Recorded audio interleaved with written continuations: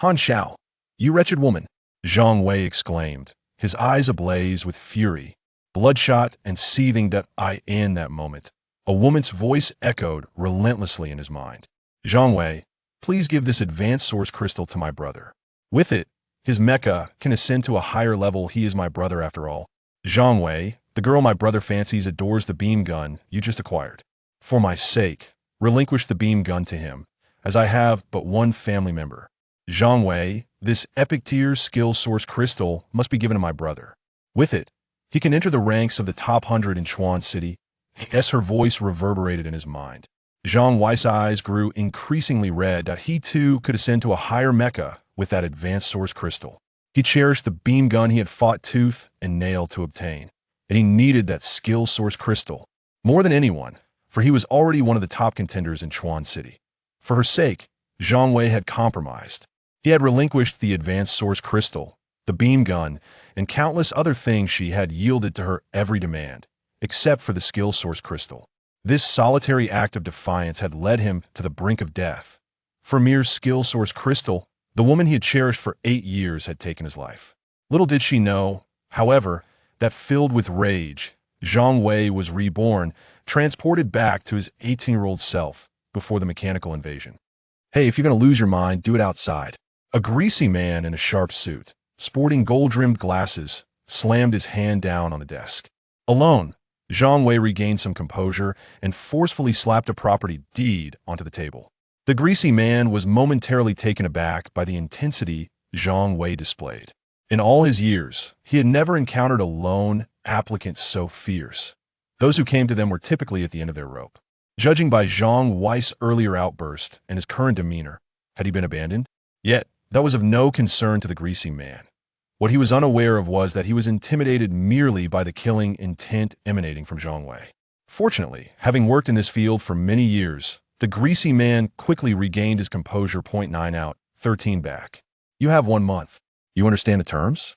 The greasy man collected himself, adjusted his glasses, and followed the usual procedure. Understood. How much can I borrow?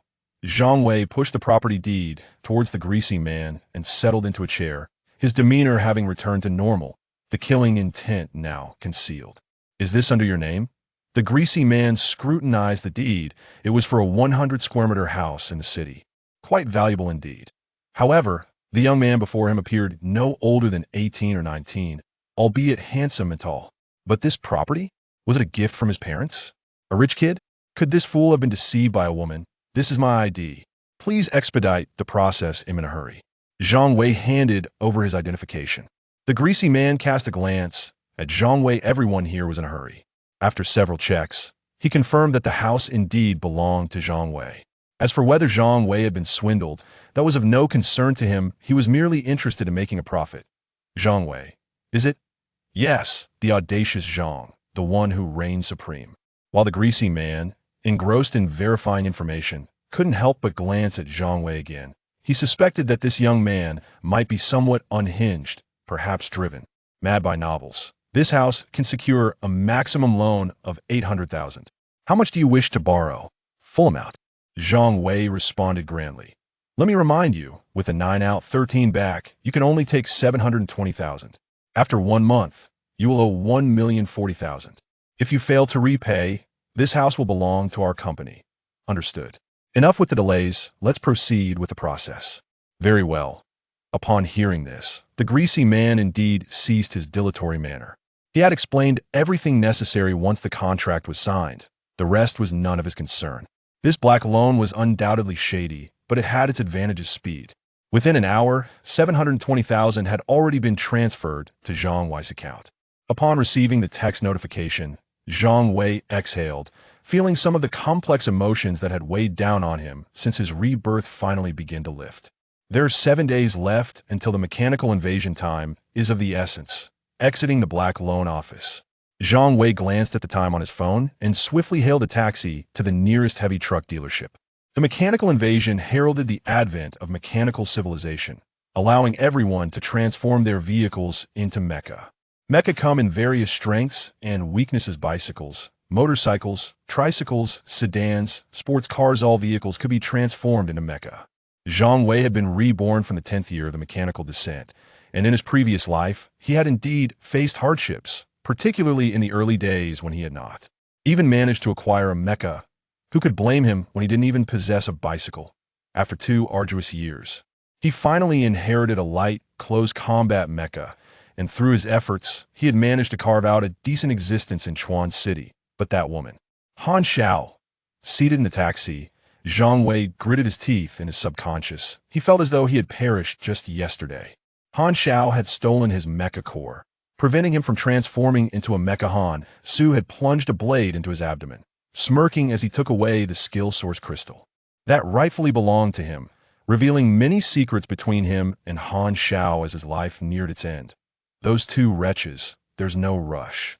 The debts will eventually be settled. Zhang Wei took several deep breaths, gradually calming his emotions. Given this chance to start anew, I must secure the best initial mecha. Indeed, it's not that the mining dump truck is inferior, but the heavy truck offers better cost-effectiveness. Of course, the underlying reason was his financial constraints. Zhang Wei was not wealthy. The mortgage property was not an inheritance from his parents, but rather a legacy from his grandfather. He possessed only this one house. As Zhang Wei pondered, the taxi came to a gentle halt. He had arrived at the heavy truck dealership. After paying, Zhang Wei rushed in a hall. I want to buy a truck, the latest model, the largest one you have. The receptionist had yet to begin her pitch when Zhang Wei's demand left her momentarily speechless. Sir, I want the biggest and the best. Do you have it? We do, sir. Please follow me. Without further ado, the saleswoman swallowed her prepared script and led him. Outside the garage, she swung open the large doors. The moment the doors parted, Zhang Wei's gaze fell upon a truck, sleek and entirely black, that he was certain. This was love at first sight. Sir, this is our newest heavy truck. Feel free to ask me anything you wish to know. The truck was coated in a layer of dust, but this did not diminish Zhang Wei's affection for it. It represented his means of survival in the post-apocalyptic world. This heavy truck must look imposing once transformed into a mecha, correct? Sir, what did you say? The saleswoman failed to comprehend Zhang Wei's murmurs. Never mind, he'll take this one. Will you be paying by loan or in full? The saleswoman was genuinely bewildered. She had never encountered such a forthright client. Can a loan be processed today? Zhang Wei inquired. The base price is $490,000, with a discount of $40,000. You can make a $50 down payment, and the loan process will only take 2 hours. All right, loan it. Very well, sir. Please follow me. The saleswoman gestured for him to proceed. Zhang Wei followed closely behind the saleswoman, his anxieties only easing once the loan process commenced. 2 hours later, having completed the various formalities, the vehicle was now registered in Zhang Wei's name. Could you please drive the car to this location? That would not pose any issue, would it? Rest assured, sir, it is no trouble at all. Although Zhang Wei possessed the ability to drive, he was unfamiliar with maneuvering a heavy truck. Attempting to operate such a vehicle would likely result in calamity. We have yet to reach the apocalypse in this world. Causing harm to others can lead to severe repercussions. Have your personnel drive the vehicle over and simply leave the keys inside. With that, Zhang Wei turned and departed.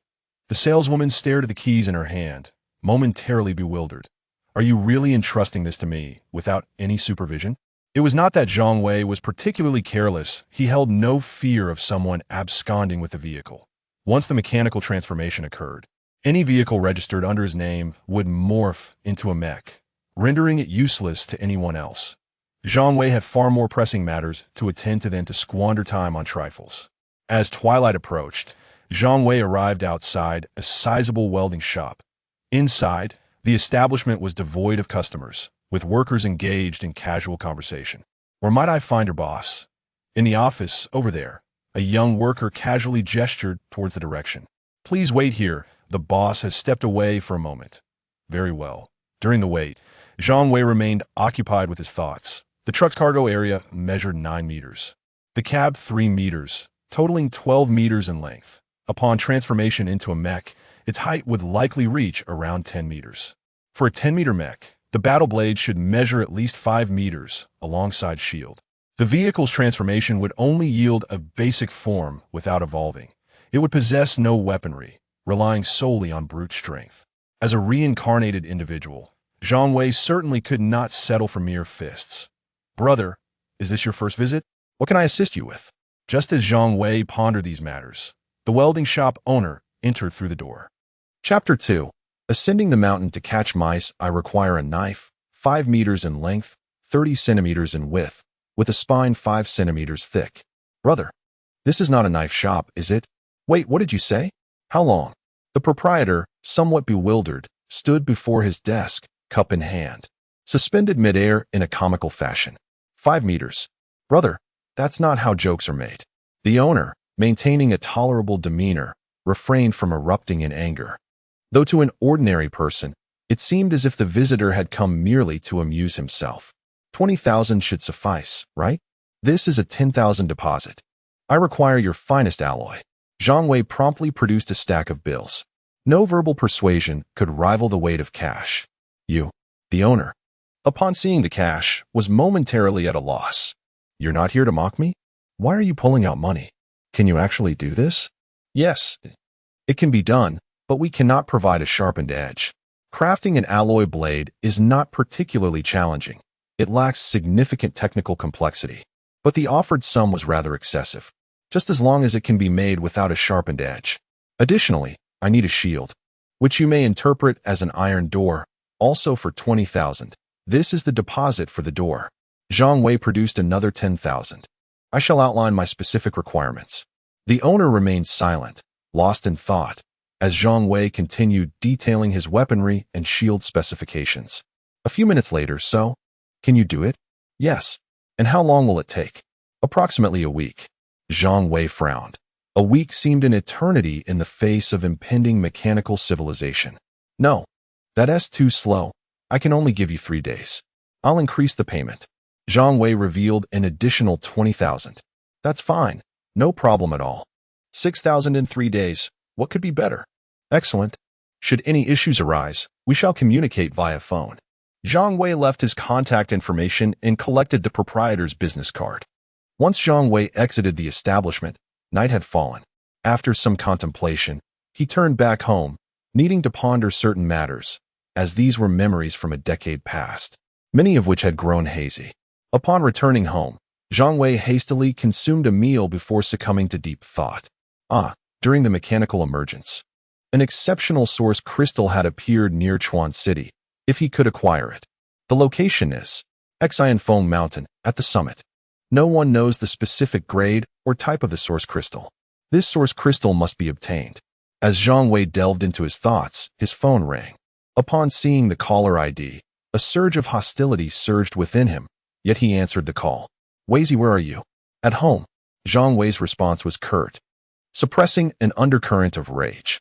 What's the point of staying home? Come to Jindian. There are girls. Not going. Entertain yourself. Goodbye. Hey, let me tell you. My sister is coming to see me in a couple of days. Don't you want it? Beep beep.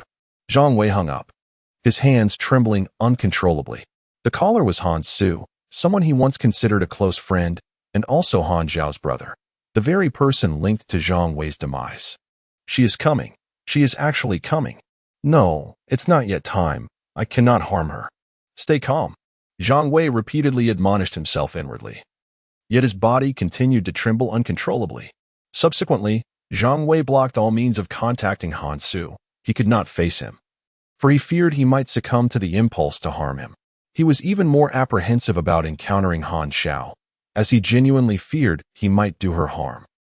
At Jindian KTV, Han Su stared blankly at his phone.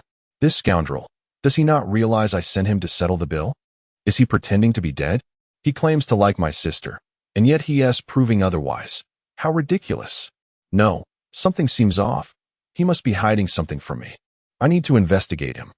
3 days later, Zhang Wei's long-awaited battle knife and shield were completed. After inspecting them himself, he promptly paid the remaining 20,000 and instructed the staff to transport the 2 large items. Yes, this vehicle will suffice. Just load it up.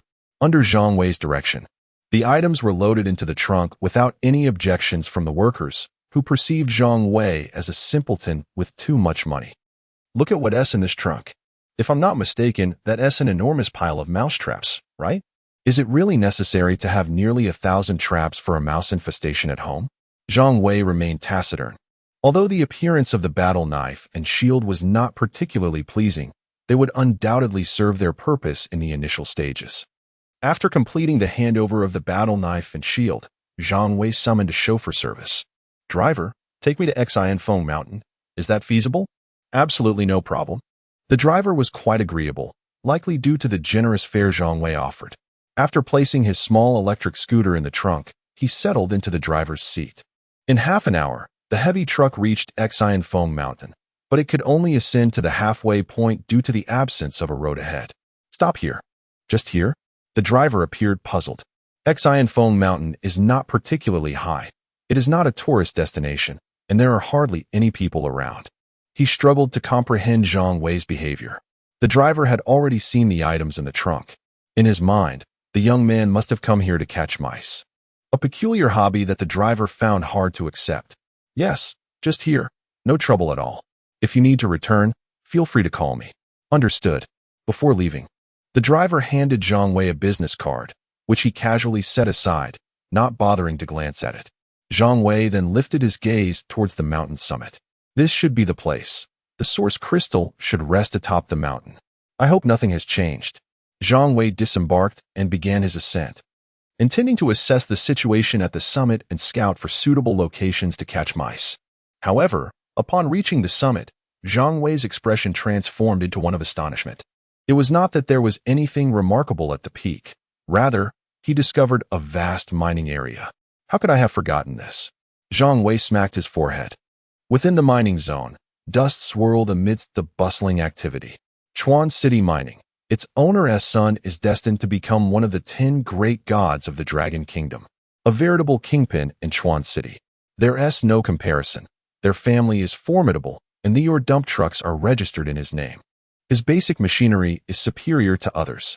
Zhang Wei felt a pang of envy. Were his finances sufficient, he would have certainly procured an ore dump truck. Even a second-hand one would suffice. Never mind. It's best to avoid contact with him for now. In truth, Zhang Wei could acquire a dump truck. With the advent of machinery, a single individual can only pilot one mech. Those owning multiple vehicles are limited to a single machine. The surplus vehicles are available for distribution by the owner. For instance, Zhang Tao, the heir of Chuan City Mining, can pilot a mech while delegating the usage rights of other dump trucks to his subordinates. If Zhang Wei were to approach him for the position of a subordinate, he might indeed be allocated a mech. However, this would subject Zhang Wei to Zhang Tao's authority, who could revoke his usage rights at any moment. Such a fate is certainly not what Zhang Wei desires. The source crystal that fell at this mountain peak, could it have been claimed by Zhang Tao? What a misfortune. I did not intend to seize your source crystal. Please do not seek retribution against me in the future. Alas, it is uncertain who would trouble whom, even if he possesses a dump truck. Perhaps, should he be taken in as a subordinate? Zhang Wei's eyes sparkled with intrigue. The prospect of having one of the future 10 war gods as his own underling seemed rather appealing. Chapter 3. Should I deal with these two scoundrels? Never mind. Let us focus on the task at hand. Zhang Wei paid little attention to the situation at the mine. He hurried back from the mountaintop to retrieve all the mousetraps from the heavy truck. Why so many mousetraps, you might ask? After the arrival of mechanization, most living beings on Earth would undergo mechanical transformation, including mice. Once a creature becomes mechanized, it produces source crystals within its body. While ordinary source crystals may not hold the same value as superior ones, they can significantly enhance the evolution of mechs, making them highly desirable. If he could capture over 1,000 mice, it should suffice for the first evolution, right? Wait, he is missing something. Zhang Wei slapped his forehead. Currently, the mice were rather small, but once mechanized, they would grow to 1 meter long and half a meter tall. The mousetraps would be utterly ineffective against such large creatures. After a moment's thought, Zhang Wei pulled out his phone and called the welding shop owner. Upon connection, the owner's cheerful voice rang out. "Hey, brother. Is something wrong with the goods?" "No, I need some supplies." "What do you need?" Upon hearing this, the welding shop owner stood up, recognizing that another job was coming in. It was rare to encounter a client so prompt with payment. "I require iron chains about the thickness of my thumb, each approximately 2 meters long," Zhang Wei specified. "All right, how many do you need?" 1,000, he replied. Indeed, it was a significant order. "Brother, this isn't our first collaboration. I want to cheat you. Let us say $40 each. How does that sound? Deal. Zhang Wei was all about not haggling. Money would soon lose its meaning. But you'll need to deliver them to Xinfeng Mountain, all right? With our relationship, that's a small matter. I have the chains ready. Just tell me when you want them delivered. Zhang Wei pondered for a moment before responding. No rush. Tomorrow will do. Oh. And each chain needs a ring on both ends that can accommodate the chain, about the thickness of a pinky finger. For 1,000. I'll add an extra 10,000. Not a problem. The welding shop owner was grinning widely. 2,000 rings for just 10,000? At that moment, he wished Zhang Wei a long life. Such generous clients were a rarity in today's society. Then it's settled. I'll have it delivered tomorrow morning. After hanging up, Zhang Wei proceeded to set up the mousetraps. After toiling for half a day, he ordered takeout via a delivery app. He planned to remain at Xinfeng Mountain for the next 4 days, and it was predictable that some delivery drivers would profit handsomely due to Zhang Wei. The delivery cost to the mountain was considerably high, but Zhang Wei was indifferent.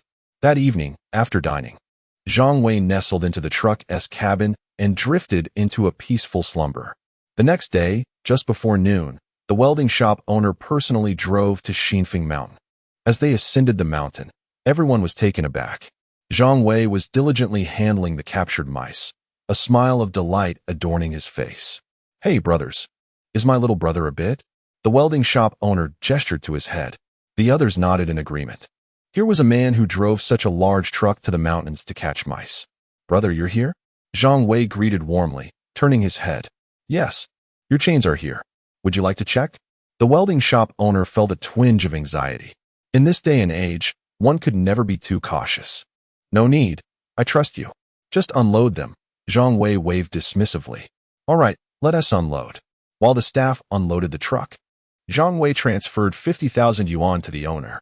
The welding shop owner then consciously distanced himself from Zhang Wei. Zhang Wei sensed this, but merely chuckled inwardly. They laughed at my eccentricity, yet I find amusement in their inability to comprehend. So this is what it feels like. Quite pleasant indeed. Once the unloading was complete, the welding shop owner hurriedly departed, not inquiring about Zhang Wei's intentions for the chains. The chains were, of course, intended for binding the mice. There were plenty of mice on the mountain, likely because few ventured there to catch them, rendering the local mice quite naive. In just one night, over 100 mice fell victim to his traps. Each represented a source crystal. With a smile, Zhang Wei approached the captured mice, chain in hand. With the rings in place, once the chains were threaded through, a secure loop was formed on either side. Zhang Wei fitted the chains around the necks of the mice, fastening the loops with fine wire. At present, the mice lacked the strength to escape, and once they were mechanized, they would easily break the wire. Binding one mouse to another would create a formidable obstacle, ensuring that neither could flee. Zhang Wei praised his ingenious idea before resuming his work. Binding the mice was a tedious task, as anyone who has done it would know. Meanwhile, Hansu arrived at the welding shop, having been tracking Zhang Wei for several days. Initially lacking such determination, Hansu became driven upon learning that Zhang Wei had mortgaged his property to a loan shark. That was tens of thousands of yuan. As a brother, he had to share in the spending with Zhang Wei. Sis, just pretend to agree with him. With his character, he'll buy you anything you want. That kid has tens of thousands on hand. Hansu's companion, a stylishly dressed and alluring young woman, advised. Indeed, Han Zhao's looks were above average, and her daring attire could easily captivate the eyes of young men. I know, you've said it countless times. Don't worry. Despite being only 20, Han Zhao was seasoned in the art of romance, adept at captivating young men. Coincidentally, she had her eye on a handbag, the perfect opportunity to extract some funds from a generous source. All right, I heard that kid has been here. I'll go ask around. Hansu eagerly entered the welding shop. Boss, did my brother Zhang Wei buy something from you? He inquired, carrying a hint of arrogance. Hansu harbored disdain for those working there. Zhang Wei, that kid? They're brothers, so he probably isn't all there. I'll go get the boss. A staff member hurried off, not daring to engage with Hansu, whose brother was reputedly unhinged. Hansu received accurate information about Zhang Wei from the shop owner. Upon hearing that Zhang Wei was spending extravagantly, Hansu dragged Han Xiao to purchase an expensive motorcycle, then headed straight to Xinfeng Mountain. When Zhang Wei heard the roar of the motorcycle, he turned to see two faces that stirred a tempest of emotions within him. Yuzi, I brought my sister to find you. You're quite leisurely, huh? Haha. Check out my new motorcycle. Isn't it cool? Hansu shouted excitedly, not even stopping the bike, hoping Zhang Wei would assist with the remaining payment for the vehicle. A motorcycle? Has my butterfly effect taken hold? Here in this desolate mountain. Should I deal with these two scoundrels? Chapter 4. The Mechanical Era. The Arrival. No, it's not time yet. I must restrain myself, Zhang Wei continually reminded himself. He was unwilling to take any risks that might alter the trajectory of future events, especially not for the sake of those two individuals. Sacrificing his future for them would yield no benefits. While Zhang Wei struggled to suppress the fury swelling within him, Hansu remained oblivious to his friend's unease. He exuberantly exited the vehicle and threw his arm around Zhang Wei's neck. Unbeknownst to Hansu, as he embraced Zhang Wei, the latter trembled slightly. His fists clenched tightly. He was on the verge of delivering a punch to the face that was so close. What's up, buddy? I've brought my sister along. Let us see how you perform, Hansu whispered excitedly in Zhang Wei's ear. Zhang Wei feigned enthusiasm, taking several deep breaths in an effort to mask his agitation. Finally, a somewhat forced smile spread across his face. Hello, Han Xiao, he managed to say through gritted teeth. Huffed. Zhang Wei, why are you so nervous? Han Xiao couldn't help but chuckle. They had met previously, and she had never seen him so tense in her presence. However, she felt a certain fondness for this inexperienced young man, especially since he had a bit of money. That fondness would likely linger until he had squandered his fortune. Look at you, so lacking in ambition, Hansu playfully nudged Zhang Wei's back, though he did not apply much force. This gesture nearly ignited the fury that Zhang Wei was desperately trying to suppress. What do you want from me? Zhang Wei retorted, attempting to divert the conversation. Didn't I just say I brought my sister to see you? Hansu replied. I have things to attend to. Look. Zhang Wei gestured behind him. Only then did Hansu notice what Zhang Wei was involved with, and his expression immediately soured. Han Xiao gasped, her face paling. Zhang Wei, how did you develop this particular hobby? Hansu asked, though he was not afraid of mice. The sight of one caught in a trap made him somewhat uncomfortable. Moreover, what was the deal with the heavy chain attached to the mouse? It's useful, Zhang Wei replied. By the way, I bought this car on loan and still owe some money. You see, don't worry, I'll cover it for you. But not right now. I'll come find you in a few days when I return from the mountains. By the way, your sister isn't leaving, is she? Zhang Wei glanced at the visibly shaken Han Xiao. Observing her reaction, he felt a flicker of vindictive pleasure. My sister won't be leaving anytime soon, so let us make a pact. You'll come find me a few days after you're back in town, Hansu said, eager to depart. Rest assured, I will definitely seek you out, Zhang Wei replied, a genuinely warm smile gracing his face. All right, I'll be waiting. Hansu clapped Zhang Wei on the shoulder and, without further ado, took Han Xiao and left. The roar of the motorcycle faded into the distance as Zhang Wei silently watched their retreating figures. Let you two experience a few days in this apocalyptic world. To let you perish so easily would be too lenient on you, he mused. Zhang Wei was acutely aware that in this apocalypse, the lives of individuals were worth less than those of dogs in prosperous times. He understood well how many would perish and how much humanity would be revealed in this desolate era. Squeak. The sound of the mouse roused Zhang Wei from his thoughts. He chuckled softly to himself. As long as they are present, I have plenty of ways to deal with them. This butterfly effect could be advantageous. Originally, Han Xiao was not supposed to be in Chuan City, and the opportunity for revenge presented itself unexpectedly, a delightful surprise. In that moment, Zhang Wei felt a genuine release of tension. He resumed his activities with the captured mice.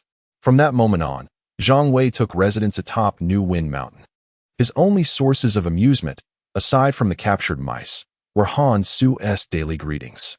On the 7th day of Zhang Wei's rebirth, a sudden, brilliant flash illuminated the sky, akin to a powerful flare being detonated across the globe. As people's vision returned, they found the sky darkened, cloaked in ominous clouds. The mechanical era had arrived. Countdown. 3, 2, 1. Everyone gazed up at the sky in confusion as countless meteors streaked through the heavens, descending towards the earth, seemingly heralding doom. The mechanical era had commenced.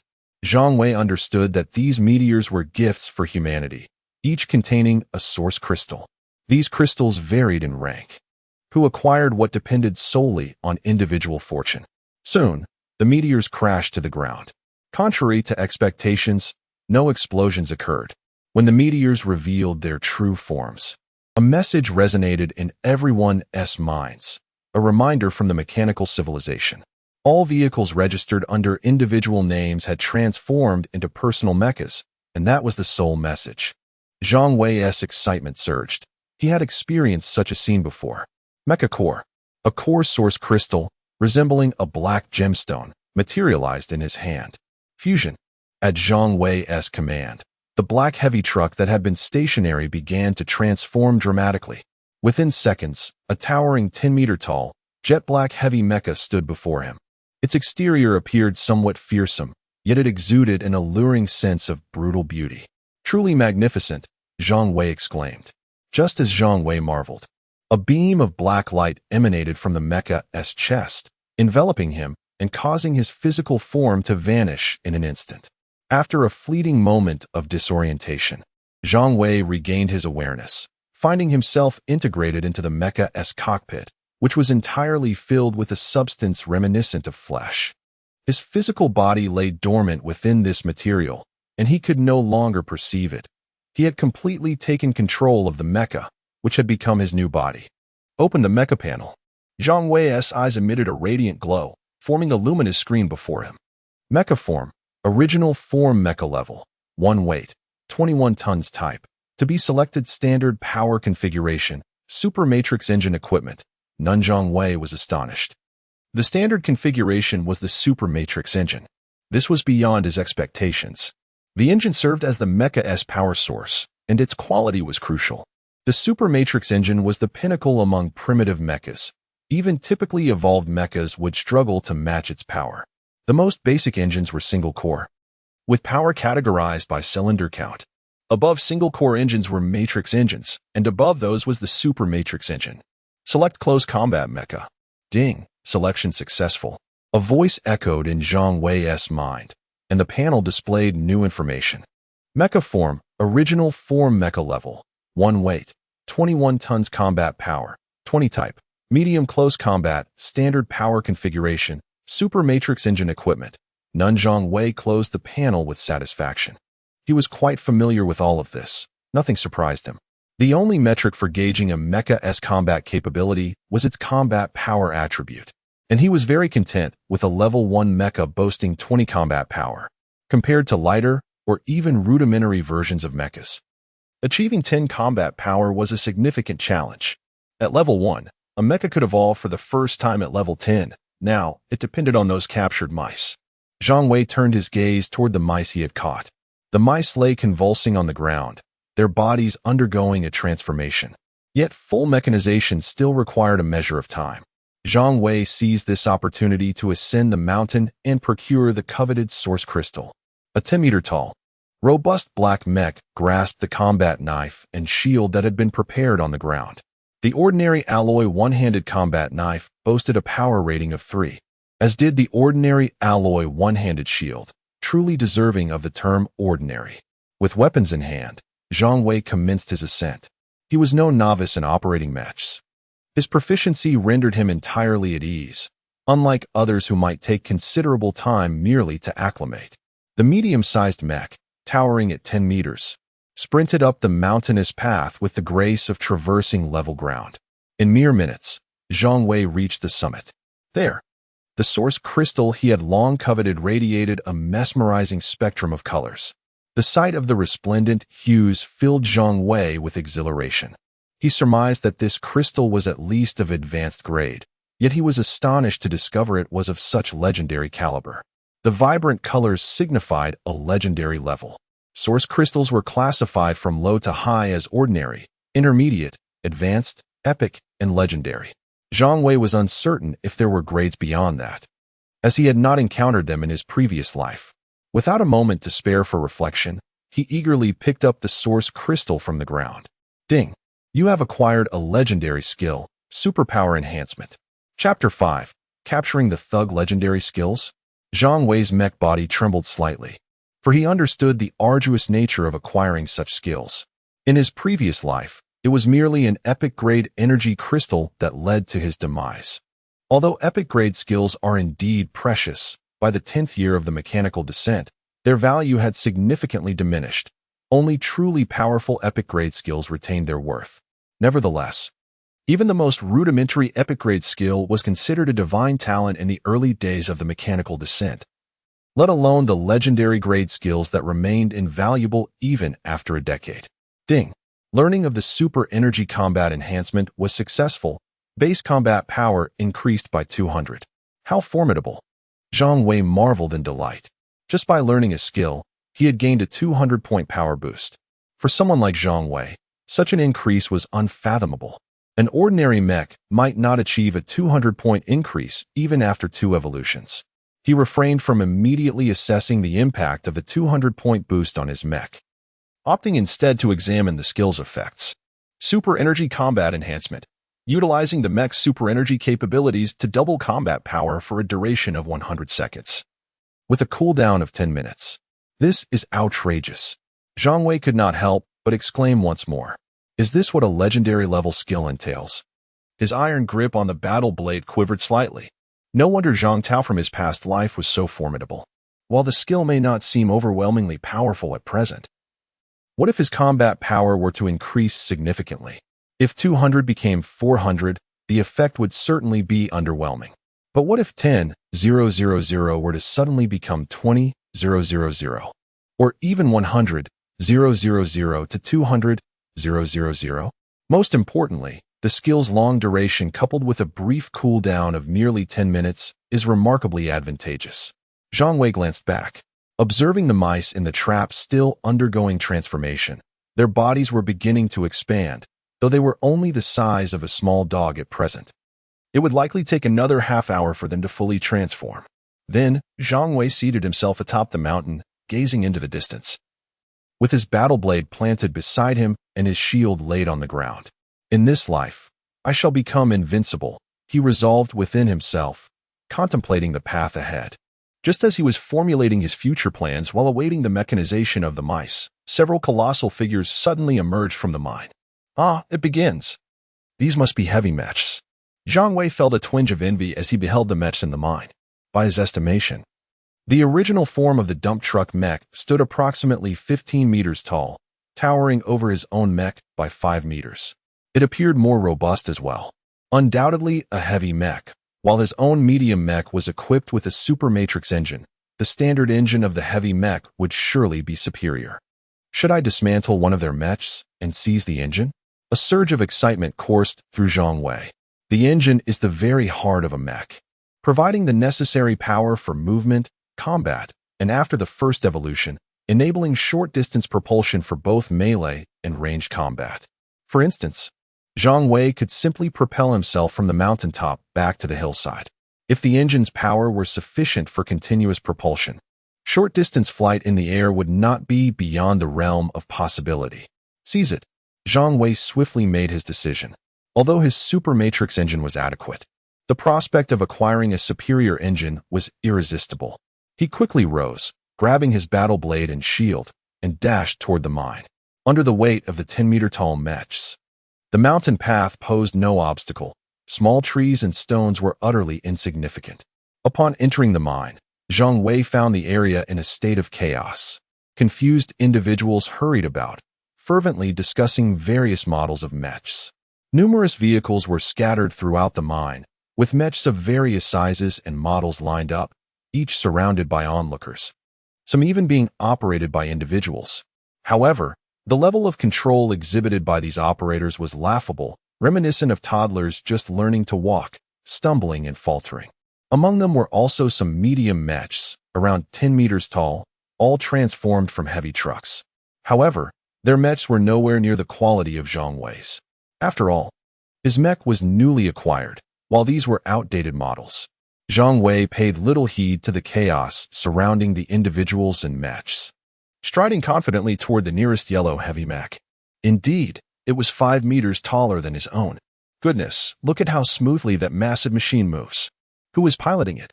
My heavens, it's simply stunning. I must return home. I have a vehicle too, and I can operate a mech. A throng of onlookers fixated on Zhang Wei, their envious gazes so intense that they could nearly melt his mech. What is he doing? Oh my. Initially, the crowd was astonished by the fluidity of Zhang Wei's movements. However, when he raised his battle blade, the atmosphere shifted dramatically. Though Zhang Wei's mech appeared smaller than the heavy mech, its combat power far surpassed it. With the enhancement from his newly learned skill, his current combat power had reached 226 points, while the heavy mech's maximum was merely around 30 to 40 points. Combat power is the sole metric by which a mech's strength is gauged. Higher combat power translates to greater force, stronger defense, swifter speed, and prolonged endurance. Of course, combat power is one thing. Actual combat effectiveness depends on the pilot's skill, the abilities possessed, tactical acumen, and even mental fortitude. All these elements must coalesce to form true combat prowess. The heavy mech before Zhang Wei was entirely unpiloted, rendering its combat power null. Clang. Sparks flew. The battle blade struck the surface of the heavy mech. As sparks danced around, Zhang Wei's blade successfully penetrated the heavy mech's exterior. Without the boost from his high combat power, the blade would have been utterly ineffective against the mech's defenses. Zhang Wei sighed, but to the onlookers, his actions appeared seamless and fluid. Only Zhang Wei knew that this ordinary battle blade was far from sharp. Fortunately, his combat power compensated for that inadequacy. Where's the engine? Zhang Wei pondered, unfamiliar with the heavy mech structure. He carved an opening with his blade, and then discarded both the blade and shield to plunge his hands into the breech of the heavy mech. Let us tear it apart. Since I have no idea where the engine is located, I shall dismantle the mech into its components. The process of brute force disassembly was remarkably smooth. High combat power meant greater strength and speed, and with no regard for cost, how could it not be swift? In just a few minutes, the 15-meter-tall heavy mech was reduced to a heap of parts. Here it is. Zhang Wei discovered the engine of the heavy mech. Subsequently, the eyes of his mech emitted 2 beams of light. This was the mech's built-in identification skill. For mechanical items, as long as they weren't excessively advanced, they could be identified in this manner. Dual-cycle nuclear engine. Indeed, it was a tier above my initial engine. He stored it in the mech's internal space. The sublight engine he had been holding vanished from sight. The mech possessed an internal storage space, and the larger the mech, the greater the storage capacity. Zhang Wei's internal storage space was approximately 1 cubic meter, more than sufficient for items like energy crystals. To obtain a larger storage space, however, one would need to equip a cargo hold, which could only be acquired from energy crystals. Ordinary energy crystals certainly wouldn't contain such equipment, at the very least. One would need a medium-grade energy crystal for that. The equipment is classified into internal and external types. Internal equipment consists of engines, cargo holds, and modules, while external equipment includes weapons, defensive armor, and thrusters. Additionally, there are special devices, such as floating cannons. Currently, Zhang Wei possesses only an engine and a weapon. The engine is standard, while the weapon is crudely fashioned by himself. Once Zhang Wei acquired the engine he desired, he felt no sentimentality and made a swift exit. He was uncertain whether Zhang Tao was present. If he were, the risk of being besieged upon his realization weighed heavily on Zhang Wei's mind. The critical issue is that eliminating these primitive mechs offers no substantial advantage. Numerous mechs of various sizes populate the area, although Zhang Wei's combat capabilities are significantly superior. In this era of diminished strength, numerical superiority remains a formidable advantage. As for whether Zhang Tao would harbor resentment in the future, Zhang Wei felt no apprehension. Once he elevates his mech to level 10, he will be able to undergo his first evolution, at which point his mech will transform. Even if someone were to photograph him now, he would not fear being recognized by Zhang Tao later on. He has fled, what now? Quickly, contact the boss. We cannot afford to compensate for such a significant loss. The people have yet to comprehend that the apocalypse has already arrived. If only humanity possessed mechs, significant upheaval might have been avoided. The true apocalypse materializes only after the mechanization of animals. Yet, these individuals remain oblivious. They fear their employer will demand compensation, and they feel compelled to report and capture this marauder. Chapter 6. The mechanical mouse uprising. Zhang Wei paid no heed to the intentions of the gathering crowd, sprinting back up to the summit of Xinfeng Mountain. Casting a glance at the transforming mice, he once again settled atop the peak, ready to change his equipment. He extracted the dual-circuit nuclear engine from the mech's storage and initiated the replacement process, which required no input from him, as the mech handled it autonomously. The armor of the mech's abdomen opened, and the super matrix engine floated out, while the newly acquired dual-circuit nuclear engine was seamlessly integrated into the mech's interior.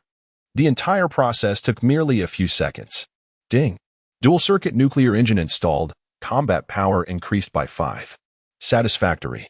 Zhang Wei patted the armor of his abdomen and returned the super matrix engine to the mech storage.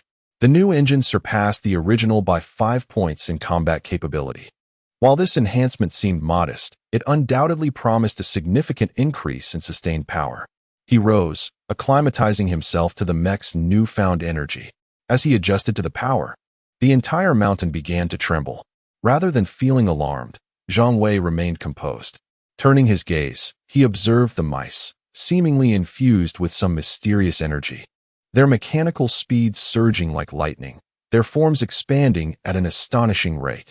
The mice under Zhang Wei's control were mechanizing, as were those still hidden in their burrows.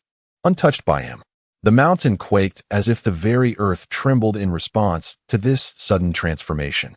The mice concealed within their lairs swelled like inflating balloons, mercilessly compressing the surrounding terrain, which caused this startling phenomenon. However, this was not merely a localized event. The entire world shuddered, the land quaked, the oceans roared, and all living beings underwent profound changes in response to this unforeseen calamity. It had begun. Zhang Wei stood firmly in place, awaiting the quaking of the summit to subside. Soon, the mechanized mice seemed to awaken from slumber, one by one opening their eyes. Their exteriors were completely encased in impenetrable steel armor, resembling vastly magnified mechanical hounds, exuding a chilling aura of machinery and detachment. Unlike Zhang Wei's mech, which shimmered with azure light, the eyes of these mechanical mice glowed a fierce crimson, akin to burning flames. This scarlet hue represented not merely the color of their pupils, but embodied their primal instincts, bloodthirsty and devoid of intellect. Could mere bloodthirsty creatures dare to bare their teeth at me? A flicker of disdain crossed Zhang Wei's eyes as he gripped his blade, its edge gleaming with a chilling light. In a flash, he struck at the mechanical mouse mere inches away, the sound of blade meeting steel echoing in the stillness of the mountain peak. As the sparks faded, the mechanical mouse fell silently to the ground, having barely registered the transformed world around it. The adjacent mechanical mouse seemed to sense its companion's demise, its red eyes flashing as it emitted a piercing screech and lunged at Zhang Wei like a bolt of lightning. Zhang Wei scoffed, his shield carving an elegant arc through the night sky, crashing down with overwhelming force onto the mouse's skull, accompanied by a painful crunch of metal. The mechanical mouse's head was driven deep into its torso. Amidst the debris left behind, 2 ordinary source crystals lay exposed. Collecting them, the crystals vanished into Zhang Wei's mech storage. He did not linger. Hastening to the next location, many more mechanical mice awaited their demise. 1, 2, 3. The blade in his hand danced incessantly, the remnants of mechanical mice littering the ground. The chained mechanical mice stumbled and charged toward Zhang Wei in pairs, relentless in their assault. However, they faced a merciless slaughter. After half an hour, the once dense throng of mechanical mice dwindled to a mere few. As Zhang Wei wielded his weapon to slay the last mechanical mouse, he finally had the opportunity to collect the source crystals scattered among the wreckage. Opening the panel, he absorbed the crystals, each one vanishing into his storage. The experience points surged rapidly, and upon consuming 20 source crystals, a notification chimed. Ding. Mech upgraded. Combat power increased by 2. 20 source crystals. Zhang Wei nodded quietly. This aligned closely with his estimates. Onward. This time, As the mech leveled up from level 2 to 3, it consumed 50 source crystals, a consumption rate he anticipated. However, he was taken aback to discover that advancing from level 3 to 4 required a staggering 100 source crystals. This was rather peculiar. Could it be that the mechanical mice, having just undergone transformation, lacked sufficient energy within their source crystals? Zhang Wei had presumed that the consumption for level upgrades would increase by increments of 20 or 30. Yet now, the increment was 50. This was insufficient. Zhang Wei felt a pang of frustration. Initially, he believed that over 1,000 source crystals would suffice to elevate his mech to level 10, enabling his first evolution. But it was clear this would not be the case. Indeed, upon exhausting all source crystals, Zhang Wei found his mech level capped at level 8. With a total combat power increase of 16 points, each level granting 2 points, significantly superior to the 1-point increase per level typical of light mechs. He still required nearly 700 more crystals. As Zhang Wei pondered where to swiftly procure source crystals, the ground erupted with a thunderous roar. Countless crimson orbs converging from all directions toward his location. Upon witnessing these glowing red eyes, Zhang Wei momentarily froze. What was this? The mechanical mice within the mountain? No, these creatures could not be so intelligent so soon after their mechanization. Engrossed in the thrill of battle, Zhang Wei had temporarily forgotten the mechanical mice lurking within the mountain. Normally, these creatures would have rushed to attack him alongside their captured kin or fled in terror from Xinfeng Mountain. Yet their behavior had clearly transcended his expectations. Instead of mindlessly attacking, they gathered in an organized manner, now revealing themselves simultaneously. Among them, could there be a mutant? During the mechanization process, the emergence of a mutant was possible. Such an entity would be more formidable and possess the ability to command its kin. It seemed likely. Come forth. Zhang Wei felt a surge of excitement. Surrounded by countless mechanical mice, he did not flinch. Instead, he charged toward the oncoming tide of rodents. His boldness ignited the fury of the swarm. To attack even while besieged, the mice revolted. An overwhelming number surged forward, creating a spectacular scene. In the face of such chaos, Zhang Wei remained unsettlingly calm.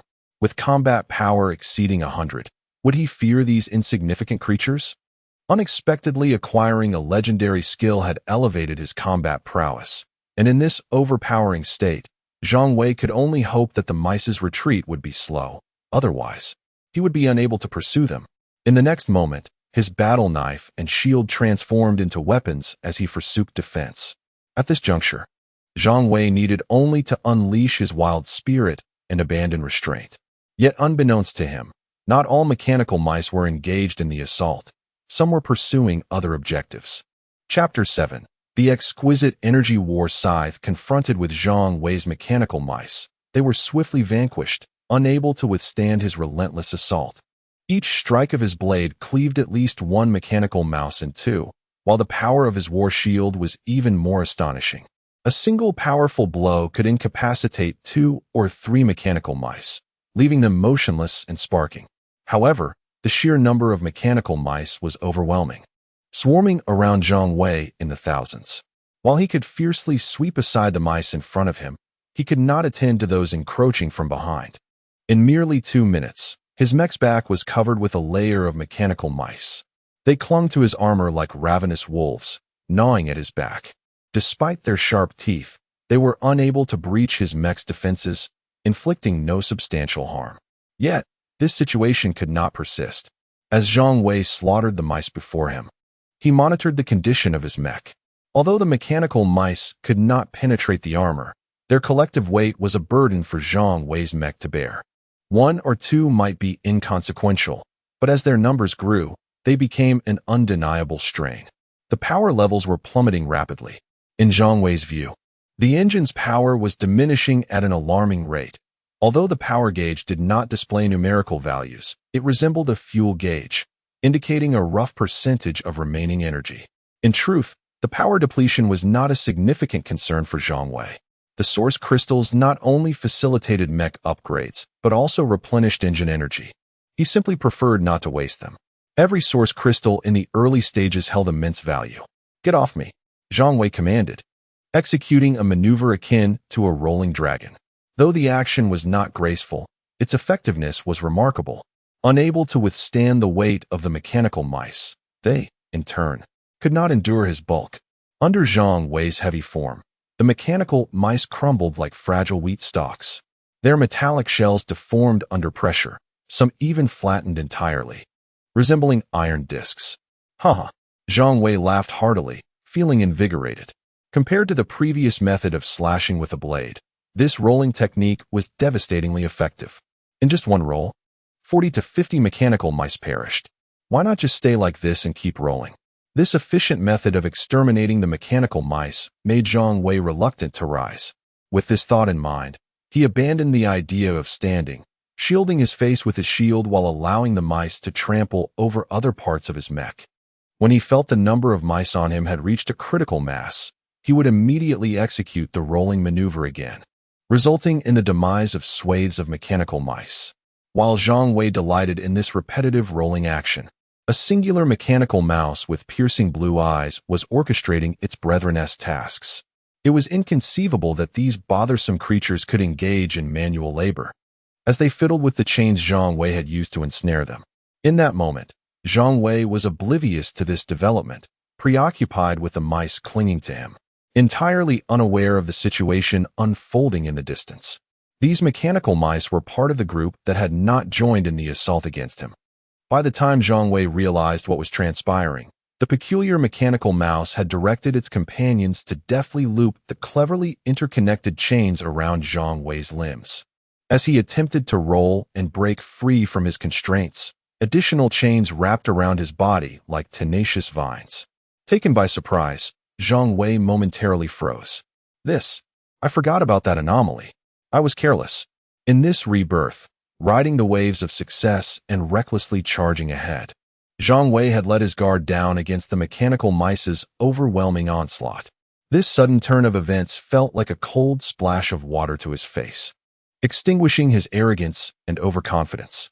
Yet, could these diminutive creatures truly hope to control me? Zhang Wei scoffed, his voice dripping with unyielding confidence and pride. He fully understood that in this world of machinery and the unknown, one must remain vigilant at all times. Yet, he was equally aware of his own strength. This cunning mechanical mouse was merely a minor obstacle in his path. Despite being restrained, Zhang Wei felt no panic. His combat power remained intact. Being bound by chains posed little threat. Each chain was tugged upon by at least 20 mice, merely restricting some of his movements without entirely stripping him of the ability to resist. With a powerful heave of his arm, the mice clinging to the other end of the chain were sent soaring, colliding into Zhang Wei's embrace like arrows released from their bowstrings. However, before he could deal with these mice, the chains he had previously controlled were swiftly reclaimed by even more mice. As each chain was now being pulled by at least 50 mice, Zhang Wei sensed a loss of strength. The combined force of 50 mechanical mice was sufficient to counter the power of a single arm of his. Devour the source crystal, replenish the engine's energy. Zhang Wei silently urged himself. Although he would not suffer any harm from this standoff with the mice, he had no desire to squander time here. As the engine consumed the power from the source crystals, the intelligent, anomalous mechanical mouse made its entrance. Upon its arrival, it lunged at Zhang Wei, undeterred by the imposing mech. Rather, it was fueled by excitement, for devouring Zhang Wei would render it even stronger. As an anomaly, it possessed not only intelligence but also combat prowess far superior to its kin. Upon leaping onto Zhang Wei's mech's chest, it bared its sharp teeth and began to gnaw at the armor. Remarkably, the armor that ordinary mechanical mice could not breach began to show faint cracks under the force of this creature's bite. Such formidable teeth. Zhang Wei marveled inwardly at the anomaly's sharpness. However, even if this creature's assault could inflict damage upon Zhang Wei, it would still require time to penetrate his armor. At that moment, the power of Zhang Wei's mech had been replenished to 80%. Activate skill, enhance psychic combat power. Although the engine's power was immediately reduced by 50% at Zhang Wei's command, it resulted in a rapid doubling of his strength. Get away from me, Zhang Wei bellowed, straining against the chains binding him. The mechanical mice pulling on the chains were thrown into disarray, tumbling in chaos. Seizing the opportunity, Zhang Wei leapt into action, grasping the anomaly that had been gnawing at his chest armor. Why? The anomalous mechanical mouse stammered in fear.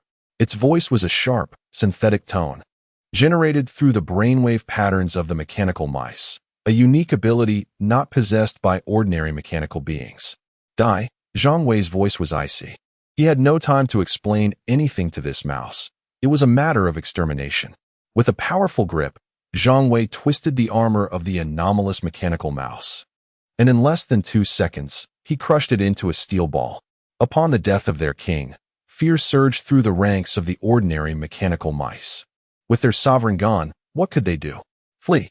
However, before the mice could escape, Zhang Wei had already seized his battle knife and shield, launching into a furious assault.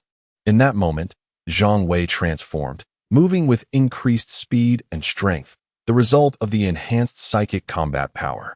Moreover, it is not merely the blade and shield wielded by Zhang Wei that serve as his weapons. His feet, mercilessly trampling upon the mechanical rodents, also deliver swift retribution. The mechanical mice, overwhelmed by Zhang Wei's relentless slaughter, are forced to retreat in disarray. Though their speed in fleeing is remarkable, Zhang Wei's swiftness surpasses theirs. Alas, these mechanical mice excel in burrowing, their ability to excavate the earth astonishingly swift, and within mere minutes, they vanish from Zhang Wei's sight. You may be quick, he muses, but such legendary skills are truly monstrous. Zhang Wei stands motionless, marveling at the display. Although the skill consumed a considerable amount of energy, the power could easily be replenished with source crystals, rendering it inconsequential. The crucial point is that, once the skill's effect dissipated, Zhang Wei felt no discomfort within his mechanized body. Ah, the aberration. He swiftly returns to the location where he vanquished the anomalous mechanical mouse. A crimson source crystal hovers serenely above the carcass. Activating source crystal, he declares, and a chime resonates. Acquired exquisite electric energy scythe. What on earth? Chapter 8 quick. Call Zhang Wei. Zhang Wei couldn't help but exclaim. The crimson glow indicated that this source crystal was of a high grade. Ordinary source crystals were white, intermediate ones yellow, high-grade red, epic purple, and legendary multicolored. Zhang Wei anticipated that this source crystal would yield something valuable, but he never imagined it would be this remarkable. The mechanical mouse was merely one of the most rudimentary mechanical creatures, and even if it produced a high-grade source crystal, the chances of it yielding something exceptional were quite slim. Was it related to the initial exploration? Who cares? Zhang Wei eagerly grasped the battle scythe. Superior electric battle scythe, two-handed, combat power 50 inflicts electric damage. What a treasure. In an instant, Zhang Wei discarded his customized battle knife and shield. Compared to the scythe, they were nothing but worthless debris. The electric battle scythe stretched an impressive 10 meters, matching Zhang Wei's height. Holding it felt akin to a war god wielding a weapon of immense power, exuding an air of dominance. Electric currents danced upon the scythe, akin to silver serpents in a frenzied waltz, emanating a heart-stirring energy. Zhang Wei was thoroughly pleased with the scythe and felt a flicker of gratitude towards the alien mechanical mouse. After all, such a small creature had surprisingly produced such a formidable weapon. It was somewhat a feat for it. Although the scythe was only of superior quality, and not reaching the heights of exceptional, epic, or legendary, Zhang Wei was a person who cherished contentment. He understood that in the early days of the apocalypse, possessing a piece of superior quality equipment was indeed a stroke of luck. The quality of equipment ranged from ordinary to superior, then to exceptional, epic, and legendary, with each level representing different levels of power. While the scythe was merely of superior quality, it significantly enhanced Zhang Wei's combat prowess. He had never wielded a scythe in his previous life, so he needed to adapt. Standing atop the mountain, he swung the scythe, and the wind howled around him.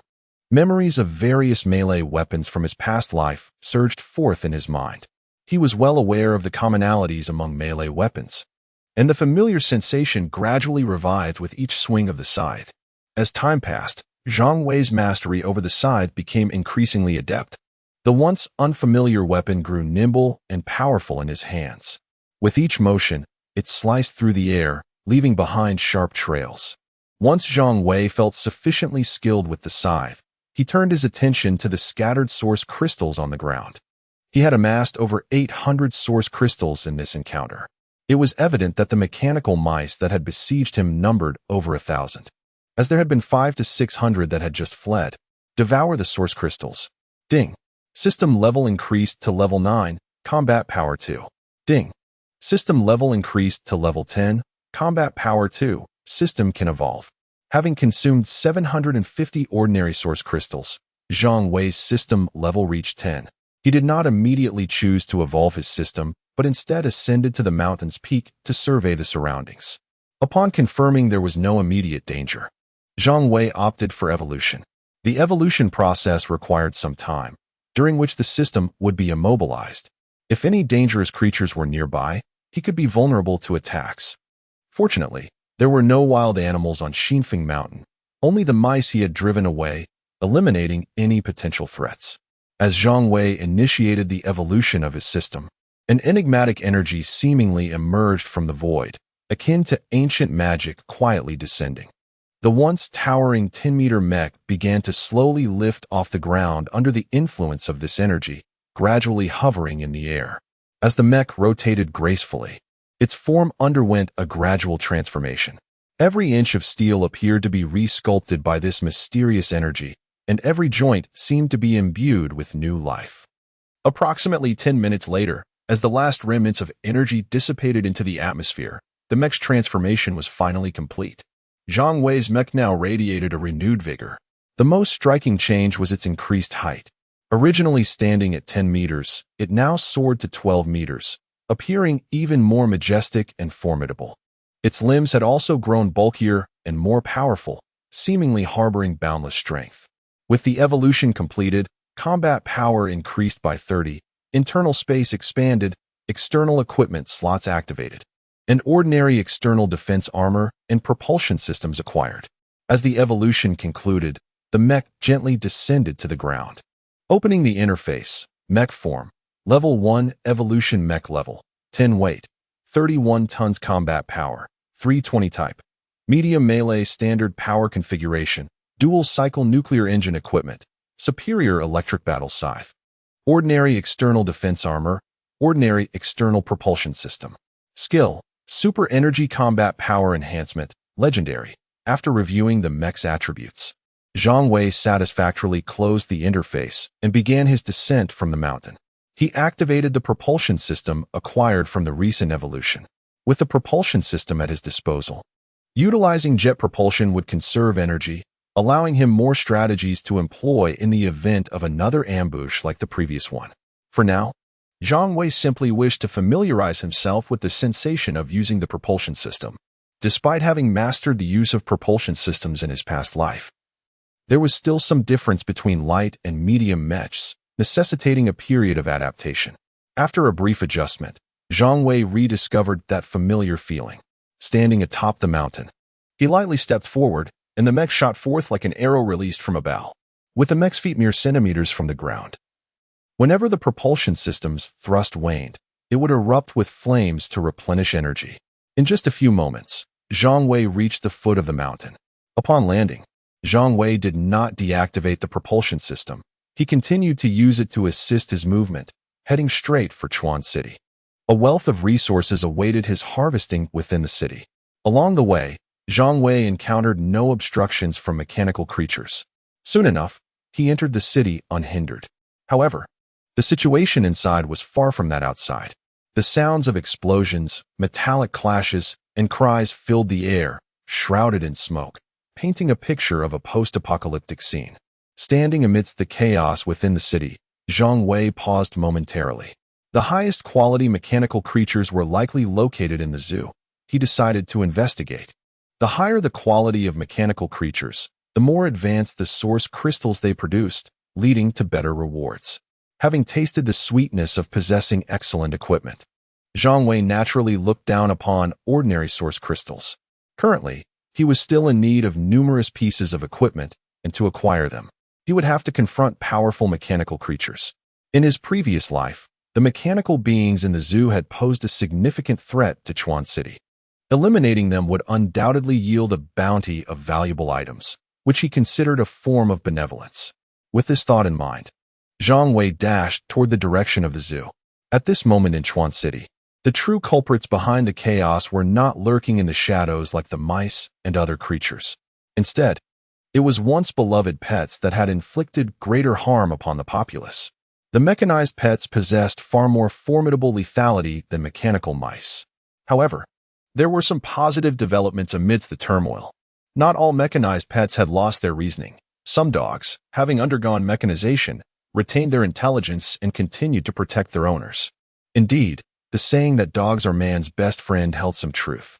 As Zhang Wei made his way to the zoo, a mechanical dog stood defiantly against a lightweight mech in a corner of a chaotic residential area in Chuan City. I had long advised you against keeping that foolish dog, yet you chose to disregard my counsel. Now what shall we do? Han Su's voice thundered from within the lightweight mech. The recipient of his ire was Han Xiao. What are you waiting for? You must eliminate it at once. Han Xiao wept profusely, her face a blur of makeup washed away by tears, resembling a ghostly visage. Yet, in that moment, she scarcely registered whether Han Su was rebuking her.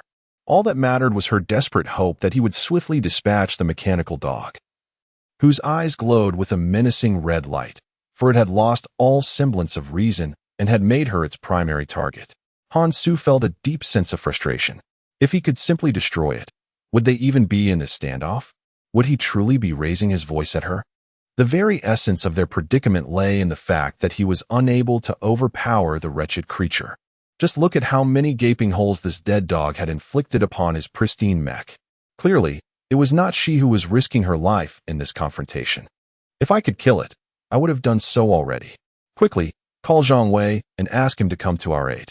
He recently acquired a heavy-duty truck. His mech must be formidable. Yes, I shall call him at once. Prompted by Han Su's suggestion, Han Xiao recalled Zhang Wei, as if she had grasped a lifeline, hastily retrieving her phone. But would Zhang Wei truly come to their rescue? Chapter 9. Disturbing the monkey's nest. The mechanical apocalypse had only just commenced, and communication had yet to falter. Even if the ordinary communication methods of Blue Star were interrupted, those controlling the mechas could still connect with each other through their machines. A vastly superior means of communication. When Zhang Wei received a call request, he was nearing the Chuan City Zoo, momentarily taken aback by the unfamiliar caller. He pondered who might be seeking him at such a time. Curiosity piqued, he decided to answer. As he picked up, Han Zhao's voice resonated in his mind, a result of the mecha commandeering his phone's communication function. Zhang Wei, where are you? Please come and save me. Her voice trembled, tinged with desperation and despair. Upon hearing her, an inexplicable thrill surged within Zhang Wei. Had it been the former version of himself, he would have rushed to her aid without a second thought. He mocked himself internally, scornful of the man who had once recklessly devoted himself to her. Zhang Wei's tone turned cold and detached, as if he were merely a spectator observing the unfolding drama. Who are you? Why should I save you? I'm Han Xiao. Zhang Wei, your mecha is formidable. Please come to rescue me. My dog has turned into a monster, and it wants to devour me. Her voice betrayed her anxiety. And Han Su? Zhang Wei countered, reasoning that if Han Xiao had not left Chuan City, she must be with him. He's trying to fend off my dog, but his mecha ISN and Oppos T strong enough and is on the verge of failing. Where are you? When will you arrive? Han Xiao urged, her impatience palpable, as if she wished for him to appear before her instantly. Let him hold on for now. I cannot leave, Zhang Wei replied, his voice laced with indifference before he abruptly ended the call. Rescue her? What a farce. Zhang Wei secretly relished the thought of Han Xiao experiencing the brutal reality of this apocalypse, living in constant fear. He no longer wished for her to die swiftly, as that would be too merciful. He had no concerns for the fate of Han Xiao and Han Su.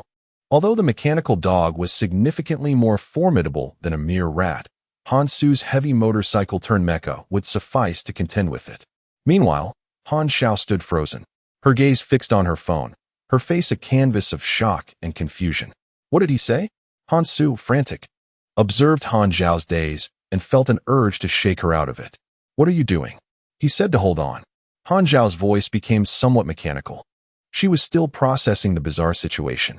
Didn't he say he liked me? Does he truly care? Hansu erupted in fury. Nonsense. If I could handle it, would I need to call him? In that moment, his hatred for Zhang Wei escalated, perceiving his actions as a blatant disregard for their plight. Is this how brothers act? And he dares pursue my sister? Watch out. Han Zhao's voice turned sharp as she anxiously warned Hansu. It's coming. Hansu cursed under his breath. That damned beast. With the realization that Zhang Wei wasn't coming to their aid, he abandoned all hopes of assistance. In this dire situation, survival depended solely on their own strength against the monstrous creature. In an instant, the mechanical dog lunged at them, two metallic forms colliding with a resounding crash. In this close-quarters battle, Hansu found himself at a disadvantage. The mechanical dog's strikes were swift and precise, and injuries were accumulating on his mecha. Fortunately, despite being a motorcycle conversion, Hansu's was a heavy-duty model, newly acquired, boasting slightly superior initial combat power. Under his iron fists, the mechanical dog too sustained wounds. Watching the chaotic scene unfold, Han Xiao felt her heart race. The outcome was uncertain. As Zhang Wei entered the zoo, he paid no heed to Han Zhao's pleas. The once harmonious zoo had transformed into a paradise of mechanical creatures wreaking havoc. The absence of human mechas meant that the few that existed had become mere fodder for the mechanical beings. Humans could extract source crystals from these mechanical entities to enhance their own capabilities, and the creatures exhibited no dietary preferences, consuming not only source crystals, but also steel. For them, human mechas were a sumptuous feast, capable of boosting their strength and intelligence. What a lively scene! Where shall I begin? Zhang Wei inhaled deeply, invigorated by the tumultuous energy resonating throughout the zoo. For others, this place was hell, yet for him, it was a veritable paradise. After all, his combat prowess was a force to be reckoned with against all mechanical beings in this phase. Even a mechanical tiger, once a fierce predator, would find itself no match for Zhang Wei. Before he could decide where to strike first, a brazen mechanical creature charged towards him. Mechas were a sought-after prize, and in a park devoid of them, such a behemoth would inevitably attract the attention of the mechanical inhabitants. A monkey? Zhang Wei stared at the mechanical monkey. Barely 3 meters tall, momentarily perplexed. Did his towering 12-meter mecha not inspire any fear? Were these mechanical monkeys deranged? As the mechanical monkey closed within striking range, Zhang Wei effortlessly swung his battle scythe, leaving a trail of purple lightning in its wake. As the current coursed through the mechanical monkey, the red glow in its eyes extinguished instantaneously. How sharp! Zhang Wei marveled at the scythe in his hand, satisfaction gleaming in his eyes. Compared to the custom battle knife, this scythe's sharpness was on an entirely different level. Had he used the battle knife, the mechanical monkey would have been sent flying but would have retained its battered form, as though struck by a heavy hammer. In contrast, the scythe exhibited astonishing power. The monkey's lower half continued its charge while its upper body lay severed on the ground, as if slicing through tofu with effortless grace. Retrieving his gaze, Zhang Wei's satisfaction deepened as he collected the intermediate source crystal from the remnants of the mechanical monkey. Just as he finished gathering the crystals, a throng of monkeys materialized around him, numbering at least several dozen. Have I disturbed a monkey's nest? Zhang Wei murmured, though he welcomed the challenge. Chapter 10. Be cautious when you enter later.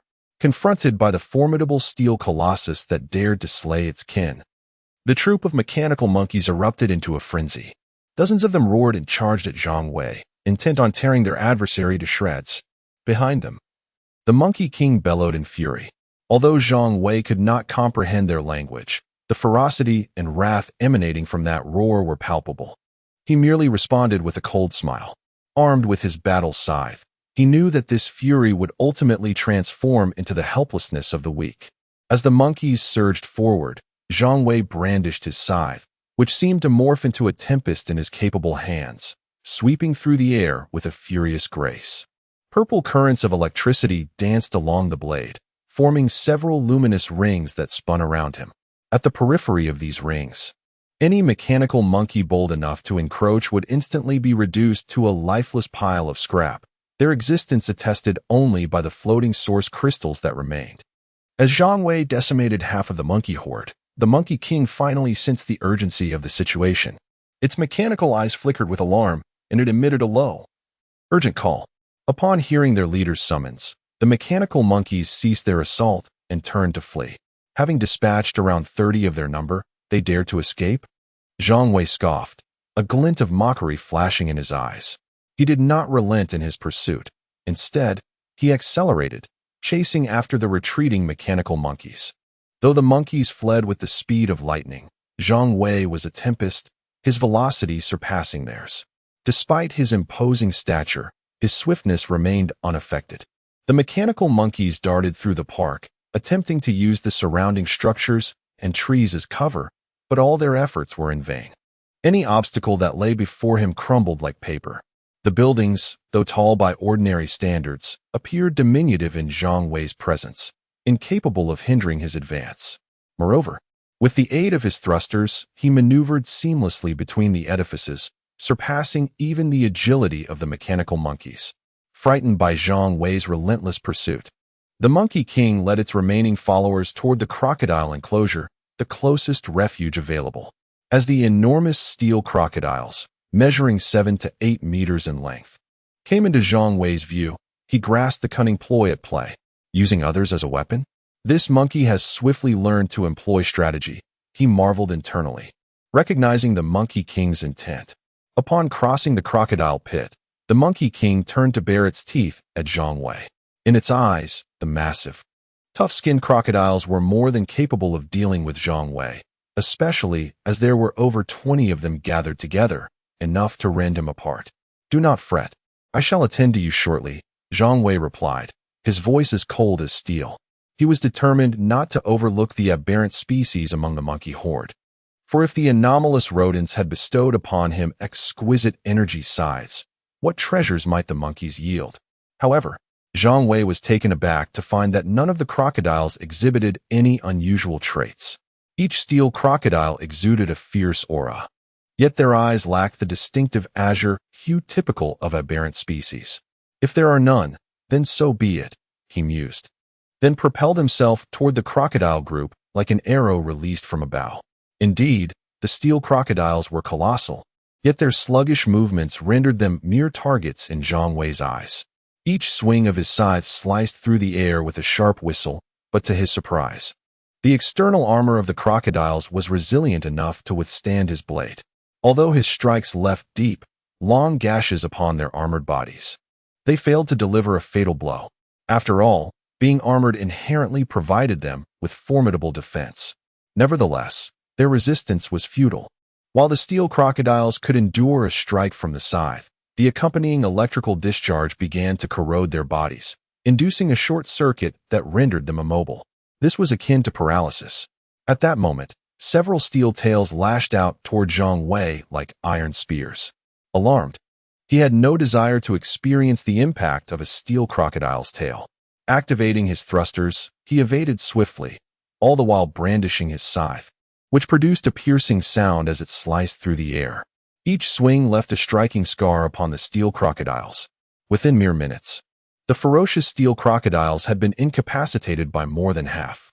The smile on the Monkey King's face vanished, replaced by deep-seated terror and unease.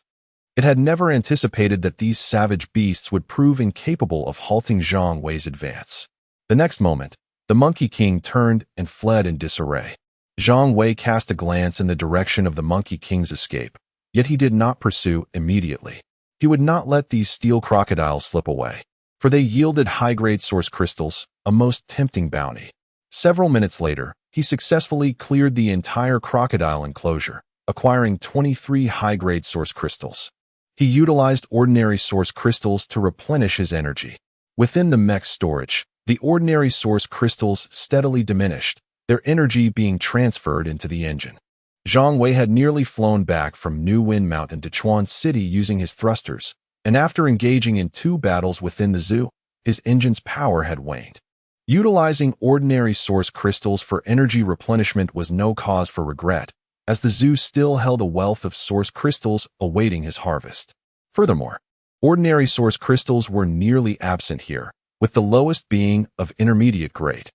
The energy contained within a single intermediate source crystal equated to that of 100 ordinary source crystals. And the same applied to high-grade source crystals in comparison to intermediate ones. However, it sufficed to restore power with intermediate source crystals. Employing high-grade crystals for such a purpose would be extravagantly wasteful. High-grade source crystals could yield valuable items, such as equipment, skills, and even modules. Modules were vital components for mechs, significantly enhancing their combat capabilities. Yet, Zhang Wei had no time to engage with the high-grade source crystals he had acquired. If he did not pursue the Monkey King soon, it would vanish without a trace. Should the Monkey King escape the zoo, locating it within the expansive Chuan City would prove exceedingly challenging. With this thought in mind, Zhang Wei hastened in the direction of the Monkey King's flight. Just as he began his pursuit, a group of mechs appeared at the entrance of the zoo.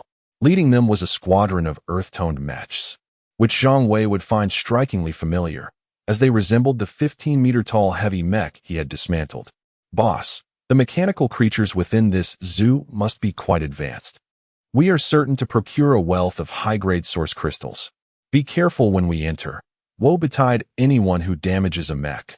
I will make you regret it. Zhang Tao's voice rang out. He himself was piloting an ultra-heavy mech standing at 17 meters tall, a true pinnacle among the initial mechs, having been customized from a mineral dumping truck. Chapter 11. Are you out of your mind? Rest assured, boss, we will handle this without damaging the mech. Just look at how formidable our mech is. Who could possibly harm it? The pilot of the 15-meter-tall heavy mech spoke with admiration. Upon hearing this, Zhang Tao felt a swell of pride within. Before the apocalypse, he was a powerful figure in Chuan City, and now, in this new world, he aimed to expand his influence and cover an even greater expanse of sky. Let us go, Zhang Tao declared with enthusiasm, waving his hand as he led his crew into the zoo. However, upon entering, they were taken aback by the scene that lay before them, far beyond their expectations. What is going on here? Zhang Tao turned to his band of subordinates. If the metal debris strewn across the ground belonged to the mechs, it wouldn't have surprised him. They had already witnessed the might of mechanical creatures. There were numerous mechanical beings in the mining area, and it had taken considerable effort to clear them out. Yet, the current sight was beyond Zhang Tao's imagination. The metallic wreckage on the ground was unmistakably from mechanical creatures. If they had been defeated by other mechanical beings, the remnants should have been consumed. Clearly, someone had disassembled these mechanical entities. Boss, someone has been stealing the monsters. One astute subordinate shouted in excitement. Let us hurry and see who it is. Zhang Tao grew anxious. He had acquired a significant amount of source crystals and understood their immense value. His mech had already reached level 6, and he intended to elevate it to level 10 with this haul. If someone else got to the source crystals of the mechanical creatures in the zoo before him, how would he proceed? Would he have to scour the city, corner by corner, to clear out mechanical creatures? Such a method would be dreadfully inefficient. Consequently, Zhang Tao, accompanied by his numerous subordinates, charged deeper into the zoo. The sight of a throng of mechs, both large and small, racing forward was indeed awe-inspiring, causing the ground to tremble beneath their weight. Zhang Wei, in pursuit of the Monkey King, sensed the vibrations beneath him and was slightly taken aback. What colossal creature is approaching? He wondered, glancing back. But he quickly dismissed it, focusing solely on his goal, the fleeing Monkey King. The Monkey King's speed surpassed that of ordinary mechanical monkeys, yet it faced Zhang Wei, a being whose power dwarfed its own by nearly tenfold. Thus, the Monkey King stood no chance of escape. As Zhang Wei closed in, the Monkey King had no choice but to turn and confront him, fear evident in its bright blue eyes. Nevertheless, it did not give up without a fight, baring its teeth in an attempt to intimidate Zhang Wei. You weren't laughing just a moment ago, Zhang Wei coldly mocked, unfazed by the Monkey King's threat. Human, spare me. The Monkey King emitted an electronic, synthesized voice tinged with desperation. Dream on, Zhang Wei retorted, unwilling to engage in idle conversation with the Monkey King. There were still numerous mechanical beings awaiting him in the zoo. The vibrations behind him grew ever closer. He had no intention of allowing the Monkey King to escape again when confronted with other mechanical creatures. The Monkey King attempted to utter more words, but it was met with the flashing, electric scythe wielded by Zhang Wei. The scythe, descending with the force of thunder, left the Monkey King utterly defenseless. Initial mechs lacked offensive capabilities, and similarly, the primitive mechanical creatures possessed only instinct, indistinguishable from their original forms. The scythe struck with tremendous force, extinguishing the Monkey King's blue light in an instant. In its place, a high-grade source crystal emerged, its vibrant red hue gleaming brilliantly. Release that source crystal. Before Zhang Wei could secure the crystal, a voice boomed from behind him. Collect. Without glancing back, Zhang Wei swiftly stowed the high-grade source crystal into his mech's compartment. Once he finished collecting, he slowly turned around. A mech? It's you. A single glance was enough for Zhang Wei to recognize the newcomer. As Zhang Wei spotted Zhang Tao, the latter also noticed him.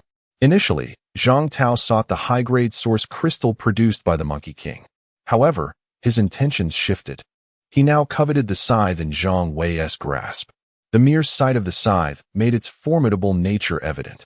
A 12-meter-tall mech. You're quite fortunate. I am Zhang Tao, from Chuan City Mining. Have you heard of me? Zhang Tao introduced himself, his tone laced with a hint of arrogance. Zhang Wei, however, didn't regard Zhang Tao with much concern. After all, the height of his mech was a clear indicator of its power. Based on available information, the simplest method to gauge a mech's combat capability was to consider its size. Zhang Tao's 17-meter-tall mech boasted a power advantage of 20 points over Zhang Wei's 15-meter mech, with Zhang Wei's mech standing at only 12 meters. What could his newfound weapon truly provide in terms of strength? Moreover, Zhang Tao commanded nearly 30 mechs. Could they not handle a mere 12-meter mech? Nonetheless, Zhang Tao believed in winning people over through virtue. He didn't wish to seize Zhang Wei's scythe by force. Rather, he aimed to recruit him as an ally. To Zhang Tao, Zhang Wei was undoubtedly a powerful fighter. Zhang Tao, I know of you, Zhang Wei replied, fully aware that the engine within his mech had been pilfered from one of Zhang Tao's machines. Just knowing is enough. Join me, and I guarantee you won't regret it. Zhang Tao boldly extended an olive branch, failing to specify any benefits for Zhang Wei. In his view, merely being recognized by him was sufficient. His reputation was the finest offer he could provide. Have you forgotten to take your medication? Zhang Wei's voice turned icy. He had initially entertained the idea of aligning with Zhang Tao, but now he was astonished that this individual dared to recruit him. What did you say? Zhang Tao questioned, momentarily doubting his own ears, incredulous that Zhang Wei would speak to him in such a manner. Chuan City Zoo is now my domain. You came in one way. Now leave the same way. If you don't, you'll bear the consequences. Are you out of your mind? Zhang Tao's subordinate growled angrily. Zhang Tao hesitated for a moment, visibly trembling with anger. After a few seconds, he burst into laughter. Haha, wonderful. It has been ages since someone spoke to me like that. Eliminate him, but don't damage his weapon. Chapter 12. Look behind you. Zhang Tao had no intention of taking action himself. With a mere dismissive command, nearly 30 mechs surged towards Zhang Wei, a moment that called for the loyalty of these subordinates. It is crucial to note that all these mechs belonged to Zhang Tao, who wielded absolute control over them. Should he retract his authorization, they would be rendered incapable of operating their machines. However, Zhang Wei did not even bother to cast a glance at these mechs. A bunch of worthless junk. He regarded them with disdain. Were these truly mechs? In the hands of these individuals, even the finest machines appeared as unwieldy lumps of metal, staggering and wobbling as if they would topple with the slightest touch. It was hardly surprising given their clumsiness. With the apocalypse newly upon them, who could match Zhang Wei's proficiency in mech operation? Fool, dare to be arrogant? Eliminate him. A lightweight mech was the first to lunge at Zhang Wei, momentarily catching him off guard. If he was not mistaken, this was supposed to be a ranged combat mech, brandishing a weapon, a proton freeze gun, no less. This indicated that the mech's design was likely that of an expensive sports car. Typical vehicles would barely yield basic firearms like machine guns or shotguns. High-end weapons such as freeze guns could only be found in advanced mechs. Yet, what kind of absurdity was it for a ranged mech to charge headlong into close combat? Zhang Wei could not fathom it, but only those who chose ranged mechs comprehended the agony in their hearts. Given their lack of familiarity with the machines, Expecting them to hit a target from a distance was nothing short of a jest. Thus, the current ranged mechs could only strive to close the gap before firing, hoping to increase their accuracy somewhat. At that moment, the lightweight ranged mech thought it had reached an optimal distance. Unfortunately for it, it simultaneously entered Zhang Wei's attack range. The scythe itself stretched 10 meters long, even holding it from the lower middle. Zhang Wei could extend its reach beyond 10 meters, as the arms of his mech were approximately 5 meters long. Bang! The freeze gun fired. A burst of icy blue energy erupted from the barrel, heading straight into the void. The shot did not even graze Zhang Wei.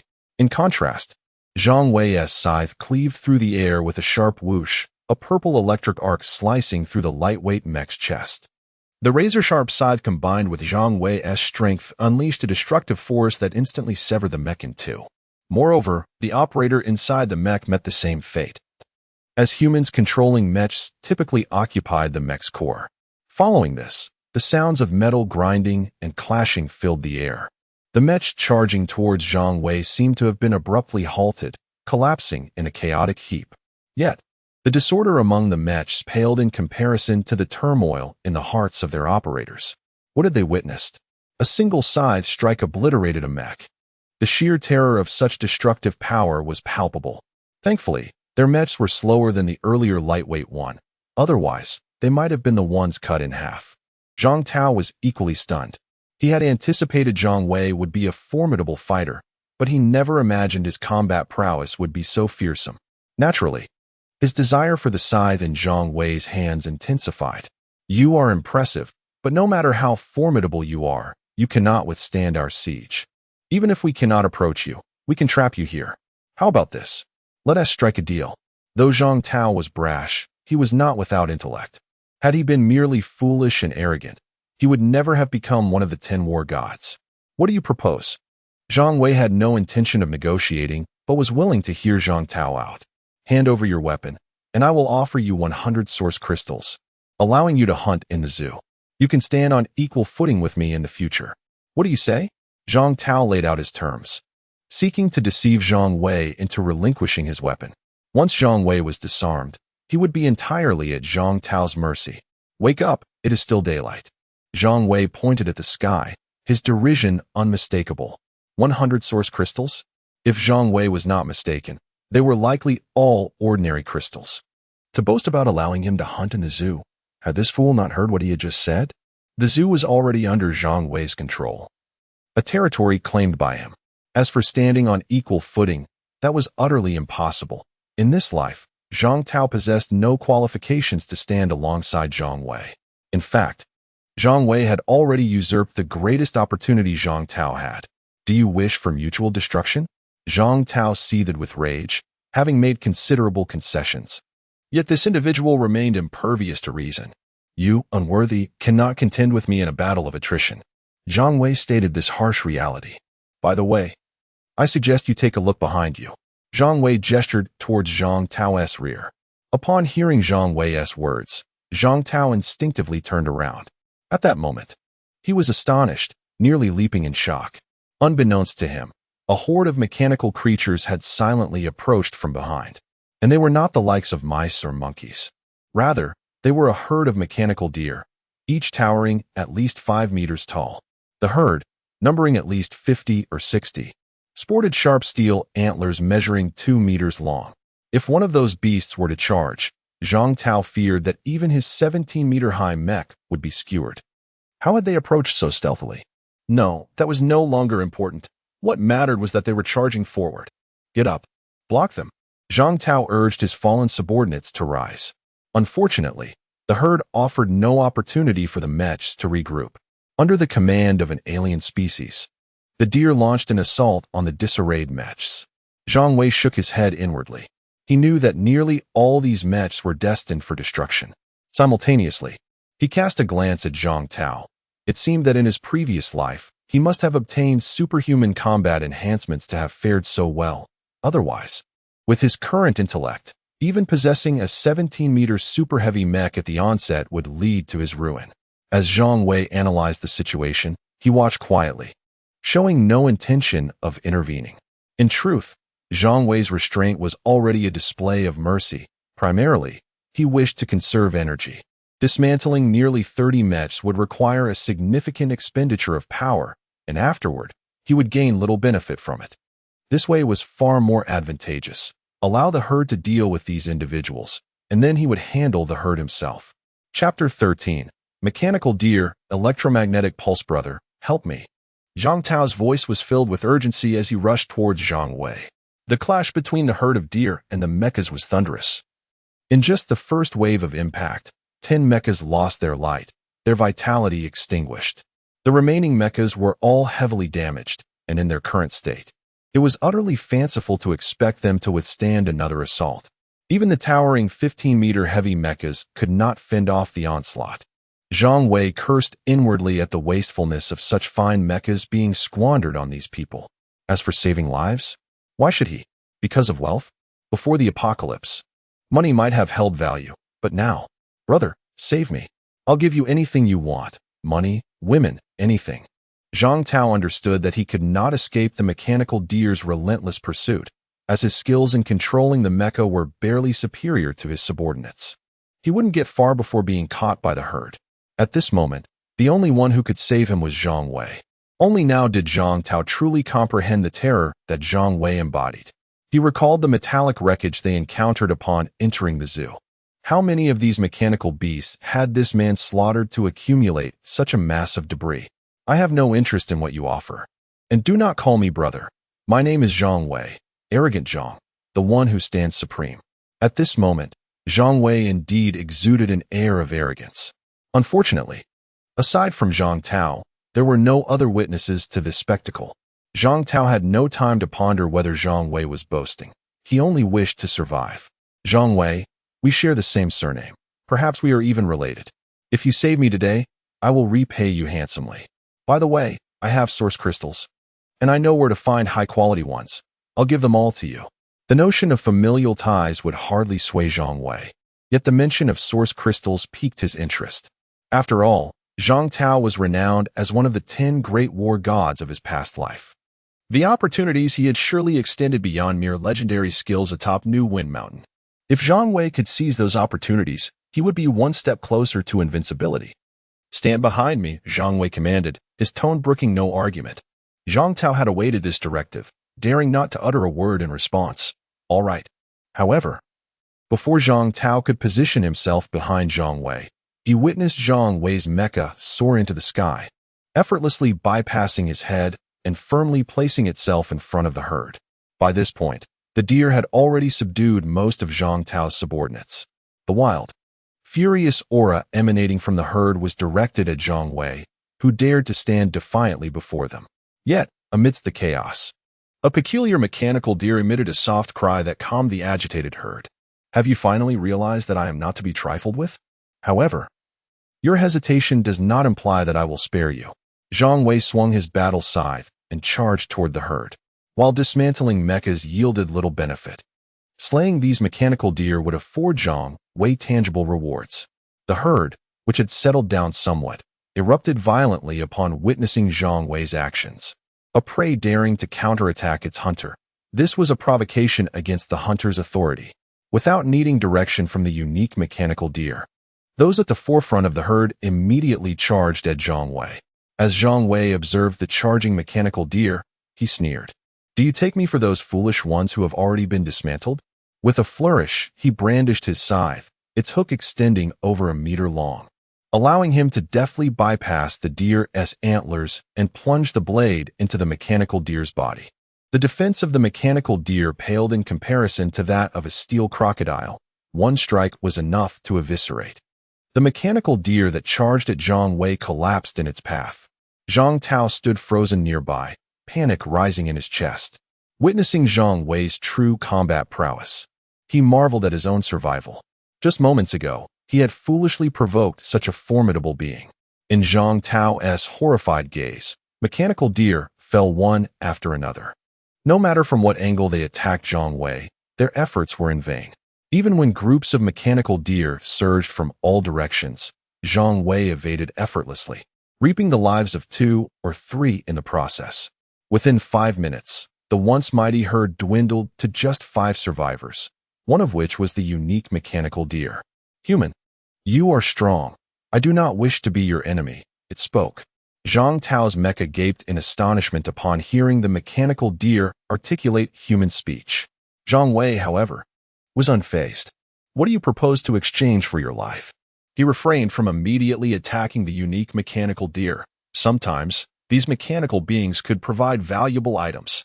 I have nothing of worth, stammered the unique deer. Perhaps the source crystals amidst the metal wreckage could be yours? Those source crystals were yours to begin with. Zhang Wei retorted. Since there is nothing of value to barter, then I shall take your life. With that, he moved with the swiftness of the wind. As he charged toward the unique mechanical deer, the 4 surrounding mechanical deer lunged at him. But their intervention would merely serve to buy a moment's delay. Yet, that brief moment was precisely what the unique mechanical deer required. Electromagnetic pulse, it murmured within its mind. Suddenly, brilliant arcs of electricity erupted from its antlers, illuminating the surroundings with blinding radiance, as if seeking to consume everything in its path. 2 bolts of electricity intertwined and coalesced into a single, straight current, racing through the air like a lightning bolt cleaving the night sky, hurtling toward Zhang Wei. Be careful, Zhang Tao shouted, his voice tinged with anxiety and fear. He was not genuinely concerned for Zhang Wei's safety. He understood that Zhang Wei could not perish. If he did, Zhang Tao would meet the same fate. With his own meager combat abilities, how could he hope to contend with the mechanical deer if Zhang Wei fell? Has it already mastered a skill so swiftly? Zhang Wei thought, astonished that the mechanical deer could acquire such a technique in such a short time. With his battle scythe in hand, he stood poised before him. At that moment, he wished for a shield. Alas, his scythe was a 2-handed weapon, granting formidable offensive power at the cost of some defensive capability. Chapter 14. Rest assured. Brother, I will not flee. The electromagnetic beam surged forth like a streak of lightning, striking directly against the battle scythe. In an instant, the overwhelming force swept over Zhang Wei like a tempest, causing him to stagger and involuntarily retreat 2 steps. The battle scythe failed to fully withstand the might of the electromagnetic beam, and a portion of the energy coiled around Zhang Wei's arms like a cunning serpent. Once enveloped by this energy, his arms felt as though they were bound by an invisible force, becoming sluggish and heavy. Yet, that was the extent of its effect. Is it over? Now it's my turn. Despite the sluggishness of his arms, Zhang Wei was still able to wield the battle scythe. With a powerful swing, the scythe whistled through the air as it cleaved toward the mechanical deer. At that moment, the mechanical deer had already lost most of its power, having expended all its energy to unleash the electromagnetic beam. Evading? Impossible. Zhang Wei moved with the swiftness of a lightning bolt, even in its prime state. The mechanical deer could not escape the razor-sharp arc of his scythe. In a single stroke, the mechanical deer was cleaved into 2, sealing its fate. Zhang Wei stepped forward and swiftly approached the remnants of the mechanical deer, collecting the source crystal that had exploded from its body into his mech's storage space. However, to his slight disappointment, the crystal, though radiant, was merely of high quality, falling short of the epic grade he had hoped for. He had anticipated that this skill-wielding mechanical deer would yield at least an epic-grade source crystal, but reality proved otherwise. Brother, you are truly impressive. Zhang Tao interjected at an inopportune moment. He did not wish to disrupt Zhang Wei, and if possible, he would have preferred to use his earth-shifting skill to escape. Unfortunately, he lacked that ability. Thus, rather than waiting for Zhang Wei to notice him, he opted to flatter him with some kind words. It's your turn now. What will you offer in exchange for your life? Zhang Wei turned slowly, his presence exuding a dizzying aura that enveloped Zhang Tao, despite the absence of any overt energy release. What to offer? The recently deceased mechanical deer had met its end precisely because it could not present anything of value in trade. I have something good, Zhang Tao hurriedly exclaimed, fearful that his delay might result in Zhang Wei's scythe descending upon him. Zhang Wei remained silent, his azure gaze fixed intently on Zhang Tao. I possess knowledge about that source crystal, and I also have good equipment, Zhang Tao stammered nervously. Show me. Zhang Wei had his own standards for evaluating equipment. If Zhang Tao attempted to deceive him, he would not hesitate to make him suffer. Zhang Tao felt a pang of reluctance, but to preserve his life, he obediently opened the armor of his mech's abdomen and produced a cargo hold emanating a purple glow. This is an epic-grade ion protection chamber. Its internal space is vast, obtained from an epic-grade source crystal. In truth, Zhang Wei immediately recognized the cargo hold as a high-quality item upon seeing it. Requiring no further introduction, "Brother, will this suffice to spare my life?" Zhang Tao asked uncertainly, his gaze fixed on Zhang Wei. Yes. Zhang Wei kept his excitement concealed, responding with a calm demeanor. Upon hearing the affirmative reply, Zhang Tao sighed in relief. He then submissively stepped forward to personally hand the cargo hold to Zhang Wei. It was a remarkable sight, a 17-meter-tall mech bowing respectfully before a 12-meter-tall one, akin to a high school student reverently offering snacks to an elementary school child. Zhang Wei casually equipped the cargo hold into his mech's storage compartment. Originally, there had been no cargo hold within his mech, so this spared him the trouble of replacing it. Equip epic-grade ion cargo hold, combat power 20. Any equipment, regardless of its position, could enhance combat power. Although an increase of 20 points seemed modest, it was better than nothing. Moreover, this cargo hold was merely a storage item, primarily serving to store possessions. You're free to go now. Having completed the equipment installation, Zhang Wei nonchalantly issued the dismissal. You're truly letting me leave? Zhang Tao could hardly believe his ears. He never expected Zhang Wei to allow him to depart so easily. If he were in Zhang Wei's position, killing him for his treasures would seem the most rational course of action. What? Do you wish to linger longer in my presence? Do you possess more treasures? No. It's just that source crystal. Once I finish my tasks here, I will come to find you. Zhang Wei's words sent Zhang Tao's spirits plummeting. Find me? For what? I can hardly bear the sight of you now. Unless I retrieve the source crystal and have someone deliver it to you, we could consider ourselves even from that point forward. However, Zhang Tao dared not voice such hopeful aspirations, mumbling instead, "All right, brother. I shall now assist you in retrieving that source crystal. Do not contemplate fleeing. Chuan City is relatively safe at present, as long as you do not act recklessly. You should encounter no troubles. But should you attempt to escape the city, you may not witness the dawn of another day," Zhang Wei warned Zhang Tao. As it was, now that enmity had been established, silencing him would be the safer option. Yet, Zhang Wei abandoned that line of thought. Zhang Tao possessed considerable luck, and a significant portion of Zhang Wei's valuable possessions had originated from him. Thus, keeping Zhang Tao alive was far more beneficial than eliminating him. As long as Zhang Wei visited him every few days, he was bound to receive pleasant surprises.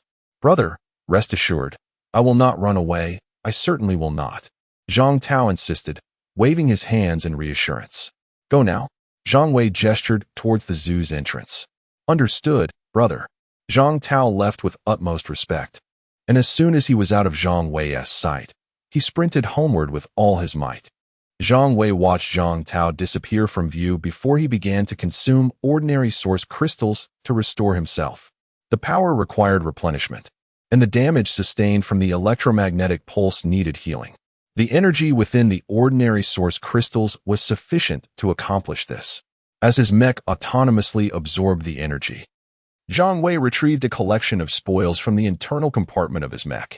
Intermediate source crystals from the mechanical monkey, along with advanced source crystals from the mechanical crocodile and mechanical deer, over 100 crystals in total.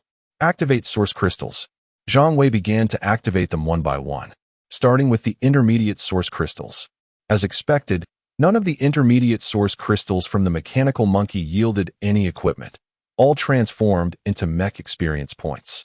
Dozens of intermediate source crystals elevated Zhang Wei's mech level to 13. Although the increase was modest, the enhancement in combat power satisfied him, as every level beyond 10 contributed an additional 4 points to his strength. With the intermediate crystals failing to produce any treasures, he turned his attention to the numerous advanced source crystals, 2 of which were sourced from the unusual creatures. Surely, they would yield something valuable. With a sense of anticipation, Zhang Wei began to activate the advanced source crystals. Advanced source crystals provided greater experience points, leading to a rapid increase in his mech's level. Finally, upon activating the 17th crystal, he struck gold. Ding! Obtained fine-grade cylindrical cargo hold. A cargo hold. Zhang Wei felt dissatisfied. He already possessed an epic-grade cargo hold. What use could a fine-grade one possibly serve? Store it, he commanded, placing the cylindrical cargo hold into his storage space. The internal space of the epic-grade cargo hold was considerable, while the cylindrical hold measured a mere half-meter in length, 30 centimeters in width, and 50 centimeters in height. Yet, within such a diminutive cargo hold, there exists over 10 cubic meters of space. Such ample capacity is sufficient to accommodate numerous items. As for the rationale behind retracting the superfluous cargo hold, it is undoubtedly advantageous. Although Zhang Wei may no longer require this rudimentary cargo hold, others do. And even if a barter cannot be established, it can still yield a few source crystals. Chapter 15. There will always be a time to find you. After Zhang Wei stowed the cylindrical cargo hold, he continued to activate the source crystals. Perhaps due to the initial phase of the mechanical descent, the advanced source crystals yielded no equipment, with the exception of 2 peculiar crystals that emerged. All he received were mere experience points. Is my luck truly this dismal? Zhang Wei pondered, feeling somewhat irked. He had never faced such misfortune in his previous life. Let us see if you will provide something worthwhile. He placed his last hope upon the remaining 2 source crystals. Activate. Ding. Skill acquired. Death laser. Zhang Wei's lips curled into a grin. Success. He continued. Ding. Acquired exceptional external armor. Reinforced alloy armor. Indeed, it must be the peculiar ones, Zhang Wei mused. Feeling quite content with the loot from these 2 source crystals, he proceeded to learn the death laser. Ding. Death laser learned successfully. Death laser. Active skill. Capable of attacking multiple targets in a straight line. This must have been produced by the mechanical deer, Zhang Wei noted with satisfaction. The death laser could be regarded as a form of ranged attack, compensating for Zhang Wei and Appo's own deficiencies. Moreover, this skill bore similarities to the electromagnetic beam of the mechanical deer, not only capable of obliterating targets, but also inducing paralysis upon them. He equipped the reinforced alloy armor. Exceptional reinforced alloy armor, combat power 30, durability 500, not too shabby, Zhang Wei remarked. All armor adapts to the size of the mech. And compared to the death laser skill, the armor appears somewhat underwhelming. The increase in combat power was merely average for Zhang Wei. However, as armor provides defensive capabilities, it is understandable that the increase in combat power is modest. The effectiveness of the armor's defense depends on its quality and materials. Reinforced alloy is decent at the onset of the apocalypse, capable of withstanding the attacks of ordinary mechanical creatures. Durability indicates the wear of the external armor. If it is too low, the armor's defensive capacity will be significantly compromised. The mech's level rose to 19, and the speed of advancement was quite rapid. If things continued this way, it seemed likely that he could elevate the mech's level to 30 by day's end. At level 30, the mech would undergo its second evolution. Zhang Wei had envisioned a smooth journey, but he never anticipated it would unfold so favorably. Achieving the first 2 mech evolutions on the very first day of the apocalypse was beyond his wildest dreams prior to his rebirth. With this thought, Zhang Wei quickly rose to his feet. He had fully consumed all ordinary source crystals, restoring the mech's power to 90%, and the numbness in his arms had vanished. There's no more source crystals left, Zhang Wei muttered to himself as he ventured deeper into the zoo. At this moment, he truly had no source crystals remaining. None of intermediate or advanced grade, only a few ordinary ones. Collecting source crystals had become imperative. Having walked a short distance, Zhang Wei entered the fox enclosure. However, there was not a single fox in sight. How peculiar, he thought, feeling a sense of confusion. As he delved deeper into the zoo, his bewilderment only intensified. In the zebra, giraffe, and hippo enclosures, there was an utter absence of mechanical creatures. Not a single shadow to be found. Could they have all been eliminated by the beasts in the predator zone? Zhang Wei's mind surged with questions, prompting him to abandon the herbivore section and head directly to the predator zone. Predators are inherently bloodthirsty and frenzied. Their combat prowess as mechanical beings far surpasses that of herbivorous mechanical creatures, which was precisely why Zhang Wei had chosen to confront them later. Yet, upon entering the predator zone, his confusion morphed into fury. Where have all the creatures gone? To his astonishment, the predator zone was equally devoid of life. Not a single mechanical creature was in sight. Zhang Wei had hoped to harvest more source crystals to facilitate his second mech evolution. But this unexpected turn of events left him bewildered. Where did they all go? How can I evolve? In truth, the mechanical creatures were alive and well.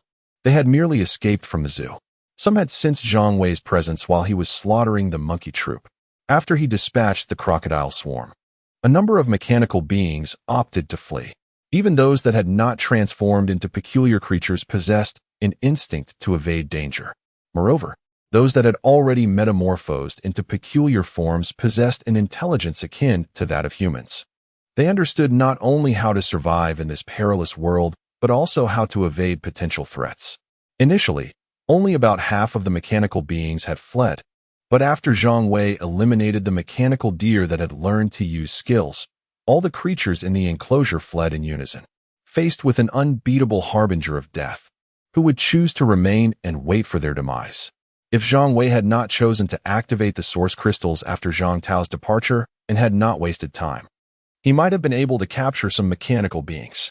Now, it was too late. They had all escaped. Let us see where you all can run to, Zhang Wei mused, knowing that the mechanical beings here were certainly not dead. The enclosures bore little evidence of mechanical remains, and in his previous life, humanity had sacrificed countless lives to eradicate the mechanical beings within this zoo. Now, having refrained from attacking these creatures, they were undoubtedly alive. They had simply vacated the premises.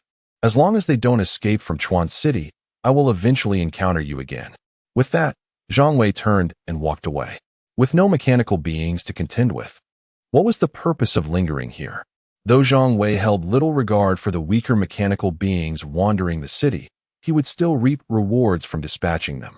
It was certainly better than doing nothing. Suddenly, he recalled Han Xiao and Han Su. Should I pay them a visit? Without any creatures to hunt, Zhang Wei decided he might as well check on those two. If they seemed to be faring well, he would undoubtedly find ways to entertain himself at their expense. If their condition was pitiful, Zhang Wei would consider whether to add to their misfortunes. With nothing else to occupy his time, he could also take the opportunity to clear out some mechanical beings and collect source crystals along the way. As Zhang Wei left the zoo, he did not run but strolled leisurely down the street. Although the streets remained in a state of chaos, there were few obstacles in his path. The once bustling thoroughfare was now devoid of the usual hustle and bustle, with only scattered mechanical beings in pursuit of humans. Zhang Wei witnessed individuals being hunted, but felt no inclination to intervene. He was no savior. In this apocalypse, one's survival hinged solely on personal ability. Those who perished had no one to blame but themselves. Only when mechanical beings overstepped their bounds and provoked him would he reveal his ruthless methods. Despite his infrequent interventions, the sharpness of his attacks had not gone unnoticed. Chapter 16. How could I be attracted to such a woman? Photographs capturing Zhang Wei's prowess in vanquishing mechanical creatures circulated wildly across various group chats and social media platforms. Some even shared videos showcasing his every swing of the battle scythe, each flawless kill testament to his formidable strength. My goodness, this person is incredible. Can we be saved? Some couldn't help but exclaim, their words brimming with a desperate yearning for life. Who has this person's contact information? I can offer him a substantial sum. I need him to protect me. They beseeched, their voices echoing their desire for survival. Conversely, others scoffed at this individual. It's the end of the world. What use is money now? If he possesses such power, he ought to shoulder the responsibility. This viewpoint ignited fierce rebuttals. Nonsense. His prowess is his own affair. Why should he protect you? Is he your father? How can you speak like that? Do you have any humanity left? Various disputes ignited in the group chats, akin to raging flames. Some voices were filled with pleas and hope, while others sought to entice or employ him with financial incentives, and still others attempted to bind him with moral constraints. These cacophonous voices intertwined, resembling a chaotic symphony. Yet, without exception, Zhang Wei's emergence felt like a refreshing breeze, instilling confidence in some. To them, If he could effortlessly slay those mechanical monstrosities, then surely they could too, especially since most possessed their own mechs. Meanwhile, Zhang Tao had returned to his villa, a disdainful smile gracing his lips as he perused his phone. Indeed, the wealthy enjoy privileges at all times. Despite Zhang Wei's annihilation of over 30 of Zhang Tao's subordinates, he still commanded a significant number of followers and mechs. His family owned a mining company and boasted a fleet of vehicles. Outside the Zhang family villa, towering 10-meter mechs patrolled vigilantly. What a bunch of fools. They expect him to protect them? Utter madness. Just refraining from slaughtering you is already an act of mercy. Outside, he called out, "Have we secured the source crystal yet?" As he scrolled through his phone, Zhang Tao had already detached from his mech, a dusty yellow mech core adorning his neck. As long as the core remained with him, he could merge with his mech at any moment. Following the initial transformation, the disassembled mechs would enter the core, as if it housed a vast expanse within. "Young master, our people are searching. We should receive news soon," a butler-like figure stated, his demeanor more respectful than before the apocalypse. In the pre-apocalyptic world, if Zhang Tao were displeased, it would amount to little more than a few harsh words. After all, it was a society governed by law. But now, in this new reality, a life lost was a trivial matter. To provoke Zhang Tao's ire could result in fatal consequences. "Tell them to hurry. My time is limited." Zhang Tao waved his hand impatiently, a shadow of unease cast by Zhang Wei looming over him. He feared the moment Zhang Wei appeared without the desired items in hand. He shuddered at the thought. "All right, young master, I will urge them." Just as the butler intended to leave, Zhang Tao suddenly interjected, "Wait, never mind, go ahead." He waved his hand, resigned. Initially, he had contemplated summoning a few women, but upon reflection, he found himself devoid of any interest. The butler bowed and departed. Should he investigate Zhang Wei's background? Yet, knowing only a name posed a significant challenge. While the network had not entirely collapsed, obtaining information remained feasible. However, Zhang Tao had no idea what Zhang Wei looked like, nor did he know his age, leaving him at a loss. "Forget it. I cannot provoke him." Given his cold demeanor, even capturing his loved ones would likely fail to intimidate him. "If I truly anger him, everyone here would perish." Zhang Tao relinquished any unfriendly thoughts. Such a harbinger of death could only be appeased, never antagonized. As night descended, enveloping the city like a vast black velvet shroud, Zhang Wei strolled leisurely towards the residential complex where Han Su resided. The area was thick with the remnants of battle, metal debris strewn about, yet an eerie silence prevailed. The initial chaos of the apocalypse had largely subsided. The damned had perished, the hidden had concealed themselves, and while some mechanical creatures had been eradicated, many lurked in the shadows, waiting to strike. In Han Su's neighborhood, Zhang Wei had already spotted several mechanical beasts lying in wait. Most were former household pets, now stripped of their former gentleness and adorability, replaced instead by coldness and cruelty. Upon locking eyes with Zhang Wei, these creatures instinctively retreated, survival instincts warning them that this mech was not to be trifled with. The city housed few medium-sized mechs. Most were light mechs transformed from motorcycles and sedans. Those mechanical beasts vanquished during the day had mostly fallen to light mechs. If light mechs could dispatch these mechanical cats and dogs, Zhang Wei's medium mech would prove even more formidable. This was merely the beginning. Tomorrow promised further excitement. Perhaps even tonight would yield thrilling encounters. Zhang Wei glanced skyward. Among the transformed animals were birds. Few avian mechanical creatures had been sighted during the day, not due to their superior mercy, but rather their adaptation to their new physical forms, as they were meant to fly. Tonight, military aircraft would patrol the city, poised to be assaulted by the mechanical birds. This was an occurrence Zhang Wei had witnessed in his previous life. As he pondered, he arrived at the base of Han Su's building. Han Su resided on the third floor of a 6-story building. Given Zhang Wei's current height, gazing directly into Han Su's home posed no challenge. However, he chose to remain hidden, listening intently. "Han Su, what on earth are you thinking? Why is there nothing to eat at home?" Han Zhao's voice trembled slightly with suppressed anger, desperately trying to keep her voice low to avoid attracting the terrifying creatures. "What are you shouting about? Even if we had food, It's not like you could cook. Aren't you pretty? Go flirt with the single fat guy living upstairs and bring something back. Han Su retorted from the sofa, his pallor indicating severe injury. If these words fell on the ears of an ordinary woman, they would likely ignite fury. Yet Han Xiao remained composed.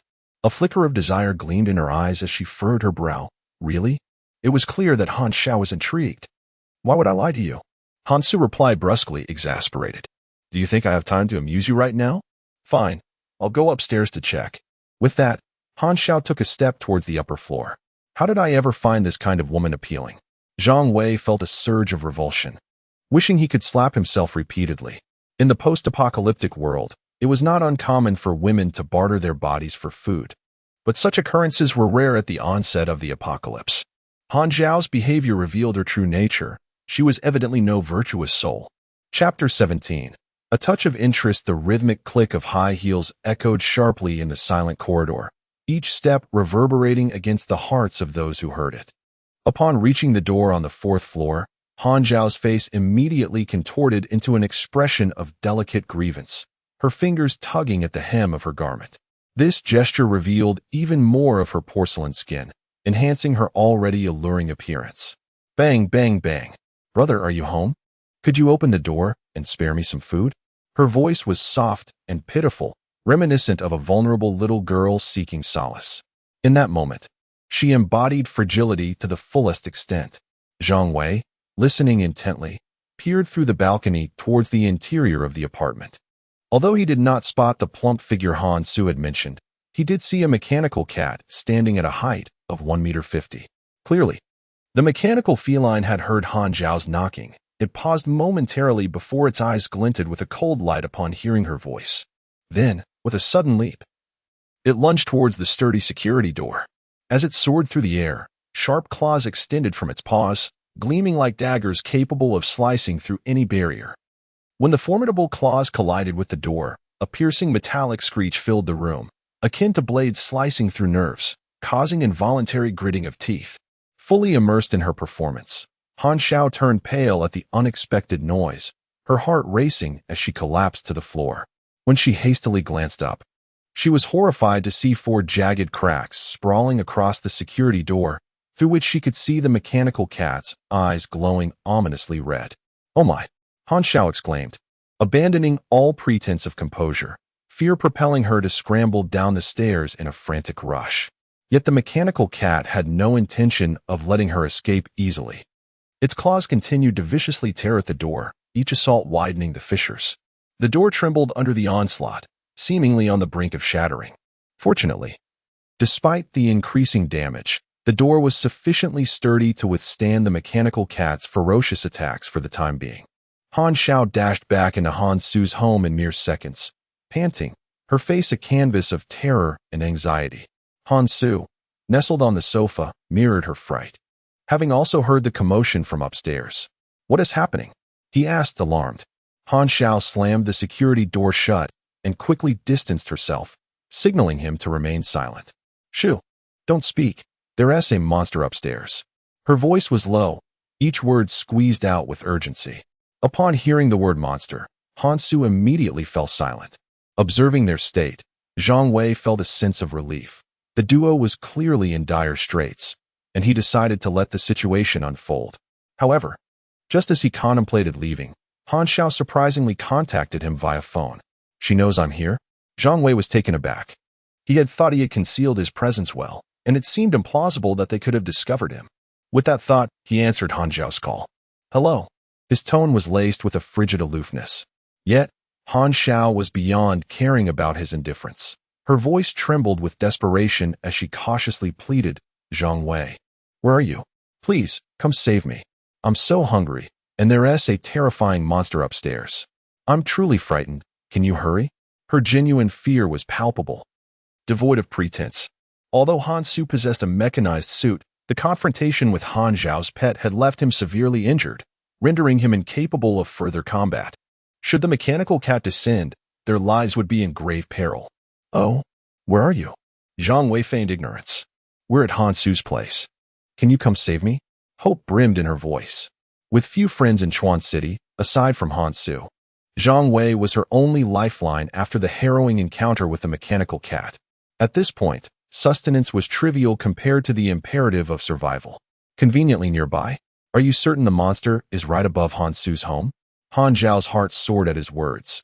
Even without his presence, she nodded vigorously. Yes, right upstairs. I understand. With that, Zhang Wei abruptly ended the call. Initially intending to depart, he decided to provide them with a little more excitement, given their apparent craving for it.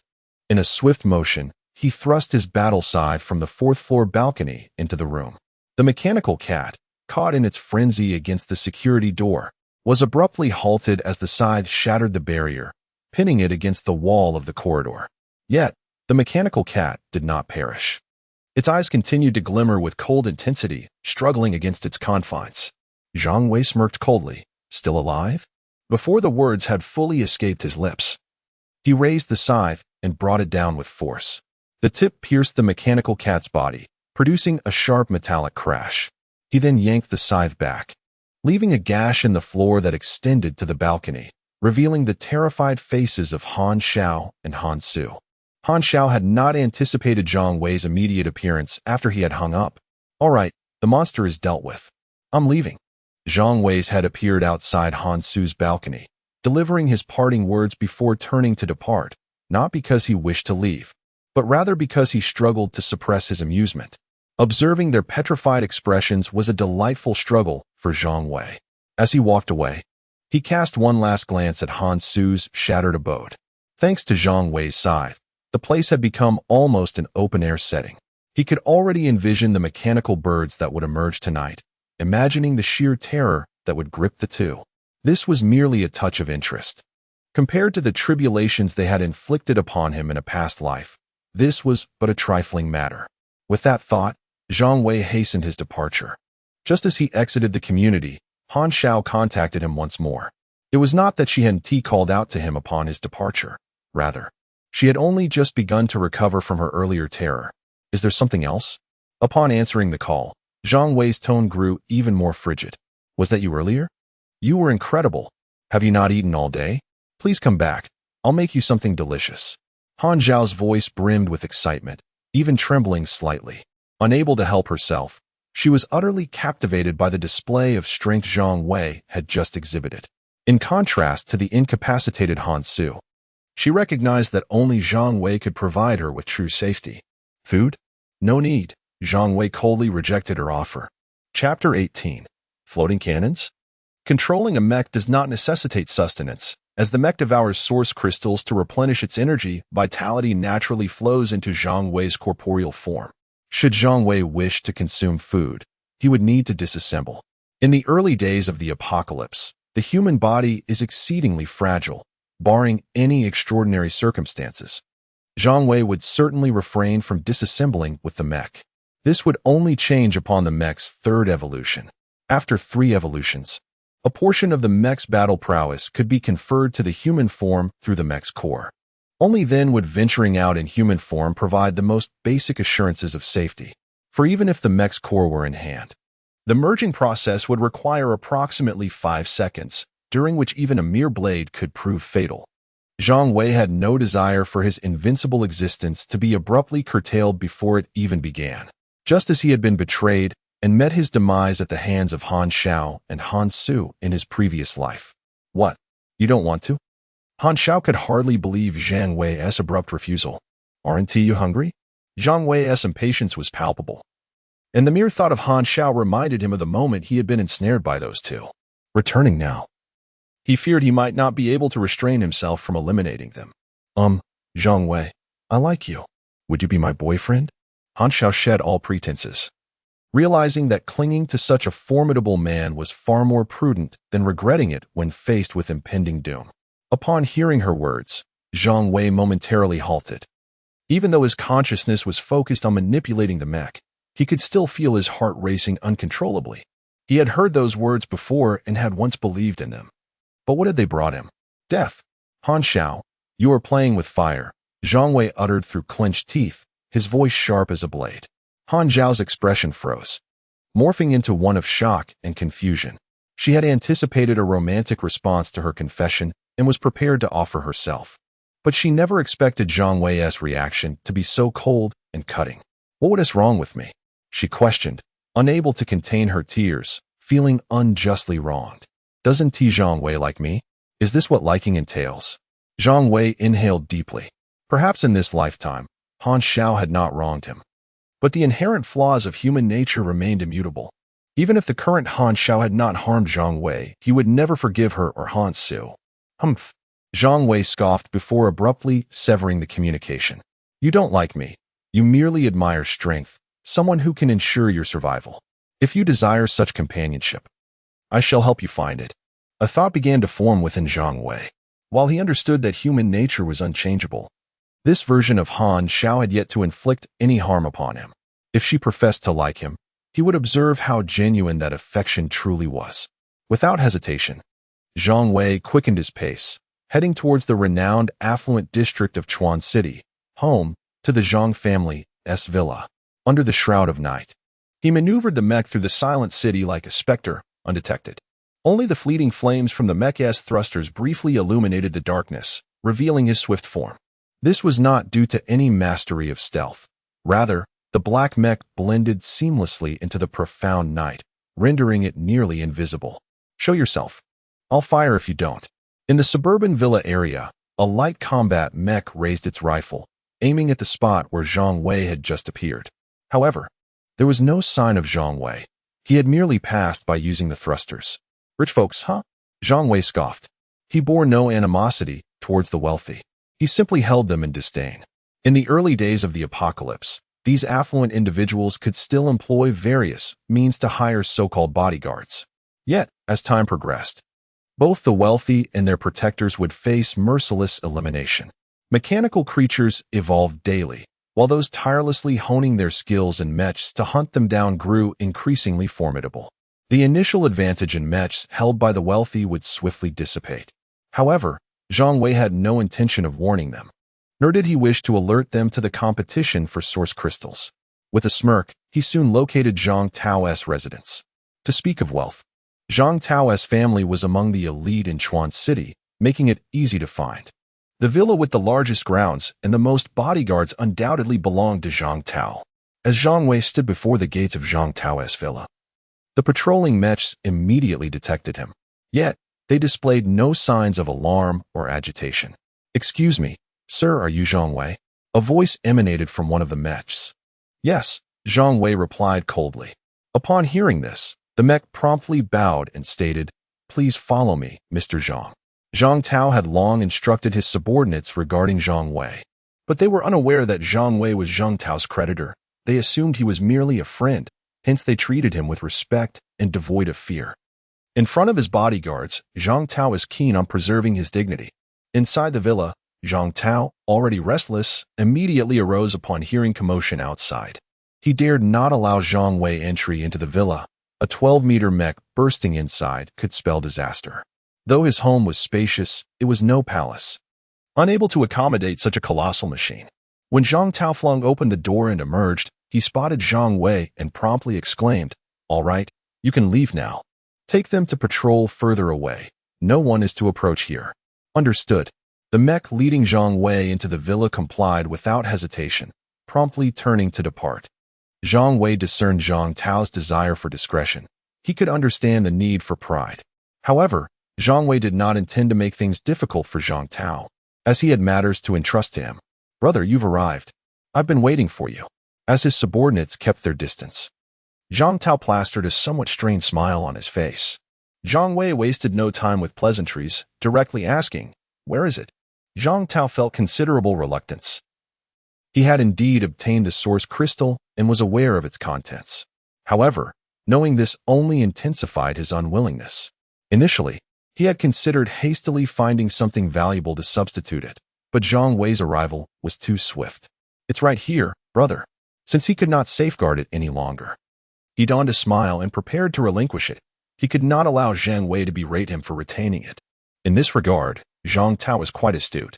Zhang Wei had not been overly concerned, but upon seeing the item Zhang Tao produced, he could not suppress a gasp.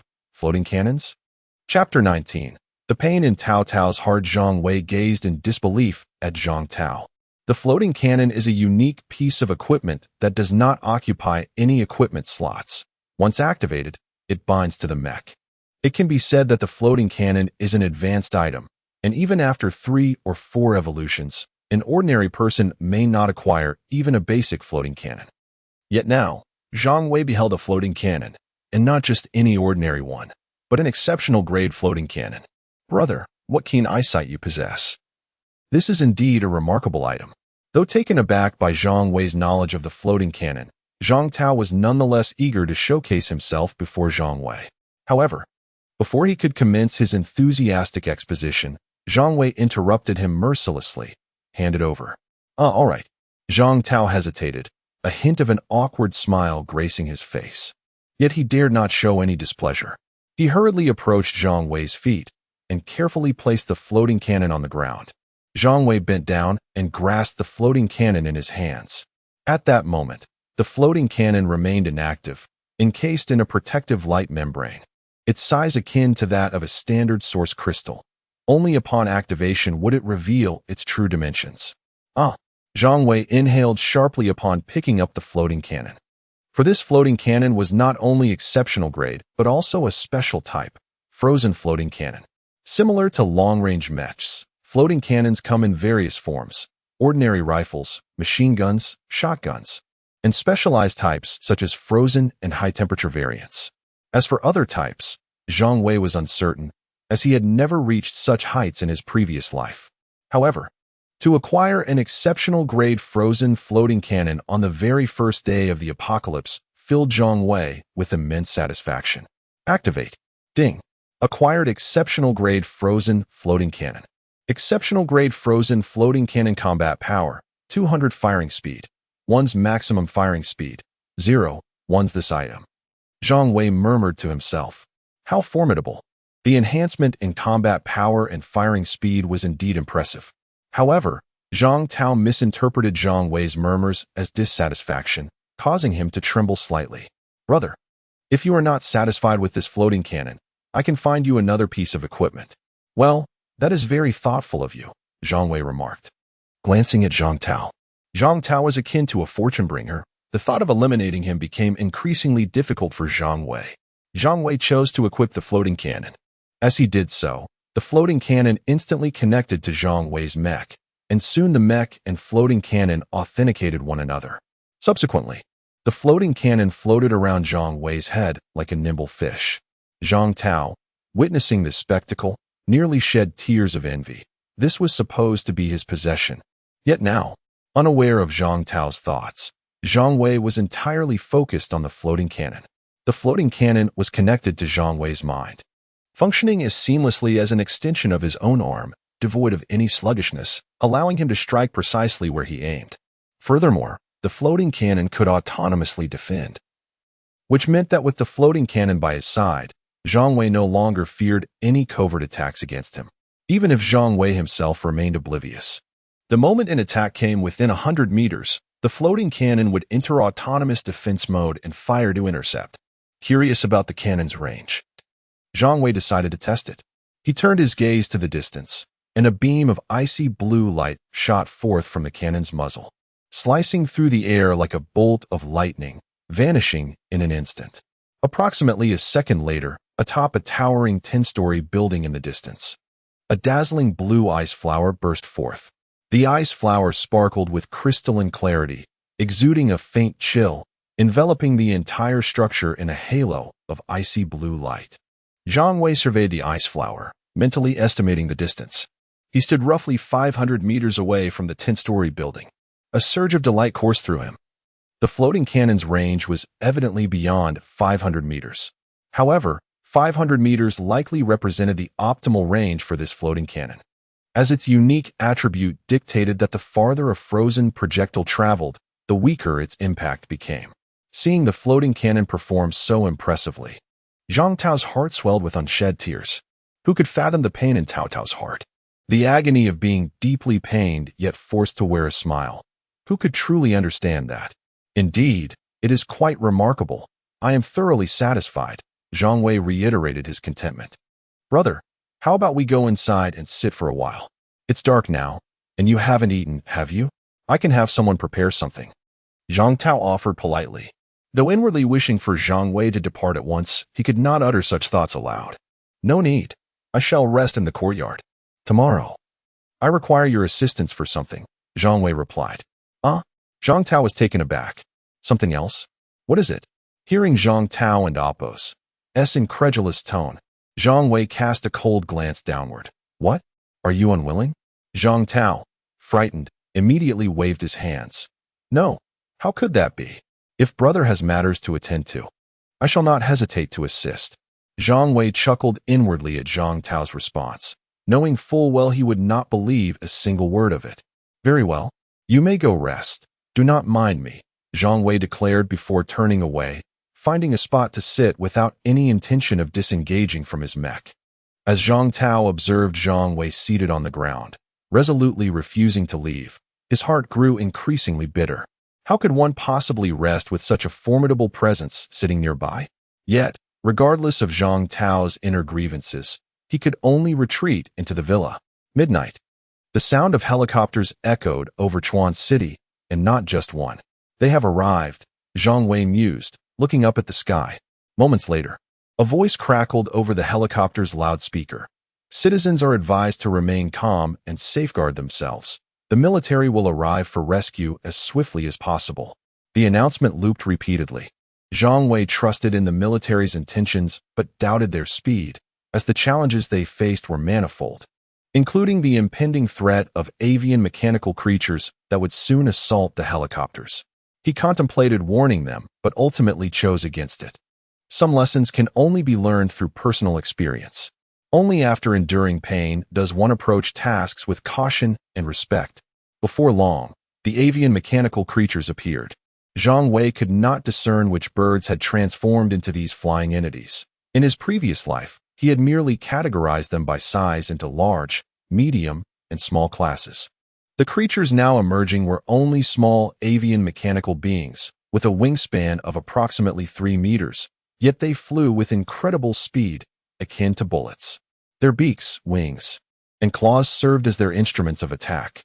Chapter 21 of Plea. The velocity of the small avian mechanical creatures far exceeds that of helicopters by an incalculable margin. The helicopters, designated as primary targets by these creatures, possessed no chance of evasion. Suddenly, a blinding silver flash streaks across the sky, racing forth like a meteor. The helicopter, which had been broadcasting from the air, is pierced through in an instant by this silver streak, akin to fragile parchment being penetrated by a sharp arrow. Following a brief silence, a thunderous explosion reverberates, as if the heavens themselves have been torn asunder. The explosion's fiery glow illuminates a small portion of the surrounding sky. Its brilliance too intense to gaze upon directly. Those listening to the broadcast are left in stunned disbelief. The audience, engrossed in the transmission, is rendered speechless by the abrupt turn of events. Their faces betray sheer terror and helplessness. Some are unable to suppress their screams, while others cover their faces and weep, struggling to accept this harsh reality. In their hearts, the military represents their last bastion of hope, a lifeline in their darkest hour. Yet now, Zhang Wei slowly shakes his head while seated on the ground. Crying out for help will yield no results. Instead, it may invite peril. The cacophony of voices will draw the attention of the avian mechanized creatures, and with their speed, civilians have nowhere to hide. The cries of anguish echo through the night sky, chilling and despairing, as if dragging the entire city back into the throes of daytime terror and hopelessness. Behind Zhang Wei, Zhang Tao stealthily approaches, his voice trembling slightly. Brother, I can't sleep. May I keep you company for a while? In truth, Zhang Tao is not merely restless. He is drenched in cold sweat from fear. Having witnessed the ferocity of the avian mechanical creatures, he feels safe only in Zhang Wei's presence. As the bodyguards at home offer him no solace. Fear not. Your mech is formidable. You need not fear these avian mechanical beings, Zhang Wei kindly reminds him. Unwilling to let Zhang Tao remain idle, as he hopes this fortunate child can procure valuable items for him. Zhang Tao's eyes light up with excitement. Right. I have a 17-meter tall mech. How can these small mechanical birds, with wingspans of only 3 to 4 meters, pose a threat to me. He promptly retrieves the mech core and initiates the fusion. In a matter of seconds, the colossal mech materializes, and Zhang Tao's figure vanishes, replaced by the mech, which now stands as a guardian behind Zhang Wei. At that moment, the distant roar of a helicopter grows closer. Not all helicopters succumb to the initial wave of attack. Some fortunate ones have escaped disaster.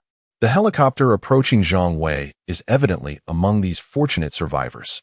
Regrettably, this lucky craft has also caught the attention of the avian mechanical creatures.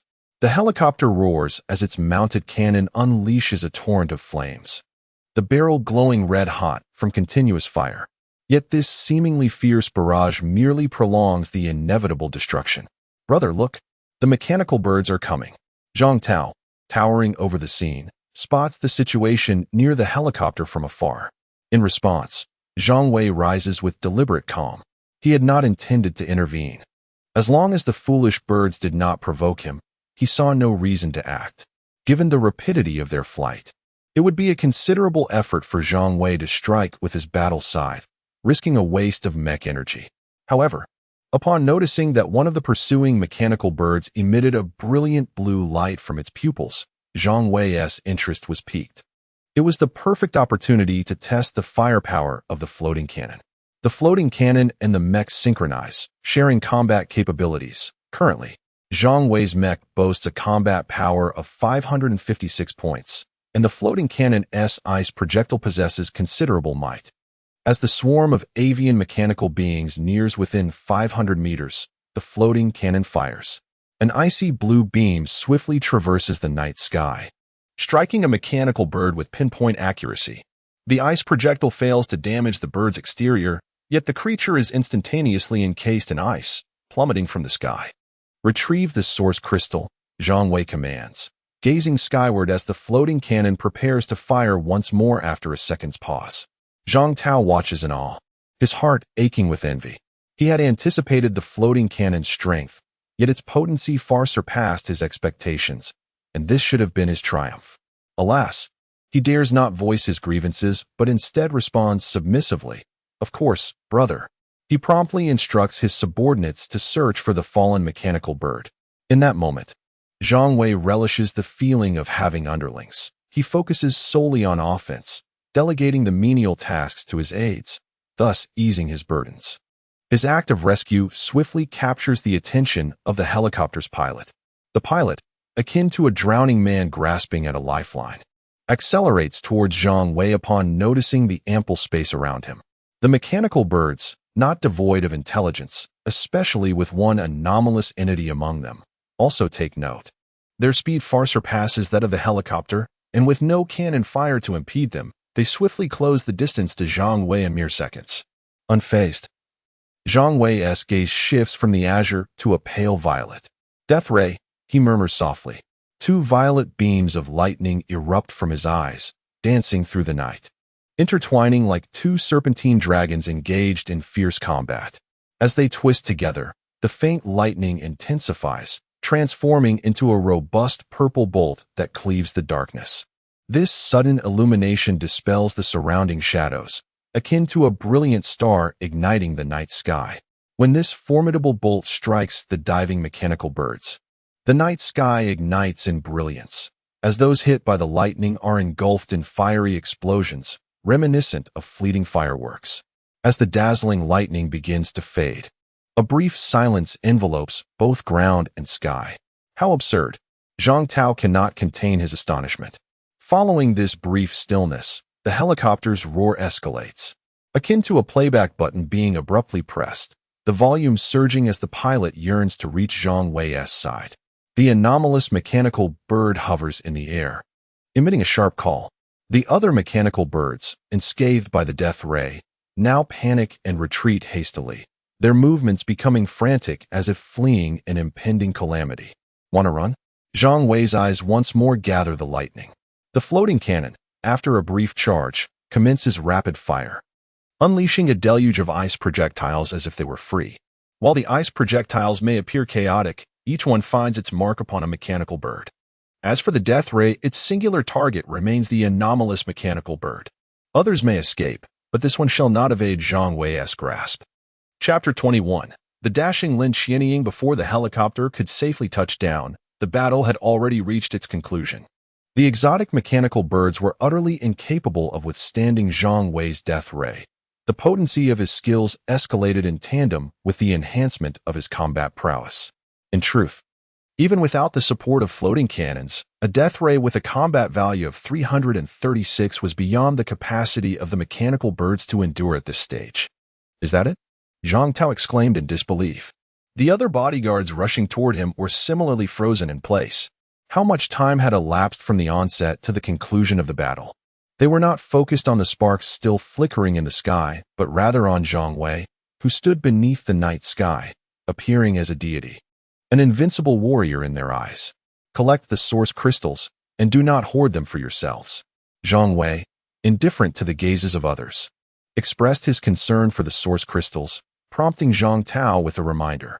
All right, big brother, Zhang Tao said, momentarily disregarding the decorum expected of the scions of prominent families. Calling out without hesitation.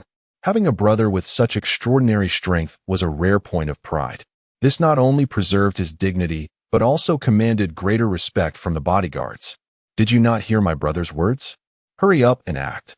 Anyone who dares to hoard even a little shall face dire consequences. Zhang Tao's temper flared as he addressed the bodyguards, who quickly scattered at his command. In truth, there was no need for Zhang Tao to remind them. Who would dare to pilfer the spoils of this war god? Anyone capable of easily dispatching so many mechanical birds could just as easily eliminate them. Unless one had a death wish, no one would entertain such nefarious thoughts. As the bodyguards busied themselves collecting the source crystals, the roar of the helicopter finally faded, having landed. A total of 5 individuals disembarked from the helicopter. Comrades, thank you. Thank you. The pilot began expressing his gratitude even before reaching Zhang Wei. Initially, Zhang Wei paid little attention to the group. He had not actively sought to rescue them and had not anticipated their thanks. To him, these individuals were mere passers-by, inconsequential to his existence. However, when his gaze fell upon the sole woman among the 5, he paused momentarily. This woman bore a striking resemblance to someone he recognized. Tall and statuesque, she stood like a proud pine tree, her military uniform impeccably tailored, exuding both elegance and vigor. Although her uniform attempted to conceal her curves, her impressive figure still managed to hint at an alluring charm. Her complexion was not the delicate white often associated with fragility, but rather a healthy wheat hue. As if kissed by the sun, radiating resilience and vitality. Ah, it's her. She looks even more stunning in person. Zhang Wei recalled her identity. She was a formidable presence within the military in his previous life. Hello, I am Lin Xianying. You are quite impressive, she remarked, exuding confidence without a hint of the typical demure demeanor of women. This assertive character added to her allure, leaving Zhang Tao momentarily dumbfounded. Hello, I am Zhang Wei. He introduced himself, contemplating how to cultivate a favorable relationship with this future Valkyrie. Unlike Zhang Tao, who had ascended through fortunate opportunities, Lin Xianying had risen through her own formidable capabilities, showcasing tremendous combat prowess. You truly are remarkable. Perhaps we could spar some time? Lin Xianying suggested suddenly, her voice commanding. Merge, she exclaimed, and within 5 seconds, a silver-white, slender 7-meter-tall remote light mech stood in her place. Zhang Wei's eyes widened in astonishment, admiration flickering in his gaze. This mech is impressive, but if you only wield that rifle, I fear you may struggle to match my prowess, he commented. This is the standard rifle that comes with the initial mech. Do not underestimate it. While its power may be limited, it is quite accurate, Lin Xianying replied, gently caressing the rifle as if subtly praising her own marksmanship rather than the weapon itself. Indeed, it is reasonable for a soldier to possess excellent shooting skills. Zhang Wei acknowledged inwardly, realizing how to foster a connection with this future Valkyrie. Establishing rapport with her would not only yield a powerful ally, but could also provide access to military connections. Zhang Wei had no desire to command an army. He merely wished to ensure that the military did not perceive him as an adversary. Can you use a freezing gun? He inquired. You have a freezing gun? Lin Xianying stepped closer, fully aware that the basic rifle provided with the mech offered limited combat enhancement. Yes, give it a try. Zhang Wei retrieved a freezing gun from his storage space. Although it was of ordinary quality, it provided a combat enhancement of 30 points, far superior to the rifle. To the mech, it resembled a large pistol. Zhang Tao observed Zhang Wei gifting the freezing gun to Lin Qianying, feeling a sense of familiarity. Oh, this is mine. It was the initial weapon used to take down that lightweight mech at the zoo. Giving our gear to a beautiful woman, classic you, big brother. Truly exceptional. Zhang Tao felt a pang of envy. Can't we gift something ourselves? Is this for me? Lin Qianying hesitated before accepting the freezing gun from Zhang Wei. He nodded in affirmation. Though an ordinary quality freezing gun still held some value at this stage, it would soon diminish. Using it to forge a connection with the future Valkyrie was a tremendous gain. Yes, it's yours. Lin Qianying shook her head gently. I cannot accept your gift without offering something in return. How about I exchange it for source crystals? That works. Just give me 100 source crystals. Zhang Wei did not decline. Nodding, Lin Qianying produced a handful of ordinary source crystals. I currently only have this much. I shall replenish the rest later. Is that acceptable? Certainly, Zhang Wei replied, accepting the source crystals as he handed over the freezing gun. Zhang Tao watched in astonishment. Big brother, are you really that oblivious? She is stunning. And you're charging her for a simple gun? You could have just given it to her to win her favor. If it had been Zhang Tao, he would have simply gifted it without hesitation. Charging her was hardly generous. Yet, unbeknownst to Zhang Tao, he was merely a novice hunter, capable of ensnaring materialistic women, but unable to attract someone of true caliber. Of course, Zhang Wei had no intentions of ensnaring Lin Qianying. He merely sought to establish a good rapport. If only he could receive the same kind of admiration from his subordinates as Zhang Tao. Chapter 22. Aw man. Lin Qianying exclaimed joyfully as she equipped her freezing gun, tucking her retired rifle into the mech space. Zhang Wei pondered whether he should seize the moment and sell his unused high-quality cargo hold to Lin Qianying. However, after some contemplation, he decided against it. One step at a time, he thought. Zhang Wei, let us go rescue people, Lin Qianying suggested after playfully handling the freezing gun. Rescue people?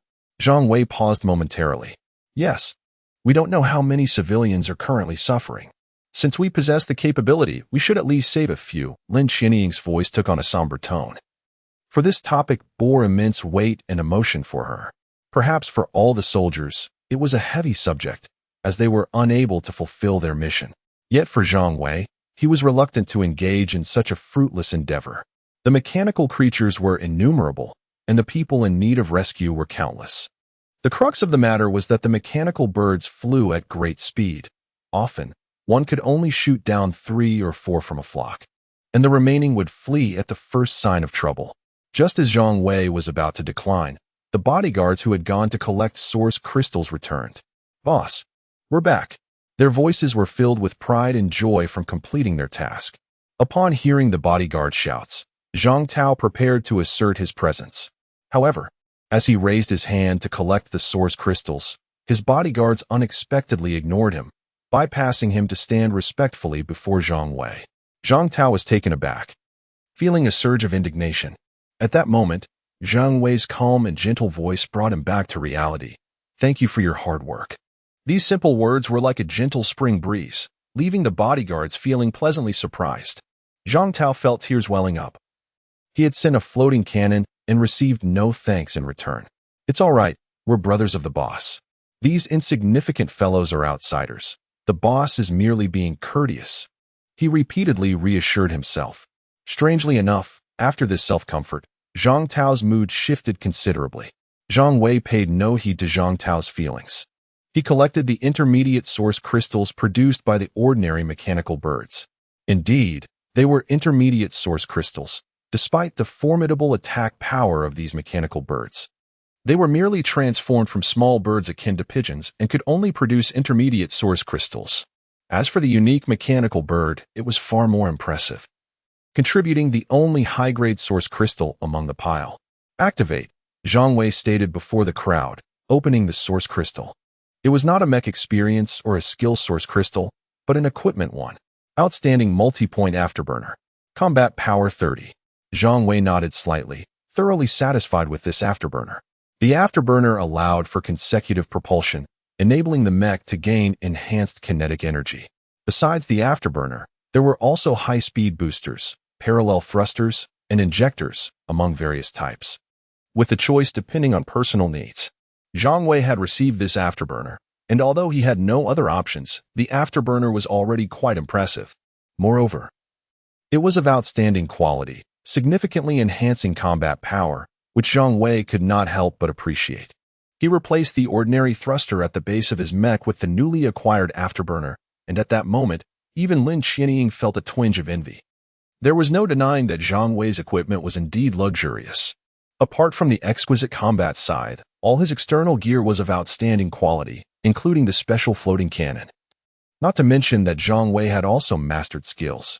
If Lin Qianying were to discover that Zhang Wei possessed another legendary skill, her envy would surely deepen. Zhang Wei, shall we depart? Lin Qianying's words broke the brief silence. After a moment's thought, Zhang Wei altered his previous stance and nodded slightly to her.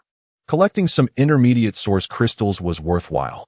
Even if he did not obtain any equipment, it would still enhance the level of the mech. As for rescuing people, he would consider it a secondary task. Well, perhaps we should refrain from going? Even if we did, it would be of little use. The four individuals who had descended from the helicopter with Lin Qianying spoke with a hint of disappointment and helplessness. In terms of personal strength, they feared no one present. But when faced with those mechanical creatures, they felt utterly powerless. Engaging those steel monsters unarmed was akin to striking a stone with an egg, only to become prey. Observing this, Zhang Tao stepped forward to comfort them. You four can rest in my home. You are quite safe here. Maintaining a good relationship with the military was indeed crucial. Although the military appeared somewhat diminished at present, it was merely because they had yet to unveil their true weapons. Mechanical creatures could not withstand the onslaught of artillery. Though the world was chaotic, Zhang Tao firmly believed that order would eventually be restored, with the military playing a pivotal role in that restoration. Please rest here. We cannot return now and must wait until dawn, Lin Qianying expressed her thoughts. All right, you go and rescue people. I will contact the higher-ups, and if there are new orders, I will inform you, the pilot addressed Lin Qianying. Very well. Then let us set off, Lin Qianying replied, turning her gaze towards Zhang Wei. He nodded in agreement. Just then, Zhang Tao interjected, Big brother. Zhang Wei interrupted before he could finish. You stay and watch the house. Fine, Zhang Tao conceded helplessly. He had hoped to accompany Zhang Wei to perhaps catch a whiff of the autumn breeze. After all, if Zhang Wei were to acquire any new equipment, even if he did not need it, he might casually toss it his way. At the very least, he could benefit from any discarded gear. As Zhang Wei and Lin Qianying disappeared from sight, Zhang Tao couldn't help but grumble inwardly. If you don't want me to be a third wheel, just say so. Man. Unbeknownst to Zhang Wei, he remained oblivious to Zhang Tao's complaints and would not have been affected even if he had known. With a clear conscience, he harbored no such petty thoughts. Throughout their journey, Zhang Wei remained quiet, refraining from using the afterburner to match Lin Qianying's speed.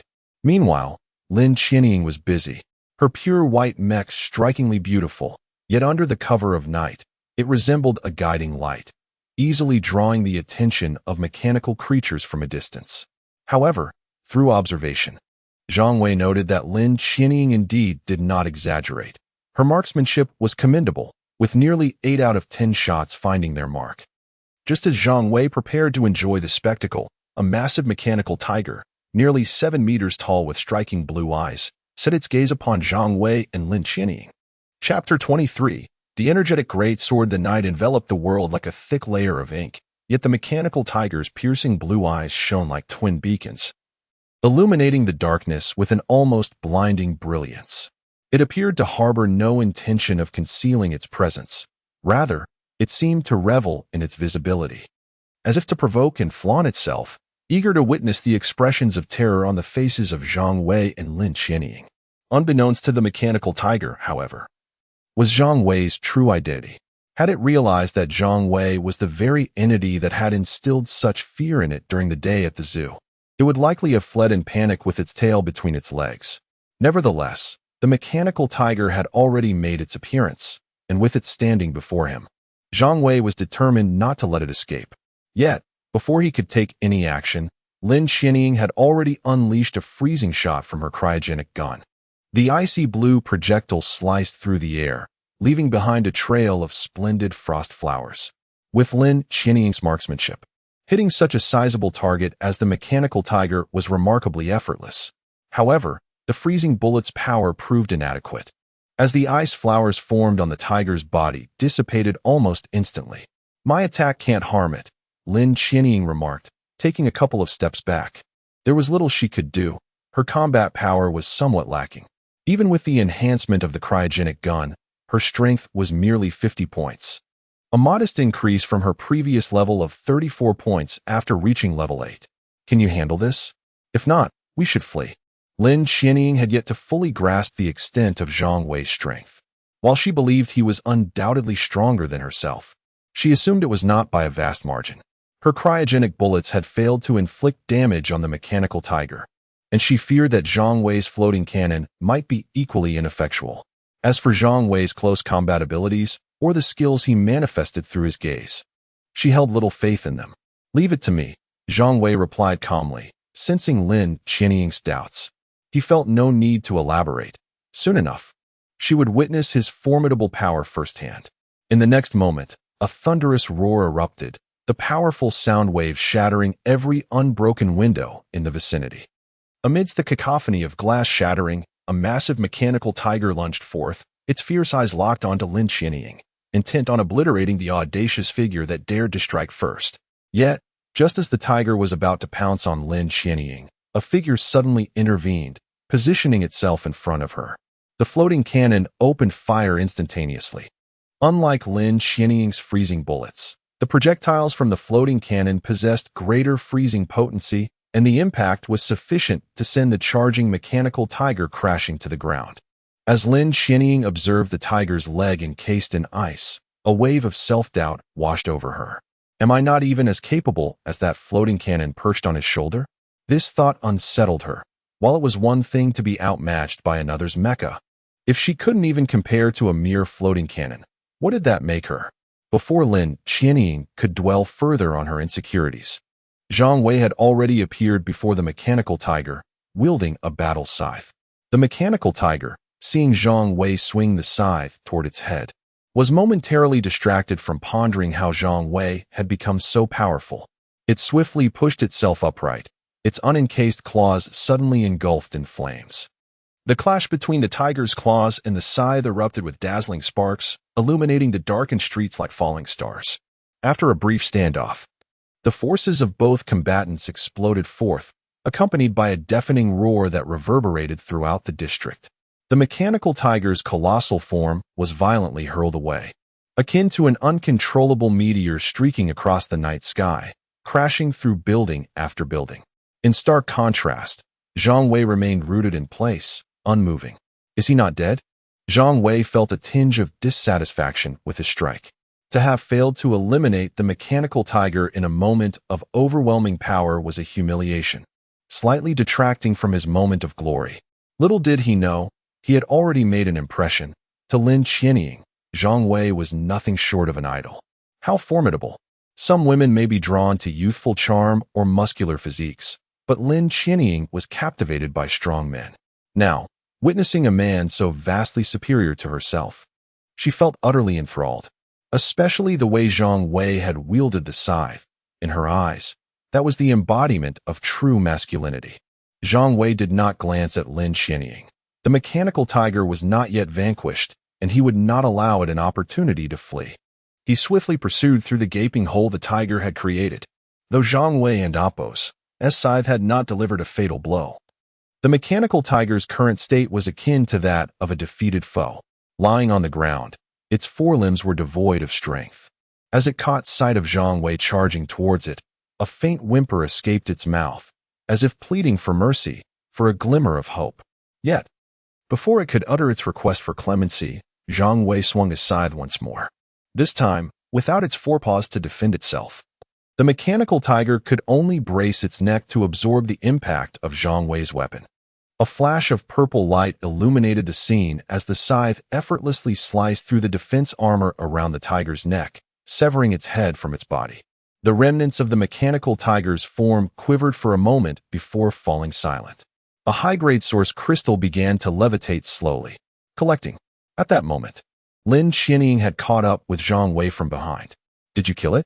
You're incredible," she exclaimed, her eyes filled with admiration. However, Zhang Wei, with his blue mechanical eyes, was oblivious to the expression she wore. "It was nothing much," Zhang Wei modestly replied. "What did you obtain?" Lin Qianying inquired, not out of greed for Zhang Wei's spoils, but rather out of curiosity regarding the treasures that such a formidable mechanical tiger could yield. "Let me check," Zhang Wei responded, retrieving the high-grade source crystal. He then activated the crystal, which chimed to reveal, acquired exceptional energetic greatsword. Energetic greatsword, exceptional, combat power 100 possesses extreme heat, aiding in the cutting of enemy armor. "That's a remarkable item," Lin Qianying gasped, aware that despite her limited experience with equipment, she recognized the greatness of the greatsword. "Hee. It's decent," Zhang Wei boasted, relishing in the glory of his newfound weapon. The increase in combat power alone surpassed that of his current scythe by a significant margin. In the next moment, he stowed away the scythe and equipped the energetic greatsword. The energetic greatsword was a two-handed weapon, measuring 8 meters in length, with a blade width nearing 1 meter and weighing twice as much as the scythe. However, this weight came with a commensurate increase in power. "I envy your melee weapons. They look so imposing," Lin Qianying remarked, a hint of envy in her voice. "You'll acquire excellent weapons too in due time," Zhang Wei reassured her, not merely to placate Lin Qianying, for he knew that ranged mecha weapons were equally powerful. They simply had yet to be revealed. "All right, I believe you. Let's move on," she replied. "Agreed," Zhang Wei nodded in affirmation. The fierce battle continued, with Zhang Wei's involvement being notably sparse. Most of the time, it was Lin Qianying who dashed about, rescuing countless individuals and receiving their gratitude. Zhang Wei did not bother to tally the thanks he had accumulated. However, he knew that his gains from the night far outweighed Lin Qianying's. In times of crisis, Zhang Wei seldom intervenes. Each of his actions is prompted by Lin Qianying finding herself ensnared in overwhelming peril. Thus, whenever Zhang Wei does take action, he invariably manages to vanquish throngs of mechanical creatures. However, the majority of the adversaries he dispatches are mechanical mice, yielding predominantly ordinary source crystals, while the mechanical birds offer only a meager supply of intermediate source crystals, as they swiftly flee at the slightest hint of danger. The sole advanced source crystal comes from the mechanical tiger, which presents just one singular gem. As dawn breaks, the chaos of the night draws to a close. When the sun fully rises, Lin Qianying receives a call from her companion, informing her of new orders from their superior. Consequently, Zhang Wei and Lin Qianying, with no time to assess their gains, hastily returned to Zhang Tao's residence. Chapter 24. "Miss, will you be my girlfriend?"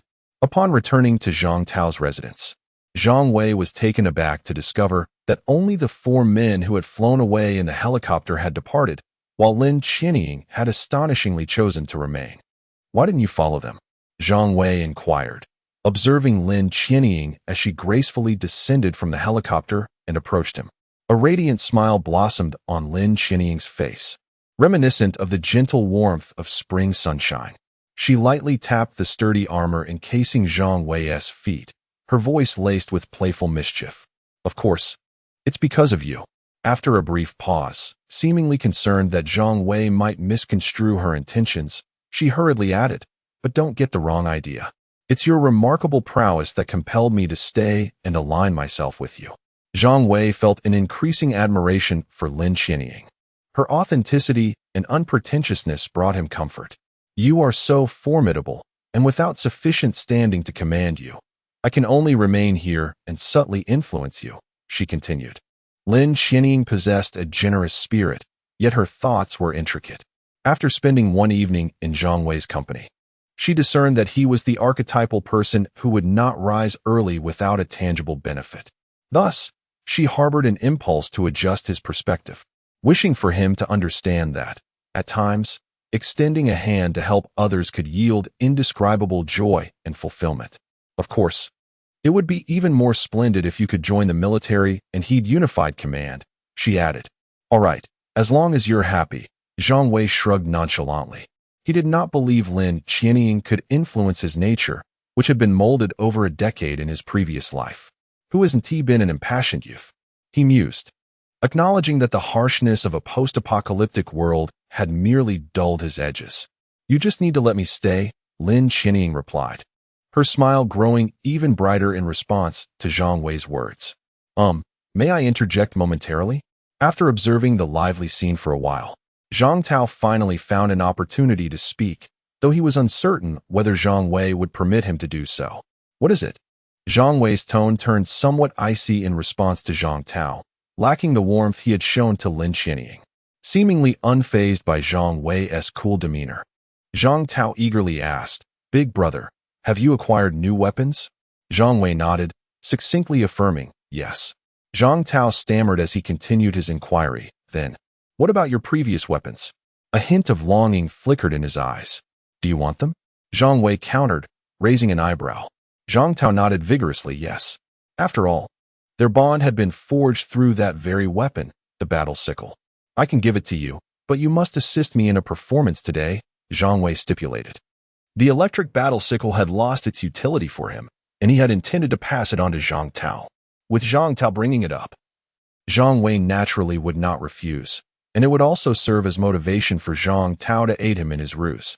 All right, big brother. Just tell me what to do, Zhang Tao exclaimed, patting his chest enthusiastically, eager to dive into the act. Having contemplated a plan in his mind, Zhang Wei took a moment to refine the details before elaborating. At that moment, both Zhang Tao and Lin Qianying listened intently. Once Zhang Wei concluded his proposal, Lin Qianying raised her hand eagerly, interrupting before Zhang Tao could respond. I want to join too. Both Zhang Wei and Zhang Tao turned to her in surprise. What do you intend to do? Zhang Wei was reluctant for Lin Qianying to become entangled in their scheme. As a woman brimming with a sense of justice, he feared she might disrupt their plans, especially since he intended to deceive. That Han Xiao must surely be a scheming temptress, right? How about I help you infuriate her? Lin Qianying suggested, eager to solidify her bond with Zhang Wei by quickly stepping into the role of a friend. Having listened to Zhang Wei's previous account, she was certain that Han Xiao was not a good person. Besides, Zhang Wei's actions were merely a test. If Han Xiao held genuine feelings for him, she would not fall for their trap, thus avoiding hurt. However, if she was indeed the deceitful type, then she deserved whatever consequences befell her. And Lin Qianying would not defend someone like her, even with her strong sense of justice. How will you provoke her?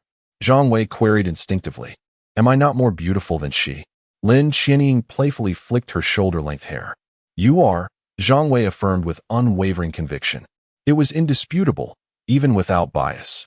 Lin Qianying was undeniably gorgeous. Then, if she truly is as you say, I will claim to be your girlfriend. How does that sound? Lin Qianying's playful spirit ignited. She had longed for a role in such theatrics. After all, she was also a young woman in her early 20s. Do as you please. Zhang Wei neither consented nor denied her proposal, yet he felt a sudden rush of warmth at the thought. This time, Lin Qianying was the one who grew impatient. So, it's settled. When do we set out? I think we should go now, Zhang Tao suggested eagerly. With both actors so keen, Zhang Wei decided not to delay any further. Half an hour later, Zhang Wei was the first to enter the neighborhood where Han Su resided. The area appeared even more dilapidated than before, evidently having witnessed some turmoil the previous night. Ignoring the piercing gazes that followed him, Zhang Wei sprinted straight towards Han Su's home. The house remained unchanged, with the cracks still visible. The tremors caused by Zhang Wei's frantic pace prompted Han Su and Han Xiao to peek out from their hidden spots to observe the situation outside. Upon recognizing Zhang Wei, Han Xiao's eyes welled with tears, betraying her previous night's terror. Zhang Wei, I'm here. She had completely forgotten Zhang Wei's earlier coldness, waving enthusiastically at him. Zhang Wei smirked internally as he hastened to her side. Zhang Wei, what happened to you? Are you hurt? Han Zhao's face was etched with concern, for Zhang Wei had deliberately muddied his armor. making it seem as though he had endured a fierce battle. Zhang Wei did not respond, merely shaking his head slowly. At that moment, the supporting actor made his entrance. Ha ha ha, Zhang Wei, where do you think you're running? A more intense tremor accompanied a boisterous laugh. Zhang Wei felt his heart skip a beat. The performance was overly theatrical, reminiscent of absurd villainous scenes from low-quality dramas. However, Han Xiao and Han Su did not share this view, for Zhang Tao's mech was impressively large, while Zhang Wei's 12-meter mech was already considerable. The newcomer towered at 17 meters. Humph. Zhang Wei scoffed, then turned to confront Zhang Tao. Before long, the two were engaged in a fierce struggle. However, the moment they clashed, Zhang Wei, clearly outmatched in size, found himself at a disadvantage. Han Xiao and Han Su watched in wide-eyed disbelief, unable to comprehend the unfolding scenario. As Zhang Wei was pinned beneath Zhang Tao, the latter declared, "Surrender your weapon, and I shall spare your life." "Do you mean what you say?" Zhang Wei gritted his teeth in response. Zhang Tao lifted his head with pride. "Of course. I, Zhang Tao, am the first heir of the Chuan City Mining Company. Would I deceive you?" "Very well," Zhang Wei growled, then retrieved the electric battle sickle from within the cargo hold. "Haha, very well. By the way, is that beautiful young lady your girlfriend?" Zhang Tao's gaze fell upon Han Xiao. However, before Zhang Wei could respond, Zhang Tao, having acquired the battle scythe, immediately stood up and rushed to Han Xiao. "Miss, would you be my girlfriend?" "I." Han Xiao was momentarily at a loss for words, unable to fathom that happiness could arrive so abruptly. Chapter 25. Zhang Wei, please stop your relentless pursuit. Suddenly confronted with a confession, Han Xiao found herself at a loss, her heart racing as if a herd of deer were bounding within her chest. The crux of the matter was that Han Xiao was acutely aware of who Zhang Tao was, a veritable scion of wealth. Moreover, in this apocalyptic world, the fact that Zhang Tao could effortlessly overpower Zhang Wei spoke volumes.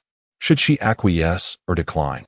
In truth, even if Zhang Tao's intentions were merely superficial or aimed at provoking Zhang Wei, would she truly be at a disadvantage? After all, as long as he remained entertained, she would likely be able to navigate this harsh world safely, wouldn't she? Furthermore, Zhang Tao would likely not mind her bringing her brother along, right? As long as she could secure enough benefits for her brother before his interest waned, what harm would it do? Just as Han Xiao was poised to agree to Zhang Tao, Zhang Wei interjected decisively. "Zhang Tao, stop dreaming. She has already stated that she only likes me." If Zhang Wei recalled correctly, this was a statement made by Han Xiao the previous day, merely embellished with an additional word, only.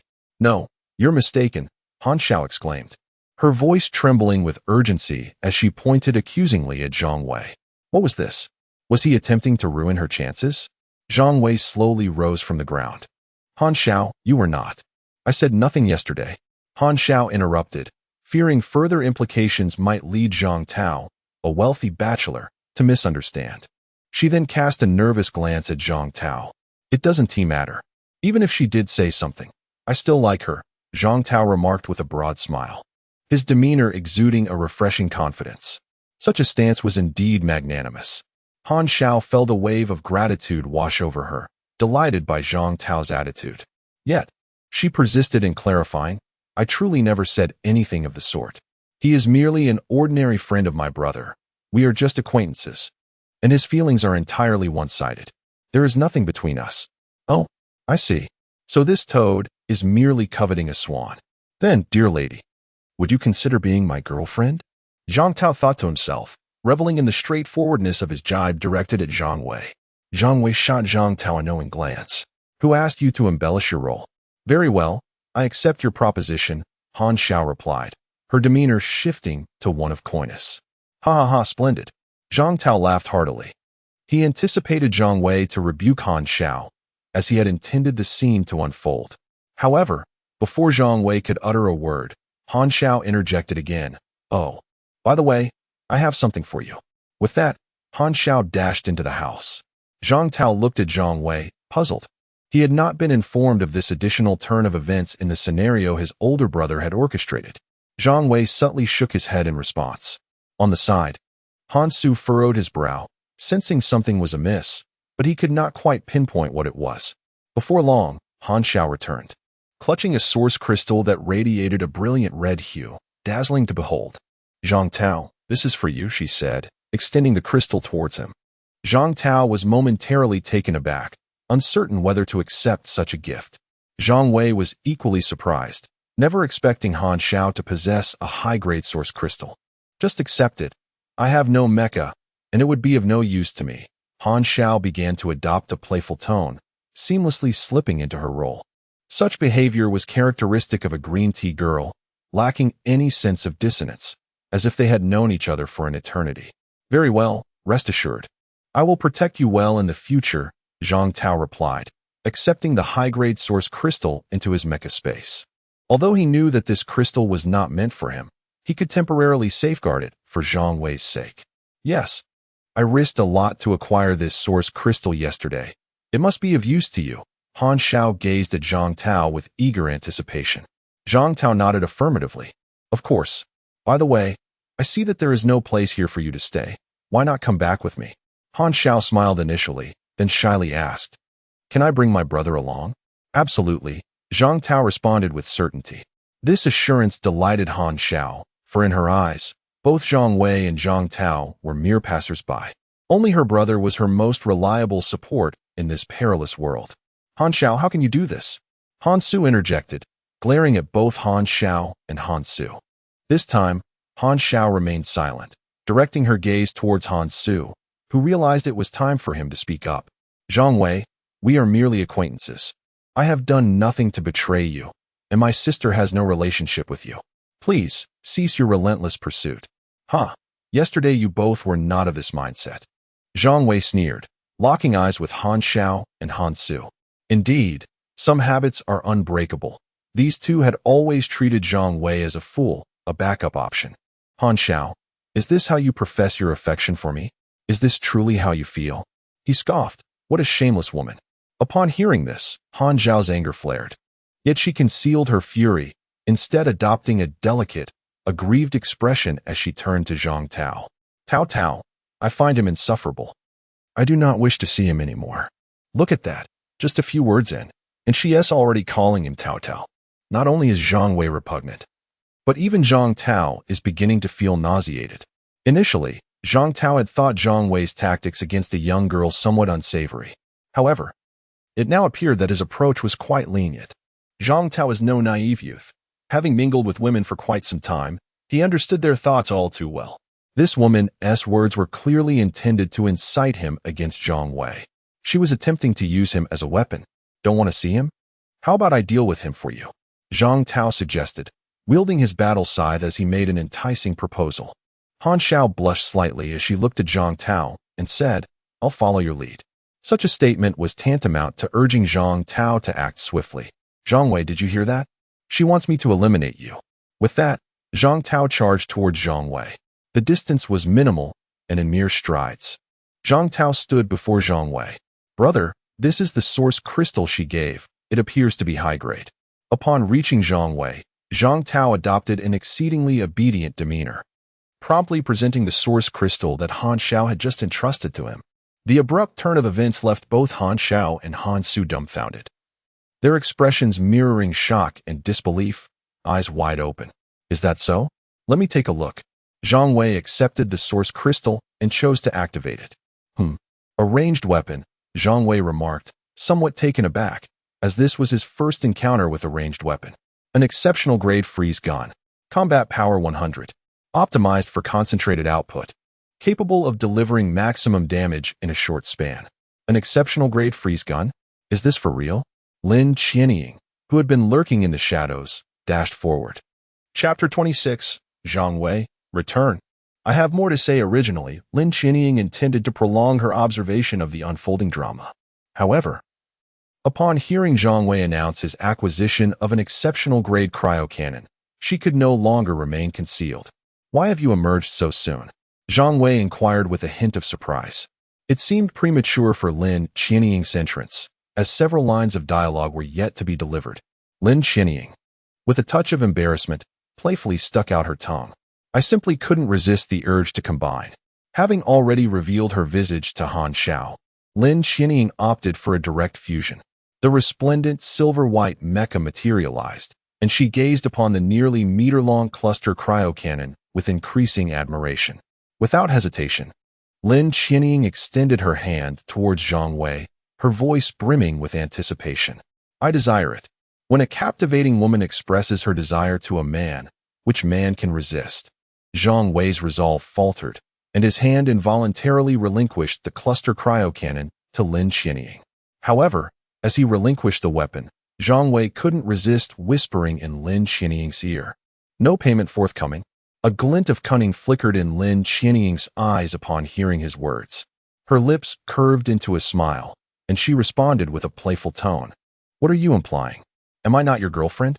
With that, she gleefully equipped the cluster cryo-cannon and entwined her arm with Zhang Wei's. The duo's movements were seamless, and despite the disparity in their mecha sizes, the scene exuded an air of natural harmony, as if it were meant to be. Zhang Tao observed the scene with a tinge of unease, feeling as though his own gains were the least substantial. After all, he was the most dedicated performer in this charade. Zhang Wei was taken aback by Lin Qianying's sudden embrace. There had been no prior mention of physical contact. Although they were both piloting mecha, the complete synchronization of nerves and machine meant that the mecha was an extension of their own bodies. And the tactile sensations were remarkably acute. Well, the mecha is a bit rough, but if it were my real body... Zhang Wei shook his head, chiding himself for succumbing so quickly. Besides, this was merely Lin Qianying playing along with his scheme. You. Han Xiao finally snapped out of her daze, her hand trembling as she pointed first at Zhang Wei and then at the other two. At that moment, she was rendered speechless by indignation. After regaining her composure, Han Xiao spoke once more. Zhang Tao, you are the young master of Chuan City mining. How could you acknowledge Zhang Wei, this pauper, as your superior? Your mecha is demonstrably superior to his. Han Xiao realized that the three of them were toying with her. So she abandoned all pretenses of weakness. To continue the charade would only make her appear more pathetic and ridiculous. However, she yearned to know the reason behind their actions. Who told you that my mecha surpasses my elder brother's? Zhang Tao retorted. Was it merely because his mecha was taller and larger? You have yet to witness my elder brother's true prowess. But Han Zhao's mind momentarily short-circuited. Was it not the case that the larger the mecha, the greater its strength? Her past experiences had taught her that the thicker and larger, the more enduring and potent. The phrase short and stout sounded appealing, but the actual sensation was far from satisfactory. Zhang Wei, what is the meaning of this? Han Su interjected, his brow furrowed as he fixed his gaze upon Zhang Wei. What meaning? Must I spell it out? Surrender your mecha core. Zhang Wei's tone was icy, and he had no desire to elaborate further. Han Su recoiled as if he had been stung, exclaiming, What do you intend to do with my mecha core? Mecha were the fundamental guarantee of survival for the siblings in this apocalyptic world. Han Su shuddered at the thought of life without one. Would he be reduced to procreating with Han Xiao day in and day out? Children could not be transformed into mecha, and besides, Han Su had grown weary of the activity. Zhang Wei remained silent, casting a glance at Zhang Tao, understanding the unspoken command. Zhang Tao hefted his war scythe and advanced towards Han Su. The shadow of the 17-meter-tall mecha enveloped Han Su, and the oppressive aura it exuded nearly suffocated him. Very well, I concede. Death in the future is preferable to immediate demise. Han Su was capable of recognizing reality. Zhang Wei's heart was as cold as ice. He believed he had already shown sufficient mercy. In his previous life, Han Xiao had seized Zhang Wei's mecha core, and Han Su had plunged a knife into his stomach. Now, Zhang Wei was merely confiscating Han Su's mecha core, refraining from inflicting any physical harm.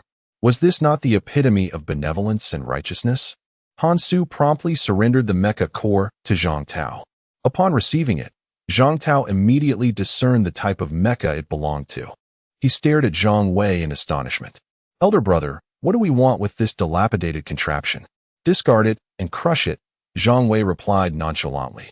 To his surprise, Zhang Tao took him at his word.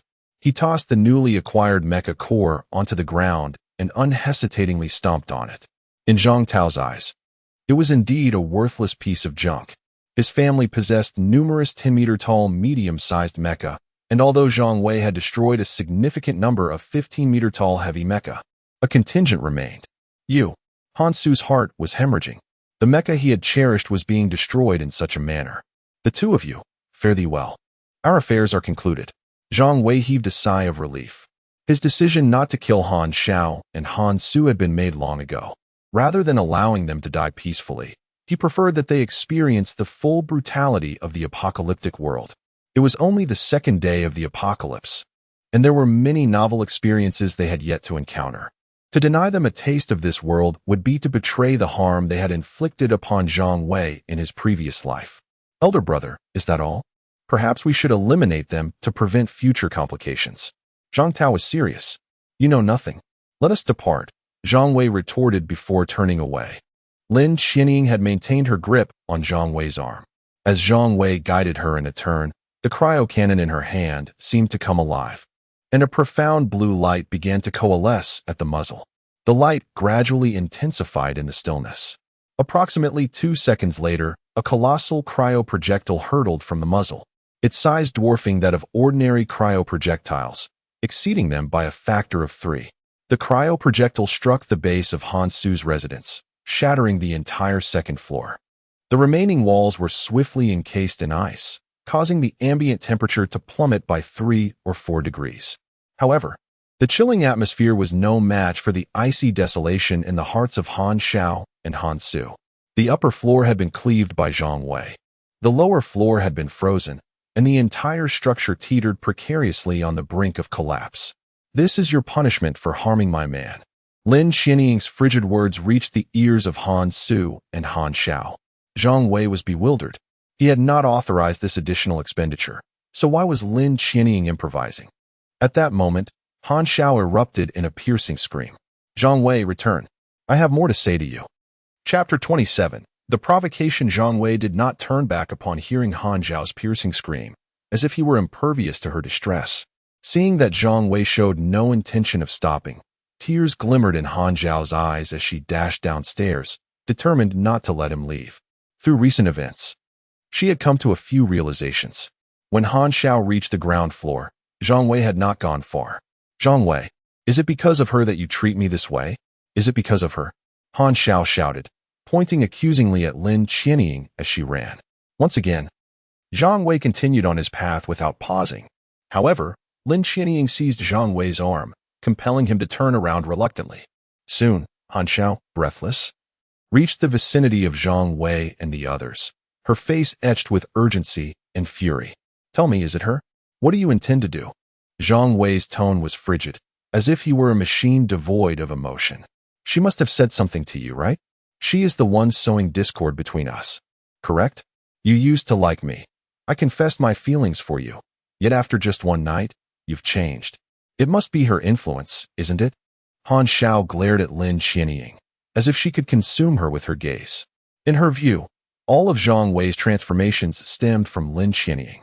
Huh. You weren't saying that just a moment ago, Lin Qianying interjected coldly before Zhang Wei could speak. She had witnessed the recent events unfold firsthand. Don't say a word. You green tea BTCH. If it weren't for your meddling, Zhang Wei wouldn't be treating me like this. Han Zhao's animosity toward Lin Qianying was palpable. Why did Zhang Tao obey Zhang Wei so unquestioningly? What kind of person was Zhang Tao? And how could someone as beautiful as Lin Qianying become Zhang Wei's girlfriend in just one night? All of this pointed to one undeniable truth: Zhang Wei was formidable, far beyond Han Zhao's comprehension. It was precisely because of this strength that Lin Qianying, upon realizing Zhang Wei's affections for her, chose to instigate conflict, orchestrating the drama that unfolded today. Her intent was to test Han Xiao. Unfortunately, Han Xiao could not withstand the challenge, yet she refused to introspect, instead placing all blame on Lin Qianying.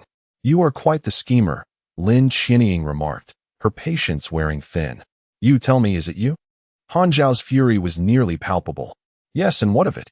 Lin Qianying admitted, though it mattered little, for Han Xiao had already constructed her narrative in her mind. What will you do? I acknowledge my faults, but are you truly innocent? You followed Zhang Wei after merely a day of acquaintance. What are you? Did Zhang Wei gift you your mech? This was the crux of Han Zhao's ire. After all, she and Zhang Wei had known each other for some time. Zhang Wei had once harbored feelings for her. If not for Lin Qianying's interference, that splendid mech would have been hers. In Han Xiao's eyes, Lin Xianying not only usurped Zhang Wei, but also stole her rightful mech. You are truly cunning, you scheming BTCH. The more Han Xiao pondered, the angrier she became, her words growing increasingly rude. Lin Xianying was genuinely incensed by Han Xiao's words. She tightened her grip around Zhang Wei, pulling him closer. A radiant, justice-driven young lady like herself, accustomed to admiration, had never before been called a green tea BTCH or a schemer. Speak up, why are you silent? Han Xiao demanded loudly. Lin Xianying's silence made Han Xiao feel as though she had gained the upper hand. Suddenly, Lin Xianying turned to Zhang Wei. I wish to do something. Go ahead and do what you desire, Zhang Wei replied indifferently, having surmised her intentions. In his heart, Han Xiao had already become a complete stranger, and he felt no inclination to intervene in whatever Lin Xianying planned for her. Very well, Lin Xianying acquiesced. To everyone's astonishment, she disassembled her mech and approached Han Xiao. The moment Lin Xianying unleashed her palpable aura, Han Xiao's previously defiant demeanor was immediately subdued. Your mouth is filthy. It needs to be disciplined, Lin Xianying said as she stood before Han Xiao and slapped her across the face without hesitation. Taken aback, Han Xiao had never anticipated that Lin Xianying would dare to strike her, especially when Lin Xianying was clearly in the wrong. Your heart is even filthier. Lin Xianying struck again. The blows balanced out the redness on both sides of Han Xiao's face. You vile BTCH, I will not let this go. Only after receiving 2 slaps did Han Xiao finally react, lunging at Lin Xianying. Yet, she was unaware of the caliber of her opponent. Lin Xianying was a soldier, more than capable of fending off ordinary men. As Han Xiao lunged toward Lin Xianying, she merely sidestepped, causing Han Xiao to land face first on the ground, her pretty face colliding intimately with the earth. Ah! A shrill scream erupted from Han Xiao's lips. When she lifted her head, her face was smeared with blood. Zhang Wei, are you just going to watch her bully me? Han Xiao gazed up at Zhang Wei, tears welling in her eyes. You wish to die? I won't stop you, Zhang Wei replied, his tone as frigid as ice, devoid of any emotional turmoil. Compared to his past experiences, Han Xiao's minor injuries were insignificant, far from enough to provoke any concern. Zhang Tao observed Zhang Wei, silently noting his attitude. In his estimation, Han Xiao must have deeply wounded his brother. Otherwise, given his brother's strength, why would he intentionally target this woman? He resolved to ensure these two received special attention moving forward. Do you truly not care about me? Han Xiao's voice was filled with despair, akin to a woman cruelly abandoned by her lover. Zhang Wei felt a surge of displeasure. This scene inexplicably stirred memories within him. Even if you disregard me, what about Han Su? He is your best friend. You destroyed his mech. Why not get him another? Upon hearing Han Xiao's words, Zhang Wei finally comprehended the source of his DJVU ha. Zhang Wei could not suppress his laughter. The requests Han Xiao had previously made echoed in his ears. I just said, don't court disaster. Isn't it better to stay alive? Zhang Wei leaned down. The immense pressure from the mech bore down on Han Xiao, rendering her momentarily speechless.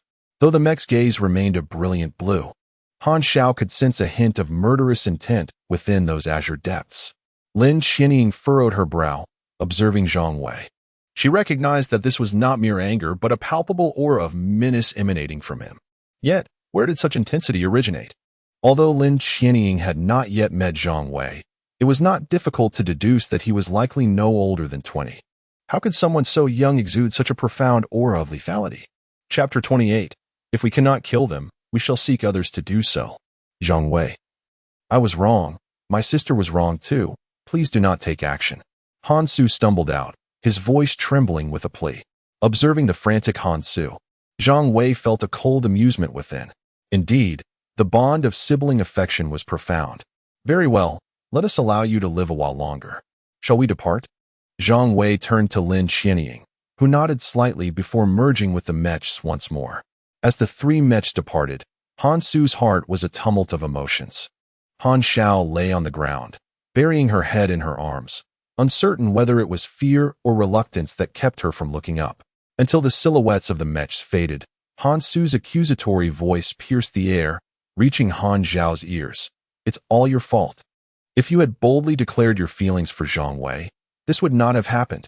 In utter disbelief, Han Zhao shot up. It's my fault? You dare blame me? If you had the capability, would I be in this position? Who was I doing this for? Han Su was rendered speechless. Enough. We cannot linger here. It is too perilous, and returning home is not an option. Let us find a place to tend to your wounds. Han Su gently comforted Han Zhao, pulling her up. Was Han Su truly so patient?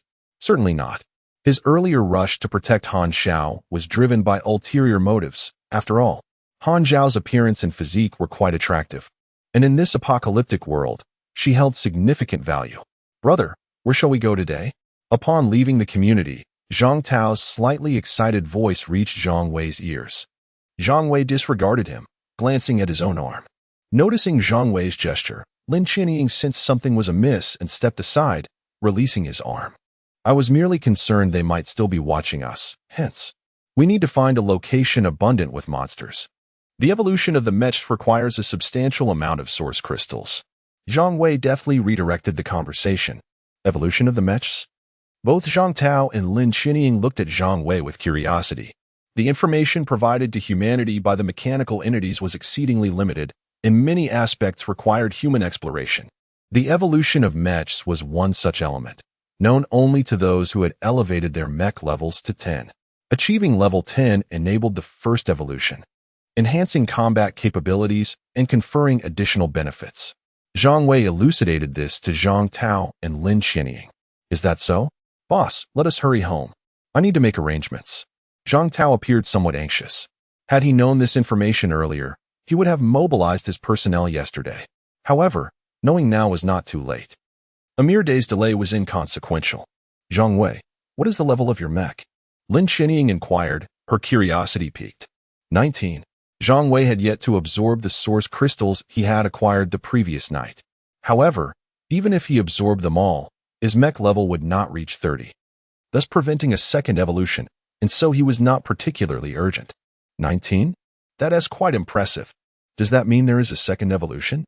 If your level increases by one more, will that suffice? Lin Qinying gazed at Zhang Wei with childlike wonder. Zhang Wei slowly shook his head. Indeed, there is a second evolution, but it requires a mech level of 30. How do you know so much? This was the true motive behind Lin Qinying's inquiry. From the moment she interacted with Zhang Wei, she sensed he possessed knowledge that eluded others, maintaining a calm demeanor in the face of danger. Thus, her curiosity was genuine. Crucially, the information Zhang Wei held was of immense significance to the military. This is a secret. You may relay what I have said to the military. Zhang Wei discerned Lin Qinying and Apos' intentions. What else can be shared? Lin Qinying was already poised to jot down notes. After pondering briefly, Zhang Wei continued. The mechanical creatures on land, even those that fly, are not as fearsome as they seem. It will not take long to establish a secure zone. What you truly need to be wary of are the mechanical creatures in the ocean, especially those that once resided in the deep sea. Even Zhang Wei felt a shiver at the thought. In his past life, under military efforts, secure zones were swiftly established. It was precisely because of this that Zhang Wei managed to survive for 2 years without a mech. However, when the oceanic mechanical beasts emerged from the depths, everything changed. Humanity's fortified walls could not withstand their onslaught. As for the entities even more formidable than the oceanic mechanical creatures, Zhang Wei refrained from mentioning them. Disclosing such information would only serve to demoralize humanity and offer no benefit. And what else? Lin Qinying's tone grew considerably more somber. After battling the mechanical monsters, she too had recognized that the land-based creatures were indeed manageable, provided their combat capabilities met the standard and their minds remained calm. They could face ordinary mechanical beings with minimal effort. Thus, Zhang Wei's assertion that secure zones could be cleared in a short time was accurate. However, when Zhang Wei mentioned marine creatures, Lin Qinying envisioned the terrifying sight of oceanic mechanical beasts surging forth from the water. How horrifying! What would it look like when swarms of mechanical shrimp and crabs assaulted the secure zone? The sight of mechanical rats scattering across the land was already spine-chilling. How could one contend with 1,000-fold of lobsters? What form would the once mighty oceanic creatures take once mechanized? Is there anything else? Nothing for now. And do not harbor such overwhelming curiosity, it is dangerous. Zhang Wei cautioned Lin Qianying. Excessive curiosity about such information, as well as future inquiries regarding mechanical creatures, could indeed be perilous. Oh, understood. Perhaps due to her merging with the mech, Lin Qianying's response carried an unexpectedly girlish tone. Ah, I shall seek vengeance. I must avenge myself. I will not allow them to live in peace. Within a residential building, Han Xiao screamed vehemently. Han Su, tending to her facial wounds, frowned in silence. Han Xiao's face, having met the ground too intimately, bore significant abrasions on her right cheek, and healing would take time, even after recovery. Unsightly scars were likely to remain. For a woman, this was no trivial matter. However, could vengeance be merely spoken of? Han Su understood well. They were far from being able to seek revenge, as survival was their primary concern. Han Su, will you help me? After shouting for an eternity without a response from Han Su, Han Xiao glared at him, awaiting his answer. Of course, you are my sister. How could I not assist you? But we must think carefully about our course of action. And what course of action shall we take? If we cannot kill them, we shall find others to do so. Find others? Who? Han Su looked at Han Xiao in confusion. Suddenly, she picked up her phone and began to manipulate it. The device still had network access. This person. Han Xiao turned the screen towards Han Su. Upon seeing the image on the screen, Han Su's pupils dilated in surprise. Is that a snake? Han Xiao nodded vigorously. Yes, this is a message from a pet shop owner. This mechanical snake is his pet. If we align ourselves with him, he will help me exact my revenge. Han Xiao spoke with venomous intent, her face twisted with resentment. This information was a gem she had unearthed after a night of searching through her phone. Had she been able to align with the capable and young Zhang Wei, she would never have stooped to serving an older man. However, at this moment, Han Xiao is acutely aware that she has no alternatives. Chapter 29, Collision with the Ball. When shall we go? After a brief moment of contemplation, Han Su, with a grave expression, addressed Han Xiao. At present, the siblings possessed nothing. Even their temporary refuge was fraught with the peril of being hunted by mechanical monstrosities. Since Han Xiao had pinpointed their destination, it was only prudent to act swiftly. Help me find a scarf to cover my face. We shall depart at once. Han Xiao, eager for vengeance, could scarcely bear to wait another moment. Very well. A mere 10 minutes later, the siblings cautiously exited their makeshift sanctuary. Fortunately, Han Xiao's mentioned pet shop was not far from their location. The dilapidated street was rife with lurking mechanical beasts, yet with sufficient caution and a stroke of good fortune, they could traverse the area without immediate threat to their lives. Perhaps Han Xiao had exhausted her bad luck for the day, for after approximately 2 hours, they finally beheld the pet shop sign. We found it. Han Xiao exclaimed softly, her excitement palpable as she gazed at the intact sign, a stark contrast to the other shattered storefronts lining the street. This suggested that the establishment possessed some degree of resilience. Let us hurry. Han Xiao surveyed their surroundings, and upon confirming the absence of mechanical creatures, she swiftly grasped Han Su's hand and dashed toward the pet shop. However, as they reached the entrance, Han Xiao's steps faltered. As if immobilized, her legs trembled. Through the glass door, they beheld a colossal steel serpent, its massive head sufficiently large to obscure the entire storefront. At that moment, the serpent's 2 azure eyes, as large as barrels, were fixated upon the siblings. An invisible force seemed to grip Han Xiao's heart, rendering her nearly breathless. Had she not been holding Han Su's hand, she likely would have collapsed in fear. Facing this steel creature was far more daunting than confronting a mech. In Han Xiao's mind, the steel serpent was 100 times more terrifying than Zhang Wei. Visitors so early in the day? A languid voice interjected. A disheveled man with stubble ambled into view, positioning himself before the serpent's head. Boss Wei, hurry inside. Upon spotting Han Xiao, his eyes lit up with eager hospitality as he swung the door wide open. Boss, I can't believe what you mentioned in the group chat is true. It's so enormous. Han Xiao, mustering her courage, entered the pet shop and immediately lavished praise upon the steel serpent, her tone tinged with awe. The man, upon hearing her soft yet slightly flirtatious voice, felt electrified, his spirits soaring. Hey, Isn't it impressive? What brings you here? My name is Han Xiao, and this is my brother Han Su. We have come to seek your aid. Han Xiao stated her purpose.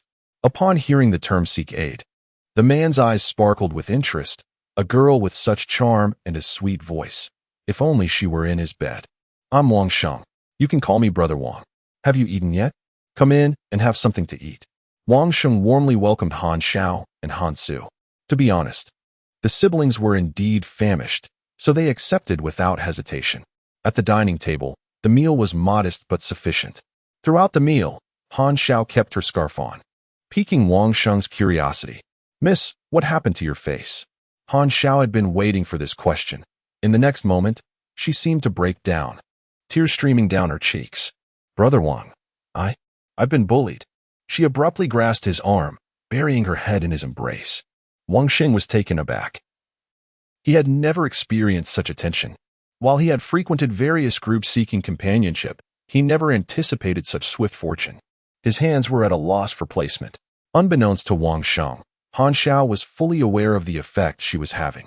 She looked up and took hold of Wang Sheng's hand. Brother Wang, you must help me take revenge. As she spoke, she pulled his hand closer to her. When Wang Sheng felt the softness of her touch, his heart soared. Tell me, who bullied you? Your brother Wang will avenge you. Our Dehua is formidable and can command the smaller creatures. Wang Sheng's words were not mere bravado. Dehua, the steel serpent, was indeed an impressive creature, measuring 10 meters in length and capable of commanding the smaller mechanical creatures within the shop. Brother Wang, really? Aren't you going to ask who bullied me? Han Xiao batted her eyelashes, tears glistening on her lashes, capturing Wang Sheng's attention. As he gazed at the enchanting girl before him, he felt an overwhelming urge to whisk her away. What is there to ask? Even the most powerful mechanical beasts are no match for Dehua. Just tell me who it is, and I'll ensure they feel my wrath. Brother Wang, you are so kind. Han Xiao refrained from revealing the identity of her aggressors, instead pulling Wang Sheng's hand deeper into her grasp. Wang Sheng was struggling to contain his excitement. Unexpectedly, Han Xiao's grip loosened, and she exclaimed, "Ah, Brother Wang." Her voice trailed off, laced with a melodious lilt. Seeing her alluring demeanor, Wang Sheng involuntarily drew in his stomach, unaccustomed to such treatment. Realizing his reaction, Han Xiao nestled closer into his embrace, whispering softly, "Tonight, I will keep you company, Brother Wang. You must protect me." Wang Sheng's eyes widened. The implication was clear. Moreover, her proximity was a tad excessive, bordering on an infringement. Nevertheless, he welcomed her advances with open arms. All right, but you haven't told me who dared to bully you. Anyone who dares to harm my woman is courting death. Enthusiastic and determined, Wang Sheng was eager to exact revenge and move forward. Han Xiao appeared somewhat bashful. Brother Wang, perhaps we should let it go. They are quite powerful. I do not wish for you to be in danger. That won't do. Just tell me who it is and where they are. Wang Xing was clearly unversed in strategic thinking, oblivious to the art of allure. Their mechs are formidable, equipped with advanced weaponry. Although Dehua grows stronger by consuming such machines, it may still be perilous. Let us focus on living peacefully at home, shall we? Han Xiao stoked the flames of urgency, leveraging information she had gathered the previous day. Wang Sheng became increasingly agitated. Really? Then we must confront them. He understood that Han Xiao's information was credible. Dehua had not always been so powerful. It had gained its prowess after devouring several mechs and acquiring new skills. If it could consume more, its strength would multiply, ensuring a more carefree existence for him in the future. Are we truly going? Have you heard of Zhang Tao from Chuancheng Mining? Who did you say? Zhang Tao? Wang Xing's body jolted at the mention of the name. Chapter 30, Brother. Something's amiss, Brother Wang. You're hurting me. Han Xiao exclaimed, withdrawing her hand and giving it a gentle shake. However, as soon as she finished, her small hand inadvertently pressed against Wang Xing's chest again, drawing circles rhythmically. This movement rendered Wang Xing momentarily docile, his face visibly relaxing into a comfortable expression. Are you all right? I didn't mean to. I just got a bit carried away. I've certainly heard of Zhang Tao. He's just a spoiled rich kid. Yes, he bullied me, stealing a valuable piece of equipment and ruining my brother's mecha. Han Zhao's voice trailed off, and upon recalling her distress, tears began to flow uncontrollably. Seeing this, Wang Sheng felt a pang of sympathy and gently wiped her tears away, whispering comforting words, "Sister," regardless of who he is. "Brother Wang will ensure we get an explanation today. Have you eaten? If so, let's go find them now." Han Xiao looked up, her eyes shimmering with gratitude as she softly replied, "Brother Wang, you are truly kind to me. Of course, good sister. If you come to me for help, how could I possibly treat you poorly?" Han Su observed the tender interaction between the two, uncertain of the emotions swirling within him, yet he refrained from interjecting.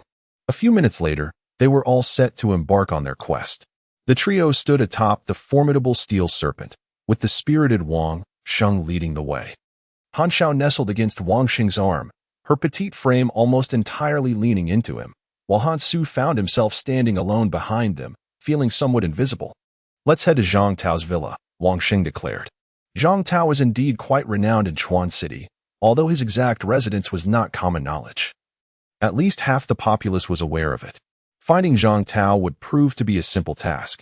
As they journeyed, the loyal followers of the Steel Serpent kept watch, eliminating any mechanical creatures that crossed their path without requiring further intervention from the beast itself.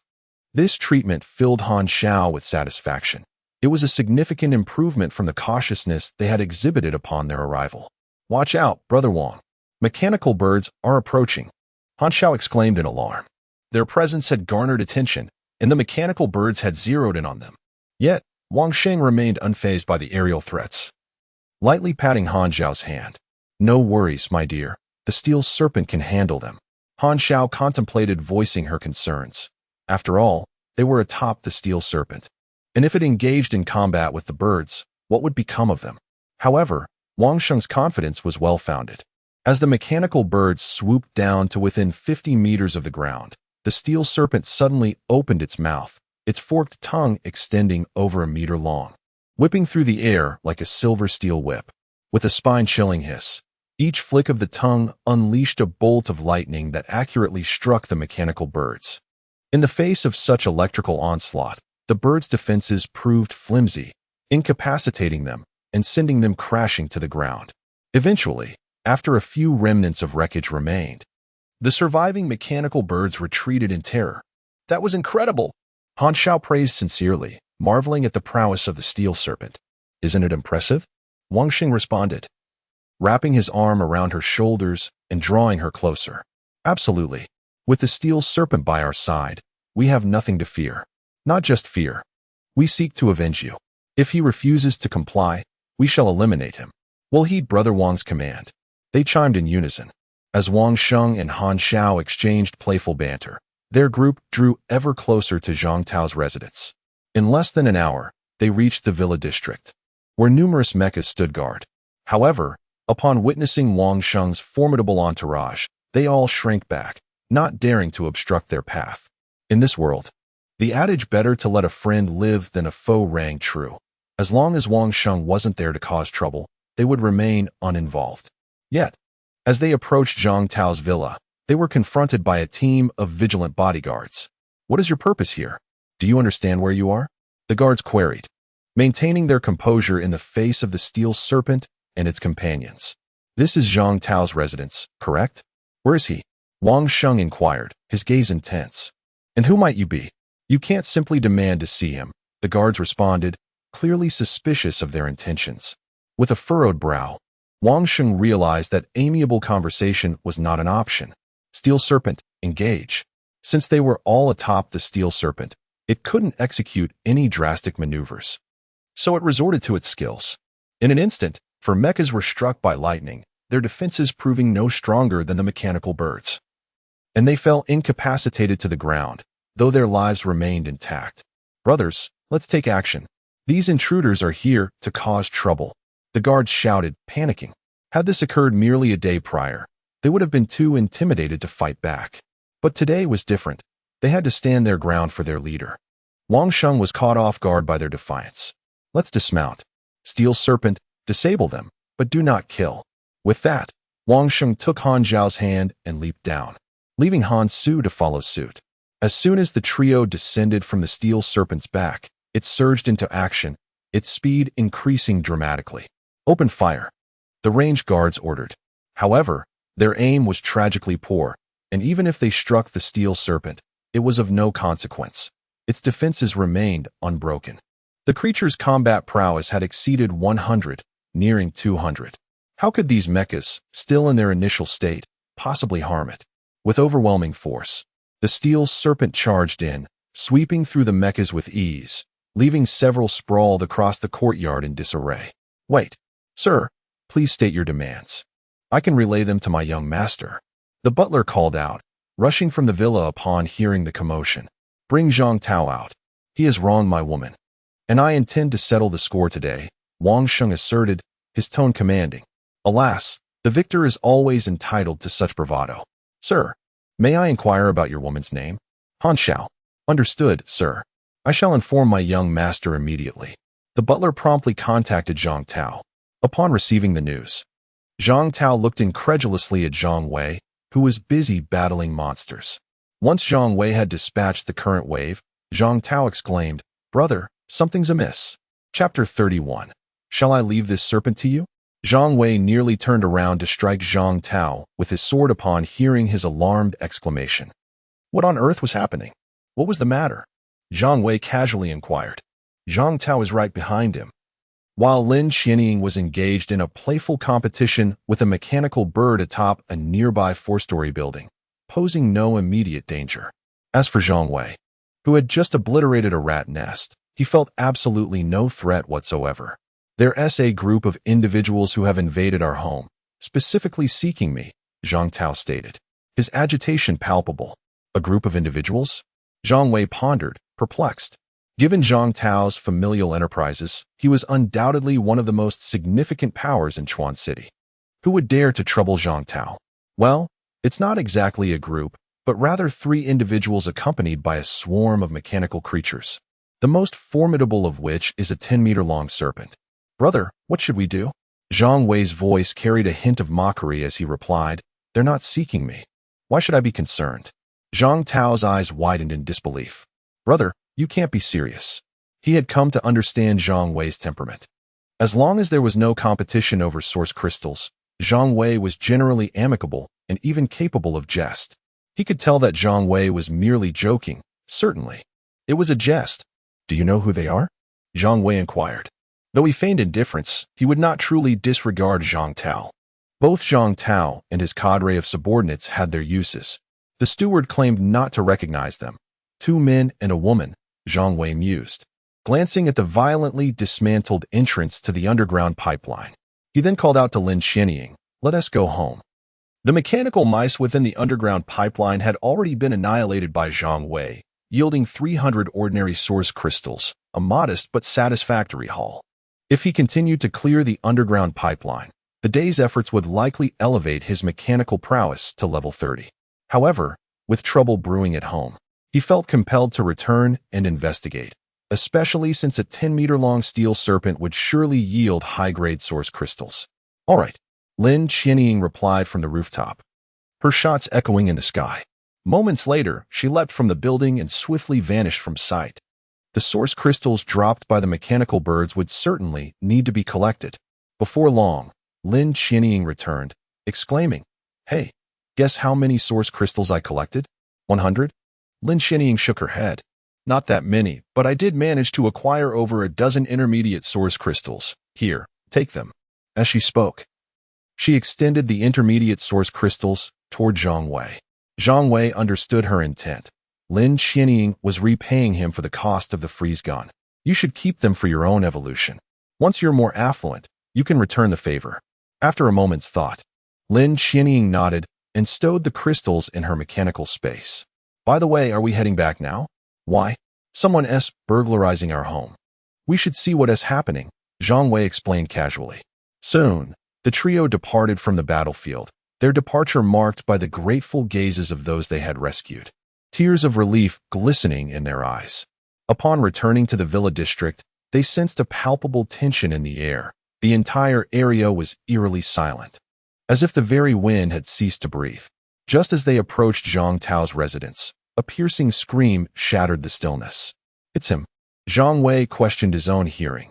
If he wasn't mistaken, That was Han Zhao's voice. What was she doing here?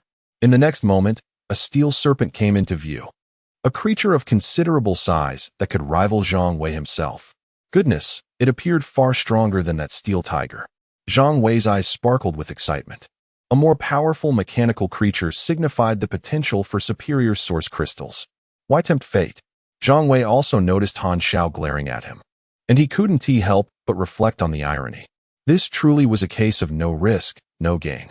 Zhang Wei had intended for Han Xiao to experience the Apocalypse's challenges, yet on merely the second day of this new world, she was already recklessly leaping about before him. A considerable test for Zhang Wei. The effort to suppress his murderous intent was excruciating. You must be Zhang Tao? Is it you who has wronged my woman? At that moment, Wang Sheng pointed accusingly at Zhang Tao, believing himself to be the protagonist, eager to showcase his dominance. Why target Zhang Tao? His mech appeared the most imposing. This woman, Lin Qianying began, tugging at Zhang Wei's arm, her words trailing off. As a woman with a strong moral compass, she found it challenging to articulate her thoughts on someone like Han Xiao. In less than half a day, she had already entangled herself with 3 men, first favoring Zhang Tao, then Zhang Wei, and now this middle-aged man. Zhang Wei refrained from commenting. Reflecting on it, he realized that in his past life, Han Xiao had indeed behaved in this manner. However, under the combined deception of Han Xiao and Han Su, he had lacked concrete evidence and, fueled by his affections for Han Xiao, never delved deeper. In hindsight, he considered himself quite foolish. Not speaking, you flower. Wang Sheng, sensing his humiliation as no one acknowledged him, decided it was time to show Zhang Wei and his companions a thing or two. Wait, I am indeed Zhang Tao, but I have not wronged your woman. That would be my brother. Zhang Tao gestured toward Zhang Wei. Although Zhang Tao's mech appeared formidable, it was little more than a decorative facade. Aside from the scythe he wielded, he possessed no truly effective equipment. Engaging the steel serpent was the last thing Zhang Tao wished to do. Wang Sheng looked at Han Xiao, puzzled. Noticing his gaze, Han Xiao immediately clung to Wang Sheng's arm. Brother Wang, they are all involved. Upon hearing this, Wang Sheng didn't press further. He was there to stir up trouble. After all, one more person or two didn't matter. Did you hear that? You 3 are implicated. Hand over your equipment and come apologize. Zhang Tao was momentarily taken aback. While he could not contend with the serpent, it was uncertain whether it could even withstand Lin Qianying. How dare this fellow challenge his brother?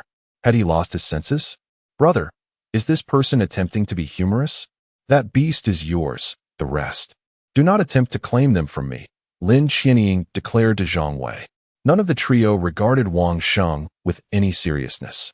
Zhang Wei surveyed their surroundings and nodded to Lin Qianying. All right. And what about me? Zhang Tao pointed to himself. Feeling somewhat dissatisfied with the allocation between Zhang Wei and Lin Qianying. Shall I leave this serpent to you? Zhang Wei turned his face toward Zhang Tao. Chapter 32. Her life and death. I decide. Do you understand? Perhaps not, Zhang Tao chuckled, indicating that he was merely an observer and had no intention of competing for the source crystals. The allocation among Zhang Wei and his companions was filled with mirth, yet it infuriated Wang Sheng to no end. Were these 3 blind? Did they not see the numerous mechas strewn across the ground? Wang Sheng's anger grew as he felt disregarded by Zhang Wei and his companions. Dahua, eliminate all 3 of them, he commanded with determination. After all, in this apocalyptic world, what was the harm in taking a few lives? Moreover, since Zhang Tao, a privileged heir, had crossed him, it was imperative to eliminate him. Otherwise, he would surely retaliate. It would be far simpler to kill them all and use their remains as nourishment for Dahua. Upon hearing Wang Sheng's orders, Han Zhao's eyes sparkled with excitement, a thrill of vengeance swiftly blooming within her. In the next moment, Dahua lunged at Zhang Wei. Simultaneously, Lin Qianying opened fire without hesitation, unleashing a torrential downpour of freezing projectiles upon the mechanical creatures surrounding them. Observing this, Zhang Tao swiftly withdrew from the battlefield. Yet a couple of oblivious creatures still set their sights on him. Sistering, I'm not trying to steal the kill. They came at me. Zhang Tao shouted to Lin Qianying as he swung his battle scythe. Lin Qianying remained silent, preoccupied with the numerous monsters she had to contend with. Zhang Wei stood still, and as Dahua's massive form loomed over him, his floating cannons unleashed a barrage of fire.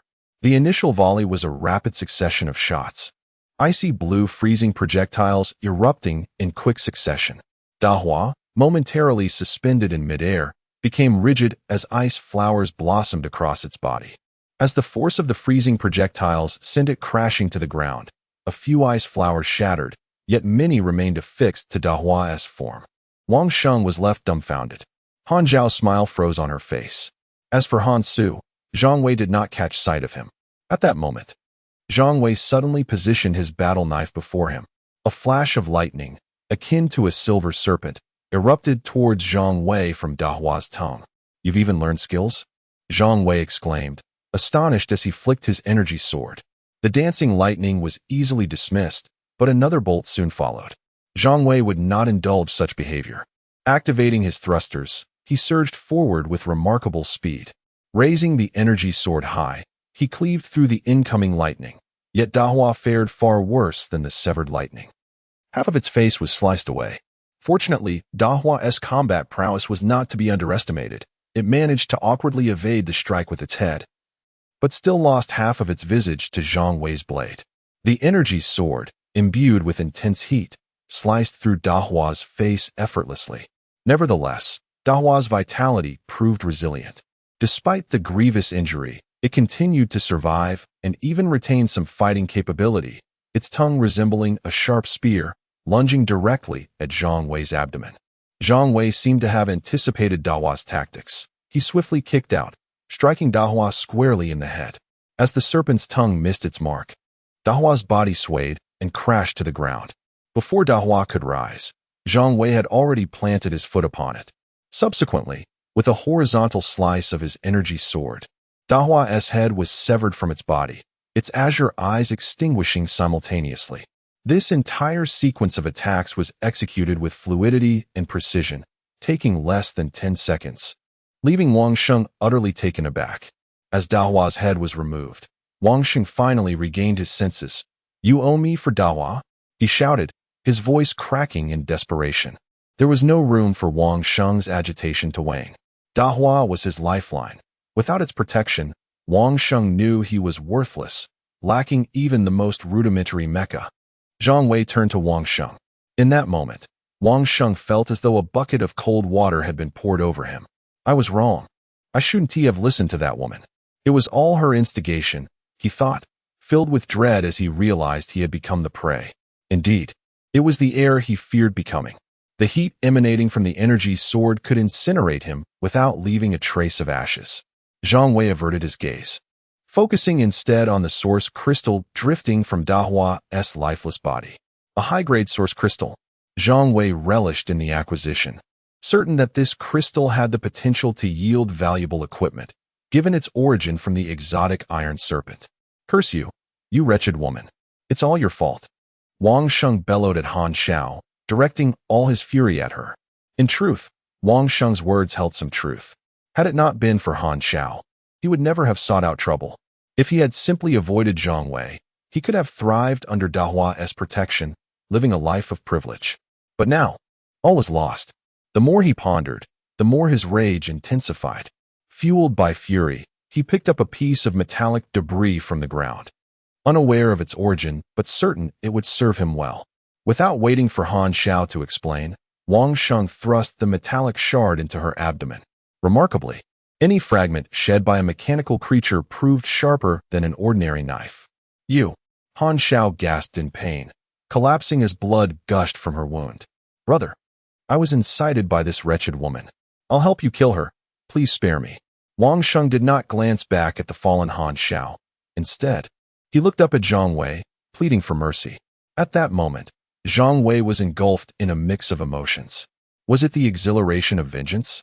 Watching Han Xiao's life ebb away, he felt no joy in her demise.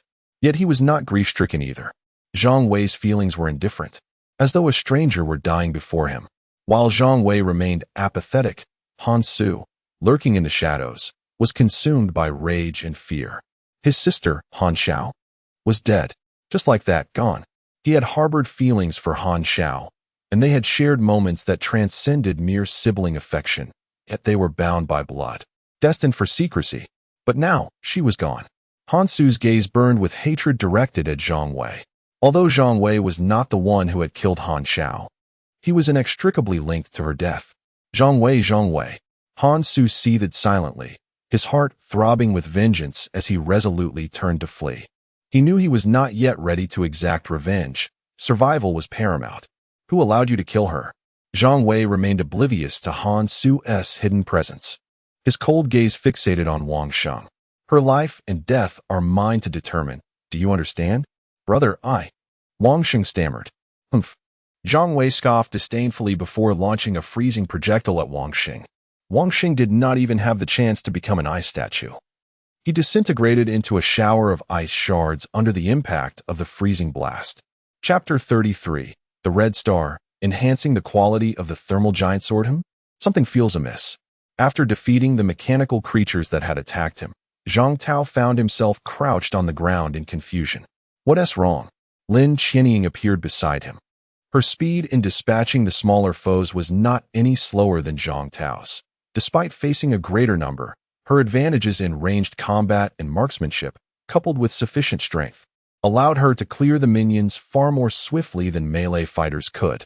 Zhang Tao pointed at the shards of ice scattered on the ground and earnestly remarked, "It is said that one often experiences unpleasant physiological reactions after taking a life. Why am I not feeling that?" Lin Qianying kicked Zhang Tao lightly on the ankle. "You didn't kill anyone, and these are merely fragments of ice. There's nothing gory about it. What are you expecting in terms of physiological response?" True enough, Zhang Tao suddenly realized. "Stop joking around and help." Zhang Wei interjected with irritation, noting the many mechas still lying on the ground. "What are we going to do about them? How do we help?" Zhang Tao spread his hands in a gesture of helplessness. They were all incapacitated by that snake. What other options do we have besides waiting for them to recover on their own? Here, give them each 2 source crystals, Zhang Wei instructed, handing Zhang Tao some ordinary source crystals. Zhang Tao, as if discovering a new world, sprang to his feet, exclaiming, "Source crystals can be used this way? As long as the mechas were not completely destroyed, they could utilize source crystals for recovery." This was no secret. Zhang Wei was more than willing to share this information with Zhang Tao. "Great," Zhang Tao said eagerly, taking the source crystals and distributing 2 to each of the downed mechas. "By the way, brother, that Han Su is missing. There were 3 of them when they arrived.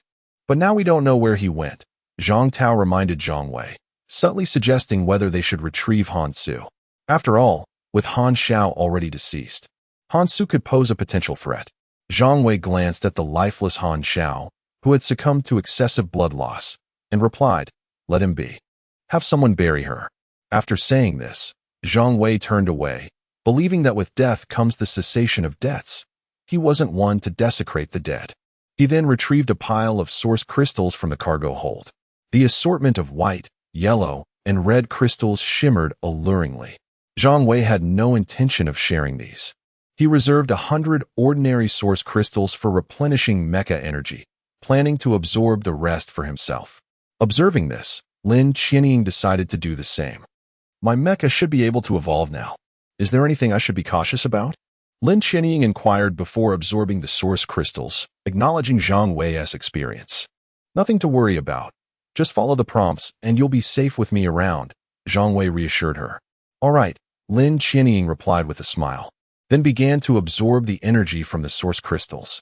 Her mecha, already approaching level 10, began to emanate an ethereal aura as it reached that level, a sign of evolution. Both mysterious and awe-inspiring. Zhang Wei scanned the surroundings, remaining vigilant. Although this was Zhang Tao's territory and danger seemed unlikely, he refused to let his guard down. The extraordinary spectacle of mecha evolution captivated everyone's attention, except for Zhang Wei. Once Lin Qianying's mecha finished evolving, the onlookers snapped back to reality, enviously watching her. Already formidable, she had surely grown even stronger after such a miraculous transformation, right? "How does it feel?" Zhang Wei asked Lin Qianying after the evolution completed. "Very good." Lin Qianying looked down at her newly upgraded mecha. Its height had risen from 7 to 8 meters, and it had become more robust, though still slender compared to Zhang Wei. Get accustomed to the thrusters, Zhang Wei suggested. After the initial evolution, it was essential for everyone to adapt to using the thrusters. While melee mechas did not rely heavily on them, ranged mechas depended on them significantly, as maintaining a safe distance from opponents was crucial. If a melee fighter got too close, even a weaker melee combatant could easily overpower a ranged fighter. Understood, Lin Qinying nodded at Zhang Wei. He then left her to practice in the villa area. As Zhang Wei absorbed the source crystals, both ordinary and intermediate, they transformed into experience for his mecha. His mecha level began to rise, but halted at level 25. 24 points of combat power. Not bad, Zhang Wei mused, somewhat dismissive of the boost in combat power from leveling up. With the wealth of resources at his disposal, any piece of equipment he owned could easily exceed the power increase from several levels. Next, Zhang Wei's gaze fell upon the sole remaining high-grade source crystal, provided by the steel serpent. Activate. Ding. You have obtained the red star. What is this? Even having prepared for a delightful surprise, Zhang Wei couldn't help but exclaim in astonishment upon receiving the red star. Hearing his exclamation, Zhang Tao and Lin Qinying hastily gathered beside him. The surrounding bodyguards, eager to see, restrained themselves, mindful of their roles. Brother, what is this?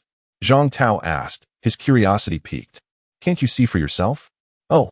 Zhang Tao and Lin Qinying's eyes gleamed with anticipation as they focused on the red star in Zhang Wei's hand. The red star has versatile uses. It can enhance equipment, guaranteed success up to level 3. It can also improve the quality of equipment, 100% chance to enhance fine-grade equipment, with a high probability of elevating it to outstanding grade. Oh wow, brother, can this thing elevate my battle scythe to outstanding quality? Zhang Tao exclaimed, glancing at Zhang Wei with eager eyes. Zhang Wei shot him a knowing look. Zhang Tao's intentions were transparent. Was he subtly reminding Zhang Wei that he was still using fine-grade weaponry? If circumstances allowed, Zhang Wei wouldn't hesitate to utilize a red star. But with only one at hand, enhancing a fine-grade weapon would be a waste. Brother, Zhang Tao elongated his call, nearly tugging at Zhang Wei's arm. Zhang Wei found his antics quite bothersome. Calm down. Using the red star to enhance your battle scythe would be a waste. At this moment, Zhang Wei contemplated how best to use the red star. All right, fine. Zhang Tao felt a pang of disappointment, but he quickly recovered. Regardless of how Zhang Wei decided to utilize the red star, he would ultimately benefit, as Zhang Wei's discarded equipment would likely end up with him. Brother, how shall we use this red star? Let us enhance the quality of the thermal giant sword, Zhang Wei resolved. Weapons that provide greater combat power are paramount in the early days of the apocalypse. Chapter 34, Trouble Again? Why is trouble so idly present? However, there is a chance of failure. Zhang Tao found it somewhat difficult to comprehend Zhang Wei's approach. Lin Qinying's eyes also sparkled with the same uncertainty. Their gazes were fixed on Zhang Wei, hoping he could elucidate their doubts. Zhang Wei took a deep breath and calmly spoke. Although using it to enhance equipment is certain to succeed, it would be a waste. For meteorites can also be employed to strengthen gear, if used to elevate the quality of the equipment, even if this attempt fails. It will increase the success rate for future enhancements. Listening to Zhang Wei's explanation further solidified Lin Qinying's judgment of him. This man undoubtedly possessed more information. Brother, what is a meteor? Zhang Tao was filled with questions. There are meteorites, red stars, and purple stars that can enhance equipment and elevate its quality. You will come to know in due time. Zhang Wei offered a brief explanation. Such a multitude? Brother, how is your knowledge so profound? Zhang Wei shot Zhang Tao a glance, choosing not to respond. Subsequently, he laid the energy great sword flat on the ground, holding a red star roughly the size of a basketball, and pressed it into the energy great sword. Everyone's eyes were riveted on the weapon. Waves of crimson light emanated from the energy great sword.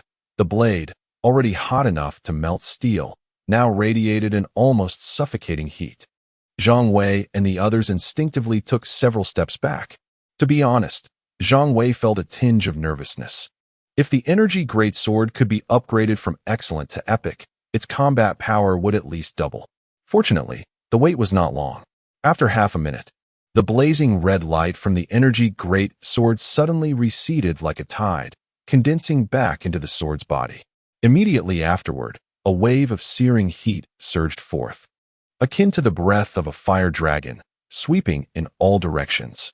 Under the onslaught of the heat wave, the shattered ice on the ground melted instantly, and even the flesh within the ice vanished under the scorching torrent. It worked. What good fortune!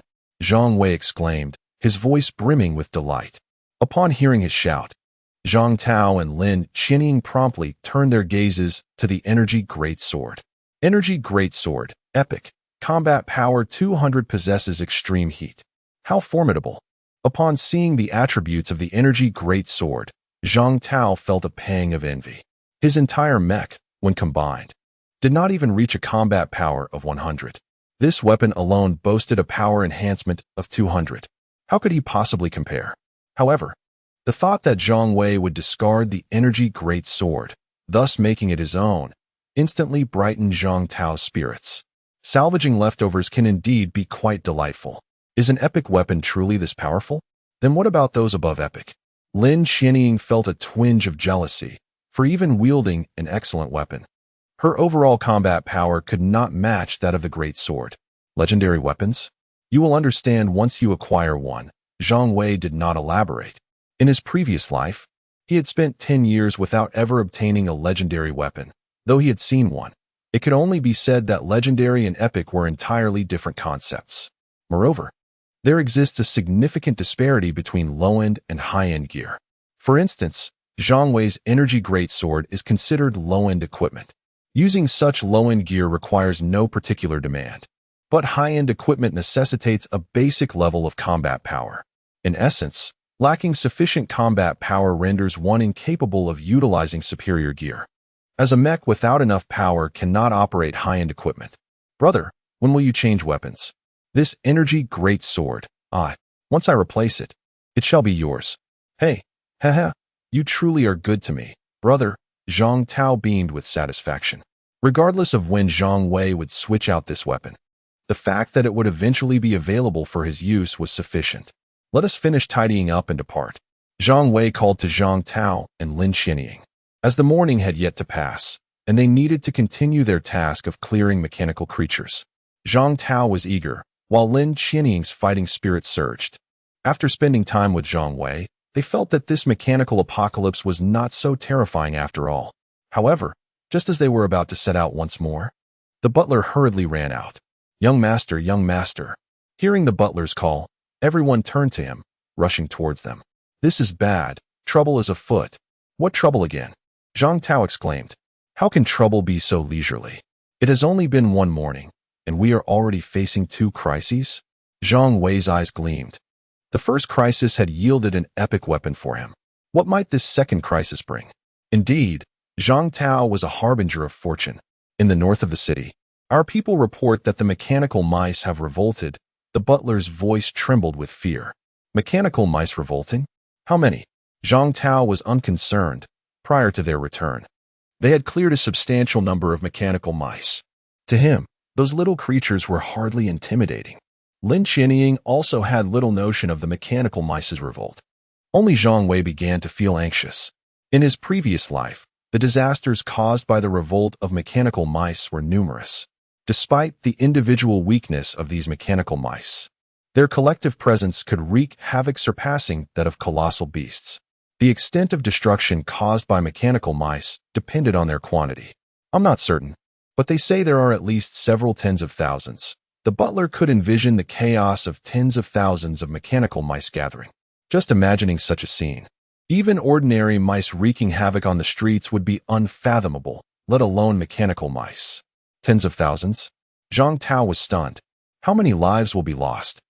The righteous Miss Qianying immediately thought of the people. Have our people return at the fastest speed, Zhang Wei commanded. Tens of thousands of mechanical mice cannot be resisted by ordinary mechs. It can be said that anything in the path of these mechanical mice will be obliterated. Humans, buildings, mechs, and other mechanical creatures alike. All right, I will notify them at once. Many of those dispatched to gather source crystals were under Zhang Tao's command. If they could not return, His mechs would likely suffer significant losses. Yes, hurry and get them back. Brother, will those mechanical mice charge toward us? Zhang Tao looked at Zhang Wei, panic-stricken. Experiencing such a situation for the first time, anyone would feel fear and confusion. Zhang Wei slowly shook his head. I do not know. We are in the south of the city, but it is highly probable they will come this way. Amongst those mechanical mice, a rat king has likely been born. What is a rat king? Lin Qianying reached for her notebook again. A variant among variants, evolved from aberrant creatures. I did not expect a rat king to emerge so swiftly. It must have encountered some fortuitous event. Ordinary aberrant creatures can dominate their kin, but they cannot govern too many. A tide of several tens of thousands of mechanical mice will undoubtedly have a rat king. After saying this, Zhang Wei felt a rush of excitement. What level of source crystal might a rat king drop? Chapter 35. What are you going to do? Are you reckless? Can we even win?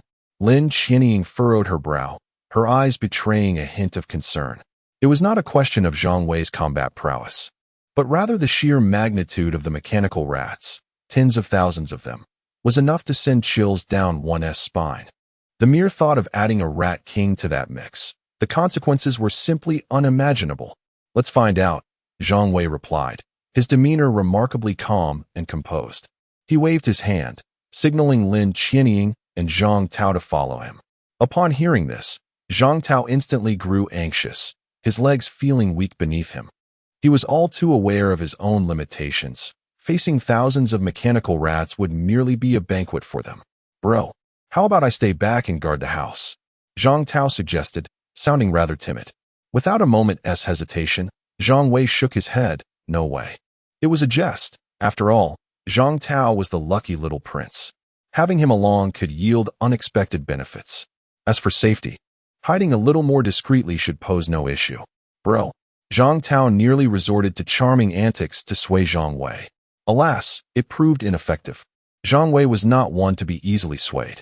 Noticing Zhang Wei's unwavering gaze and the growing chill in the air, Zhang Tao quickly shifted his attitude.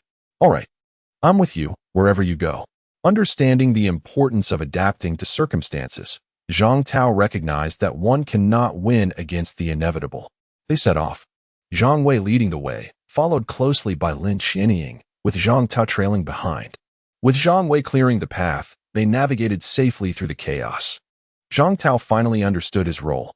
While Zhang Wei was preoccupied with his relentless slaughter, he had little time to collect source crystals, leaving that fortunate task to Zhang Tao.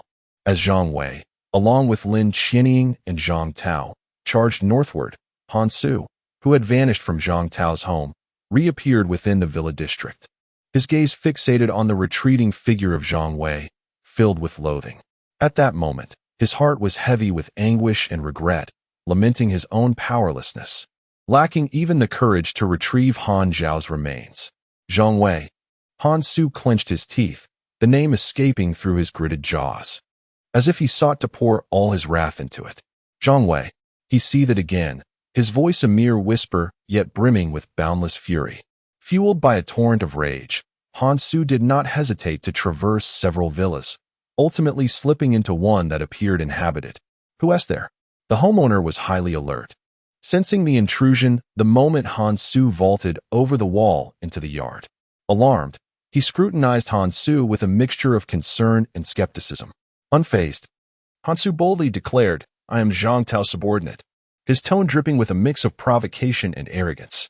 The homeowner, a middle-aged man, furrowed his brow. Recognizing the name Zhang Tao, news of the turmoil at Zhang Tao's residence had circulated among the villa owners, instilling a sense of dread regarding him. Despite his personal grievances, the middle-aged man was reticent to confront Han Su, fearful of the consequences. Taking a deep breath to maintain composure, he inquired sternly, What do you want here? This was precisely the reaction Han Su desired. He approached the middle-aged man with a nonchalant demeanor, a smile gracing his lips, and said, My brother instructed me to assess the status of our mechas. How many do you have? The middle-aged man retorted curtly, Why should I tell you? Not cooperating? Understood. Han Su replied, his expression unperturbed, turning to leave. Panic struck the middle-aged man as Han Su prepared to depart. Wait. Han Su's eyes glinted coldly as he turned back, a taunting smile adorning his face. What? Do you have further instructions? The middle-aged man's countenance soured. He did not wish to contemplate the repercussions of not cooperating with Zhang Tao.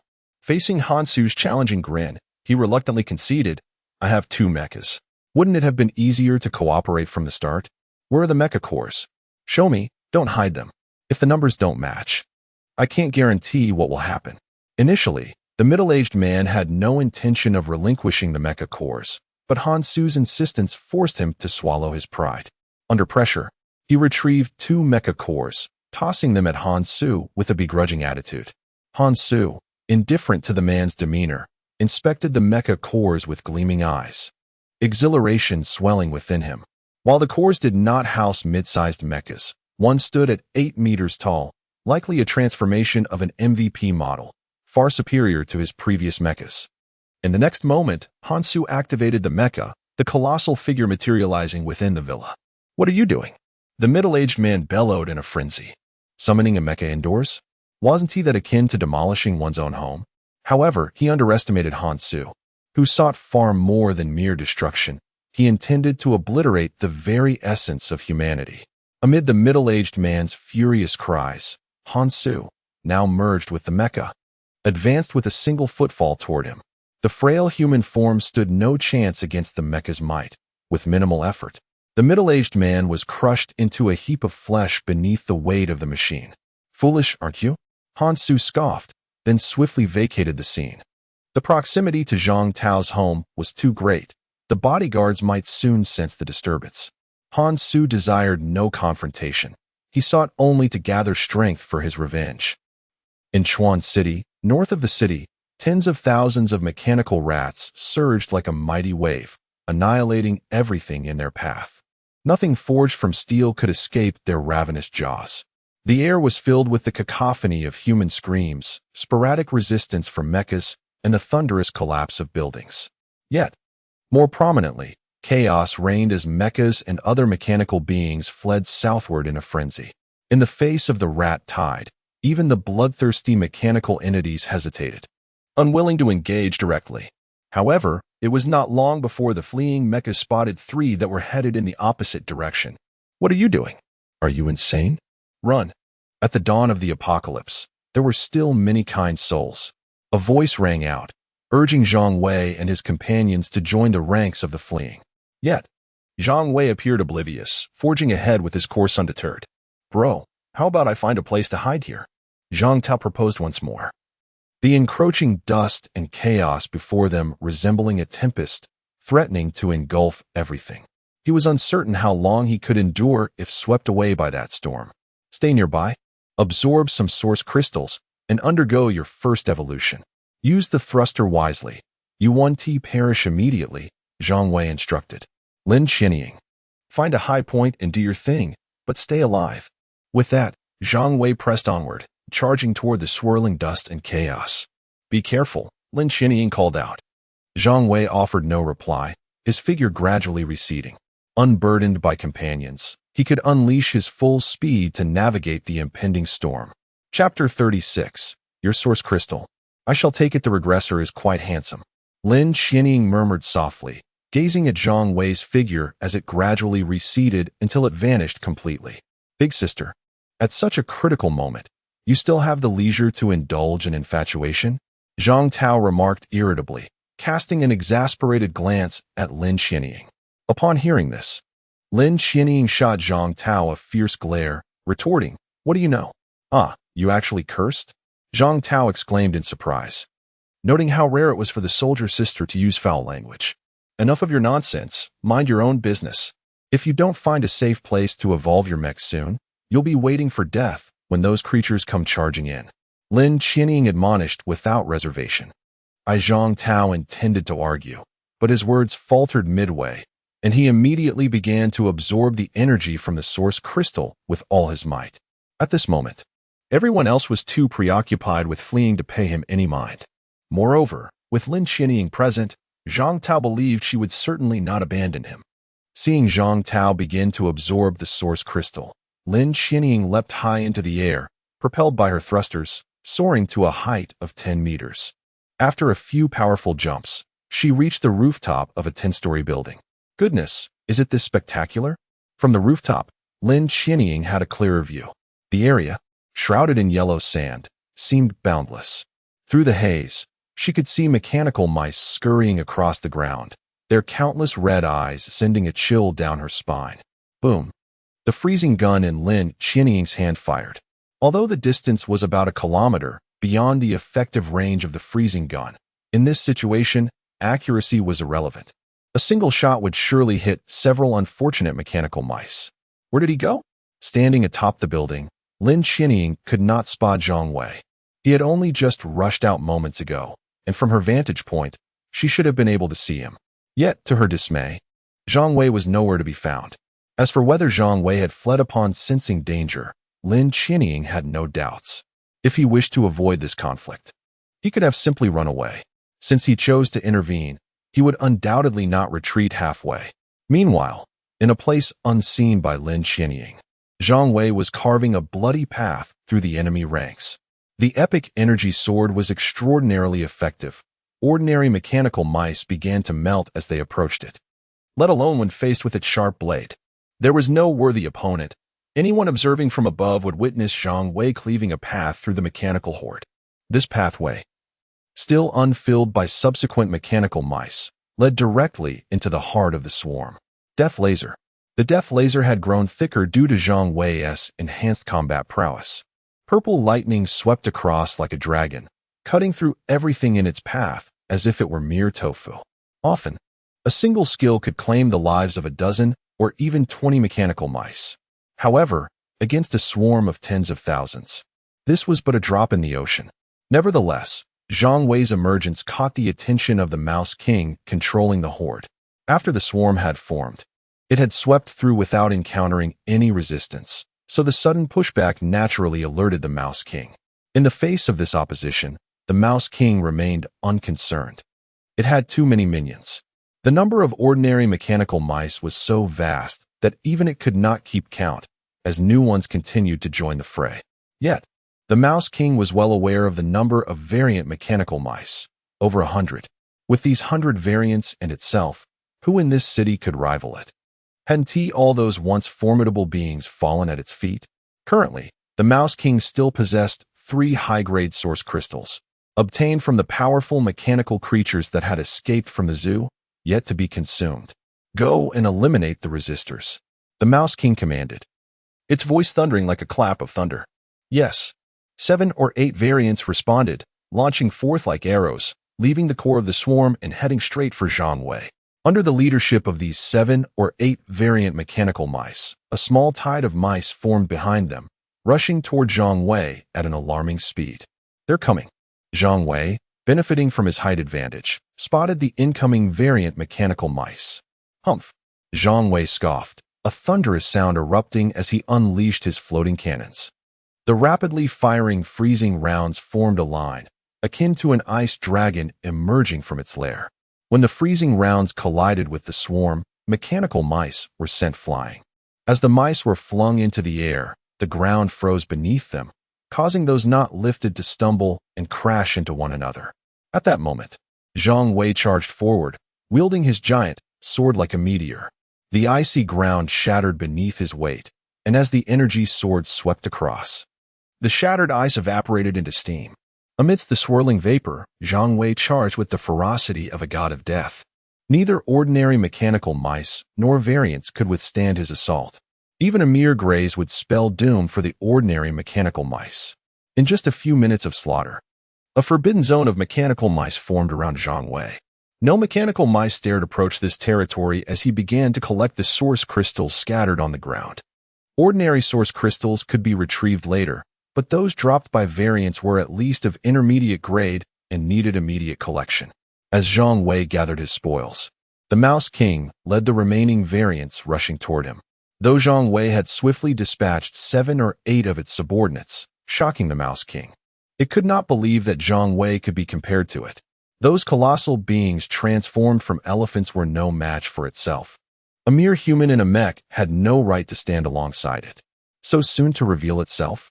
Zhang Wei was somewhat taken aback as he observed the Mouse King charging towards him. Standing at 3 meters tall, the Mouse King was particularly conspicuous amidst the swarm. What surprised Zhang Wei further was that the Mouse King, typically a cunning creature, would not easily reveal itself.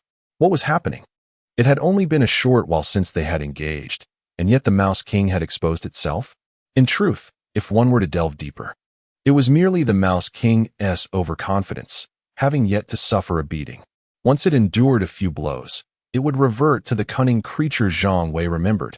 Damn human, how dare you harm my subjects? The Mouse King roared from a distance at Zhang Wei. Just a bigger rat, and it dares to call itself king? Your source crystals will be mine. Zhang Wei charged toward the Mouse King, his speed far surpassing that of the Mouse King. Chapter 37. The demise of Zhang Wei. The Rat King exhibited an extraordinary frenzy. Upon hearing Zhang Wei's words, it became enraged like a mad bull, using its tail to whip up an anomalous mechanical rat, which it then hurled at Zhang Wei like a cannonball. Zhang Wei raised his sword and effortlessly cleaved the mechanical rat in two, as smoothly as slicing tofu, offering no resistance whatsoever. Fortunately, the proximity of their positions spared the mechanical rats nearby from the Rat King's wrath. Humans must perish, the Rat King bellowed, its voice reverberating with the force of an earthquake. As it approached Zhang Wei, now only a dozen meters away, it opened its maw. In the next moment, two sharp fangs shot towards Zhang Wei like errant missiles, following erratic trajectories. Zhang Wei, well aware of the limitations of his armor, realized that enduring the Rat King's assault would likely result in injury. Thus, he sidestepped, simultaneously activating his floating cannons. At such close range, even the unpredictable paths of the fangs could not evade the freezing rounds. When a freezing round collided with one of the fangs, it erupted in a violent explosion, akin to several grenades detonating simultaneously. The other fang, narrowly avoided by Zhang Wei, veered toward his rear. The mechanical rat following closely behind Zhang Wei met a disastrous fate. Upon being pierced by the fang, it detonated violently. The mechanical rat was propelled into the air, its remains scattered across the vicinity. While none of the surrounding mechanical rats remained unscathed from the explosive shockwave. Impressive power, Zhang Wei remarked, nodding in approval. This skill of the Rat King was remarkably effective for clearing large groups of targets, far more efficient than a death ray. Before Zhang Wei could finish his contemplation, the Rat King lunged at him with the ferocity of a famished tiger. In comparison to Zhang Wei's towering mech, standing 12 meters tall, the Rat King appeared diminutive at just 3 meters. Yet, its small stature granted it remarkable agility. Though the Rat King was furious, it opted not to confront Zhang Wei head-on. Like a specter, it maneuvered behind him, seeking to launch a surprise attack. Just as the Rat King lunged, its jaws agape, intending to gnaw through Zhang Wei's armor with its fangs, Zhang Wei suddenly went berserk. The mech's thrusters unleashed a ferocious blaze, propelling him forward like a fierce cheetah. If Zhang Wei's charge had merely been a means of evading the attack, that would suffice. However, his true intent lay elsewhere. In mid-charge, he executed a complete 180-degree turn, and his energy sword hurtled toward the Rat King's face like a meteor. Eek! The Rat King shrieked. In the next instant, an anomalous mechanical rat, propelled like a projectile, collided heavily with the Rat King. The impact sent the Rat King flying, narrowly evading Zhang Wei's sword strike. However, the unfortunate mechanical rat was not so fortunate, bearing the brunt of Zhang Wei's blade with dire consequences. Interesting maneuver, Zhang Wei mused, momentarily surprised by the Rat King's tactics. Yet, his astonishment was fleeting. Evading one strike was one thing, but could it evade multiple? Just as he prepared to pursue the Rat King, it faltered. Having sensed the taste of death when faced with the energy sword, it chose to flee. Are you still the Rat King? Reduced to a coward? Zhang Wei taunted as he observed the Rat King's hasty retreat. Eliminate him. The Rat King disregarded Zhang Wei's jibes, commanding its subordinates to charge at him. Not only did it send forth anomalous mechanical rats, but also ordinary mechanical ones. In the Rat King's eyes, with so many minions, they could simply overwhelm Zhang Wei. Why engage him directly? Abandoning the fight was not an option. Like Zhang Wei coveting the Rat King's source crystal, the Rat King coveted Zhang Wei's impressive equipment. A torrent of mechanical rats surged forward under the Rat King's orders, disregarding their lives in their assault. Additionally, mechanical rats leaped from higher buildings, descending upon Zhang Wei. Seeing the overwhelming tide of mechanical rats, Zhang Wei smirked. Is this your plan to bury me? He then stomped the ground, igniting his thrusters with a powerful burst.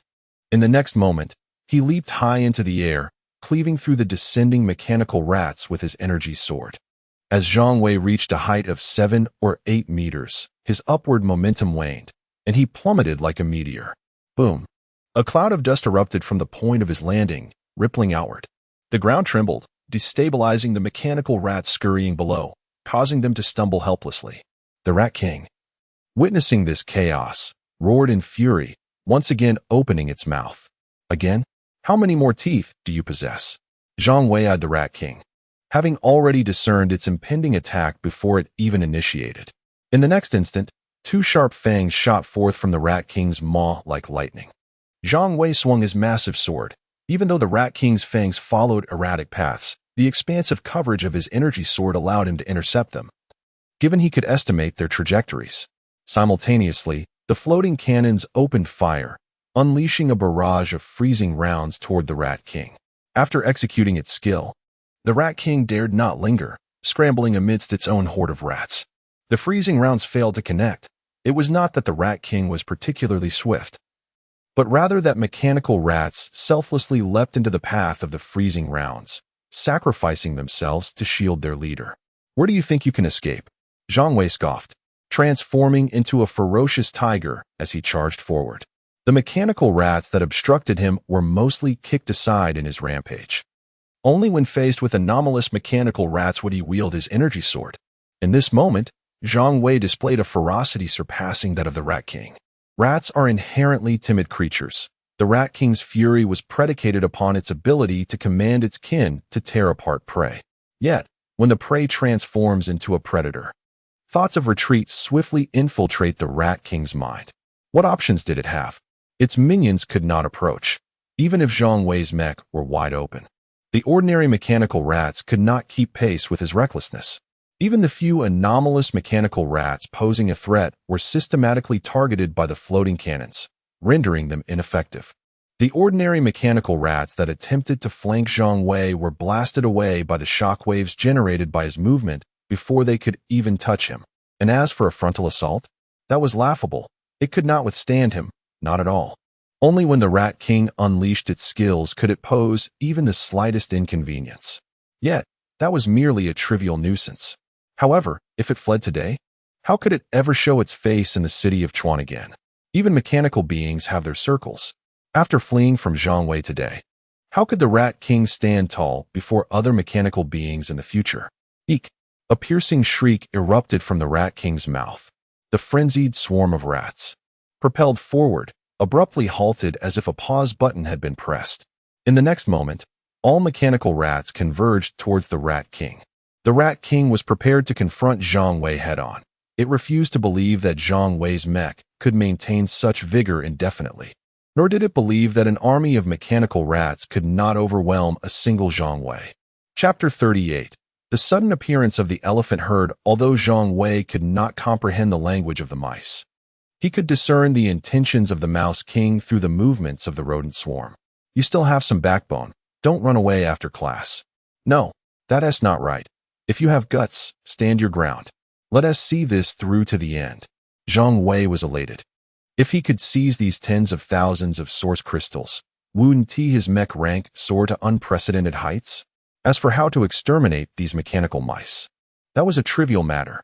As long as the mechanical mice did not flee, they would eventually be eradicated. Zhang Wei had no concerns regarding power. The energy floating from the wreckage of the mechanical mice would continuously fuel him.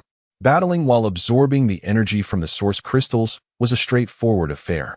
At this moment, Zhang Tao had completed his mech evolution and was cooperating with Lin Qianying to combat the mechanical mice. However, unlike Zhang Wei's reckless enthusiasm, they could only engage in a tactical retreat while fighting. Yet, just as Zhang Tao was engrossed in battle with the mechanical mice, the swarm suddenly retreated. Are they afraid? Zhang Tao glanced perplexedly at Lin Qianying, who stood atop a building 100 meters away. Lin Qianying gazed into the distance. She was not as naive as Zhang Tao. While their previous coordination had kept the mechanical mice at bay, that was only due to their limited numbers. Now they were not retreating out of fear, but rather to attend to other matters. What are they up to? Planning to ambush my brother? Zhang Tao was initially puzzled. But soon an epiphany struck him. After Lin Qianying subtly nodded to him, she declared, "I'll go assist him." Without waiting for Zhang Tao's thoughts, she dashed towards the gathering of the mice. Zhang Tao watched Lin Qianying's figure leap between the towering buildings, feeling a sense of helplessness. Shouldn't we discuss such a significant matter together? No, why discuss anything? Shouldn't I be hoping for his demise instead? He shook his head. If Zhang Wei were to perish, wouldn't he automatically reclaim the position of leader? Who would willingly remain a subordinate if they could be the chief? Yet, as he pondered, Zhang Tao berated himself.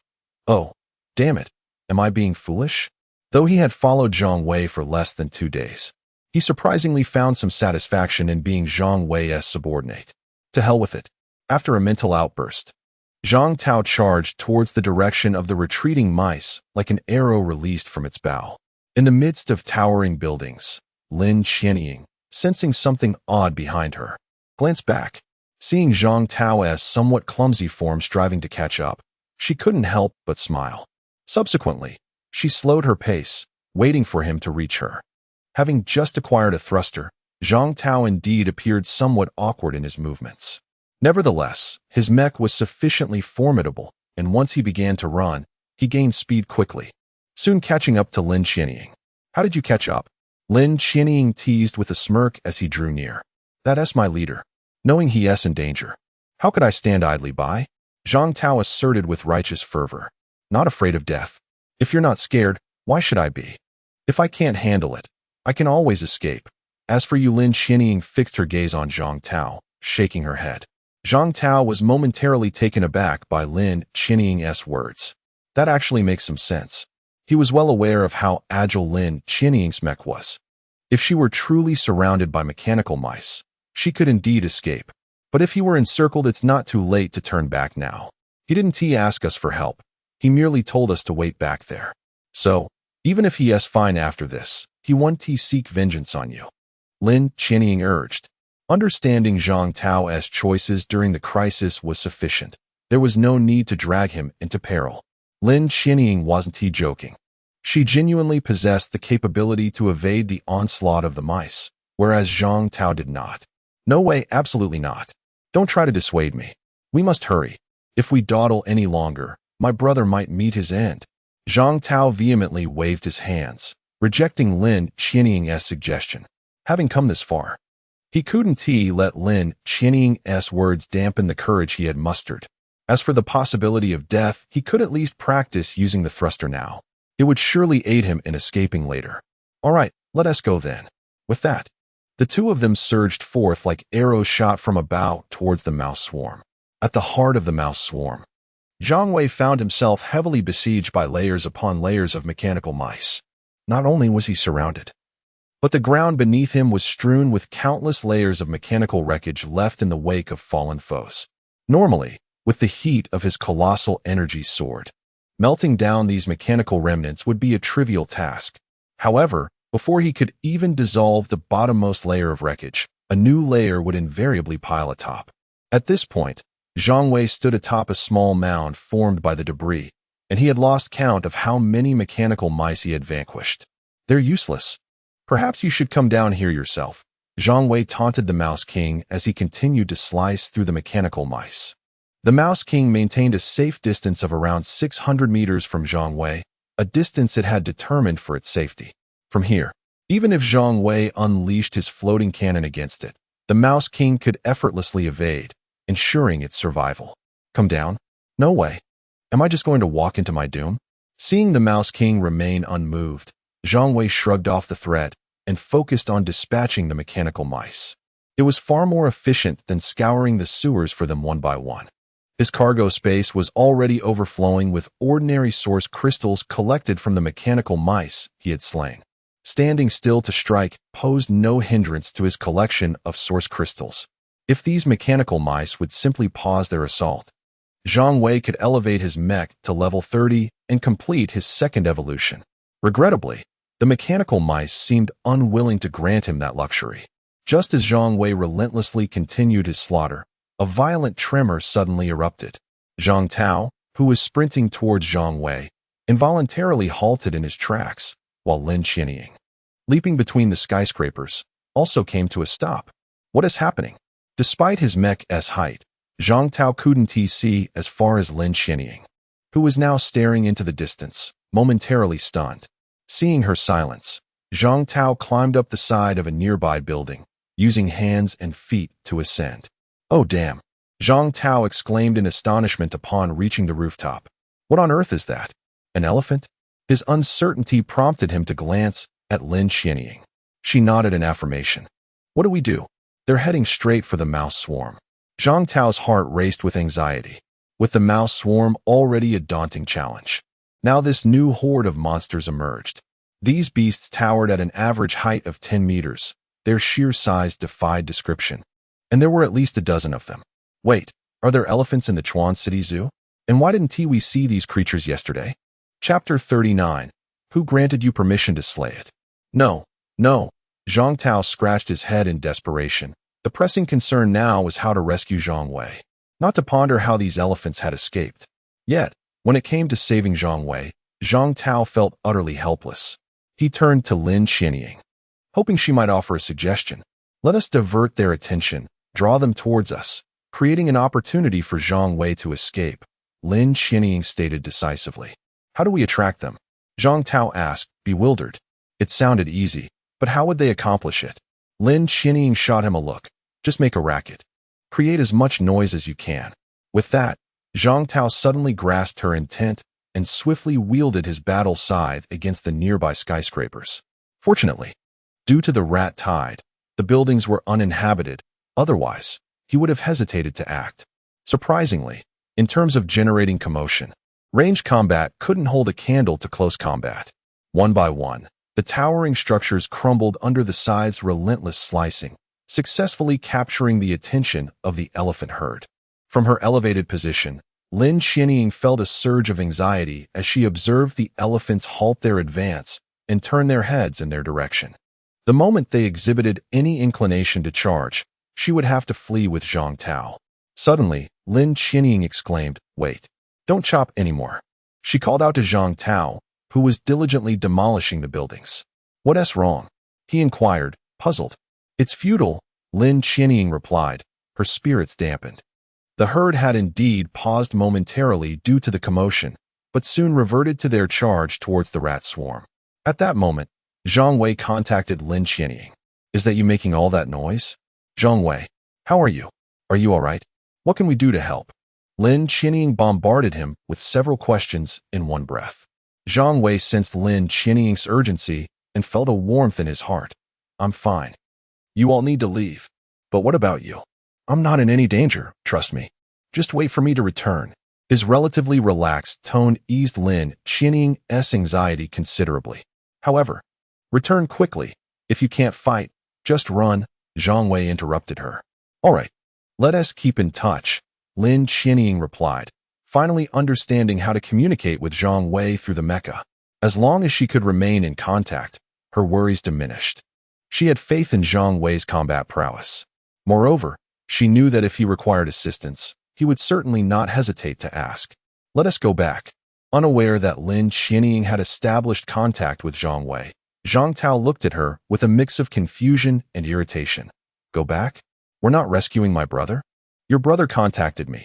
He wants us to wait for him," Lin Qianying clarified. "He contacted you? Why didn't he reach out to me?" Zhang Tao was taken aback. His focus always so peculiar. "What do you think?" With that, Zhang Tao came to a realization. This was a classic case of prioritizing romance over friendship. Here he was, genuinely worried for her, only to find his concerns were misplaced. After venting his frustration, they needed to make their escape. Thus, Lin Qianying and Zhang Tao rapidly retreated. Meanwhile, Zhang Wei observed the rats exhibiting signs of panic. The intimidating presence of the elephants caused tremors to intensify on the ground, and the metallic debris beneath Zhang Wei threatened to collapse. "They're coming for you, aren't they?" Zhang Wei addressed the visibly distressed Rat King. The Rat King was indeed alarmed. knowing full well that the elephants were charging towards it. The reason was simple. It had commanded the rat swarm to eliminate an elephant previously. However, why was the retribution arriving so swiftly? Moreover, no one had informed it of the presence of an entire herd. Could the rat swarm contend with the elephants? Ridiculous. While a multitude of rats could take down a single elephant, defeating a herd was an insurmountable challenge. Come with me. I will protect you, Zhang Wei offered to the frantic Rat King. Human, do not attempt to deceive me, the Rat King retorted angrily. I am already on edge. And you seek to mock me? Just moments ago, we were locked in fierce battle, and now you claim to protect me? Who would believe such a thing? I am not deceiving you, Zhang Wei replied calmly, offering no further explanation. Why would you protect me? Because you are the Rat King, and I require source crystals. By collaborating with you, I can acquire an endless supply of them. The Rat King's initial reaction was fury. What did this imply? It was being proposed as a mere tool, summoned to gather its kin for slaughter. Yet, upon reflection, it recognized the potential for mutual benefit. As long as a relationship of interest existed, a foundation for collaboration could be established. Very well, assist me in slaying them, and I shall help you gather source crystals. To Zhang Wei's surprise, the Rat King actually acquiesced, shocking and dismaying its mechanical rat subordinates. However, despite their astonishment and resistance, they could not oppose their king. You command the rat swarm to harass them. I will handle the rest, Zhang Wei stated with enthusiasm, charging toward the direction of the elephant herd. The Rat King did not fully trust Zhang Wei. It followed him at a distance of about 100 meters, neither daring to approach nor flee. The Rat King understood that if it fled, Zhang Wei would undoubtedly do the same. In that scenario, the elephants would pursue their mutual enemy, leaving Zhang Wei unharmed. Hence, it chose to trail Zhang Wei, directing the rat swarm to distract the elephants, thus leveraging Zhang Wei to vanquish them. At the very least, it could redirect the herd's wrath. The Rat King was calculating cleverly. Unbeknownst to it, Zhang Wei had his own strategy, but at this moment, he was boldly advancing toward the herd without holding back. The floating cannons opened fire from a distance. Zhang Wei's presence instantly attracted the elephant's attention. Unlike the countless small creatures below, Zhang Wei stood tall at 12 meters, his mecha matching their height when upright. Of course, the mechanical elephants had robust limbs. With a single one weighing over 100 tons, 4 to 5 times the weight of Zhang Wei's mecha. Under normal circumstances, the herd would have no difficulty sweeping aside Zhang Wei and the rat swarm. Yet, Zhang Wei was an anomaly. His mecha's combat power neared 700. How much combat prowess could a single mechanical elephant possess? Perhaps comparable to the formidable mechanical snake, yet not vastly superior. If given time to bolster themselves by consuming sufficient metal or source crystals, the combat strength of the mechanical elephants would indeed rise rapidly. However, to catch up to or surpass Zhang Wei would require at least 7 or 8 days. A growth rate of 100 points in combat strength per day was already considered rapid. But what level would Zhang Wei's combat strength reach in 7 or 8 days? Human, step aside, we do not wish to kill you. Our target is that rat. The lead elephant swung its massive metallic trunk, sending a frozen projectile flying before addressing Zhang Wei. Who granted you permission to slay it? Zhang Wei retorted. Chapter 40, Dazzling Purple. Epic Source Crystal. The head elephant was momentarily taken aback by Zhang Wei's inquiry. Come now, we are merely dealing with a rat. Since when do we need the consent of a mere human? Moreover, is your mind not a bit unhinged? If I am not mistaken, it was the rat horde that was assaulting you just moments ago. If you truly seek allies, we should be in the same camp.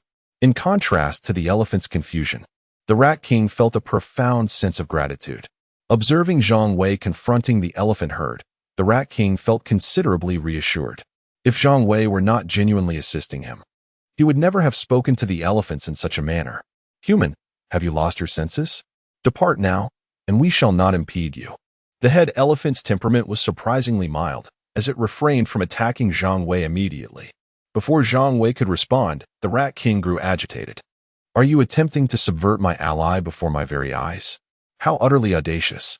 With a huff, the Rat King commanded the rat horde to launch an assault against the elephants, a suicidal charge. The mechanical rats surged forward like a mechanical tide towards the elephants. The elephants swiftly reacted, forming a protective circle under the head elephant's command, their backs against one another. With their trunks, each averaging over 5 meters in length, they swirled like windmills, ready to shred any mechanical rat that dared to approach. Previously, the mechanical rats had managed to slay a solitary mechanical elephant by exploiting its vulnerabilities. Even with such underhanded tactics, they had paid a hefty price for that victory.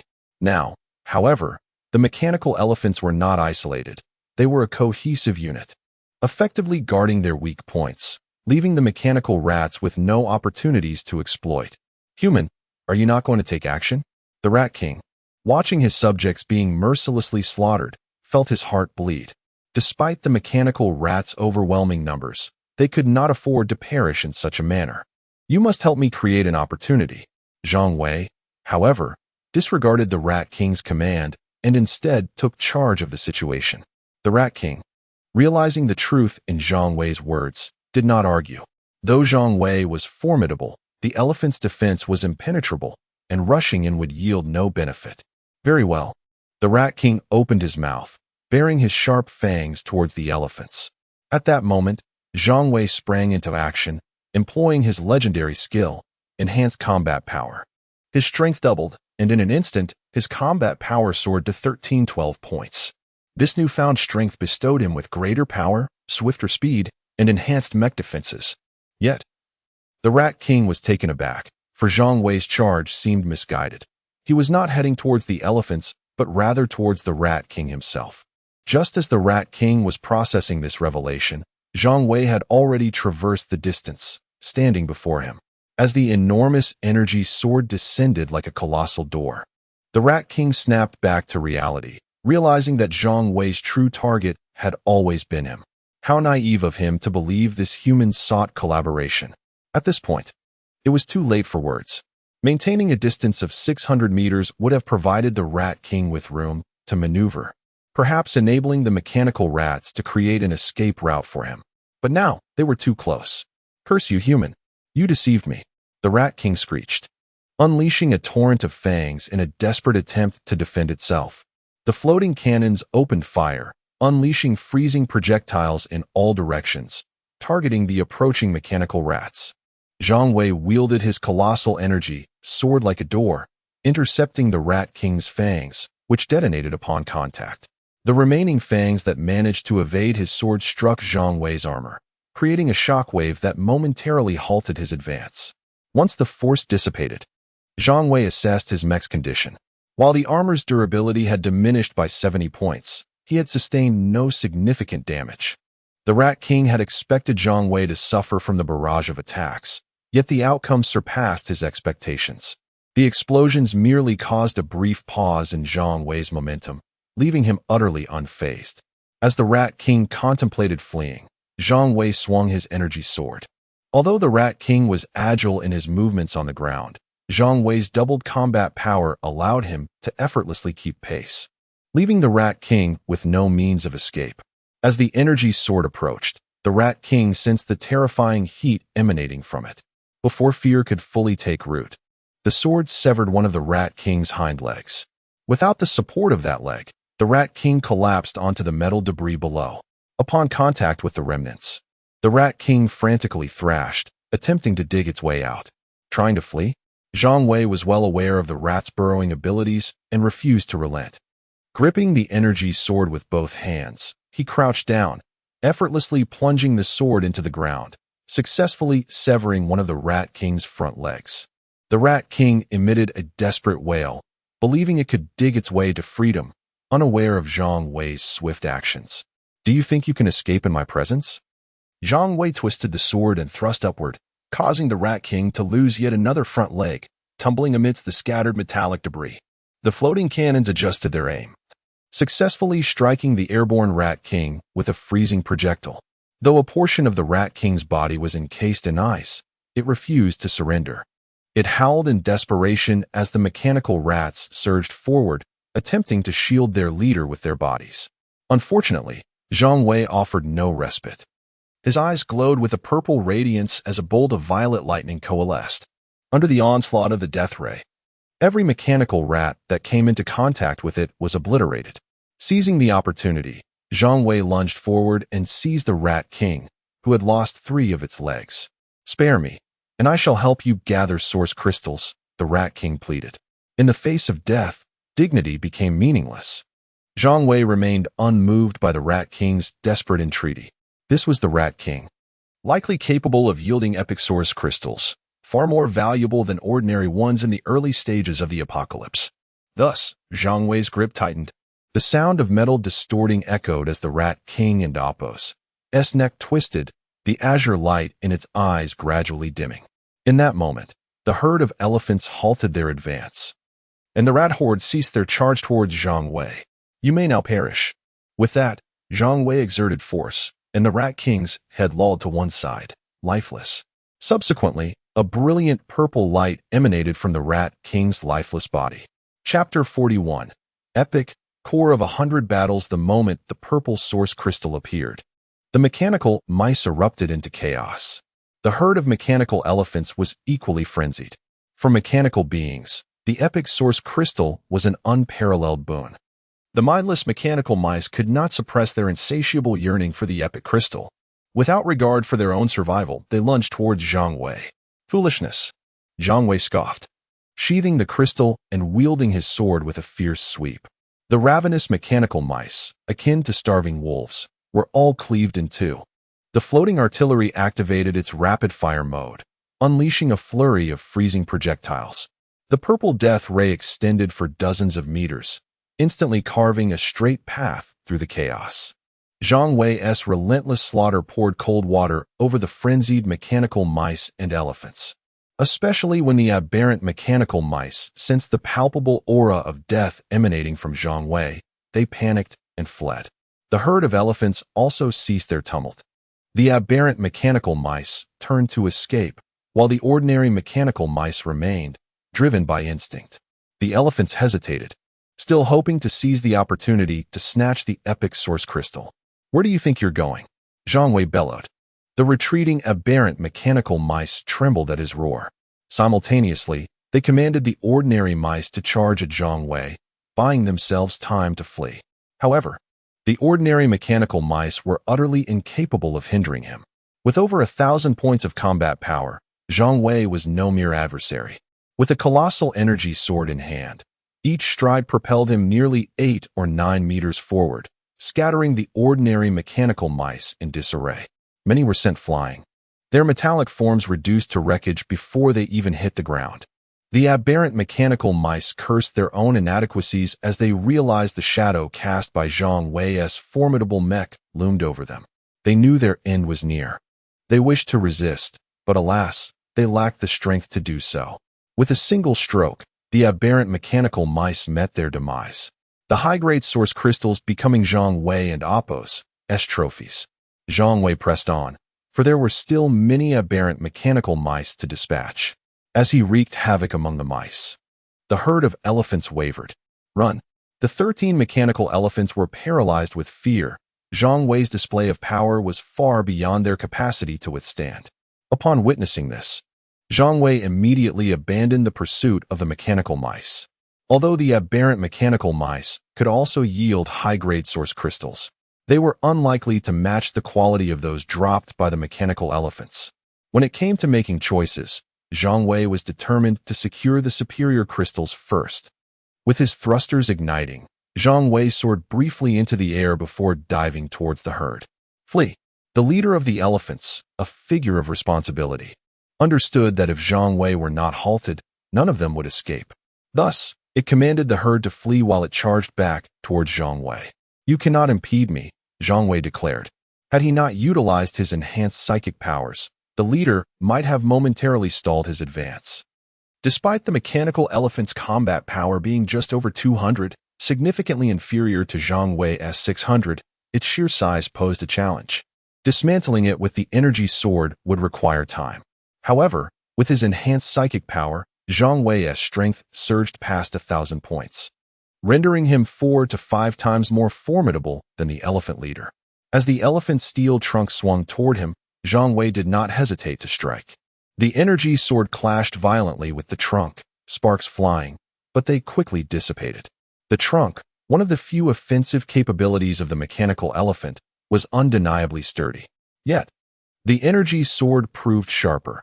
After a brief stalemate, it severed the trunk and continued its descent toward the elephant's neck. Having lost considerable momentum to the trunk, the sword lodged itself in the mechanical elephant's neck. After a brief pause, without waiting for the elephant to react, Zhang Wei summoned a surge of even greater power. "Break!" he shouted as the energy sword surged forward once more. It was clear that in the clash of these titanic beings, Zhang Wei emerged victorious. The mechanical elephant was pushed back relentlessly until it could retreat no further. Its head separated from its body with a thunderous crash, and the leader's blue light extinguished. In the next moment, a source crystal floated out from the gaping wound in its neck. Zhang Wei was taken aback. A crystal nearing the epic level. Though the mechanical elephant was an aberration, it was certainly not a king-level creature. Zhang Wei had not witnessed it use any skills. Yet, it had yielded a source crystal that emitted a faint purple glow, indicating its imminent evolution to the epic level. Pondering this, Zhang Wei pocketed the crystal, choosing not to pursue the elephants further. "Run, I'll give you 3 days," he muttered. Had the elephants only dropped high-grade crystals, he would have immediately pursued them. But since the source crystal within the mechanical elephant showed signs of evolving to epic quality, Zhang Wei opted for patience. Let the bullets fly for a while. Once the time is ripe, it would be more advantageous to reap the rewards. The choice between several high-grade source crystals and a few epic ones was clear to him. The aberrant mechanical mice, believing they had escaped when Zhang Wei turned to pursue the elephants, were soon dismayed to find him returning after slaying just one mechanical elephant. "Is this how you play? Did we even have half a minute of joy?" they lamented, fleeing in panic. Fortunately, they possessed some intelligence and dispersed in their escape. In such circumstances, being caught was merely a stroke of ill fortune. 1 minute later, the enhancement from his psychic powers faded, and Zhang Wei's speed significantly declined. After a few more minutes, he observed that no living mechanical mice remained in sight. The aberrant mice had fled dozens, while the ordinary ones had scattered in the tens of thousands. Zhang Wei sighed, shaking his head. "I still lack skills," he mused. With that, he promptly contacted Zhang Tao. "Zhang Tao, bring the team back to clean up the battlefield." Zhang Tao, en route back to the villa, was momentarily taken aback upon receiving Zhang Wei's call. "Big brother, what is happening?" he instinctively inquired. "It's all resolved. Hurry back with the team," Zhang Wei urged. The battlefield was vast. Littered with the remains of the mechanical mice Zhang Wei had felled, some source crystals buried beneath the metallic wreckage, his hard-won spoils that must not be lost. Zhang Wei had no intention of clearing the battlefield himself, hence the notification to Zhang Tao. "All right, I'll be there shortly," Zhang Tao replied, pleased. He was not particularly curious about how Zhang Wei had dealt with the mechanical mice and elephants. As long as Zhang Wei was alive, that was sufficient. After receiving confirmation, Zhang Wei ended the call, gathering up all the high-grade source crystals before eagerly opening the cargo bay to retrieve the epic source crystal. Open. Ding. Acquired epic. Core of 100 battles. Wow. Zhang Wei could not help but exclaim. Chapter 42. The disappearance of Han Zhao's corpse. What is this? The 3-grid core module? Zhang Wei felt as though he was on the verge of madness. He had speculated that the Rat King would yield some extraordinary treasures, but he never anticipated that the discovery would be this remarkable. The 100 Battles core is a type of mecha module with numerous varieties and a wide range of sizes. Some inferior modules can occupy as much as 10 grids, while the smallest might only take up 1. A 3-grid 100 Battles core is indeed a rare gem. Zhang Wei had never obtained such a treasure in his previous life, nor had he even heard of it. The most exceptional module he had acquired previously was the 5-grid Iron Wall core, which primarily enhanced the mecha's defensive capabilities. The 100 Battles core, also known as Core No. 1, has a straightforward function. It increases combat power. Besides the 100 Battles and Iron Wall cores, there are also the Detection core, Assault core, Super Energy core, and Gale core, among others. Upon inspection, the attributes of the 100 Battles core epic level revealed a combat power increase of 300. Wow. Zhang Wei exclaimed in astonishment at the core's attributes. The effects were clear, simple, and explosive. A mere core module could augment his combat power by 300 points. This was astonishing. However, he could not equip it yet. The mecha's module space would only be unlocked after undergoing a second evolution. For now, Zhang Wei could only gaze longingly at the 100 Battles core. At that moment, Lin Xianying appeared with remarkable speed, her eyes wide with disbelief. Upon seeing the massive mechanical elephant carcass on the ground, she gasped, "Did you kill all these? You've come at the perfect time. My mecha is ready for a second evolution. Please keep a lookout for me." Zhang Wei had no time to explain anything to Lin Xianying. He was eager to equip the 100 Battles core. "All right," Lin Xianying replied, suppressing her surprise. She chose a relatively intact high-rise building and used her thrusters to leap onto the rooftop, her expression serious and focused. Zhang Wei began absorbing the energy from the source crystal. The ordinary source crystals rapidly converted into mecha experience for him. Soon, his mecha level surged to 30. There was no alternative. He had an abundance of source crystals, and even at level 30, he still had thousands of ordinary source crystals within his mecha space. Evolving the mecha, a familiar yet strange energy descended from above, causing Zhang Wei's mecha to slowly levitate as mysterious energy continuously poured into it. The mecha visibly grew taller, its torso and limbs becoming more robust. This evolution took approximately 10 minutes. When the mysterious energy dissipated, Zhang Wei's mecha landed abruptly. At this point, after 2 evolutions, the mecha stood at a height of 15 meters. Ding! Second mecha evolution completed, combat power 50, core module space unlocked, current space 10. All mechas receive 10 grid module spaces upon their second evolution, regardless of type. 3 grids are sufficient. Equip the 100 Battles core, Zhang Wei commanded eagerly. The 100 Battles core floated to the center of his mecha's chest. Subsequently, a black box-like object ejected from the mecha's chest, and the 100 Battles core was stored within it. Ding! Equipped 100 Battles core, combat power 300. The moment Zhang Wei equipped the 100 Battles core, his freshly evolved mecha underwent another transformation. The exterior armor increased in density, strength, and speed, enhancing all aspects. Even its weight increased. Checking the panel, mecha form, level 2 evolution, 15 meters, mecha level, 30 weight, 41 tons combat power, 1066 type, medium assault power source, dual cycle nuclear engine equipment, epic thermal greatsword, excellent alloy defensive armor, excellent sustained propulsion, epic 100 Battles core. Skills, legendary super energy combat power enhancement, death ray. The attributes were somewhat extravagant. Zhang Wei couldn't help but praise himself, considering this was merely the second day of the apocalypse. "What was that thing you just integrated into your mecha?" Lin Xianying curiously inquired as she approached Zhang Wei after witnessing his mecha's evolution. "It's a core module." "What is that?" Zhang Wei generously explained. "It's a type of equipment. After a mecha undergoes a second evolution, it unlocks module space, allowing for the installation of core modules." "Is it powerful?" Lin Xianying, feeling she had gained some insight, couldn't help but probe further. "The module I just equipped increases combat power by 300 points. Would you say that's impressive?" Zhang Wei responded cheerfully, teasing Lin Xianying. Lin Xianying gasped, "How much?" 300 points of combat power, Zhang Wei said, raising 3 fingers playfully. Lin Xianying leaned closer to Zhang Wei, standing on tiptoe to poke his chest repeatedly.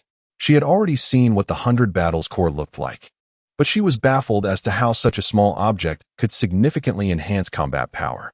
This seemed entirely illogical. However, Zhang Wei understood that this was indeed very logical. The core represented a pinnacle of advanced technology, akin to augmenting a phone's original memory by an additional 16 gigabytes of RAM, thereby greatly enhancing its performance. The core serves a similar purpose for mechas. However, exceptional cores are exceedingly rare. Ordinary cores typically provide only an increase of 10 or 8 points in combat power. "How much combat power do you have now?" Lin Xianying suddenly asked, her gaze fixed intently on Zhang Wei. Zhang Wei hesitated, contemplating whether to tell the truth. It wasn't that he wished to conceal anything. He merely feared discouraging Lin Xianying. "Just say it." Lin Xianying, hands on her hips, seemed to sense Zhang Wei's hesitation. With a resigned shrug, Zhang Wei admitted, 1066 points of combat power. That's too little. Lin Qianying's voice cracked with excitement. You heard me right, 1066 points. Lin Qianying instantly fell silent. She was aware of the considerable gap between herself and Zhang Wei, but had never anticipated it to be this vast. Her own combat power was barely under 200 points. You'll catch up. Don't be disheartened, Zhang Wei reassured Lin Qianying. Don't talk. My head hurts. Let me think in peace. Lin Qianying replied, squatting on the ground, contemplating why such disparities existed among individuals. Just then, Zhang Tao arrived with a group of people. Zhang Wei regarded Zhang Tao and his entourage with a hint of suspicion.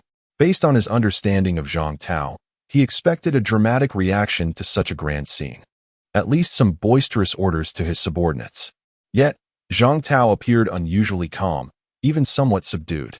Before Zhang Tao could approach, Zhang Wei took the initiative to ask, "What happened?"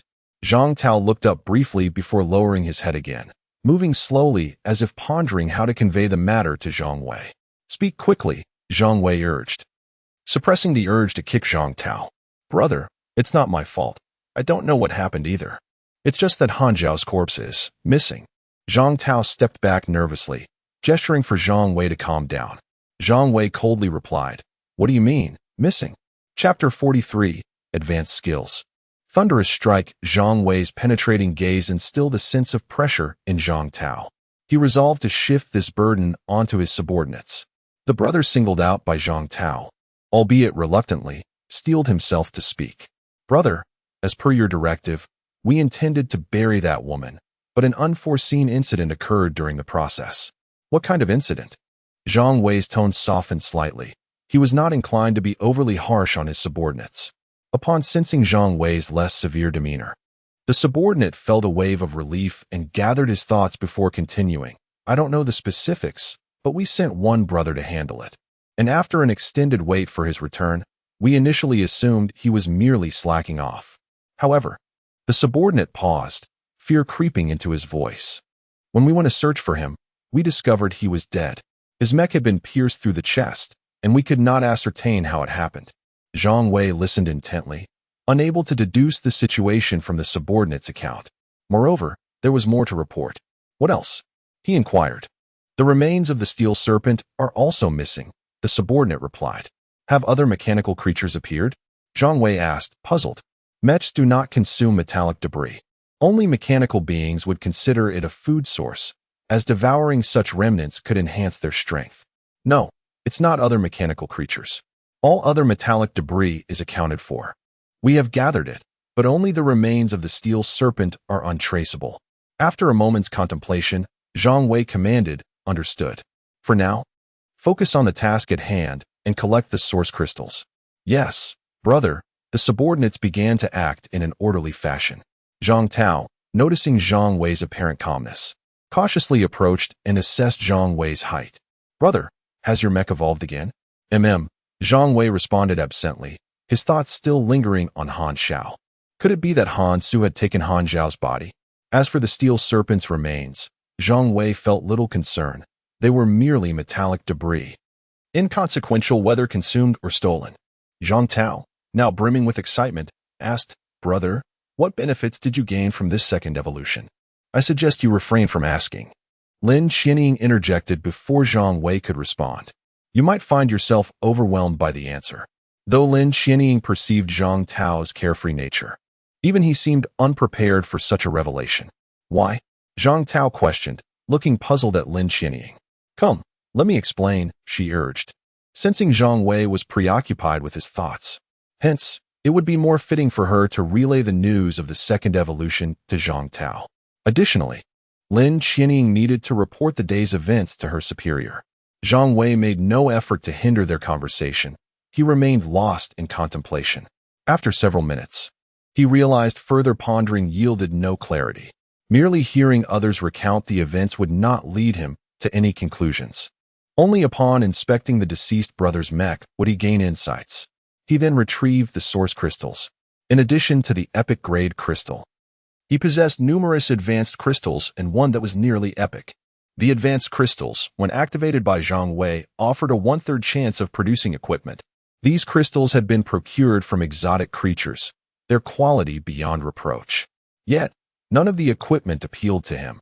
He merely exchanged his worn defensive armor for a pristine, identical piece. Whether or not we procure items depends on you. Activate it, he instructed, opening the last crystal, the one approaching epic grade. Ding. Acquired advanced skill, Thunderous Strike. Thunderous Strike, a melee skill that condenses energy into a spherical form via weaponry. Upon activation, it delivers a powerful particle strike on a single target, affecting a 10-meter radius. A group attack skill. Upon reviewing the skill description, Zhang Wei felt a surge of excitement, momentarily dismissing thoughts of Han Xiao. While Death Ray could also be classified as a group attack skill, its effectiveness paled in comparison to Thunderous Strike. One was a linear assault. The other encompassed a 10-meter area. There was no contest. Learn it, he commanded. Ding. Successfully learned Thunderous Strike. Combat power increased by 20. It also enhanced his combat power. Quite satisfactory. Zhang Wei felt this acquisition was a significant gain. Brother, has your combat power surpassed 1,000? Zhang Tao exclaimed, his voice reverberating. His shout drew the attention of Zhang Wei and the surrounding subordinates. What is the matter? Zhang Wei replied, I'm nearing 1,001. Brother. Zhang Tao's voice quivered with despair. The disparity seemed to widen without any signs of closing. Ignoring Zhang Tao's lamentations, Zhang Wei presented a collection of equipment. Distribute these among yourselves. Most of the items were of superior quality, with 3 or 4 being exceptional. Zhang Wei held little regard for these pieces. Although his storage capacity was ample, storing such items seemed impractical. Better to hand them over to Zhang Tao. After all, the mechs operated by his subordinates belonged to him, and he had little fear of them absconding. As for Zhang Tao, he wouldn't dare attempt an escape. Zhang Tao was too preoccupied with the equipment to dwell on anything else, his eyes gleaming with joy as he sifted through the array of items. As he selected his new gear, Zhang Wei turned to Lin Xianying. There is something here for you as well. Feel free to choose. Though Lin Xianying had not contributed much during the day's battle, Zhang Wei recognized her eagerness to assist and would not withhold from her. All right. Lin Xianying accepted without hesitation, not bringing up the matter of source crystals. To her, they were all comrades now. Mentioning source crystals would seem overly formal. After selecting her items, Zhang Tao had effectively upgraded his gear. While he didn't find a new weapon, he completed his ensemble with armor, cargo, and thrusters. His combat power soared near 200. While Lin Xianying exceeded that mark, her weaponry superior to Zhang Tao's. The other subordinates also received their share of equipment, each one beaming with satisfaction. Although their combined combat power paled in comparison to Zhang Wei's, the enhancements provided them with greater strength against ordinary mechanical creatures. How is the cleanup progressing? Zhang Wei inquired after the distribution of equipment. Almost done, brother. What should we do with all this metallic debris? It's far too much to simply leave unattended. Zhang Tao mused, his commercial instincts kicking in, feeling it would be a waste to discard such a bounty. Zhang Wei paused, considering Zhang Tao's suggestion. This was a matter he had not contemplated before. After all, in his past life, he lacked the capability to eliminate such a multitude of mechanical creatures at once. Gather all the metallic debris into a pile, he instructed. What purpose does that serve? Zhang Tao asked, while Lin Xianying turned her gaze toward Zhang Wei. Mechanical creatures can consume metallic remnants to enhance their strength. These scraps are valuable to them, Zhang Wei explained. And then? Zhang Tao remained uncertain about Zhang Wei and Apo's intentions. However, Lin Xianying grasped the concept and, anticipating Zhang Wei's reply, was the first to speak. Are you planning to set a trap? Zhang Wei nodded to Lin Xianying, finding it effortless to converse with an astute individual. Ah, I comprehend now. I shall have them take care of it immediately, Zhang Tao remarked, slapping his forehead. This situation was akin to a heap of succulent meat laid out in the open. Mechanical creatures would undoubtedly be unable to resist the temptation to feast. Once they arrived, they would inevitably become part of the metallic debris. At that point, there would be no need for them to toil in search of mechanical beings. Those entities would emerge on their own accord. With renewed vigor, Zhang Tao directed his subordinates to clear the metallic remnants. The task of clearing the debris was not particularly arduous, primarily because all the mechas were at least of medium size, with the exception of Lin Qianying. While facing the mechanical creatures head-on posed a challenge for his subordinates, the task of cleaning the metal remains was a mere trifle. In less than half an hour, the remnants had been amassed into a towering metal pile of 10 meters high, its diameter indeterminate. Gazing upon this colossal heap, Zhang Tao felt a profound sense of accomplishment. However, before Zhang Tao could indulge in further reflections, Zhang Wei called out to him, "Let us return and take a look." "Huh? Are we not going to keep watch here?" Zhang Tao had hoped to remain vigilant, but to his surprise, Zhang Wei beckoned him home. "Nothing is likely to emerge today. Let us first return and investigate." Zhang Wei was not deceiving Zhang Tao. After having exterminated so many mechanical mice, what mechanical creature would dare venture here at this time? To feast, one must first survive.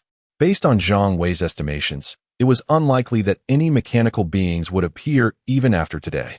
Only when the fear dissipated from the hearts of those mechanical mice would they dare to show themselves. As for other mechanical entities, their numbers were far too scant. Creatures like cats and dogs were not within Zhang Wei's purview. "All right then, let us return, but let us leave a few individuals on watch here. Just in case something approaches," he conceded. "Very well, you manage it as you see fit," Zhang Wei responded with a nod. Subsequently, Zhang Tao enthusiastically arranged for personnel, implementing a 3-shift system to ensure that no one would slack off. Once Zhang Tao completed the arrangements, their group swiftly advanced towards the villa district. Zhang Wei was eager to uncover the truth behind Han Xiao's actions. Had Han Xiao truly taken Han Xiang away? If Han Xiao were aware of Zhang Wei's suspicions, he would undoubtedly protest his innocence. Chapter 44. Han Zhao's rebirth as a serpent. Han Su remained oblivious to Han Zhao's dire circumstances. After commandeering the mecha, his immediate impulse was to flee, not daring to linger. He had already retreated to the westernmost fringes of Chuan City. Had his strength been more substantial, he would have absconded from Chuan City altogether, putting as much distance as possible between himself and Zhang Wei. Meanwhile, a wounded, serpentine construct of steel lay concealed within a sewer system a couple of kilometers from the villa district. An ethereal luminescence enveloped the metallic serpent as it voraciously consumed a heap of mangled mechanical rat carcasses. The radiant aura signified the restoration of its physical form. "Zhang Wei, may misfortune befall you. Await my vengeance." The venomous utterance, if overheard by Zhang Wei, would have been unmistakably identified as the voice of Han Xiao. Han Xiao had resigned herself to death. The rapid depletion of blood was an acutely terrifying sensation. As she succumbed to unconsciousness and her respiration ceased, she felt an irresistible pull toward something. Instinctively, she gravitated toward the source of this attraction, only to awaken transformed into a serpentine creature of steel, no thicker than a forearm and less than half a meter in length. Furthermore, she was concealed within her former corporeal form. Upon realizing that a mecha was attempting to bury her body, she was consumed by incandescent rage. Unable to restrain herself, Han Xiao launched an assault on the mecha. Driven by the primal instincts of her serpentine form, she burst forth from the abdominal wound of her former body, instantly piercing the mecha's abdomen. Such an injury, inflicted elsewhere on the mecha, would not have been fatal. However, the mecha's abdomen housed the human pilot's cockpit. Han Zhao's attack not only penetrated the mecha but also impaled the individual piloting it, resulting in instantaneous death. Having slain the mecha, a semblance of rationality returned to Han Xiao, and she was seized by trepidation. Was this her first act of homicide? Was her fear stemming from her transformation into a serpent? Han Xiao was uncertain. Fortunately, she sensed another presence beckoning her. This compelling force quelled her anxiety. Unsure of what awaited her, she nevertheless followed the alluring power to its source. To her astonishment, the attraction emanated from the remnants of De Hua's corpse. Without hesitation, Han Xiao approached De Hua's remains while remaining unnoticed. She then burrowed into the wreckage and miraculously fused with it. Upon integration, she was transformed into De Hua. Even the severed head was reattached. Han Xiao was uncertain of her emotional state at that moment, but she knew that she could not linger. Zhang Wei had slain De Hua, and could do so again. She possessed no combat experience. Consequently, Han Xiao fled, but before departing, she retrieved her human remains. The circumstances surrounding these events were of no concern to Han Xiao. She was simply cognizant of her continued existence and the acquisition of a formidable body. She was determined to exact retribution. Had Zhang Wei witnessed Han Xiao's transformation, he would have comprehended it more clearly than Han Xiao herself. The metallic shard that had pierced Han Xiao's abdomen, causing the fatal wound, undoubtedly originated from De Hua's body. Perhaps it was Han Xiao's unwavering resolve, or perhaps it was De Hua's lingering resentment, or perhaps both. Ultimately, this confluence of factors resulted in her present state. The reasons behind this phenomenon remained enigmatic. Just as the advent of mechas was inexplicable, no one could provide a definitive explanation. Back at the villa district, in the woodland not far behind the villa, a mecha lay inert on the ground. "Elder brother, it's this one. Look, there's a hole in its abdomen," Zhang Tao said, pointing to the hole in the mecha's abdomen. Zhang Wei had already observed the aperture, roughly the thickness of an arm. If it were not a fatal wound, it would not have resulted in death. "It's impossible to discern what caused this," Zhang Wei murmured. Indeed, it was indiscernible. The mecha bore no other injuries, save for this single perforation.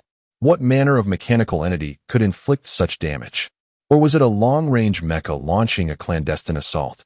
But did any long-range mechas currently possess such offensive capabilities?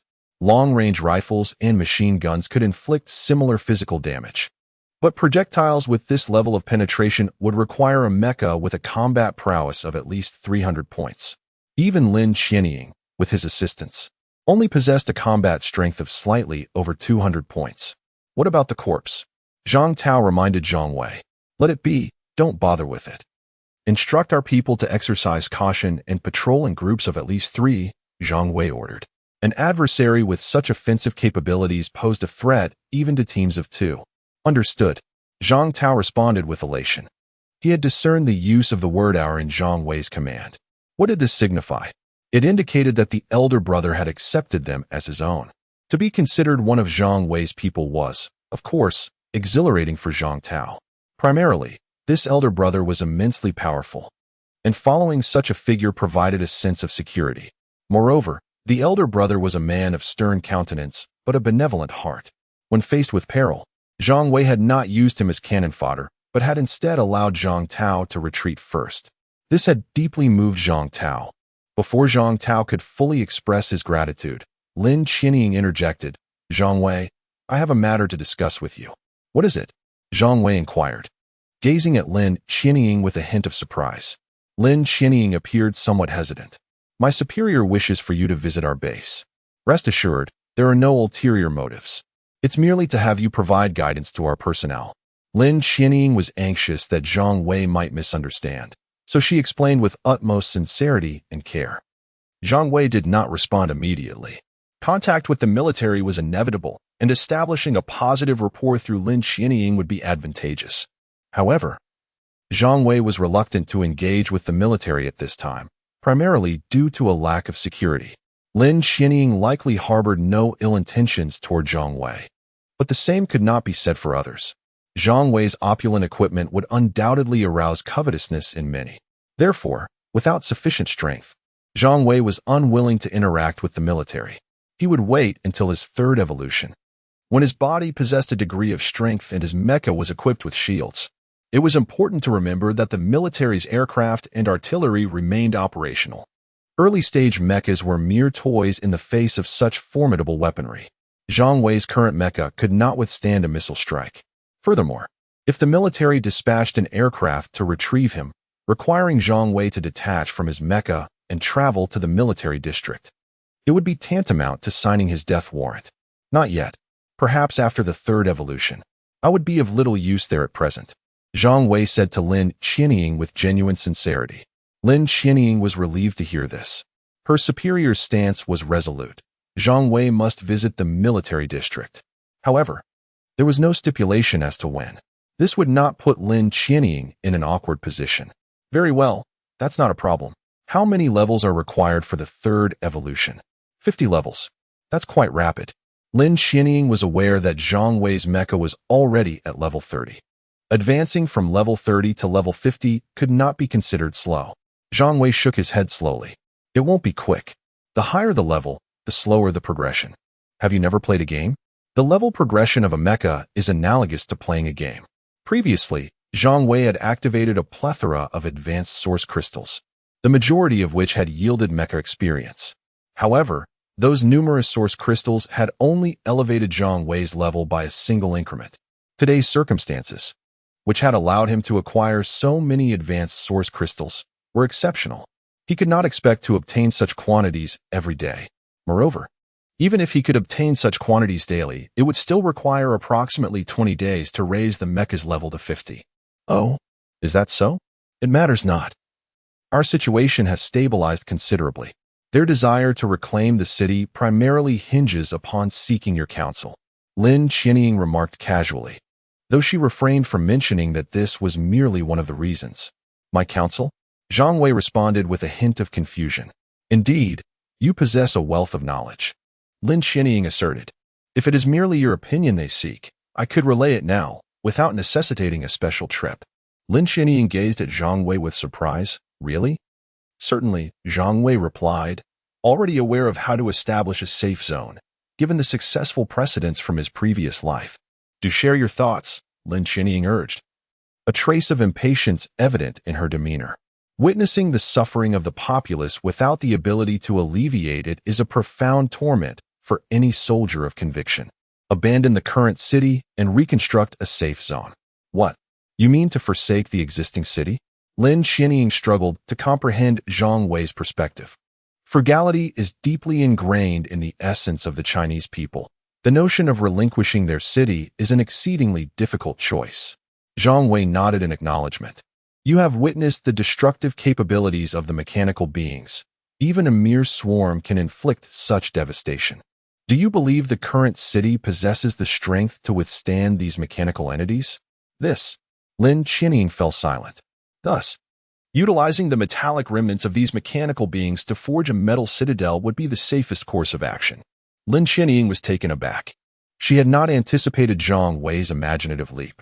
A citadel crafted entirely from metal? It seemed rather promising. Chapter 45, West City. Liege Lin Qianying promptly reported this information to her superior. Whether or not to accept this matter was something her superior needed to deliberate upon. But she was certain it was necessary to report it. Once Lin Qianying concluded her report, the group took a brief respite, though their bodies were not fatigued. Their spirits required rejuvenation. In the afternoon, Zhang Wei took Lin Qianying and Zhang Tao for a stroll outside the villa district. Unfortunately, their efforts yielded nearly nothing. The entirety of Chuan City was eerily quiet and harmonious, with no mechanical creatures daring to show themselves. Even the avian mechanical beings remained hidden, and humans were far too cautious to venture out. This left Zhang Wei feeling despondent, pondering how he could improve himself without any monsters to combat. Lin Qianying evidently recognized this dilemma. Zhang Wei, if there are so few monsters, where can we find a substantial amount of metal remnants? Moreover, isn't it inevitable that the mechanical beings will eventually be exterminated? Zhang Wei shook his head in response. It is impossible to eradicate them completely. Mechanical beings can reproduce, and at an astonishing rate. Mechanical beings can reproduce? I find that hard to believe. Despite her youth, Lin Qianying was well aware of how animals procreate. Having transformed into mechanical beings, how could they possibly produce offspring? Two steel monstrosities stacked upon one another could only generate sparks, not progeny. They indeed can reproduce. Zhang Wei explained. Take the mechanical mice, for instance. Once an individual has amassed sufficient combat power, it can expend a minimal amount to breed new mechanical mice, without even requiring the gestation period typical of living organisms. This is the primary reason mechanical beings cannot be completely eradicated. In my past life, even 10 years into the apocalypse, mechanical beings were still as numerous as ever, showing no signs of extinction. Is it truly so? Lin Qianying gasped. If that is the case, humanity shall never find peace. Brother and sister, now is not the time to dwell on that. We should focus on how to acquire source crystals, Zhang Tao interjected, somewhat dejected. Half the afternoon had already passed, and they had scarcely seen any sign of mechanical beings. How are we to proceed? Zhang Tao also aspired for a secondary evolution and coveted a premium core module. The mechanical beings are likely too frightened to emerge for the time being. Let us return for now. By the way, we should have our people keep an eye on those initial source crystals. There must still be some yet to be discovered, Zhang Wei suggested. Zhang Tao was well aware of what Zhang Wei referred to when he mentioned the initial source crystals, the very ones that fell from the sky at the onset of the apocalypse. In fact, Zhang Tao had been sending people to monitor them. Zhang Wei's floating artillery had originated from these initial source crystals, and having witnessed its prowess, Zhang Tao also wished to acquire one for himself. Brother, there are hardly any initial source crystals left within the city. They have all been claimed or consumed by the mechanical beings. If we are to find them, we must venture outside the city. Going outside the city is not out of the question, Zhang Wei mused silently.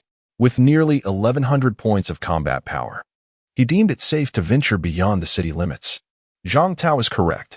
Areas further from the urban center were likely to harbor more initial source crystals. In addition to the initial source crystals, there existed a plethora of mechanical beings, including those transformed from field mice and frogs, which appeared in droves.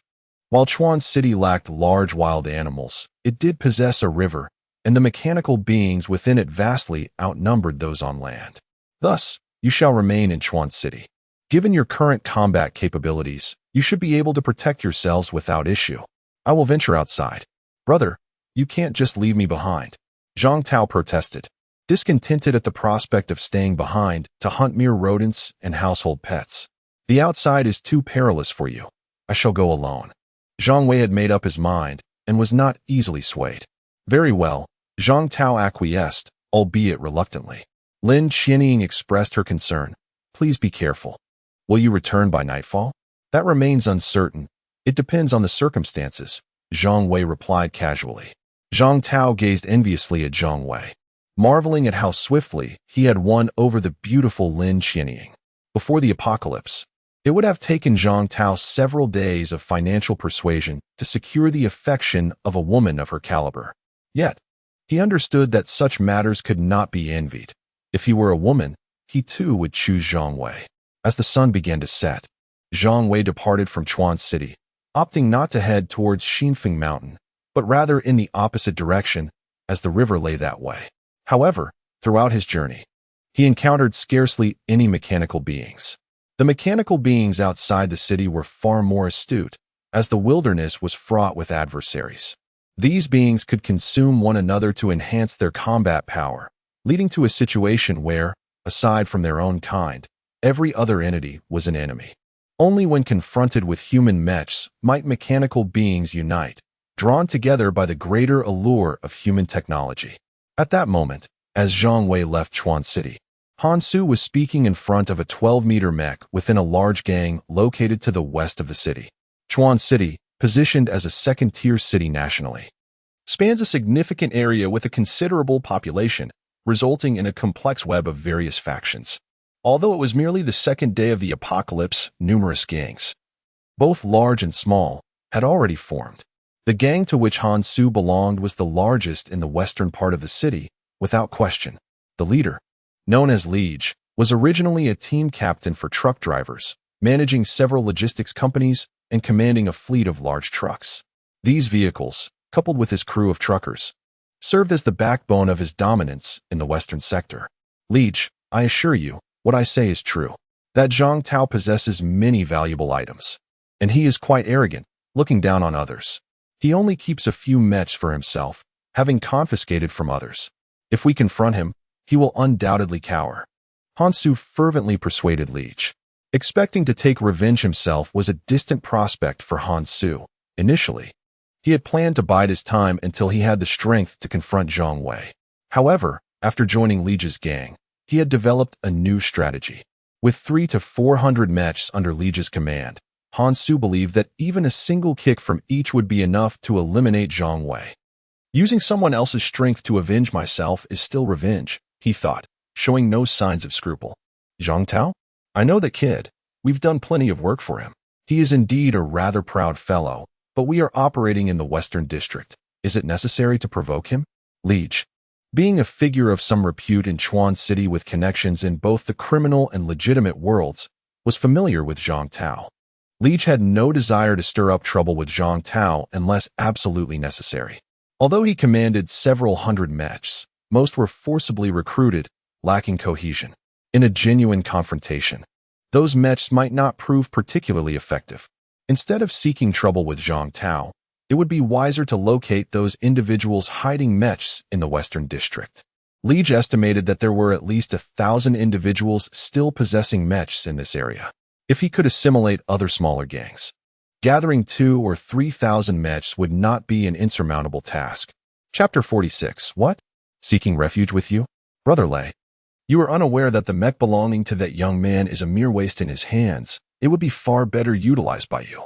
His own mech, prior to its evolution, already stood at an impressive 17 meters tall. Hansu understood what could entice Brother Lei. In this apocalyptic world, strength is of paramount importance. The larger the mech, the greater the combat power it possesses. Hansu discerned Brother Lei's ambitions. He aspired to dominate Chuan City and perhaps even a larger territory, which necessitated formidable personal strength. Only then could he foster a stronger sense of loyalty among his subordinates. If the leader lacks strength, why would anyone follow him? Moreover, he also possessed a magnificent weapon, a scythe over 10 meters long, which I witnessed firsthand. Hansu further stoked the fires of desire within Brother Lei. He could hardly believe that Brother Lei would remain unmoved after hearing this. Indeed, upon hearing this, Brother Lei was undoubtedly intrigued. The main reason being that Zhang Tao's subordinates were far fewer in number. A mere few dozen mechs could hardly compare to his several hundred. At that point, there would be no need for his own men to engage. Merely positioning this vast array of mechs before Zhang Tao's doorstep would likely frighten that inexperienced lad into submission. Furthermore, Brother Lei himself was no slouch in combat. His mech had already undergone its first evolution, reaching level 15. And he had also acquired a skill through an unexpected gain from an initial source crystal. Moreover, that area was a wealthy district, largely untouched by devastation. My own mech was seized from there, and many more mechs await our claim. If those affluent individuals refuse to join us, we can simply seize their mechs, making them your possessions, Brother Lei. Truth be told, Hansu's words were indeed quite alluring. 17-meter mechs, formidable weaponry, and a plethora of mechs ripe for the taking. Very well, let us proceed. Gather the men at dawn, Brother Lei decisively proclaimed. Initially, Hansu wished to persuade Brother Lei to act that very night. But after some contemplation, he dismissed the thought. Persistently opposing Brother Lei might sour his mood, which was not Hansu's intention. Hansu was unwilling to remain merely a subordinate. He sought personal advancement as well. Thus, currying favor with Brother Lei now could lead to a reasonable claim for some mechs later. With sufficient mechs under his command, finding capable pilots would be effortless, enabling him to establish his own dominion. That night, Brother Lei reclined with 2 beautiful women, enjoying a blissful slumber. He felt that life in the apocalypse was far more luxurious than before, at least for the time being. The next morning, Brother Lei summoned all his subordinates. Nearly 400 mechs of various models stood assembled, a truly grand spectacle. Brother Lei conducted a pre-battle rally, promising rewards and issuing threats. Of course, the primary motivator for obedience was the latter, who among them did not have family. Most mech owners were family men, and anyone who disobeyed would find their loved ones at the mercy of Brother Lei's wrath. Thus, the majority of the nearly 400 dared not defy him. A procession of 400 mechs advanced toward the villa district, and not a single fool dared to impede their path. Mechanical creatures scurried away at the sight, while smaller gangs trembled in fear, terrified that Brother Lei was coming for them. Fortunately, Brother Lei did not engage them. After half an hour, they entered the villa district. It was indeed a different realm. Brother Lei immediately set his sights on it. Why not settle here? It would be quite advantageous, he mused, as he compared it to his territory in the western city, which felt like a mere doghouse in comparison. Of course, it shall be as you say, Brother Lei. Hansu flattered, standing beside him. However, Hansu's flattery irked some of the older members of the group, who had long followed Brother Lei. It seemed as though Hansu was positioning himself as the sole authority aside from Brother Lei, much to their annoyance. Hey, You lad. Quite impressive, Brother Lei remarked, pleased as he patted Han Su on the back. What are you doing? Get lost, came a sharp voice. It was a patrolling bodyguard, flanked by two silent companions, who had assumed a combat stance. Brother Lei was taken aback.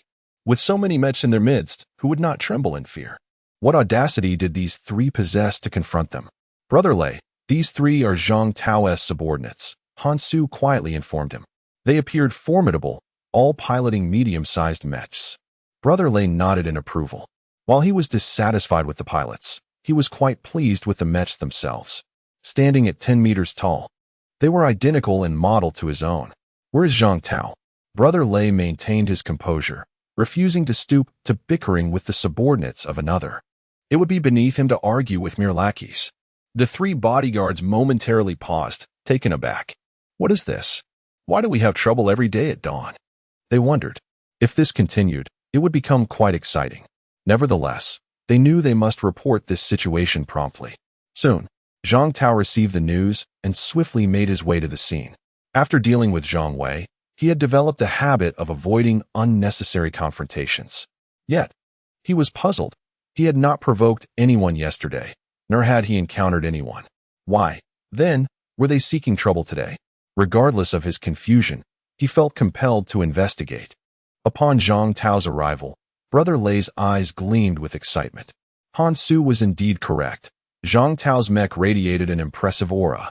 Following its first evolution, Zhang Tao's mech towered at 20 meters, nearly double the size of Brother Lei's. Such a magnificent and imposing mech was meant to be in Brother Lei's possession. Are you Zhang Tao? Brother Lei inquired, his tone dripping with arrogance. Zhang Tao did not immediately react with anger, but calmly responded, and you are?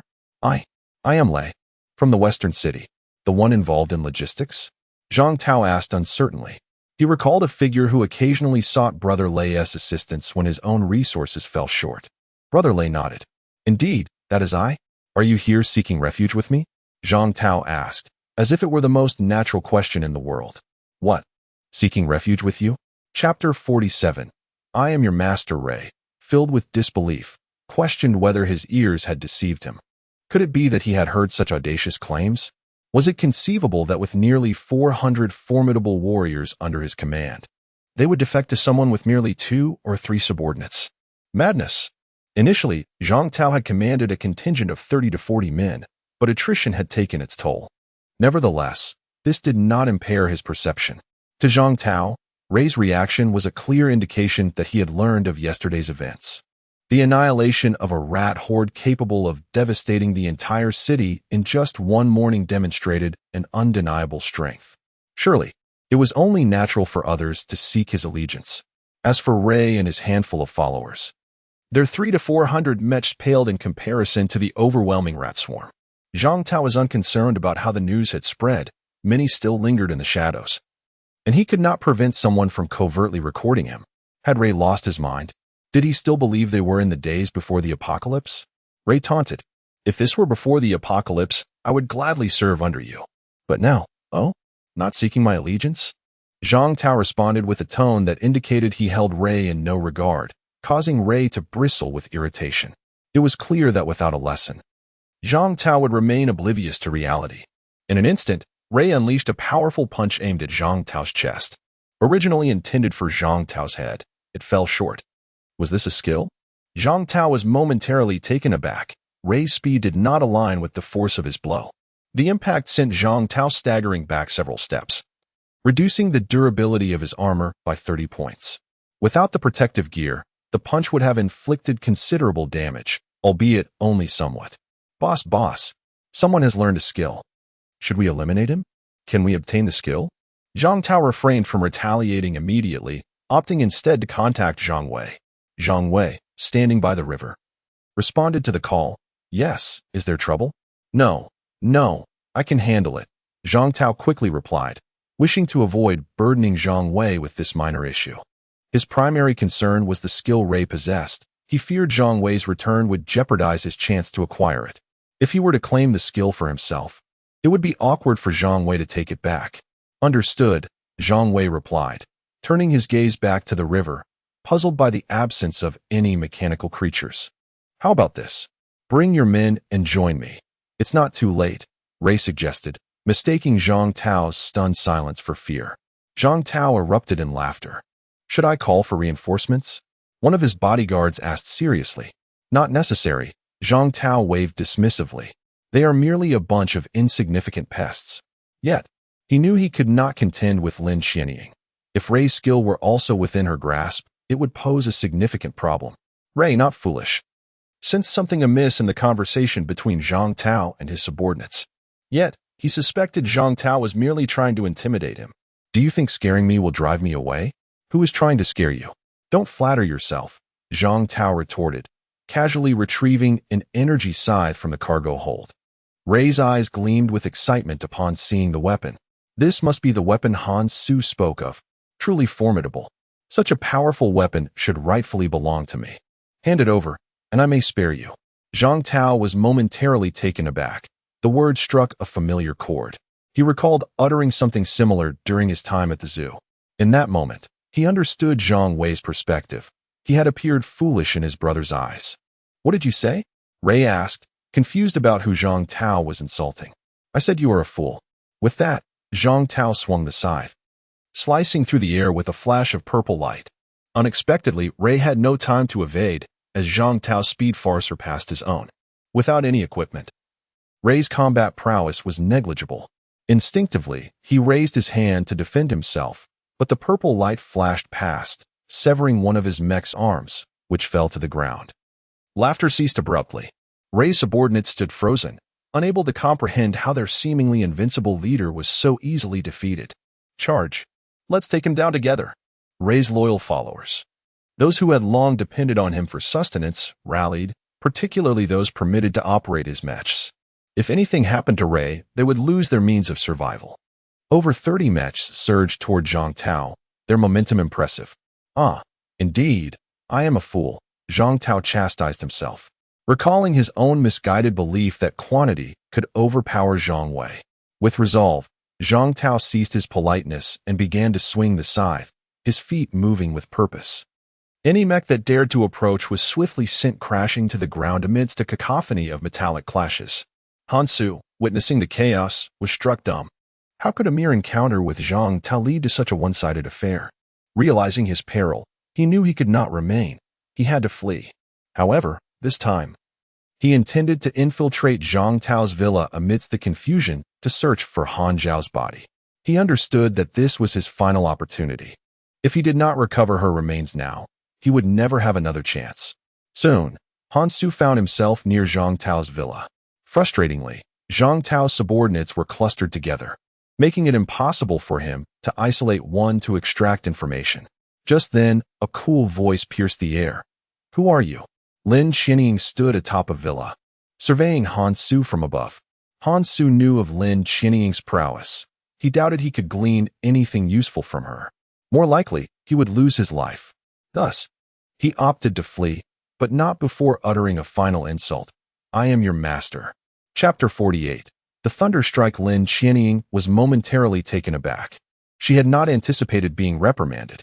By the time she regained her composure, Han Su had already dashed 100 meters away. Humph.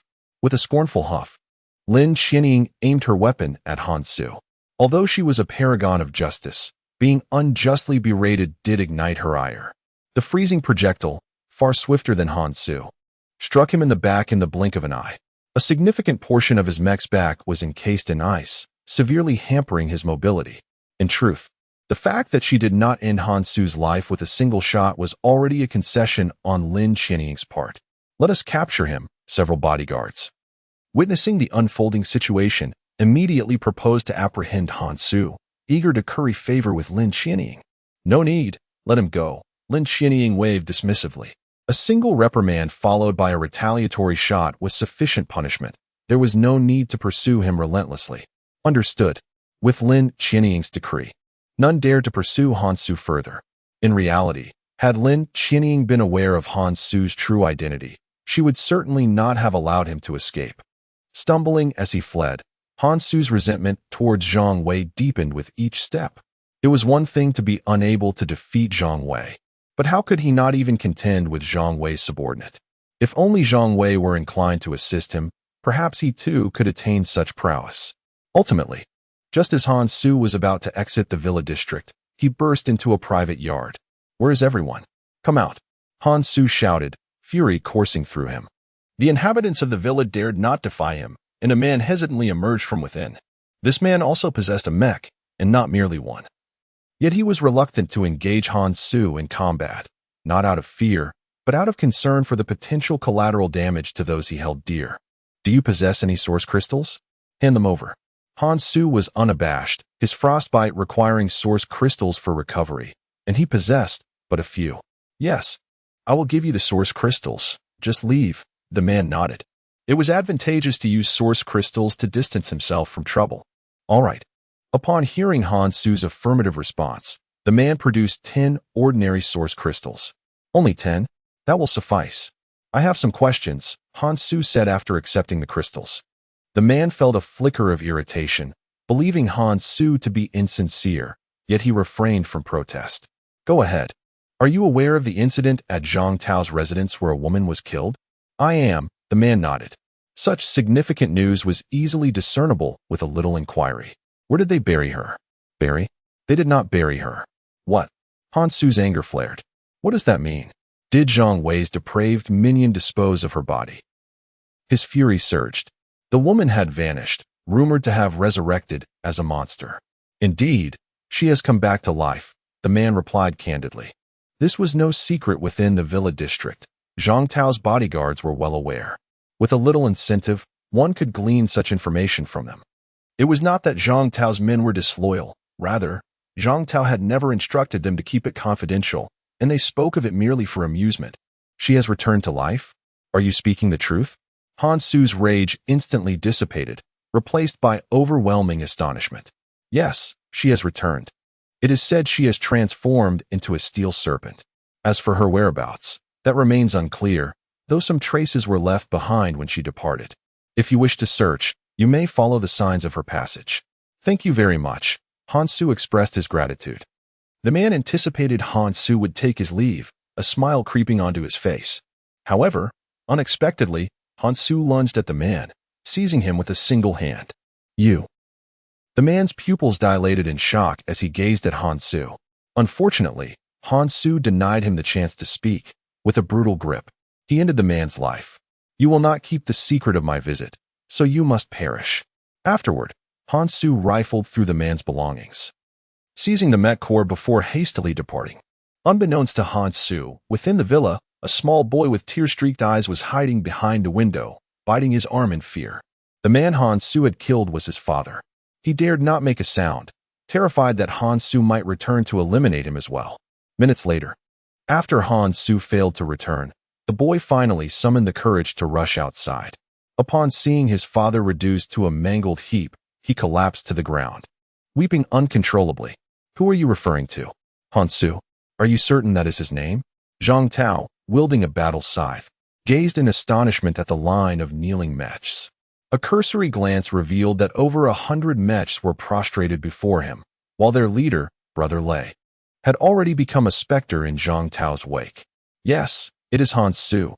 He was the one who suggested Brother Lei come to confront you." Zhang Tao surveyed the area. "Where is he?" "Not here. I just saw him run that way," one man hastily replied. "He is attempting to secure his survival." Zhang Tao's reputation for ruthlessness was well known among them. Brother Lei and his loyal followers had been reduced to mere fragments by Zhang Tao's hand. "Go. Inquire with the brothers over there." Zhang Tao commanded a subordinate to investigate. Yet, he held no hope of locating Han Su. The man had sensed danger and fled in advance. "Stay kneeling. Do not attempt to flee. I need to consider how to deal with you all." With that, Zhang Tao departed, leaving 2 subordinates to oversee the situation. Even so, none dared to escape. They remained obediently kneeling in place. Thunderstrike, a basic skill. "Boss, I have acquired a skill, a basic skill, Thunderstrike. Should I save it for you?" Zhang Tao inquired tentatively of Zhang Wei. "Use it yourself," Zhang Wei replied, still preoccupied with other matters, lacking the time to entertain Zhang Tao. Moreover, a basic Thunderstrike held little allure for Zhang Wei. Thunderstrike merely expended energy to inflict nearly double the damage at an accelerated speed and was a single-target skill. Zhang Wei found it unremarkable. Very well. I shall use it myself then. While Zhang Wei dismissed the skill, Zhang Tao was not choosy. Having a skill was better than having none. I'm busy. Do not disturb me, Zhang Wei retorted curtly before terminating the communication. I had meant to discuss Hansu with you, but I shall wait for your return to do so. Subsequently, Zhang Tao spotted Lin Qianying and showcased the skill he had just acquired. Feeling emboldened as it was a melee skill, rendering it useless to Lin Qianying.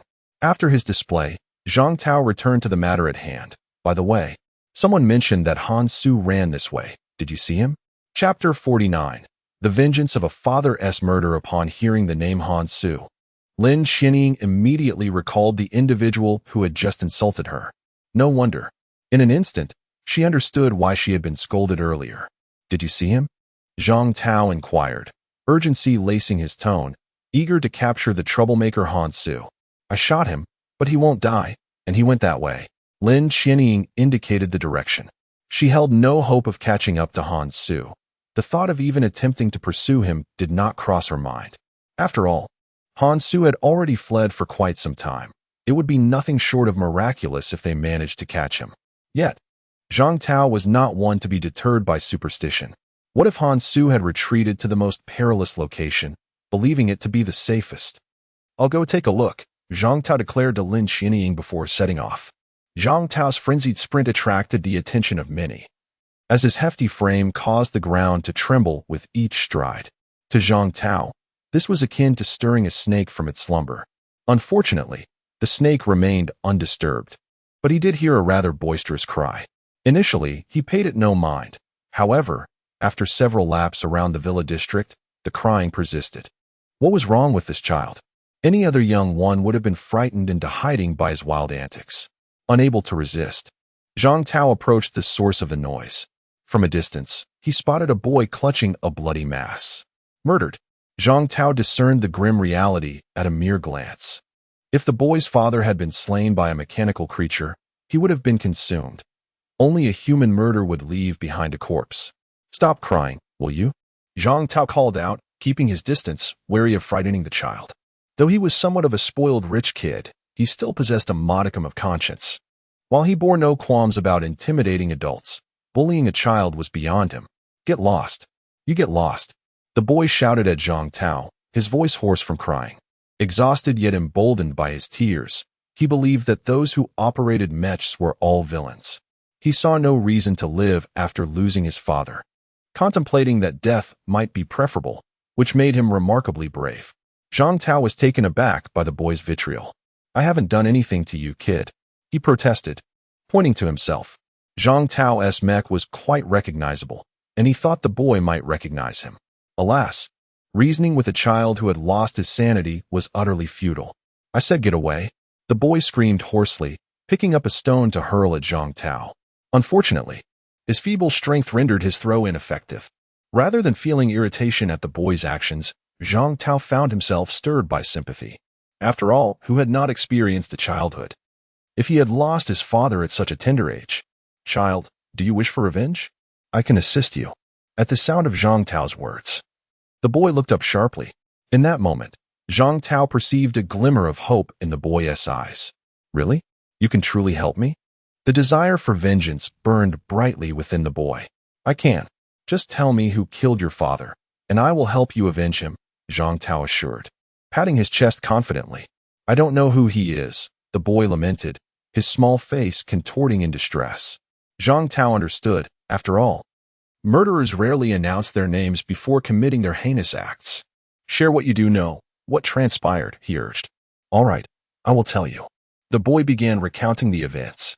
Initially, Zhang Tao felt indifferent, but when he learned that the killer mech had inquired about Han Xiao, his heart raced with excitement. He knew the identity of the murderer. Without a doubt, it was Hansu. Who else would seek to know where Han Xiao was buried? After the boy divulged all he knew, Zhang Tao exclaimed, Well done, young one. I shall help you exact your revenge. Do you have any family left? The boy shook his head slowly, sorrow clouding his gaze. Very well, given the current state of affairs, come with me to my home. I can provide for you. Zhang Tao's benevolence was genuine, bolstered by his family's ample resources. My father, the boy hesitated. Leave him here. I will arrange for someone to help bury him.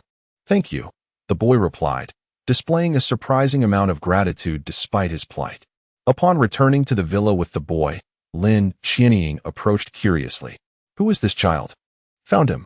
Let me tell you. Zhang Tao began recounting the tale. Upon hearing the boy's tragic story, Lin Qianying's maternal instincts surged forth, and she comforted him gently, even as her mech disengaged. Meanwhile, Zhang Tao organized a search party to follow the trail left by the steel serpent in pursuit of Han Su. While Zhang Tao busied himself, Zhang Wei felt increasingly agitated by the eerie silence surrounding him. Not a single mechanical creature in sight. How could there be no mechanical beings in such a vast river? Zhang Wei was frustrated. Having departed from Chuan City over a day ago without any leads, he mused that he might have fared better rummaging through the sewers back in Chuan City. Am I forgetting something? He pondered deeply. Originally, Zhang Wei had planned for this river to feature prominently in his strategy, as it was certain to host numerous mechanical beings, yielding ample source crystals. However, he had overlooked a critical detail. In his previous life during the first 2 years of the apocalypse, he had been a mere bottom feeder, lacking even a mech. While he retained memories of major events from the beginning of the apocalypse, he was oblivious to the minutiae or incidents he had not personally experienced. For instance, he had no recollection of the rat tide, perhaps because it had not occurred in his previous existence. After all, his presence had likely triggered some butterfly effects. The colossal creatures that once remained within the zoo had ventured forth in this life solely due to Zhang Wei's influence. Let us keep searching. If there are no mechanical beings in the river, they will be even harder to find elsewhere. Zhang Wei continued along the riverbank. Moreover, advancing along the banks had its advantages. As long as he kept walking, he would eventually encounter a village. Villages typically housed livestock. And while these mechanical beings were not as formidable, they were still substantial enough to provide intermediate source crystals. After approximately half an hour of travel, Zhang Wei caught a glimpse of a village in the distance. This village appeared to have once been affluent, with each household boasting 2-story buildings, though most were now in ruins. It was evident that the village had suffered a massacre at the hands of mechanical beings. With the apocalypse having descended, it was a rare sight to find any living souls in rural areas, something Zhang Wei had long been aware of, so he felt no surprise. Surely, there were no survivors left. However, mechanical beings would undoubtedly remain. Chapter 50. Harvesting the crab swarm. Zhang Wei, filled with excitement, hurried towards the village. As he drew nearer, however, he realized that what once resembled a village had devolved into mere ruins. His initial joy dissipated, and as he traversed the desolate landscape, he remained oblivious to any signs of mechanical creatures. It seemed implausible. Even if those entities had devoured the villagers, they could not have all fled to distant locales. The revelations within this village utterly shattered Zhang Wei's perceptions. Typically, mechanical beings do not stray far from areas that provide them with a sense of security, unless compelled by some insurmountable force. What could have transpired in this village? While Zhang Wei contemplated these mysteries, a sudden metallic clattering echoed from behind him. Before he could turn, floating cannons had already opened fire. On the riverbank, approximately 600 to 700 meters away, numerous heads emerged. But what was even more striking were the multitude of oversized metal pincers. Crabs? Upon witnessing the scene before him, Zhang Wei instantly grasped the situation. This made sense. It turned out that the village had been cultivating river crabs. He had suspected as much. Relieved, Zhang Wei recalled that before the apocalypse, river crabs had been a source of sustenance for humanity, but in the aftermath, they had transformed into a dominant menace, becoming a source of disaster. Individual mechanical crabs could reach lengths of 1 to 1.5 meters, with pincers extending up to 2 meters. The sheer numbers were staggering. Although they did not rival rat swarms, any sizable farm would host thousands upon thousands of crabs. What would happen if all these creatures morphed into mechanical beings? The villagers and the mechanical entities must have been consumed by these crabs, and the absence of mechanical life in the river was undoubtedly their doing. Zhang Wei refrained from immediate action, yet the colossal crabs showed no mercy. They charged from the river, pincers flailing, directly towards him. The floating cannons commenced a relentless barrage, each shot claiming the life of a crab. With combat prowess exceeding 1,000, Zhang Wei found the cannon's enhanced firepower devastatingly effective, dispatching crabs with almost playful ease. Simultaneously, thanks to the freezing projectiles, the ground quickly became coated in ice from the carcasses of the frozen crabs, significantly slowing the advance of the crabs behind them due to the slippery terrain. At this moment, Zhang Wei brandished his energy greatsword, eager to test a new skill. The throng of crabs presented the perfect opportunity for experimentation. Extreme thunderstorm. The tip of the energy greatsword began to gather energy, coalescing into a fiery sphere approximately half a meter in diameter after a brief moment. Go! Zhang Wei swung his sword at the crab swarm. The glowing orb shot forth like a cannonball, colliding with one of the crabs, momentarily freezing both the sphere and the crab in place. The next instant, the sphere shattered, transforming into countless bullet-like energy projectiles. The area within a 10-meter radius was engulfed by these fragmented lights, causing a brilliant flash that illuminated the sky even in daylight. However, the luminous shards vanished almost instantaneously, akin to fleeting sparks from a metallic collision. Yet, as the light dissipated, every crab within that 10-meter vicinity collapsed, clearing a vast expanse in a heartbeat. The bodies of the crabs lay riddled with gaping wounds, not a single part intact, including their formidable pincers. Impressive. Zhang Wei nodded in satisfaction. The extreme thunderstorm skill proved significantly superior to the death laser in terms of area damage, and its energy consumption was acceptable. Glancing at his panel, he noted that utilizing extreme thunderstorm had consumed only 5% of his mech's power, a mere trifle for him. He could easily recover energy while continuing to fight. The crabs, on the other hand, were far from pleased. Zhang Wei's actions incited their fury. Unlike rats, these creatures would not be easily intimidated. As the crabs surged towards him with renewed ferocity, Zhang Wei was elated. The ordinary crabs yielded mid-level energy crystals upon defeat, far surpassing the rewards from merely hunting rats. Without hesitation, Zhang Wei charged into the crab horde, like a rampaging bull. The crab's pincers posed no threat to him.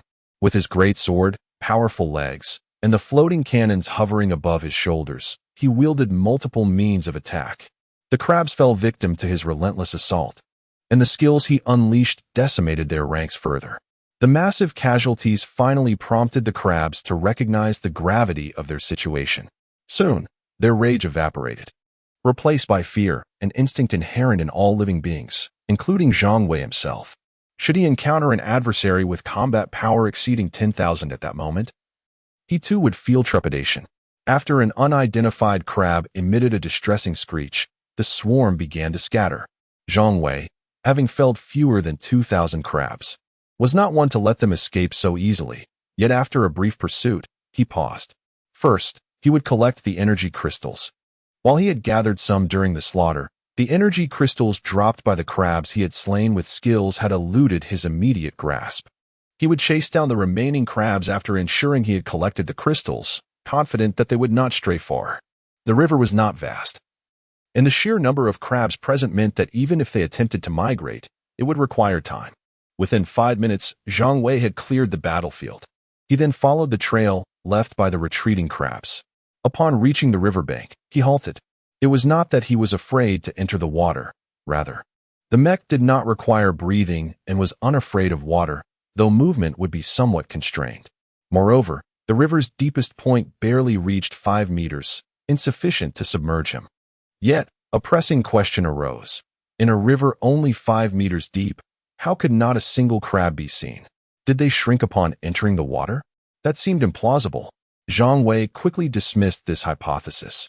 He had only heard of mechanical beings growing larger with evolution, never of them diminishing in size. Let us investigate. Zhang Wei leaped into the river, the water rising only to just above his mech's knees. Furthermore, the water level was rapidly decreasing, evaporating in the presence of the energy greatsword, which was decidedly unkind to the water. As vast amounts of water were vaporized, Zhang Wei's energy reserves dwindled as well. For maintaining the heat of the greatsword required power from the mech. Realizing this, he reluctantly stowed the greatsword. Engaging the nearly boundless river with his mech's energy was hardly a wise course of action. What was that? Upon sheathing the greatsword, Zhang Wei suddenly exclaimed. He had glimpsed a crab, but in the blink of an eye, it vanished without a trace. Chapter 51. What is that? The death laser. A purple radiance converged in Zhang Wei's eyes as lightning sliced through the water's surface. His primary objective was to cleave open the spot where the crab had just emerged. What lay beneath? A simple incision would reveal the truth. As the lightning swept across, the riverbed, once clear, became muddied with debris and silt. When the murk settled, a serene, cleaved aperture appeared before Zhang Wei, its diameter about 5 meters, extending straight down for a depth of 7 to 8 meters. Peering into the depths, Zhang Wei muttered softly before stepping into the opening. Indeed, there was a hidden passageway. Testing with his foot, he discovered a tunnel leading to other locations, approximately 3 to 4 meters high and slanting downward. Given Zhang Wei's current height, he would not fit through. However, this posed no challenge for him. He would simply blast his way through. The enormous energy sword, summoned by Zhang Wei, reappeared in his grasp. With its fierce strikes, the tunnel began to collapse. He forged ahead, carving a path through the darkness until the tunnel was exposed to the open air. Yet, due to the downward slope, Zhang Wei soon found his entire mech submerged in the river. How deep could this water be? He pondered, bemused. This river was not particularly large. Such a landscape was unexpected. Was it possible that the crabs had mechanized and excavated this themselves? Zhang Wei found it hard to believe, considering it was only the third day of the apocalypse. As he descended further, he could feel the current beginning to affect his movements, though the impact was minimal. Fortunately, the crab's lair was not too deep. When he reached about 20 meters underwater, the environment opened up before him. It was a vast subterranean chamber, roughly the size of 3 or 4 football fields. However, despite its expanse, Zhang Wei could not enter, as the height was only about 5 to 6 meters. He observed the chamber, filled with crabs, and squatted at the entrance he had forcibly created. The energy sword was retracted once more. It consumed too much power. This was a promising location. Zhang Wei had no intention of leaving, nor did he wish to destroy this underground space. Based on his estimation, this was the sole entrance to the chamber. The crabs could only exit through his position, so he resolved to wait patiently for them. The rationale behind preserving this underground enclave was, of course, the source crystals. If Zhang Wei merely aimed to exterminate the crabs, he could easily collapse the structure. Yet, doing so would bury the source crystals within. Despite the formidable combat prowess of Zhang Wei's mech, collecting source crystals from the ruins would be laborious and time-consuming. Moreover, not only were there large crabs, but also smaller ones. Astonishingly, these creatures had begun to reproduce in just 3 days. How much metal had they consumed? Zhang Wei's gaze was fervent as he beheld the diminutive crabs, barely 20 centimeters long. They too contained source crystals, albeit weak ones. Nonetheless, that was inconsequential. As long as Zhang Wei guarded the exit, he could utilize the metal remains from the deceased crabs to nourish the smaller ones. With ample metal debris, the growth rate of these little crabs would be astonishing. Once they matured, they would present another opportunity for harvest. Regrettably, there wasn't enough metal debris. Otherwise, he could establish a breeding ground here. Zhang Wei sighed in regret. If only he could create such a facility, he would achieve a steady supply of intermediate source crystals. While Zhang Wei ruminated, the larger crabs grew furious. How could they not be enraged when blocked at their threshold? Under the leadership of one particularly large crab, the group launched a collective assault. Unfortunately, the entrance remained limited, and even after Zhang Wei had forcefully expanded it nearly twice its size, it could accommodate only 3 or 4 large crabs attacking simultaneously. Confronted by the flailing claws of the crabs, Zhang Wei smirked inwardly, deftly landing punches that precisely struck the crabs' heads. The numbers of the assailants began to dwindle. However, the pace of their decline was slow. Underwater, Zhang Wei refrained from using the energy sword, and his floating cannons were ineffective, merely freezing the water. Thus, he relied solely on his hands and feet. This efficiency was lacking, and Zhang Wei felt somewhat dissatisfied with his lethality against the crabs. When he glanced back, he saw the corpses of the crabs he had dispatched accumulating behind him, forming a small mound. Despite this, the enraged crabs showed no sign of halting their assault. They appeared determined to fight to the death. It was not that the crabs were devoid of fear. Rather, they had no retreat. As for why they did not use their pincers to carve a new path, the situation simply did not allow it. Creating a passage to the river's surface would require breaching nearly 20 meters of stone, and the stability of the underground chamber had diminished. Breaking through the stone could easily lead to a collapse. Their only option was to repel Zhang Wei, fleeing as much as possible, hoping to create an opening for their offspring to escape. Yet, while their intentions were noble, the outcome was tragically inevitable. Zhang Wei stood firm at the sole exit, immovable. Nothing could leave without his consent. Gradually, the number of large crabs dwindled, and as they lessened, their frenzy subsided. Zhang Wei inspected his cargo hold and was pleasantly surprised to find over 4,000 intermediate source crystals. If he could nurture these small creatures to maturity, he might achieve his third evolution. Zhang Wei felt an exhilarating rush. In just a few days, his mech had reached the third tier. He yearned to boast. Who else can do this? However, as he reveled in his triumph, the remaining large crabs began to stir, a wild azure glow erupting from beneath the rubble. An anomaly? No, what was that? Zhang Wei sprang to his feet, nearly losing control and plunging into the underground space. Chapter 52, The Legendary Source Crystal. Buried alive, the cerulean gaze belonged to a peculiar crab, measuring 5 meters in length, with pincers extending an impressive 7 to 8 meters. However, what ignited Zhang Wei's fervor was the radiant spectrum of colors emanating from beneath it, a source crystal ablaze with a kaleidoscope of hues. What did these vibrant colors signify? Legend. Zhang Wei felt a surge of excitement. He had not anticipated encountering something of legendary caliber so soon, regardless of what this source crystal might yield. It promised substantial enhancement for him. As for why the aberrant crab had not consumed this legendary source crystal, that was beyond Zhang Wei's comprehension. In the midst of his exhilaration, the aberrant crab swung its massive pincers towards Zhang Wei, leaving the source crystal behind. The crab's speed was nearly double that of an ordinary crab, and its strength was similarly augmented, yet it still paled in comparison to Zhang Wei. As the pincers approached, Zhang Wei thrust forth his spear, resulting in a clash that sent the aberrant crab staggering back several meters.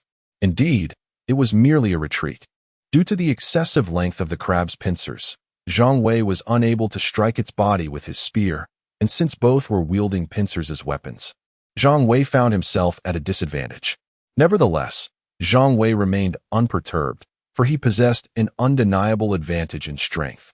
Even if this confrontation persisted, it would not take long for him to vanquish the aberrant crab. However, he soon dismissed this line of thought upon noticing an ordinary crab poised to consume the legendary source crystal. Should it be devoured by the ordinary crab, Zhang Wei feared he would lose his sanity. In the next moment, Zhang Wei hurled his spear, transforming it into a javelin. With pinpoint accuracy, it pinned the audacious crab to the ground, daring to approach the legendary source crystal.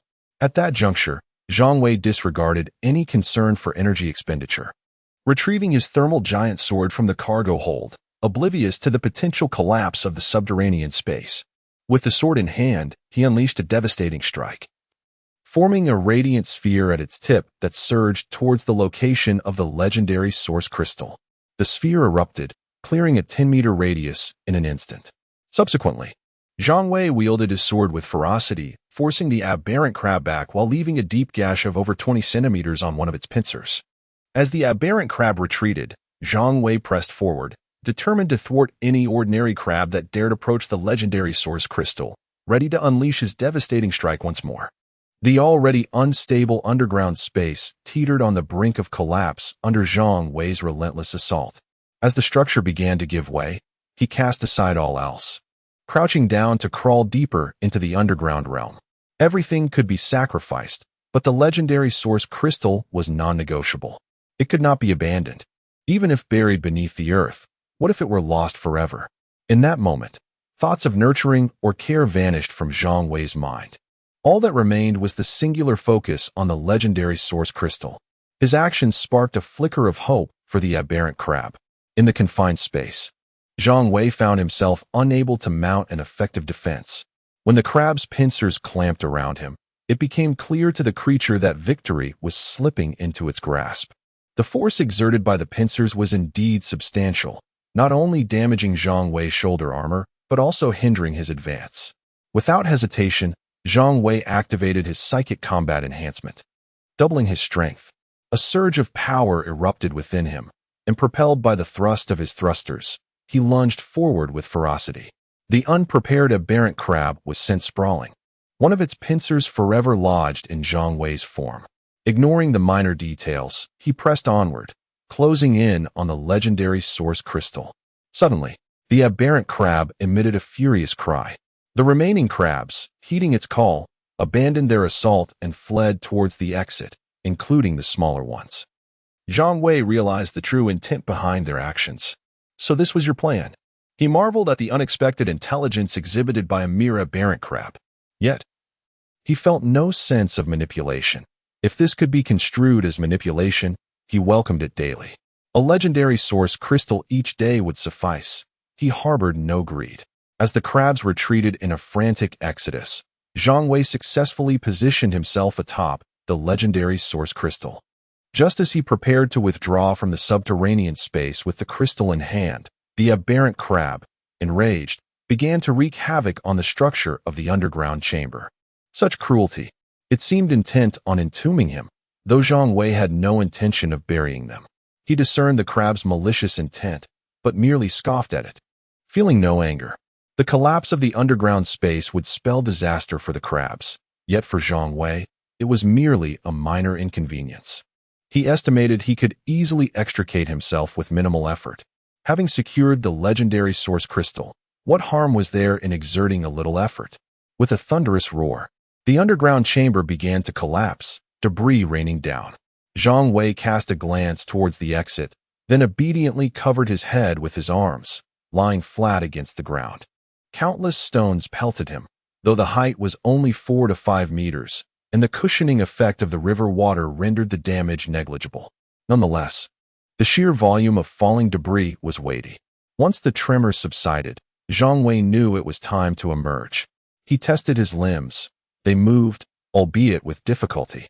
Fortunately, the cargo hold was stocked with sufficient source crystals. Otherwise, he might have truly found himself trapped. With a sigh of relief, he activated his mech to absorb source crystals and restore its power. As the energy levels surged, the thrusters roared to life, prompting the debris around him to shift. However, the movement of the debris created renewed pressure from above, forcing Zhang Wei back down to the ground. This was indeed uncomfortable. The weight of the 20-meter stone layer proved arduous to bear. In a moment of realization, he activated the floating cannon and fired a freezing projectile. Upon impact with the debris, the cold blast achieved the desired effect, encasing the stones and river water in a layer of ice. Chapter 53, The Legendary Detection Core Above. The rubble had frozen solid. Zhang Wei did not struggle against the stones pressing down on him. His sole concern was to ensure that the debris above would not continue to collapse. Once the ice and rubble reached the desired hardness, he began to dig beneath him. This task proved relatively simple, as Zhang Wei's mech hand resembled the claw of an excavator. With sufficient strength, digging a pit became an effortless endeavor. After 10 minutes of labor, he successfully extricated himself. Indeed, they had all fled. Clambering out from the river's surface, Zhang Wei sighed.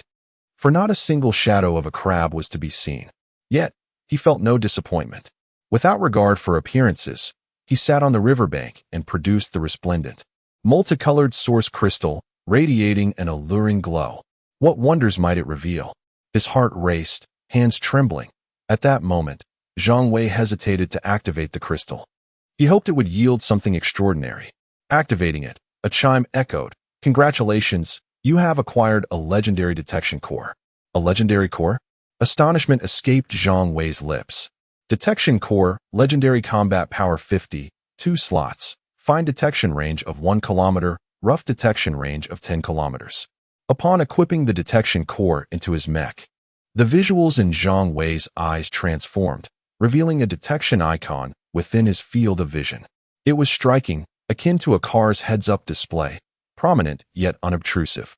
When Zhang Wei directed his gaze toward the detection icon, he could engage in either fine or rough detection depending on his intent. Fine detection. In the next instant, Every detail within a kilometer radius flooded Zhang Wei's mind, clearer than high-resolution satellite imagery. He could even inspect interiors of buildings, underwater or underground up to 10 meters. And any confined spaces as if a nano camera were soaring about, surveilling at his command. Rough detection. The range expanded to 10 kilometers, transforming the imagery into what high-precision satellites might provide, losing the intricate details of deeper layers. Resembling the view of a person gazing down from a great height upon an expansive area. Ah, found it. Zhang Wei sprang to his feet. During fine detection, he had not spotted the fleeing crabs, but through rough detection, he had located them. Initially believing he would have no connection with the crabs, fate had conspired to reconnect them through the legendary detection core. Since they had been found, what was there to hesitate about? He pursued. Zhang Wei was merely 4 to 5 kilometers away from the crabs. With his speed, he caught up to the migrating swarm in under 2 minutes. At this point, few large crabs remained. The majority were small ones. Nevertheless, Zhang Wei did not discriminate. From a distance, he unleashed a devastating electric strike, and his floating cannons locked onto a mutant crab, firing relentlessly. The crab swarm descended into chaos, utterly unprepared for Zhang Wei's pursuit. The targeted mutant crab was engulfed in rage and fear. It had not anticipated being followed. It seemed its preemptive measures might prove useful. However, it still yearned to flee. Yet, with the floating cannons honing in on it, escape was impossible. Coldness enveloped its form, and soon it lost the ability to move. The mutant crab was entirely encased in ice. With the mutant crab in such a dire predicament, the others were no better off. Zhang Wei methodically targeted the larger crabs. Only a minority managed to flee, and most of those were small. Within 5 minutes, the battle concluded. Zhang Wei chose not to chase the escaping crabs, allowing them a 3-kilometer head start. He approached the frozen mutant crab. The heat of his great sword drew near, causing the ice to melt rapidly. As the majority of the ice melted away, the mutant crab regained some mobility. Knowing it could comprehend his words, Zhang Wei inquired, "Why did you not consume the legendary source crystal?" This was the sole reason Zhang Wei spared the mutant crab's life. He could not fathom why it had refrained from devouring the crystal. Had it done so, it would likely have ascended to a king-level crab by now. What could possibly have deterred it from succumbing to the temptation of elevation? Humph. The mutant crab clearly did not wish to engage in dialogue. Choosing to ignore Zhang Wei's question, "If you refuse to speak, I shall obliterate your entire lineage. Those fleeing crabs shall meet their demise." "Impossible. You will never find them." The mutant crab retorted confidently. "The larger crabs cannot escape, but those little ones can easily hide in any crevice to survive. Where will you seek them? Do you doubt me? Then behold this." Zhang Wei opted to share the detection imagery. This feature was only available after equipping the detection core, allowing not only communication with other mechs, but also any mechanical beings. The mutant crab fell silent. No wonder this being could locate them so swiftly. Before such a capability, any attempts at concealment were futile. "Will you speak, or will you not?" Zhang Wei pressed, unwilling to grant the mutant crab excessive contemplation time. "Fine. I shall tell you. It is for my kin." The mutant crab ultimately chose to concede. "For your kin?" "Indeed, the legendary source crystal continuously releases energy, accelerating the evolution of my kin. Once our population reaches a sufficient scale, I can consume the crystal without delay." The mutant crab's explanation was straightforward and easily comprehensible. Zhang Wei grasped it immediately. In essence, the mutant crab's ambition was simply too grand. It was dissatisfied with the current numbers of its kin, desiring to utilize the energy from the legendary source crystal to nurture a greater following. With a sufficient number of subordinates, it could dominate a larger territory and acquire more resources. If this beneficial cycle continued, the mutant crab might indeed become a formidable ruler. Unfortunately, Zhang Wei had thwarted its ambitions before they could flourish. So that was it. No wonder the rodent swarm birthed a rodent king without entering the breeding phase. Your crab swarm had already begun to proliferate, all due to the legendary source crystal. Did the epic source crystal possess such capabilities? Zhang Wei was entirely unaware of this, having never heard of it in his previous life. "I do not know," the mutant crab answered honestly. Having never encountered an epic source crystal, it could not ascertain its effects. Very well, do you have any last words? Zhang Wei inquired, displaying a degree of respect for the mutant crab, as it had clarified his confusion. None. I have revealed my secret to you. You must not pursue my kin. Agreed. Zhang Wei nodded without hesitation. With only a few small crabs remaining, their demise bore little significance. After all, he had already grown disinterested in ordinary source crystals. Kill me.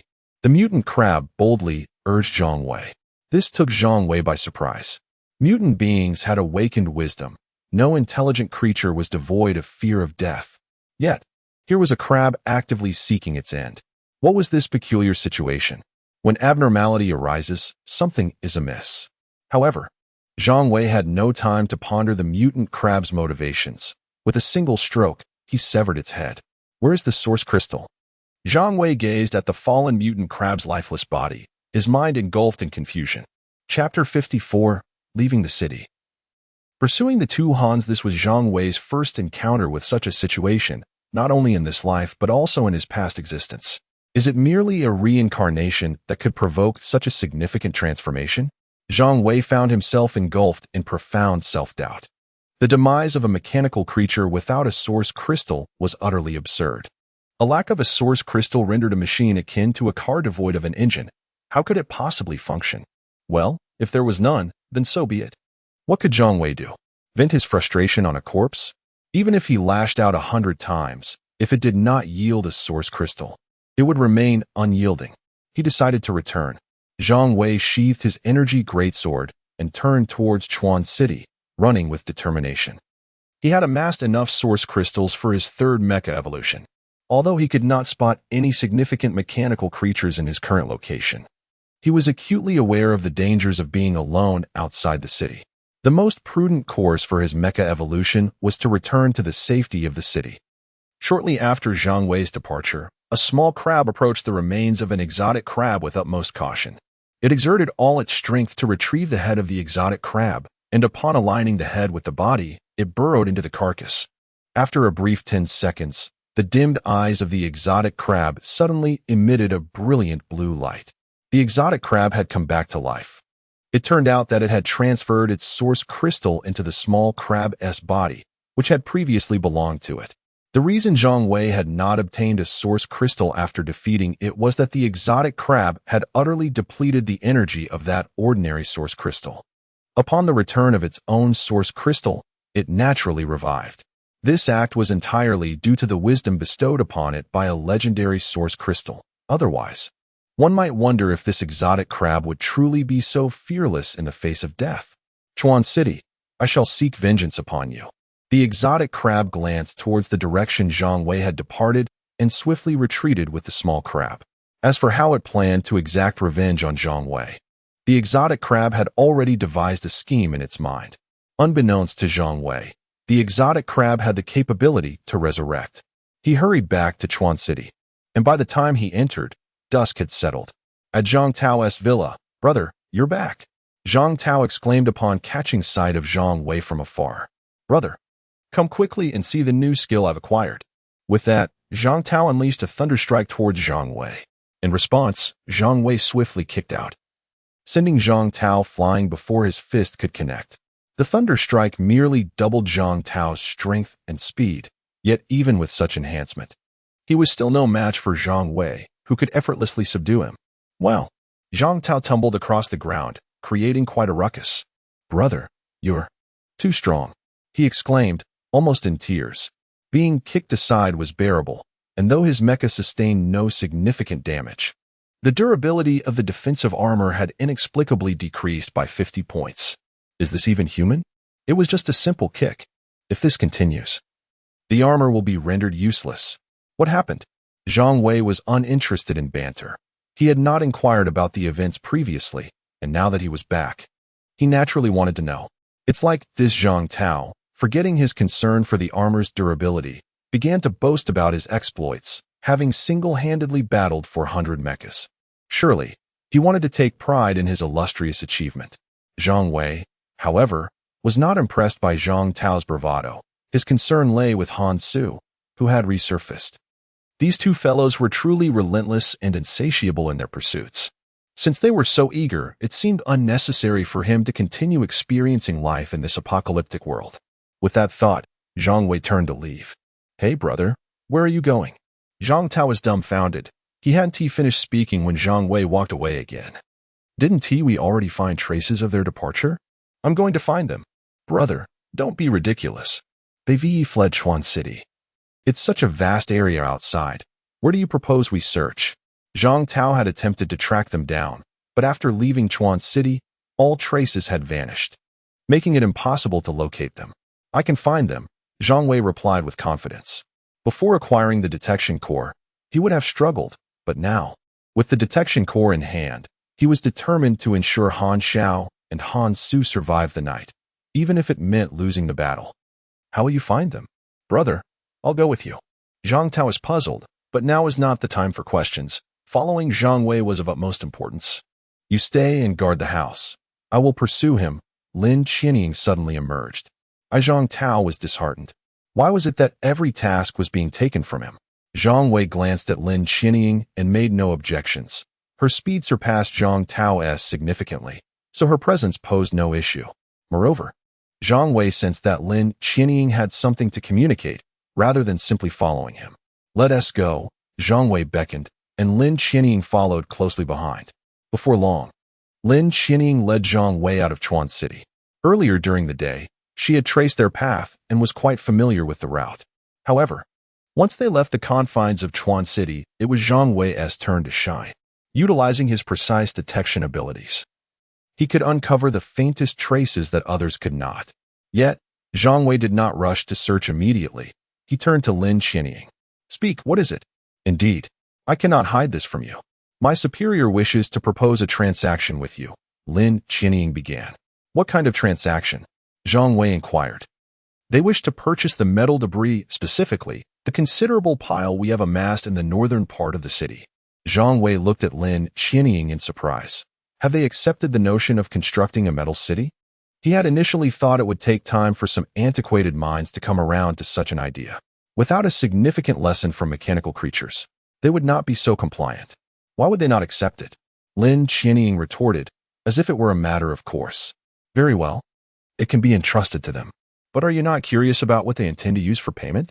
Is it reasonable to sell something without understanding its value? An exchange of equipment is out of the question. It must be source crystals. With so many military personnel and a plethora of mechas, the military's own demand for equipment was immense, making it impossible for them to trade in that regard. Thus, it had to be source crystals. As for how many source crystals they would provide, Zhang Wei was not overly concerned. His primary focus was to foster a good relationship with the military, which was also the main reason for keeping Lin Qianying by his side. Appearance was secondary. You see, sometimes being too clever can be detrimental. Initially, they were unwilling to offer a substantial amount of source crystals, but through my efforts, they are now willing to purchase that heap of metal debris for 1,000 medium-grade source crystals. How does that sound? Quite remarkable, isn't it? Chapter 55. Can we speak properly now? 1,000 mid-grade source crystals? Zhang Wei was taken aback. At this stage, producing 1,000 mid-grade source crystals was indeed a significant commitment. Did they truly believe that everyone was as affluent as Zhang Wei? Indeed, Lin Qianying proudly raised her head. For this was the fruit of her arduous efforts. Very impressive, Zhang Wei nodded in satisfaction at Lin Qianying.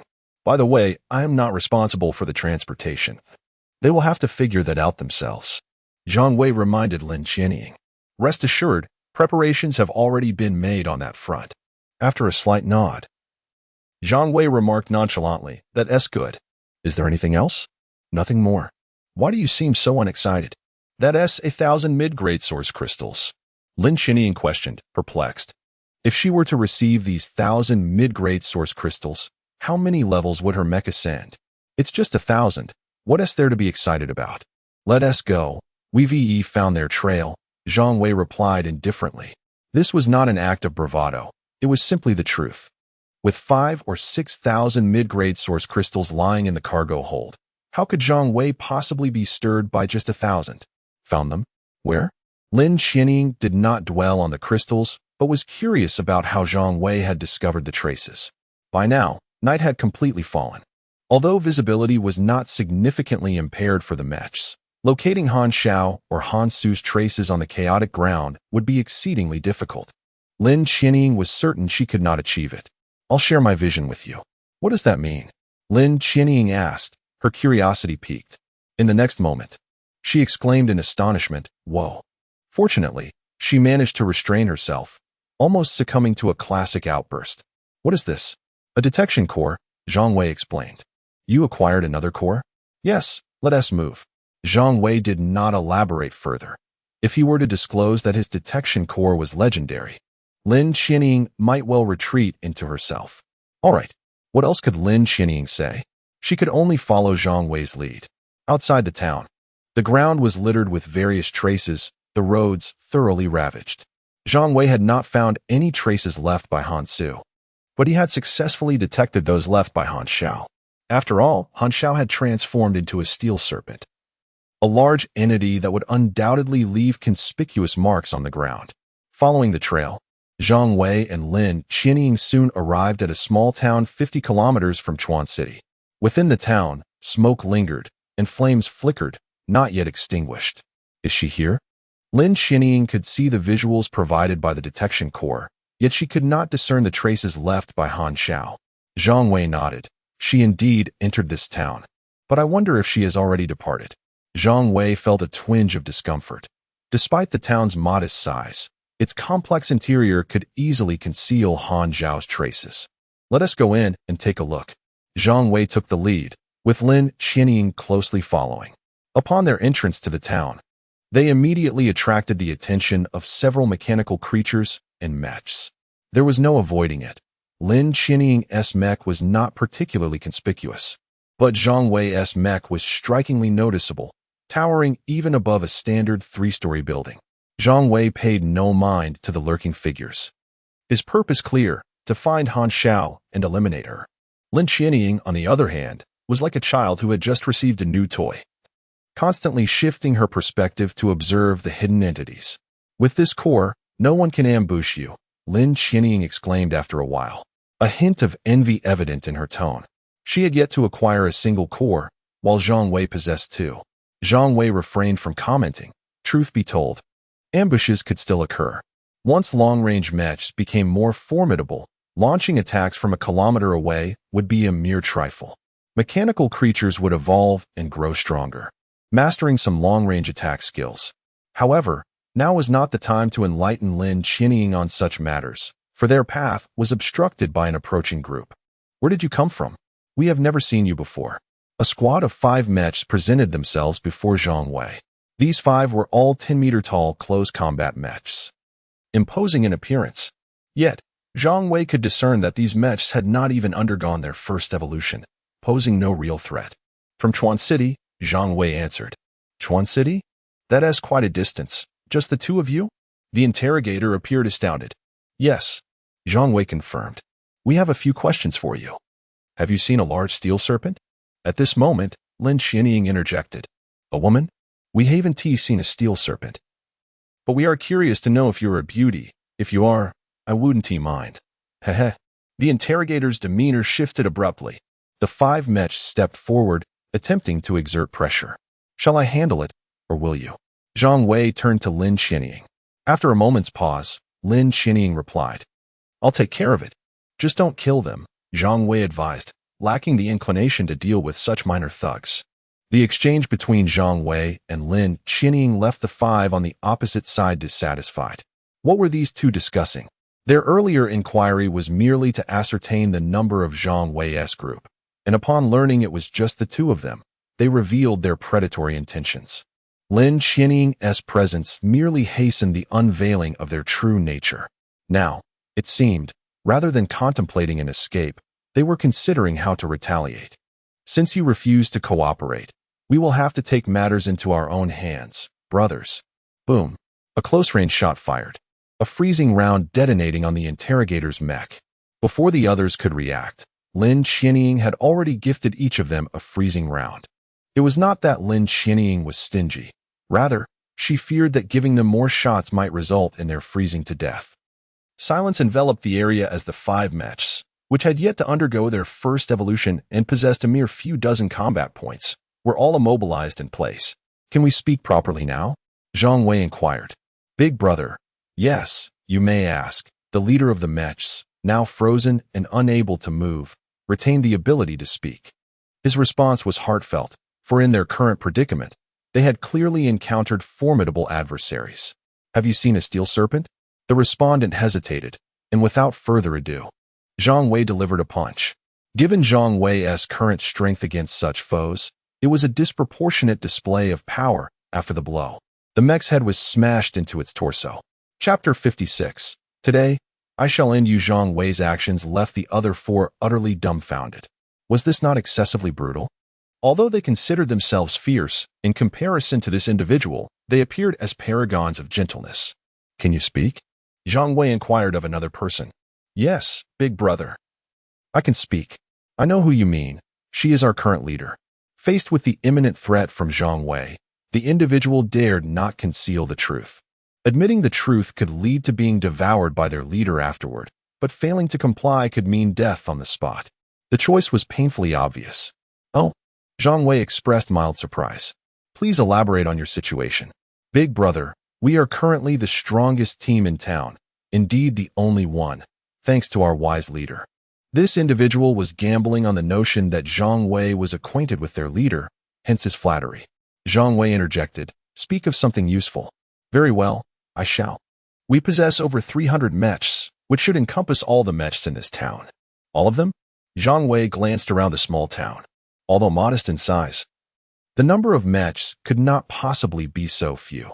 Even if half had been slain by mechanical creatures initially, it should not be the case. Yes, those who disobey were consumed by our leader, the person replied cautiously, a hint of fear apparent in his voice. You wish to capture us to present to your leader? Yes, indeed. This is the task assigned to us by our leader, he nodded fervently. However, he withheld further details. While the men were to be handed over for consumption, the women would be coerced into disintegration with their mechs, destined for the same fate. As for the women, those in the know understood. Where is she? In the town center, at the place engulfed in flames. Let us proceed. Zhang Wei beckoned to Lin Qianying. Lin Qianying followed silently behind Zhang Wei, her silence stemming from her astonishment at discovering that Han Xiao was such a person. If it were mere materialism, an attraction to powerful men, while morally questionable, could be excused as commonplace. But what Han Xiao was doing now, gathering a group to capture others for consumption, was nothing less than blatant murder. Han Xiao's actions relentlessly challenged Lin Qianying's sense of justice. Bang! The sound of the floating cannon firing jolted Lin Qianying back to reality. She turned to see the 4 frozen individuals had all perished beneath the chilling projectiles of the floating cannon. Zhang Wei's firepower was no joke. He could eliminate a foe with a single shot. Did you think they were good people? Did you think their compliments about your beauty were sincere? Zhang Wei countered before Lin Qianying could finish her thought. Lin Qianying was rendered speechless by Zhang Wei's inquiry. Now, we are in an apocalypse. I am no saint. But eliminating some trash is permissible, Zhang Wei remarked, gazing ahead. Subsequently, the two fell into silence and soon arrived at the town center. The buildings loomed tall, around 6 stories high, obscuring Zhang Wei's silhouette. Yet, he had no intention of concealing himself. He had already locked onto Han Xiao. Within a kilometer detection range, nothing could escape Zhang Wei's scrutiny. To his surprise, in such a brief span, she had evolved once more. Upon revealing himself, Zhang Wei addressed Han Xiao, who was perched beside a large torch. Han Xiao's previously closed eyes flew open. Zhang Wei. She could scarcely believe her eyes, perplexed as to how he had found her. Where is Hansu? Zhang Wei surveyed the area, surrounded by over 200 mechs, unable to distinguish which one was Hansu. How do you know I am Han Xiao? Han Xiao retorted instead of answering Zhang Wei and Appo's query, her body tensing as she prepared for an attack. I have located Hansu. I am going to capture him, Lin Qianying interjected suddenly. Having shared detection capabilities with Zhang Wei, she recognized Hansu easily. Good. Do not let him escape, Zhang Wei urged Lin Qianying. For someone so recklessly courting death, it would be a disservice not to oblige his vibrant spirit. Understood. Lin Qianying responded, promptly setting her plan in motion. "What are you all waiting for? Attack together," Han Su shouted, realizing the gravity of the situation. Rallying the other mechs to assault Zhang Wei and Lin Qianying. Although he had only recently arrived, it was well known that Han Su was the leader's brother, granting him considerable influence. All manners of mechs initiated their assault. Rifles, machine guns, freezing rounds, and high-temperature projectiles opened fire, though their accuracy left much to be desired. Zhang Wei's floating cannon engaged as well. He had no fear of ranged mechs. One shot, one kill. As for those charging in for close combat, they were even easier to handle. Zhang Wei drew forth his energy greatsword and unleashed a devastating strike, clearing a 10-meter radius instantly. Such a formidable skill attack swiftly restored sanity to the approaching mechs. "Zhang Wei, why?" Han Xiao had yet to initiate her attack, her gaze fixed on Zhang Wei. "Why? What do you mean by why?"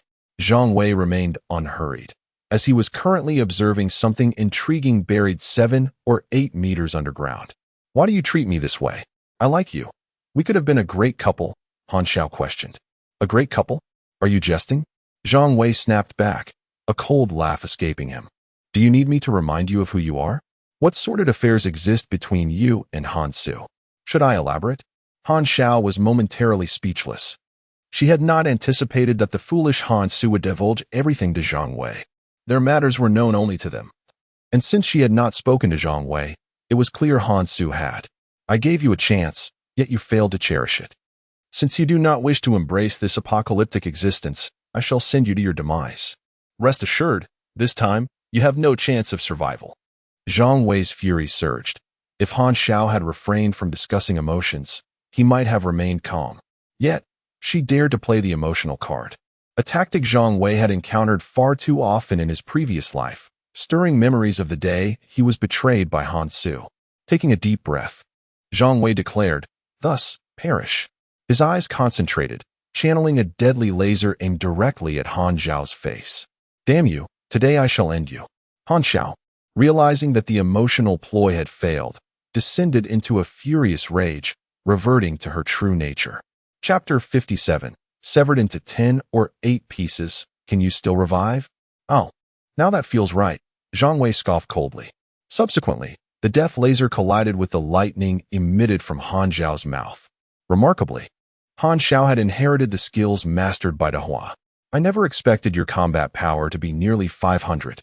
Zhang Wei observed with surprise as the death laser and lightning neutralized each other.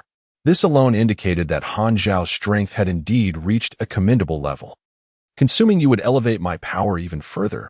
Han Xiao lunged at Zhang Wei. Her length had grown to approximately 15 meters. She believed that if she could close the distance and entwine Zhang Wei with her body, she could strangle him in one fell swoop. How many have perished in such a manner? Zhang Wei mused aloud. Previously, he had only considered punishing Han Xiao, wishing to make her endure the agonies of this apocalyptic world. Yet, he had forgotten who Han Xiao truly was.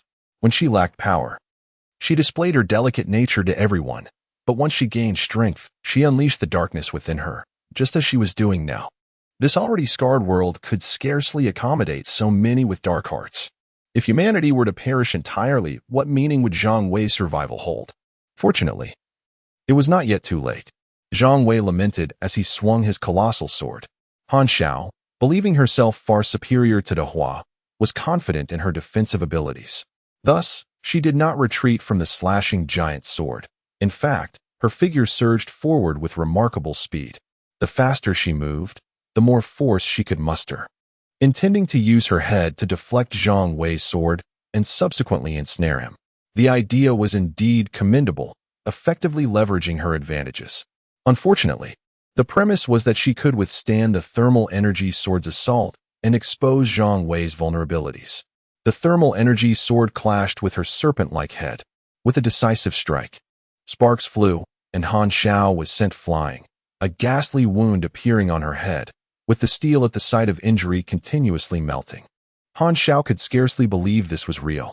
She could not fathom why Zhang Wei possessed such immense power.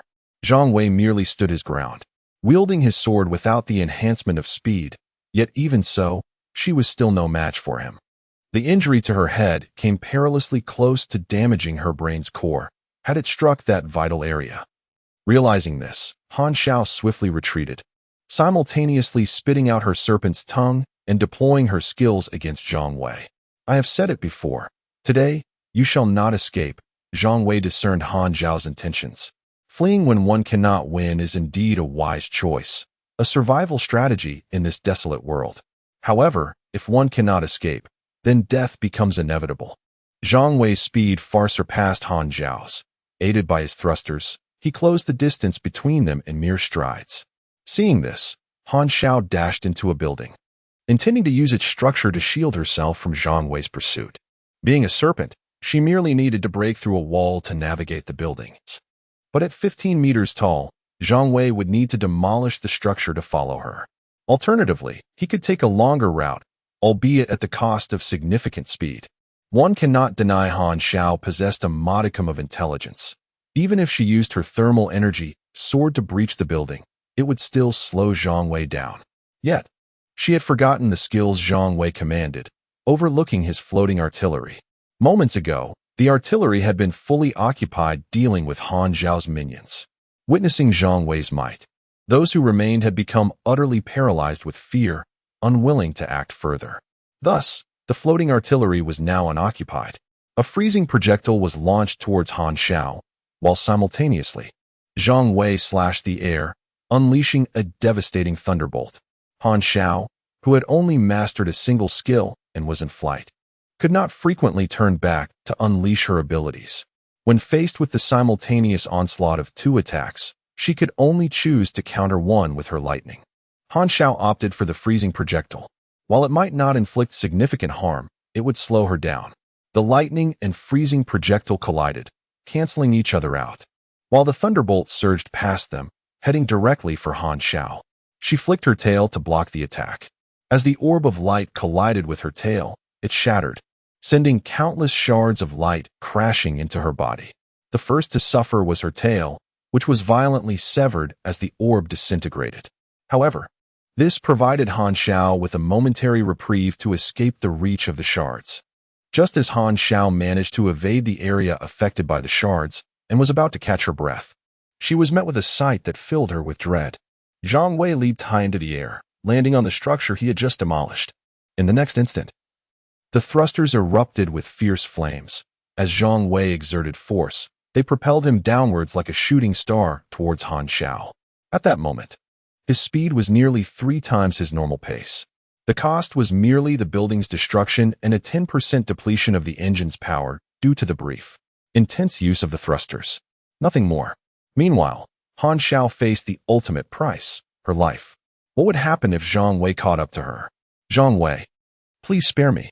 Han Xiao barely had time to unleash her skills against Zhang Wei soaring above. She could only hope her pleas for mercy would bear fruit.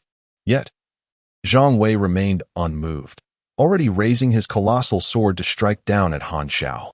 Zhang Wei might not know the art of descending palm strikes, but he was well versed in the technique of descending sword strikes. This time, Han Xiao's resolve crumbled. One swift stroke severed her serpent head in two. There was no dismemberment this time. The thermal energy sword cleaved through her forehead, splitting her head in half.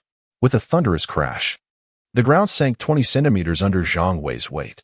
Upon landing, he did not retract his sword, but swung it again towards Han Xiao's body. I shall slice you into 10 or 8 pieces. Can you still revive?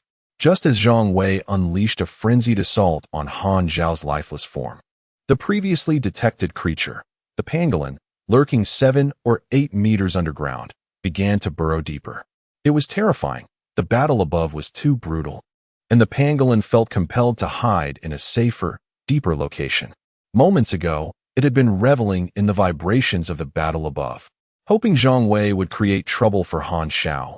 The greater the trouble, the better, as she was competing with it for food. But now, the pangolin wished fervently for Zhang Wei to eliminate Han Xiao swiftly and leave without lingering. Chapter 58.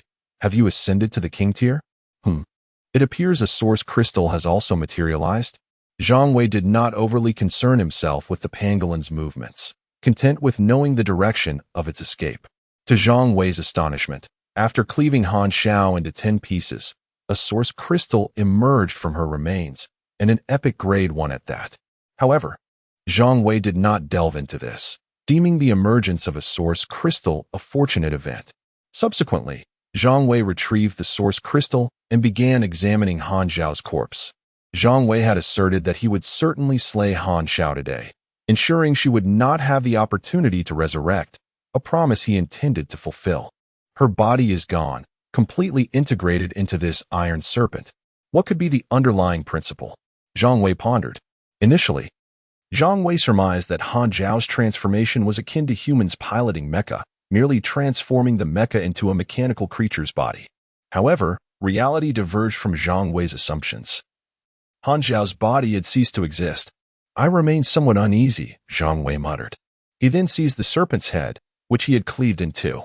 I'll take the head and see how you survive. Subsequently, Zhang Wei surveyed the mecha that remained rooted to the spot in a daze. What should be done with these fellows?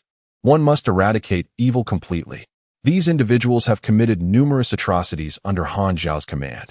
Allowing them to live would only lead to further harm to others. However, the mecha these individuals piloted were innocent. You disengage, Zhang Wei commanded. This order was met with resistance by many.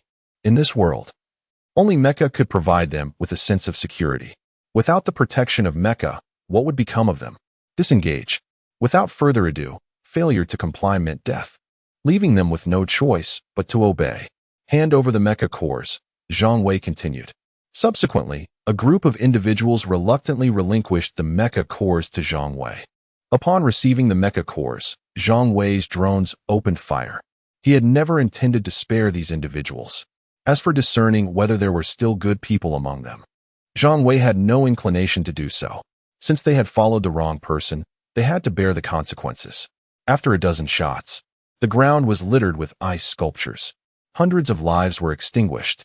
Subsequently, Zhang Wei strode forth, targeting the mecha hidden in the shadows. All subordinates of Han Zhao who had not gathered here earlier. Zhang Wei would not spare these individuals either. After a dozen minutes, no mecha remained in the town, save for Zhang Wei's own. Did she pursue him that far? Zhang Wei used rudimentary detection to assess Lin Qianying's situation. At this moment, Lin Qianying had chased Han Su for 5 kilometers. Zhang Wei found it somewhat incomprehensible. With Lin Qianying's capabilities, eliminating Han Su should have been effortless, not requiring such a lengthy pursuit.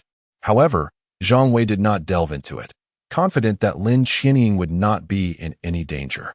Subsequently, Zhang Wei retrieved the epic-grade source crystal provided by Han Zhao. Activate. Ding. Obtained Purple Star. Purple Star can be used to enhance equipment levels 7 to 9, can enhance equipment quality.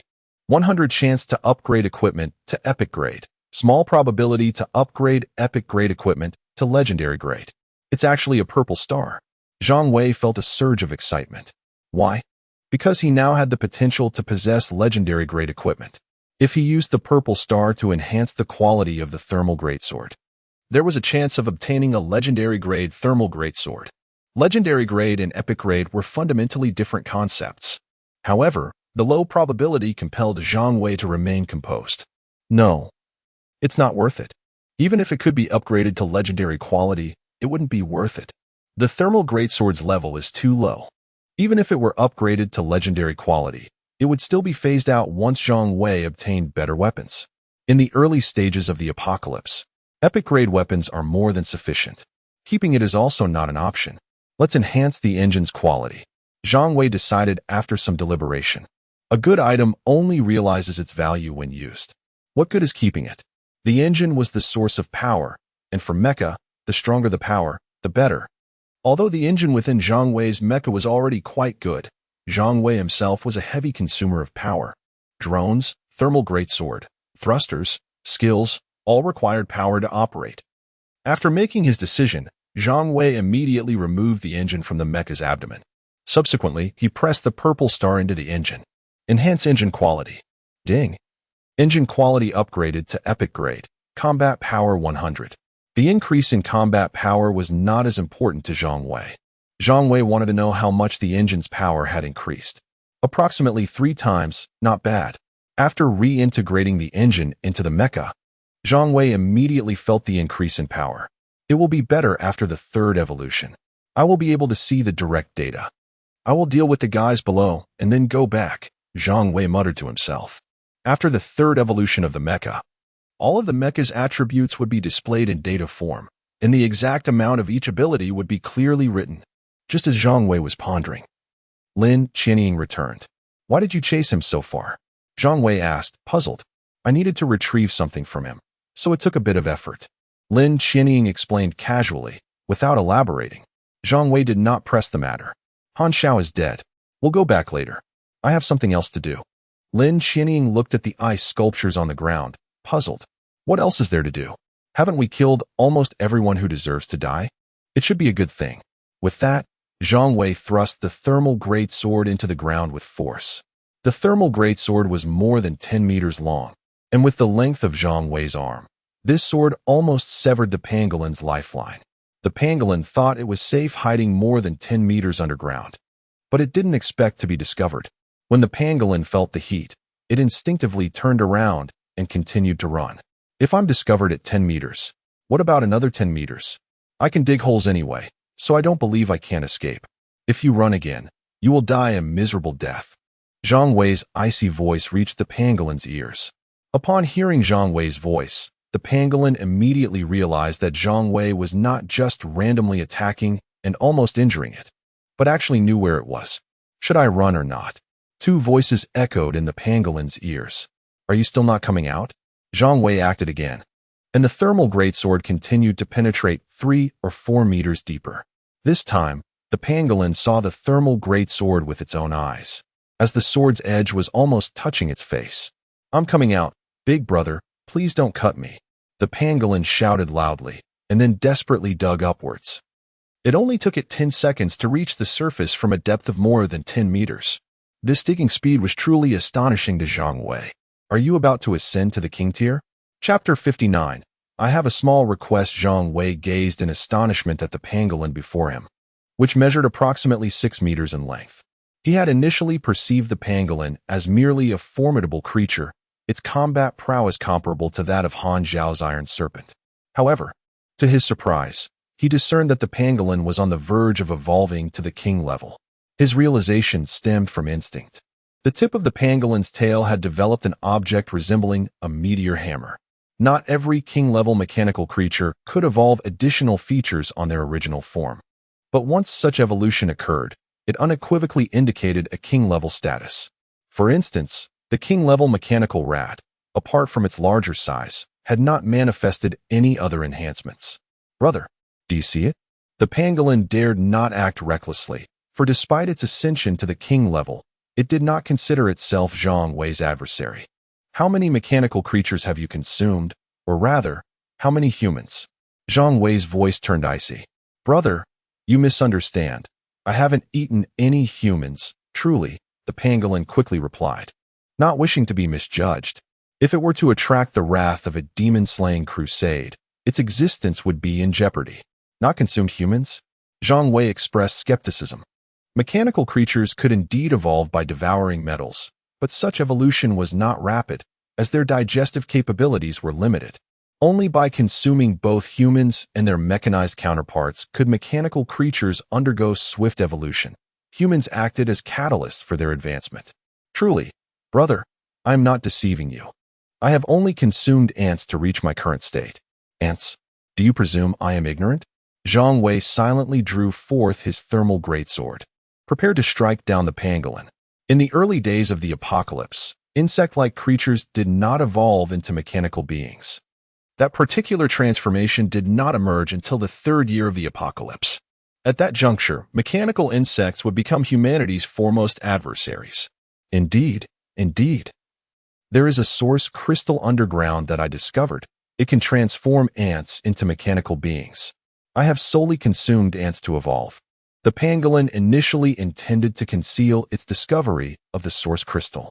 However, it appeared that such concealment was no longer feasible. If it continued to hide this information, it would surely face death. The pangolin had never contemplated resistance or escape. Source crystal? Mechanical ants? Show me. Zhang Wei did not believe a single word of the pangolin's claims, unless he witnessed it with his own eyes. All right, I shall assist you in excavating a passage. The pangolin readily agreed without hesitation. Subsequently, it commenced its task, digging with remarkable smoothness. Observing the pangolin's excavation, Zhang Wei could not help but marvel. Indeed, specialized tasks must be entrusted to skilled individuals. Had he possessed the pangolin's abilities, he would not have remained trapped in the underwater cavern for so long, easily escaping in mere moments. Before long, the pangolin had unearthed a massive cavern large enough for Zhang Wei to enter. The displaced earth formed a small mound upon the ground. Regrettably, the individuals who had turned into ice sculptures remained entombed before the ice could melt. As they advanced, the passage extended approximately 50 meters, plunging Zhang Wei down to a depth of 20 meters underground. Lin Qianying had been left outside the cave, for this depth of entombment would not allow her to escape, as Zhang Wei could.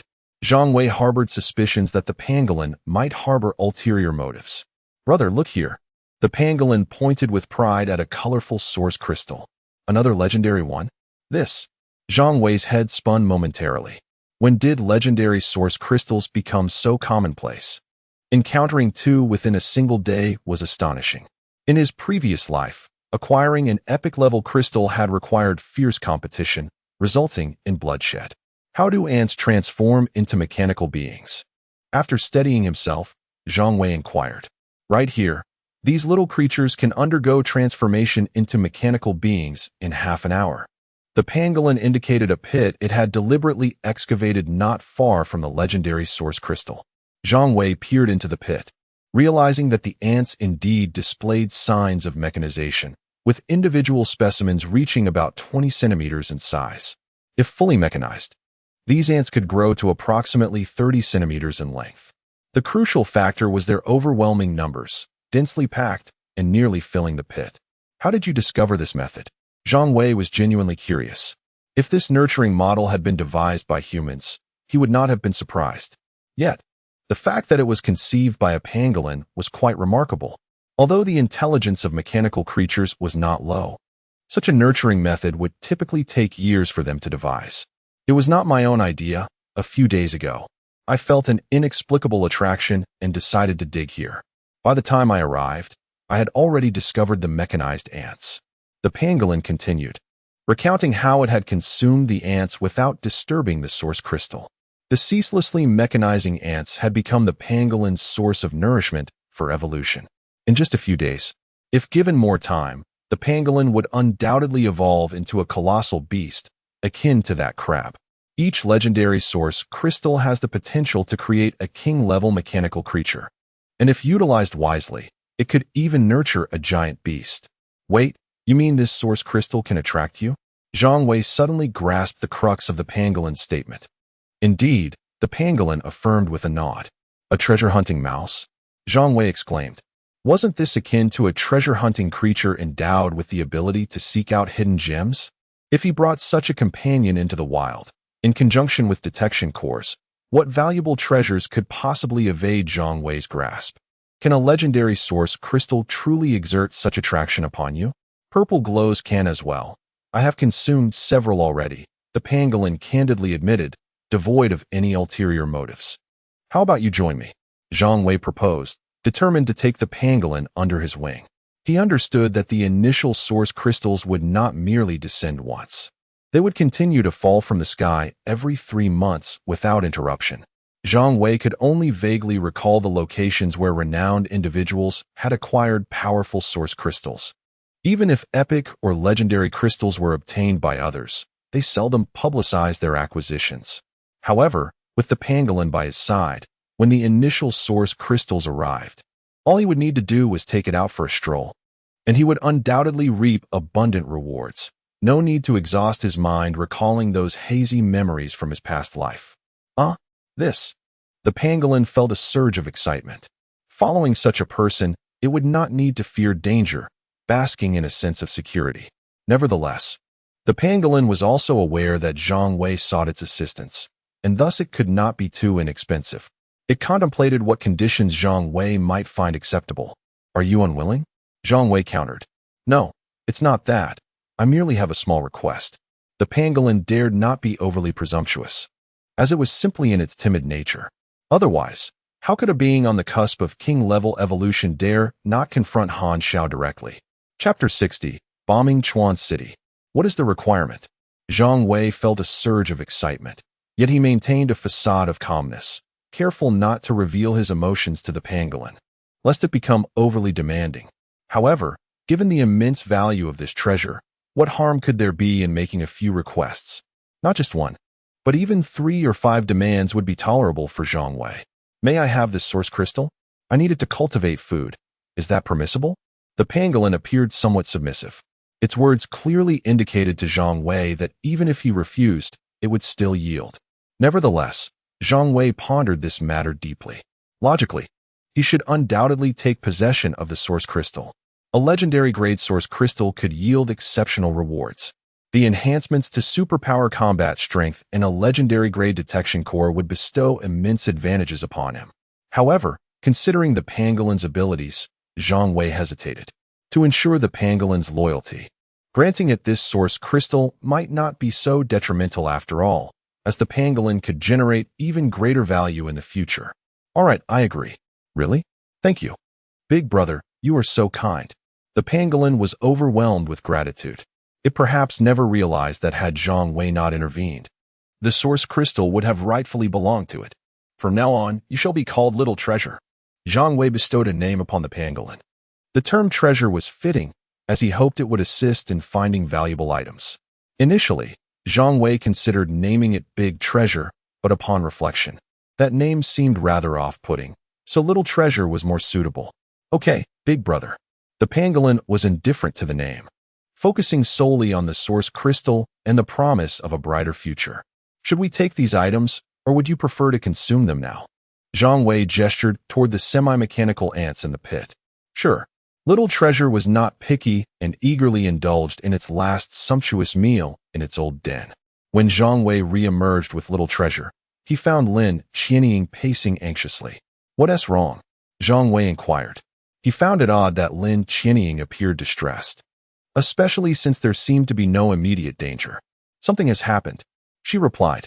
Zhang Wei had grown accustomed to such declarations. It seemed every day brought calamity. What is it? The higher-ups are planning to bomb Chuan City. What? Now it was Zhang Wei's turn to be astounded. What on earth was happening? The military intended to bomb Chuan City? A king-level mechanical bird had appeared above Chuan City, with a wingspan exceeding 20 meters, leading thousands of mechanical birds in a relentless patrol above the city, resulting in numerous casualties. This wasn't an issue when we left. It just happened? Lin Qianying confirmed.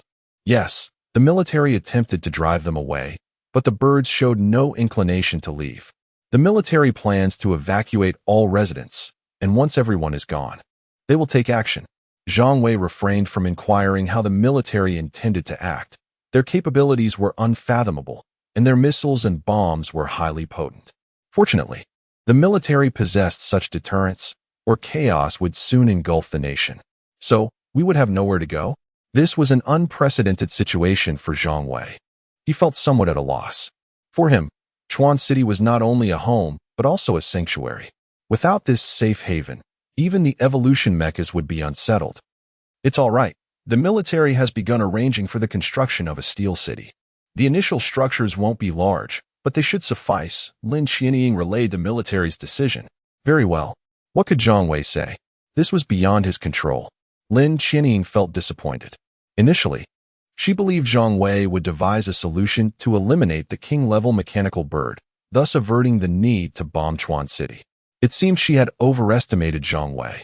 If it were a king-level mechanical creature on the ground, Zhang Wei could certainly handle it, even relishing the challenge. Each king-level mechanical creature represented a high-quality source crystal. However, against a king-level mechanical bird, Zhang Wei felt utterly powerless. It could soar through the skies, often at altitudes of 1,000 meters. And Zhang Wei's current methods only allowed him to attack with floating artillery. A single king-level mechanical creature could not be subdued merely with floating artillery. At least, Zhang Wei's current combat strength was insufficient for such an endeavor. If he possessed a battle strength exceeding 10,000, a single shot could dismantle that king-level mechanical bird. Let us go back. Has Zhang Tao been informed of this news? Zhang Wei led the way towards Chuan City. Lin Qianying followed closely. He has been notified. He is preparing. Soon, the military's decision will be communicated to the remaining survivors in Chuan City, but how many will manage to escape safely? Lin Qianying hesitated to continue, knowing many lives would be lost. The large-scale migration of humanity would inevitably provoke the concealed mechanical creatures to attack. Currently, very few possessed the capability for self-preservation, and the military lacked the resources to ensure their safety. We can only do our best, Zhang Wei reassured Lin Qianying. For him, this situation was not entirely bleak. As humanity gathered, those lurking in the shadows would likely be unable to resist revealing themselves. While they hunted humans, Zhang Wei could hunt them in return. By the way, this is Little Treasure. It will be joining us from now on. Zhang Wei introduced Little Treasure to Lin Qianying. Have you adopted it as a pet? Zhang Wei's words pulled Lin Qianying from her thoughts. I suppose so, he nodded. This verbal agreement could only be considered as such. Formal contracts were out of the question, as no such service existed. Hello, big sister. I am Little Treasure, the pangolin greeted sweetly, aware of its brother's companion and refraining from causing trouble. Hello, Little Treasure. I am Lin Qianying. Lin Qianying introduced herself, but after her introduction, she contacted Zhang Wei through the mecha. Does it have any special abilities? Curiosity stirred within her. It was evident that Little Treasure was a mechanical creature of considerable quality. Based on Zhang Wei's previous actions, such a creature would not have survived long in his possession. How had he managed to tame Little Treasure this time? It possesses significant abilities. It can seek treasures and is immensely useful. Zhang Wei provided a brief overview. By the way, when will the military remove the metal debris from the city? The convoy has already departed. It should arrive tonight. And it will likely take around 2 days to clear everything. That means we only have about 2 days left. Indeed, I'll enhance my mecha first. Enhance again? Lin Qianying suddenly halted, her eyes fixed intently on Zhang Wei. Chapter 61. The third evolution has commenced. The third evolution. Did you not assert that the pace of the third evolution would not be so rapid? Lin Qianying felt on the verge of madness. The news she received tonight was more shocking than the last, each revelation more difficult to accept than the one before. If memory serves, Zhang Wei mentioned that the third evolution would progress slowly just the day before yesterday, did he not? Can 2 days truly be deemed slow? Zhang Wei found himself somewhat embarrassed.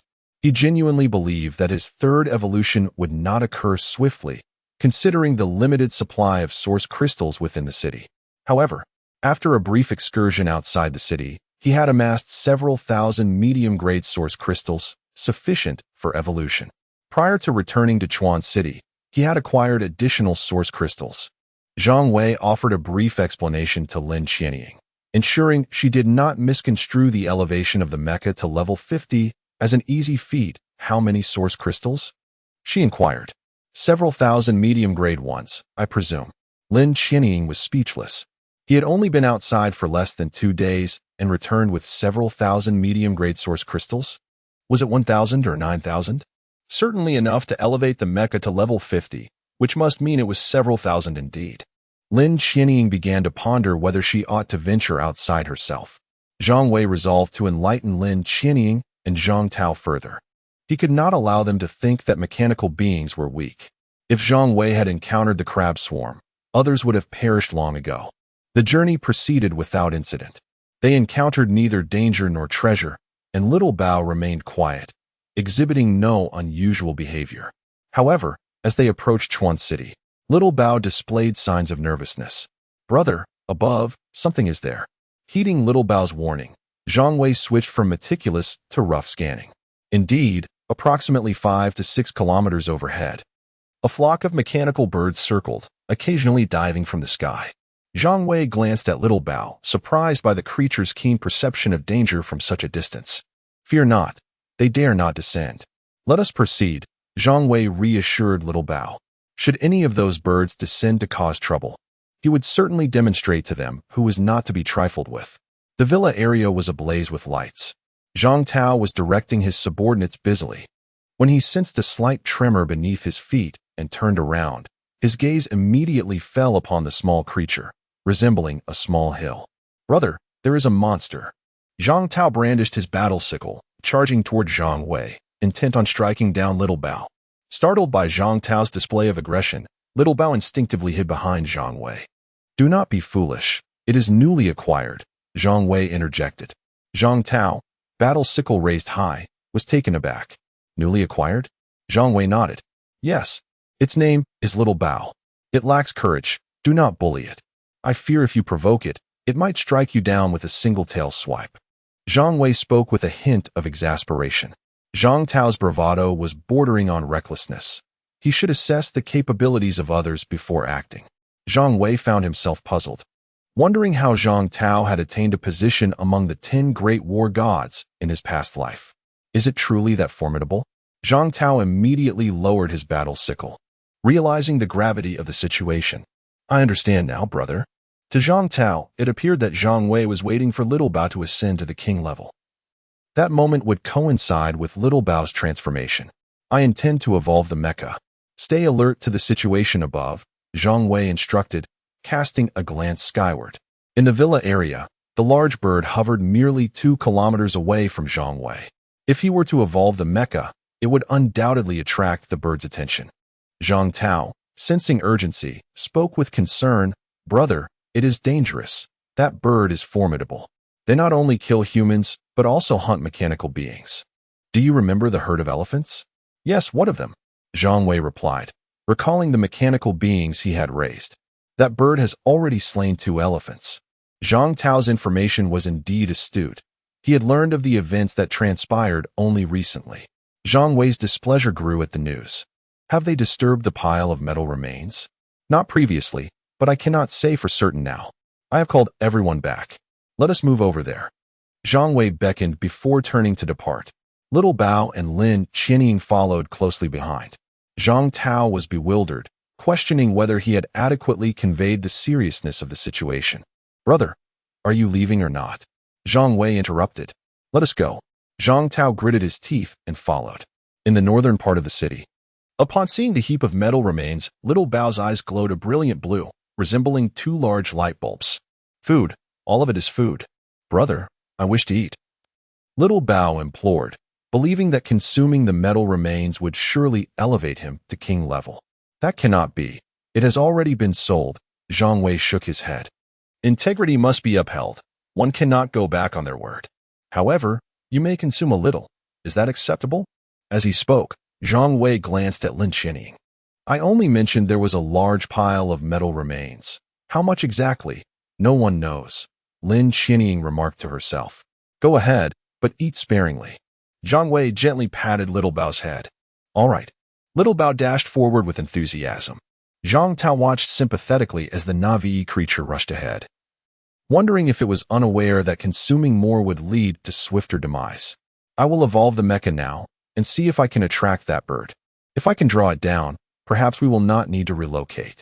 Zhang Tao and Lin Qianying both turned their gazes toward Zhang Wei and nodded in agreement. To Zhang Tao, avoiding relocation was certainly preferable. If they were to encroach upon military territory, he would undoubtedly find himself far less at ease than he was now. Lin Qianying, however, was concerned for the lives of the people in Chuan City. Devouring source crystals. The source crystals within Zhang Wei's cargo hold began to be rapidly consumed, their energy surging into Zhang Wei's mecha. The level of the mecha began to rise with the infusion of source crystal energy. In merely a few minutes, over 5,000 medium-grade source crystals were expended, elevating Zhang Wei's mecha level to 50. From level 31 to 50, his combat power surged by 95 points, bringing his total combat power to 1,235 points. The evolution commenced. Zhang Wei's mecha began its 3rd evolution. As it ascended into the air, a mysterious energy cascaded from the heavens, transforming Zhang Wei into the most luminous entity in the northern part of the city. Such conspicuousness inevitably captured the attention of the mechanical bird above. Chapter 62. Well done, little treasure. I shall not shortchange you humans and mechas. What audacity! The king-class mechanical bird fixed its piercing gaze upon Zhang Wei, expressing its dissatisfaction with his performance. Did he dare to evolve a mecha right under its nose, treating it as if it were invisible? Eliminate him. The king-class mechanical bird commanded. Immediately, the mechanical birds that had been circling in the sky dove toward Zhang Wei. Thousands of these mechanical avians surged forth, each of considerable size with wingspans reaching approximately 10 meters.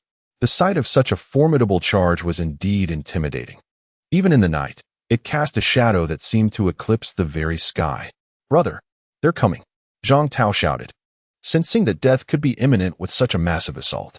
Yet, he did not flee. Instead, he readied his battle scythe. Lin Xinying had already opened fire, though the distance was considerable and hitting her target was uncertain. Nevertheless, one must maintain a determined attitude. Zhang Wei observed the scene unfolding above, and he felt a twinge of dissatisfaction. He wished to draw down the king-class mechanical bird. The ordinary ones were of no concern to him. Clearly, his efforts were in vain. Just as he contemplated halting his evolution, Little Treasure, gnawing on scraps of metal, dashed forward. "Who dares to harm my master?" Little Treasure roared, flinging the metal debris into the air with its tail. Although Little Treasure's aim was imprecise, the sheer force of its throws could potentially bring down a mechanical bird if it merely grazed it. After all, Little Treasure was an almost king-class mechanical being. Zhang Wei was astonished. He had never expected Little Treasure to exhibit such bravery. He was already aware that Zhang Tao and Lin Xinying would act to protect him, as they had faced peril together before. However, Little Treasure's nature was less certain. While not timid, it was not particularly courageous either. To see it recklessly charge into danger touched Zhang Wei's heart deeply. Yet, little did he know the true motivation behind Little Treasure's valor. Otherwise, he would certainly chastise himself for being overly sentimental. Why did Little Treasure act so fearlessly?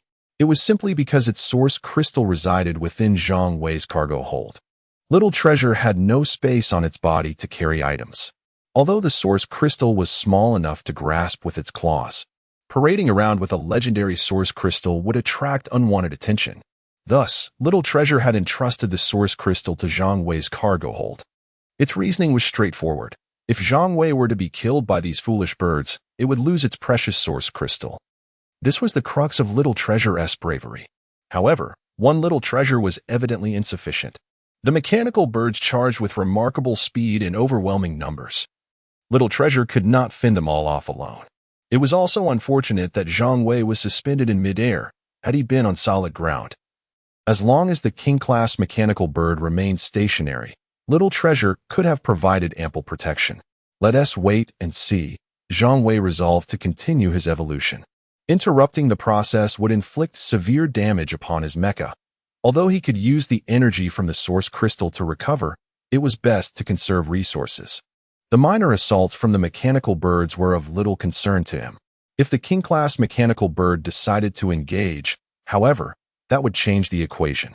Killing it would guarantee at least one epic-level source crystal, making the expenditure of any mid-tier source crystals for recovery worthwhile. As the battle erupted, Little Treasure darted around on the ground, employing its claws, the meteor hammer on its tail, and its tongue as weapons. None of the mechanical birds targeted by Little Treasure survived.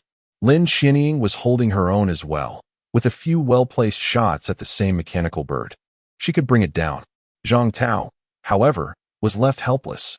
Being a close combat mecha, he had no range capabilities and could only stand by, ready to engage if any mechanical bird slipped past the defenses.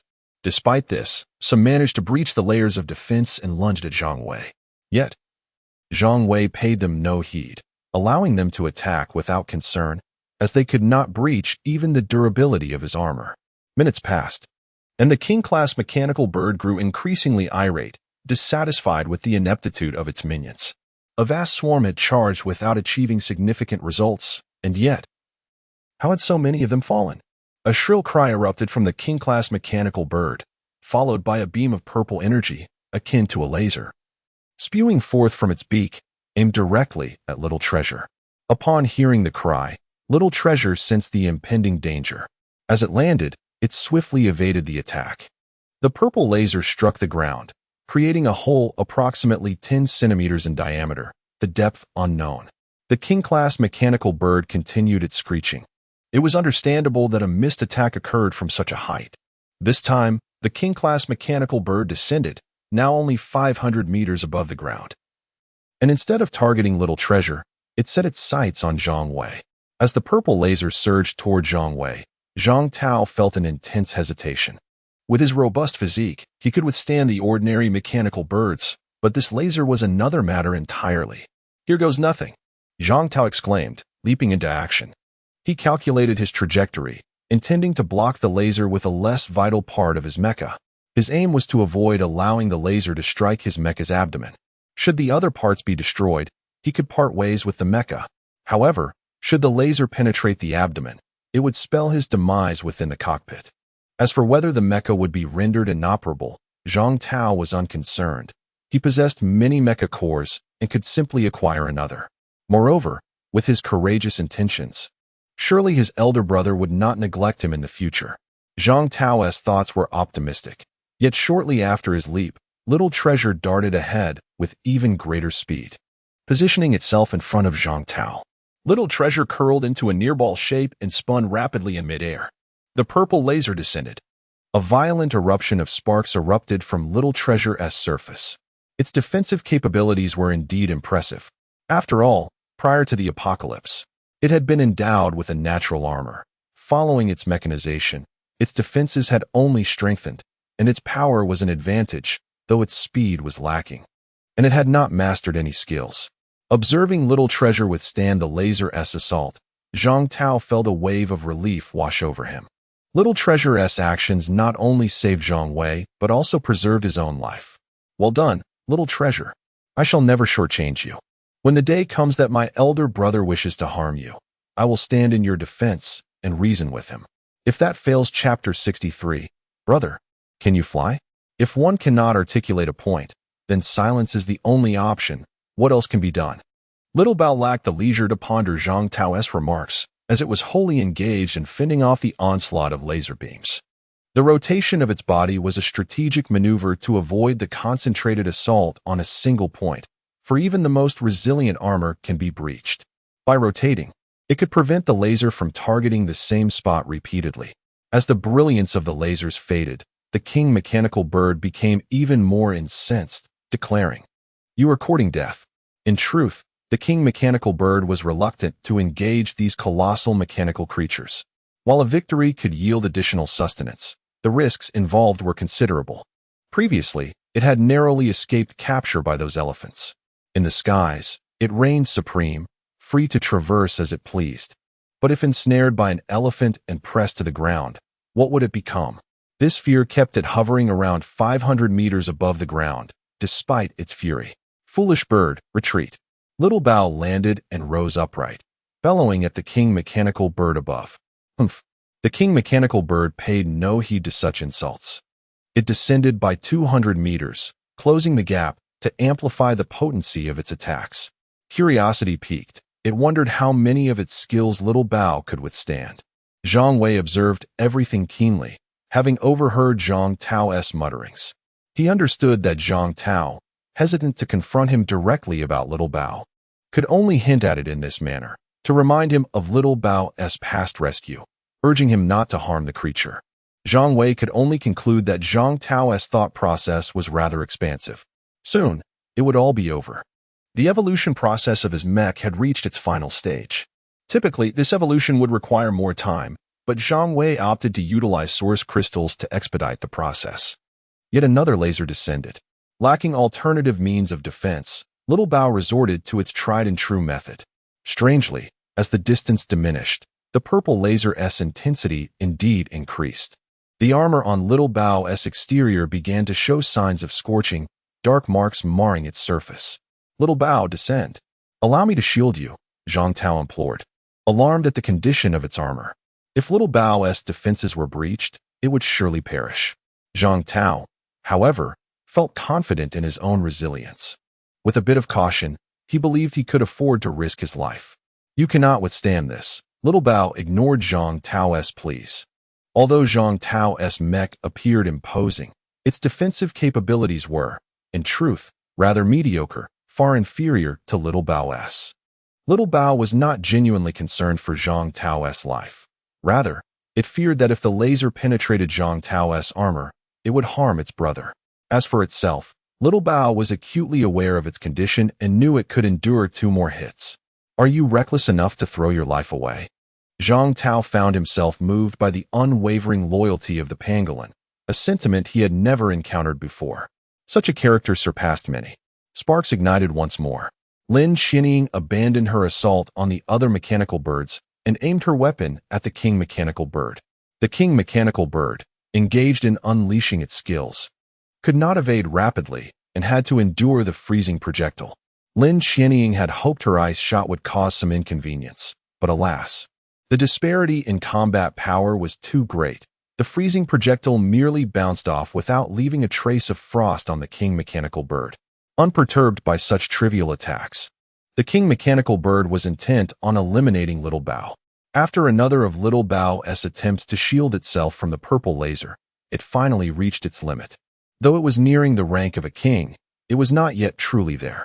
At that moment, Little Bao's armor was riddled with wounds, some areas even sparking with electrical discharges where the armor had been seared through. Nevertheless, despite its battered state, Little Bao refused to surrender. It would continue to defend. Little Bao understood clearly that in its current condition, fleeing was futile. The foolish bird was undoubtedly fixated on it. Without the aid of source crystals, its ascension to the rank of king would take an eternity, and this foolish bird would not grant it the opportunity to evolve. Thus, Little Bao could only place its faith in Zhang Wei, trusting that he would devise a solution. Its sole mission was to buy time for him. As the purple laser bore down once more, Little Bao leaped again, this time meticulously adjusting its angle to minimize the impact on its nearly compromised armor. Just then, Zhang Wei's hand descended upon Little Bao. The rapidly spinning creature felt an immense force act upon it, causing its body to abruptly halt, unable to move. What power is this? Rest now, you've toiled enough, Zhang Wei commanded, pressing Little Bao to the ground, presenting his back to the king mechanical bird. Brother, behind you. Little Bao cried out in urgency. Yet Zhang Wei remained unfazed by the impending threat. The floating cannons activated automatically, releasing a barrage of freezing projectiles that simultaneously countered the laser in midair. Ding! The mech successfully underwent its 3rd evolution. Combat Power 200, Core Module Space 10. Opening the panel, the stats revealed. Mech form. Level 3 evolution, 20 meters. Mech level. 50 weight. 51 tons combat power. 1455 strength. 14. 5 tons speed. 14 ms type. Medium melee power source. Dual cycle nuclear engine. Epic. Equipment. Thermal giant sword. Epic. Alloy defense armor. Exquisite. Sustained propulsion device. Exquisite. 100 battle core. Epic. Detection core. Legendary. Skills. Super energy combat enhancement. Legendary. Death laser. Extreme thunderclap. Zhang Wei nodded in satisfaction. While the gains from this 3rd evolution appeared modest, he recognized its significance. Following this evolution, his physical form would be nourished by the mech, enhancing not only his physical prowess, but also purportedly extending his lifespan. Arrogant creature, he muttered, stealing a glance at the mech status before abruptly turning to face the king mechanical bird. Under Zhang Wei's gaze, the king mechanical bird felt as though it had been reduced to an ordinary mechanical bird, while Zhang Wei stood as the true ruler. Super energy combat enhancement. In the next instant, Zhang Wei leapt into action, the propulsion system synchronizing with his movement, propelling Little Bao backward with tremendous force. The sheer output of energy was astounding. Zhang Wei shot forth, charging directly toward the king mechanical bird. Zhang Tao stood in stunned disbelief. Brother, can you fly? To Zhang Tao, this was the very definition of flight. Had he ever seen someone leap 200 or 300 meters? Certainly not. Lin Xinying murmured to herself. This fellow has grown even stronger. Chapter 64. May I borrow a military fighter jet? Zhang Wei soared into the sky with ferocity, startling the king mechanical bird, whose wings flapped chaotically, its flight posture thrown into disarray, struggling to maintain stability as it began to descend. With the colossal energy sword closing in, the king mechanical bird quickly regained its composure and began to ascend.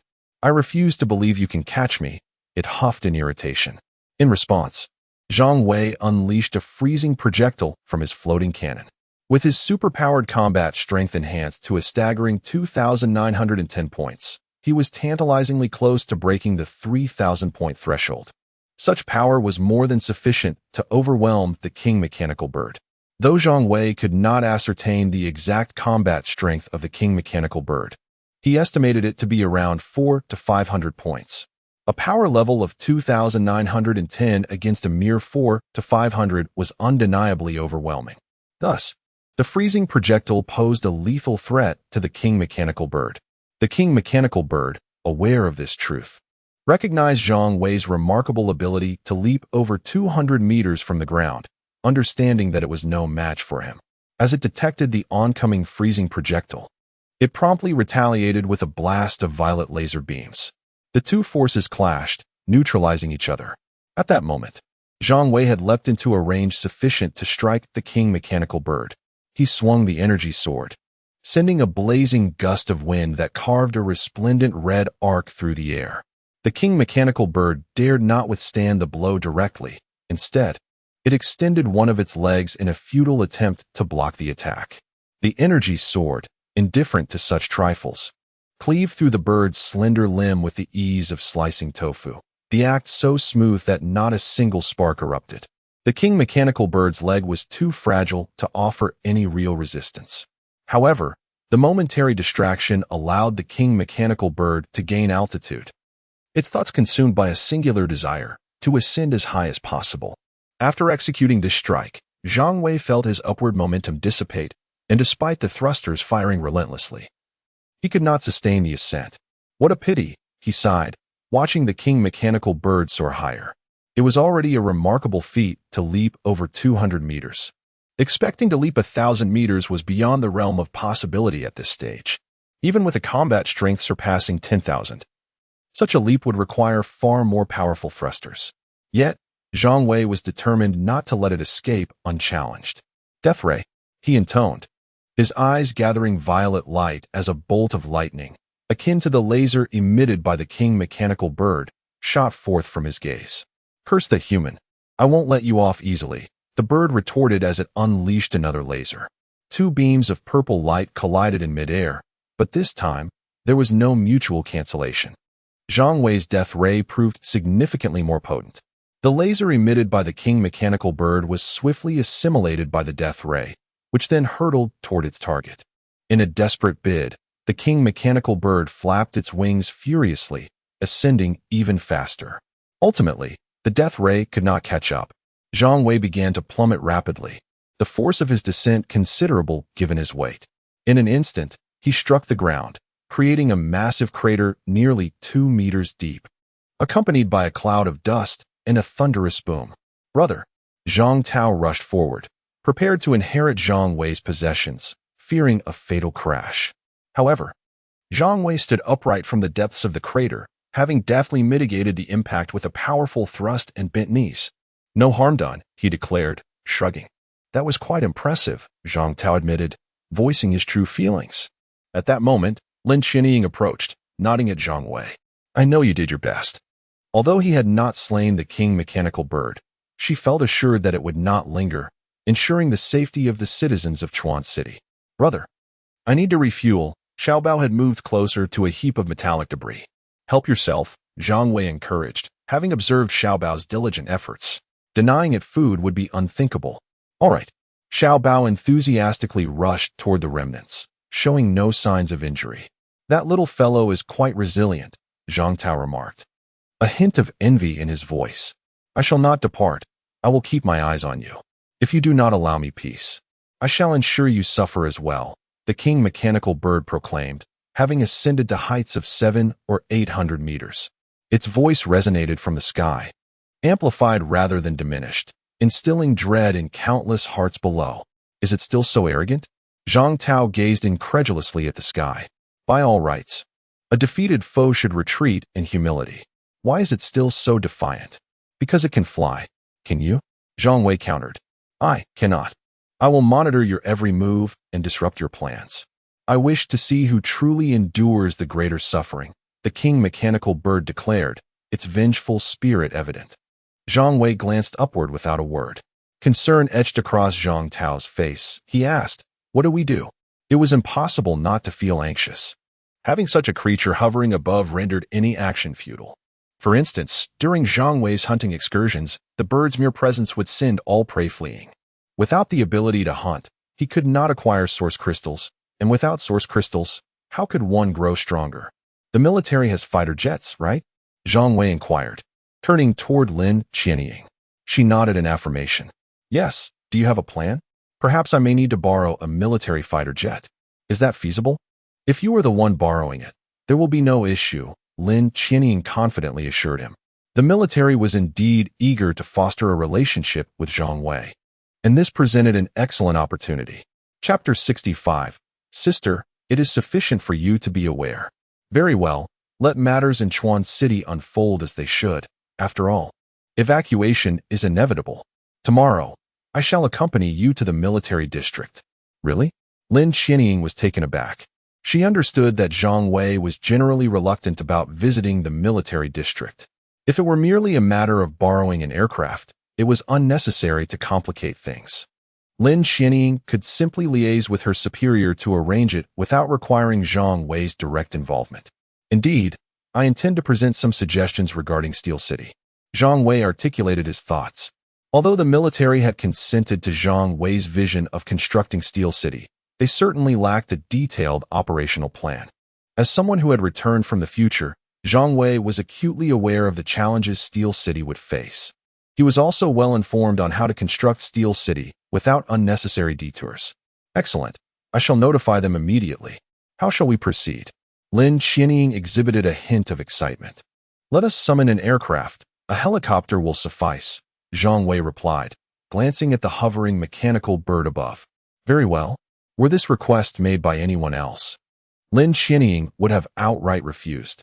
Summoning a helicopter with a formidable mechanical bird in the sky would indeed be perilous. However, since it was Zhang Wei making the request, there was no cause for concern. Moreover, Lin Qianying was eager to witness Zhang Wei's true appearance. Brother, may I accompany you? Zhang Tao inquired softly. His interest did not stem from a yearning for military matters, but rather from a fear that he might become prey to the mechanical bird once Zhang Wei departed. You stay at home. Xiaobao will keep you company. That creature in the sky is injured. It won't dare descend with Xiaobao around, Zhang Wei reassured. All right then.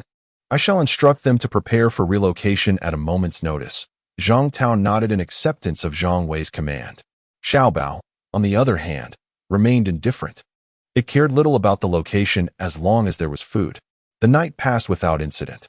Zhang Wei refrained from detaching from the mech, as it was continuously nourishing his physical form. This nourishment was not instantaneous. It did not flood Zhang Wei's body with energy all at once. However, after a few hours of nurturing, the strengthening effect of the mech upon Zhang Wei's body had reached its conclusion. Indeed, the human body could harness approximately 1/10 of the mech's combat prowess. Presently, my unarmed strength has reached 145, Zhang Wei remarked, casting a glance at Zhang Tao. Should Zhang Tao learn that his own physical strength could rival that of Zhang Wei's mech, it would be interesting to see his reaction. Zhang Wei, the helicopter is en route and will arrive shortly. Shall we prepare anything? No need. I presume we cannot appear in this form, can we? The aircraft would be unable to carry us. Lin Qianying articulated her thoughts clearly. Upon hearing this, Zhang Tao also approached, having never seen Zhang Wei's true form himself. To claim he was not curious would be disingenuous. Very well. We were bound to see it eventually. The earlier reluctance stemmed from the dangers associated with detaching from the mech. Now, with Zhang Wei's physical form possessing 145 points of combat power, he could sufficiently protect himself. Even if danger arose, he could merge back with the mech. Detachment. Upon choosing to detach, the towering mech rapidly contracted, vanishing in mere seconds. In its place stood Zhang Wei, now towering at 1.8 meters. Though he had once appeared somewhat frail, he now showcased a muscular physique that was undeniably genuine. My heavens! Zhang Tao, disregarding appearances, dropped to the ground, his eyes fixed intently on Zhang Wei. He had to lie down to properly see Zhang Wei's smaller stature. After a prolonged gaze, Zhang Tao could not restrain himself from exclaiming, "So handsome!" This was no flattery. Zhang Wei indeed possessed a striking appearance. His features were pleasing, and his well-defined muscles were attractive not only to women, but to Zhang Tao as well. Detachment. After Zhang Wei separated from the mech, Lin Qinying also underwent the same process. Upon her detachment, Lin Qinying quickly approached Zhang Wei. "So, you truly are a younger brother. I had no idea you would be so handsome," she remarked, circling Zhang Wei with admiration in her eyes. She was drawn to this embodiment of masculinity, utterly uninterested in anything less. Zhang Wei, however, paid little heed to these trivialities as he hung the mech core around his neck. Through this core, he could monitor the mech's condition, a feature that emerged only after the third evolution. He could inspect, repair, and maintain the mech with greater efficiency while in this core state. This would become a daily necessity for anyone possessing a mech, as combat would inevitably lead to some form of collision. While many impacts might not cause significant damage, scratches could accumulate to the point of becoming the final straw for the mech.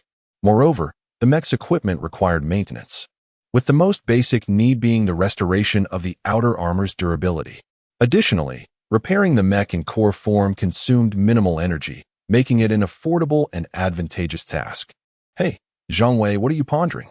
Lin Qinying, having circled Zhang Wei a couple of times, noticed that he had not even glanced her way, prompting her to poke his chest muscles playfully. "Wow, it's real. Sister, it suffices for you to know. There is no need to vocalize it," Zhang Wei retorted, rolling his eyes at Lin Qinying. Though Lin Qinying was indeed 3 years Zhang Wei's senior, being called sister by him was somewhat irksome. "How should one address me?" "It should be Miss Sister, do you understand?" "Very well, Miss Sister. Might I trouble you to find me a garment?" "Brother, why not wear my clothes? I have some at home," Zhang Tao interjected after emerging from his envious reverie. "All right." Zhang Wei was not particular about attire. As long as it could be worn, he was content. "Brother, how is it that you are bare-chested?" After instructing others to fetch clothing, Zhang Tao queried Zhang Wei. Zhang Wei cast a glance at Lin Qinying, then smiled without responding. Zhang Tao was left puzzled. Wasn't this a question fit for us men? Why was Zhang Wei glancing at Lin Qinying and smiling? Zhang Wei opted not to explain. He had never been one to suffer losses.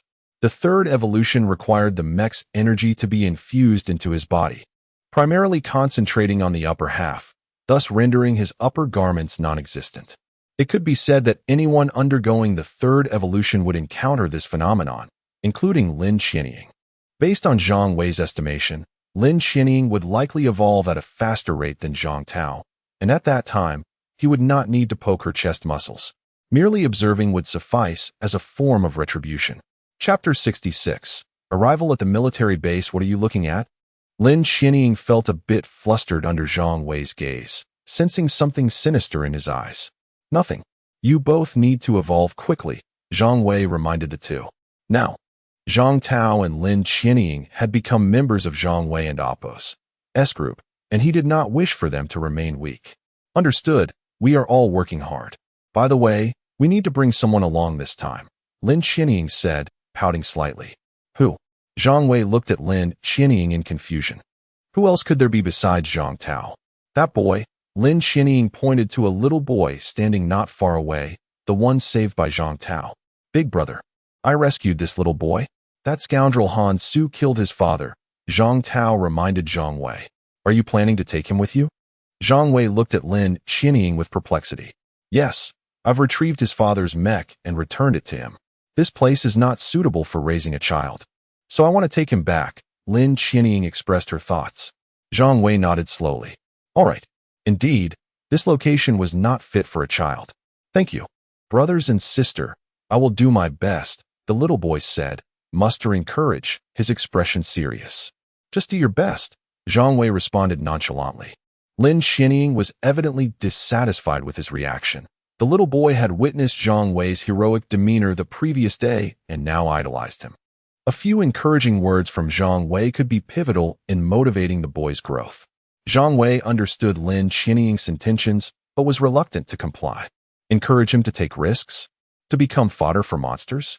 In this world, there were countless others suffering like the little boy. If they all needed Zhang Wei's encouragement, he would be utterly exhausted. At that moment, The roar of helicopters grew louder as they approached. "The helicopter is here. Let us go," Lin Qianying said to Zhang Wei. "All right." She then hurriedly led the little boy toward the helicopter. Before departing, Zhang Wei assigned a task to Zhang Tao.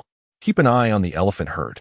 Zhang Wei was not particularly concerned about the rat swarm in Chuan City, as ordinary source crystals held no allure for him.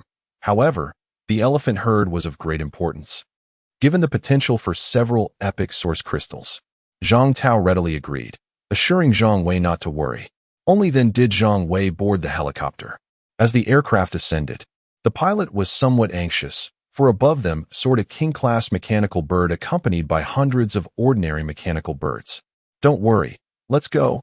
They won't dare to descend," Zhang Wei reassured the pilot. "All right." The pilot could say nothing more and complied with Zhang Wei's words. Orders had been given from above to accommodate any request Zhang Wei made.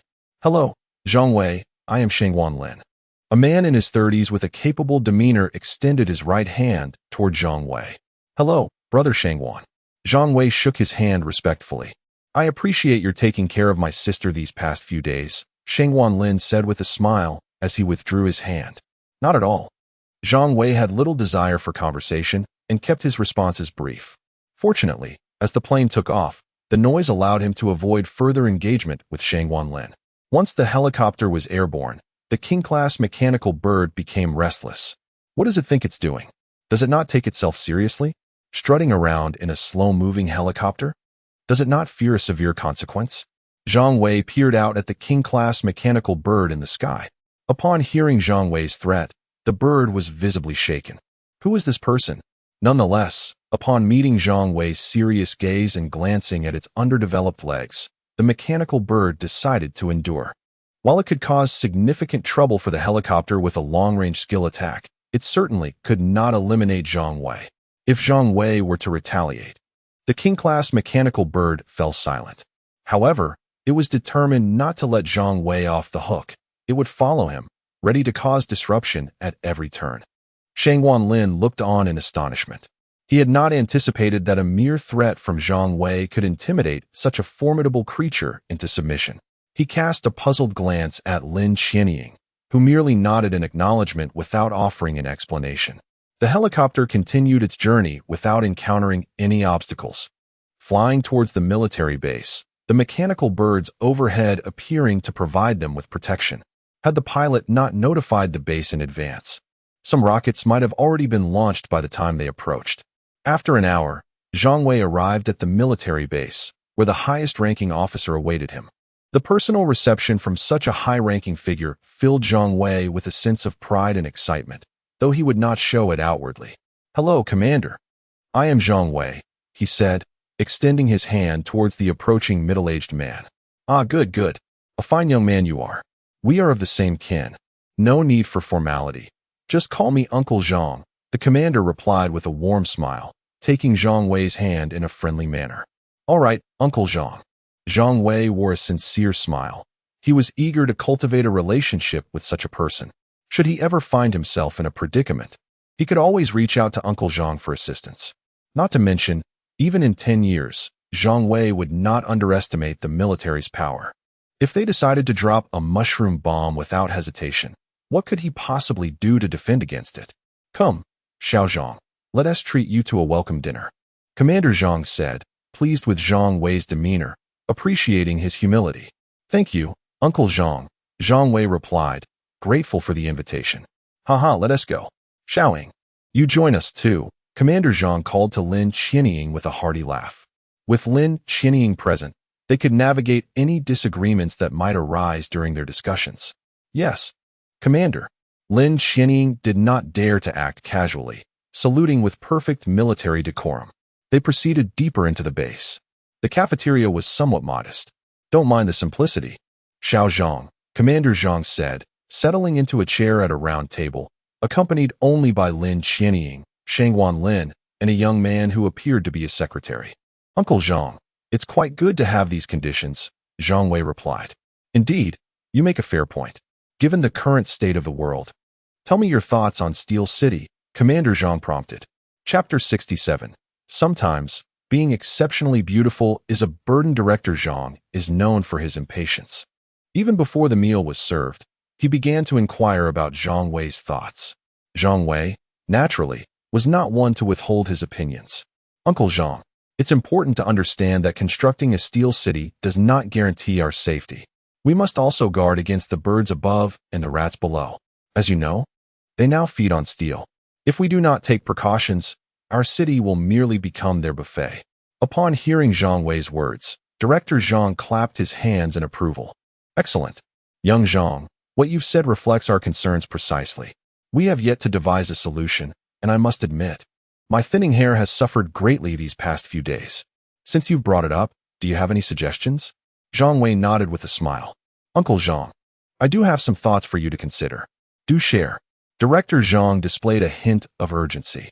The military has already collected a substantial amount of metal debris, and quickly melting and recasting it poses no issue. However, without addressing the concerns Zhang Wei raised, constructing a city would be futile. Uncle, my idea is this. We can temporarily set up high-voltage electric fences in the sky. Mechanical creatures are wary of electricity. In the future, as conditions improve, we can upgrade to an electromagnetic net. As for the underground and the walls, we could apply an additional layer of coating. The military has long developed various methods to counter aerial mechanical birds. Even without implementing your suggestions, they can deploy anti-aircraft weapons. The real challenge lies in fortifying the walls and underground. What kind of coating? Director Zhang inquired. It's similar to the exterior wall coating we used before. Zhang Wei replied, shocking everyone present, including Lin Qianying. They all regarded Zhang Wei with disbelief, as if he were jesting. Could a mere layer of exterior coating truly deter mechanical creatures? I stumbled upon this discovery inadvertently. The exterior wall coating contains substances that mechanical creatures abhor.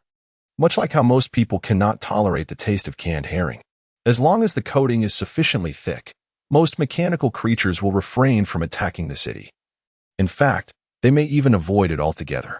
However, to prevent unexpected incidents, I recommend installing sensory points every square meter underground. If any of these points detect anomalies, we will be alerted immediately. I'm uncertain, though, whether this would pose any difficulties. Although Zhang Wei professed ignorance, he was fully aware of the implications of his proposal, which mirrored the blueprint for the first successful steel city in his previous life. All prior attempts at steel cities had succumbed to destruction. A mere pile of steel was an irresistible lure for mechanical creatures. Constructing an unprotected steel city, regardless of the armaments mounted on its walls, would be incapable of withstanding the relentless onslaught of mechanical beings. When did you discover that the coating could deter mechanical creatures? Lin Qianying lightly nudged Zhang Wei. It's a secret, he replied softly. The others fell into contemplative silence, evidently shaken by Zhang Wei's assertions.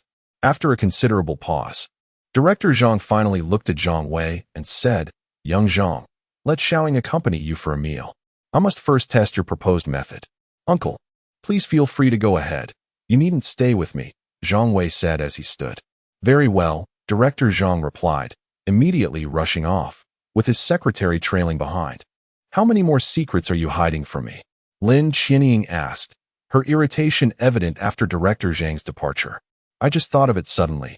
Zhang Wei defended himself slightly. I don't believe you. Haha, whether you believe it or not, haven't you all been neglecting proper meals for days? Thanks to you. I might finally indulge in some decent food today, shouted Shangwan Lin as he approached, flanked by several soldiers carrying trays of food. We're doing just fine. Lin Qianying responded. At Zhang Tao's residence, while it may not have been a feast every day, they certainly had ample meat at every meal. Then I shan't hold back. Let us dig in. Shangwan Lin invited. During the meal, Shangwan Lin appeared quite satisfied, while Lin Qianying ate little and Zhang Wei even less. With his body enhanced by machinery, Zhang Wei had little need for sustenance. If hunger did strike, he could merge with his mech to replenish his energy. Without such an ability, the apocalypse would be even more terrifying, as cannibalism might become rampant. The commanders are still deep in research and currently have no time for us. How about you explore the camps outside the base? Many have gathered here and formed several lively encampments, Shangwan Lin suggested. Lin Qianying looked at Zhang Wei, seeking his decision. Let us go take a look, Zhang Wei nodded, reasoning that strength lies in numbers, and perhaps they might discover something valuable. Since no one was attending to him, he thought it was a good opportunity to find a fighter jet. All right, wait for me. I need to change my clothes, Lin Qinying said, dashing off before Zhang Wei could respond. My sister, despite her serious demeanor and military attire, is quite lively and charming in casual wear, Shangwan Lin remarked knowingly. Glancing at Zhang Wei was puzzled. What are you implying? You youngsters ought to communicate more, Shangwan Lin suggested. I have matters to attend to, so I shall leave you two to it. With that, he departed, leaving Zhang Wei standing there in confusion. What was that all about? Is Shangwan Lin truly Lin Qinying's brother or cousin? About 10 minutes later, Lin Qinying hurried back. Where's brother Shangwan? He said he had something to attend to. Zhang Wei replied. No matter, let us go, she insisted, pulling on Zhang Wei's arm. Why are you so excited? Zhang Wei allowed her to grasp his arm. Is it not permissible to enjoy the vibrancy of life? Indeed. By the way, is brother Shangwan truly your brother? We share no blood relation. But my father and his father were comrades in arms. I've known him since childhood, Lin Qinying casually explained, not allowing Zhang Wei to inquire further as she hurried him along. As they walked, many soldiers at the base couldn't help but glance at Lin Qinying. Indeed, as Shangwan Lin had observed, her shoulder-length hair made her look even more stunning, exuding a lively charm. Walking beside Lin Qinying, Zhang Wei felt an undeniable pressure. The phrase beauty is a source of trouble seemed to encapsulate Lin Qinying's essence. Sometimes, being exceptionally beautiful can indeed be a burden. Chapter 68. The Loan Shark. Fortunately, Zhang Wei believed he could withstand any pressure. After all, he had only recently become acquainted with Lin Qinying. Although their friendship could be deemed significant, they were still merely friends. Zhang Wei shook his head, dismissing any fanciful notions. Hadn't he suffered enough from women? Maintaining their friendship was quite satisfactory. Lin Qinying, however, did not share Zhang Wei's myriad thoughts. Noticing his expression, she curiously inquired about his musings. Nothing much, just ahead is the camp. I didn't expect it to be so lively, Zhang Wei replied.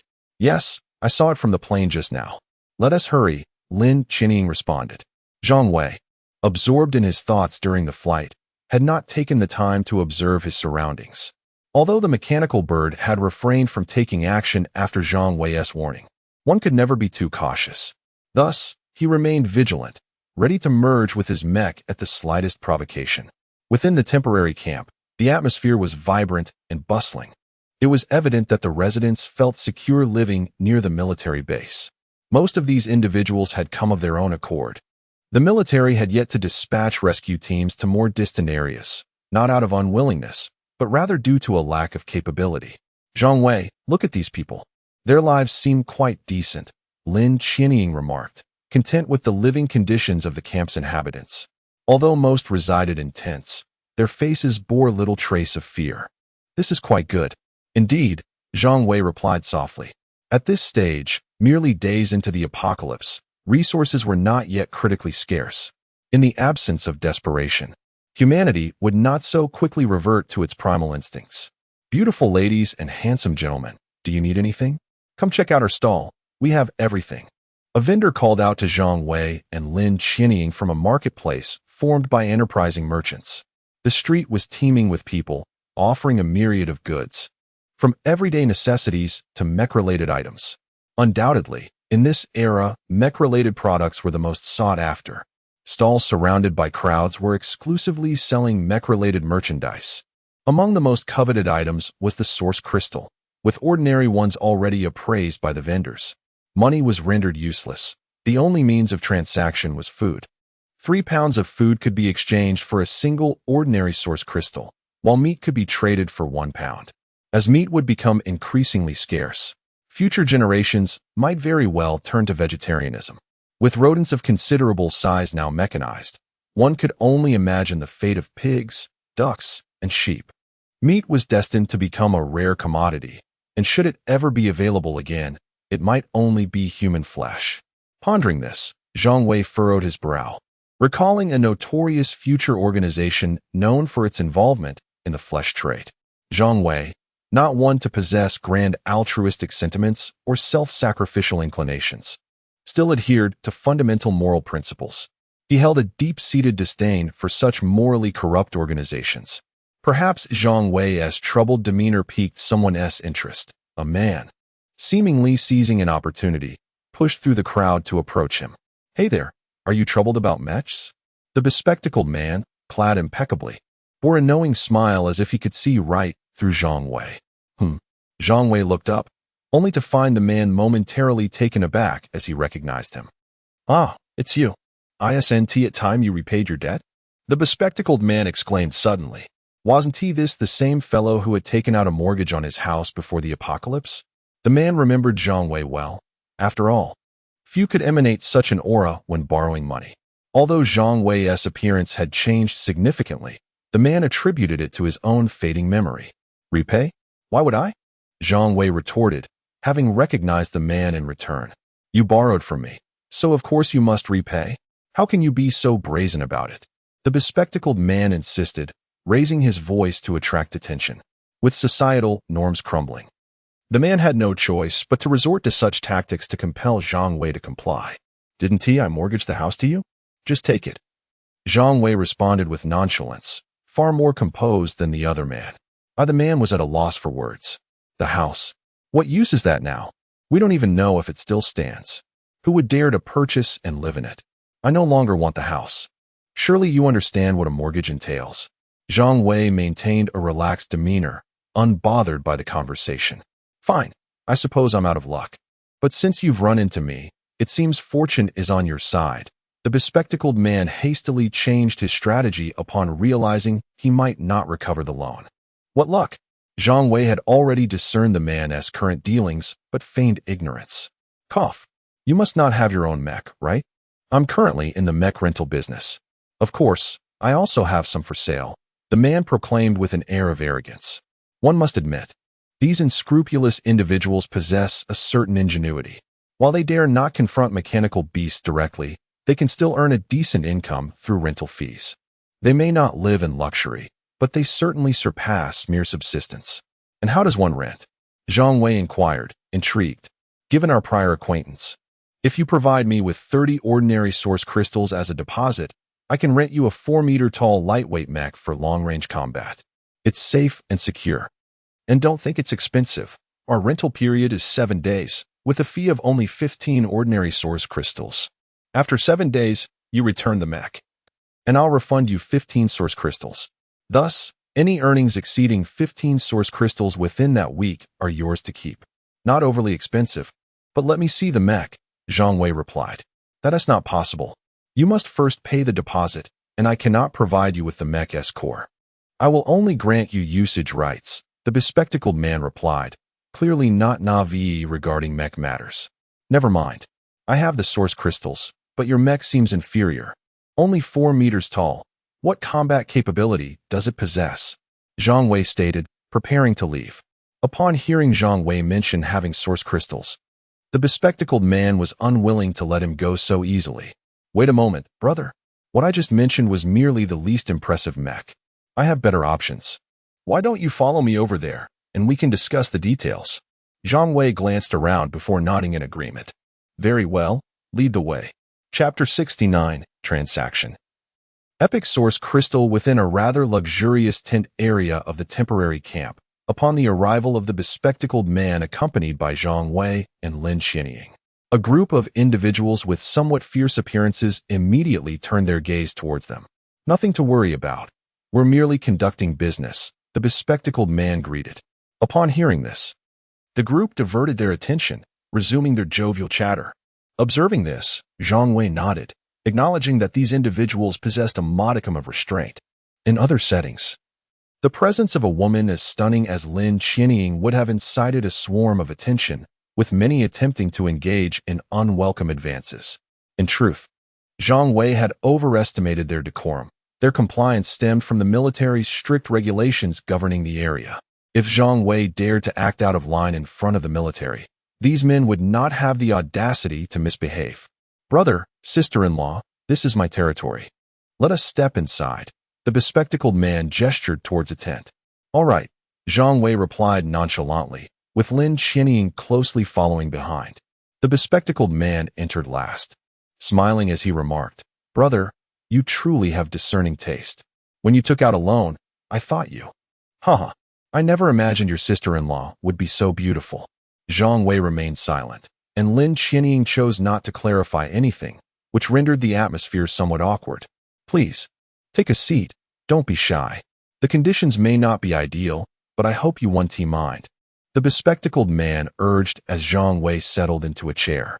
The tent was reasonably spacious and well-equipped, indicating that the living conditions were quite decent. The bespectacled man was, in fact, showing off. Few could attain such a standard of living within the camp. "Let us get down to business," Zhang Wei stated, prompting the bespectacled man to reply. "All right, it's clear that you are a straightforward person. So, how much source crystal do you possess? If you have enough, I can procure any fine goods for you." "Do you have legendary source crystals?" Zhang Wei inquired, following the man's lead. Was this mere bravado? Who couldn't he boast? Nevertheless, Zhang Wei was genuinely interested in acquiring a legendary source crystal.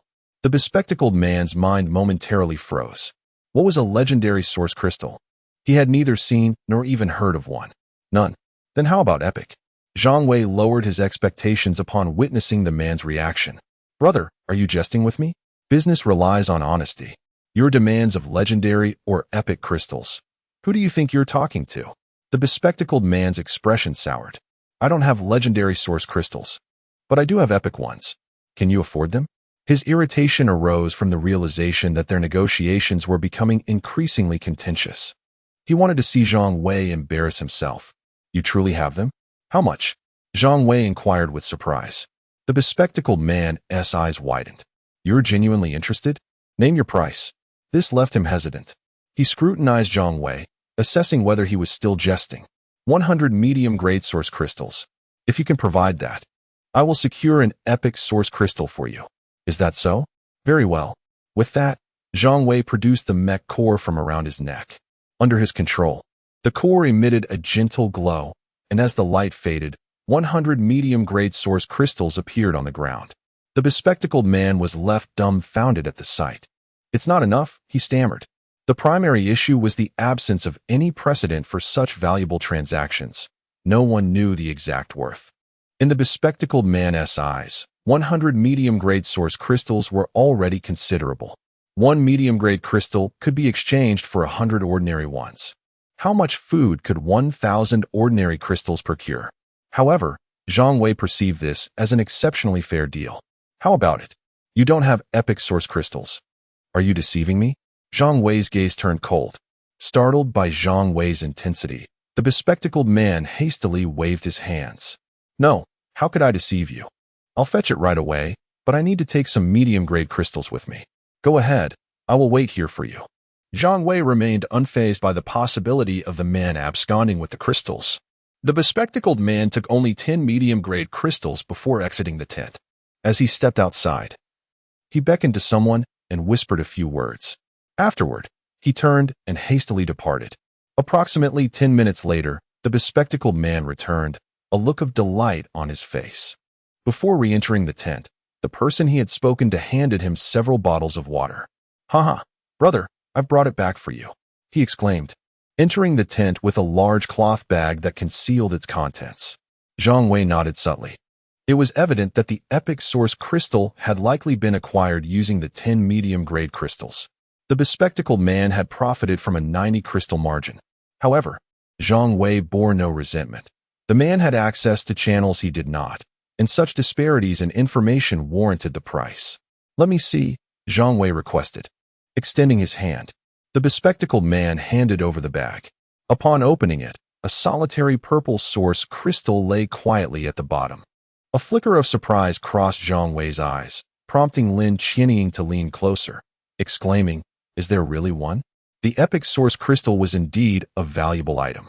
If 100 medium-grade crystals could secure it, Lin Qianying too wished to obtain some. "Is that all? Do you have more?" Zhang Wei inquired of the bespectacled man.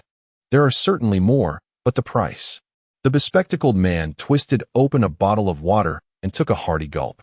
"How much?" 150 medium-grade source crystals. Brother, please don't think it exorbitant. Those who possess source crystals tend to hide them away, without special channels. You cannot find them. If you were in possession of such an item, you wouldn't be broadcasting it, right? The bespectacled man's reasoning was sound. Those lacking strength would indeed be cautious with such high-grade source crystals, for a commoner is guilty of possessing treasures. Fine, 150 per crystal. I want as many as you have, Zhang Wei concluded. All right, it's settled then. This is my profit for today. I need to keep it safe. By the way, brother, sister-in-law, you must be thirsty. Please have some water. Clean water is a rare commodity these days. With a cheerful demeanor, the bespectacled man stored the source crystals within the mech core and handed over 2 bottles of water. Given the situation, it seemed that if the deal fell through, the bespectacled man would not have offered the water at all. He appeared somewhat stingy.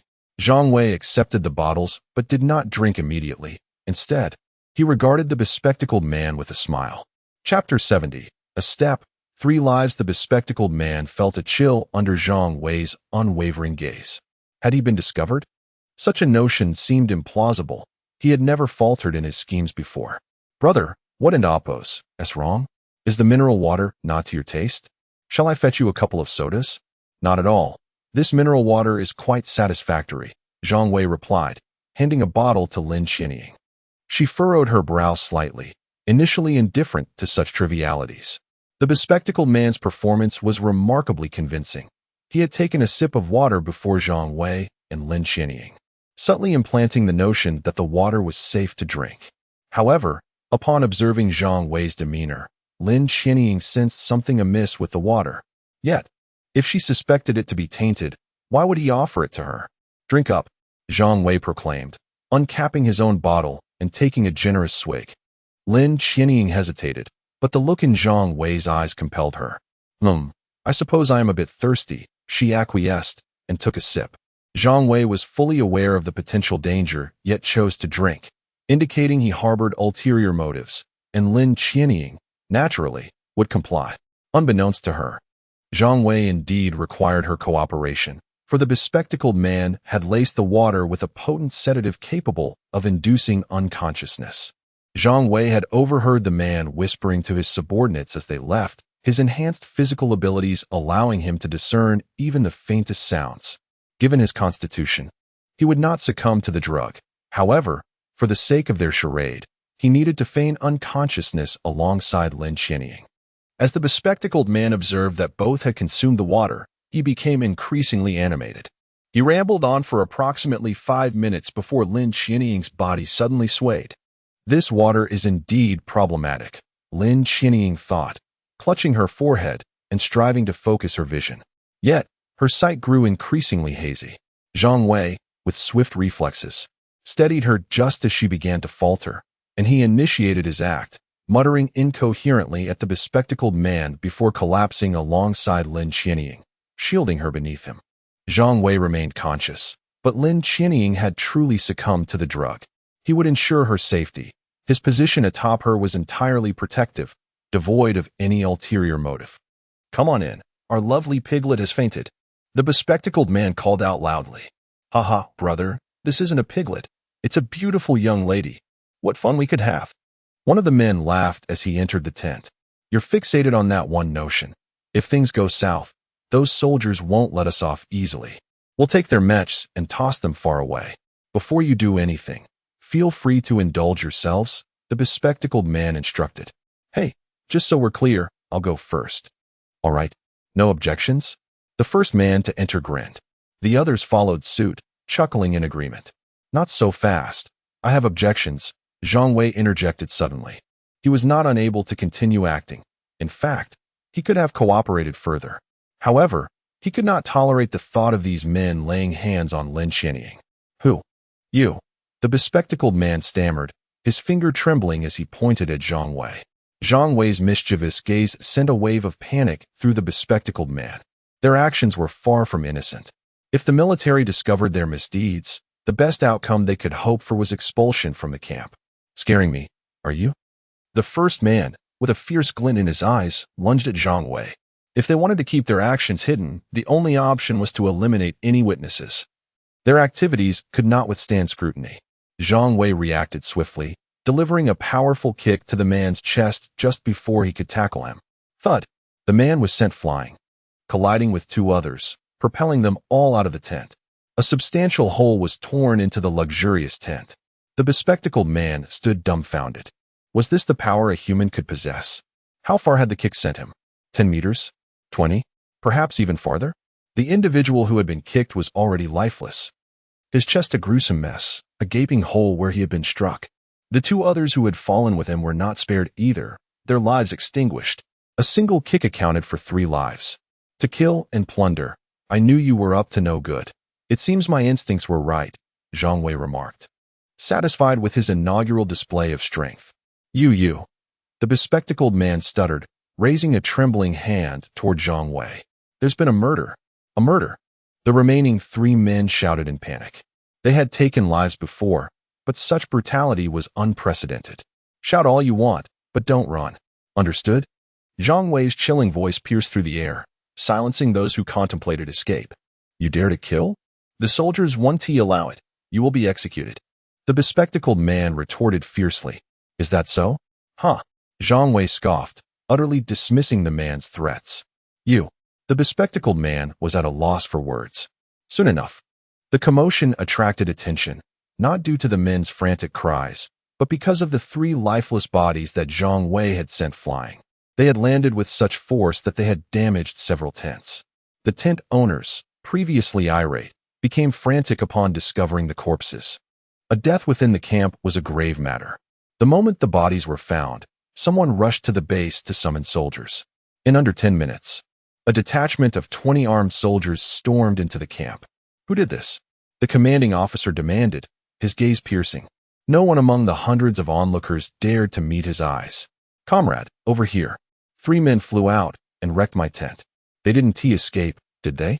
The captain's expression remained stern. This was a serious issue that required a decisive response. In chaotic times, harsh measures must be enforced. If such incidents were not curtailed, the camp would descend into disorder.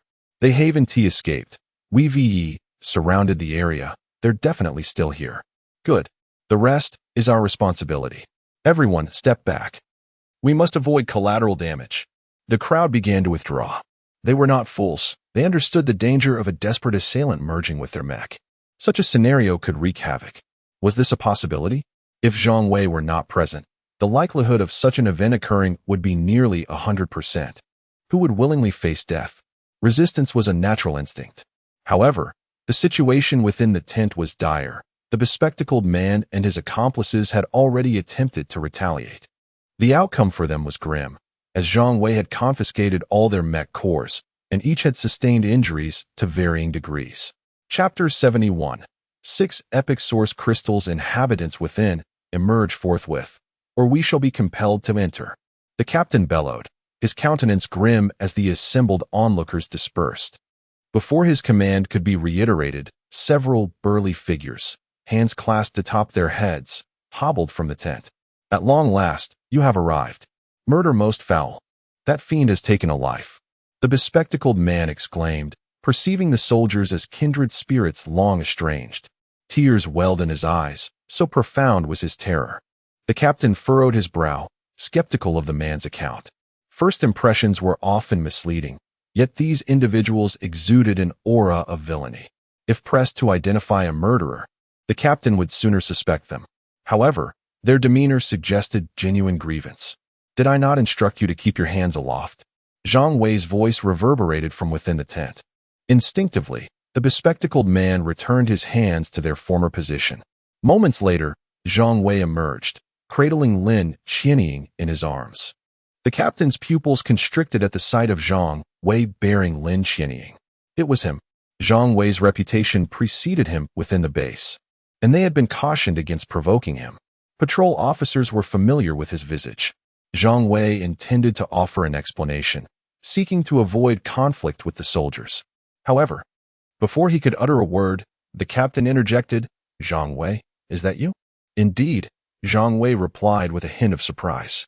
Excellent. Secure these individuals, the captain commanded, prompting a swift response from the soldiers, much to the bewilderment of the bespectacled man and his cohorts. What is the meaning of this?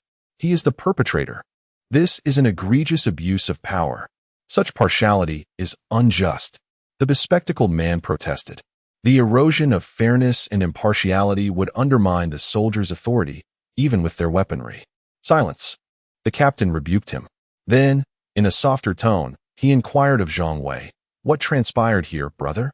"They drugged Lin Qianying, rendering her unconscious. With the intent to rob us," Zhang Wei succinctly explained. The situation was self-evident. "He slanders me. They orchestrated this scheme to seize our resources." The bespectacled man retorted. "Must I reiterate my command for silence? Do you comprehend the identity of the woman he carries?" The captain retorted, gesturing towards Lin Qianying. The bespectacled man shook his head, perplexed. "Is she not merely his paramour? She is a member of our Special Forces unit. Do you expect me to believe she would conspire against you?" The captain challenged. The bespectacled man's composure faltered, realizing Lin Qianying's affiliation. Yet, he refused to concede defeat. "Even if your claims hold merit, they are the ones who framed me." "Your mendacity knows no bounds," Zhang Wei remarked, gently setting Lin Qianying down. The bespectacled man recoiled in terror, cowering on the ground. "He intends to attack again. I would frame you, covet your possessions? You are hardly worthy," Zhang Wei scoffed, retrieving all the source crystals from his mech space. The resplendent crystals, predominantly mid-grade, formed a dazzling heap. The onlookers gasped, never having witnessed such an abundance of source crystals. Any lingering doubts about the bespectacled man's culpability vanished. The bespectacled man was rendered speechless. How could he possibly refute such evidence? "Brother Zhang Wei, this is..." Even the captain was taken aback. "These crystals are quite numerous, numbering at least 1,000, I presume?" In truth, Zhang Wei had upgraded his mech. Otherwise, he could have produced 5,000 or 6,000 mid-grade crystals. "I seek to engage in commerce. I require epic source crystals, offering 100 mid-grade crystals for each. I shall remain here for 1 hour only." Zhang Wei was uncertain who possessed epic source crystals within the camp, but he could initiate a public exchange. While epic source crystals held greater value, they were often inaccessible to ordinary individuals. Hoarding them served no purpose if they could not be exchanged for useful resources. After all, how else could the bespectacled man offer 10 mid-grade crystals for a single epic source crystal? "I shall exchange," someone immediately exclaimed. The camp's population was substantial, drawing survivors from all corners. Each survivor was fortunate, and it was not uncommon for them to stumble upon high-quality initial source crystals. Zhang Wei could not monopolize all the treasures. Luck favored many. "Excellent," Zhang Wei replied with a smile. He welcomed the exchange, fearing only that no one would dare to participate. Indeed, the first exchange was followed by others. Within an hour, Zhang Wei had acquired 5 epic source crystals. When no one else came forward, he gathered the remaining crystals. "My name is Zhang Wei. Anyone with epic or higher grade source crystals may seek me out at the base for exchange." The onlookers silently committed Zhang Wei's name to memory. They were unsure if his prices were fair, but they knew they could obtain genuine source crystals from him. That was sufficient. "Brother Zhang Wei, let us return," the captain said, waiting for Zhang Wei to conclude his business. "Very well. I would be grateful if your brethren could safeguard those who exchanged crystals. Rest assured, we have noted the identities of those who made exchanges. Any untoward incidents will be thoroughly investigated," the captain declared, casting a stern gaze upon the crowd, effectively deterring any nefarious intentions. "I am grateful," Zhang Wei said, returning to Lin Qianying's side. The drug administered by the bespectacled man was potent, even after an hour. Lin Qianying remained unconscious. Zhang Wei reluctantly scooped her up into his arms once more. "Let us depart. I escort them back, and leave 2 men to dispose of the corpses." Subsequently, Zhang Wei and his party returned to the base. Zhang Wei's heart filled with anticipation. He had acquired 6 epic source crystals. What treasures awaited him this time?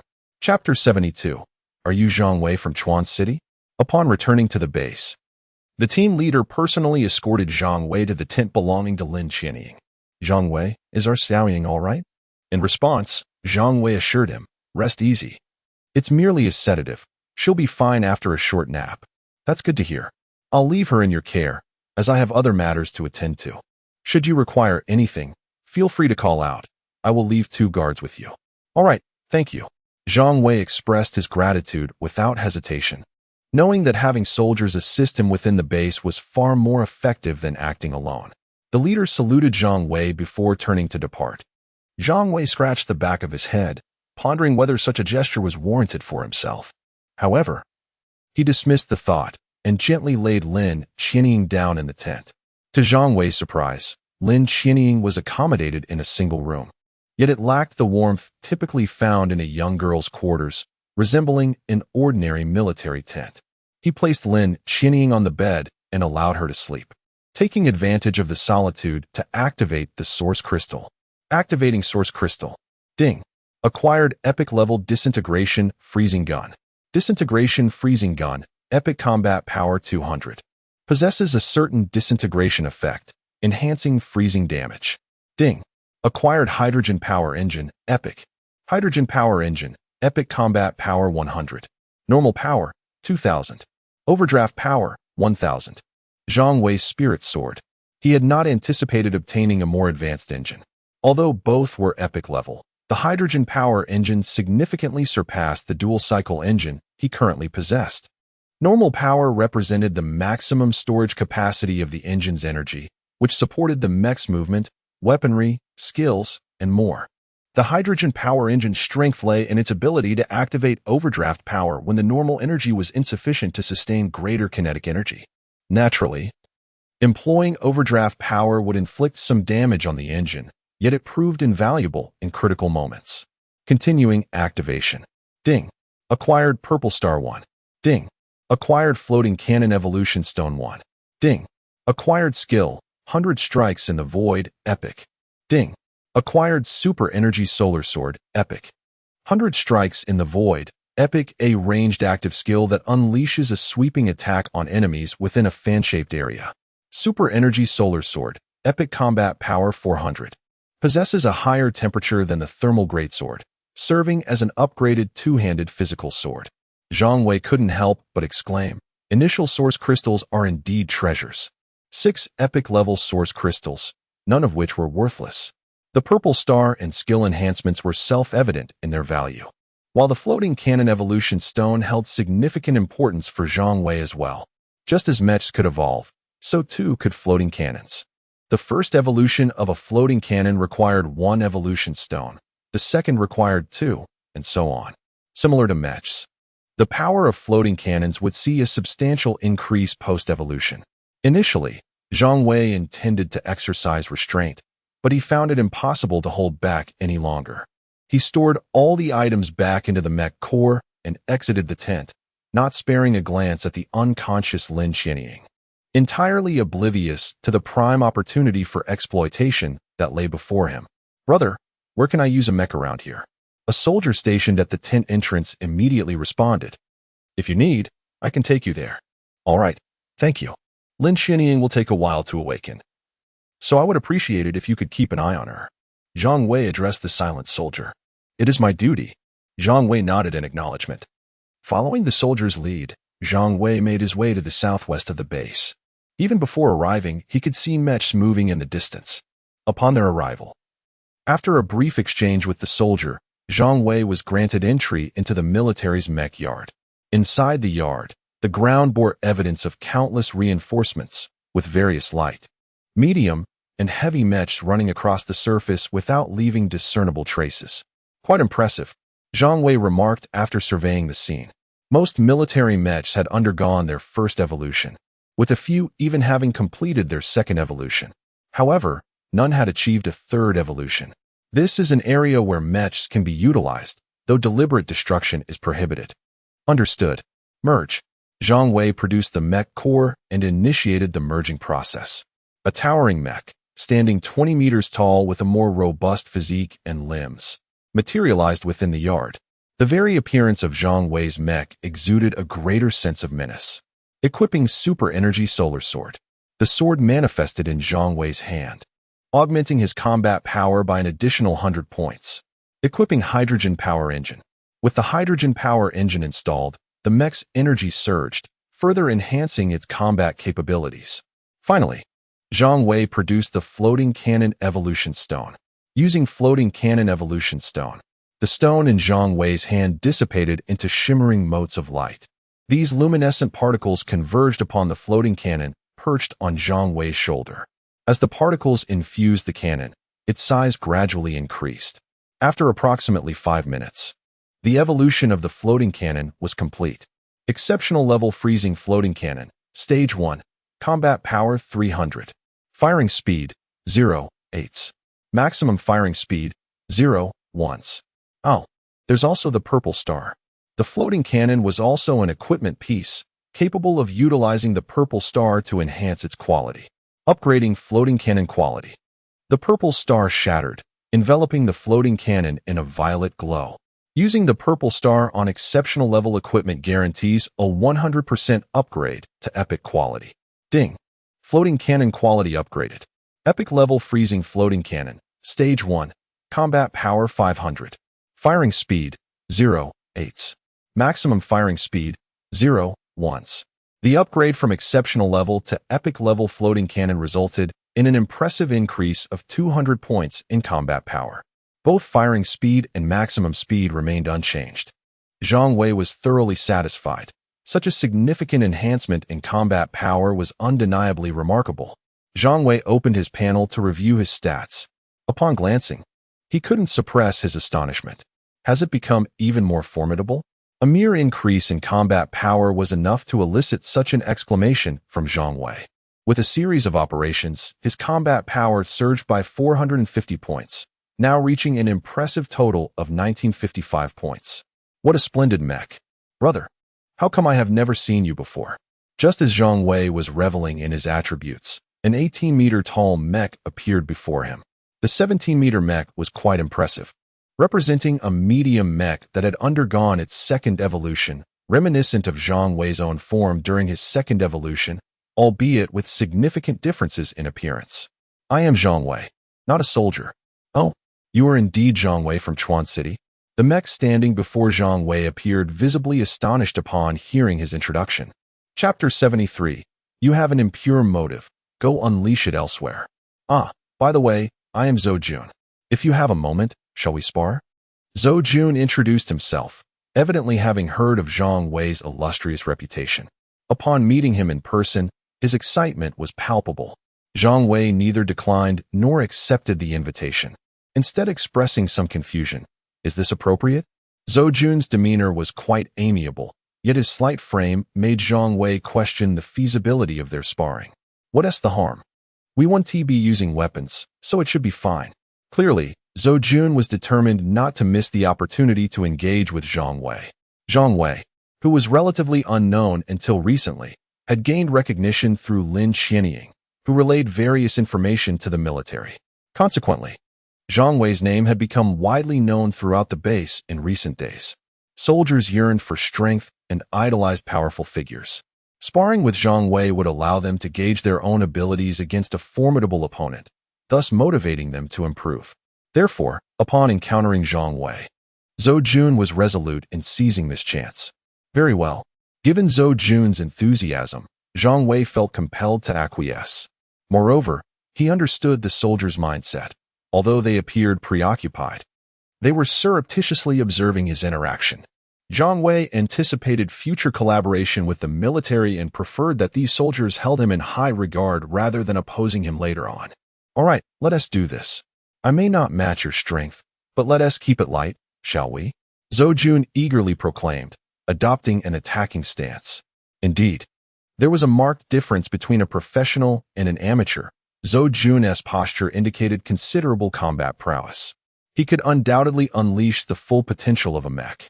In contrast, an average contender might only manage to utilize 50% of their combat power from 100. Take Zhang Tao for example.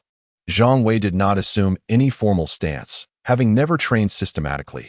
Yet after a decade of survival in a post-apocalyptic world, he had developed his own rhythm of combat.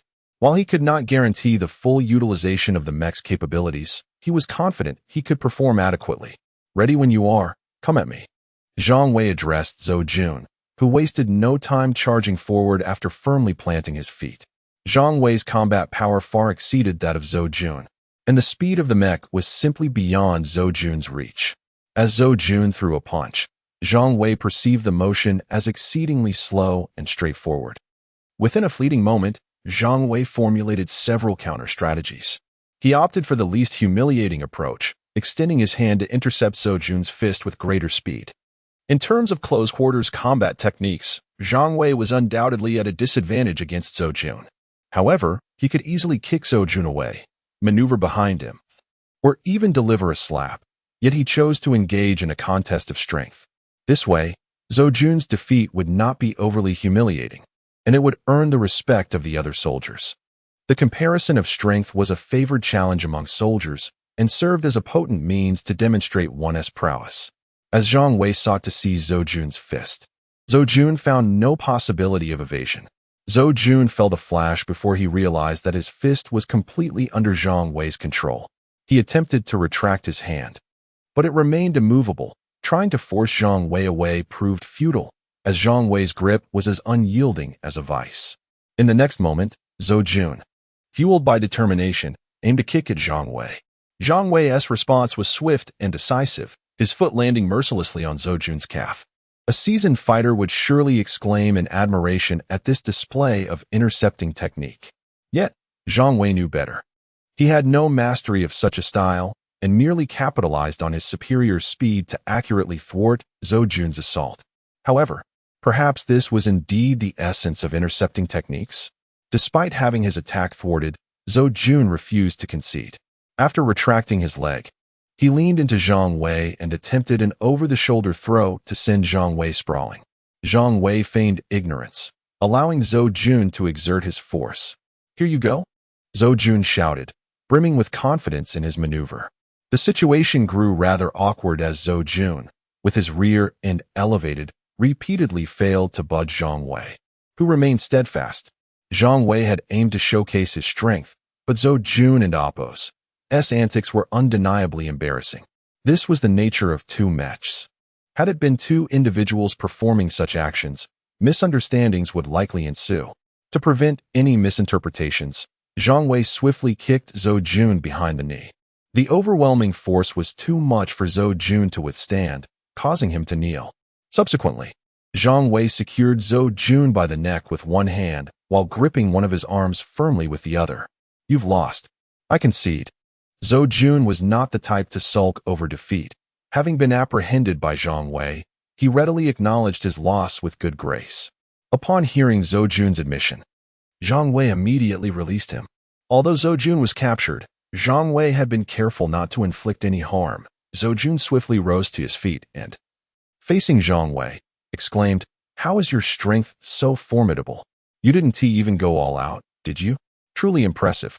It was evident that Zhou Jun, despite his defeat, was quite exhilarated. Zhang Wei chuckled lightly. "It's not bad. With some training, your strength could reach such levels." "Huh, but what does sheer strength amount to?" The true essence of combat lies beyond mere power.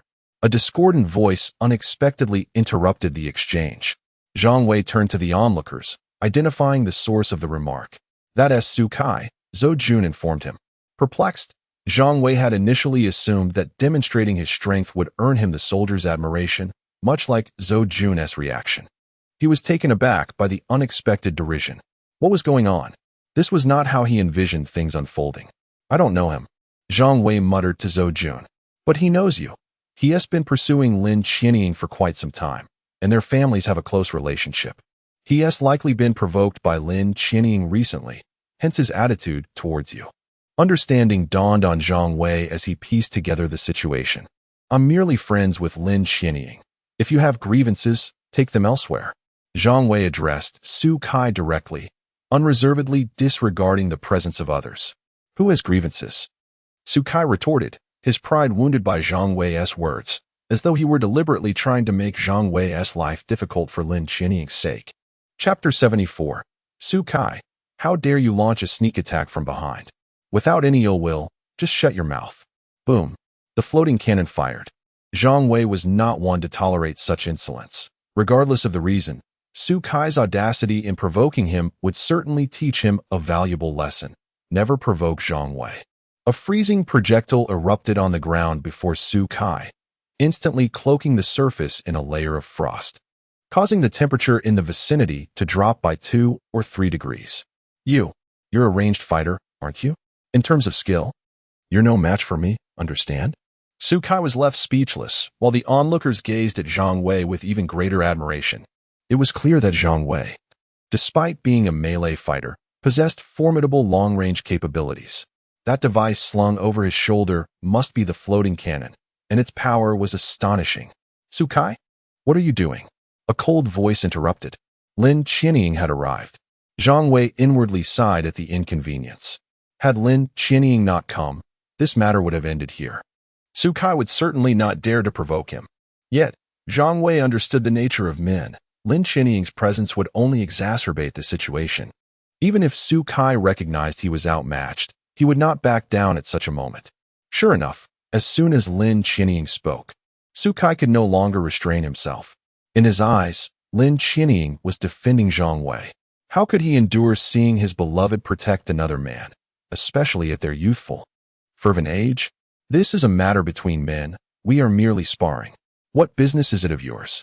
Sukai scoffed. Zhang Wei, ignore him. Let us go.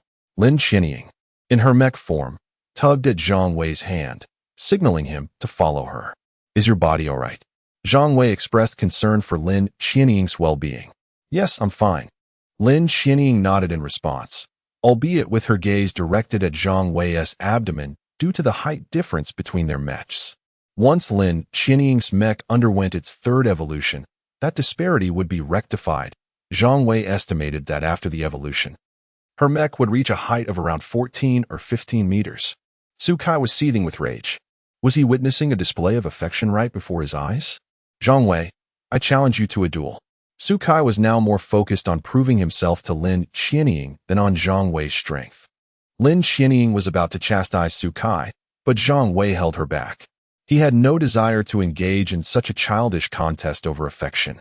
But some individuals simply thrived on immaturity. Did Sukai genuinely believe that by besting Zhang Wei, Lin Qianying would regard him in a different light? Perhaps she would only come to despise him more. Sukai, calm down, Lin Qianying glared at him.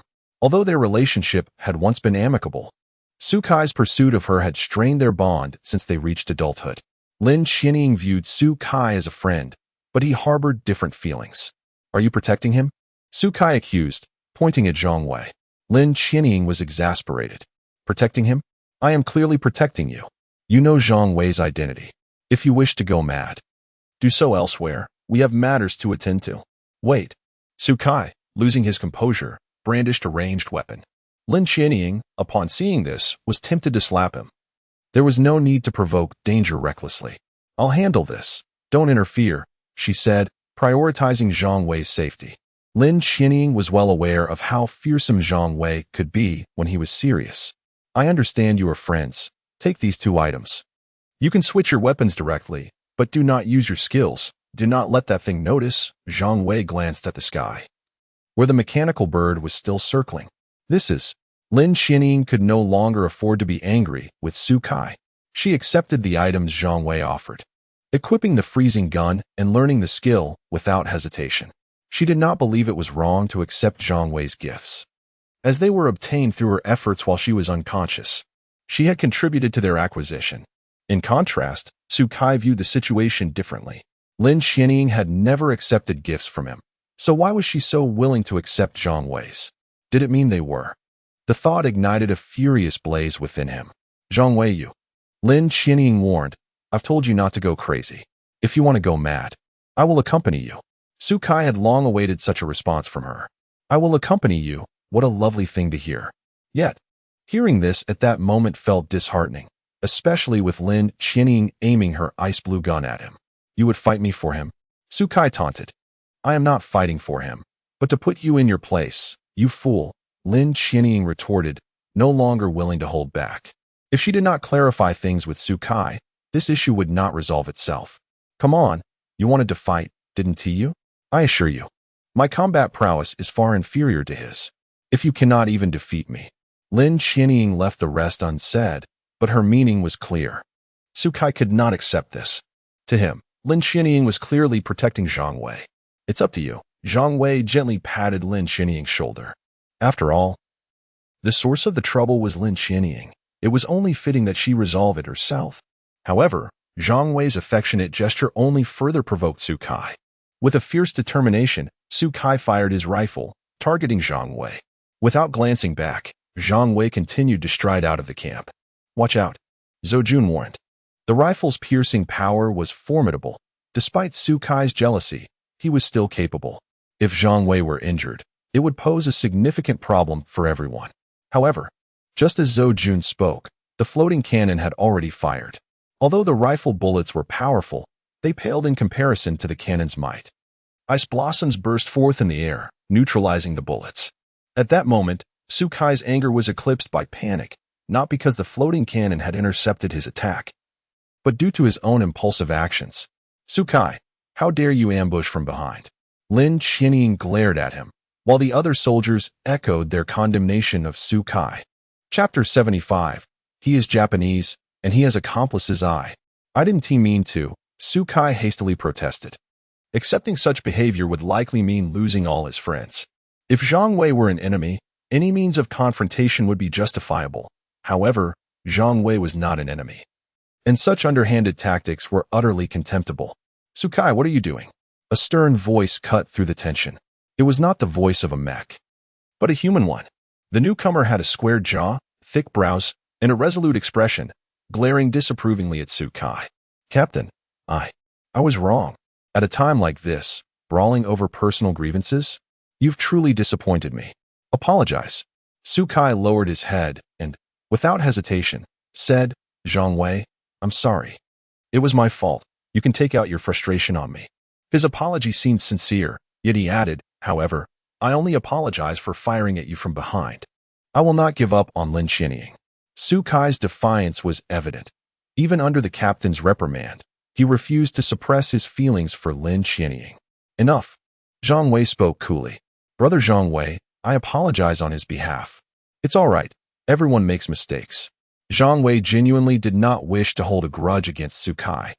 Otherwise, a single confrontation would have sufficed. If he were to retaliate further, Su Kai would regret it deeply. By the way, the commander asked me to summon you. All right. Thank you. Let us go? Zhang Wei beckoned Lin Xinying to follow him. She trailed behind, not sparing a glance towards Su Kai. Zhang Wei, I'm sorry. If it weren't for me, he wouldn't have acted that way, Lin Xinying said apologetically as they left the mech camp. It's not your fault. Zhang Wei reassured her before the mechs disbanded. He felt his own strength had increased once more. Lin Xinying also disengaged from her mech, as merging with a mech outside the camp was against the base's rules.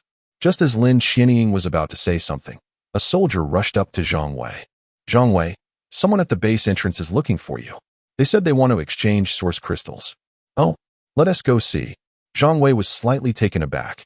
Why would this person not come for the exchange earlier? Okay, Lin Xinying nodded in agreement. The exchange would not take long, and they could see Commander Zhang afterward. At the base entrance, a man looked anxious as he peered inside. Upon spotting Zhang Wei, he waved his arms frantically. Zhang Wei, over here. I want to exchange source crystals. The man shouted. Zhang Wei furrowed his brow. There was something off about this individual. Earlier, he had not sought out Zhang Wei for the exchange, which indicated he was cautious, wanting to keep their transaction discreet. However, now he was so loud and brazen. Why? Did he not fear being overheard? Many eyes were on the entrance. Something feels amiss. Be cautious, Zhang Wei warned Lin Xinying. Although she could not grasp his concern, she trusted his judgment and became alert. What do you have in source crystals? Zhang Wei inquired as he stepped outside the base. Here, come closer, the man urged, inching toward Zhang Wei. Yet, as he drew near, he suddenly produced a mech core and merged with it. A towering mech, over 6 meters tall, emerged. Everyone was taken aback by this sudden development, and the guards at the base promptly aimed their weapons at the mech. What do you intend to do? A guard questioned. Die, Zhang Wei. The mech lunged at him. Zhang Wei grabbed Lin Xinying by the collar and hurled her away. Get down, he shouted. The mech landed on Zhang Wei, a lightweight long-range mech armed with a specialized high-temperature gun. Without hesitation, it pinned Zhang Wei down and opened fire. The bullets whistled, and the soldiers, disregarding Zhang Wei's warning, unleashed their firepower upon the mech. Sparks flew as the mech's armor withstood the onslaught. Zhang Wei, using one hand, pushed against the mech's foot with his strength. He could easily overpower the mech. However, he did not wait for the flames to descend. As the mech fired, Zhang Wei seized its leg and exerted force. The mech faltered, its aim thrown off. Then, Zhang Wei kicked out the other leg, causing the already unstable mech to topple over. At that moment, a freezing grenade flew in from a distance, striking the fallen mech directly in the face. "Why aren't you emerging with your mech?" Lin Qianying's anxious voice rang out. "I want to test my current abilities," Zhang Wei replied nonchalantly. The onlookers gasped in astonishment. What had just transpired? Zhang Wei had withstood the mech's assault with sheer physical prowess. No, it wasn't he merely resisting. He had decisively overpowered the mech. This was unfathomable to ordinary people. Why? How can you be so powerful? This is impossible. The mech, now incapacitated, roared from the ground, its upper half nearly frozen. "Who are you?" "I can assure you, I don't know you," Zhang Wei replied, puzzled. Why would this stranger wish to kill him? With Han Su and Han Xiao already dead, Zhang Wei could not fathom who else he might have antagonized. If he had to consider anyone, Su Kai might come to mind. However, despite their brief acquaintance, Zhang Wei discerned that Su Kai was not the type to resort to hiring assassins. Moreover, Su Kai had no time for such antics. Having just emerged from the mech camp with Lin Qianying. "Huh, do you think it ends here?" "Not even close. You will all perish," the mech bellowed. Zhang Wei frowned. The shout did not sound like a mere expression of rage, but rather seemed to convey a signal. Oh no. Zhang Wei suddenly recalled something. "Quick, evacuate the camp. There are bombs inside. He is Japanese, and he has accomplices." In that instant, Zhang Wei remembered a past incident that had occurred in Chuan City. Swiftly identifying the individual before him, Japanese spies had instigated numerous riots in Chuan City during the early days of the apocalypse, resulting in countless deaths and significant trouble for the military. Zhang Wei had hidden in the dark corners of Chuan City at the time and had not experienced it firsthand, so the memory was not vivid. Now, however, it all came rushing back. Chapter 76. The Reversed Ice Blue Waterfall. What? Quickly, evacuate the crowd. The soldiers immediately sprang into action, their expressions filled with urgency, and not a single soul doubted Zhang Wei's words. Fusion. Zhang Wei opted for fusion. At this moment, he could not afford to adhere to the regulations of the base. His physique could easily contend with ordinary mechs. But who could predict the kind of explosive devices these deranged individuals from Japan might conjure? Moreover, it was evident that they were targeting him specifically. Their objective was unmistakable: to eliminate all individuals of value. Clearly, Zhang Wei was perceived as a person of worth in their eyes. Zhang Wei understood the rationale behind Japan's actions at this time. The nation was surrounded by the sea. It would not take long before marine mechanical creatures would land, leading to Japan's complete downfall. They sought territory capable of sustaining their existence, and this land, once invaded by them, naturally became their primary choice. The spies they had long since embedded in this territory served as their foremost instruments to eradicate any perceived threats. Initially, the military base was the target of these individuals, but Zhang Wei's sudden emergence disrupted their plans. In their view, eliminating Zhang Wei held greater significance than merely causing trouble for the military. Furthermore, vanquishing Zhang Wei would simultaneously inflict considerable chaos upon the military. This chain of events led to the current scene unfolding. "Everyone, leave the camp. Do not panic, hurry," Zhang Wei bellowed, his 20-meter-tall mech amplifying his voice, allowing it to carry far and wide. Upon his command, chaos erupted within the camp, people scattering in all directions. Yet their destination was largely uniform. They all aimed to seek refuge within the military base. Zhang Wei activated precise detection to identify each individual approaching the base. As anticipated, he soon made a discovery. "You lot, halt." Zhang Wei suddenly swung his sword, the super-energy solar sword embedding itself into the ground, blocking a few individuals rushing towards the base. The heat emanating from the blade forced them back, and they struggled to look up at Zhang Wei, questioning. "Why are you stopping us?" "Capture them," Zhang Wei commanded. The ground soldiers complied promptly, rushing towards the individuals. Do not even think about detonating the explosives on you. Trust me, the bombs will not explode, but you will perish. The individuals were rendered speechless by Zhang Wei's assertion. The explosives affixed to their bodies were concealed, and they could not fathom how Zhang Wei had discerned their presence. For the sake of Japan, perish. One individual disregarded the advice, brandishing a remote control to press the detonation button. Unfortunately for him, Zhang Wei had been closely monitoring them. The moment he made a move, the floating cannon fired. One person's rash decision ensnared his companions. The freezing bomb's icy radius extended approximately 3 meters, and the individuals did not stand beyond this distance. As the freezing bomb shattered the foremost target, the cold rapidly spread, and in the blink of an eye, those nearby transformed into ice sculptures. Zhang Wei felt a twinge of dissatisfaction. He had no intention of killing. Had he desired to do so, he could have simply ordered the soldiers to open fire. This was not out of mercy, but rather a desire to extract information from these individuals. The presence of Japanese infiltrators in this area was undoubtedly more extensive than just a few. In his previous life, Japan had firmly established a foothold in Chuan City, erecting 5 iron fortresses. The military, reluctant to squander their limited resources on these intruders, tacitly accepted their establishment of fortresses. Fortunately, once the Japanese constructed their fortifications, they remained relatively subdued, not causing disturbances until Zhang Wei's demise. However, this did not imply that Zhang Wei endorsed their existence. During their initial incursion, they had committed numerous atrocities and taken countless lives. While he had not recalled this matter earlier, now that it resurfaced in his mind, Zhang Wei would not permit the Japanese to once again claim this land. Whether driven by national grievances or personal sentiments, he simply would not allow it. Zhang Wei, how many of them are left? Lin Qianying rushed before Zhang Wei, her voice laced with urgency. How would I know? This one is yours. Ensure he does not die. Zhang Wei replied to Lin Qianying before swiftly departing, having spotted another suspicious figure. Be careful, Lin Qianying cautioned him, as Zhang Wei dashed forth. The majestic mechanical bird hovering above sensed its opportunity. The military base was in disarray, preoccupied with defending against the unseen Japanese threat, leaving no one to monitor it. Moreover, with Zhang Wei absent, it was the perfect moment to eliminate Lin Qianying. The mechanical bird, though too intimidated to attack Zhang Wei, felt no such trepidation about terminating Lin Qianying. Descending stealthily, the base's anti-aircraft defenses remained oblivious. Once it dropped to approximately 200 meters above ground, it suddenly launched an assault on Lin Qianying.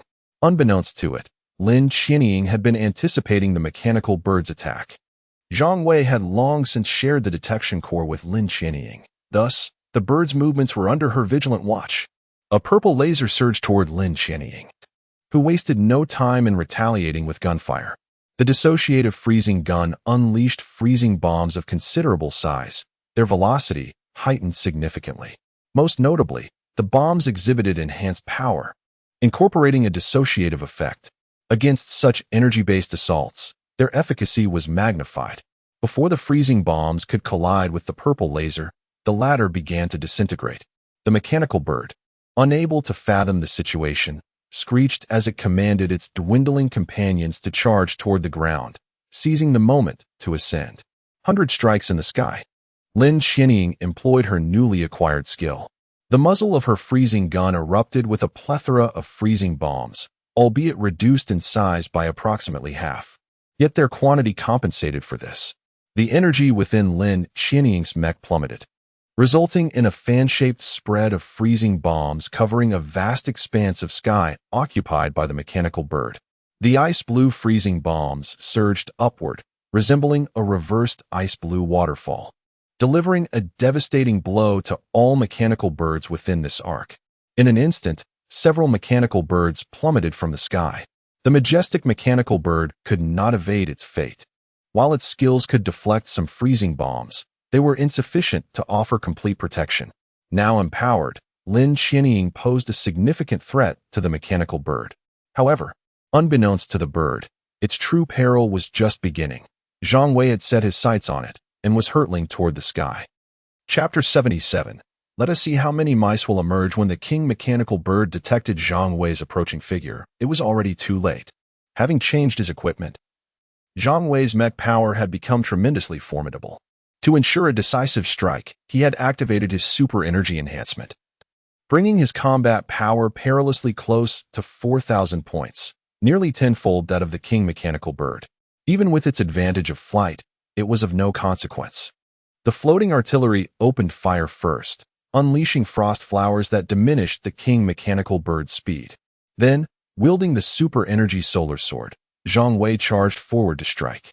The king mechanical bird could scarcely withstand the heat energy giant sword. How could it resist the super energy solar sword? With a single blow, the king mechanical bird met its demise. As Zhang Wei's body plummeted alongside the carcass of the king mechanical bird, the spectators bore witness to his nearly invincible form, leaving many in a state of shock. This was especially true for those mecha operators who had rushed out, their vantage point providing a clearer view of the spectacle. They had previously thought him strong, yet they were taken aback by his true prowess. Zhou Jun gazed at the scene in the sky, murmuring to himself, while Su Kai appeared somewhat dazed. Had he just been shouting alongside such a formidable individual? No wonder Lin Qianying had chosen him. If he were a woman, he would likely make the same choice. Zhang Wei's brutal annihilation of the king mechanical bird instilled awe in all present. As he landed, sending tremors through the ground, the crowd snapped back to reality. An epic-grade source crystal, acceptable, Zhang Wei thought, retrieving it from the remains of the king mechanical bird. Source crystals extracted from mechanical organisms were certainly inferior to initial source crystals, yet he was still pleased to acquire an epic grade 1. Forget about those birds. We must find the others, Zhang Wei cautioned, as chaos still reigned. The true source of disorder lay in the hidden small nations. Without the command of the king mechanical bird, these mechanical birds would soon vanish without a trace. Understood. Witnessing Zhang Wei's ferocious dispatch of the king mechanical bird, the soldiers, one and all, were inclined to heed his words. Ordinary civilians dared not dissent. The crowd dispersed, and those entering the base underwent rigorous checks. Subjected to the control of the mecha unit, confined to a designated area, and complied without a hint of discord. However, despite the military's swift actions, calamity was inevitable. Boom. A small mushroom cloud rose as a camp located some distance from the military base was obliterated. Zhang Wei remained motionless, as did the soldiers. However, the mecha unit dispatched 10 mechs to the site. In that moment, everyone was focused on their respective tasks. Their objective was not the camps. Harming ordinary people was not their goal. Their sights were set firmly on the military base. Do you know where the military's ammunition depot is? Zhang Wei inquired, establishing communication with Lin Qianying. Yes, it's within the base, but the ammunition depot is a high-security area. Will they have a chance? Lin Qianying initially believed the ammunition depot to be impregnable. In this apocalyptic world, how could the military maintain control? Its power lay in its arsenal, without sufficient ammunition. Who would fear them? Currently, production of ammunition was nearly impossible. Each piece used meant one less available, thus necessitating its stringent protection. Do not underestimate them. I will find a way, Zhang Wei replied, unwilling to underestimate the small nations. In his previous life, their ability to establish 5 steel cities in this region spoke volumes of their strength. They had to traverse from the Japanese islands, encountering countless sea beasts along the way, all while enduring pressure from Huagua to build these cities. The compromises made and sacrifices endured by the small nations to establish these 5 cities were unknown to Zhang Wei. Yet, he understood that their success in doing so indicated their capabilities. Do not take them lightly. All right, I will mark the location for you, Lin Qianying said without further ado, placing a marker for the ammunition depot on the reconnaissance map. Upon receiving the coordinates, Zhang Wei swiftly made his way to the depot. Fortunately, it was not far, and he arrived promptly. Zhang Wei, what brings you here? Is it truly you? Zhang Wei was taken aback to find Su Kai stationed at the ammunition depot. It is I. I am responsible for guarding the depot, Su Kai replied. Alongside him were 30 mechs, creating a formidable defense. Zhang Wei utilized his detection core to assess the situation surrounding the ammunition depot. Listen to me, all of you. Zhang Wei commanded Su Kai and the others. Su Kai intended to refute, questioning why they should heed Zhang Wei's orders. However, before he could voice his objections, the captain of the mecha unit appeared, controlling a mech of second evolution, its size comparable to Zhang Wei's current form. From now on, all of you will follow Zhang Wei's commands. Brother Zhang Wei, this area is entrusted to you. Very well, I shall take charge. Zhang Wei nodded at the captain. Without further ado, the captain led his team out of the base. The defense outside required their presence. Look at the map. I will indicate the precise locations you need to guard. I have but one request. Secure the points I designate. Do not concern yourselves with anything else.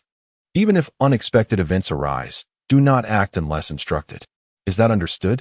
Zhang Wei's tone was stern. This was no matter for jest. He had to ensure Su Kai and the others executed his orders flawlessly, for the situation beneath the ammunition depot was exceedingly chaotic. Understood. With the captain's command, Su Kai and the others dared not voice any dissent. Then, a remarkable scene unfolded. Zhang Wei shared a portion of the detection core's functionality with Su Kai and his team. It was not that Zhang Wei was unwilling to share entirely. Rather, each additional mech sharing the core would cause a proportionate increase in energy consumption. If he were to share all functions with over 30 mechs, he could do nothing but stand in command. Fortunately, sharing only a portion of the functions minimized the energy cost. This is the area you need to guard, and the situation 10 meters below your position requires close monitoring. Should anyone appear, eliminate them. Do you comprehend? Yes. After Zhang Wei's directive, the 30-plus mechs swiftly dispersed. From a distance, it may have seemed that few mechs were guarding the ammunition depot, but in reality, their defense was impenetrable. Let us see how many mice will emerge. Zhang Wei utilized precise detection to scrutinize the surroundings. Chapter 78. Let's journey to Tokyo in 2 months. Beneath the armory lie drainage conduits, emergency passages, and ventilation shafts. All potential avenues for infiltration. Should Zhang Wei be a spy for the Japanese, he would invariably choose one of these routes to breach the armory's defenses. The detonation of even a modest explosive within the armory could cripple the entire facility, depriving the military of its crucial firepower. With their ammunition depleted, the military's capacity to provide comprehensive support would be severely compromised. In such a scenario, the Japanese forces could engage in direct combat.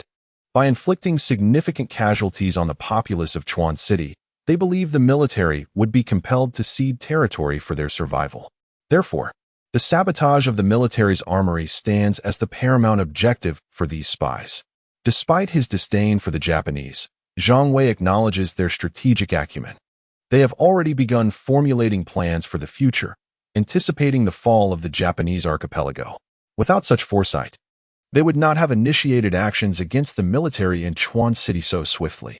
Inform my uncle Zhang to alert nearby military bases adjacent to the Japanese mainland to the threat of Japanese espionage, with particular emphasis on safeguarding armories and subterranean passages. Zhang Wei contacted Lin Qianying, knowing she could reach Commander Zhang, a feat beyond his capabilities. Understood. I shall notify the commander immediately. Lin Qianying responded, recognizing the urgency of the matter. If we have been targeted, it is likely others will soon follow. By bolstering our defenses, we can minimize potential losses. Damn those Japanese. Do they take us for fools? Commander Zhang thundered in the base's high-level conference room. The senior officers had been elated by their recent discovery, only to have their joy shattered by the Japanese provocation. We are already in the apocalypse. Political niceties are irrelevant.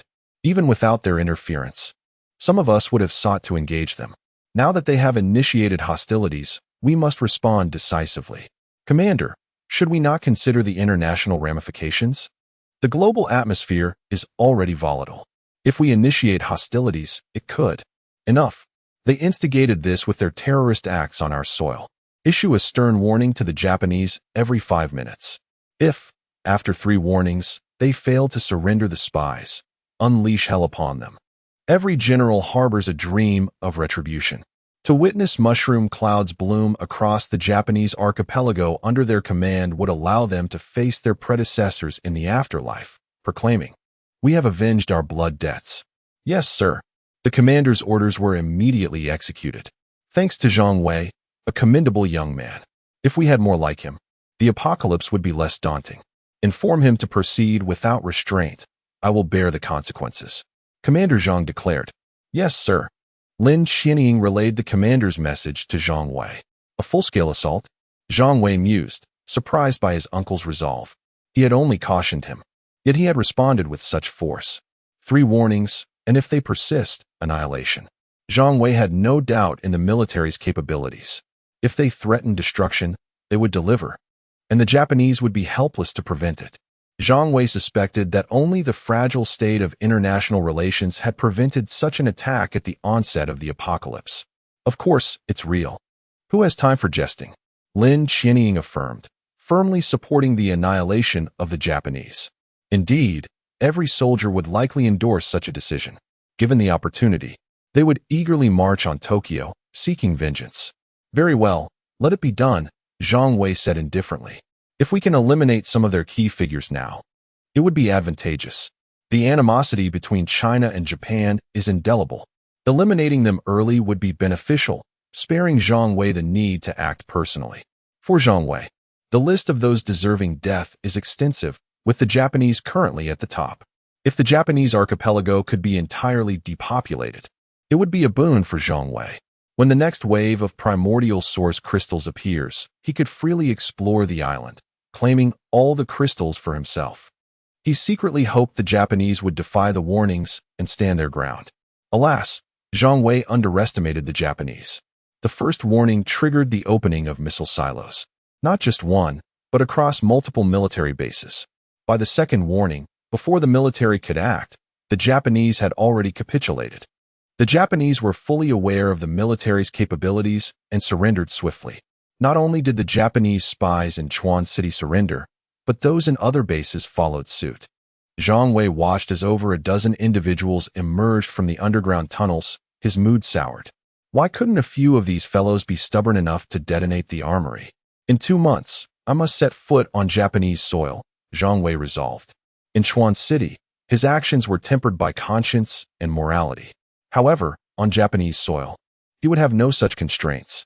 Plunder, slaughter, and burn, the island's resources would sustain him. Hey, what are you thinking about? I've been standing here for ages. And you haven't noticed me, Lin Qianying said, waving her hand in front of Zhang Wei. Zhang Wei snapped out of his reverie, looking down at Lin Qianying. I was contemplating something. In 2 months, let's go to Tokyo. Huh? Lin Qianying stammered, surprised by Zhang Wei's sudden declaration. Isn't that a bit impulsive? If you're upset by the Japanese spies, we could send our own. Is it necessary to go personally? Going personally has its advantages, as you will see. However, we must find a way to bring Xiao Bao. That will be the challenge. Zhang Wei was already planning how to bring Xiao Bao, whose presence would greatly simplify the search for primordial source crystals. Chapter 79. A group of clear-eyed young ones. Lin Qianying struggled to comprehend Zhang Wei's thought process. However, if Zhang Wei truly intended to go, Lin Qianying felt it was highly probable that she would accompany him. Strangely, she found herself harboring a flicker of anticipation regarding Zhang Wei's plan to wreak havoc on the Japanese island. As for whether Zhang Wei was going to Japan to save the world, Lin Qianying would never believe it, even under duress. There was no need for Zhang Wei to concern himself with the post-disaster reconstruction. He was of little assistance in that regard. Yet, when Zhang Wei encountered Chief Zhang again, he learned from him that the recent minor uprising orchestrated by Japanese spies had resulted in over 1,000 casualties. It was hard to fathom that such a small-scale disturbance could lead to such a loss of life. How many more would have perished had Zhang Wei not been present to mitigate the destruction caused by the Japanese spies? Enough about that. The little Japanese 1T bounced back for long. Let us discuss your matters. I've heard you have something to tell me. So don't be too polite with your Uncle Zhang, Chief Zhang remarked, reverting to his amiable uncle persona before Zhang Wei. It's all settled now. I had initially planned to borrow a fighter jet to eliminate that bird, but it has already been taken care of, Zhang Wei replied candidly. Ah, I see. You truly are commendable, serving your country and its people, Chief Zhang expressed with satisfaction. It was evident that when seeking assistance, the aim was to eliminate that bird, thus protecting more lives. Zhang Wei felt a twinge of guilt upon hearing this. Who was truly serving the country and its people? If he were to confess that his motivation was the source crystal within that bird, he wondered what Uncle Zhang would think. Nevertheless, he had no intention of clarifying such misunderstandings. Uncle Zhang, although that bird is deceased, the establishment of Steel City cannot be delayed. We have no knowledge of how many such birds remain, and in the future, we will encounter an increasing number of king-class mechanical creatures. Indeed, I wanted to discuss that with you as well. Your proposed ideas are sound. We have already conducted tests, and construction on Steel City is about to commence. We will require your assistance to procure more metal remnants. Chief Zhang nodded in agreement. Given the gravity of the situation concerning the lives of the people, Chief Zhang would not take it lightly. I will return to Chuan City today, he stated. Very well, Uncle Zhang will not hold you back. The source crystals you requested are ready. Do not forget to take them with you, Chief Zhang added. Uncle Zhang, let us leave those source crystals behind. I mentioned that I wish to exchange them for epic-level source crystals. If someone comes seeking an exchange, I would appreciate it if you could assist, Zhang Wei replied. He could not remain at the base indefinitely, nor could he abandon the opportunity to exchange for epic-level source crystals. Currently, the epic-level source crystals available to ordinary people were primarily initial source crystals, which were indeed valuable. The prospect of exchanging 100 mid-grade source crystals for an epic-level source crystal was a mere fantasy. Therefore, he sought to acquire as many as possible now. Thank you, Uncle Zhang. If we are to express gratitude, it should be us old fellows thanking you. Your contributions this time have been significant, and discussions are underway regarding the rewards you will receive. I'll inform you once there's news, Chief Zhang assured. All right. Zhang Wei did not feign modesty in his refusal. Cultivating good relations with the military was one of his strategic objectives. Uncle Zhang, it seems that everything is settled here. I am preparing to head back, he stated. Very well. Aside from that girl Qianying, I will send some people to assist you, Chief Zhang proposed. He did not intend to monitor Zhang Wei, but genuinely wished to offer help. Although Zhang Wei's personal combat prowess was well acknowledged, having an additional ally could provide a crucial lifeline. Chief Zhang did not wish to see Zhang Wei falter along the way. In the current world, Zhang Wei represented a stabilizing force. Not only did ordinary people have hope for the future, but the soldiers in the base also found a goal to strive towards.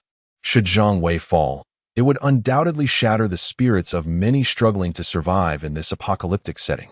Uncle, no need. I still have plenty of people in Chuan City, Zhang Wei replied, withholding the truth. His combat abilities far surpassed those of ordinary individuals, and even the most formidable mechs in the base were no match for him. Bringing other mechs along would only burden him, offering no real assistance. Very well. You have your own plans. However, should anything arise, you must contact me immediately. You cannot afford to encounter any insurmountable troubles. Your Uncle Zhang will assist you with mushroom bombs if necessary.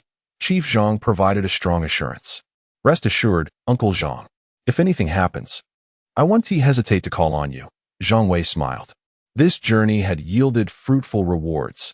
The acquisition of source crystals was trivial, but the assurance provided by Chief Zhang was the most significant gain.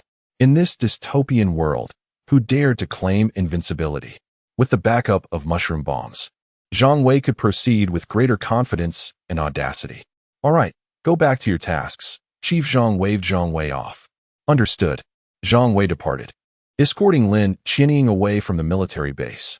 This time, he chose not to take a helicopter but instead opted to walk back to Chuan City with Lin Qianying. The distance was not great, and if they encountered any mechanical creatures along the way, it could yield some rewards and assist the military in clearing the paths, as they would need to transport metal remnants back and forth. A night passed in silence, with little to show for their efforts. The mechanical creatures in the Chuan City area had grown exceedingly quiet under the looming presence of Zhang Wei, the great harbinger of death. Many mechanical beings had fled the vicinity, dragging their families along. How long had it been? How many powerful mechanical creatures had perished at Zhang Wei's hands? He had already dispatched 2 king-class mechanical beings, and they were no ordinary foes. Mouse King and Bird King, both formidable adversaries. In the presence of such a ruthless figure, who could sleep soundly? Who would not flee? As Zhang Wei pondered over his young days, those young days were likewise occupied with thoughts of him. Damn the Chinese. He must die. In the highest command of the little Japanese, a group of men with small mustaches glared with fury. It is all because of him. He has thwarted our plans, and we have paid too great a price. We must find a way to eliminate him. How do we kill him? All our visible operatives have already been dispatched, and those hidden deep cannot be moved. We cannot jeopardize our entire plan for one individual. But he must be killed. A chorus of voices echoed in agreement, their emotions aligned in anger. Let us use missiles. The individual sitting at the head of the table, who had been silent until now, suddenly spoke. Sir, are you serious? What would be the reaction from the Hua nation if we were to launch missiles? Someone Kuden and Oppose, help but interject in opposition, who said it must be launched from our territory. As the group's expressions shifted, their eyes gradually became clearer. Chapter 80. The Energetic Solar Sword, Epic. Zhang Wei remained oblivious to the machinations of Xiao Yitzi. Otherwise, he would have sought various means to wander about. In Chuan City's Villa District, Zhang Tao had prepared all his belongings and was ready for an immediate departure. Upon the return of Zhang Wei and Lin Qianying, Zhang Tao was somewhat taken aback. Elder brother, where is that bird? Zhang Tao inquired, gazing curiously at the sky. Wasn't he with you? Dead. Zhang Tao gasped in astonishment. You killed it? How long have you been gone? And you've already managed to do that? By the way, elder brother, did you acquire anything good? Zhang Tao rubbed his hands eagerly, drawing closer to Zhang Wei. He was well aware of the bird's capabilities and was certain it could yield something valuable. What if elder brother had something obsolete to offer? Here. Zhang Wei retrieved the energetic giant sword from the cargo hold and handed it to Zhang Tao. Wow, this is excellent. Zhang Tao had long coveted Zhang Wei's energetic giant sword, and to receive it so swiftly exceeded his expectations. What about Xiao Bao? Overindulged, fast asleep, likely undergoing evolution. While Zhang Tao fiddled with the energetic giant sword, he replied without even glancing at Zhang Wei, his eyes fixated on the sword. Equipped with the energetic giant sword, Zhang Tao finally understood why Zhang Wei was unscathed by the intense heat emanating from the sword. The heat simply did not harm the mecha itself. What was the principle behind this? Was it evolving? This time, it was Zhang Wei's turn to be astonished. Without consuming any high-grade source crystals or encountering anything extraordinary, Xiao Bao could evolve to the king level just by feeding on metallic debris. Its potential was indeed alarming. Oh right. Elder brother, the herd of elephants you asked me to monitor is on the move. I dispatched some people to harass them. What should we do now? Zhang Tao was eager to engage. With the energetic giant sword, Zhang Tao felt a significant boost to his combat prowess, even daring to confront the herd. Let us go take a look. Zhang Wei, unable to spare a glance at Xiao Bao, knew they could not let the herd escape. They were akin to a fleet of moving epic source crystals. All right. Zhang Tao led the way, with Zhang Wei and Lin Qianying following closely behind. To the north of Chuan City, beyond the ruins, the herd was retreating, surrounded by 7 or 8 distant combat mechas relentlessly firing upon them. Elder brother. Upon Zhang Wei's arrival, the mechas greeted him in unison, while the herd, noticing his presence, grew tense. Leave it to me, Zhang Wei declared, drawing forth the energetic solar sword. Lin Qianying also readied her cryogun. As Zhang Wei and Lin Qianying exchanged their firearms for more formidable weapons, Zhang Tao suddenly felt that the energetic giant sword was not as appealing anymore. In an instant, Zhang Wei charged towards the herd without a word. Panicking, the herd scattered in disarray before Zhang Wei could even close the distance. Some elephants collided and fell to the ground. What had once posed a challenge to Zhang Wei was now akin to lambs awaiting slaughter. Though Zhang Tao had anticipated a chance to intervene, he found himself merely an observer, while Lin Qianying managed to fire a few shots to deter the fleeing elephants.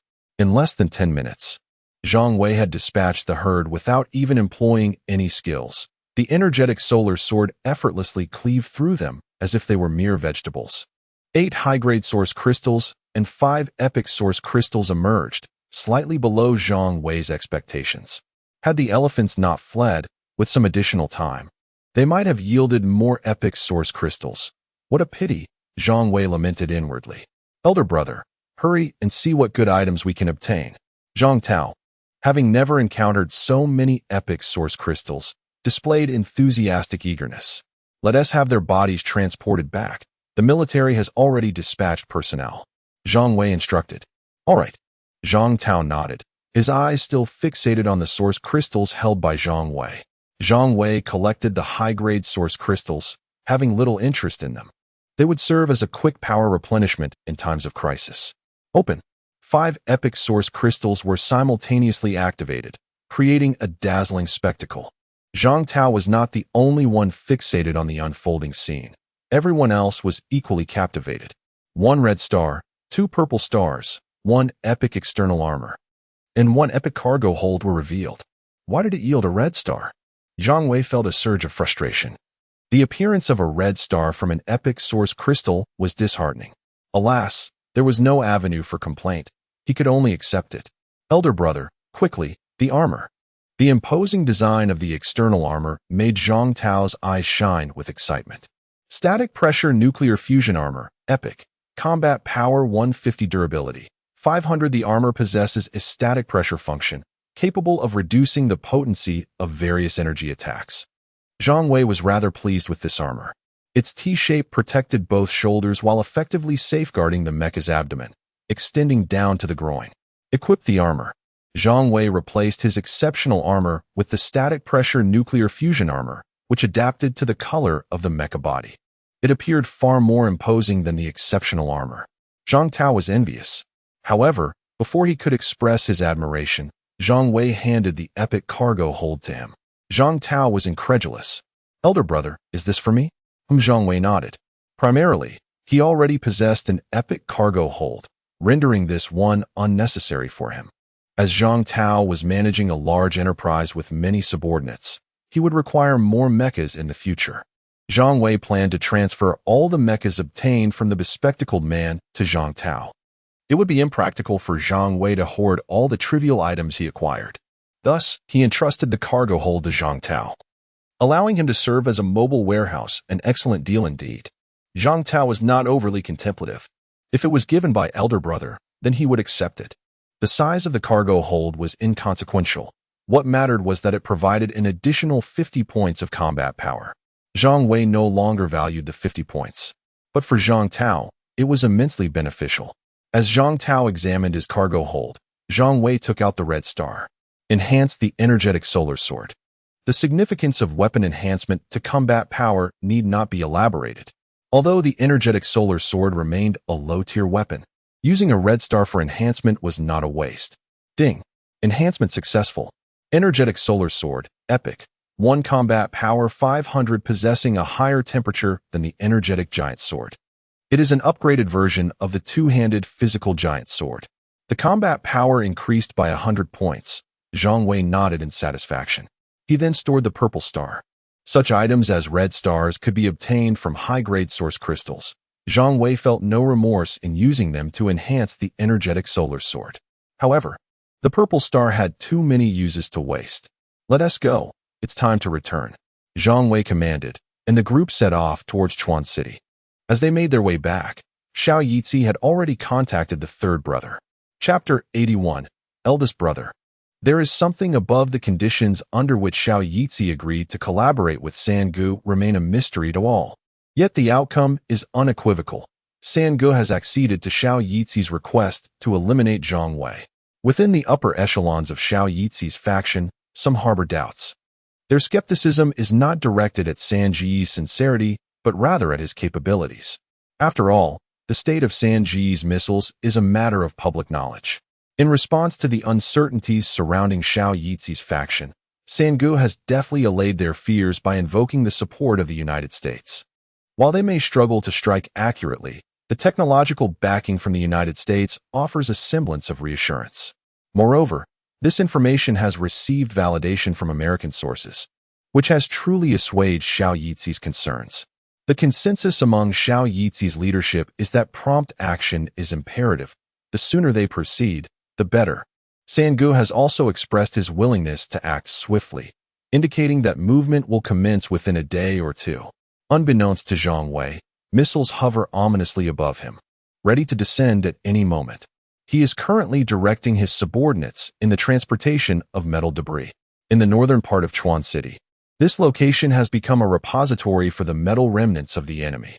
In addition to the rodents and elephants Zhang Wei has dispatched, there are other mechanical creatures slain by others, along with the metal debris they have salvaged, all now heaped in the northern sector. The military's logistics are severely constrained. However, they excel in mobilizing the populace. Within Chuan City, those lurking in the shadows harbor doubts about Zhang Wei and his associates, but place their trust in the military. Consequently, when military personnel arrive, many concealed individuals emerge willingly, with those possessing mechs becoming critical assets for transport. Zhang Wei, are you coming back with us? Inquired Zhou Tao, responsible for overseeing the transport of metal debris. I'll stay behind for a bit. Let my men return with you, Zhang Wei replied after a moment's contemplation. He needed to wait for Xiao Bao to finish evolving before he could depart. All right, I shall return then. Zhou Tao nodded in agreement. Zhang Wei did not press him to stay. Their relationship had not yet reached that level of intimacy, and the transport convoy required protection, stretching long and demanding considerable defensive resources from Zhou Tao and his team. Why not accompany them back? Zhang Wei suggested to Lin Xianying, who had been anxiously watching the transport team. Though her expression remained hidden, her concern was palpable. Very well, I will follow them back. Once Xiao Bao has completed his evolution, I will join you, Lin Xianying decided after weighing her options. She understood Zhang Wei's abilities, realizing that her presence would be of little assistance. Conversely, the transport team needed someone of her caliber, as the lengthy convoy might encounter mechanical creatures along the way. Agreed, Zhang Wei affirmed, nodding at Lin Xianying. Zhang Tao, however, resolutely remained by Zhang Wei's side, showing no inclination to depart. The night passed without incident. By dawn, the metal debris in the northern sector had been nearly cleared. Zhang Wei and Zhang Tao returned to the villa area after a night of vigilance. Xiao Bao lay within the villa, fast asleep, oblivious to the completion of its evolution. The villa area had grown quite desolate, and indeed, the entirety of Chuan City felt eerily empty. Regardless of their capabilities, nearly everyone able to move had left with the military forces. Upon returning to the villa, Zhang Tao grew restless. Since acquiring the colossal energy sword, he had yet to engage in battle against mechanical creatures, causing an itch for action. Zhang Wei, noticing Zhang Tao's fidgeting, said, "Why not take some men out to hunt? I will keep watch over Xiao Bao." "Absolutely, big brother," Zhang Tao exclaimed with enthusiasm, nearly leaping from his seat, having pondered how to broach the subject. Indeed, his elder brother was remarkably perceptive. Zhang Tao departed with his team, while Zhang Wei settled nearby to ponder the path ahead. Where to gather source crystals was a pressing concern. By afternoon, Xiao Bao awoke. A distinct aura characteristic of a kingly mechanical being emanated from it. Upon opening its eyes, Xiao Bao could not contain a roar, heralding its ascension. However, midway through its bellow, Zhang Wei interrupted with a swift clap. "What are you shouting about?" Startled, Xiao Bao curled into a ball upon realizing that it was Zhang Wei who had silenced it. Once it recognized Zhang Wei's presence, it expanded its form. "Big brother, when did you return? I have evolved to the king level. Impressive, isn't it?" "Indeed, quite impressive," Zhang Wei replied somewhat dismissively. "Is the king level truly formidable?" To Zhang Wei, it merely suggested that Xiao Bao possessed great potential, though its combat prowess still left much to be desired. Regardless of the mechanical beings, enhancing combat effectiveness necessitates time and resources. The strength of king-level beings lies in their intelligence and upper limits of combat capability. Due to individual variances, ordinary mechanical beings have differing thresholds. For instance, a standard mechanical mouse may reach a combat limit of around 200, while a mechanical elephant can soar into the thousands or even tens of thousands. Based on Zhang Wei's assessment, even at the king level, Xiao Bao's combat ceiling would be approximately 10,000 points. Now that you have completed your evolution, it is time for us to depart. Chuan City no longer harbors any mechanical beings. By the way, do you still wish to capture ants? Zhang Wei inquired, recalling the legendary source crystal Xiao Bao had entrusted to him. This legendary source crystal was indeed an initial source crystal, likely to yield remarkable treasures. Upon hearing Zhang Wei's words, Xiao Bao discerned his true intentions and was quick to object. Big brother, we must capture them. If you hand over the legendary source crystal, I can store it. Store it where? Zhang Wei scrutinized Xiao Bao's form. Although it had indeed grown larger due to its evolution, he saw no apparent means for it to accommodate the source crystal. In response, Xiao Bao extended its tail towards Zhang Wei, and astonishingly, the flail at the tail's tip split open. Zhang Wei paused in disbelief. Could this creature have intentionally evolved such a feature? The space within the flail seemed specifically designed for the storage of source crystals. Very well, Zhang Wei conceded. What else could he say? He anticipated Xiao Bao's future contributions, and since it had devised a means for storage, it would be remiss not to comply.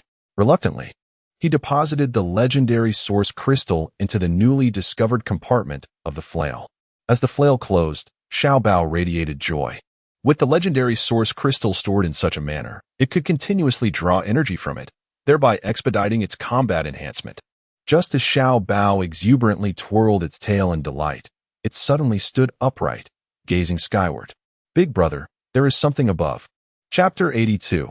Tactical Nuclear Missile. Zhang Wei gazed skyward, sensing the presence of something ominous. Could it be another bird? Yet, he saw no mechanical avian in sight, and even his precise detection yielded no results. Bewildered, he turned to Xiao Bao. Brother, there is indeed something, and it is exceedingly perilous. Xiao Bao spoke with grave seriousness. How far away is it?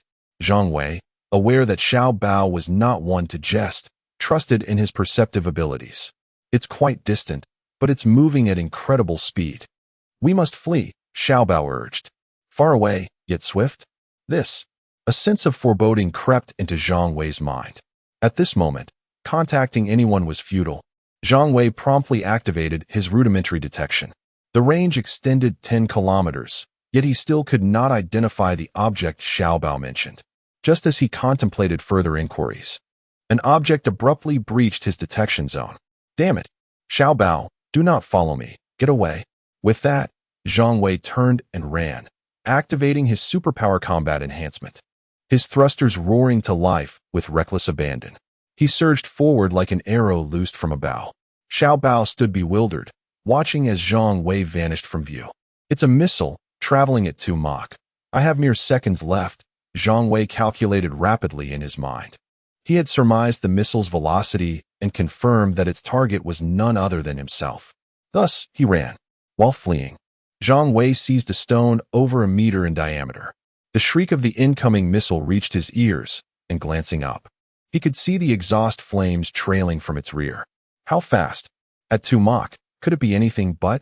The missile, closing in at breakneck speed, continuously adjusted its trajectory in pursuit of Zhang Wei. He had anticipated this scenario. The missile was indeed chasing him, and he was mentally strategizing against it. Time felt as though it stretched indefinitely.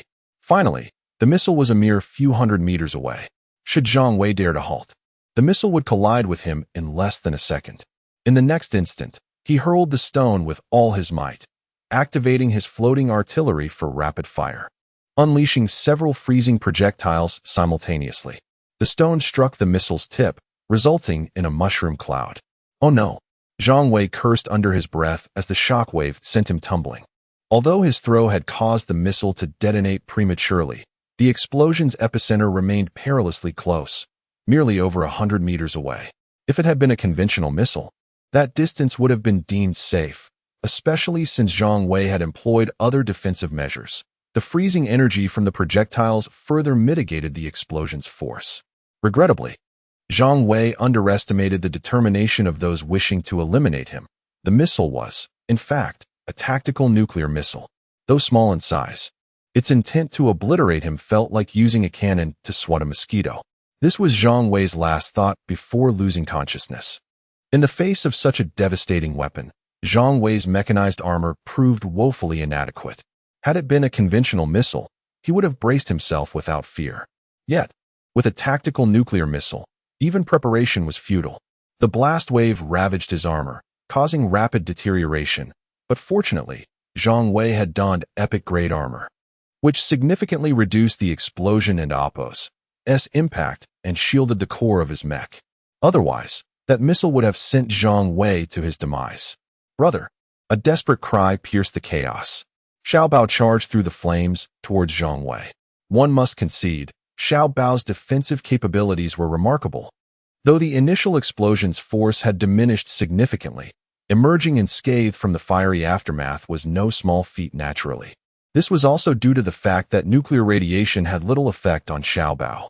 It rushed to Zhang Wei's side, instinctively encircling its body around his upper half to shield him from the residual force of the explosion.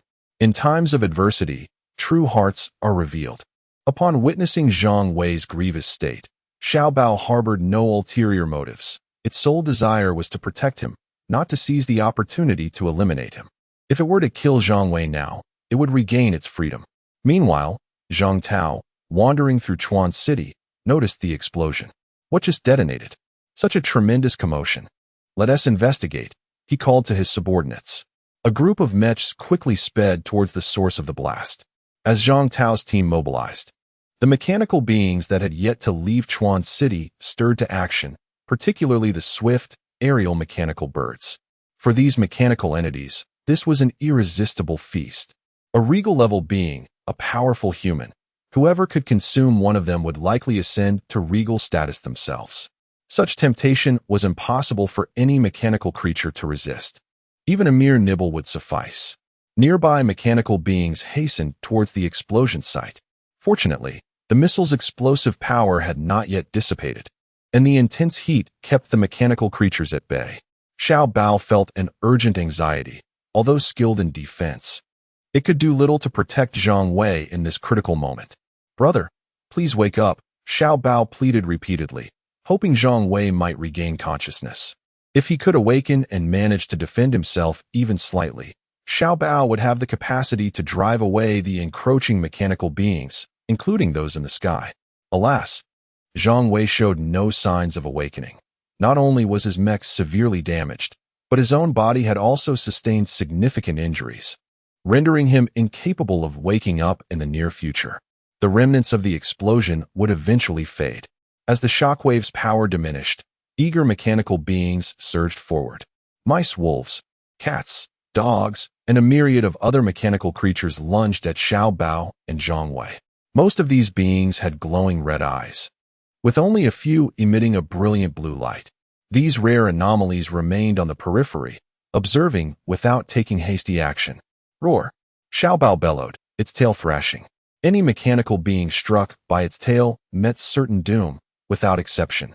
However, the sheer number of approaching mechanical creatures was overwhelming. While the scale had not reached the level of a rat tide, it was close enough. Even Xiao Bao, a newly ascended regal being, found it challenging to withstand the onslaught, as several mechanical creatures had already leaped onto it, or Zhang Wei. Chapter 83. The bombs arrive. Where did so many mechanical creatures come from? Zhang Tao was flustered as he rushed toward the nearby area. Their group had exerted considerable effort to locate mechanical beings in the urban zone. Yet who would have anticipated that such a multitude would gather at the explosion site? Although these mechanical entities were relatively weak, their sheer numbers were overwhelming. "Tao Gu, should we retreat?" asked a subordinate trailing behind him. It wasn't out of cowardice. The number of mechanical creatures was simply too great. "Retreat? There must be something valuable ahead. Can't you see they are ignoring us and charging forward?" Zhang Tao, being astute, sensed that there was certainly something worthwhile given the mechanical creature's fervor. "Let us find a higher vantage point to observe," Zhang Tao commanded, leading his followers toward a nearby skyscraper. From a distance, it was indeed impossible to spot Zhang Wei and Xiao Bao, who were surrounded. Zhang Wei lay on the ground at a height of only 3 or 4 meters, and although Xiao Bao was atop him, their combined elevation was hardly more than 10 meters. Surrounded by a dense horde of mechanical beings, they were effectively hidden. However, as Zhang Tao and his group ascended the skyscraper, he quickly grasped the situation. "By the heavens!" Zhang Tao exclaimed in fury upon realizing the gravity of the situation. Without a moment's hesitation, he leaped from the building and dashed toward the center of the encirclement. "Those with combat power over 100, follow me. Those below 100, stay back," Zhang Tao shouted as he charged forward. The mechs with combat power below 100 would soon be torn apart by the mechanical creatures and were of little use in this dire scenario. Those with higher combat capabilities could endure a bit longer. Some questioned Zhang Tao's orders and hesitated. For them to charge into such a monstrous horde was undeniably a daunting trial. Nevertheless, a few resolute individuals followed closely behind Zhang Tao. He didn't dwell on the retreating members, but made a mental note of them. Armed with a colossal energy sword, Zhang Tao exhibited formidable prowess. With his leadership, they advanced smoothly, mainly due to the mechanical being's lack of opposition, as they were all fixated on the center of the encirclement where Zhang Wei and Xiao Bao were located. "Xiao Bao, I'm coming to rescue you, stay calm," Zhang Tao roared, swinging his energy sword to cleave through the surrounding mechanical beings. Hearing his voice, Xiao Bao turned toward him. "Hurry, big brother is on the brink." Xiao Bao's voice was laced with urgency. Upon hearing this, Zhang Tao quickened his pace. At that moment, he had no thoughts of abandoning Zhang Wei. Coming, with Zhang Tao leading, 8 mechs breached the encirclement and engaged in fierce combat with the relentless mechanical creatures attacking Zhang Wei. With Zhang Tao's assistance, Xiao Bao felt a significant alleviation of pressure. "What happened? How did my brother end up like this?" Zhang Tao asked as he struck down mechanical foes while assessing Zhang Wei's condition. To be frank, it was grim. The areas shielded by external armor remained relatively intact, but the parts without protection were riddled with cracks. Zhang Wei's sturdy mech legs were pockmarked with wounds, some even penetrating through. They resembled a sieve. "My brother was bombed." Zhang Tao was momentarily taken aback. "Bombed? After such a fierce explosion? Was it our brother who endured it? Who was responsible?" Well, that didn't matter now. What was crucial was how to rescue Zhang Wei. Yet, even more pressing was their survival. The overwhelming number of mechanical beings was suffocating. If it were Zhang Wei, he would undoubtedly face these creatures without fear, but Zhang Tao was not Zhang Wei. His combat power was limited. Their 8-person group had barely expanded the defensive perimeter, which was now continuously shrinking. At that moment, hoping to break free was a distant dream, let alone carrying the unconscious Zhang Wei away. Forget it. Let us first protect my brother. Xiao Bao, find a way to wake him up. Okay, I'll try. Zhang Tao fought with all his might, and their mechs accumulated more injuries. Given the circumstances, it was clear they couldn't hold on much longer. Xiao Bao, filled with anxiety, called out to Zhang Wei, hoping he would awaken, not seeking any combat capability from the severely injured Zhang Wei. Xiao Bao only wished for him to regain consciousness so he could assist in their escape. Unfortunately, Zhang Wei showed no signs of waking. Meanwhile, the energy crystals in his cargo hold were rapidly depleting. The first to be consumed were the ordinary energy crystals, a self-preservation mechanism of the mech. Severe injuries triggered an automatic consumption of power for recovery. Insufficient power naturally led to the depletion of resources in the cargo hold. However, without human control, the system began consuming the lowest grade of energy crystals first. Ordinary energy crystals had limited energy, thus the recovery rate was disheartening. Fortunately, there were not many ordinary energy crystals in Zhang Wei's cargo hold. When the mid-grade energy crystals began to be consumed, Zhang Wei's mech emitted a faint glow, accelerating the repair process. Regrettably, even with the increased repair speed, it was futile, as Zhang Tao and his group's protective circle had shrunk to its limit. Some were already on the verge of collapsing. "Damn it. I hope I won't perish young here," Zhang Tao muttered to himself. At this moment, he felt a tinge of regret. They had charged in impulsively, failing to assess the disparity between friend and foe. Rushing in recklessly was akin to courting death. Wasn't he it? "I'll cover for you. Those who can't hold on, recover quickly." Xiao Bao stepped forward at a critical moment. It understood that if it didn't lend a hand, Zhang Tao and his group would surely perish, and it too would not survive alongside Zhang Wei. As Xiao Bao, despite its own injuries, charged in to assist, the defensive line stabilized. The King-class Xiao Bao was indeed formidable, its meteor hammer sweeping through a large area. "When will my brother awaken?" Zhang Tao inquired anxiously. "I don't know. His body is recovering, but I can't say when he'll wake up," Xiao Bao replied. "Just hang in there." What else could Zhang Tao say? Besides holding on and enduring, he was left with no other options. At that moment, a dissonant rumble echoed from the sky. It was not the sound of mechanical birds soaring above. This sound was that of warplanes. Damn, bombs are coming. Zhang Tao exclaimed as he followed the sound and spotted 2 missiles being released from the aircraft. Get down. Seeing the missiles hurtling toward them, Zhang Tao reminded his companions before promptly dropping to the ground. A direct hit from a missile would likely obliterate him. Chapter 84. The Elder Brother Awakens. Initially, Zhang Tao believed that the incoming missiles were intended to strike him and his companions, likely due to certain military personnel perceiving Zhang Wei as a threat that needed to be eliminated. He thought they were merely collateral damage. However, when he realized that the 2 missiles had not detonated near him, but instead exploded amidst the throngs of monstrous creatures, Zhang Tao was perplexed. Had they missed their target? At that moment, fighter jets soared overhead, and as they passed, over 20 colossal figures plummeted from the sky. It became evident that someone had chosen to merge with their mechs while airborne, resulting in this astonishing display. After releasing these massive constructs, the aircraft quickly retreated, having completed their mission and seeking to avoid being shot down by mechanical foes. The thunderous crash of the mechs hitting the ground reverberated through the air. Brothers, protect Zhang Wei. We are here to assist, Zhao Jun shouted loudly. Their landing was slightly off, not directly in the center of the encirclement, yet still relatively close to Zhang Wei's position. Upon hearing this, Zhang Tao immediately felt invigorated. Brothers, safeguard our elder brother. He was the first to rise, discarding the mechanical beasts clinging to him, brandishing his weapon, unleashing skills with reckless abandon. The other mechs followed suit. They were not only defending Zhang Wei but also themselves. In a life-or-death struggle, they understood that failure to fight back meant certain demise. Fortunately, with comrades by their side, the battle was not overwhelmingly difficult. It wasn't long before Zhao Jun and his team forcefully carved their way through, cutting down obstacles in their path. All 20 mechs hailed from the mech battalion, each boasting a combat power around 200. With these reinforcements, the defensive perimeter was swiftly secured. Brother Jun, had you arrived any later, I would have met my end here. Zhang Tao, recognizing Zhao Jun from their previous encounter during the exchange of metal debris, exclaimed, We are here, do not worry. Zhao Jun replied, furiously cleaving through the mechanical beasts.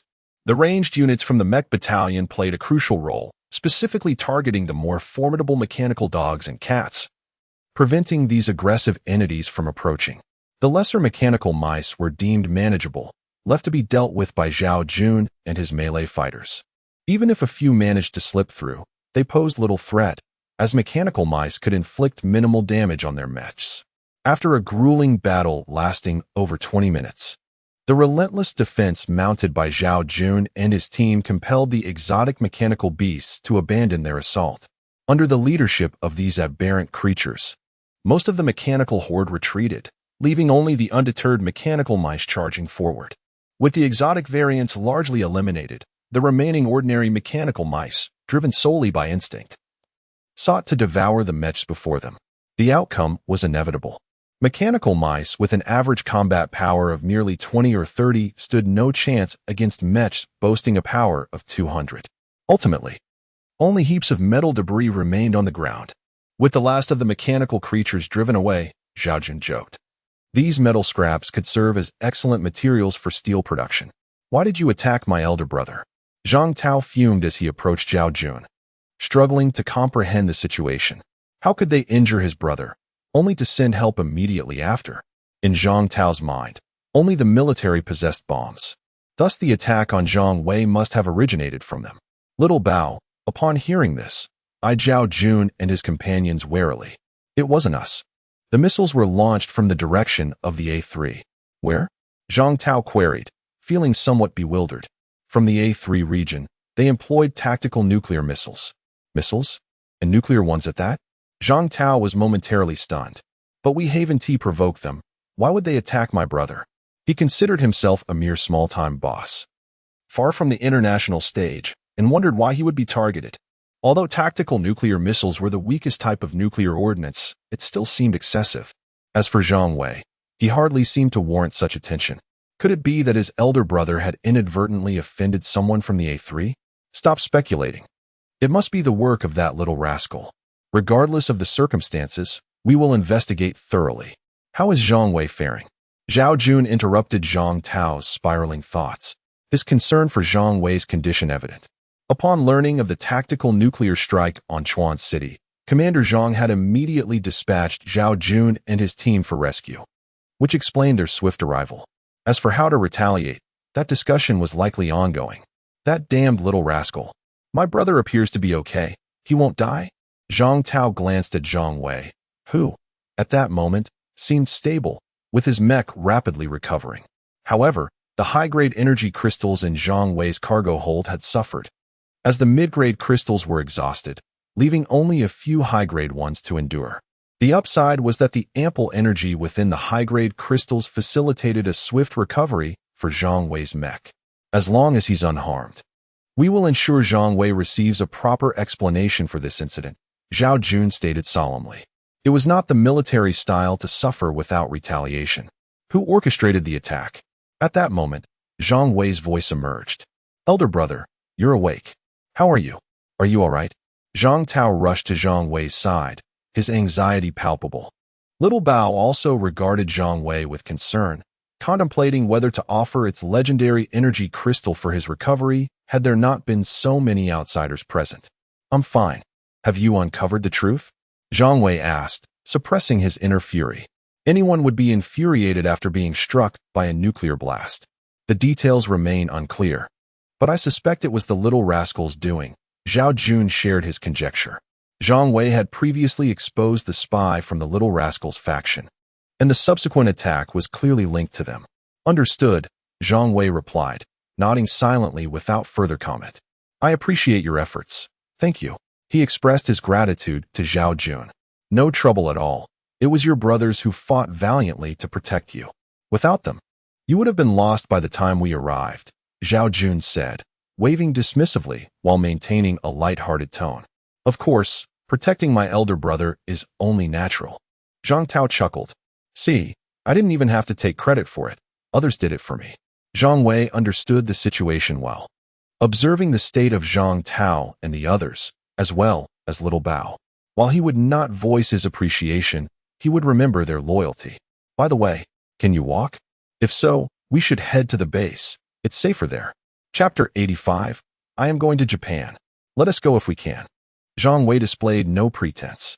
Given his current state, should he endure another blast from a mushroom bomb, he would undoubtedly meet his demise on the spot.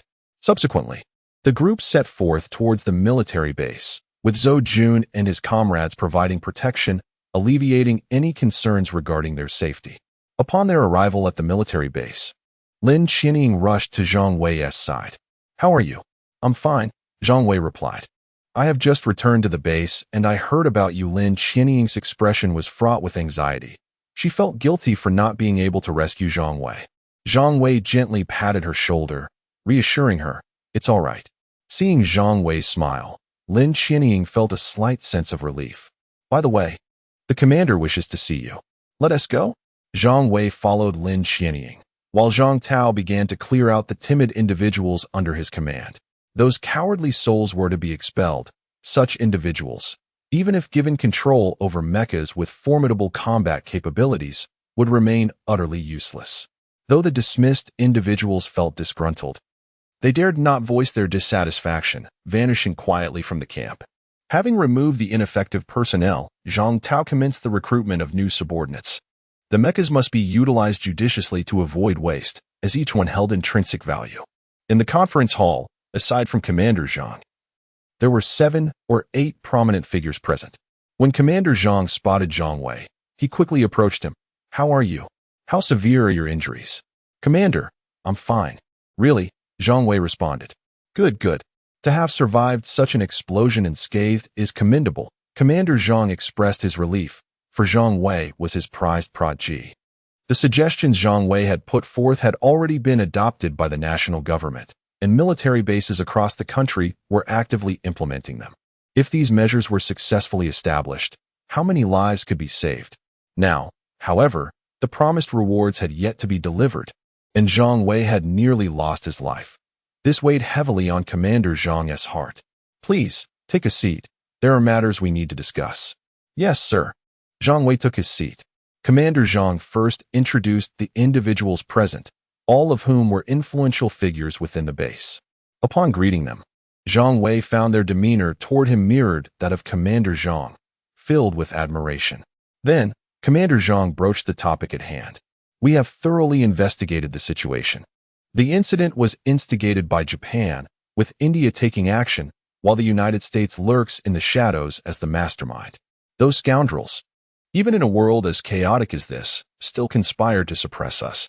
We have formulated a plan for retaliation. We are merely awaiting approval from above.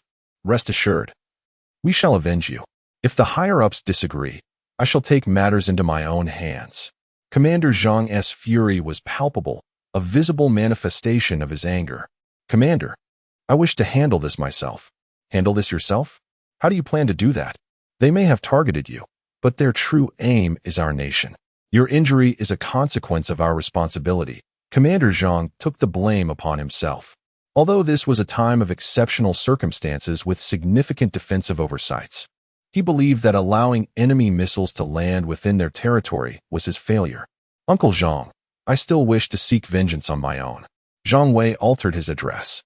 You foolish child, you've already been injured. How can you exact revenge? Moreover, who will you target? They are all. Commander Zhang felt a sense of helplessness, for the three opposing factions were all too distant. I am going to Japan. What? Commander Zhang stared at Zhang Wei incredulously. At this moment, he intended to venture to Japan? If they can come here to wreak havoc, I can surely go there. However, it is highly unsafe. And how will you even get there? Currently, there are no vessels capable of navigating the ocean. The aquatic mechanized creatures are under constant surveillance by the state. If the chaos on land is rated a 1, then the tumultuous state of the ocean is a 10, completely incomparable. I can manage on my own. I have another piece of news to share with Uncle Zhang. Do you remember the day the source crystals fell from the sky? Commander Zhang nodded slowly. He certainly remembered, as the origin of these source crystals remained a mystery. Since that day, every 3 months, a batch of initial source crystals would descend, containing numerous high-value items that needed to be collected diligently. Is that so? They fall every 3 months? Commander Zhang struggled to believe it, uncertain of how Zhang Wei had acquired this information. Yes, I am going to Japan, not only for revenge, but also to seize their initial source crystals.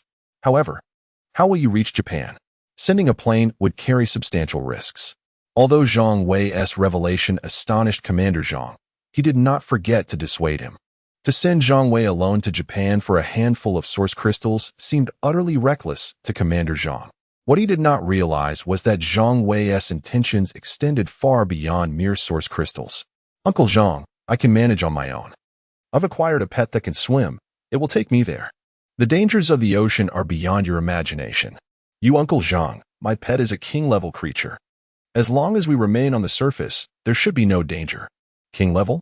Commander Zhang understood the implications of a king-level creature. His disbelief stemmed from the sheer improbability that Zhang Wei had tamed such a formidable mechanized being as a pet. Indeed, can a mechanized creature truly be kept as a pet? This is indeed promising news. Zhang Wei slowly shook his head. It can be done. But there are no contractual guarantees. Is that so? How can you ensure it won't betray you? If it harbors ill intentions once you enter the ocean, rest assured. If it had not risked its life to save me, I would likely be dead. Very well, since you have made up your mind, I cannot dissuade you. I have only one request. Uncle Zhang, what is it? Return alive. Zhang Wei grinned at this request. Uncle Zhang, do not worry. I will return safely. Should I send someone with you? No need. I will go alone. Zhang Wei understood whom Commander Zhang was referring to. If possible, he would gladly have Lin Qianying and Zhang Tao accompany him. However, the current circumstances did not permit it. Neither Zhang Tao nor Lin Qianying possessed the capability to traverse the ocean. Have you truly thought this through? Commander Zhang still felt reluctant, questioning whether it was right to allow such a promising individual to take such risks. I have made up my mind. Once the mechas are sufficiently repaired, I shall set forth. However, I kindly ask Uncle Zhang to prepare some source crystals for me.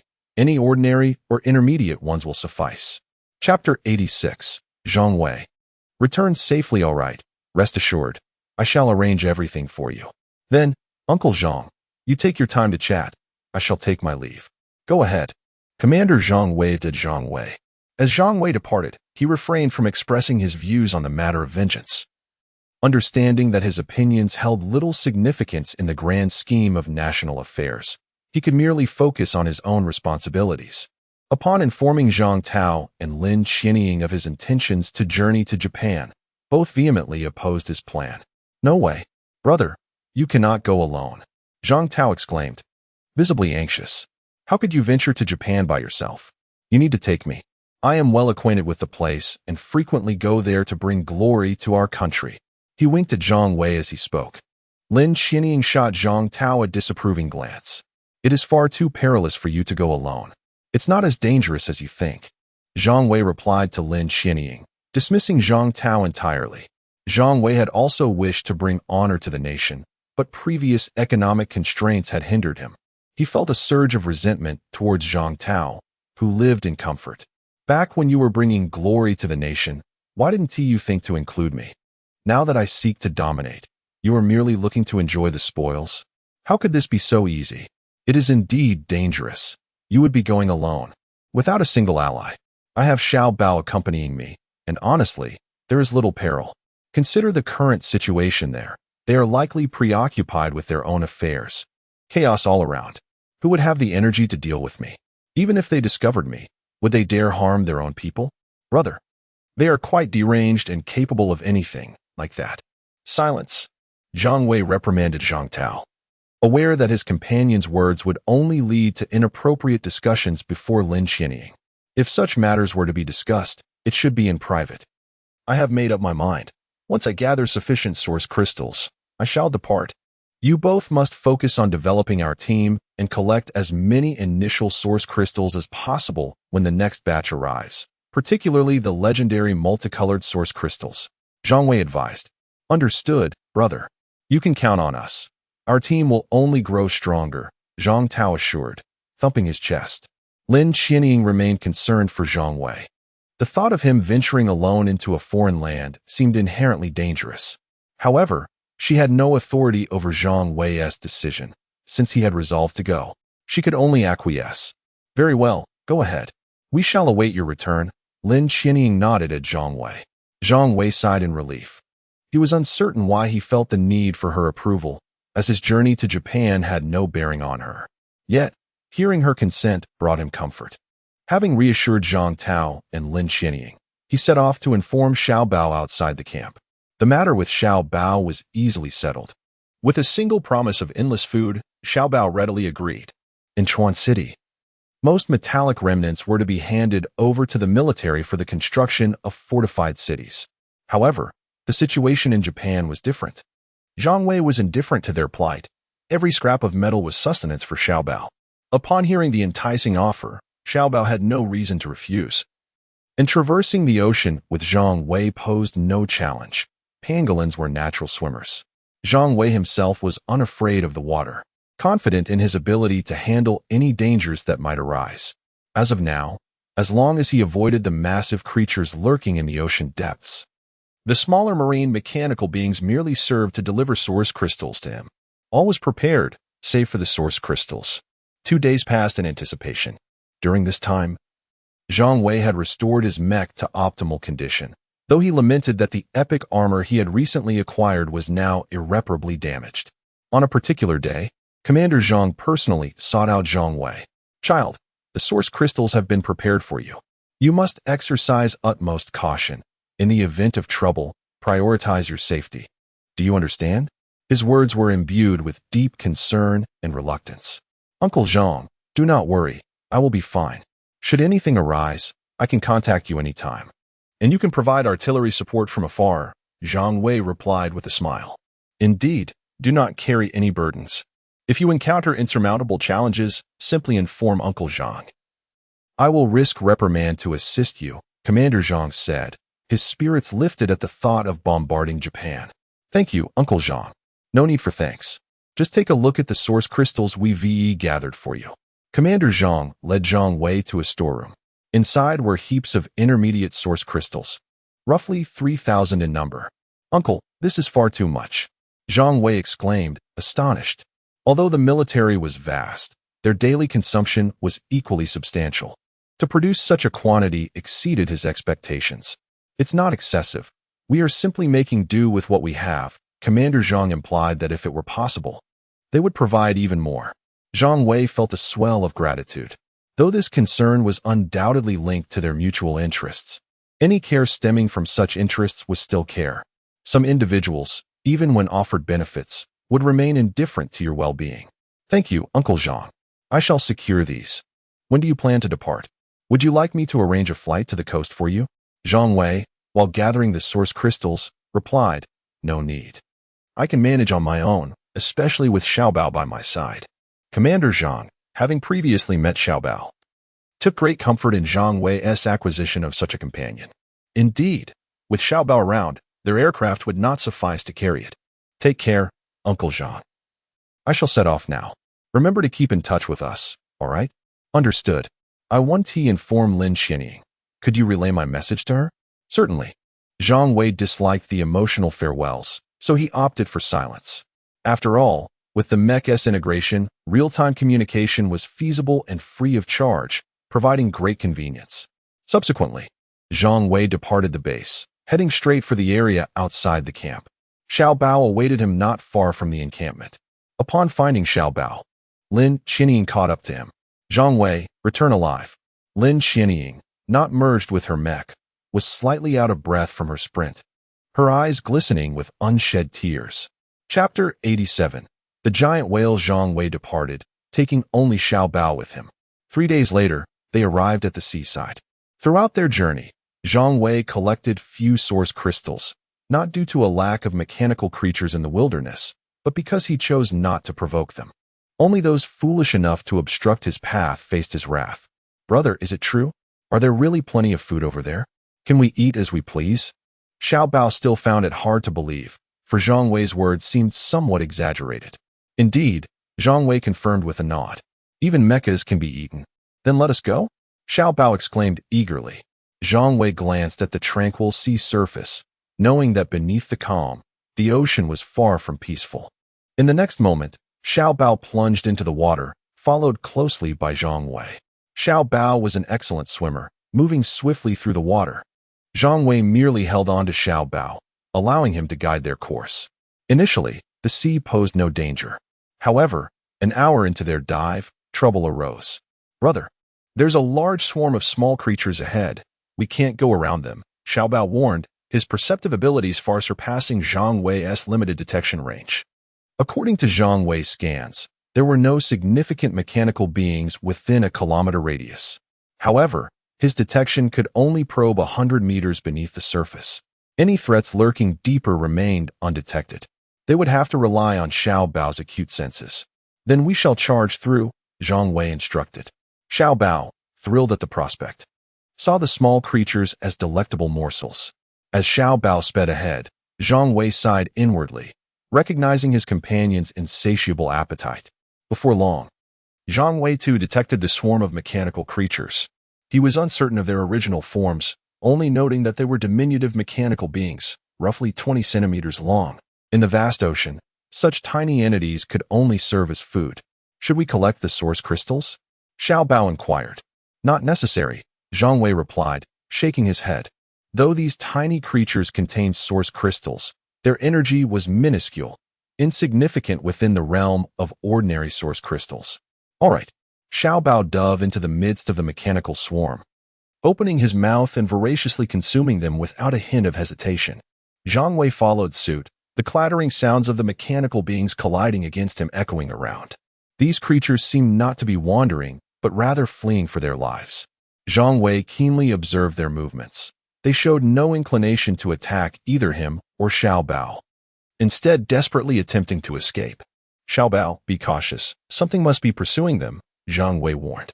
I understand, brother. Xiaobao acknowledged but did not signal any alarm. Zhang Wei activated a rough detection, but soon turned it off again. This rudimentary scan could only provide a glimpse of the surface conditions, detecting nearly 2 meters deep, a scant depth insufficient to unveil underwater dangers. After approximately 5 or 6 minutes, Xiaobao suddenly became alert and ceased his feeding. Brother, there are larger beings approaching ahead, and in considerable numbers. Can we go around? Yes, we shall navigate around them. Zhang Wei surmised that the larger beings Xiao Bao sensed were likely preying on the smaller creatures. He preferred to avoid any confrontation with the mechanical beings of the ocean. Recognizing it as their territory, his combat prowess would significantly diminish in these waters. For instance, floating cannons and freezing projectiles would be ineffective. And while the super-energy solar sword could be utilized, its power would dwindle rapidly, an outcome Zhang Wei dared not contemplate. Thus, he resolved to evade combat whenever possible, intending to engage only if absolutely necessary. Moments later, Zhang Wei detected the larger beings Xiao Bao had mentioned. They were a swarm of mechanical fish, each around 3 meters long, arranged in a semicircular formation, evidently hunting the smaller creatures. Xiao Bao was attempting to find a way around, but despite changing directions multiple times, he could not circumvent the mechanical fish. Zhang Wei perceived the situation more clearly and instructed, charge straight through. Understood. It was not that Xiao Bao could not navigate around. Rather, the mechanical fish adjusted their movements to block his path. In the ocean, the strength of mechanical beings was largely determined by their size, at least in this instance, unless they possessed unique abilities. Otherwise, smaller mechanical beings were no match for their larger counterparts. What was Xiao Bao's size? What was Zhang Wei's size? In the eyes of the mechanical fish, they appeared as colossal entities, compelling the smaller creatures to retreat. Indeed, as Xiao Bao surged forward, the mechanical fish parted before them, allowing a gap in their tight formation. Xiao Bao, when encountering such large beings again, charged through without hesitation. Zhang Wei advised. Through this experience, Zhang Wei realized that their previous strategy had been overly cautious. Though they were not in their territory, they could not overlook their formidable identities. There was no need to yield to these smaller mechanical beings.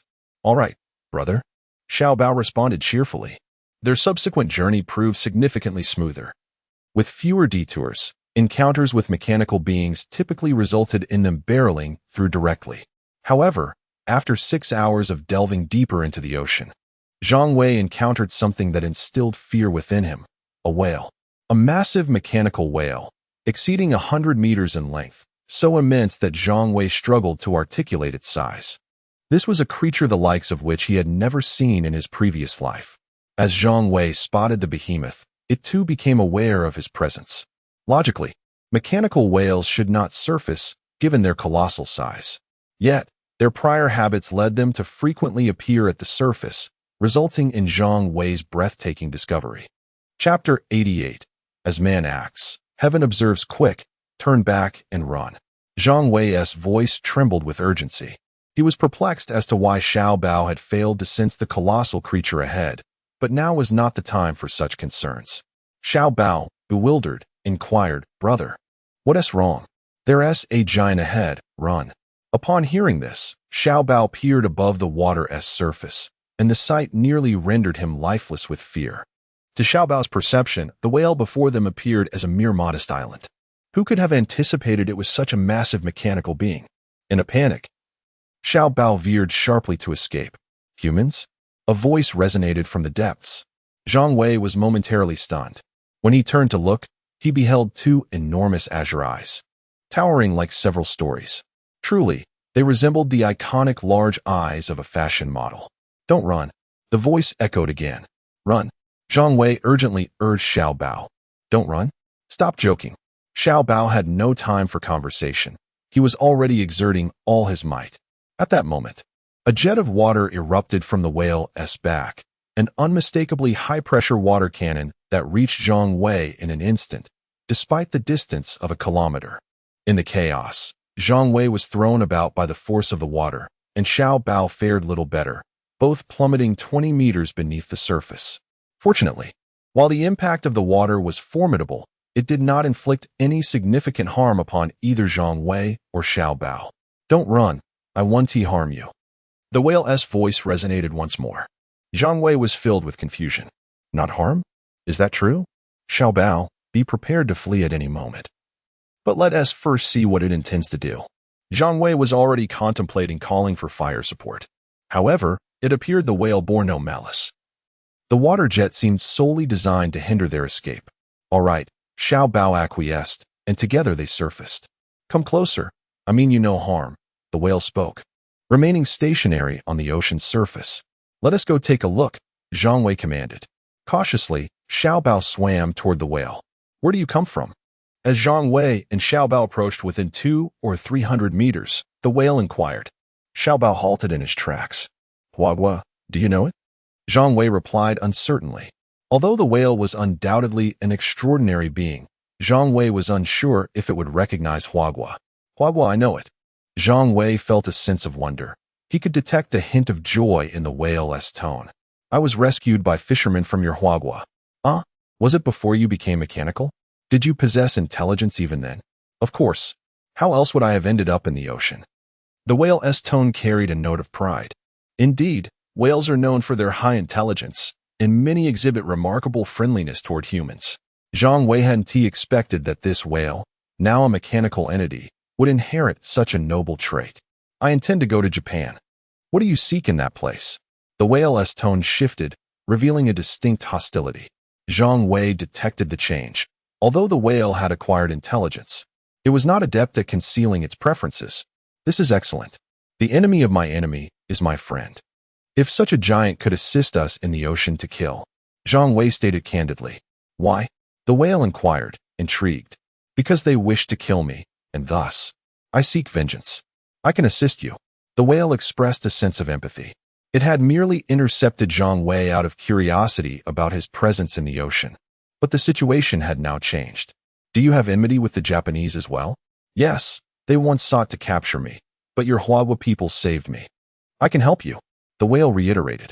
I too seek retribution, but I lack the ability to come ashore.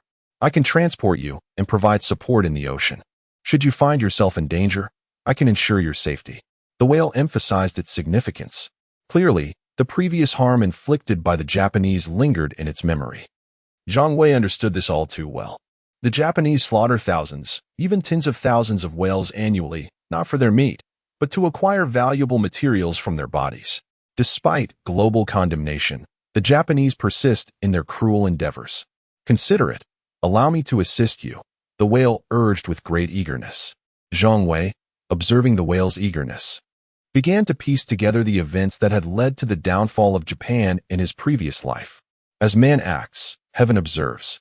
It is not that retribution does not come, merely that the time has not yet arrived. The Japanese have hunted whales for years. Now, if the whales rise against them, what fate awaits Japan? Though this whale cannot come ashore now, what of the future? Even if it remains in the ocean, could it not gather some smaller allies capable of reaching land? Take, for instance, this whale I now encounter. Its purpose is to aid me in my quest to eliminate the Japanese. Should Zhang Wei encounter foes he cannot defeat, he could retreat to the ocean, where this whale would safeguard him.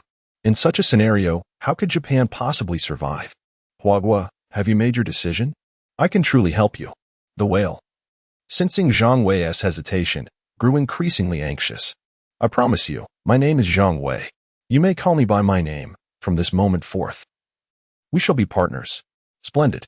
The whale rejoiced, releasing a powerful jet of water that soared skyward, reaching heights of 500 to 600 meters, with a diameter exceeding 3 meters. Zhang Wei was momentarily taken aback by the spectacle. Come quickly to my back. I shall transport you forthwith. The exhilarated whale beckoned Zhang Wei with palpable eagerness. It was evident that the whale was even more anxious than Zhang Wei. Xiao Bao, let us go, Zhang Wei urged. Xiao Bao hesitated, fearful that his size might not suffice to fit between the whale's teeth. The whale's deep-seated animosity toward Japan was beyond Xiao Bao's comprehension. Let us move. Zhang Wei nudged Xiao Bao. With such powerful support, we shall navigate these waters with ease. Do you understand? Roar. Xiao Bao propelled himself toward the whale alongside Zhang Wei.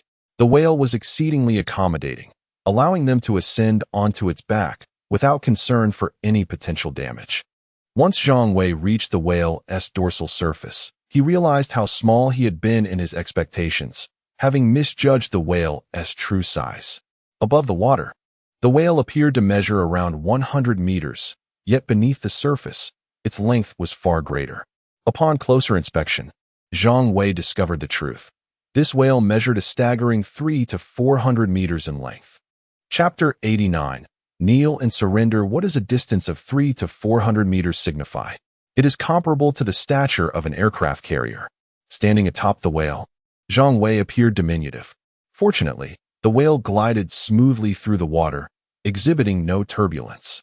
This whale, a veritable chatterbox, seemed to relish the company, perhaps due to its lack of human interaction, as it conversed incessantly throughout the journey. Zhang Wei affectionately named the whale Sister Fish. Indeed, this magnificent creature was female. Zhang Wei, once you reach the island, exercise caution. The Japanese are notoriously treacherous. You are my friend, please ensure your safety. Sister Fish earnestly cautioned as they approached the Japanese island. Cherishing the bond formed with a human friend who had named her, Sister Fish felt a profound sense of appreciation. Rest assured, we have an agreement. Should we encounter any peril, we will call for you. Zhang Wei reassured her. Yes, keep the whistle I gave you safe. It is securely stored, Sister Fish replied, presenting Zhang Wei with a whistle, a unique item.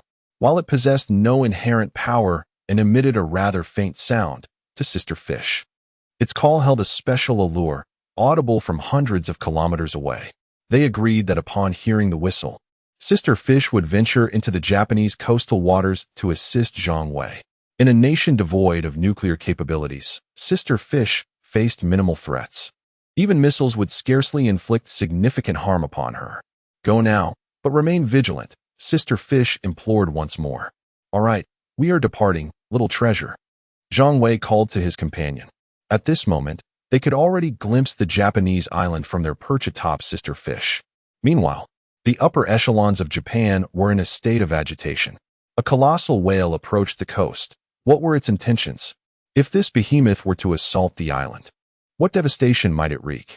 The Japanese were acutely aware of their precarious position, with the defense against oceanic mechanical creatures being their primary focus. Thankfully, Sister Fish did not venture too close to the island, for her size made her prone to stranding in shallow waters.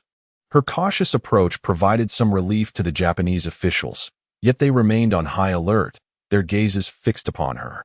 As for Zhang Wei and Little Treasure, who had descended from Sister Fish, they were overlooked. Zhang Wei and Little Treasure did not boldly advance towards the Japanese island on the surface. Rather, they submerged at a depth of approximately 10 meters, opting to remain hidden until they reached the island. Little Treasure was adept at burrowing, which would facilitate their entry into the land and alleviate many complications.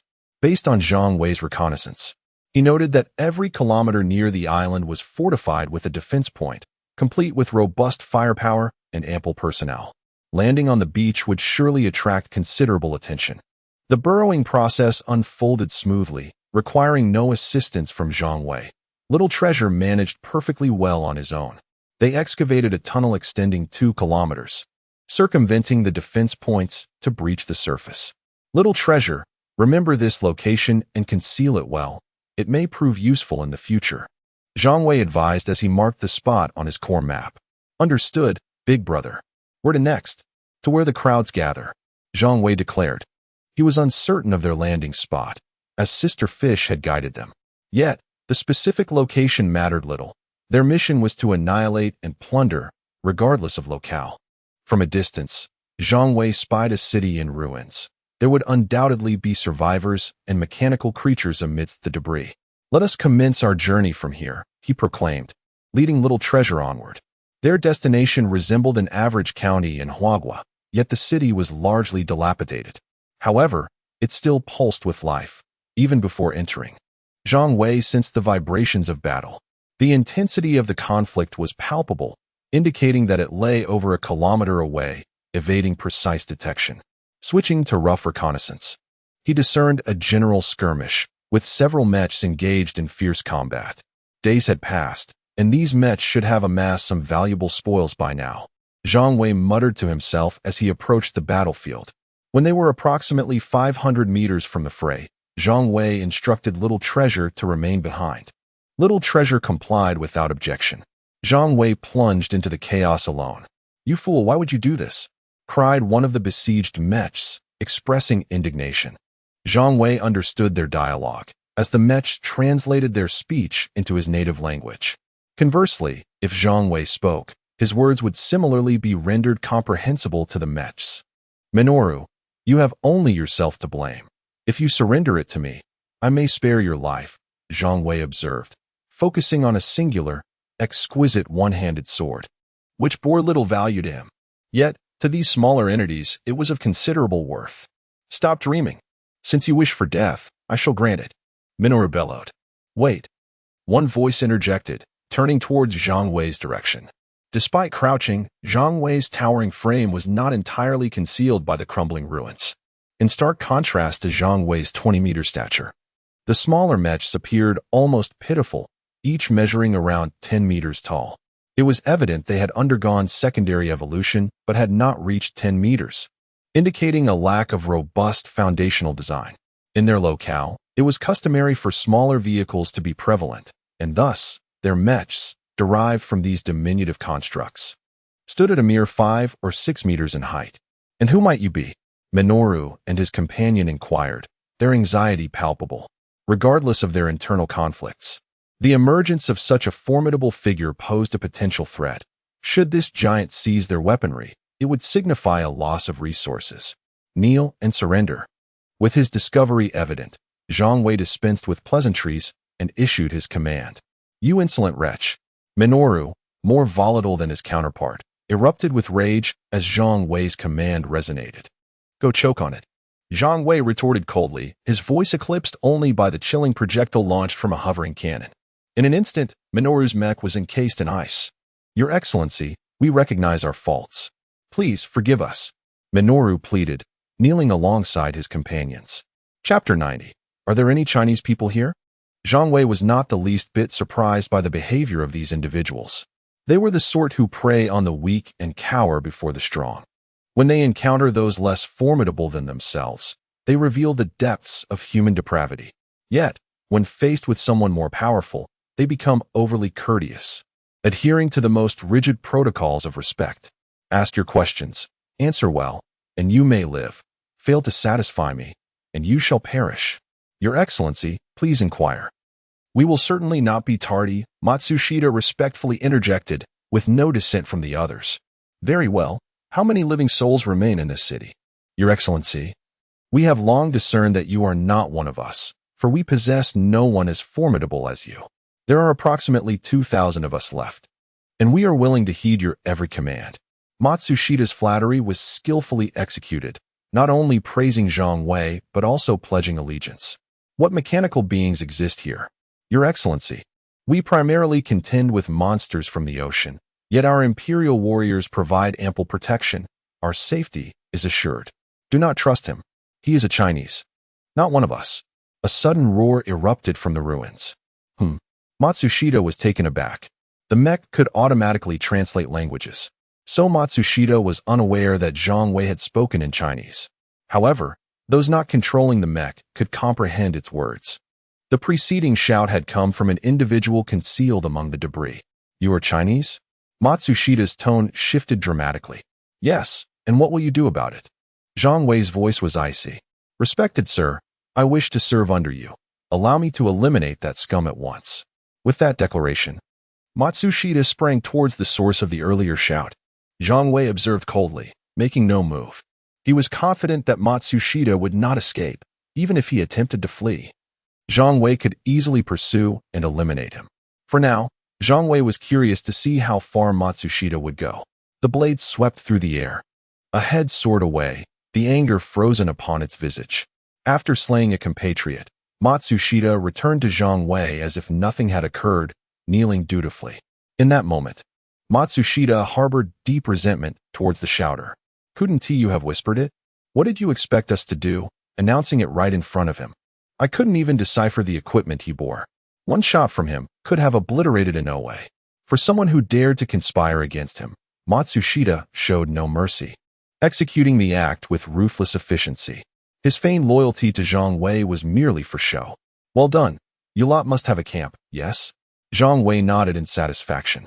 He paid no heed to Matsushita's apparent submission, dismissing it as inconsequential. Yes, my lord. We have gathered everyone together for easier management. You are the manager? My lord, do not jest with me. I lack the qualifications to be a manager. The one who oversees us is Inoue Saburo. Matsushita chuckled self-deprecatingly. Oh, are you related to this fellow? Zhang Wei gestured toward the frozen Inoue. Matsushita shook his head vigorously. No, my lord. They merely share the same surname. Is this Inoue Saburo quite formidable? He is indeed stronger than my subordinates, but is far from your match, my lord. You are the strongest here, and all resources will belong to you. Matsushita's deference was palpable. He would likely comply with any request, even to the extent of serving Zhang Wei's most trivial whims. Take me to your camp, and do not play tricks. Otherwise, you shall meet his fate. Zhang Wei lifted his foot, pressing down on the frozen Inoue. The sound of shattering echoed clearly in Matsushita's ears.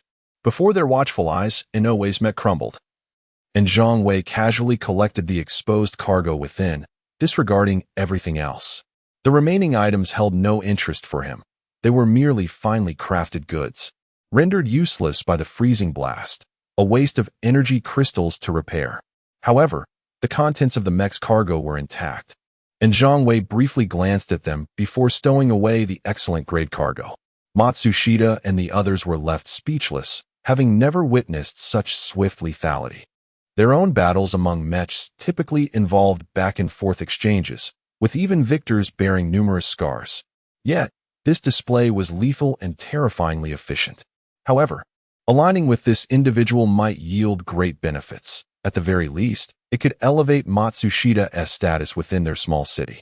He envisioned a future where he could command women and resources, even placing Inoue Saburo beneath his heel. Matsushita's heart began to burn with ambition. Did it matter that his leader was Chinese? As long as a Chinese person was sufficiently powerful, they could become Matsushita's superior. My lord, this is a battle blade I recently acquired. I wish to present it to you. Matsushita reverently offered the weapon with both hands. Zhang Wei regarded Matsushita briefly before reluctantly accepting the blade. It was exceptional, but he intended to keep it for his own use. Seeing Zhang Wei accept the weapon filled Matsushita with elation. It was a sign of acceptance, was it not? Lead the way. Yes, my lord. Matsushita promptly rose, with the others obediently trailing behind him. Just moments ago, they had been allies of Inoue. Now, they had seamlessly transitioned into Matsushita's followers. The shift was swift and unadorned. By the way, are there any Chinese people here? Zhang Wei inquired suddenly as they walked. Matsushita's heart sank. This was a question he dreaded. Yet, Zhang Wei had asked, and he dared not speak untruths. Even a casual inquiry could yield answers, and to deceive Zhang Wei would bring unknown consequences. My lord, there are no Chinese people left among us. Matsushita spoke cautiously. However, my lord, do not be angered. They were not all slain. Many have been relocated. Though only Inoue Saburo and his associates know their specific whereabouts. Matsushita spoke quickly, fearing that any delay might provoke Zhang Wei's wrath. Understood, let us proceed. Zhang Wei's emotions remained largely unchanged. In this era, residing in an enemy nation, he was already aware of the treatment that Chinese individuals would endure. Chapter 91. The worthlessness of lives in Little Japan within the city, a makeshift encampment surrounded by a jumble of stones, spanning approximately 3,000 square meters, housed over 2,000 survivors. Most individuals were crammed into the confined space, often with 3 people residing in a tent that barely measured 3 square meters. Given the limited land per capita, those managing the encampment naturally enjoyed better living conditions. Fortunately, the survivors refrained from complaints, having long acclimatized to such living standards. After all, they had been content in a cramped 7-square-meter room, and now, sharing a mere 1 square meter each was something they could accept. When Zhang Wei accompanied Matsushita into the camp, his arrival drew the attention of nearly everyone present. They had never witnessed such a colossal mecha before. Damn it. Have they finally remembered us? Are we to be rescued at last? Shall we be relocated to a larger camp? Many voices cried out in relief, while others frowned in uncertainty. One such frowning individual was Inoue Saburo. Disarm upon entering the camp, Inoue Saburo warned. It was a rule that anyone entering the encampment must disengage from their mecha, Such a confined space could not accommodate the movements of such machinery. Regrettably, Zhang Wei paid no heed to Inoue Saburo's admonition. Did you not hear my command? Inoue Saburo protested as Zhang Wei prepared to breach the encampment. Immediately, he fused with his mecha and charged toward Zhang Wei, injuring numerous bystanders in his reckless sprint, with some even meeting their demise from his kicks. Outside the camp, the mechas assigned to guard duties rushed to the scene. The crowd, bewildered by the unfolding conflict between Inoue Saburo and Zhang Wei, scurried about like headless flies, desperately seeking safety. As the crowd dispersed, those within the camp who owned mechas shed their reservations and also merged with their machines. Zhang Wei counted roughly 200 mechas present. Indeed, my lord, Matsushita replied, bowing respectfully without glancing at the approaching Inoue Saburo. What are you doing, Matsushita? Inoue Saburo questioned sharply, hoping for a reasonable explanation. However, Matsushita had no intention of responding, as he regarded Inoue Saburo as already defeated. You speak too much. Zhang Wei interjected. Who are you? What is your purpose here? Inoue Saburo, no fool, displayed ferocity merely to assert his dominance over the camp. Yet, he lacked the courage to confront Zhang Wei directly, having never encountered a mecha of such enormity before. From this moment on, I shall take command of this encampment. Do you have any objections? Zhang Wei inquired casually. On what grounds? Inoue Saburo, accustomed to ruling like a petty tyrant, was unwilling to allow anyone to challenge his authority. Simply because I am superior to you.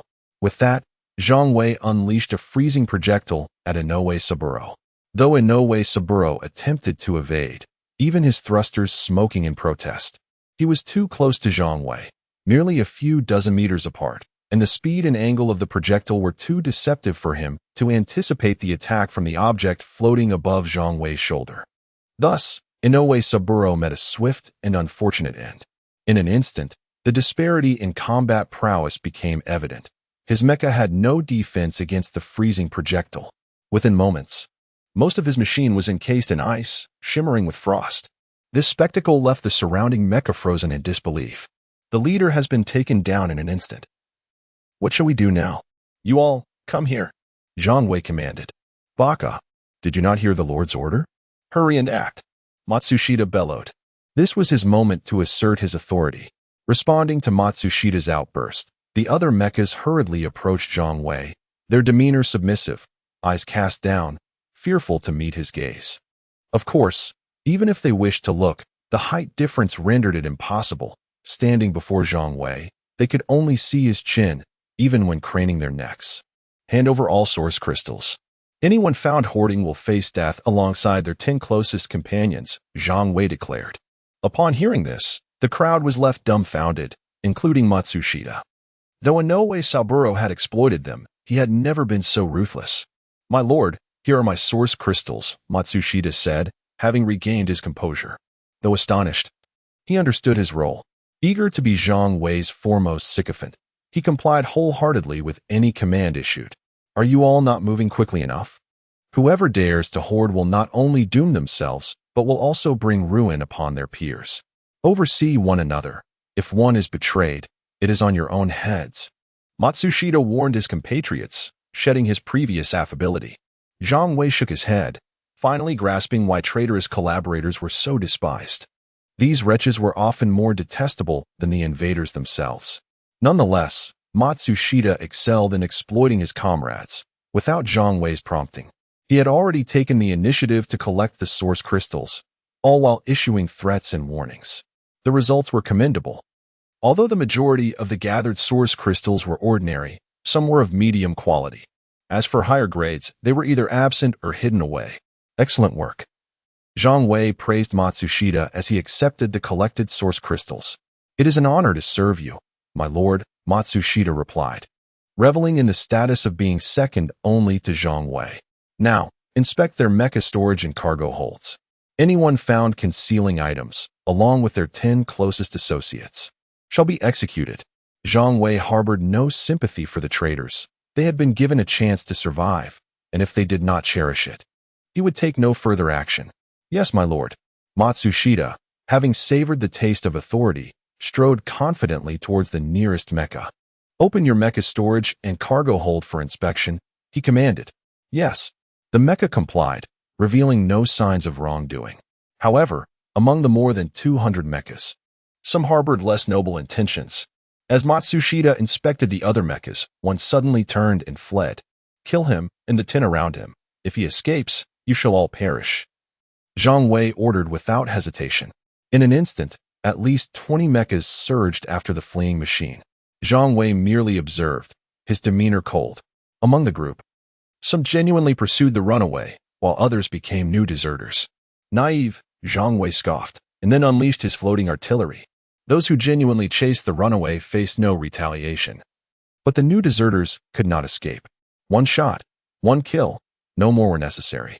As Zhang Wei wreaked havoc, at least 7 or 8 mechas were transformed into icy statues, and the remaining individuals grew more obedient and compliant. Such was the nature of the Japanese. As long as one was stronger, they would submit more readily than any other creature. In the end, the initial fugitive was unable to escape. He was slain. His mecha and Apos' cargo hold intact and delivered to Zhang Wei. Zhang Wei, filled with curiosity, opened the cargo hold. However, upon unveiling its contents, he was left utterly astounded. He had anticipated discovering something of great value within, yet all that lay before him was a solitary high-grade source crystal.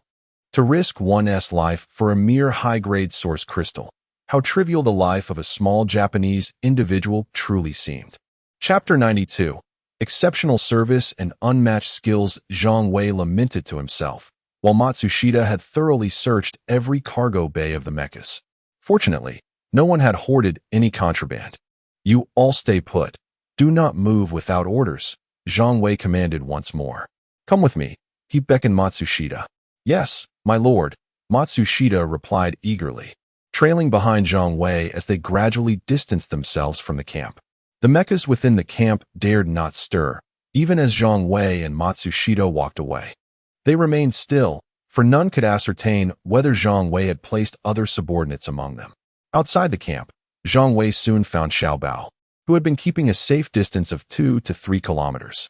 Upon seeing Xiao Bao, Matsushita's legs nearly buckled in fear. "My lord, this is—" "Fear not. This is my pet," Zhang Wei reassured him, stroking Xiao Bao's head. Matsushita was at a loss for words. "A pet? Are you serious? Call them over. There is something I need you to convey." "My lord, please give your orders. Divide the remaining mechas into 10 teams. And I want you to place at least 2 of your men in each team to keep watch over them." "Yes, my lord. I shall see to it." "Inform them that each must surrender 20 ordinary source crystals daily. Those who fail will face the execution of their families. For those without families, we shall sever their limbs. Should anyone dare to flee, let your men deal with them. Can you manage this?" "My lord, there is no issue. However, the task load for those accompanying me may be halved. If they do not complete it today, they may make up for it later." "Very well. Proceed with your tasks. This will commence tomorrow. I grant you only 1 day to recruit your subordinates. And have the remnants of the mechas brought here." "Understood." Matsushita dared not utter a word of dissent. For according to Zhang Wei's directives, he could command 20 subordinates, a significant boon. Excited, Matsushita hurried back to the camp. Once Matsushita relayed Zhang Wei's orders, the operators of the mecha seethed in silence, cursing Matsushita and undoubtedly Zhang Wei as well. Yet, did Zhang Wei care? Such orders were not born of greed for the paltry source crystals they collected. Zhang Wei sought to strike strategically. The ancient military texts left by his ancestors must be applied in practice. With so many individuals in the camp, even if the ordinary folk without mechas could not communicate with the outside world, there were surely mechas capable of doing so. If some powerful factions learned that a Chinese individual had taken control of this camp, would they allow it to stand? They would undoubtedly send forces to eliminate him. Thus, Zhang Wei need not exhaust himself searching for Japanese. He could remain here, slaying one after another, and when there were none left to kill, he could simply relocate to the next camp. Before long, Matsushita arranged for the delivery of the mecha remnants. Upon seeing the feast laid before him, Xiao Bao was ecstatic, stomping his feet in excitement. "Eat," No one will compete with you, Zhang Wei encouraged. Eat, Xiaobao echoed, indulging right in front of those who had delivered the mecha remains. The crunchiness and meaty flavor delighted him. The four mechas who had brought the remnants were visibly shaken. They were terrified. Minutes later, Zhang Wei seemed to snap back to reality and declared, "You may return." "Yes, my lord." The four mechas raced back as if they wished they had been born with more legs, moving with exceptional speed, as if fearing that slowing down would mean becoming the next meal. "Brother, the mechas here are quite delectable. If you find them delicious, indulge yourself. In a few days, there may be so many that you cannot consume them all." "Impossible. I can eat as much as there is," Xiaobao insisted, feeling underestimated by Zhang Wei. Zhang Wei smiled but said nothing. That night, Matsushita stepped out of the camp to find Zhang Wei, flanked by two young maidens. These were the carefully selected girls to serve Zhang Wei. "My lord, it is time to rest. Would you like these two maidens?" Matsushita asked, unsure of Zhang Wei's preferences. "Let them stay. Arrange for patrols tonight. Anyone who dares to flee shall be executed." "Understood." Matsushita was satisfied, leaving the two maidens behind as he returned to the camp. Zhang Wei and Apos' absence inflated Matsushita and Apos' sense of authority. Without him, Matsushita was the undisputed leader of the camp, free to act as he pleased. "Dismantle." Zhang Wei disengaged from the mecha. Now that he had entered Japanese territory, there was no need to maintain the facade of a virtuous gentleman. The two maidens were taken aback upon seeing Zhang Wei, for they had not anticipated that he was so youthful. "Come here." Zhang Wei beckoned the two. They displayed little surprise, having already known he was Chinese and understanding basic Chinese phrases. Cautiously, they approached him. Zhang Wei frowned. "Return and clean yourselves before coming back." The maidens appeared reasonably attractive, but their odor was unacceptable to Zhang Wei. It was understandable. The living conditions of ordinary people were confined, surrounded by various waste. "Yes." The two maidens returned to the camp. Upon hearing Zhang Wei's orders relayed through the maidens, Matsushita felt an urge to slap himself. "Immediately, clean yourselves thoroughly. Hurry. Inside and out. Someone, fetch water for them." Water was a vital resource, yet at that moment, cleansing the two women took precedence. With the assistance of several women, it did not take long for the two maidens to be scrubbed clean, even donning fresh attire. When they reappeared before Zhang Wei, he nodded in satisfaction. "Come closer." "Yes. Kneel and use your mouths," Zhang Wei commanded. The two maidens showed no reluctance, eagerly competing to serve him. Zhang Wei let out a satisfied hum. Though he harbored a slight aversion to germs, he felt a flicker of resistance at the thought of taking a woman by force for the first time, wanting it to be with someone he cherished. However, he held no objections to being serviced in such a manner. While receiving their service, he deliberately exposed the mecha core hanging around his neck, feigning vulnerability. The maidens, not to be underestimated, were not only skilled in their service but also demonstrated remarkable technique, showcasing a variety of talents. As they attended to him, they discreetly noted the exposed mecha core, their smiles masking their true intentions. Inwardly, they cursed the notion of sincerely serving a Chinese individual, understanding that, despite their seemingly delicate demeanor, they would undoubtedly betray Zhang Wei if given the chance. Zhang Wei was unwittingly presenting them with that opportunity, eager to witness when they might turn against him. Evidently, Zhang Wei overestimated their courage. After merely 20 minutes, he surrendered. In truth, he had wished to prolong the experience. He believed that with his current stamina, he could manage half an hour without issue. He intended to tire the maidens before concluding. Regrettably, he miscalculated both his own endurance and the maidens' capabilities. Despite their young age of 17 or 18, their skills and stamina were nothing short of impressive. They were clearly seasoned in their craft. "You two, return and have Matsushita arrange for you a more spacious accommodation." Zhang Wei, while adjusting his trousers, displayed a sense of discernment, ensuring that these two women were provided with a decent living environment. "Thank you, my lord, thank you." The two young women expressed their heartfelt gratitude. They wished to address him with a respectful title, such as Zhang Sang, but regrettably, they were unaware of Zhang Wei's name. With a subtle gesture, Zhang Wei signaled for them to depart. The two women bowed in reverence as they retreated, yet as they turned away, a fleeting glimmer of coldness flickered in their eyes, barely perceptible. Chapter 93. Ah, what are you doing? What is going on? Inside the camp, within a relatively spacious tent, Matsushita quietly inquired of the two returning girls. Matsushita-kun, he is completely unguarded against us. If you could provide us with weapons, we would have a chance to eliminate him. One girl said darkly to Matsushita. The other nodded in agreement. Indeed, while we served him, he seemed to revel in it. It's utterly disgusting. Just the thought of serving that pig from Huagua makes me feel sick. You must strive to please him, to make him feel at ease. You've seen his capabilities. You must be absolutely certain before taking action against him.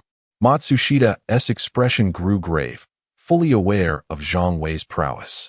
If they couldn't eliminate Zhang Wei in one decisive blow, it would be their own lives in jeopardy. The reason behind this was that Matsushita wished to avoid having a guillotine hanging precariously over his head. Who would want to entrust their life to another's whims? As long as Zhang Wei's mood was foul, Matsushita could find himself in grave danger. Rest assured, Matsushita, we will do our utmost. Very well, then tonight. Allow me to unwind as well. My nerves have been utterly frayed today. After saying this, Matsushita began to undress. The two girls readily complied. Serving was simply a matter of survival for them. As long as they did not serve Zhang Wei and were under the protection of whoever they attended to, they were indifferent. In this world, nothing was more vital than filling one's stomach. While Matsushita sought relaxation, Zhang Wei was inwardly mocking him. After the two girls departed, Zhang Wei had already merged with his mech and initiated reconnaissance. He clearly overheard Matsushita's conversation with the two girls. These individuals are plotting my downfall, yet they do not regard you as a threat. Zhang Wei patted Xiaobao's head. Big brother, should I go and eat him? Xiaobao innocently suggested. Zhang Wei kicked him lightly, exasperated. After consuming so much, are you still hungry? I'm 8/10 full. I could manage 2 more. No, 1 would suffice. Don't rush if you can't eat, Zhang Wei sighed, shaking his head. Xiaobao was solely fixated on food, completely missing the crux of Zhang Wei's words. Does it not anger you that they look down upon you, Xiaobao? A night passed in silence. The next day, Matsushita hurriedly approached Zhang Wei to pay his respects. Zhang Wei had to commend the acting skills of the Japanese. Had he not intercepted Matsushita's conversation with the two girls, he would have harbored no doubts about him. For Matsushita's demeanor was excessively servile. In response to Matsushita's greeting, Zhang Wei maintained a neutral stance, neither overly enthusiastic nor indifferent, merely instructing Matsushita to attend to his duties. Matsushita departed eagerly, casting a glance at the floating cannon perched upon Zhang Wei's shoulder. Presently, Zhang Wei had not exhibited any other abilities, relying solely on the floating cannon. This sparked a fleeting illusion in Matsushita's mind that if he could obtain the floating cannon, he too could become as formidable as Zhang Wei. With a heavy heart, Matsushita exited.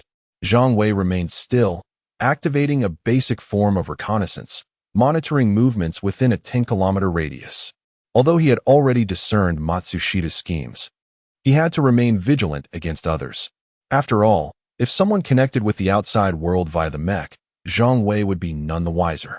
He needed to guard against any potential ambush. Fortunately, Zhang Wei's concerns proved somewhat excessive. The day passed peacefully. As night fell, Matsushita joyfully approached Zhang Wei, holding a standard cargo container filled with the day's harvest of source crystals. My lord, the source crystals have been collected today. Everyone worked diligently, each gathering enough crystals. Excellent. Set them down. Yes, my lord. Will you require those 2 maids to serve you today? Oh, maids? That sounds delightful. Have them change into their uniforms and come to me. Yes. Matsushita praised his own cleverness before bowing and leaving. Shortly thereafter, the 2 girls from yesterday approached gracefully, donned in rather revealing maid outfits. If their hearts weren't so dark, they might have appeared quite appealing. As Zhang Wei disengaged from the mech and the 2 girls drew near, he promptly commanded, "Come here." Today, Zhang Wei showed no mercy. There was no need for pleasantries with 2 women ready to take his life. The girls obediently approached, heads bowed, afraid to meet Zhang Wei's gaze, fearful that he might detect the murderous intent lurking in their eyes. Zhang Wei sensed their hostility but chose not to expose it. However, he did endure their presence for an extended period, lasting a full 40 minutes. After the two girls left, Zhang Wei sighed. They likely won't last much longer. Tomorrow, I hope you can surprise me. Zhang Wei was not inclined to play games with these two women. He wished to act swiftly to instill pressure upon the camp, compelling them to rally reinforcements in accordance with his desires. The following day, the girls appeared in new attire, sporting sailor uniforms. However, it was evident that they were prepared to act. Each concealed a handgun at their waist. This was the smallest, yet sufficiently lethal weapon Matsushita could procure. Against a mech, such a handgun would be laughable, yet it could prove deadly at close range. The girls felt a mix of anxiety and anticipation, as they were about to take a life. But when they caught sight of Zhang Wei's faint smile, their trepidation dissipated. The indignities they suffered at his hands solidified their resolve to eliminate him. Fortunately, Zhang Wei appeared oblivious to their intentions, and everything unfolded as they had envisioned. After a brief interval, the assisting girl felt the moment had arrived. She cautiously reached behind her back, fearful of making noise that would draw Zhang Wei's attention, or of being noticed by Xiaobao nearby. Thus, her movements were subtle and deliberate. At last, she grasped the weapon, gradually bringing it before her. Zhang Wei showed no signs of alarm, eyes closed, breathing heavily. Excitement flickered in the girls' eyes as they perceived the glimmer of victory. Finally, the barrel of the handgun was aimed squarely at Zhang Wei's head, mere inches away. With a pull of the trigger, he would meet his end. "Oh, what are you doing?" Chapter 94. The big-mouthed Zhang Wei's icy laughter echoed in the ears of the two women. At that moment, the girl holding the handgun could no longer resist pulling the trigger. However, Zhang Wei's speed was beyond the ability of these two women to compare. He swiftly grasped the gun barrel and forcefully aimed it at the sky. "Don't move." The two women were stunned. "Why is this happening?" Zhang Wei sneered, then seized the handgun, playing with it lightly before aiming it at the auxiliary girl. "Master, I..." Bang! Brain matter splattered. A blood hole appeared on the auxiliary girl and Apos' forehead. "Ah!" The main attacker girl screamed. Yet before she could react, Zhang Wei had already gripped her chin. "No tricks, continue." She must not be allowed to act recklessly. Although Zhang Wei was robust, a bite could still cause harm. Even if there was a mere 1 in 10,000 chance of being bitten, he could not allow such a thing to transpire. "I told you to continue. Do you not understand?" No, Master, I understand, I will. It was not over yet. If one were to kill, it should be done after some enjoyment. As for the notion of not killing women, that was utterly irrelevant to Zhang Wei. In this apocalyptic world, only two types of people existed, friends and foes. Zhang Wei could ascertain that in Japan, 99% of the populace were his enemies. A single volley could eradicate 100 people, none of whom would be innocent victims. Given the nature of the Japanese people, even if some harbored guilt towards China, they likely perished long ago in the tide of the apocalypse. For these individuals, being pro-China equated to being anti-Japan. Thus, they were foes, and enemies must perish first. Inside the camp, Matsushita was so frightened he could hardly speak. Holding a telescope, he trembled as he observed the events unfolding with Zhang Wei. What to do? How could this happen? Matsushita feared that the surviving woman might betray him. If Zhang Wei discovered his treachery, would he spare him? No, he could not allow her to live. With this thought, Matsushita rushed out of the camp, merging with his mech as he departed. From a distance, he loudly called out, "Master, are you all right?" Hearing Matsushita's voice, the main attacker girl emitted a whimper, pleading for help. "Sigh, this is utterly unsatisfying." Zhang Wei shook his head in displeasure. "Damn it. How dare you threaten the master? Die." Matsushita disregarded everything else and charged forward. However, before he could reach Zhang Wei, a tail shot out from the darkness towards him. Zhang Wei had not merged with the mech, and Xiaobao certainly would not allow other mechs to approach him. Boom! Matsushita's mech was sent flying, rolling across the ground. Had Xiaobao utilized a meteor hammer, Matsushita would have been shattered on the spot instead of merely rolling. The powerful Xiaobao did not joke around when it came to strength. Even without the meteor hammer, that tail nearly snapped Matsushita's mech in half. As the mech came to a halt, Matsushita immediately separated from it, seizing the moment while the main attacker girl was still speechless. He aimed to eliminate her before she could utter a word. Since controlling the mech was too dangerous, he would disengage. The damaged mech transformed into its core. Matsushita scrambled towards Zhang Wei. Before reaching him, he executed a sliding tackle, albeit using his knee. His unique knee slide maneuver brought him right to Zhang Wei's feet. "Master, are you all right? Look at this loyal dog, so concerned. What do you think?" Zhang Wei regarded Matsushita with cold eyes. "Damn it. How dare you harm the master? This woman is mine." Without waiting for Zhang Wei's response, Matsushita seized the woman's hair. Zhang Wei's lips curled upwards as he leisurely adjusted his pants. If it was not satisfying, he could at least enjoy Matsushita's performance. Matsushita indeed understood Zhang Wei's preferences. He yanked on the main attacker's long hair, showing no mercy as he began to slap her face with all his might. After just 2 resounding slaps, the girl's face immediately swelled. "Damn, you still have a gun?" At that moment, Matsushita, seemingly realizing the situation, spotted the gun at the girl's waist. In the next instant, he snatched the handgun and aimed it at her forehead. Confusion, resentment, and fear crystallized in her eyes. The gun fired. Bang! The 2 girls met a fate that could only be described as identical. The gun bolstered one's courage. After resolving the girl with a single shot, Matsushita was struck by an unexpected thought. Initially, he had rushed over solely to save himself. But now he felt an impulse to lift his hand and shoot Zhang Wei. Matsushita glanced at Zhang Wei. Upon meeting Zhang Wei's mocking gaze, he immediately discarded the handgun onto the ground. "Master, it was all my subordinate's fault. Please punish me." Matsushita knelt down, almost prostrating himself completely. It was not out of desire to kneel, but because Zhang Wei also possessed a gun, and behind him stood Xiao Bao. Zhang Wei remained silent, slowly advancing. Without merging with the mech, Matsushita's words were largely incomprehensible to Zhang Wei. When Zhang Wei reached Matsushita, he grasped his collar. The next moment, Zhang Wei's palm struck Matsushita's face. Zhang Wei did not use lethal force. He was holding back. For Matsushita was the only person Zhang Wei knew who dared to plot against him. Such a talent was worth preserving.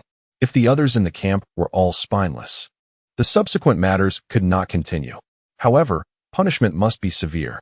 The big mouth must be slapped. Slap. Huh. Slap. Huh. Chapter 95. Matsushita's scheme after enduring several intense blows. Matsushita's visage had swollen to that of a pig's head, leaving him in a daze. Had it not been for Zhang Wei's firm grip on his collar, Matsushita would have already collapsed onto the ground. Once Zhang Wei deemed the punishment sufficient, he casually released his hold.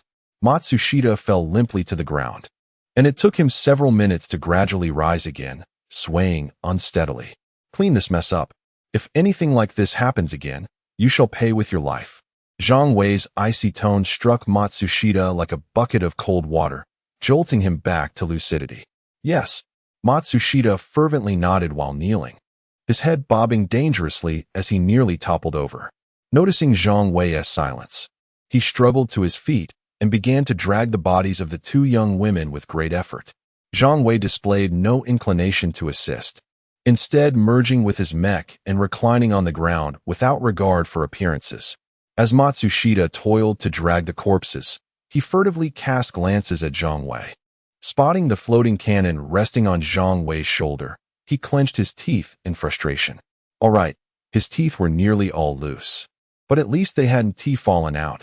His dentition was remarkably resilient. "Damn it, I will make you pay," he seethed inwardly, though his face remained adorned with an ingratiating smile. Finally, after dragging the bodies far from Zhang Wei, Matsushita released them and staggered back to the camp. "Matsushita-kun, what transpired?" Upon entering the camp, he was immediately surrounded by concerned figures. The gunfire outside was unmistakable.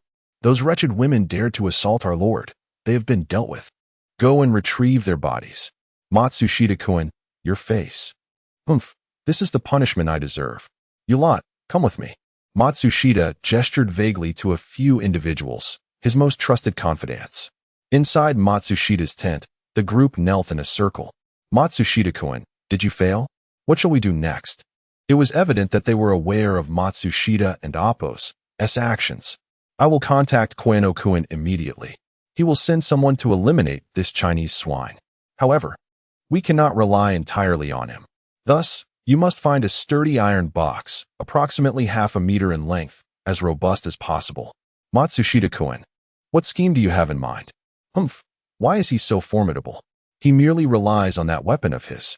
If we can seize control of it, we need not fear him. Matsushita unveiled his thoughts without reservation, his voice laced with disdain. Without his weapon, how could we possibly fear him? The others brightened at this notion. He will lay down to rest at night. If we find the opportune moment, we can subdue his weapon and overwhelm him. The thought of it excites me. Matsushita grinned broadly at the prospect, though the pain made him grimace instead. Excellent plan. Let us seek it out at once. Go. Matsushita waved his hand, and the group promptly departed the tent. This Chinese swine shall no longer reign unchecked, he muttered before leaving to merge with his mech. His wounds required the mech's assistance for healing, and contacting Koenokun necessitated mech control as well. On the other side of the camp, Matsushita fused with his mech. Once merged, he swiftly reached out to Koyano. Moshi Moshi, Koyano-kun, it is Matsushita. What is it? Koyano's voice was laced with impatience. Koyano-kun, a formidable Chinese individual has appeared here, one whose origins are unclear. He has already slain many in our camp, including our commander, Inoue Saburo. A Chinese person? Are you certain? Koyano's interest piqued at Matsushita's words. Koyano was a staunch anti-Chinese, having dispatched thousands of Chinese individuals since the apocalypse began. The audacity of a Chinese person wreaking havoc on their territory was intolerable to him. I can confirm, he has ruthlessly killed 2 young women today. It is utterly vile. I implore you, Koyano-kun, assist us in eradicating him. Matsushita laid forth his request. Very well. Tomorrow I shall personally lead a team to your camp. Prepare your most beautiful women. Koyano did not shy from revealing his base desires. Yes, I will await your arrival with great anticipation. With that, the communication ended. Matsushita felt invigorated, planning to attempt to eliminate Zhang Wei before Koyano's arrival.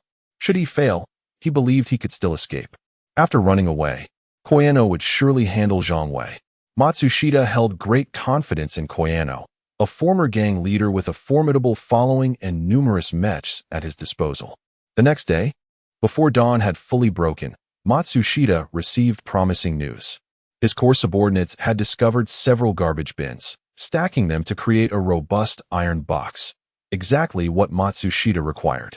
Upon seeing the box, Matsushita beamed with satisfaction. Perfect. When shall we strike? His subordinates were equally exhilarated. What motivated them to conspire against Zhang Wei? It was, after all, his identity as a Chinese individual. Being ruled by a Chinese man filled them with profound shame. The thought of liberating themselves from Zhang Wei's control, even killing him, was exhilarating. Patience, I will take this box to him. I intend to secure his weapon with it, using my body to restrain him. Once I have seized his weapon, you shall rush in to slay him. Understood? Matsushita-kun, isn't that quite perilous for you? Someone voiced their concern. My danger is inconsequential. This is the plan. Matsushita was not one to sacrifice himself for others. He believed that by controlling Zhang Wei's weapon, he would only endure a few blows and not perish instantly. The ones confronting Zhang Wei would surely face a far grimmer fate. Matsushita-kun, you. Chapter 96. Not a single survivor enough with the sentimentality. This is my duty. By the way, mobilize the personnel covertly and have them stand by at the camp entrance, ready to strike at any moment, Matsushita commanded. Hey, Matsushita-kun. We will definitely accomplish the task. Good. Everyone, prepare yourselves. With that, several individuals resolutely disbanded and returned to the camp. Matsushita inwardly cursed, a bunch of fools. Once you engage him, I'll seize his weapon and flee, indifferent to your fates. Once his weapon becomes my gear, killing him will be a mere formality. Minutes later, dawn broke with a faint light. Matsushita approached Zhang Wei, who appeared to be in a deep slumber. Even as Matsushita drew near, Zhang Wei showed no signs of awakening. The closer Matsushita got, the more exhilarated he felt. The likelihood of success grew with each step. When Matsushita was about 100 meters away, Zhang Wei finally reacted. What are you doing? My lord, I have found something valuable to present to you, Matsushita replied respectfully. Concealing any signs of unease, Zhang Wei complied, remaining still on the ground. Bring it forth. As Matsushita edged closer, He suddenly lunged at Zhang Wei. Successfully locking the iron box, he held onto the floating cannon. Zhang Wei seemed slow to react, leisurely rising to his feet.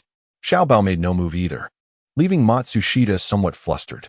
This was not what he had anticipated. Shouldn't Zhang Wei be furious at this moment? Why was he reacting this way? Kill.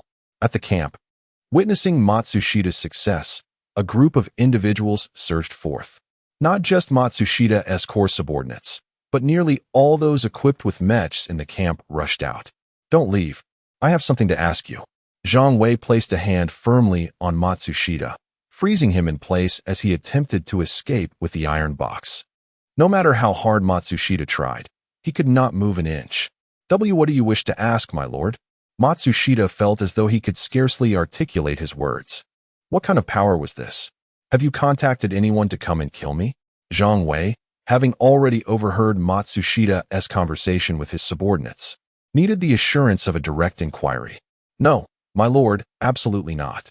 Matsushita stammered, a sense of being seen through washing over him. If that is truly the case, then you may as well perish. With that, Zhang Wei prepared to strike. Matsushita, originally confident he could withstand Zhang Wei's blow, found himself devoid of any assurance. My lord, wait. I did contact someone, I truly did. Excellent. Xiao Bao, eliminate them, Zhang Wei commanded. Brother, can we eat? Xiao Bao, ever the glutton, was preoccupied with the prospect of food. Yes, Zhang Wei nodded in affirmation. Great. With that, Xiao Bao dashed out, the ground trembling beneath his swift movements. Speak. Who did you contact? Are they formidable? Very formidable, my lord. His name is Xiao Yi, commanding a camp of over 10,000. I am uncertain of his true strength, but he has many subordinates. He threatened my family's lives, forcing me to inform him of your situation. Matsushita fervently defended himself. You are of no further use. Upon uttering this, Zhang Wei seized Matsushita's head with one hand. With minimal effort, he began to twist Matsushita's neck slowly, as smoothly as one might turn a doorknob. As he turned halfway, the sound of metal snapping echoed repeatedly. Matsushita wished to scream, but his voice had abandoned him. Could one still live without a head? Surprisingly, yes. Matsushita's core being did not perish, only his mech was rendered inoperable. Could Zhang Wei allow Matsushita to continue living? Naturally, that was out of the question. With a foot on Matsushita's mech's abdomen, Zhang Wei crushed it into a flat disc of metal. Naturally, Matsushita, confined within, could not survive. You think you can control the floating cannon? What a delusion, Zhang Wei scoffed. In truth, even without Zhang Wei's intervention, Matsushita could not have commandeered the floating cannon. To say nothing of the cannon's inherent power, it was far beyond Matsushita's capacity to contend with. It was no exaggeration to say that if Matsushita clung to the floating cannon, it could effortlessly carry him through the skies. Many mechs witnessed the scene unfolding. Unable to breach Xiao Bao's defenses, they were demoralized upon seeing Zhang Wei effortlessly crush Matsushita. Run. A multitude of mechs scattered in panic, none daring to retreat to the camp, for returning meant certain death. You cannot escape, Zhang Wei spoke coldly. These individuals no longer held any value for survival, and Zhang Wei had no intention of showing mercy. The floating cannon fired continuously, targeting every mech within 500 meters of Zhang Wei without exception. One by one, they were frozen in place, transforming into lifeless ice sculptures. Xiao Bao gleefully pursued those who had evaded the initial targeting, while Zhang Wei chose another direction to chase. As long as these mechs did not manage to escape beyond a 10-kilometer radius in a short time, Zhang Wei could dispatch them with ease. The one-sided massacre lasted less than 10 minutes. When Zhang Wei dispatched the final mech, the camp erupted in a cacophony of wails. As Zhang Wei returned, the cries grew louder. Fortunately, as he controlled the mechs, he discerned the nature of their lamentations. Some cursed Zhang Wei, others lamented their innocence in the day's events. Some seized the opportunity to pledge their loyalty, denouncing Matsushita and his ilk. Kill those who show me disrespect. You may live. Otherwise die? Zhang Wei proclaimed at the camp's entrance. Some understood his words, while many did not. However, it mattered little. As long as a few comprehended, it sufficed. Faced with a choice of life or death, The little Japanese within the camp were surprisingly straightforward. The melee ensued. It was a primal battle, with only sporadic gunfire serving as evidence of their society's possession of firearms. Zhang Wei remained resolute at the entrance, ensuring that anyone daring to charge forth met a gruesome end. As for how many would survive within the camp, Zhang Wei was indifferent. He was merely an observer. In this camp, not a single soul would survive. Chapter 97. Can you guess where those women went? Observing with a detached gaze. That is the current demeanor of Zhang Wei. The camp is in utter chaos. In their struggle for survival, these individuals are capable of committing any act. Within just a few minutes, the number of those still able to breathe has dwindled significantly. Ultimately, only 100 individuals have approached Zhang Wei. These men are all robust in stature, while the others. Sir, we pledge our loyalty to you. A man fluent in Mandarin stands at the forefront of the line, expressing his allegiance. You are unworthy. With that, the floating artillery opened fire. After several rounds, silence enveloped the world. The entire camp was devoid of life. Zhang Wei lifted his gaze to the sky. It was now fully illuminated. The contact from Matsushita should be arriving soon. Xiao Bao, you should hide for now. Understood, big brother. Xiao Bao obediently began to dig a hole in the camp, swiftly disappearing from Zhang Wei's sight. Excavation was his expertise. Once Xiao Bao concealed himself, Zhang Wei took his position at the entrance of the camp, awaiting the inevitable. On the way to the camp, Xiao Yi was venting his frustration with a string of curses, unable to establish contact with Matsushita. However, he held no suspicions. He merely believed Matsushita had not merged with the mech, hence the lack of communication. Xiao Yi-san, should we send someone ahead to scout? One of his companions suggested. And Tung-san, there's no need for such caution. Our only adversary today is a single Chinese individual. Surely, you are familiar with the nature of the Chinese? Haha, I may not know the essence of Chinese men, but I am well acquainted with their women. And Tung burst into laughter after hearing Xiao Ye's words. I am also unfamiliar with the nature of Chinese men, nor do I have the inclination to find out. I've heard there are 1,000 or 2,000 people in this camp. Incorporating them into our ranks would only strengthen our power. We should prioritize how to transfer these individuals to our own camp. You think ahead, Xiao Yi-san. So, that is your true intention in coming here. Of course, upgrading requires abundant source crystals. The more individuals we have serving us, the better it is for us. Your reasoning is sound, Xiao Yi-san. Let us proceed swiftly. Agreed. Xiao Yi led a contingent of mechs, approximately 100 in total, advancing at an accelerated pace. Although he looked down upon Matsushita and doubted the resistance from those operating the mechs in the camp, he was still cautious. Thus, he brought a larger force to ensure dominance. After all, his subordinates were initially members of a gang, each possessing combat capabilities far superior to the average person. To illustrate, many within the gang had experience handling firearms, their accuracy far exceeding that of ordinary individuals. Without such skills, what right did they have to exploit others? As they journeyed onward, Xiao Yi and his group encountered no mechanical beasts. Upon nearing the camp, their eyes fell upon Zhang Wei, seated at the entrance. What kind of mech is that? It's enormous. And Tung exclaimed in astonishment. Indeed, they were lacking in experience. The diminutive Japanese islands possessed scarce mineral resources, and there were virtually no large mining trucks in the country. Even if there were heavy-duty trucks, none could reach the third evolution level. Thus, they had never encountered a mech of Zhang Wei's stature, towering at 20 meters with robust limbs, exuding an intimidating presence. This must be the mech operated by that Chinese individual. It's quite impressive. Be cautious when engaging. We wouldn't want to damage it, Xiao Yi mused, his heart racing at the prospect of seizing Zhang Wei's mech. He believed that acquiring it would lead to a more prosperous future, even granting him substantial influence at headquarters.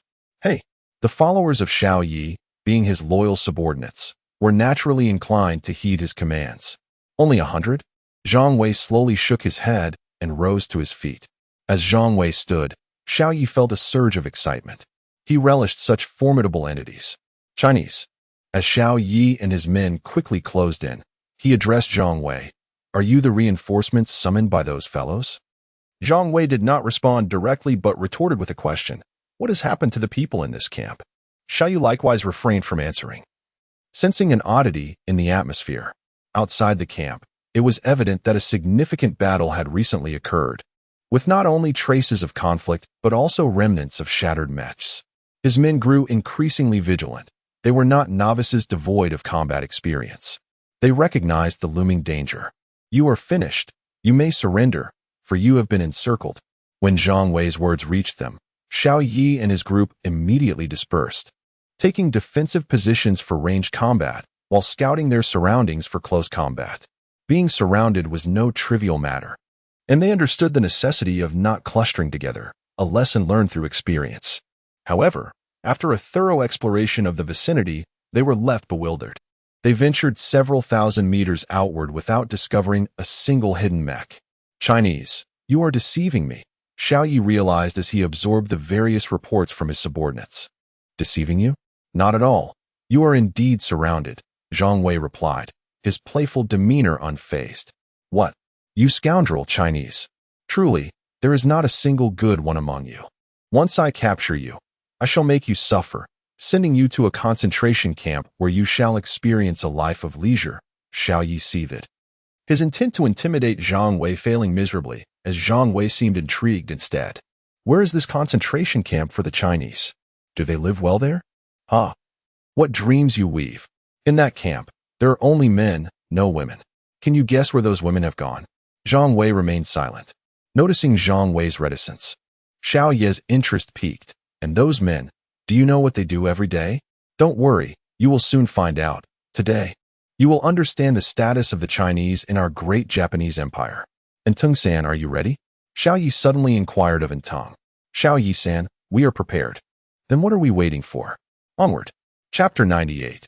You have already chosen your path to death. Did Xiao Yi genuinely wish to converse with Zhang Wei? The answer was a resounding no. The circumstances on site were abundantly clear. It was Zhang Wei who found himself ensnared. The reason Xiao Yi had yet to strike against Zhang Wei was rooted in his apprehension of Zhang Wei's formidable prowess, particularly embodied in his mech's imposing stature. Thus, when the underlings who had ventured out for reconnaissance returned, Xiao Yi had already covertly commanded an assault on Zhang Wei. The long-range mechs had completely encircled Zhang Wei. No matter where he might seek refuge, he would be subjected to their relentless onslaught. This was the first wave of gifts Xiao Yi intended to bestow upon Zhang Wei. Attack! And Tung suddenly bellowed. With that command, the sound of gunfire erupted from all directions. Bullets from machine guns and rifles converged upon Zhang Wei from afar.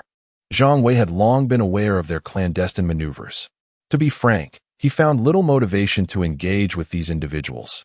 Given their combat capabilities and the ordinary weaponry they wielded, inflicting harm upon Zhang Wei was an impossibility. Even those possessing superior or even exceptional weaponry failed to command his respect. The disparity in power was far too vast to be compensated by sheer numbers. As bullets ricocheted off Zhang Wei's mech, sparks erupted across its surface. Success! Xiao Yi reveled in this moment, simultaneously deeming Zhang Wei a fool for not even attempting to evade. In close combat, restrain him swiftly, Xiao Yi ordered. The close combat mechs surged forward, wielding iron chains adorned with barbs. Each mech had gaps at various joints. Without such openings, how could they even move? Drawing on their understanding of mech dynamics, Xiao Yi and his cohorts had devised a method to control opposing mechs using these barbed chains. A few chains ensnaring the target mech would suffice to render it incapable of resistance. This method had been validated through numerous trials and proved exceedingly effective. Though Zhang Wei's mech was somewhat larger, an abundance of chains would suffice. Observing the unfolding events, Zhang Wei made no effort to resist as the chains were thrown toward him. They ensnared him effortlessly. Hold tight and bring him down. In stark contrast to Zhang Wei's composure, Xiao Yi and his companions exhibited palpable excitement. However, as those gripping the chains began to pull with all their might, they were taken aback. Why could they not budge him? Pull harder, we need assistance. Someone cried out. Immediately, several rushed to lend a hand. 3 or 4 mechs tugged on a single chain, while there were 7 or 8 chains wrapped around Zhang Wei's form. Yet, even under the strenuous efforts of these individuals, Zhang Wei remained utterly immobile.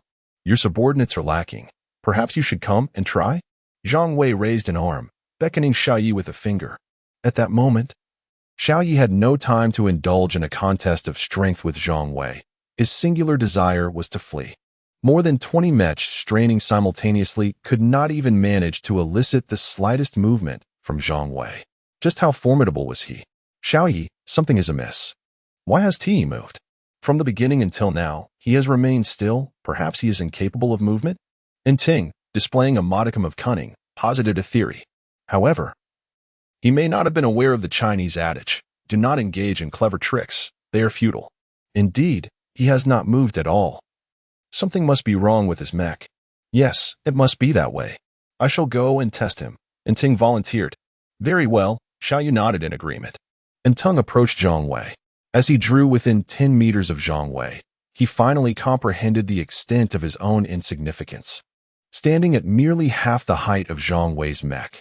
Due to this disparity, Tung was compelled to step back, maintaining a distance that spared him the necessity of looking up at Zhang Wei. Chinese man, your mech must be malfunctioning, yes? Are you unable to move? Tell me what is wrong with your mech, and I shall endeavor to assist you. And Ting sought to extract information from Zhang Wei. Your compatriots have been confined. Where have you hidden the women? And Tung was momentarily at a loss. What kind of reasoning was this? The words spoken seemed completely disconnected from his own line of questioning. Answer my question, and I shall share my circumstances with you. This is hardly a secret. When the apocalypse first erupted, my government decreed that all Japanese citizens possess the right to deal with Chinese individuals as they saw fit. Should any dare to resist, our self-defense forces would be dispatched to eradicate them. Your compatriots have likely dwindled to a mere tenth of their original number, while the women you inquire about have undoubtedly become our playthings. Would you like to know how I torment them? Would you like to hear how they plead for mercy in their final moments? And Tung continued, his excitement unabated. Worry not. You shall witness it firsthand. I will present to you my collection of Chinese female slaves, ample enough to occupy my time for an extended period. And Tung's laughter grew frenzied, but soon faded as he realized he had not elicited a furious roar from Zhang Wei. You do not recognize those women, so you feel no sorrow, correct? But do you know how the men react upon witnessing their women being tormented? Some even bite through their own lips. Yet, what use is that? They are powerless and cowardly, reduced to begging for my mercy. Alas, even if they kneel and bleed from their foreheads, I shall offer them no pity, for you Chinese, as a lowly race, are unworthy of my compassion. Zhang Wei had to concede, and Tung had triumphed. Initially, Zhang Wei had no intention of becoming enraged, as in his view, those Chinese who ventured to Japan were of little worth. However, upon hearing Tung's descriptions, his anger ignited. While some Chinese indeed idolized Japan, many others had come merely to survive. Were those seeking a livelihood also deserving of death? Zhang Wei slowly shook his head. What? You do not believe me? And Tung, seeing Zhang Wei's shake of the head, expressed his confusion. It is not disbelief. Your kind have committed unspeakable atrocities, and it is only natural. My shaking of the head merely indicates that you have already chosen your path to death. What? And Tung struggled to comprehend Zhang Wei's declaration. In the next instant, Zhang Wei stepped forward and raised his hand. As his palm descended upon Ting's head, Tung finally grasped the true meaning of Zhang Wei's words. Chapter 99. To compromise is to perish. Zhang Wei refrained from snapping Ting's neck on the spot. After all, did he not derive pleasure from tormenting others? Thus, Zhang Wei decided to allow him to savor the moment. Grasping Ting's head, he paid no heed to the other mechs and, having confirmed that Tung was incapable of resistance, he extended his other hand and brutally wrenched off Ting's mech arm. The damage inflicted upon the mech would transmit pain to the human body, albeit at a significantly diminished intensity, approximately 20 to 30% of the original sensation. Yet, this was sufficient to elicit a wave of exhilaration from Tung, whose screams of agony echoed through the air. Help him! Xiao Yi shouted frantically.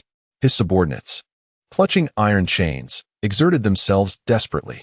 Alas, their efforts to budge Zhang Wei were in vain. With a shattered arm and a broken leg, Tung was left with no means to resist, reduced to mere head and torso. Kill him! Xiao Yi could no longer bear to witness the scene. He commanded his melee mechs to engage Zhang Wei and charged forward himself. Seeing their leader's boldness, his subordinates promptly followed suit. Xiao Yi, possessing some skill, brandished an exceptional single-handed sword, its blade shimmering with the glow of skills even before he approached Zhang Wei. Observing Xiao Yi, Zhang Wei casually cast aside the incapacitated tongue. Sparks flew as Xiao Yi's sword struck Zhang Wei's arm, producing a sound that grated on the nerves. Soon followed by a barrage of further assaults upon Zhang Wei. Each strike, one after another, fell upon him like a relentless storm. Yet, Zhang Wei's mech boasted formidable defenses, rendering him impervious to their onslaught. While fending off the attacks, Zhang Wei calculated the distance. In close combat, he harbored no concerns. But to annihilate the ranged mechs as well, he needed to close the gap. Once the ranged mechs had entered a 300-meter radius around him, Zhang Wei inquired, "Are you enjoying the hacking?"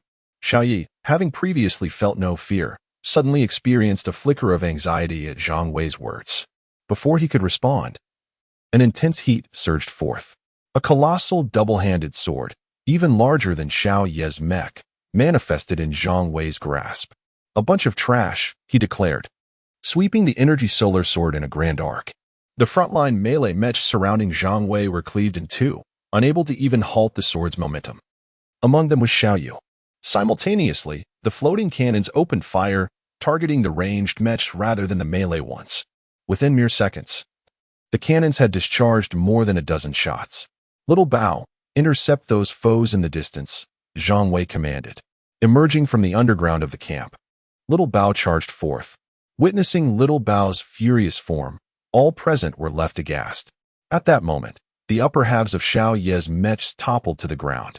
The resounding crash of mechs hitting the ground rendered all mechs momentarily frozen, as if time had come to a standstill. "Xiao Yi, Xiao Yi," voices called out to him. But alas, Xiao Yi had already been reduced to ashes. Zhang Wei showed no mercy.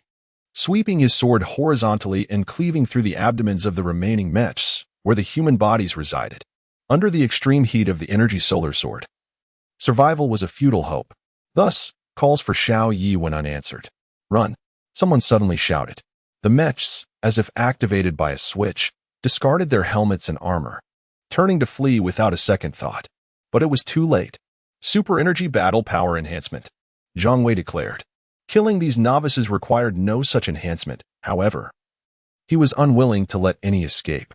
Thus, he demanded speed. Chop, chop.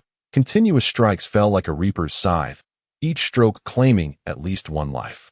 Little Bao was also in a frenzy, unleashing havoc upon the designated ranged mechs. Without the enhancement of super energy battle power, those struck by the floating cannons met a grim fate, frozen in place. "Brother, you needn't concern yourself with these fellows, allow me," Little Bao urged anxiously. "This cannot continue. If it does, there won't be any intact ranged mechs left. How shall we feed? Scavenge for scraps? Such a scenario would be a disgrace to the honor of the king-level mechs." Zhang Wei nodded subtly. Few ranged mechs remained, and they fell more swiftly than their melee counterparts. After all, they were the most likely to escape and thus deserved his focused attention. "Your Excellency, I was wrong. I realize my mistake. Please forgive me." Someone suddenly turned and knelt on the ground. There was no escape. The speed of Zhang Wei's slaughter was overwhelming. With Little Bao, a king-level mechanical creature, and the floating cannons at his disposal, survival was impossible. If Zhang Wei had employed any other skills, the demise of these foes would have been swifter. In such circumstances, the only path to survival lay in kneeling and begging for mercy. Zhang Wei harbored no compassion.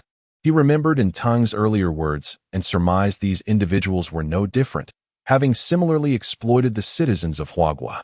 Thus, they had no justification for survival. Kneeling in supplication would yield no mercy. Some transgressions cannot be absolved by mere apologies. With a swift stroke, mech transformed into scrap under Zhang Wei's blade. In less than 10 minutes, the battle concluded. Had these foes not fled, Zhang Wei estimated he could have dismantled them all in a minute. Oh! But not all had perished. One remained, Tang, whom Zhang Wei had deliberately spared. Since Tang had found such delight in the earlier torment, Zhang Wei could not allow him to die so easily. "Brother, I'm about to feast. Little Bao's blue eyes sparkled even brighter at this moment. Feast away. Gather their cargo holds, Zhang Wei replied, uninterested in cleaning the battlefield. That task suited Little Bao perfectly. All right. Little Bao exclaimed gleefully. Zhang Wei approached Ting. You. Disengage from your mech. Upon hearing Zhang Wei's command, Ting finally regained his senses. I. He stammered, wishing to protest, but soon acquiesced, realizing that defiance would lead to his demise. In the next instant, Ting and his mech disassembled, as did Zhang Wei from his own mech. Chapter 100. The mechanical behemoth. After the disassembly, communication became impossible. Zhang Wei had no real desire to converse with Ting. His sole intention was to inflict torment upon him. He stepped forward, lifting Ting with one hand, and a resounding slap was inevitable.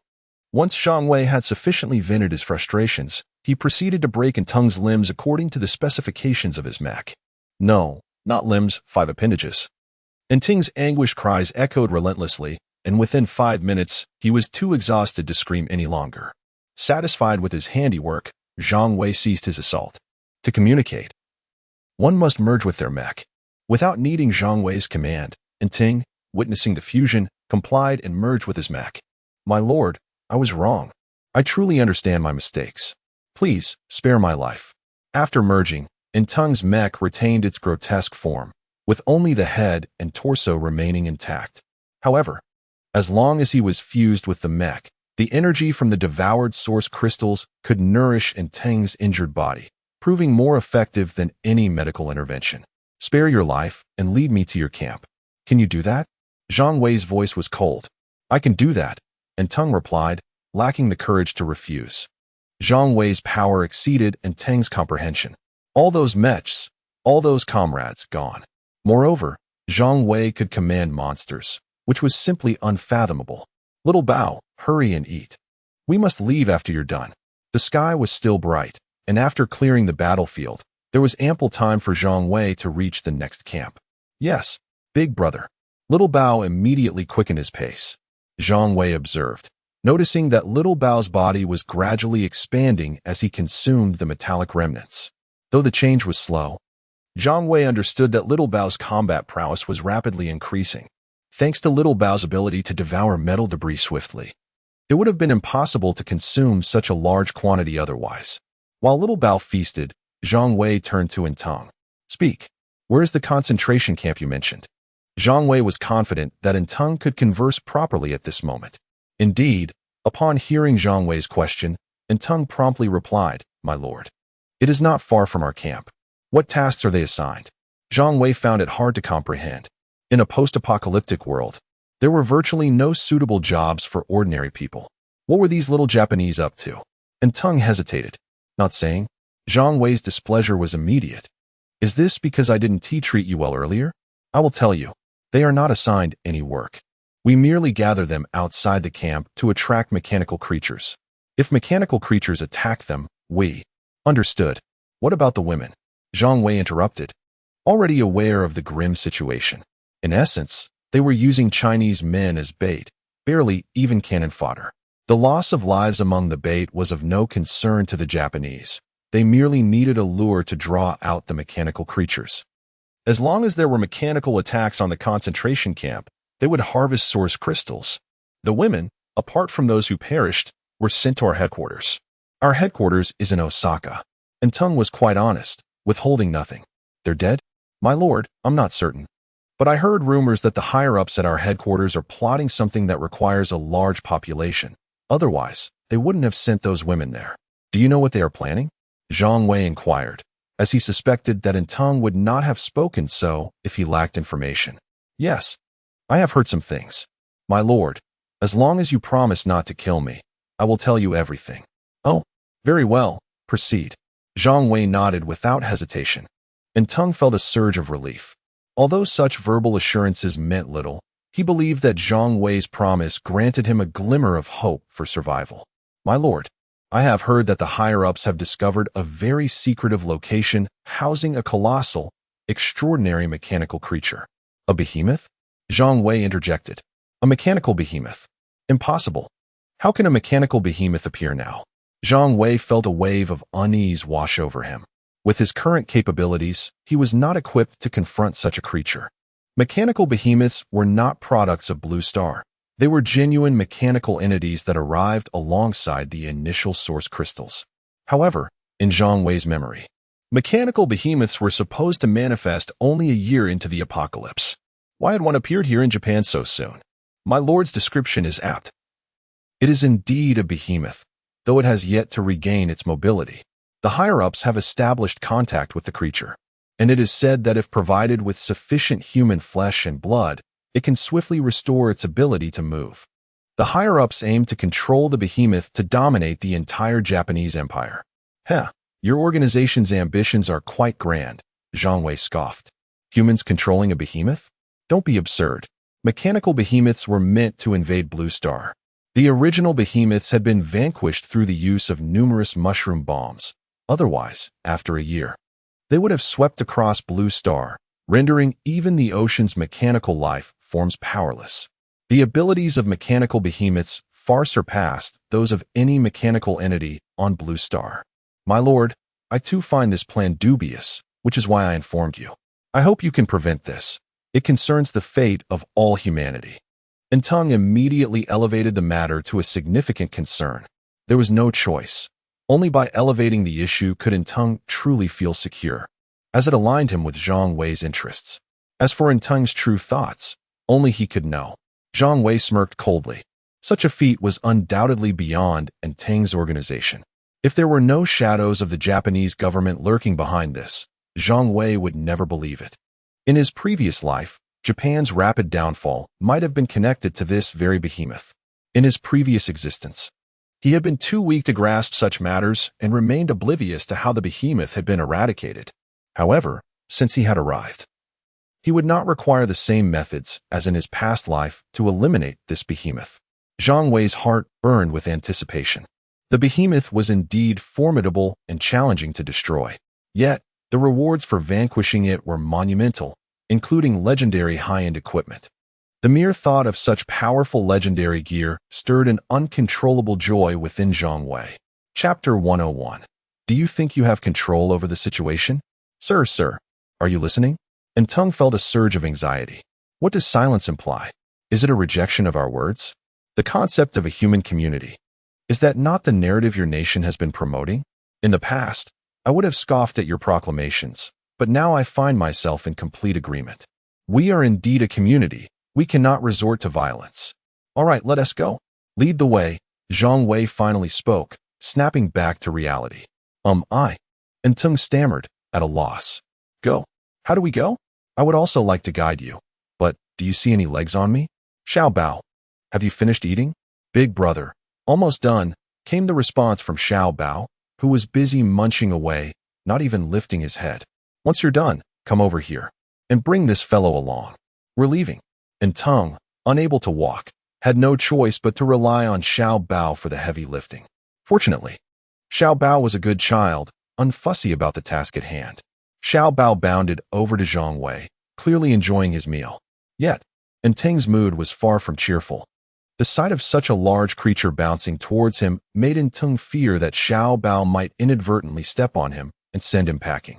Fortunately, Xiao Bao was aware, and as he approached Tung, he deftly used his snout to lift him up. While Xiao Bao was not picky about tasks, he certainly was discerning about whom he would carry. Tung had no hope of riding on Xiao Bao. Being lifted by a snout was the best treatment he could expect. Zhang Wei was indifferent to Tung's plight. All he required was for Tung to show him the way. Tung's heart was heavy, yet he had to maintain a facade of cheerfulness. Even as he was tossed about by the exuberant Xiao Bao, beneath his smiling exterior, however, he cursed silently. Despite the gravity of the situation, he still found it hard to humble himself and seek assistance from the self-defense forces. Even if they were to help him this time, his position would not diminish significantly. At most, he would relinquish some interests. Without their aid, the loss of life would be catastrophic. Sadly, Tung's complaints fell on deaf ears. No one was inclined to heed his words. The president had no intention of reaching out to the self-defense forces. If he were to do so now, the loss would extend beyond just a single camp. Nevertheless, even without enlisting their help, he had his own strategies to deal with Zhang Wei. Bring AI Nai to me. The president instructed. Yes, came a prompt response from outside. Before long, a petite and charming woman entered the president's office. President, you called for me? AI Nai licked a lollipop, playfully rubbing it against her lips. There is something I need you to do. The president barely acknowledged AI Nai. It was not due to a lack of interest in her. Rather, he was simply overwhelmed by the burdens of age. What is it? AI Nai asked, puzzled, as she popped the lollipop into her mouth. Kill someone, a Chinese person. Kill a Chinese person? You want me to do it personally? AI Nai's eyes widened in surprise. Who was AI Nai? She was the strongest member of the organization, having received the gifts of the colossal beast. Her mecha had undergone its third evolution. And as a Japanese ninja, her close combat skills were formidable. Yes, I need you to handle it personally. If you succeed, everything he possesses will be yours. However, be cautious. He is quite powerful. If you require any assistance from the organization, do not hesitate to ask. Oh, it seems like quite a challenging opponent. I hope he piques my interest, AI Nai remarked earnestly, sensing the seriousness of the president's tone. Go now. He is en route to the Anai camp. All right. I will head there immediately. AI Nai nodded to the president and turned to leave. Humph. The president let out a dissatisfied huff. AI Nai no longer showed him the respect due to her superior. She had omitted honorifics and did not bow as she departed. This was a blatant display of disrespect. I can grant you the gifts of the colossal beast, just as I can bestow them upon others. I hope you heed my words, or else. The president left the threat unspoken. As AI Nai departed, a smirk graced her lips. Those who had never undergone a third evolution could never comprehend the immense power bestowed by the mecha.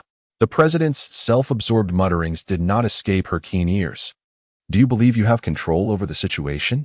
AI Nai scoffed, biting down hard on her lollipop until it shattered. The sound of crunching echoed ominously, and a chilling aura emanated from her, spreading outward like a dark cloud. Chapter 102. A woman can kill you too. Miss Ainai, does that old fellow have any business with you? Downstairs, several scantily clad young women immediately surrounded Ainai upon her arrival. He wants us to handle some matters for him, to give him some face. If we help him this time, we won't have to endure his displeasure in the future. Ainai offered an explanation.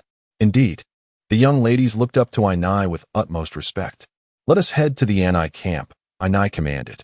Yes. With that, Ainai and her companions set off. The quartet consisted of Ainai and her 3 aides.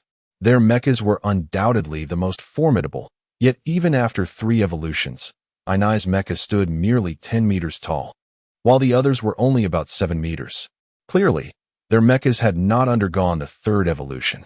However, despite their smaller size, the mechas were remarkably swift. They ran in a well-coordinated manner. Though not officially recognized as a skill, this technique nonetheless enhanced their speed significantly, proving to be quite practical. Upon leaving the camp, the 4 of them raced towards the Anai camp, which was approximately 50 kilometers away. They dashed forward without any reservations, and it did not take long to arrive. By the time Ainai and her group reached the Anai camp, Zhang Wei had yet to arrive with Tung, as he had been moving at a leisurely pace. Nevertheless, he arrived just 10 minutes after Ainai. You 3, entangle that beast and wait for my support, understood? Ainai commanded her 3 companions upon spotting Zhang Wei. Understood. They responded without hesitation. Though they could not defeat the king-level monster, Xiao Bao, they were confident that they could hold it at bay. Onward. Ainai charged ahead, swiftly distancing herself from the 3 mechas behind her. This demonstrated the superior combat prowess of Ainai and Apos' mecha compared to the others. Is this the person you called? Zhang Wei coldly addressed Tung upon seeing Ainai. No, my lord, it is absolutely not me. I did not contact anyone, Tung quickly denied. Such matters were not to be admitted. Humph. Zhang Wei merely smirked coldly, saying nothing further. He knew Tung would call for help, but could not fathom why he had summoned so few. Who does he look down upon?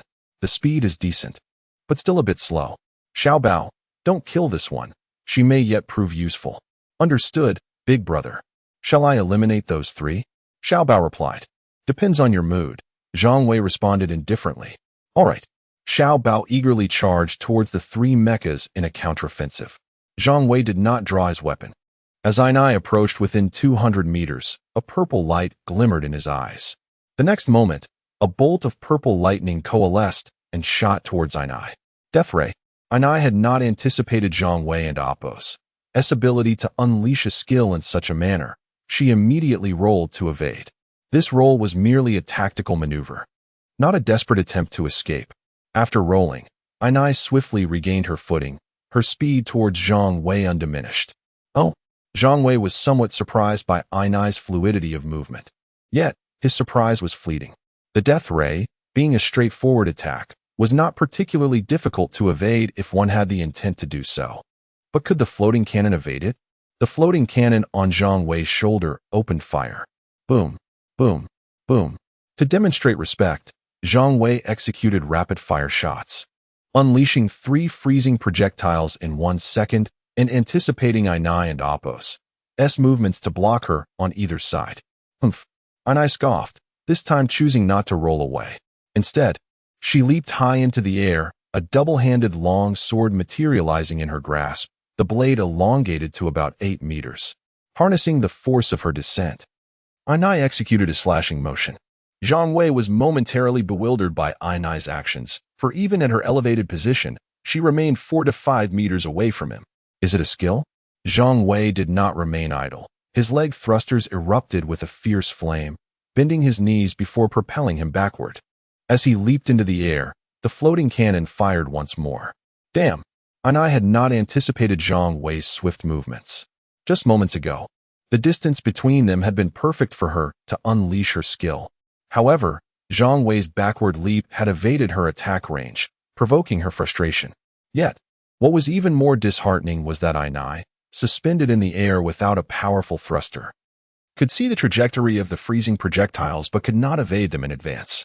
What to do if evasion is impossible? Cut. Ainai could not strike Zhang Wei, but she could intercept the freezing projectiles. While still airborne, she swung her long sword with remarkable speed, creating afterimages as it sliced through the air.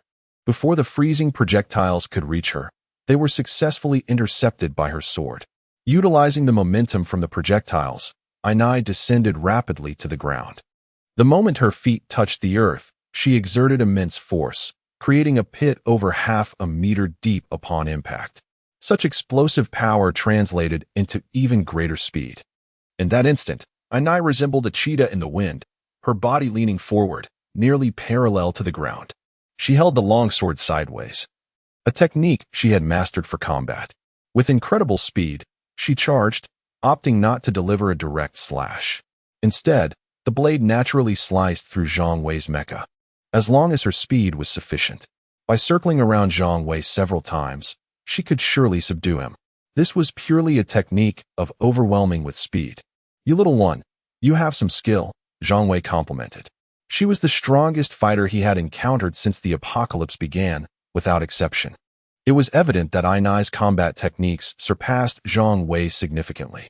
It was noteworthy that this was the early stage of the apocalypse, with the second wave of source crystals yet to arrive.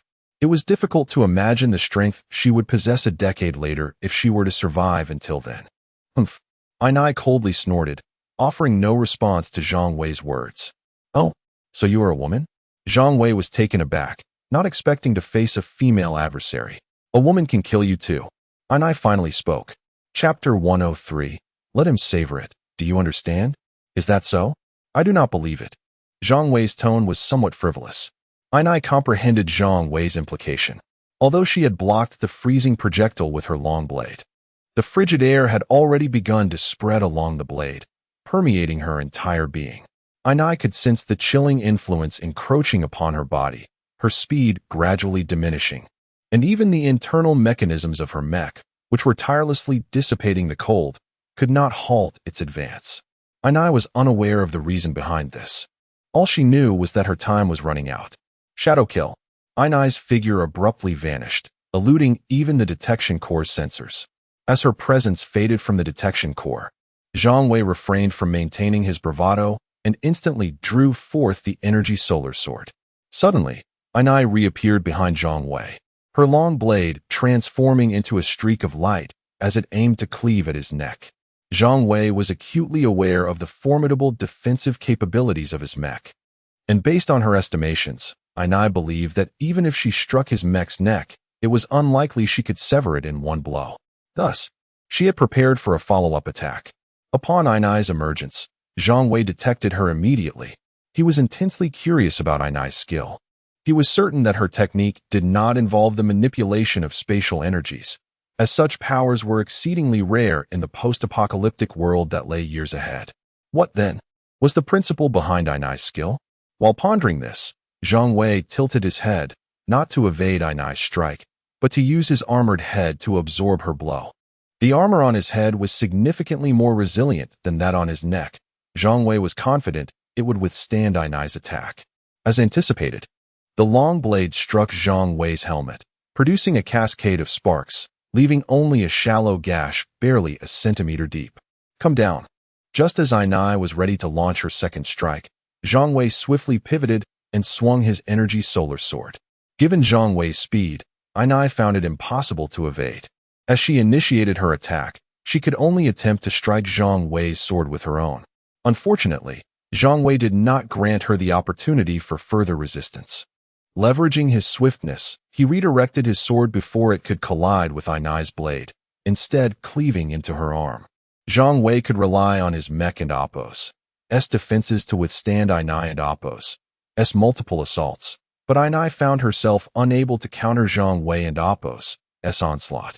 With a single strike, her arm was severed, and the long blade she had wielded fell to the ground. After dismembering Ainai's arm, Zhang Wei promptly retracted his energy solar sword into the cargo hold and seized Ainai by the neck. As Zhang Wei's immense strength bore down upon her, Ainai experienced a suffocating sensation.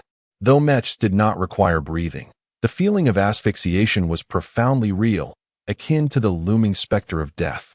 Release Lady Ainai. At that moment, the individuals entangled with Xiaobao could no longer remain passive. They could not allow Zhang Wei to kill Ainai. However, as they prepared to intervene, Xiaobao became resolute. Big Brother has already concluded his battle. I must exert myself as well. With a flick of her tail, the meteor hammer descended mercilessly upon the mechs. The sudden acceleration of Xiaobao's tail was beyond the capacity of the three mechs to withstand, resulting in a catastrophic annihilation, their heads reduced to fragments. Ainai felt a sense of despair wash over her. She had never anticipated her demise would come so simply. Yet, unbeknownst to her, Zhang Wei had no intention of ending her life so effortlessly. Based on Ainai's displayed abilities, it was evident that her status surpassed that of Entong. Hence, the knowledge Ainai possessed would undoubtedly exceed that of Entong. Without mercy, Zhang Wei forcefully dislocated Ainai's other arm and both legs. After discarding the severed limbs far from her, he released Ainai.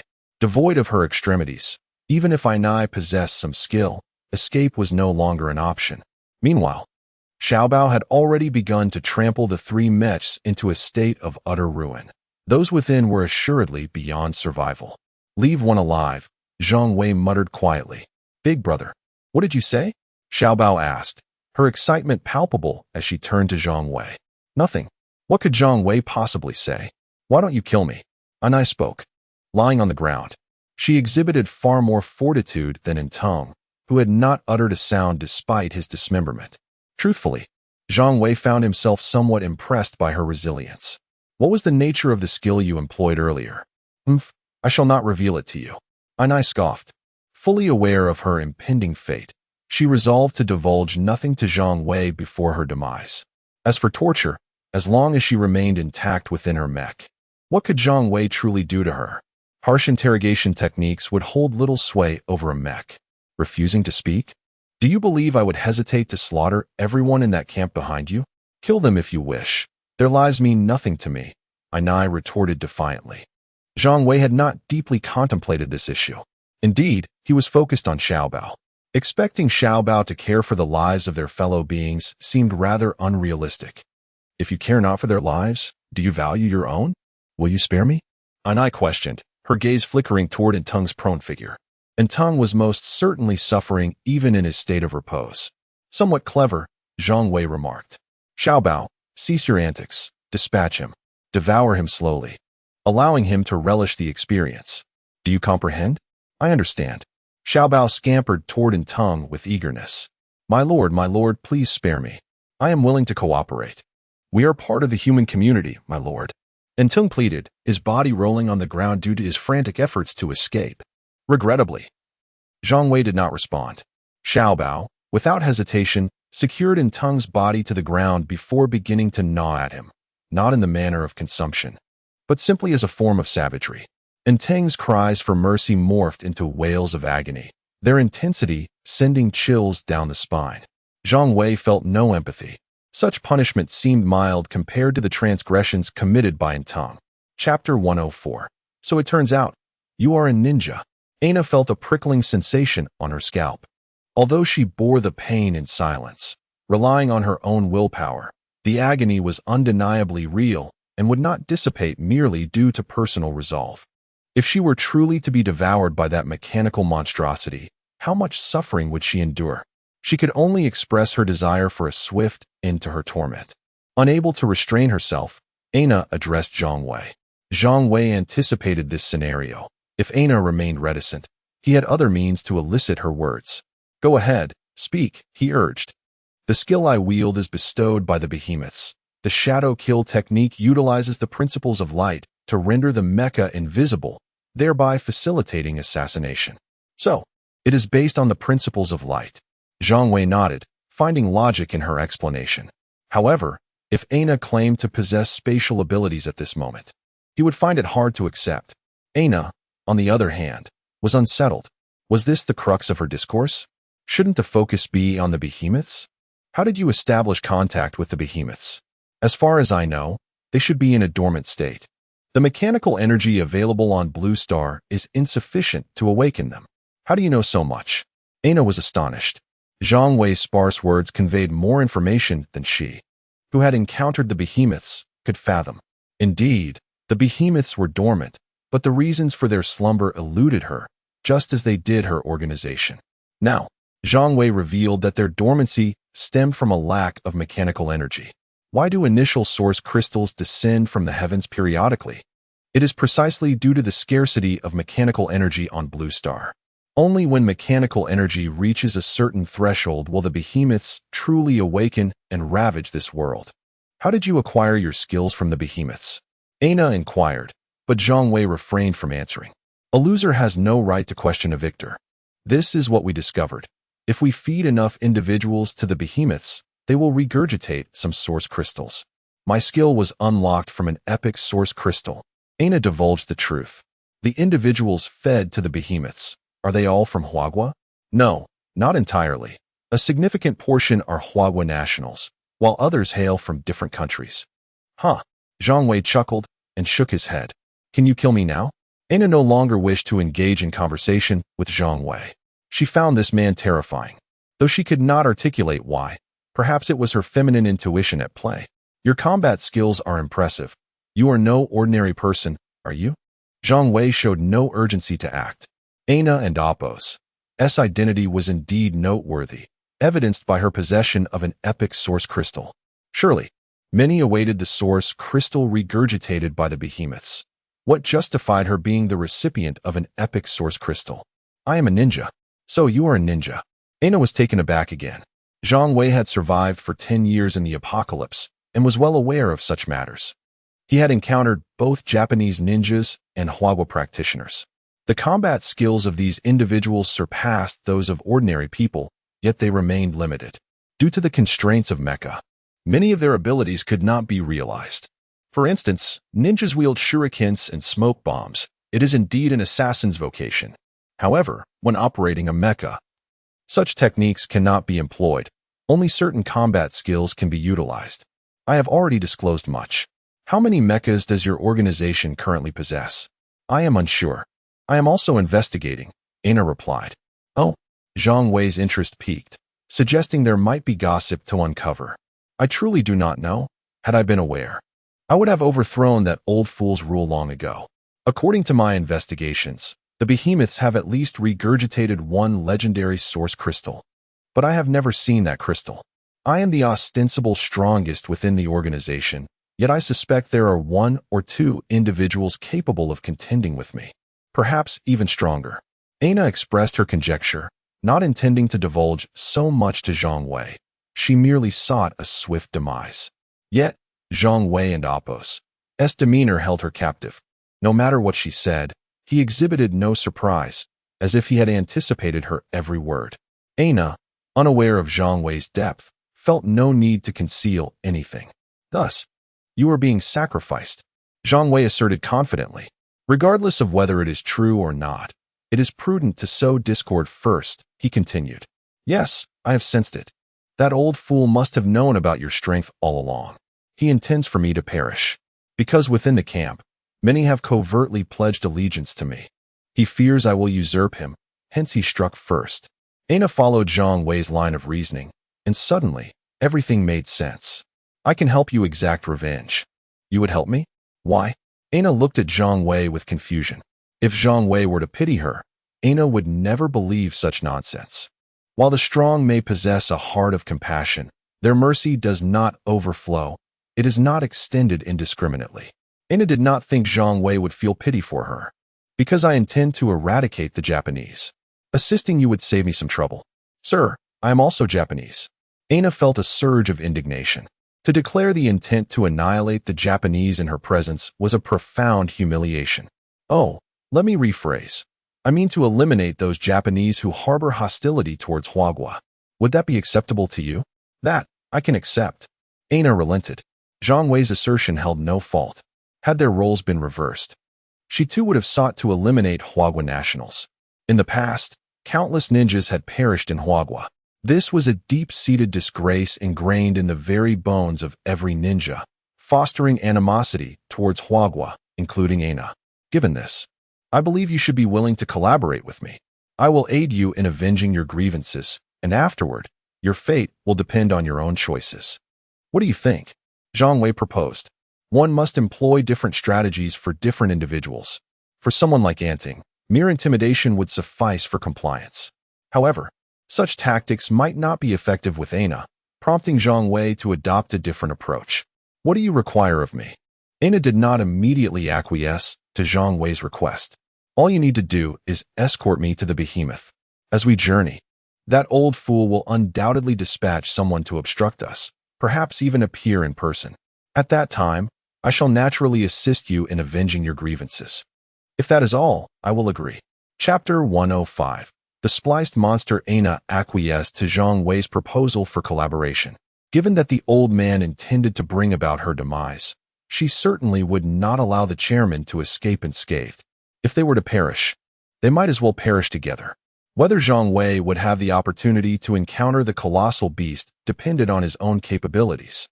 Should he manage to fend off the assailants, she would undoubtedly honor her promise to introduce him to the creature. However, if Zhang Wei were to meet his end en route, it could not be said that Aina had failed to keep her word. With that settled, they were ready to embark. Zhang Wei could now reach out to that old man. He reminded Aina that the satellites in this region were likely not advanced enough to provide real-time surveillance. Thus, they would remain oblivious to the dire situation Aina and her companions were currently facing. The unfolding events would require Aina to inform them proactively. Aina gazed at Zhang Wei in disbelief. Are you truly unafraid? I have already conveyed that I am unsure of his hidden cards. In Aina's view, they should stealthily advance while the adversary remained unaware, rather than brazenly proceeding as they were. What do you think? Zhang Wei retorted. Aina fell silent for a long moment. Fine, I'll heed your counsel. What else could she say? If Zhang Wei was unafraid of death, she, who was already on the brink of demise, could harbor no dissenting opinions. Inform that old fool that I could not stop the man from Huagua. My mech has been shattered, and that individual is now en route to Osaka. He should prepare for his demise. Aina contacted the subordinate of the chairman, confident that her words would swiftly reach the chairman himself. As anticipated, the chairman, situated within the Osaka camp, soon learned of Aina's predicament. Upon receiving this intelligence, his initial reaction was one of disbelief. Impossible. Absolutely impossible. How could Aina be defeated? Chairman, this was stated directly by Lady Aina. If she is deceiving you. Then, the subordinate hesitated, not wanting to elaborate further. However, the chairman, being astute, quickly grasped the implications of his subordinate's words. If Aina had intentionally let the Huagua man go, her intentions were clear. She aimed to use this man as a means to eliminate herself. Yet, that did not seem right. If that were the case, Aina could have simply refrained from notifying them and allowed the Huagua man to strike the camp by surprise, catching them off guard. No, while Aina may have some ulterior motives, she would not jest about such matters. You may leave. The chairman waved his hand dismissively. Moments after his subordinate departed, the chairman, having pondered the situation, picked up the telephone resting on his desk. Before long, the call was connected. How is the experiment progressing? He inquired. Chairman, the experiment is heading in a favorable direction. With just 2 more days, we shall complete it. No, you have run out of time. Release the subjects immediately. I require them to be combat ready now. Chairman, that is not feasible. Our experiment is not yet fully successful. If we hastily release the subjects, they may pose a threat to our own personnel. The voice on the other end trembled with anxiety. Only the experimenters understood the true extent of the strength of the subjects they had created. If the subjects could not achieve combat readiness, their entire camp would be destroyed. Was it more important to lose a few lives or to see the camp obliterated? Follow my orders now. The chairman bellowed. Yes. The experimenters complied without further protest, responding promptly. Damn it. If only we had a few more days, the chairman sighed, collapsing into his chair after ending the call. In the city, several kilometers away from the camp, the ground suddenly split open. This was not merely a rupture in the earth, but rather the entrance to an underground laboratory. The entrance was situated within an abandoned construction site, a place devoid of life even before the apocalypse, and now utterly desolate. They can only follow our simple commands for now. Should we need to direct them in battle, we must accompany them. Moreover, if they encounter a significant stimulus, there is a high probability they will rebel. Isn't the chairman sending us to our doom? One of the experimenters complained bitterly. Stop your grumbling. We are supposedly up against a formidable man from Huagua. Even Aina fell at his hands. Aina? What is she? Any one of our subjects could easily eliminate her. Silence. Move out now. The leader of the experimenters commanded, and all fell silent. Let us proceed. With a single command, 8 experimenters, accompanied by 3 grotesque mechanical creatures, began their advance. Why were they described as grotesque? Because these mechanical beings were based on human mechs, yet adorned with features that were anything but human, a blend of limbs, wings, tails, and scaled armor.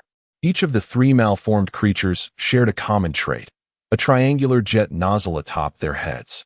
Behave yourselves and complete the mission. Rewards await you upon your return. You must listen carefully, understood? The leader addressed the 3 monstrosities. The creatures, having been partially tamed, nodded vigorously at his words. One particularly dog-like creature, even reminiscent of a pug, seemed eager to please, almost ready to lick in submission. The other 2, while less enthusiastic, also exhibited a cooperative demeanor. As for how the experimenters had managed to tame such creatures, it was due to the fact that their essence lay in mechs controlled by humans. The current inability to exert full control stemmed not from disobedience on the part of the operators, but rather from the chaotic thoughts overwhelming them. Having been fused with so many alien elements, it was a testament to their resilience that they had not succumbed to madness on the spot. Those who could not endure had long been eliminated. Out of the more than 30 experiment subjects, only these 3 had survived. Well, they are cooperating, and this should serve as an excellent experiment. Let us hasten our departure.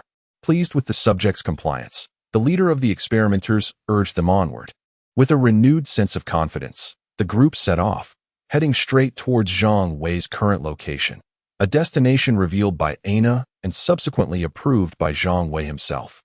They have already dispatched personnel, though I am unaware of who exactly is coming. However, they seem quite confident, urging me to await rescue. Can you manage? Chapter 106. If you cannot defeat them, then flee in the face of Aina's skepticism.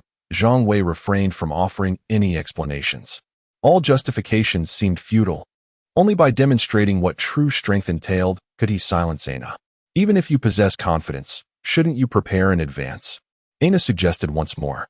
Her concern did not stem from a genuine care for Zhang Wei's life, but rather from her desire for vengeance. Merely eliminating a few of that old man's subordinates would not suffice to quench her thirst for retribution.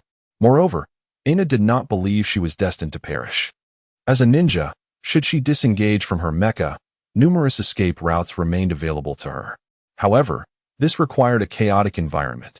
Without chaos, a single frost grenade from Zhang Wei would render her escape impossible. The mecha itself had become inconsequential. Should it be lost, seizing another would be feasible. Although any newly acquired mecha would likely be of inferior quality, it could still be gradually enhanced. No need.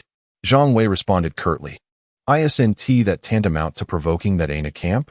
If you find yourself truly overwhelmed, do you think the individuals within that camp will remain as docile as they are now? Aina cautioned, glancing towards the nearby Aina camp. Zhang Wei remained silent. In the face of absolute power, all arguments appeared as mere paper tigers. Aina, feeling resigned, ceased her chatter and lay quietly on the ground, awaiting the inevitable. Regardless of Zhang Wei's fate, her own situation would not drastically change. She would simply be at the mercy of that old man from then on. As time passed and the midday sun blazed down upon the earth, Zhang Wei finally caught sight of the enemy. What are those? Through a cursory scan, he discerned 3 grotesque creatures. Aina, unable to contain her curiosity upon witnessing Zhang Wei's reaction, inquired, "What do you see?" Zhang Wei had not intended to share the capabilities of his scanning core with Aina, but the moment compelled him to do so. At that instant, Aina realized the extent of her own folly. Zhang Wei's scanning range was astonishingly vast. As she observed the monsters, she mentally elevated Zhang Wei's danger level by 2 degrees. Do you recognize what those are? Zhang Wei could ascertain that the 3 creatures had been modified by human hands, yet he struggled to discern the specific augmentations they bore. Much had been artificially altered. For instance, the wings appeared grotesque, and the tails resembled those of birds. I am uncertain about the others, but I know what that jet apparatus atop their heads is. What is it? That is something from the colossal beasts, Aina stated gravely. You mean they have integrated components from gigantic beasts into human mechas? I must say, Japan, you certainly possess a wild imagination, Zhang Wei scoffed. Do you think the parts from those colossal beasts are manageable? I was merely attempting to remind you to exercise caution. Those jets emit extremely high temperature gases, hotter than your sword. Now that I am angered, I shan't divulge any further information. Zhang Wei chuckled lightly. This proud Japanese woman had already divulged critical information and yet continued to play coy. Little Bao, choose one opponent. I will handle the other 2. Understood, big brother. Little Bao's eyes glimmered with fighting spirit. After spending considerable time with Zhang Wei, his courage had undoubtedly been honed. Facing creatures of a similar size, Little Bao felt no fear. Having previously traversed the back of a giant whale as if it were a ship's deck, how could a mere monster intimidate him? Zhang Wei nodded in acknowledgement and drew his energy solar sword. Caution was warranted when confronting such unknown entities. Soon, the 3 creatures approached within a kilometer of Zhang Wei. He severed the connection with Aina and switched to a solitary scanning mode. With this adjustment, the figures of the 3 monsters were continuously analyzed by the scanning core, allowing Zhang Wei to identify certain vulnerabilities in their forms. The amalgamation was indeed crude, and it became evident that these creatures' intelligence had suffered greatly. Attempting to house the will of a colossal beast within a human brain was tantamount to courting death. If they merely grafted mechanical limbs from other biological entities, even those of the kingly class, humans would likely remain unscathed. However, integrating parts from colossal beasts is an entirely different matter. The components of these beasts possess unique functions, imbued with the very essence of their power, which is fundamentally incompatible with that of human mechas. Mechanical beings are the true kin of human mechas. What happens when 2 disparate energy sources collide? Such a violent clash would wreak havoc within the human body encased in the mecha. The first casualty would undoubtedly be their brains. In truth, if Zhang Wei were to learn that only 3 out of more than 30 experimental subjects had survived, he would consider it miraculous. Of course, the survival rate was closely tied to the experimenter's capabilities. One must concede that in the realm of such grotesque endeavors, Japan did indeed exhibit a peculiar talent. Splicing? Yes, I understand now.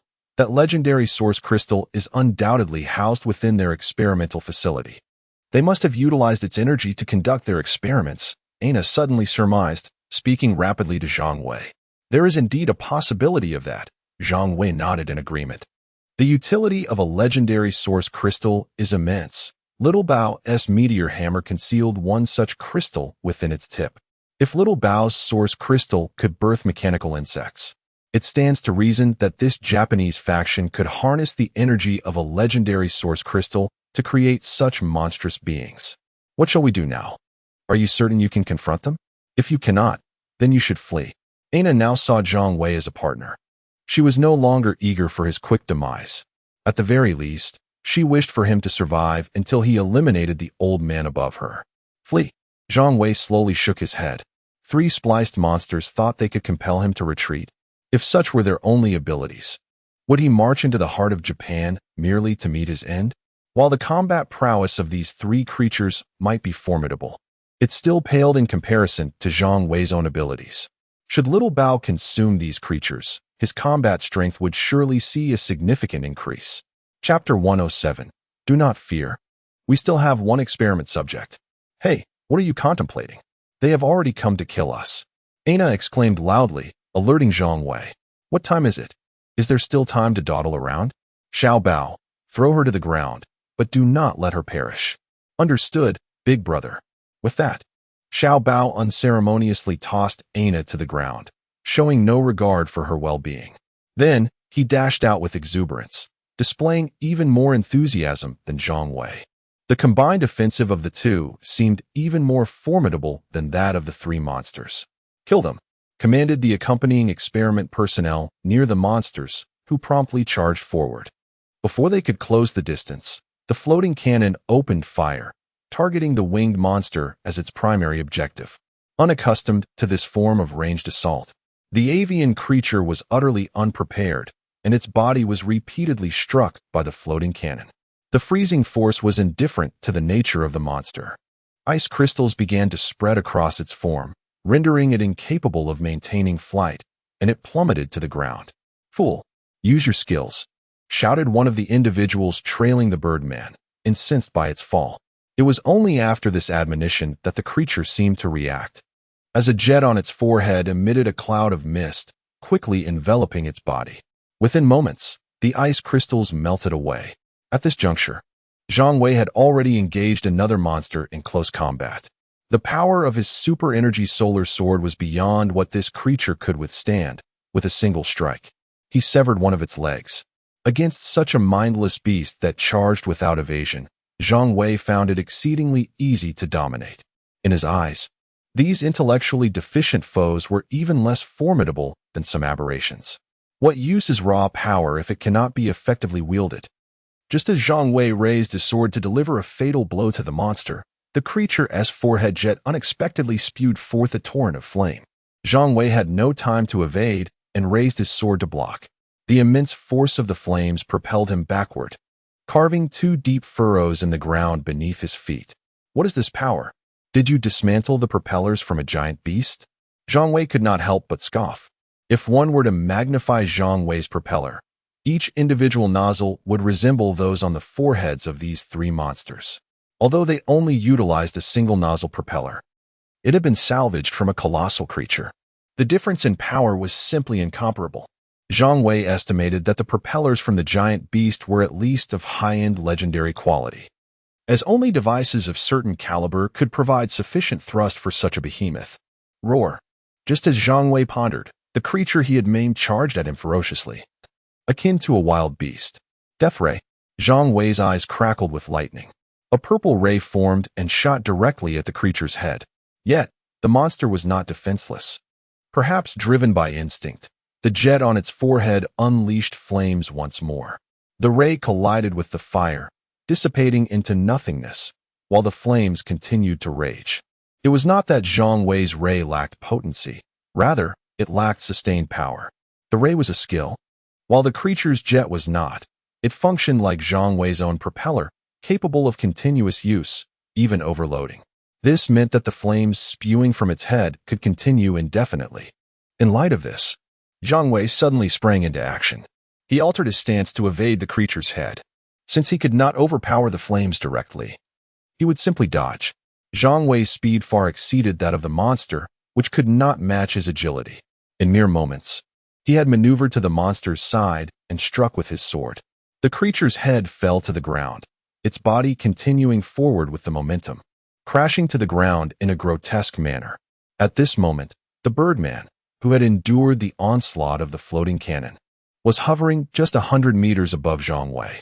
He did not advance closer, but instead utilized the flames from his forehead jet to counter the floating cannon's attacks, while simultaneously unleashing a barrage of razor-sharp blades from his wings. These blades, palm-sized and seemingly insignificant, were nonetheless exceptionally sharp. Zhang Wei swung his super-energy solar sword diagonally into the air. Extreme thunder. A sphere of light erupted from the tip of his sword. Upon striking the first blade, it exploded mid-air, sending shockwaves of energy across a 100-meter radius. Only a few blades managed to breach this barrier and strike Zhang Wei, but their impact was minimal, leaving merely scratches on his armor. The Birdman was taken aback by Zhang Wei's resilience, descending in confusion. It was not that he wished to fall. He had exhausted all the feathers from his wings in the previous attack, rendering them unable to support his flight. As he fell to the ground, Zhang Wei had already closed the distance and positioned himself beneath the creature. He gave the Birdman no chance for explanation, raising his sword to strike directly at the creature's groin. This strike was not aimed at merely incapacitating the Birdman, but at cleaving him in two. The Birdman, possessing limited intelligence, failed to realize that he could have altered his descent using his jet to evade Zhang Wei's attack. Regrettably, he lacked the awareness to do so. The super-energy solar sword cleaved through the Birdman's groin, and unlike the creature's feeble wing assaults, Zhang Wei's attack was far beyond what the Birdman could bear. With one stroke, he sliced from the groin all the way to the top of the head. As the two halves of the creature's armor crashed to the ground, all present were left in stunned silence. Ana was too astonished to utter a word. The experiment personnel accompanying the two monsters gaped in disbelief, rendered speechless. Their once promising powerful experiment subject had been effortlessly dispatched in mere moments. This was indeed an effortless victory, almost akin to a one-hit kill. How could this group, who prided themselves on their 3 experiment subjects, accept such a reality? Yet, acceptance was unavoidable, for the truth lay plainly before them. Do not fear, we still have 1 experiment subject. At that moment, someone cried out these words. In the next instant, all eyes turned toward their last glimmer of hope. Chapter 108. Entering the experimental base, hope has shattered. Xiao Bao swiftly resolved the situation, effortlessly dealing with the rampaging entities. By the time these individuals glanced toward Xiao Bao, he was already indulging in a meal. The meteor hammer had severed the monster in half, and the personnel associated with the other creature met a grim fate. With not a single survivor, they were informed not to entertain thoughts of escape. Whoever dared to run would meet their demise. Zhang Wei turned his gaze to AI Nai, who lay discarded not far away. Upon hearing Zhang Wei's words, AI Nai finally reacted. Understood. She then conveyed Zhang Wei's message to the trembling experimental personnel. At this moment, the mere idea of fleeing was beyond their capabilities. They could scarcely manage to stand. Zhang Wei inquired about the nature of the 3 monsters. The personnel, lacking mechs, could not comprehend Zhang Wei's words, necessitating AI Nai to translate. However, Zhang Wei understood their responses. Sir, we are merely researchers from Huagua. Science knows no borders. We strive for the survival of all humanity. We implore you to spare us. Zhang Wei was dissatisfied. Science knows no borders? Indeed. Yet, scientists have nationalities. And for the sake of all humanity? If humanity must rely on you wretched beings, it would be better to end it all. A collective suicide would be far more merciful. AI Nai discerned Zhang Wei's displeasure, and her tone sharpened considerably. These 3 experimental subjects were created through grafting techniques. We had no idea they would prove so feeble before your valor, esteemed sir. She then asked whether they had employed a legendary source crystal to facilitate the fusion of the mechs with the monster's limbs. AI Nai paused momentarily, but quickly proceeded to inquire, as this was indeed a matter of her interest. Yes, great sir, not only are you valiant, but also erudite. We succeeded in our experiments using the power of that legendary source crystal. The other parts of their bodies are composed of ordinary mechanical biological limbs we collected. Though the jet propulsion apparatus atop their heads originates from a colossal beast. Should you require it, our research base contains numerous related materials. Lead us to the experimental base, Zhang Wei decided. His interest lay not in the dilapidated materials they spoke of, which were only fit for Xiaobao's consumption, but rather in the legendary source crystal itself. Thank you for your merciful grace, sir. We shall assist you in refining the mechs further. Lady AI Nai, your condition can also be greatly improved. The personnel evidently recognized AI Nai and acknowledged her. In her current state, she was the epitome of a perfect test subject, without the need for them to remove any of her useless limbs. AI Nai seethed with anger. Although her mech's limbs had been severed, she could regenerate them with sufficient source crystal support. Who would desire to install such bizarre attachments upon themselves? Nonetheless, with Zhang Wei present, AI Nai suppressed her dissatisfaction. Xiaobao, come over and devour these creatures' heads. It will be beneficial for you. Zhang Wei called out to Xiaobao. He scampered over eagerly, aware that consuming the heads of these oddities would confer advantages upon him. After devouring one, his combat power surged by over 50 points. 10 minutes later, having consumed what was necessary, the group set off again.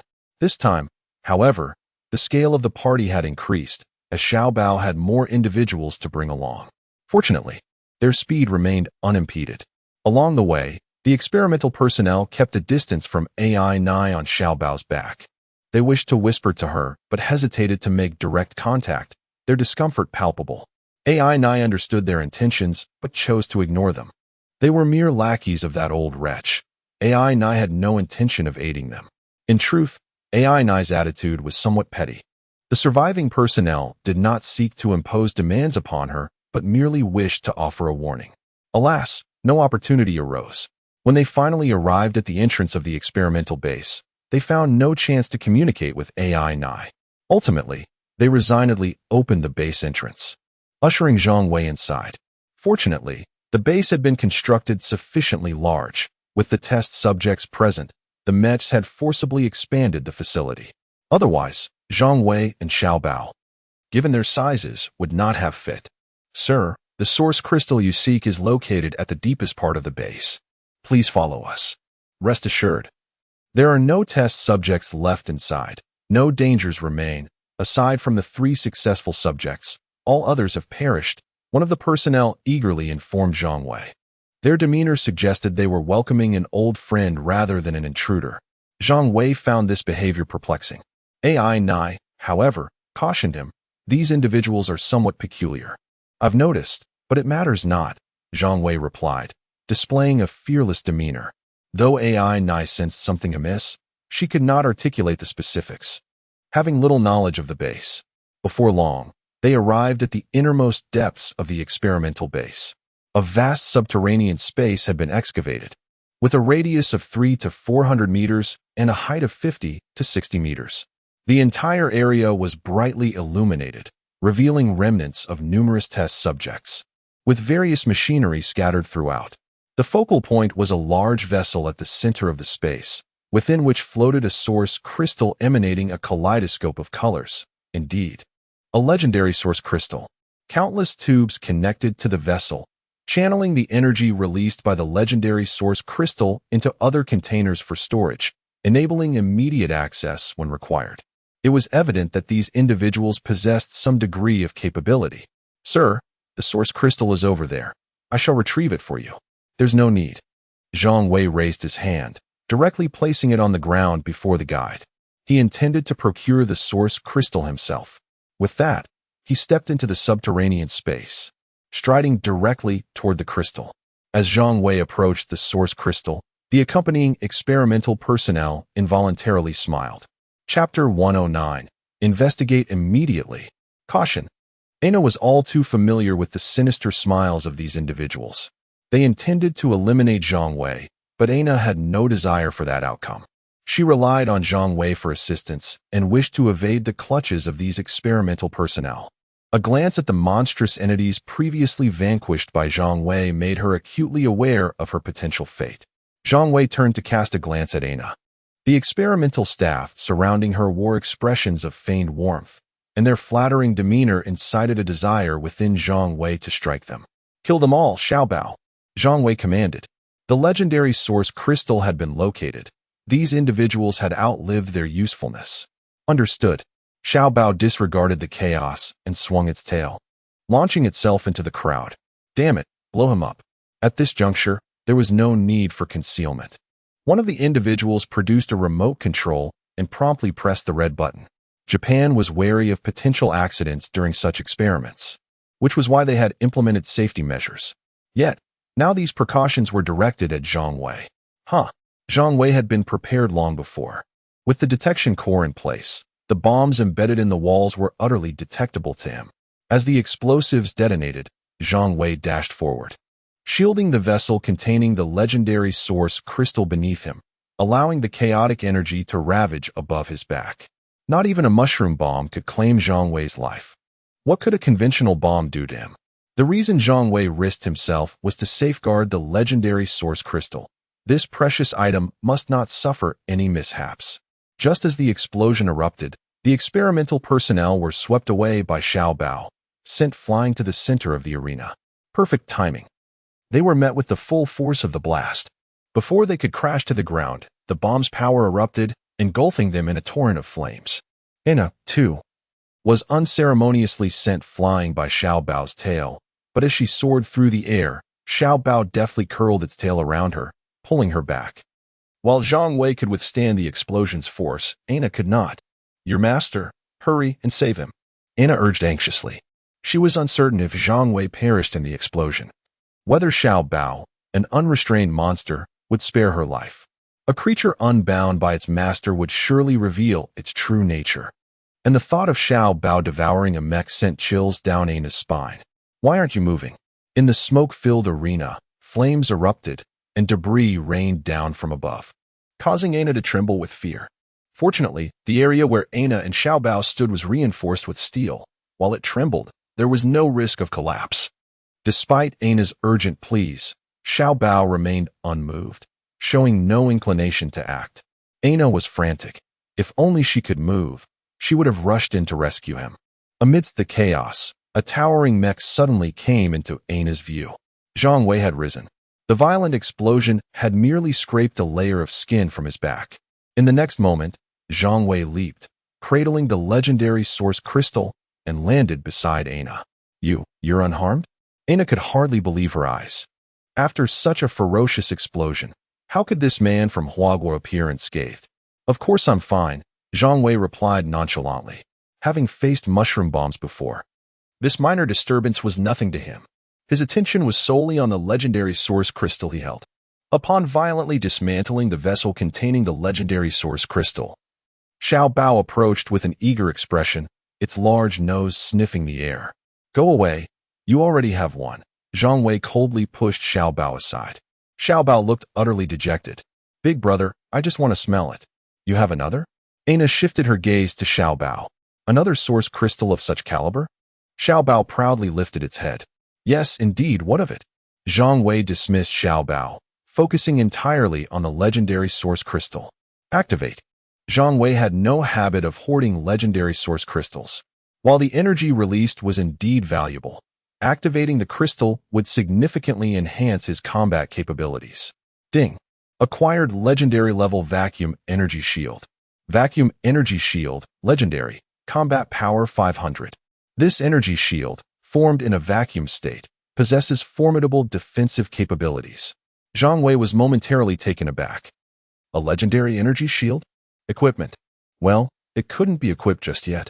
The mech had to undergo a fourth evolution before the energy shield slot could be unlocked.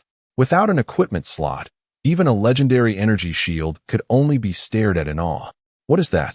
Ana gazed intently from the ground. Zhang Wei was too tall for her to see clearly, and she couldn't discern what he held. Yet, it had emerged from the legendary source crystal, undoubtedly a treasure. Zhang Wei glanced down and stowed the energy shield in the cargo hold. Such a valuable item, he would not disclose it to Ana. "It's nothing, we should leave now." "Stingy," Ana retorted, displeased, feeling foolish for her earlier concerns about his safety. Zhang Wei acted as though he hadn't heard her, and turned to leave. Xiao Bao lingered momentarily. The explosions had ceased, yet the area was littered with remnants of metal, potential sustenance. Let us go. There are tastier morsels outside. If worst comes to worst, I'll get you a giant beast's leg to munch on. Zhang Wei gave Xiao Bao a light pat on the head. Upon hearing this, Xiao Bao eagerly followed Zhang Wei. Hey, don't forget me, Aina exclaimed, unable to contain herself. Without looking back, Xiao Bao coiled its tail around Aina and tossed her onto its back. Osaka camp, feeling the tremors emanating from the experimental base. The club president Okamoto's wrinkled face contorted in alarm. What has transpired? Who can tell me what has happened? Okamoto roared.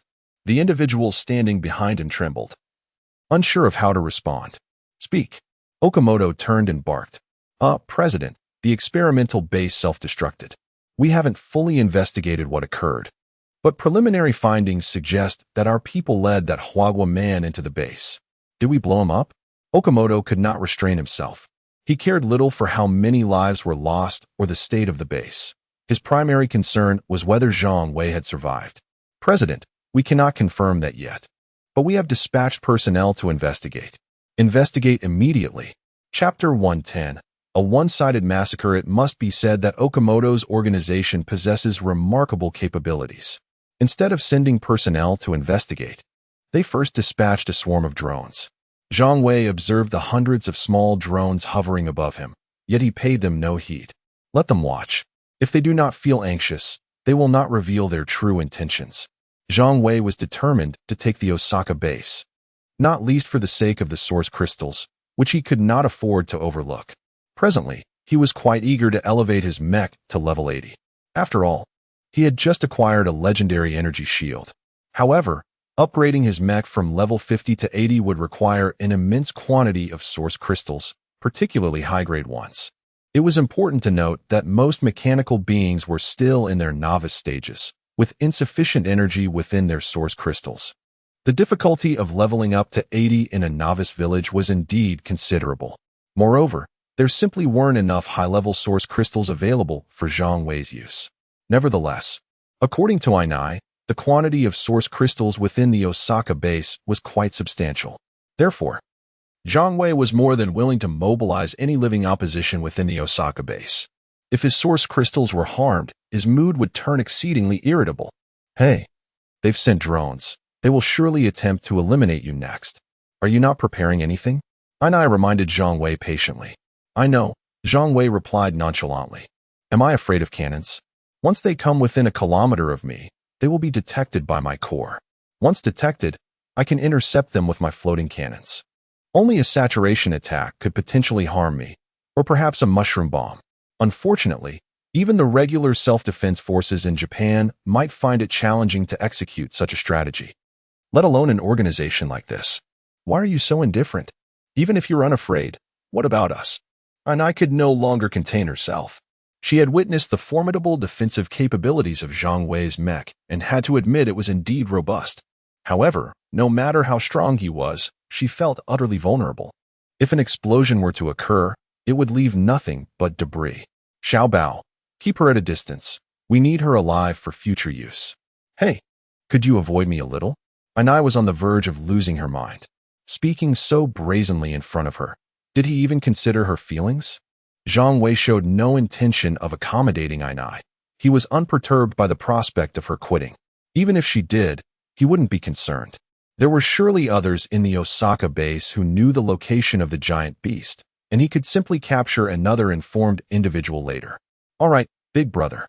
Xiao Bao disregarded Ainai's complaints, focusing solely on Zhang Wei's commands. Soon, Xiao Bao lagged about a kilometer behind Zhang Wei. At this moment, Zhang Wei was drawing closer to the Osaka base. Okamoto had been in constant contact with Ainai, but she had severed all communication. She wanted nothing to do with anyone. As Zhang Wei approached the Osaka base, Okamoto could no longer remain calm. He immediately dispatched personnel to intercept him, determined not to let such a formidable figure enter and wreak havoc within the base. A grand assembly of mechs gathered within the Osaka base, with just a few drones. They were already managing well, and the artillery was merely for intimidation against the ordinary inhabitants of the base. Lacking professionals, hitting a moving mech would be nothing short of a fantasy. Soon, the mech army surged out of the base, advancing toward Zhang Wei. Wow, quite an impressive display. Zhang Wei was genuinely astonished upon seeing the mech army. There must be thousands of them, albeit of relatively small stature. However, he was puzzled when 300 to 400 mechs suddenly turned around midway and regrouped on the opposite side. What sort of tactic was this? Among those mechs that fled, some were ranged units, yet Zhang Wei was too far for their weapons to reach him. Hey, those who ran away are mine. Could you please spare them? Ainai contacted Zhang Wei, revealing that she indeed had some influence within the Osaka base. The ability to mobilize 300 to 400 mechs from 1,000 was quite significant. No wonder the old-timers in the base sought to eliminate him. Zhang Wei neither agreed nor declined. He merely teased Ainai. Whether to eliminate those mechs would depend solely on his mood. Thunderous Wrath. In the face of such a brawl, employing Thunderous Wrath was the optimal strategy. With a throng of mechs charging towards him, it would be a disservice not to unleash this skill. A sphere of light shot forth from the tip of Zhang Wei's sword. The mechs, still 500 to 600 meters away, had no inkling of the impending assault. However, when the light sphere struck the first mech, those not affected by the skill's power quickly grasped the gravity of the situation. Within 100 meters, all affected mechs were incapacitated, none surviving. Scatter, everyone scatter. An astute individual commanded. In the next moment, a large number of mechs charged at Zhang Wei in a fan formation. What good will that do? Zhang Wei muttered before accelerating. Various ranged projectiles began to rain down on the spot where he had been standing. His speed outpaced their expectations. With the assistance of his thrusters, he crossed the 500 meters in the blink of an eye. When Zhang Wei's towering mech finally appeared before the smaller mechs, they all fell silent, their fury doused by the incessant spray of freezing projectiles. Nevertheless, the floating cannons were merely an auxiliary means of attack. The true weapon of annihilation was the ultra-powerful solar sword in his hand. The blade was searing and sharp. No mech could withstand its fury. Those wielding one-handed swords and shields were unable to repel Zhang Wei and Apos' onslaught. With a single swing, he cleaved through both shield and mech, leaving them in two halves. It was a massacre, a lopsided slaughter. Before the smaller mechs could encircle him, Zhang Wei had already broken free from the encirclement.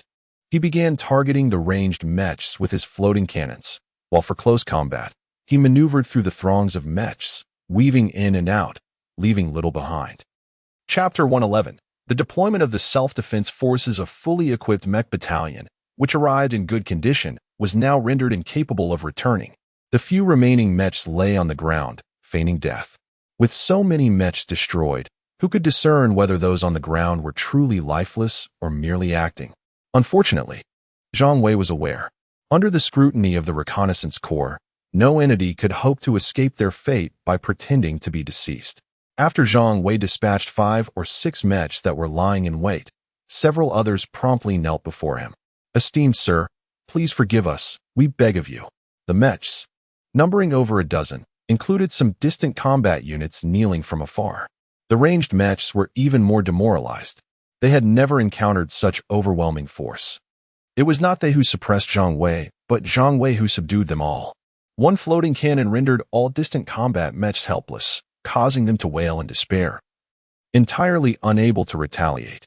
Witnessing their colleagues, frozen like ice sculptures on the ground, the fortunate survivors of the ranged mechs lacked even the courage to raise their weapons. As for fleeing, ridiculous. Could they outrun a bullet? Zhang Wei showed no mercy to these adversaries. Having chosen to come for his life, they must be prepared to meet their demise. Was there truly a chance for survival simply by kneeling in repentance? Such a notion was ludicrous.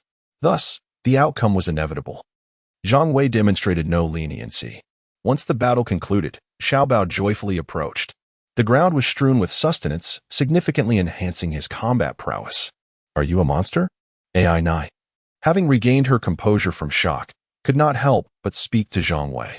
She recognized that her words might seem disrespectful, yet they echoed her innermost thoughts.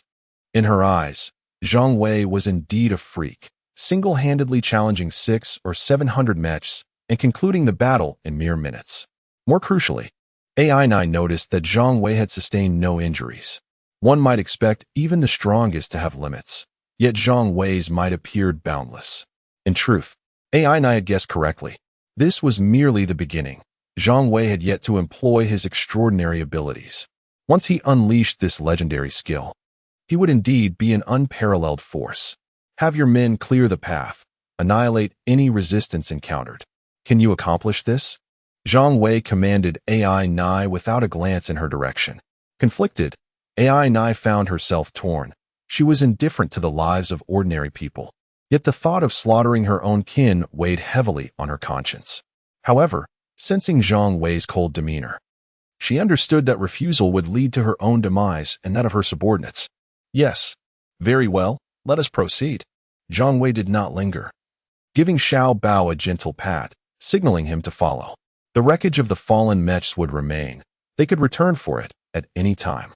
Xiao Bao, somewhat reluctant, trailed behind Zhang Wei, occasionally indulging in morsels along the way. Ahead of them lay AI Nai's 300 or 400 followers, whose gratitude toward her soared to unprecedented heights. Why?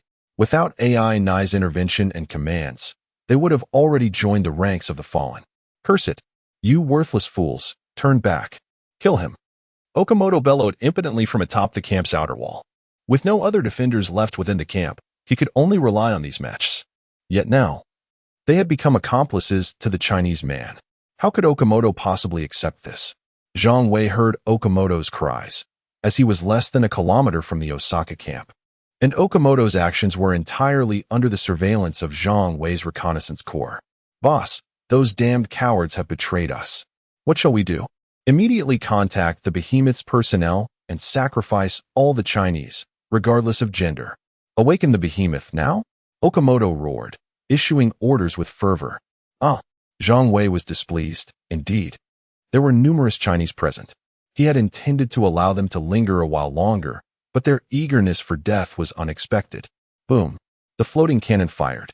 A freezing projectile streaked through the sky like a meteor, and Okamoto, still howling, had no time to react before being shattered into icy fragments.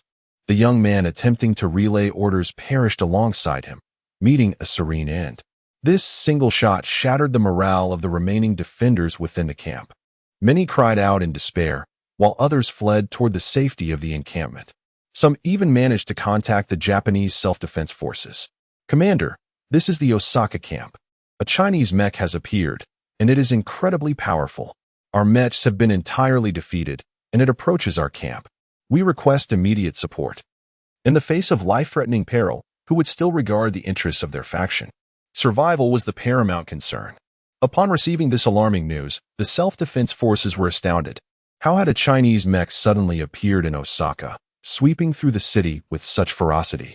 The information was rapidly escalated to the higher echelons of the self-defense forces, who convened an emergency meeting, mobilizing all available resources and reviewing surveillance from the Osaka camp. How can we be certain this is a Chinese individual and not one of our own Japanese empire? Sir, after extensive verification, the operator of this mech is indeed Chinese and harbors significant hostility toward our Japanese empire. In that case, eliminate him. Dispatch a large detachment to neutralize the threat. But remember, do not harm the personnel within the Osaka camp, and do not allow him to approach the behemoth. The self-defense forces responded with remarkable swiftness. Of course, the urgency of their response was primarily driven by the presence of the behemoth. At this juncture, the lives of a handful of civilians were inconsequential to them. They were focused on the behemoth. Previously, they had tolerated Okamoto's faction due to its utility and their control over it. However, Zhang Wei was now beyond their grasp. They could not allow the behemoth to be exposed to this Chinese man. To control the behemoth, to wield its power, this was their current aspiration. As long as they could harness the behemoth, no force on Blue Star could impede the march of the Japanese empire. All lands would tremble beneath its iron heel. This was Japan's paramount strategic objective, and thus, the self-defense forces would not permit Zhang Wei to run rampant within the Osaka camp. Chapter 112. How could you be so handsome? As the self-defense forces dispatched their troops, Zhang Wei had already infiltrated the Osaka base. All personnel present were gathered together, and they were informed that all source crystals must be surrendered. Those who hoarded them would face death. AI Nai, feeling helpless, had no choice but to comply with Zhang Wei's orders. The collection of source crystals proceeded smoothly. As no one dared to resist, defiance meant death. Zhang Wei did not even need to lift a finger. AI subordinates took matters into their own hands. Feel free to chant your slogans. But do not drag us down to death. If we suspect anyone of being a liability, we will have no choice but to eliminate you without hesitation. There was not a shred of mercy to be found. After AI subordinates executed a dozen individuals, the rest fell silent. Collecting the source crystals took over half an hour, yet Zhang Wei was quite satisfied with the quantity gathered. Although most were ordinary crystals, there were a few intermediate ones, and the overall number was substantial. Zhang Wei's own cargo hold could not accommodate them all, so he instructed Xiaobao to attach 2 additional cargo holds to store the crystals. Those who had killed Chinese nationals were commanded to stand forth. If one did not step forward, their neighbors were encouraged to report them. If no one spoke up and they were later discovered, 100 people surrounding them would face the consequences. Zhang Wei was no benevolent figure. In his realm, there were no defenseless, ordinary individuals. Those who had committed wrongdoings must pay with their lives. A single provocation set off a chain reaction. After AI relayed Zhang Wei's words, individuals began to flee in panic. Those who attempted to escape were undoubtedly hiding something. This was a certainty. Of course, some harbored a glimmer of hope, concealing their faces in fear of being discovered. Unfortunately, they underestimated the human instinct for survival. Soon, a large number of individuals were identified. The accused, filled with rage and humiliation, quickly engaged in combat with their accusers. Zhang Wei had grown accustomed to such scenes. Similar occurrences had transpired in the previous camp. This was human nature. The chaos lasted merely a few minutes. All wrongdoers lay sprawled on the ground, some lifeless, others barely clinging to life. The aggressors had been overwhelmed. Fists could not contend against a multitude, and even their possessions proved futile. There were indeed some innocents among the fallen, but Zhang Wei felt no concern for them. What struck him was that not all in the camp had perished. Observing the fearful individuals huddled in the corner, trembling and unable to even glance at their Japanese captors, Zhang Wei could not suppress a disdainful smirk. He instructed AI to surrender the mecha cores, declaring that from this point forward, she would be in charge of the remaining personnel. AI was hesitant. She was reluctant to relinquish the mecha cores. Without them, even she would be only slightly stronger than an ordinary person. Confronted with formidable mechanical beasts, survival would be improbable. However, refusing to comply could very well lead to her demise. Very well, she finally relented, issuing commands to her subordinates. AI communicated something to her team, and they cooperated, ultimately delivering nearly 400 mecha cores to Zhang Wei, including AI's damaged mecha. Zhang Wei had no desire to keep AI's mecha, nor would he leave it for her. The cores were handed over to Xiaobao, who eagerly consumed them. AI, unable to voice her anger, found herself incapable of understanding Zhang Wei's words without the mecha. Anyone who speaks Huagua dialect, step forward. Upon hearing Zhang Wei's inquiry, an individual rose from the crowd. I can speak Huagua dialect. Zhang Wei was somewhat puzzled. This person's Huagua was remarkably close to Mandarin, devoid of the peculiar accent typically associated with Japanese speakers. Are you of Huagua descent? I possess half Huagua blood. My mother is Huagua. Hence I can communicate in Huagua dialect. Sir, I am at your service. Zhang Wei felt a tinge of displeasure, yet he did not take it out on this individual. The choice to be a traitor was made by the person's mother, not him. Come here. Follow this woman and let her guide you to the giant beast. Yes, sir. The man promptly ran to AI, conveying Zhang Wei's request. AI, having no intentions of resistance, reassured the remaining civilians before leading the way again. Without the aid of mecha, AI's pace was not swift, but fortunately, the location of the giant beast was not far from the Osaka base. The beast resided within an underground cavern. Once they arrived, AI spoke up. Zhang Wei had anticipated seeing the buried giant beast. To be honest, it was somewhat challenging for the Japanese. Zhang Wei could only detect a presence buried 10 meters underground. His scans revealed merely a metallic skull, while the rest of the beast remained undetectable. Nonetheless, The Japanese had managed to uncover the giant beast, with numerous elevators installed above it. The rapid discovery of the beast and the ability to traverse it via elevators indicated that the organization under Okamoto was indeed resourceful. However, Zhang Wei had no need for such complications in confronting the giant beast. Xiao Bao, get to work. Dig up this giant beast. Understood. Zhang Wei was well aware of Xiao Bao's excavation speed. Even if the task was considerable, it posed no challenge for Xiao Bao. Given time, the beast would be unearthed. Yet, just as Xiao Bao began to dig, an elevator ascended from the depths. You are Huagua. We are aware of that now. Leave at once, and we can guarantee the safety of the Huagua individuals below. Otherwise, we will feed them all to the giant beast. Command your pet to stop. The bald man who emerged from the elevator spoke vehemently, laden with threats. How many Huagua have you killed? Zhang Wei countered. The translator immediately relayed Zhang Wei's words. Huagua, a despicable race. The number of Huagua who have perished at my hands exceeds 100, and I would not hesitate to kill the remaining thousands below. The man seemed oblivious to the gravity of the situation, boasting about his accomplishments while threatening Zhang Wei. Disassemble.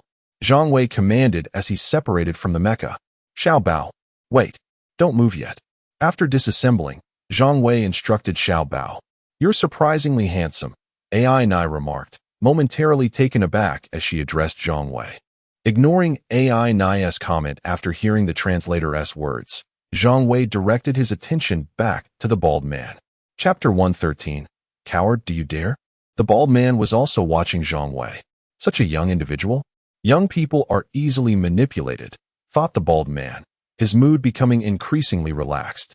However, before the bald man could utter a word as Zhang Wei approached him, Zhang Wei had already extended his hand and grasped the bald man's throat. You dare threaten me? Do you even qualify? Zhang Wei's gaze was icy as he stared into the bald man's eyes. At that moment, there was no need for the translator to convey anything. The bald man had already comprehended Zhang Wei's intent through his tone and expression.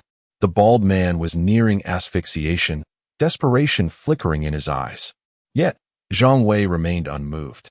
If it weren't for his urgency, he wouldn't allow this dog to perish so easily. Moments later, the bald man's thrashing legs stilled completely, his life extinguished. The translator was utterly terrified by Zhang Wei's actions. Let us proceed. Xiao Bao is waiting above. Yes, big brother. Xiao Bao obediently nodded to Zhang Wei. AI Nai and the translator followed in Zhang Wei's footsteps. At this moment, AI Nai wished to engage in a genuine conversation with Zhang Wei, purely to communicate without ulterior motives. Unfortunately, the language barrier hindered her, and she preferred not to enlist the help of those around her for translation. As for using her abilities to eliminate Zhang Wei, such thoughts never crossed AI Nai's mind. Only those who had undergone the third evolution of their mecha could truly understand its implications. Zhang Wei's mecha was extraordinarily powerful. The combat prowess it could bestow upon him was unfathomable. AI Nai did not believe she could defeat Zhang Wei using merely her ninja skills. Thus, she followed Zhang Wei dutifully, refraining from any deceitful actions. Although the elevator was somewhat rudimentary, lacking outer walls and resembling a mere iron cage, it moved swiftly. After descending approximately 100 meters, the elevator finally came to a halt. Outside the elevator, armed personnel were already poised with their weapons aimed at it. Tell them to lower their weapons. Zhang Wei spoke calmly, as if the guns were not directed at him. AI Nai commanded, put down your weapons. AI Nai still held some influence. The armed personnel within the behemoth base recognized her. Some lowered their guns, while others stubbornly maintained their stances. Having received orders to resist fiercely, believing their self-defense team would soon arrive to handle the troublesome Zhang Wei. Seeking death. In the next moment, AI Nai threw something, and a cloud of smoke enveloped her feet. As the smoke fully obscured AI Nai, her figure vanished. Zhang Wei furrowed his brow. AI Nai's speed was rather impressive. The key was that he had not clearly seen how AI Nai had evaded. The smoke had deceived his eyes. Soon after, the sound of a blade slicing through flesh echoed. AI Nai did not hold back. She demonstrated her might as a ninja. Those who had been aiming their guns found their throats severed by AI Nai. Typically, AI Nai might have merely incapacitated their wrists. But the current circumstances did not permit such leniency. Disobedient individuals had been swiftly dealt with. After dispatching around 10 people, AI Nai returned her blade and stood before Zhang Wei. Although Zhang Wei did not grasp the specifics, he understood her general intent, and he slowly nodded. "Take me to where the Chinese are imprisoned." The translator began diligently translating. Upon hearing this, AI Nai exclaimed, "Hi," observing AI Nai bowing slightly before him. A faint smile graced Zhang Wei's lips, yet he refrained from making any comments. Subsequently, under AI Nai's guidance, the group made their way toward the holding area for the Chinese. This underground space was sizable. On one side stood the leg of the behemoth, while the other side revealed a tunnel excavated by the Japanese. Zhang Wei could reach out and touch the exterior of the behemoth's mecha. After walking a short distance, Zhang Wei spotted a mecha. It stood about 3 meters tall, leaning against the behemoth's exterior mecha, with tightly arranged thrusters above it. This mecha served as a translator. Although the behemoth had not fully awakened, it could express some of its desires due to the Japanese's feeding, necessitating the mecha's internal translation. Otherwise, who could comprehend the behemoth's utterances? "Is this where you feed it?" Zhang Wei pointed at the thruster's exhaust ports, where dried blood could still be seen. "Hi." The individuals accompanying AI Nai all lowered their heads, not daring to meet Zhang Wei's gaze. Zhang Wei let out a cold smile and chose not to continue speaking. As the group ascended further, approximately 20 meters in elevation, Zhang Wei began to hear a cacophony of voices. "Ma, are you even human? You assist those dogs. Do you not fear retribution? He can no longer work. He can just replace one of you. You need not die, yet you still blame me? I see you truly wish to perish." A chorus of angry shouts erupted. Zhang Wei understood the conversation, for they spoke in Chinese. Without needing a guide, Zhang Wei advanced swiftly, soon arriving at the scene. A group of women was vocally berating a man. Yet they only dared to express their anger verbally as the man held a gun, flanked by 4 others armed with machine guns. "Ma Peter, you son of a dog. You only dare bully women. I will go with you. Do not trouble them." A weak voice emerged from the crowd of women. The women tightened their defense around the man. "Get out of the way." He agreed to it himself. Anyone who obstructs him will join him in feeding the behemoth. Ma Peter advanced menacingly, his expression twisted with rage. The women recoiled in fear. It was at this moment that Zhang Wei caught sight of the man being shielded by the women. He appeared to be in his 30s, gaunt and frail. Lying weakly on the ground, he struggled to rise but failed after several attempts. Zhang Wei's brow furrowed. "Huh, Lao He, keep acting tough. Today, I will feed you to the behemoth and see how you continue to oppose me." Ma Peter laughed malevolently upon seeing Lao He's state. "Coward." Lao He spat the words. These 2 syllables nearly broke Ma Peter's composure. He aimed his gun at Lao He and threatened, "Say that again, and I'll blow your head off." "Coward. Do you dare? Kill me, and your master will make you suffer." Ma Peter's hand trembled slightly. The behemoth preferred to consume the living, not the dead. If he were to kill this man. Chapter 114. It was all just an act to deceive you, all right. Take him away. Peter Ma bellowed in fury. As soon as he spoke, several individuals behind him stepped forward, ready to execute his command.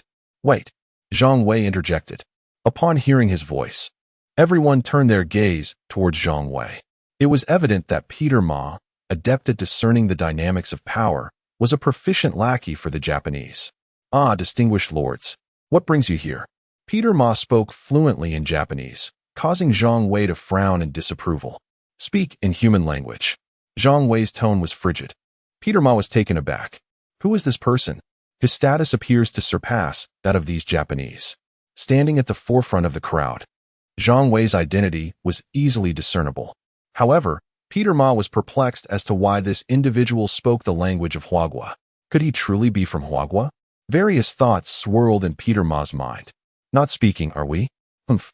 Zhang Wei approached and delivered a kick, sending Peter Ma tumbling to the ground, his leg shattered. A wretched howl escaped Peter Ma's lips as he clutched his leg, writhing in agony on the ground. As Zhang Wei made his way towards Lao He, Peter Ma finally regained some composure. "You bastard, how dare you kick me? I'll kill you." Peter Ma seethed. "You, a Huagua person, dare to lay a hand on me?" Had a Japanese kicked Peter Ma, he would never have dared to speak so boldly. In the midst of his enraged outburst, Peter Ma picked up a fallen handgun and aimed it at Zhang Wei. Zhang Wei turned sharply, his icy gaze locking onto Peter Ma, causing Peter Ma's finger to hesitate on the trigger. What sort of gaze is this? Is this a gaze a mere mortal can possess? Coward, Zhang Wei remarked dismissively. AI Nai also internally berated Peter Ma. If you intend to shoot, do it quickly. If you can eliminate this striking man, I will grant you even greater power. It seemed Peter Ma had heard AI Nai's thoughts, or perhaps he was embarrassed by Zhang Wei's scorn as he finally pulled the trigger. The gun was merely a few meters away from Zhang Wei. In such proximity, the gun would surely be quicker than a human. Yet, Zhang Wei transcended the ordinary. As Peter Ma's finger tensed, Zhang Wei had already evaded the bullet. The shot missed its mark. Zhang Wei appeared before Peter Ma and delivered 2 swift kicks, shattering both of Peter Ma's arms, leaving only flesh to connect them. Do not let him die, Zhang Wei directed towards AI Nai. The translator promptly conveyed Zhang Wei's words to AI Nai. Hey, AI Nai nodded respectfully. This striking man was indeed formidable, and AI Nai dared not defy Zhang Wei. How are you all? Zhang Wei inquired, the anger on his face dissipating, though he remained far from amiable. A group of women, intimidated by Zhang Wei and Apo's demeanor, hesitated to respond. Ultimately, it was Lao He, still lying on the ground, who answered. We are fine, but who are you? He gestured towards AI Nai and the others behind Zhang Wei. Fear not, I have come to rescue you. Now, tell me about the situation here. Rescue us? Are you from the government? Lao He's eyes sparkled with a peculiar light. Zhang Wei nodded in response. He understood Lao He's implication. While he was not the type of person Lao He envisioned, he was indeed from Huagua, a fact that could not be altered, thus he was not lying. Wonderful, wonderful, Lao He exclaimed, nearly moved to tears. Now, please tell me about the situation here. Zhang Wei prompted. With effort, Lao He propped himself up and began to recount his ordeal. Indeed, it was a lament. After the apocalypse erupted, the plight of Huagua nationals in Japan was dire. Almost everyone had been captured. Women were reduced to mere playthings. Frail men became bait, while strong men were enslaved as laborers, digging the very tunnels that ensnared them. The women behind Lao He had been sent here as fodder for monstrous beasts after their usefulness had waned. Have you not resisted? We have. But resistance only hastens our demise. And then there are traitors like Peter Ma. Without them, how could so many have perished in such a short time? Lao He struggled to rise and confront Peter Ma. Among you, there must still be those related to Japan, right? Zhang Wei's gaze bore into Lao He. Lao He wanted to deny it, but Zhang Wei's penetrating stare rendered him unable to utter even 2 words. Yes, despite the Japanese treating us this way, some still praise them. Those individuals are utterly stubborn. But rest assured, many more share my sentiments. We harbor a deep-seated hatred for the Japanese. You have not witnessed the atrocities they have committed. They are worse than beasts. At that moment, tears streamed down Lao He's face. Assist Lao He and gather everyone here. Zhang Wei instructed the translator. Understood. The translator promptly moved to support Lao He. Zhang Wei remained in place, contemplating his next steps. Who are you, really? If you are from Huagua, why did you harm me? We are all Huagua people. Peter Ma, having regained some strength, shouted at Zhang Wei. Huagua? How do you claim that? Zhang Wei retorted coldly. Why should I not? Do you not realize how many lives would be lost without me? I am caught in the midst of turmoil. You must save me. Upon hearing Peter Ma's words, a woman attempted to confront him, but Zhang Wei interjected, silence. The murderous aura emanating from Zhang Wei quelled Peter Ma and those who sought to challenge him. Approximately half an hour later, Lao He returned with a group of people. Each individual appeared gaunt and weary, yet their eyes sparkled with hope, for they had learned of Zhang Wei's intentions to rescue them. Is everyone gathered? Zhang Wei inquired. Everyone is here, Lao He affirmed. Good. Prepare yourselves. Take all Huagua nationals to feed the monstrous beasts. Zhang Wei's words were shocking. The scene fell silent in an instant. No sounds of discontent or disbelief could be heard. You. Lao He stared at Zhang Wei, eyes wide in disbelief. Me? It was all just an act to deceive you. Are you not moving? Zhang Wei glanced at AI Nai. The translator immediately conveyed Zhang Wei's words to AI Nai, who, upon hearing them, felt her mind had short-circuited. Chapter 115. What secrets? What is happening? Why has this handsome man suddenly decided to cast all the people of Huagua to feed the giant beasts? Was he not here to rescue them? My lord, I am not from Huagua. I am of Japanese nationality and was mistakenly captured. You cannot kill me. Another voice chimed in. I may not have changed my nationality yet, but in my heart, I am already Japanese. I have never spoken ill of Japan. You cannot kill me. At that moment, a myriad of sinister figures emerged. Zhang Wei committed their faces to memory. My lord, so your intention is? Peter's expression brightened, sensing something amiss. How could a group of Japanese follow the orders of a Huagua person? It was all an act, and he had unwittingly played a significant role in it. At a steep cost. As pleas for mercy echoed, Lao He lost his composure. You wretched creature, I will kill you. Lao He was on the verge of mental collapse.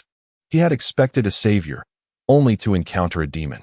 Unfortunately, Lao He's strength was limited. After pushing away those who supported him, he managed only a few steps before collapsing to the ground. Zhang Wei paid him no mind and approached one of Peter's subordinates, seizing the handgun from his grasp.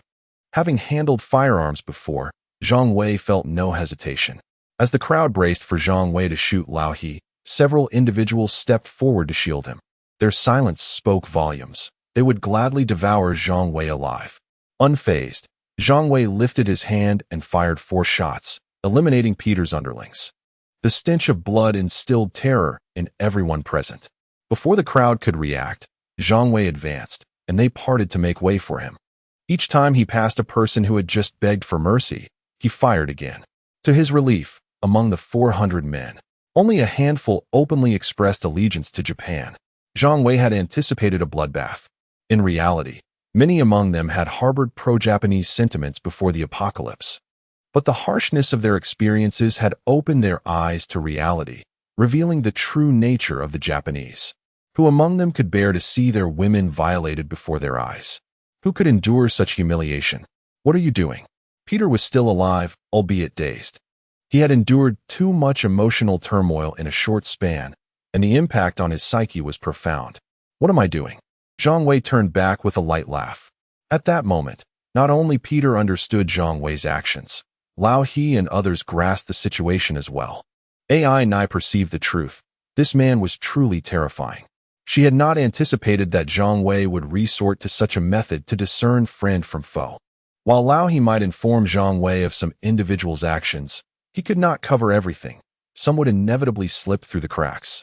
After Zhang Wei's upheaval, it was likely that even if there were any remaining loose ends, they would be few. I am Zhang Wei, a Huagua national, here to rescue you. I cannot say when you will return home, but I will do my utmost. For now, there are some mechas. You may divide them amongst yourselves. Zhang Wei produced a mecha core, handing over the mechas he had collected to Lao He. He could not serve as a caretaker for these individuals. If they wish to survive in Japan, they must rely on themselves. I do not wish to return. I only seek revenge, Lao He declared resolutely. Being the first to seize a mecha core. Indeed, no return. We must seek vengeance. The seeds of hatred began to sprout. In times of powerlessness, the desire for revenge could only be hidden deep within. But now, armed with mechas, they held the hope of retribution. Thus hatred began to bloom. Zhang Wei nodded silently. These men had not yet lost their fighting spirit. Moreover, their hatred would fortify them, becoming their motivation for self-improvement.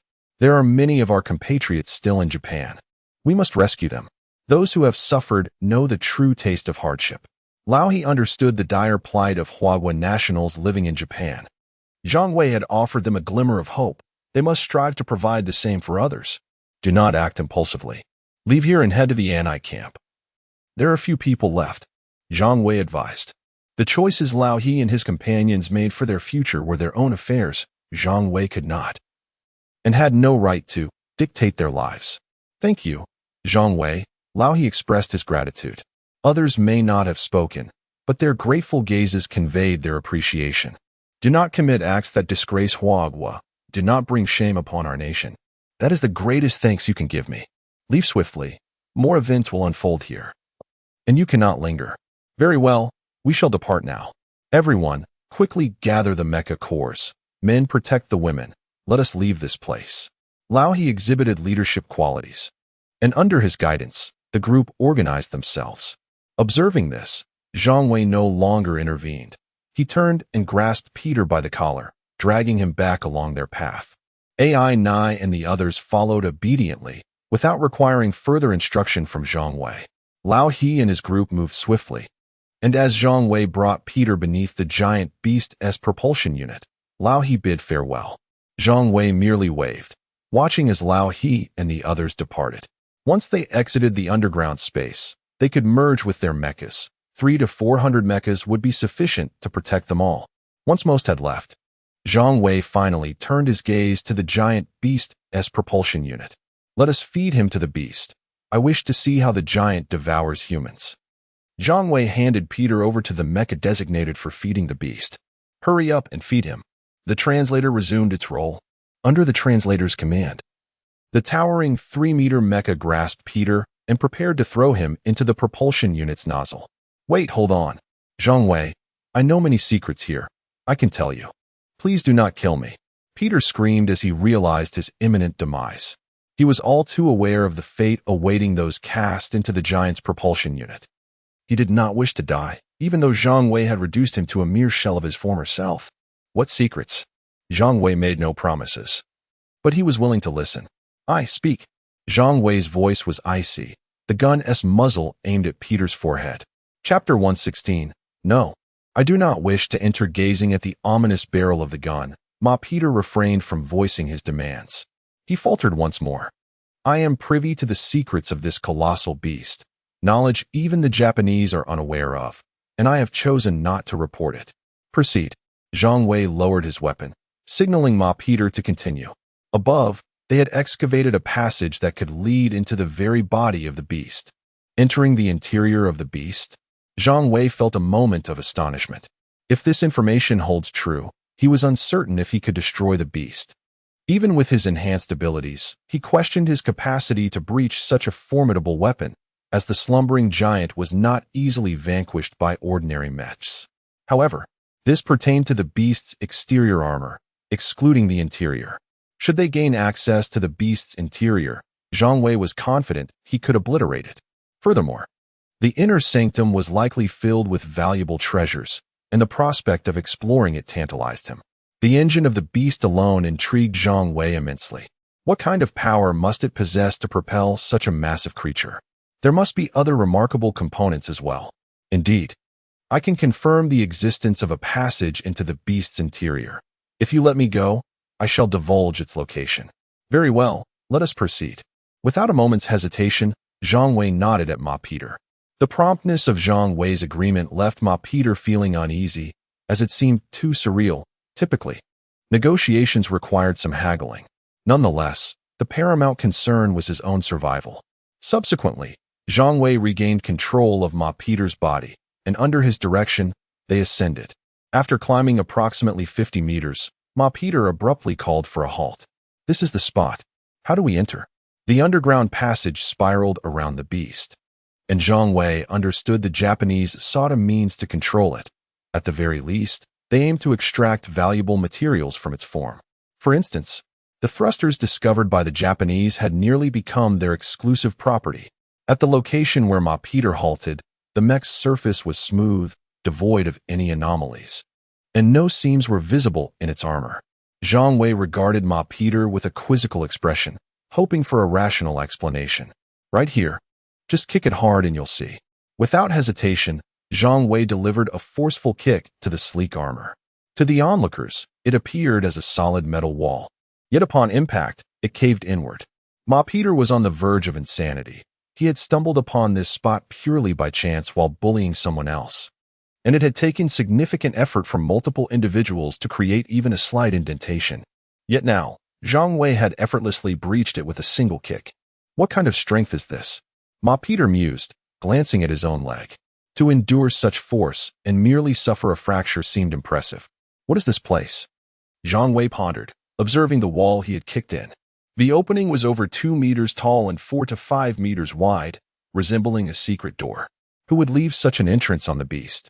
No, this must be the core space? Zhang Wei's own mech possessed a core space. designed specifically for housing the core module. Admittedly, his core space was not as expansive, but given the beast's enormous size, such a vast core space seemed plausible. See, I wasn't lying. Ma Peter boasted somewhat self-consciously. Get back, it will spring back. Zhang Wei grasped Ma Peter and swiftly moved aside. Moments later, the metal wall indeed rebounded. Had they not moved, it would have slammed them against the opposite wall of the passage. Zhang Wei cast a significant glance at Ma Peter. Had he not been holding on to this individual, it was clear he would have neglected to offer a warning. Zhang Wei then peered into the depths of the core space. Inside, it was shrouded in darkness, or at least that was how it appeared to Ma Peter. However, Zhang Wei's senses had been heightened, and while he could not discern details from afar, he was capable of perceiving happenings within 100 meters. He did not spot any core modules, but he did see several skeletal remains, human bones, devoid of flesh or blood. How long had it been since the apocalypse began? Even if these individuals had entered the space immediately upon the beast's arrival, they could not have perished so completely. Decay requires time, and these individuals could not have been among the first to enter this space. The first to discover this area was likely Ma Peter himself. Thus, who were the inhabitants of this core space? Zhang Wei regarded Ma Peter once more. Hurry inside. It won't be long before the wall rebounds. Ma Peter felt a pang of guilt under Zhang Wei's scrutiny, but could only muster the courage to speak. All right, you enter first. No, I cannot walk. My entering would be futile. Ma Peter attempted to wave his hands, but they were rendered useless, and he could only shake his head in protest. He had no desire to enter this place, for it was a domain of death. Then will you remain here? Zhang Wei inquired cautiously. Yes, I shall stay here. Ma Peter nodded vigorously. Ah, you think too much. Zhang Wei seized Ma Peter and stepped into the core space. You all wait outside, unless I perish within. I advise against fleeing. Zhang Wei cautioned Ana before crossing the threshold into the core space. His words were duly translated. Am I to flee? Ana sighed softly. Having boarded Zhang Wei's ship, escape was not an option. Where could she possibly go? She had been categorized as Zhang Wei's accomplice, along with her subordinates. Zhang Wei disregarded Ana's mutterings. If she fled, it would signify her understanding of her own demise, and he would show her no mercy. If she chose to remain, she would retain some utility, which was worth preserving. No, I do not wish to enter. Do not drag me in. Ma Peter struggled desperately. Yet, with only one leg remaining, he was powerless to resist Zhang Wei's control. Chapter 117. Two epic cores. There was no doubt that they would proceed. Zhang Wei confidently led Ma Peter into the lair of the colossal beast, despite Ma Peter's desperate struggles. Upon encountering the skeletal remains strewn across the ground, Ma Peter was utterly shattered. Damn it, get me out of here quickly. We're going to die, do you understand? Are you blind? Can't you see the bones on the ground? If you want to die, then go ahead, but don't drag me down with you. Ma Peter had completely relinquished his inhibitions. Faced with imminent death, he could no longer concern himself with whether Zhang Wei intended to end his life. After all, even if Zhang Wei spared him, death was still inevitable. You see, these people are the ones you killed, aren't they? Zhang Wei remarked with an unervingly calm demeanor, devoid of any emotional fluctuations. They were killed by me, so what? Ma Peter retorted defiantly. Do you know how they died? Not a clue. All I know is they seemed perfectly fine when they entered here. How would I know what happened to them? Ma Peter's tone was insistent. Zhang Wei smiled faintly and then unceremoniously tossed Ma Peter to the ground. You will soon find out. Ma Peter was on the brink of madness. Perceiving Zhang Wei as a true demon, knowing that entering this place would lead to death, Zhang Wei not only intended to condemn himself, but seemed prepared to take Ma Peter along with him. Was this man willing to sacrifice his life to ensure Ma Peter's demise? As these thoughts raced through Ma Peter's mind, he frantically kicked with his remaining leg. Desperate to escape this nightmarish place, Zhang Wei made no attempt to intervene, merely crossing his arms and observing. For someone like Ma Peter, a swift execution would be too merciful. This man had to suffer. He must endure a sufficiency of fear and pain before his demise. Zhang Wei found satisfaction in watching Ma Peter's frantic state. As for his own mortality, Zhang Wei felt no concern. If his body could not withstand the pressure, he could always merge with his mech. Though the space was limited, the mech could forcibly expand it. Ma Peter, oblivious to Zhang Wei's thoughts, crawled forward, his body writhing on the ground like a maggot, albeit at a pitifully slow pace. Before long, the metal wall that had been ejected began to rebound. Although the speed was not alarming, when Ma Peter saw the wall returning, he lost all composure. "Hurry, get me out of here. I don't want to die in this place. Please, don't let yourself die here either. Let us all escape together." Zhang Wei remained unmoved, showing no intention of budging. As the metal wall approached its original position, Ma Peter erupted in fury. "You won't have a good end. I'm going to die, and you won't survive either. You bastard, you're dragging me down with you. What a fool. Who told you that I will die?" Zhang Wei countered. Ma Peter was momentarily taken aback. "And do you not feel the temperature rising here?" Zhang Wei pointed out to Ma Peter. Zhang Wei had deduced the fate of the skeletal remains on the ground. They had perished from being vaporized by extreme heat. Their flesh and blood evaporated, leaving only bones behind. One could imagine that the process of dying was anything but pleasant. You. The entire core space succumbed to darkness as the metal walls sealed shut. When the walls completely closed, the temperature within the core space surged by several degrees and continued to escalate. Zhang Wei was unfazed. Such temperatures posed no threat to him. He estimated that he would only begin to feel uncomfortable once the temperature reached around 60 degrees. However, Ma Peter could not withstand the heat. The temperature had already soared to 50 degrees, and he collapsed onto the ground. As he felt the burning pain radiating through his body, tears streamed down his face. Yet, before they could fall, they evaporated into vapor. Were these tears born of regret? Perhaps, but it was certainly not due to his allegiance to Japan. The specifics of his regret were unclear to Zhang Wei, nor did he wish to know. "You enjoy yourself here. I will explore further," Zhang Wei said nonchalantly. Upon hearing Zhang Wei's voice, Ma Peter wished he could bite his tongue and end his own life. Why? Why was he the one on the brink of being cooked alive, while that scoundrel remained unscathed? Why did Zhang Wei sound so unaffected? Ma Peter was destined never to find the answers. Zhang Wei had already ventured deeper into the core space. It was not that the colossal beast possessed a conscious intent to kill. The external armor sealed off the heat generated within, causing it to circulate internally, leading to such a predicament. Zhang Wei pondered whether there was any core module within the beast. "Even if there is, it probably won't be of any use to me," he muttered as he continued his exploration. Not long after, he stumbled upon the core module he had envisioned in his mind. To his surprise, the core module was not large, comparable in size to the core module of his mech. Why create such an expansive core space if the modules are all the same size? Just to flaunt your bulk?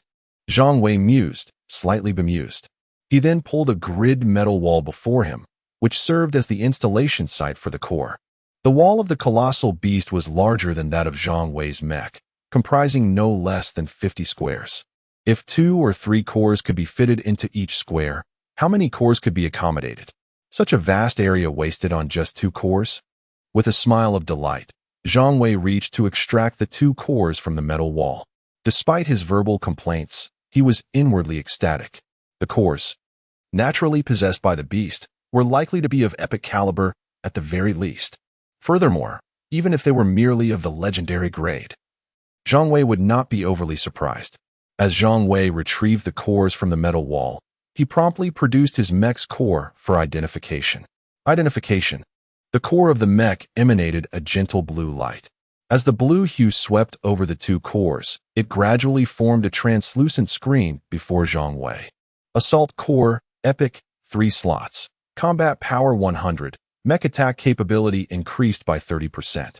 Gale core, epic, 3 slots. Combat power 100. Thruster energy output increased by 30%. Power consumption reduced by 30%. Good heavens! Zhang Wei exclaimed, unable to contain his astonishment upon reading the information displayed on the screen. Though the quality of the 2 epic cores did not reach the legendary tier, he was already immensely satisfied.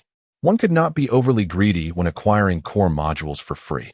The key was that these 2 core modules held immense potential, offering a boost in combat power that far surpassed the meager 200 they inherently provided. Chapter 118. A blaze ignites Zhang Wei, suppressing the exhilaration within. carefully stored the two core modules into the mech's core. Just as he secured these precious components, a tremendous tremor erupted from within the colossal beast. The theft of its core modules roused the slumbering creature, albeit briefly. If merely a few external components, such as some thruster nozzles, had been tampered with, the beast would have remained indifferent. Those parts were merely regenerative equipment, capable of self-repair given sufficient energy. However, the core modules were irreplaceable. Their loss was intolerable to the beast. These two core modules were invaluable to Zhang Wei, and equally so to the beast, as they significantly augmented combat capabilities. The more potent the attack, the greater the effect of the assault core. The same principle applied to the Gale core. Yet, despite the beast's fury, its internal power was insufficient to mount an effective counterattack. To put it plainly, it was akin to a car running on empty, without a power source. The notion of movement was ludicrous. The beast lay dormant underground, gathering energy reserves. Nevertheless, while it could not move, it could exert minimal control over the airflow within its body.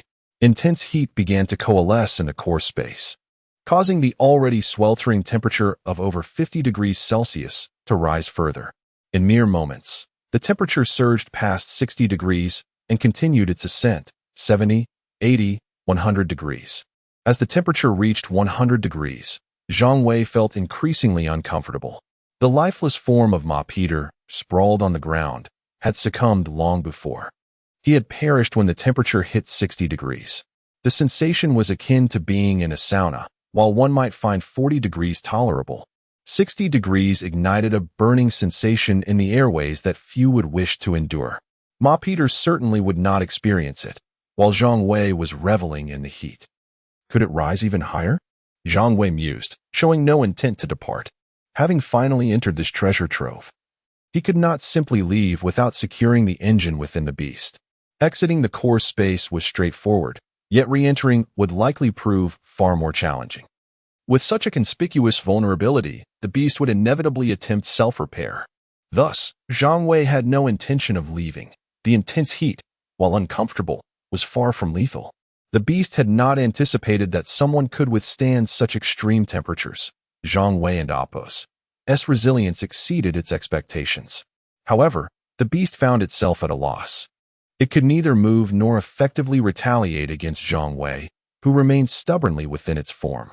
Just as Zhang Wei prepared to take action, the voice of the beast resonated in his ears. "Human," it declared in Mandarin. Zhang Wei was taken aback. The beast's ability to speak was unsurprising, as otherworldly entities often possessed such faculties. What astonished him was that this beast communicated in Chinese. Had it discerned his nationality? However, Zhang Wei's frown soon deepened, not because the beast recognized him as a Chinese citizen, but rather because it had consumed a multitude of Chinese individuals, assimilating their knowledge and language in the process. "Damn the Japanese," Zhang Wei muttered through clenched teeth. "Human, I am not Japanese," he retorted coldly. Despite the beast's considerable intellect, it apparently struggled with the nuances of communication. "What do you desire?" Zhang Wei inquired, unwilling to engage in a pointless argument with a beast. "Leave my body, and I may forgive you and spare your life," the beast offered.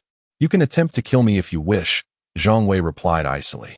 The Japanese were indeed detestable. Yet this beast, which had devoured countless Chinese lives, was no better.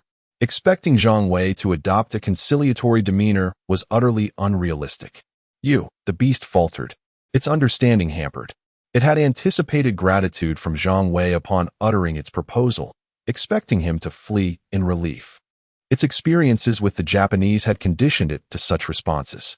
Zhang Wei's reaction left the beast bewildered. "Very well, if you wish for me to leave, then relinquish your engine, and I shall depart." Zhang Wei issued his demand, uncertain of the engine's location within the beast's body. "What? Human, you have provoked my wrath." The beast roared in fury. This human, having stolen its core modules, now sought to claim its engine as well. Though the engine was also a regenerative component, it could only recover from faults or damage with energy. If the entire engine was removed, there would be no recovery possible. Energy conservation was a fundamental principle. What was Zhang Wei's behavior? It was nothing short of thievery, leaving no room for negotiation. Without the engine's power, The colossal beast would remain in a state of slumber for centuries without awakening. In truth, it could not sustain such dormancy for long. The absence of power would lead to various internal and external complications, potentially rendering its body useless in a matter of years. "Human, I will kill you," the enraged beast threatened, its sanity fraying. It strained to activate its engine, hoping to unleash enough power to eliminate Zhang Wei. With sufficient energy, the internal temperature and pressure would escalate further. This was precisely what Zhang Wei desired. Only through the engine's activation could he discern its location within the beast's body. Knowing its position was essential for retrieval. The beast, however, remained oblivious to Zhang Wei's intentions, focusing solely on generating heat to annihilate him. Under the beast's exertion, the temperature in the core space climbed steadily, soon surpassing 120 degrees. Just as Zhang Wei prepared to act, a tremendous commotion erupted behind him. Boom! A burst of flames illuminated the entire core space. Chapter 119. Return. My engine. Startled by the sudden eruption of flames, Zhang Wei swiftly turned around. Upon seeing the source of the fire, his expression darkened instantly. There was no one there. It was the body of Ma Bide lying on the ground that had ignited. The temperature was intolerably high, causing Ma Bide's clothing to catch fire, along with his corpse. Zhang Wei was momentarily frightened, but soon felt a sense of relief. However, a glance at his own attire brought a flicker of concern. His clothing had been provided by the military at the Chuan City base, touted as fireproof and water-resistant, with a certain level of defensive capability. Initially skeptical, Zhang Wei was now convinced of its efficacy, noting that while the figure on the ground had succumbed to flames, he remained unscathed. He had briefly suspected foul play. With a sigh, Zhang Wei resumed his examination of the surrounding space, now illuminated by the flickering firelight. Despite the darkness, he could see quite clearly, but the light allowed for even greater clarity. It became apparent that the gases were emanating from this location. Thanks to the glow, Zhang Wei made a significant discovery.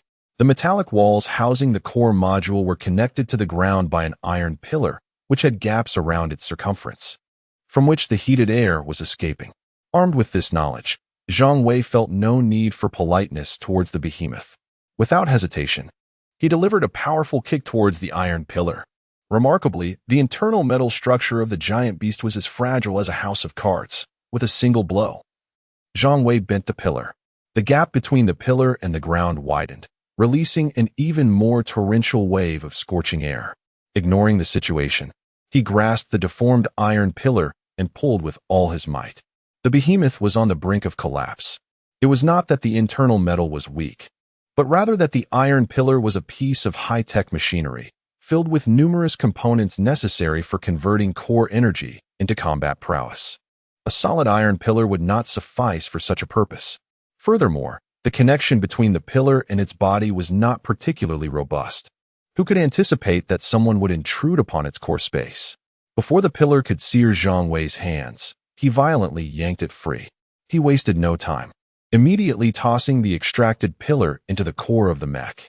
Then, peering down the opening from which the searing air was gushing, he could distinctly sense the roar of the engine within the giant beast. Without a moment's hesitation, Zhang Wei leapt down the opening. The space below resembled the intricate wiring of an electrical device, twisting and turning. Zhang Wei chose not to force his way through obstacles, proceeding with determination. Showing no signs of stopping, the behemoth was nearing its breaking point. If Zhang Wei continued to roam its insides unchecked, he would inevitably locate the engine. The giant could not allow this to transpire. It unleashed a surge of energy, expelling all that it had accumulated since arriving on Blue Star. The engine began to bellow ferociously, akin to a car revving in neutral with the accelerator fully pressed. The noise reverberated, yet apart from a slight tremor. It possessed no real power. However, this reckless acceleration did indeed provoke a more potent release of energy. The heat intensified, and Zhang Wei felt the temperature rise to around 150 degrees. His respiratory passages burned, and his body was losing moisture rapidly. Despite the oppressive environment, Zhang Wei found time to marvel at the quality of his attire. From this, it was evident that the temperature had yet to reach his limits, but it had certainly reached those of the behemoth. He disregarded the distractions, following his instincts as he descended further, soon finding himself in another chamber. After all, the giant beast was only about 100 meters tall. How vast could its interior be? In this new space, Zhang Wei beheld a roaring engine. Towering over 3 meters in height, clearly a remarkable piece of machinery. Could such a large engine fit into his mech? Perhaps it was adaptable in size, he pondered, uncertain. After all, who could possess such an extraordinary engine when their mech was still of a lower grade? Nevertheless, regardless of its compatibility, Zhang Wei was resolute in acquiring the engine. No one would stand in his way. With that thought, he approached and embraced one edge of the engine. To his astonishment, he was able to lift it, despite its considerable height. The moment he hoisted the engine, it severed its connection to the behemoth, causing the creature to panic. Human, whatever you desire, I can provide, just release my engine. What do you have to offer in exchange? Zhang Wei inquired. Returning the engine was not an option, but if the giant had something of value, he would consider it. The behemoth began to contemplate what it possessed that was expendable. I have weapons. Surely you require weapons? What weapons? My teeth and claws are of no use to you, but I possess laser weapons located on my shoulders. Release my engine, and I shall lead you to them. Do you truly think I could utilize your weapons? Zhang Wei replied with exasperation. Did the giant not realize the enormity of its own physique? Yet, this did remind Zhang Wei that he could not use the behemoth's external weapons, as his mech lacked the capacity to accommodate such large armaments. However, these external weapons could be stored for Xiao Bao, whose size would continue to grow. While he might never match the behemoth, he would come close. If Xiao Bao proved unable to use them, perhaps they could be given to Yume, who would undoubtedly find them useful. What else do you have? Do not withhold anything. If you lack sincerity, I shall take this engine by force. I have more. The behemoth replied. What else? The behemoth faltered. I have a propulsion system, defensive armor. It became evident that these items were tailored for the giant and unsuitable for a human mech. The propulsion system was larger than the mech's thigh, making it impractical. It seems you have nothing of worth left. I shall not hesitate any longer, Zhang Wei declared, turning to leave with the engine in tow. This was intended to exert pressure on the behemoth. Without a bit of coercion, it would never reveal its secrets. Unfortunately, Zhang Wei miscalculated. The behemoth withstood the pressure. In truth, it had nothing of value to exchange. With a sigh, Zhang Wei activated the mech's core, stowing the engine away. You return my engine. The behemoth's remaining power was dwindling. Once it was depleted, it would face total shutdown. Chapter 120. Tell them that I am with Zhang Wei. Return what? Don't even think about it, Zhang Wei coldly retorted. The spoils are in my possession now, and I have no intention of returning them. Furthermore, not only will I not return them, but I also intend to make a dramatic exit. Let us see how you can handle that. Zhang Wei was astonished at how effortlessly he could dispatch a slumbering behemoth. In comparison to the combat prowess of a fully awakened beast, this dormant creature resembled a mere lamb, easily manipulated at his whim.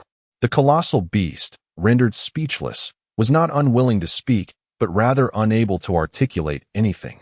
Its residual energy having completely dissipated, leaving it entirely incapacitated. Though certain of the mechanical monstrosity's demise, Zhang Wei chose not to retrace his steps. Instead, he whimsically disassembled a steel pillar from within the beast's body.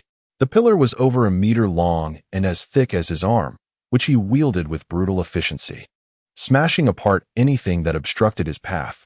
As he advanced toward the metallic wall, Zhang Wei glanced back at the remnants of his handiwork. The distance traversed was not great, barely 10 meters, yet the ground was littered with scattered parts. With such devastation, it was unlikely that, even with an engine attached, the beast could be revived. Zhang Wei did not consider his apprehensions unfounded. After all, one could never underestimate the chaos that the little Japan could conjure. Ideally, the best solution would be for him to exit the beast's body and allow Xiao Bao to come in and consume the entire creature. Subsequently, Zhang Wei began to exert force against the metallic wall before him. At that moment, merging with the mech would have been the optimal choice, as the mech's strength far surpassed his own, and he could wield the energy-infused solar sword. A few strikes would likely carve a breach. Yet, Zhang Wei retained a modicum of compassion.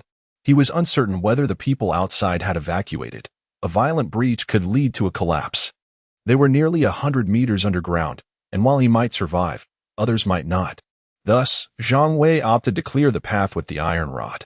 Fortunately, the beast's internal defenses were remarkably feeble. The beast's body resembled a domed lid. Causing destruction from the raised side was arduous, but from the concave interior, it proved far simpler. With his efforts, the metallic wall before him began to crack within a mere 10 minutes. When Zhang Wei finally breached the wall, he anticipated encountering the subterranean earth, but fortune favored him. The wall he chose to break through aligned perfectly with an underground passage. As he emerged into the light, the first sight that met his eyes was AI Nai. AI Nai, indeed, had not dared to flee. Something's wrong. You need to check on your pet. It's fighting with the self-defense forces. AI Nai exclaimed anxiously. The translator beside her immediately conveyed her words to Zhang Wei. Fighting? Zhang Wei could barely pause for questions before sprinting toward the elevator. Xiao Bao was undeniably strong, yet Zhang Wei was unaware of the self-defense force's capabilities. What if Xiao Bao could not withstand them? Upon reaching the elevator shaft, Zhang Wei discovered that Lao He and his companions were stuck there, with no one having escaped. Everyone go hide. If I don't call for you, do not come out. Zhang Wei instructed Lao He, not pausing for further inquiries. We can help you. Lao He, regaining some strength, insisted resolutely. Zhang Wei merely shook his head slowly after a brief glance at Lao He. Relying on these individuals for assistance was folly. Though they had obtained the mech core, the mech would not diminish in capability simply due to a change of hands. But who were Lao He and his group? They were, in essence, novices. Many had never even operated a mech. Just stay out of trouble and return to safety, Zhang Wei said bluntly before stepping into the elevator. The elevator is out of power, Lao He reminded him. If it weren't for that, we would have gone up to help already. Zhang Wei frowned slightly at this revelation and began to climb swiftly with both hands and feet. Once encumbered, one tends to hesitate in their actions. Had he not cared for Lao He and the others, he could have merged with the mech and leaped to the surface in the blink of an eye. For it was merely a 100-meter deep pit. Now, he could only climb laboriously. Fortunately, Zhang Wei's physical condition was exceptional. Though the elevator shaft was rudimentary, the supporting beams became his means of ascent. In no time at all, he had scaled over 10 meters. Lao He, witnessing Zhang Wei's agility, could only stare in astonishment, his heart heavy with bitterness. Observing Zhang Wei's prowess, it was evident that he feared their interference. Lao He, should we not go up to help? Those little Japan folks. Enough. Let him handle it. He doesn't need us. However, there are those who do. We must remain vigilant. I know many of you are no longer afraid of death, but we cannot perish aimlessly. Move. Lao He had assumed the mantle of leadership among the group, and his words went unchallenged. When Lao He and his companions finally encountered AI Nai, they regarded her with a mix of suspicion and resentment. AI Nai recognized that look all too well. It was rife with animosity. Tell them I am with Zhang Wei and will not harm them, she instructed the translator. The translator conveyed her words, but Lao He merely snorted in response, offering no retort. However, his restraint was not due to AI Nai's words. It was because she was indeed with Zhang Wei. AI Nai felt a measure of relief as she watched Lao He and his group depart. If they had surged forward, she, as an unarmed ninja, would have found herself at a distinct disadvantage. Just as AI Nai and her companions reached the elevator shaft, the tremors of battle above cascaded into her ears. Everyone retreat to prevent the elevator shaft from collapsing. Quickly, AI Nai commanded. Her followers immediately sprang into action, driven by their fear of death. Above ground, near the elevator shaft, Zhang Wei had already merged with the mech, but refrained from joining the fray immediately. He discerned that Xiao Bao and Apo's situation was relatively stable, devoid of any immediate peril. Chapter 121. The floating artillery from the sky. As for what Zhang Wei was doing, naturally, he was arming himself with the newly acquired items. The assault module and gale module were placed within his module space. Although Zhang Wei's module space contained only 20 slots, these two modules occupied merely 3 of them. He could easily accommodate 3 or 5 more of such modules. With the successful installation of these 2 modules, Zhang Wei's mech combat power surged by 200 points, but the true combat potential could easily translate into thousands of points. The 30% attack power provided by the assault core alone was already worth over 1,000 combat points. After installing the two modules, Zhang Wei took out the engine he had seized from the mechanical behemoth. Previously, he hadn't examined it thoroughly within the giantess body, so he intended to inspect it now. Electromagnetic range extending engine, legendary, combat power, 500 conventional power, 10,000 overdrawn power, 5,000 short-term burst power, 8,000 this heavy-duty engine. Equipped with an electromagnetic accelerator, was capable of delivering a tremendous output of power in a short span. Such formidable power. Zhang Wei felt exhilarated. This energy was so robust that, while he wouldn't say he could squander it at will, at this stage, it was virtually impossible for him to drain the engine's power to zero. The powerful engine not only provided an overwhelming force, but also boasted various functions, allowing for a faster refinement of source crystals. This legendary electromagnetic range-extending engine possessed a unique feature, the ability to unleash a short-term burst of power, enabling Zhang Wei to manifest extraordinary combat strength. He was uncertain what kind of attacking power would result from an 8,000 burst, but he understood that he didn't even need that much. A one-time burn of 1,000 power would grant him a temporary combat strength exceeding that of his mech by double. To put it plainly, it was a means of exchanging energy for strength and speed, a skill that was not quite a skill in itself. If he utilized the enhancer of super energy before activating the short-term burst, the resulting power would be tremendous. Zhang Wei cast a glance towards the elevator. He had the impression that if he unleashed his full potential, he could probably slay the behemoth with a single strike. Equipment.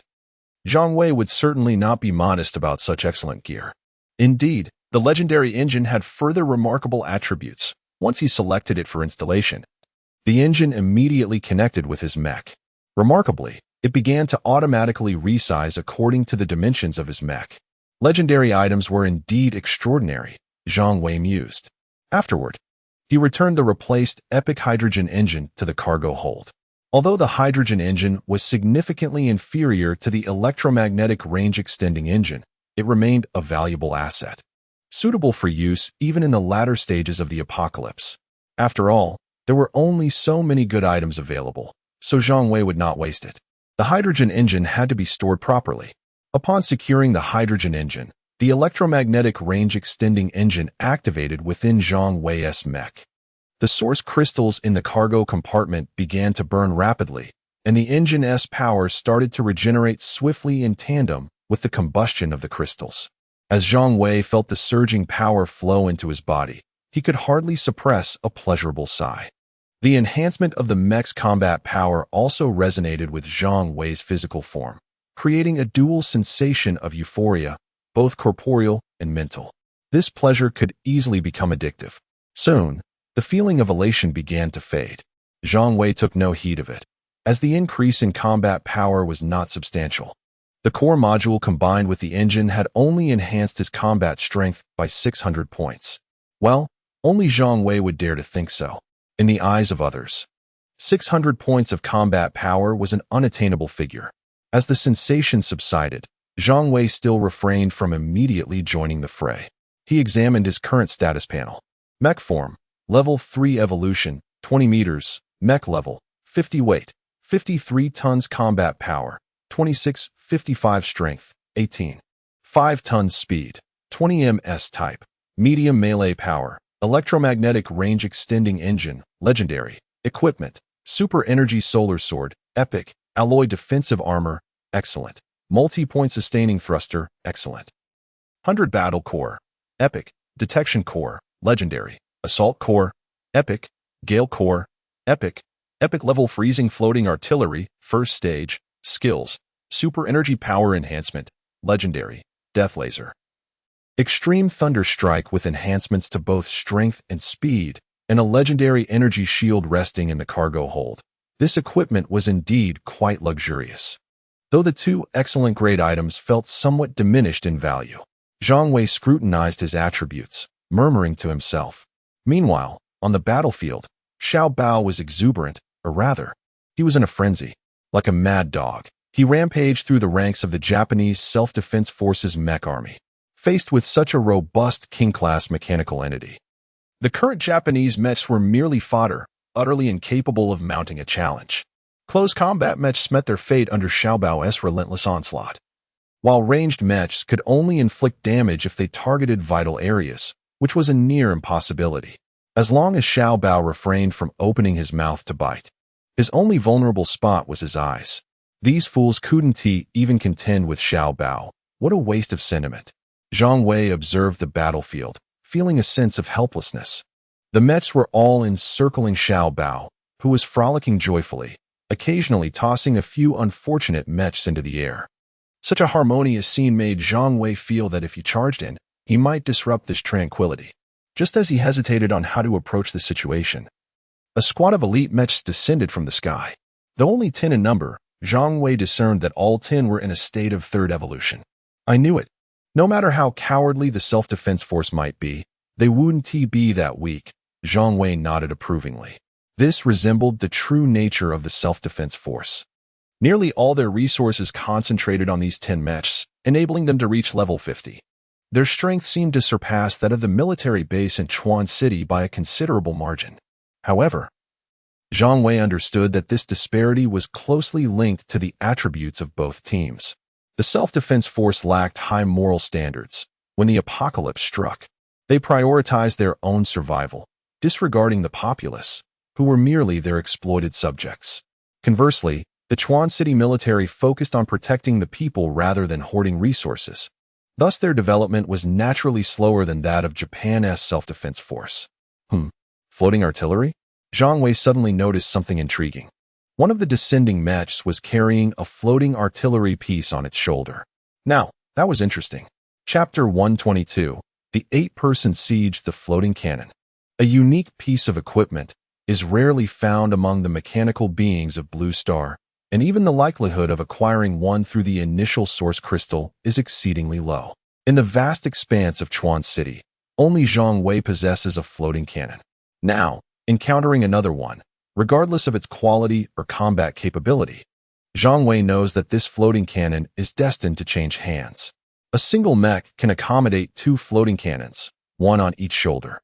At that moment, a mech descending from the skies opened fire on Zhang Wei.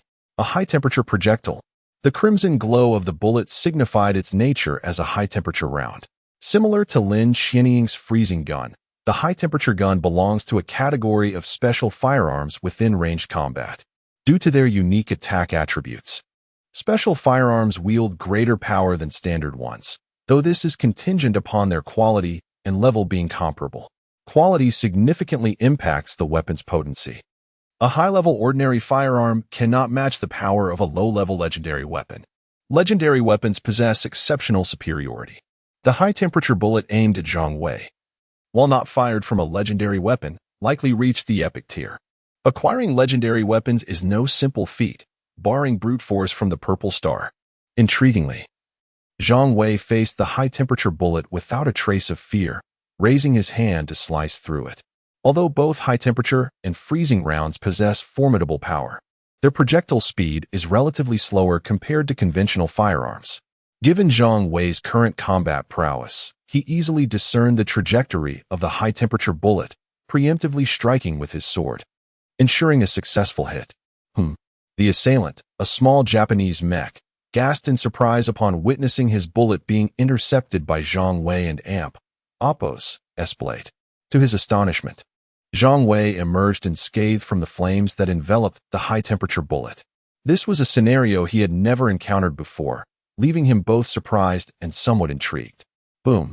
10 mechs crashed to the ground, their entry method reminiscent of Zhang Wei's own, leaping from an aircraft and merging with their mechs mid-air, resulting in a breathtaking spectacle. Without needing any commands, the mechs surrounding Xiao Bao began to retreat. There was no need for the 10 mechs to issue orders. Many had already begun to withdraw. Faced with an indomitable monster, those who hesitated to flee were merely inviting their demise, and those at the front were fools. Now, salvation had arrived, sparing them the need to sacrifice themselves. Confronted by 10 mechs that had undergone 3 evolutions, Xiao Bao displayed a newfound composure. It was evident that the equipment adorning these mechs was quite luxurious. As Xiao Bao contemplated his next move, 2 close combat mechs charged towards him. Surprised, he wondered why they did not all swarm him simultaneously. It soon became clear the other 8 mechs had turned their attention to his elder brother, Zhang Wei. Not one to take things lightly, had been provoked after enduring a high-temperature bullet, even if he had suffered no injury. Thus, upon exiting the bullet's fiery range, he took action. He unleashed a death ray followed by a freezing round specifically targeting the individual wielding the high-temperature gun. The close combat mech met the death ray. Its exterior resembling a line welded by a blowtorch. Had its armor not been sufficiently robust, this death ray would have claimed its life. Indeed, the quality of equipment was remarkable epic-grade armor. This was not merely a squad of elite mechs, it was a treasure-laden small prince's retinue. Zhang Wei sensed that he could indeed upgrade his arsenal significantly. This Huagua individual wielded considerable power, capable of blocking him in close quarters while striking from a distance. The leader of the elite squad issued commands. The 2 close combat mechs, acting as shields, charged towards Zhang Wei. Standing approximately 15 meters tall, both donned epic-grade external armor, boasting remarkable defenses. Without the protection of their epic-grade armor, how could they withstand the death ray unleashed by Zhang Wei's over 2,000 combat power? Thunderous fury. From a distance, Zhang Wei swung his sword. A luminous orb was cleaved from his blade. Upon its explosion, the close combat mechs converging towards Zhang Wei were immobilized. Thunderous fury. A lightning attribute skill, not only radiated outward but also inflicted lightning damage, causing the beefy close combat mechs to experience a brief paralysis despite their thick hides. The 3-tier mechs indeed possessed skill. Defeating them in a single strike was not feasible. As Zhang Wei advanced to confront the 2 close combat mechs, he swung his sword without hesitation. The mechs demonstrated commendable reflexes, raising their shields despite the lingering effects of paralysis. Their shields were no ordinary items. They were all epic-grade one-handed shields. The duo coordinated seamlessly, raising their shields for defense while simultaneously lunging with their one-handed swords towards Zhang Wei's legs. Against equally matched foes, this tactic could prove effective. Though not a skill, it resembled one in execution. Close combat mechs thrived on the principle of defense followed by counterattacks. However, the success of the counterattack hinged on the ability to withstand the initial assault. Was Zhang Wei's sword truly so easily defended against? While the epic-grade shields could withstand the blade of the super-energy solar sword, they could not endure the sheer force exerted by Zhang Wei. With a forward surge, the power behind Zhang Wei's strike exceeded 30 tons. The inherent strength of his mech alone reached 20 tons. And when combined with the momentum of his charge and the gravitational force of the super-energy solar sword, the impact of his strike was formidable beyond measure.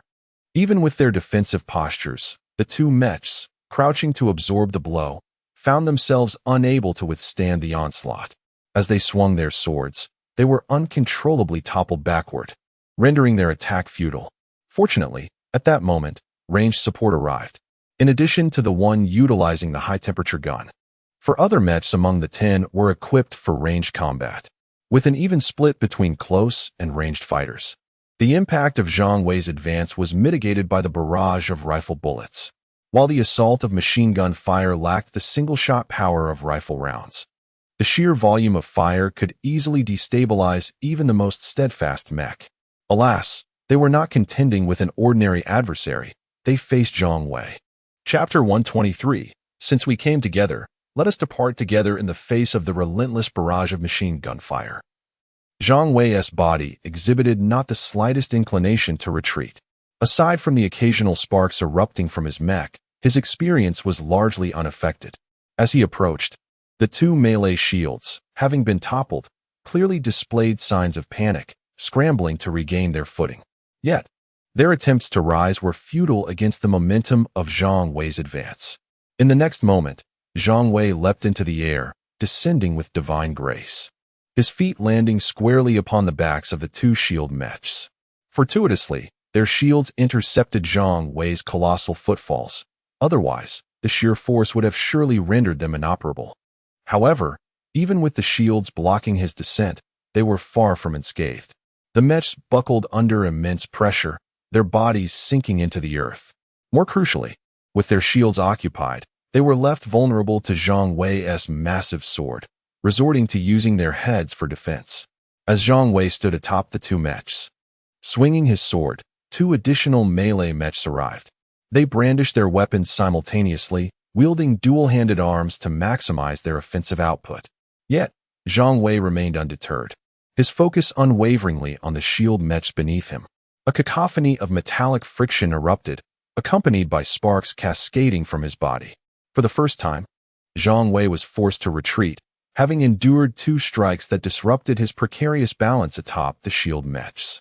However, the cost of his minor injuries was the decapitation of the two mech heads beneath him, a trade of injury for demise. The two melee mechs, confident in their offensive prowess, aimed for Zhang Wei's abdomen, the very core of his mech. If they could pierce his armor, they believed they could deliver a fatal blow. Regrettably for them, while Zhang Wei's external armor was of exceptional quality, its defenses were limited.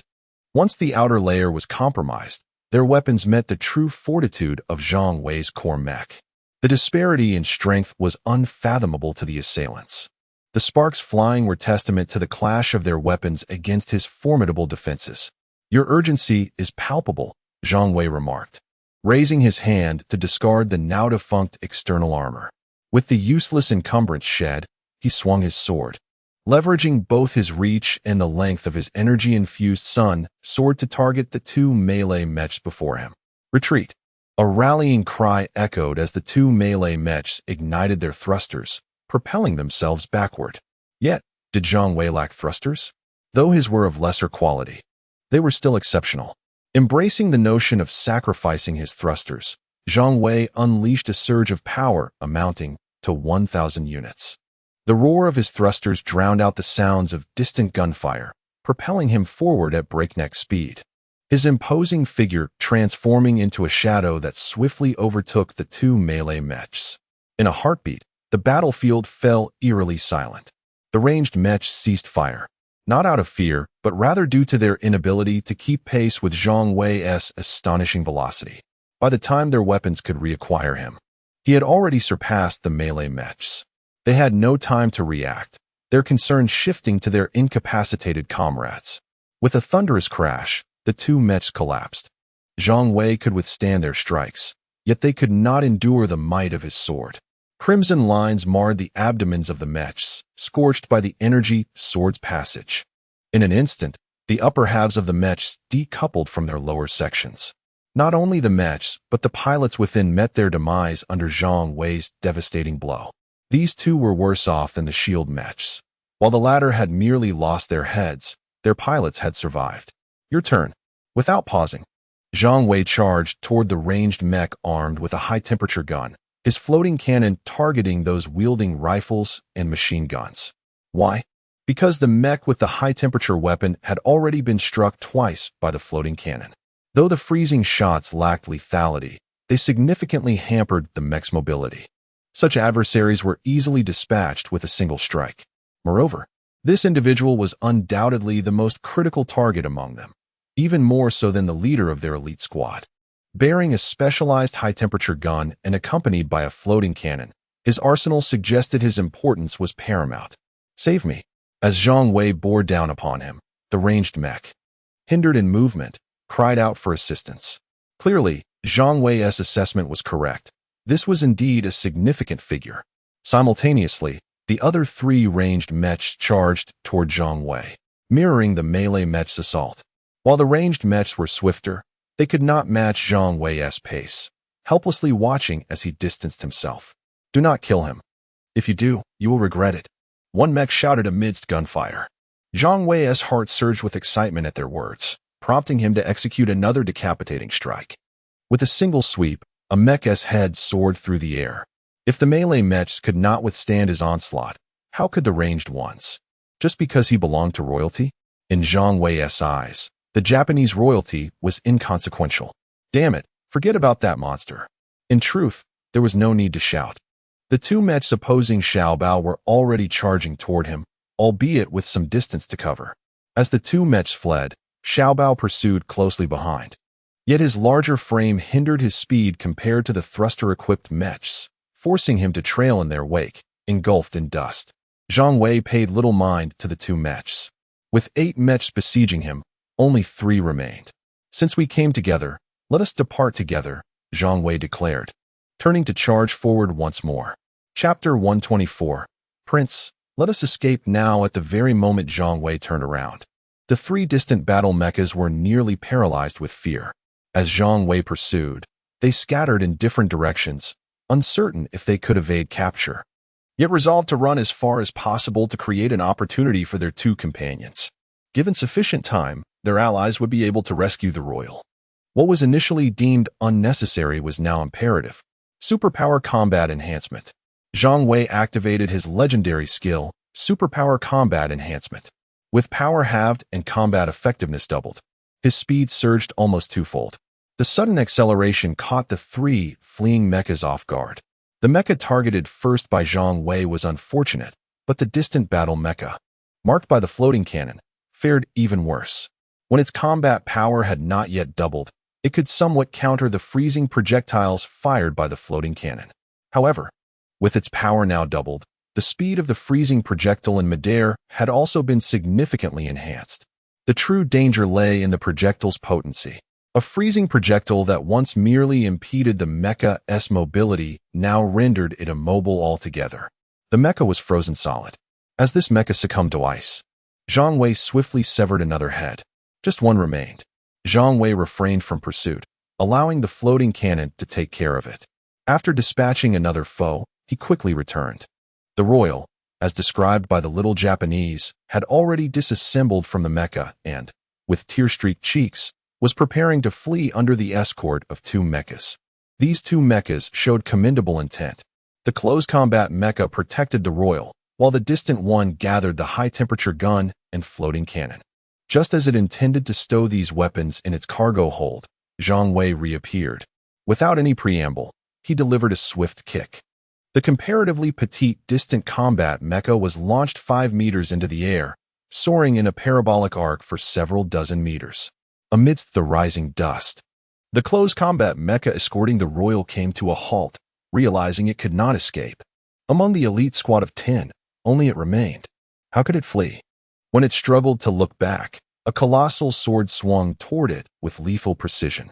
One swift strike severed its head, resulting in a smooth execution. With the fall of the last close combat mecha, half of the battle was concluded. "Don't come over here, pursue those things," Zhang Wei commanded as he observed Xiao Bao charging toward him. Xiao Bao, heeding the command, silently redirected toward the outer mechas. Slaughtering such insignificant foes was within Xiao Bao's expertise.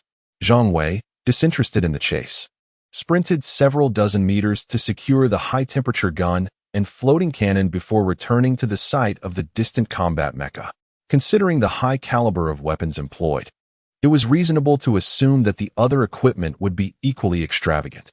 External defense armor, epic grade, and even 3 enhanced? Take it. Epic thrusters, also 3 enhanced? Take it. Cargo hold, excellent grade? Worthless. Engine, excellent grade? Worthless. Zhang Wei focused on claiming what was worthwhile, discarding the rest. After stripping one mecha, he approached another, repeating the process. The little Japanese royal sat dumbfounded on the ground.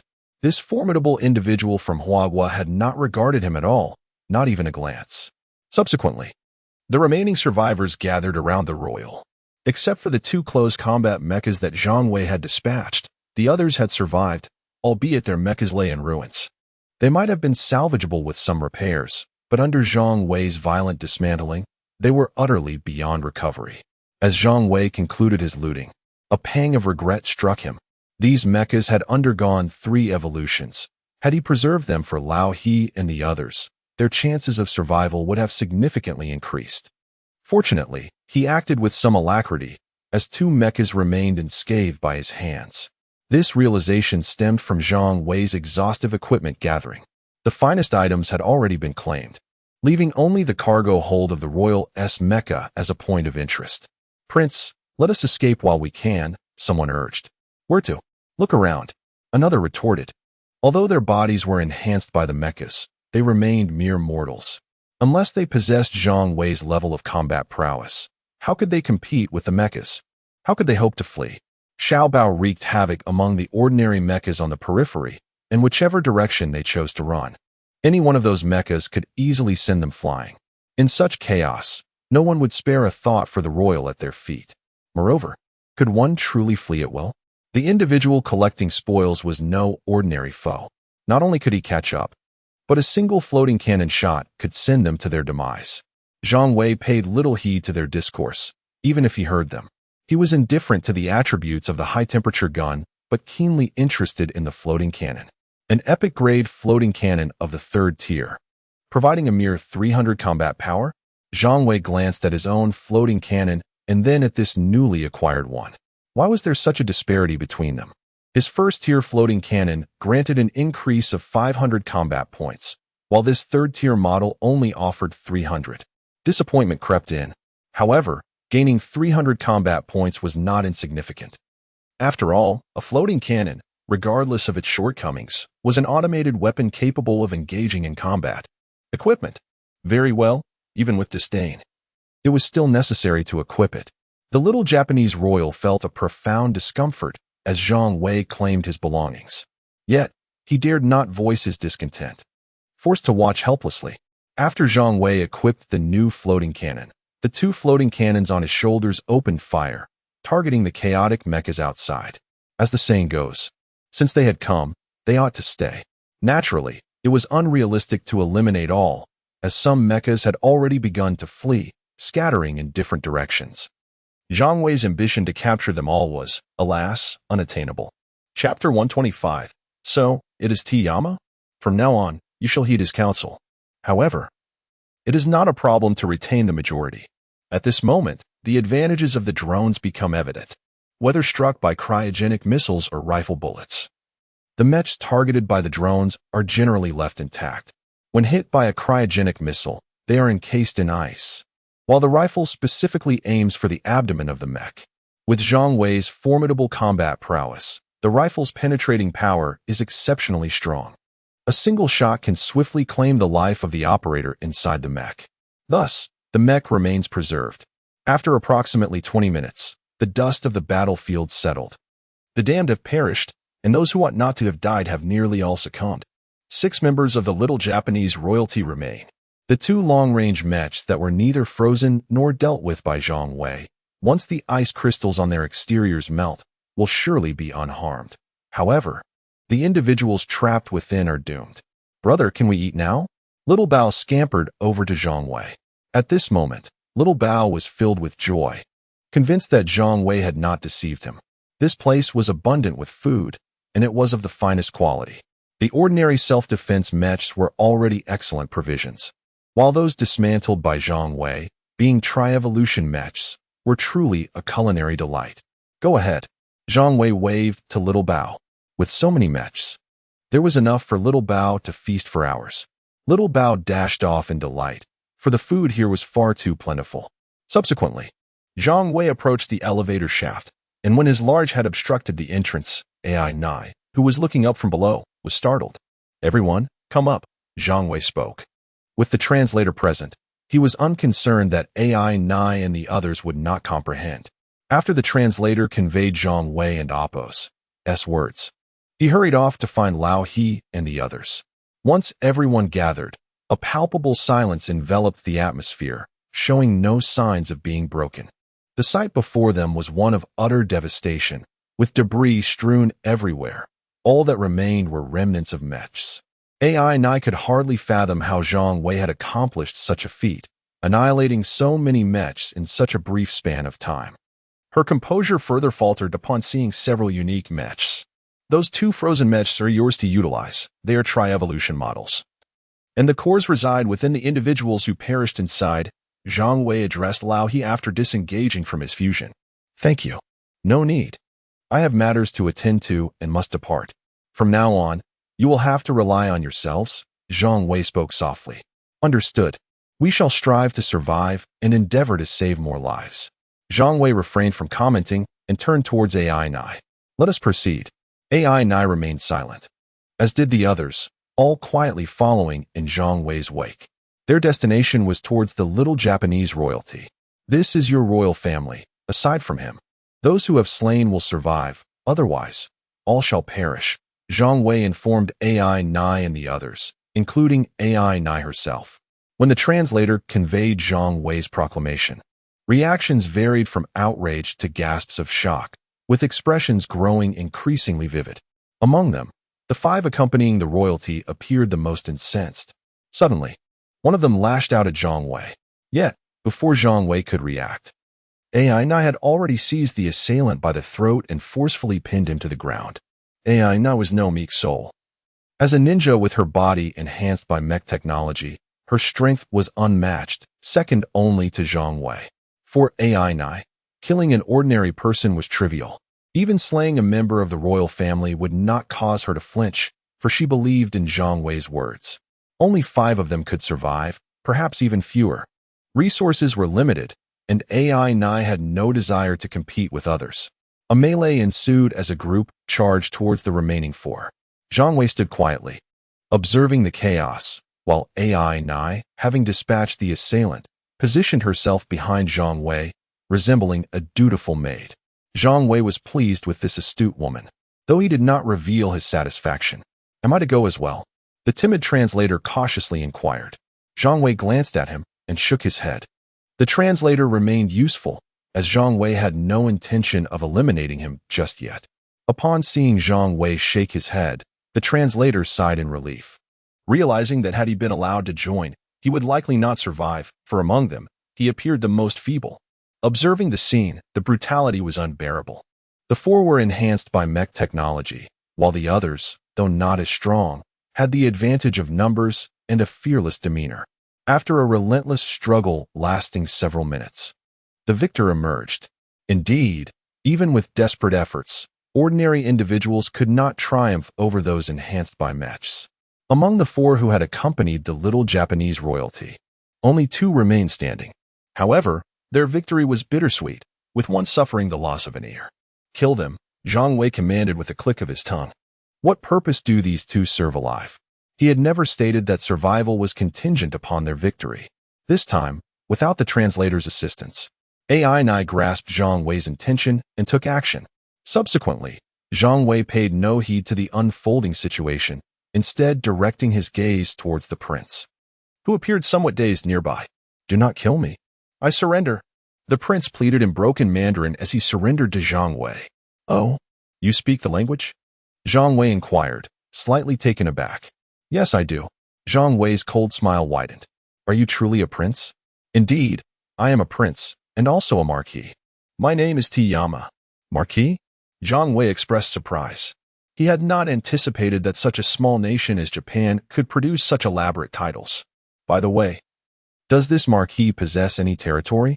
Zhang Wei was not well versed in the intricacies of the Japanese royal family. Sir, this Prince Tiyama holds some status, the translator, perhaps sensing Zhang Wei's confusion, leaned in to whisper. Zhang Wei cared little whether he was a prince or a marquis, as long as he was associated with royalty. He could be of use. Should the Japanese procure any high lethality weaponry, such as mushroom bombs, Zhang Wei could use this prince as a human shield. He doubted that the Japanese would dare to bomb their own marquis. As for whether Japan possessed such weapons, Zhang Wei was uncertain. On the international stage, they claimed to have none, yet who could say if they were secretly conducting research? Given Japan's shadowy dealings, the likelihood of them harboring mushroom bombs was exceedingly high. With Zhang Wei's recent destruction of so many self-defense mechs, he was sure to attract the attention of the Japanese elite. Whatever means Japan employed against Zhang Wei would not surprise him. Keep him. He may yet prove useful. Tiyama, is it? You shall heed his commands from now on. Zhang Wei ordered, pointing at the translator. Chapter 126. A serval cur the interpreter's mouth agape. He alternated his gaze between Zhang Wei and Momoyama, ultimately pointing at himself, bewildered. Was this some kind of jest? To have a diminutive Japanese prince heed his commands? Surely, his ears deceived him. Whether in the pre-apocalyptic era or now, princes were figures of unattainable stature. And now, to have one serve as his underling? Indeed, Momoyama shall not betray your expectations, esteemed sir. In stark contrast to the interpreter's astonishment, Momoyama's demeanor was exemplary. This Prince Momoyama had mastered the art of Japanese suppleness and adaptability. Interpreter, greetings. I eagerly anticipate your guidance henceforth. Momoyama faced the interpreter, even bestowing a bow upon him, a gesture that left the interpreter somewhat discombobulated. Ah, yes, I understand. Aina furrowed her brow slightly, feeling estranged from the group. She found herself unable to comprehend the words exchanged by Zhang Wei and the others, a source of vexation. Determined to remain integrated, Aina resolved to engage the interpreter in a profound discourse on life that evening, to acquire fluency in the Hua language. Xiao Bao, partake sparingly. Save some room, for there are greater delicacies yet to come.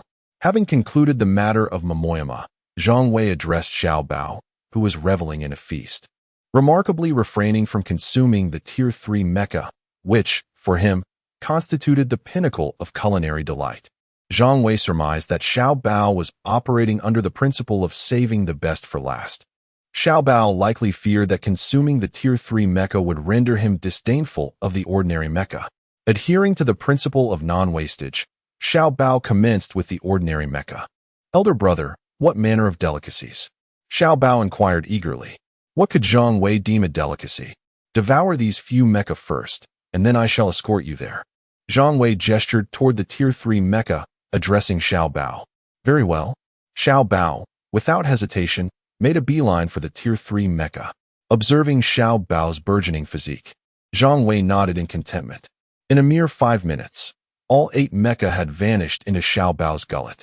Indeed, the Tier 3 mecha possessed unique qualities. After Xiao Bao's consumption of these 8 mecha, Zhang Wei could discern with the naked eye a noticeable increase in Xiao Bao's stature.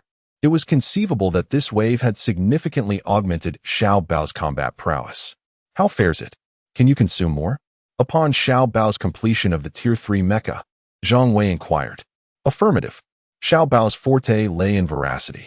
He consumed copiously, digested swiftly, and the metallic remnants within his stomach underwent rapid smelting, thereby fortifying his own physique. Zhang Wei had not delved into the intricate internal structure of mechanical organisms. Suffice it to say that Xiao Bao could continue to consume. Let us descend below.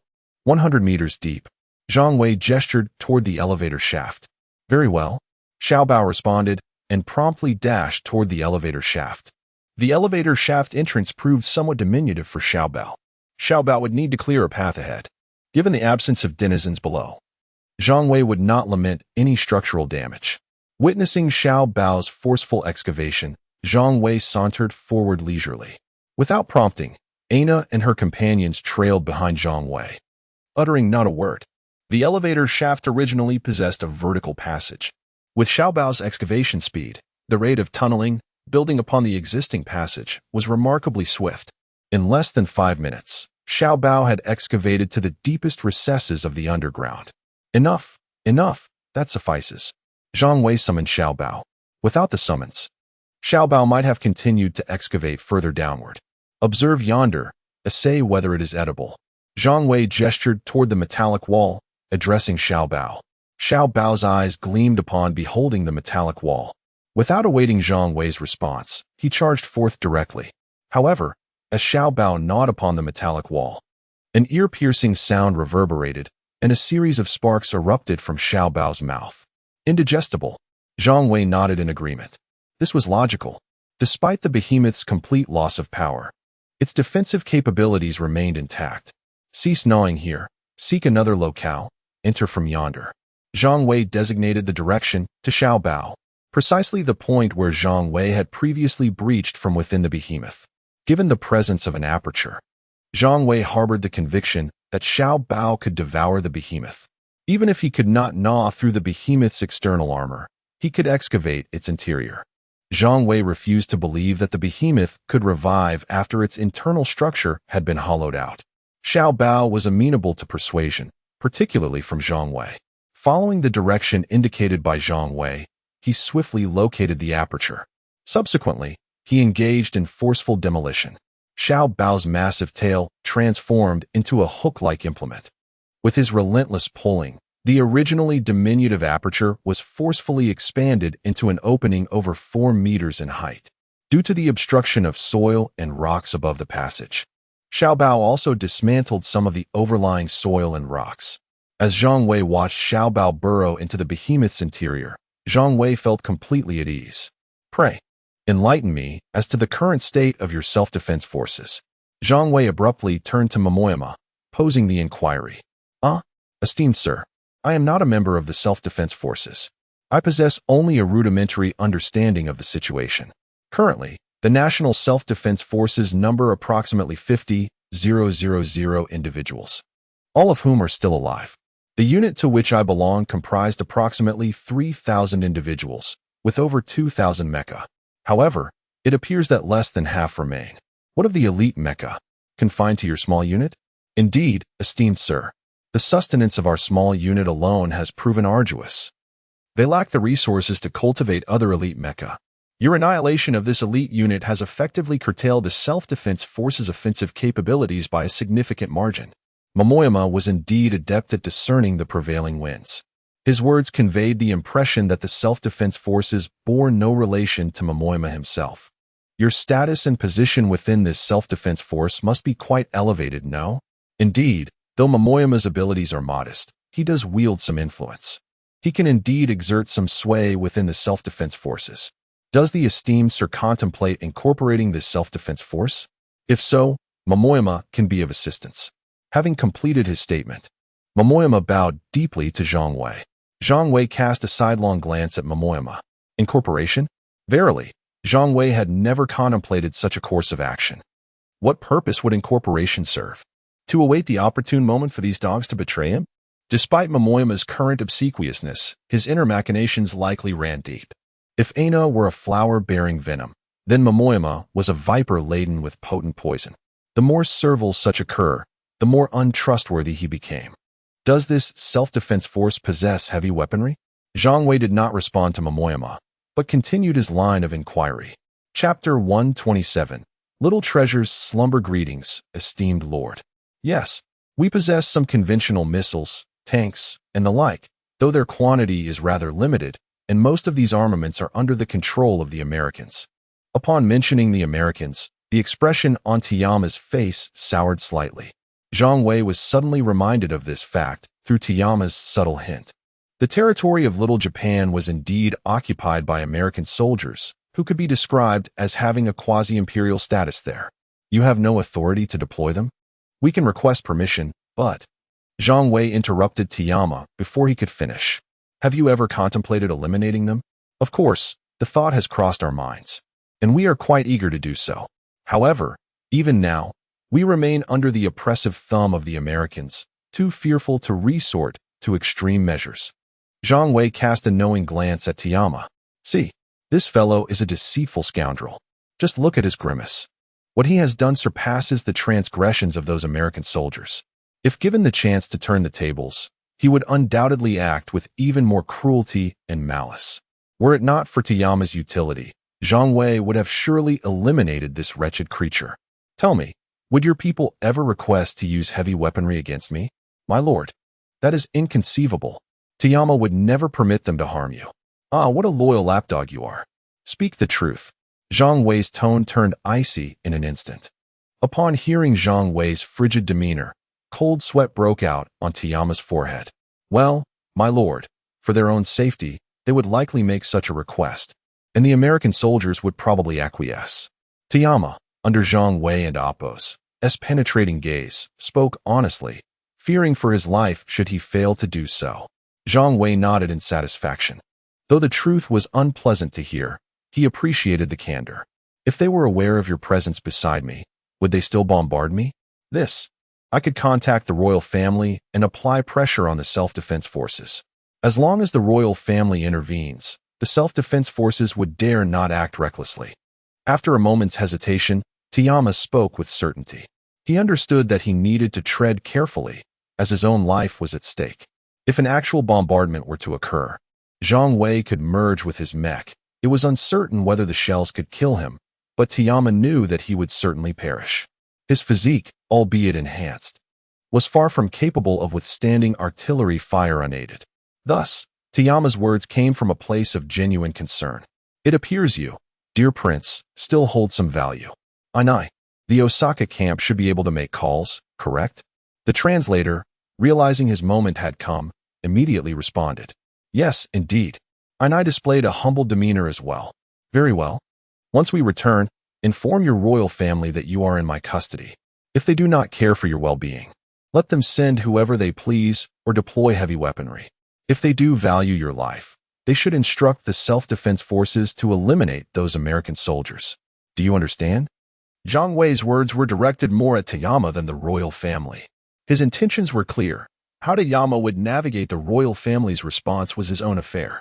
Should the self-defense forces truly employ heavy weaponry against Zhang Wei, he would assuredly survive, but Tayama would meet his demise. Tayama comprehended this notion, bowing deeply to Zhang Wei once more. Rest assured, my lord, Tayama shall fulfill his mission. Zhang Wei smiled broadly, refraining from passing judgment. Let us see how this unfolds. Regardless of the outcome, Zhang Wei stands to gain. As for inciting the self-defense forces to eliminate American soldiers, that merely invites trouble for Little Japan.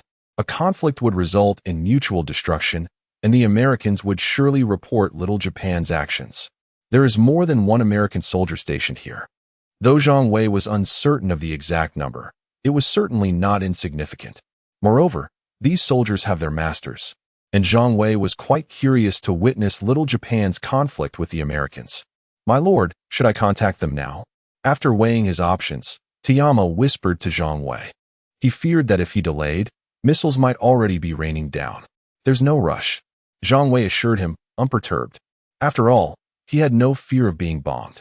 Keeping Tayama under pressure would compel him to devise a plan. Upon hearing Zhang Wei's words, Tayama held his tongue. Though beads of sweat began to form on his back as time passed, Zhang Wei had not anticipated a prolonged wait. Little Treasure had been inside the colossal beast for a full 6 hours, and only when darkness enveloped the land did Little Treasure stagger out through the violently cleaved opening.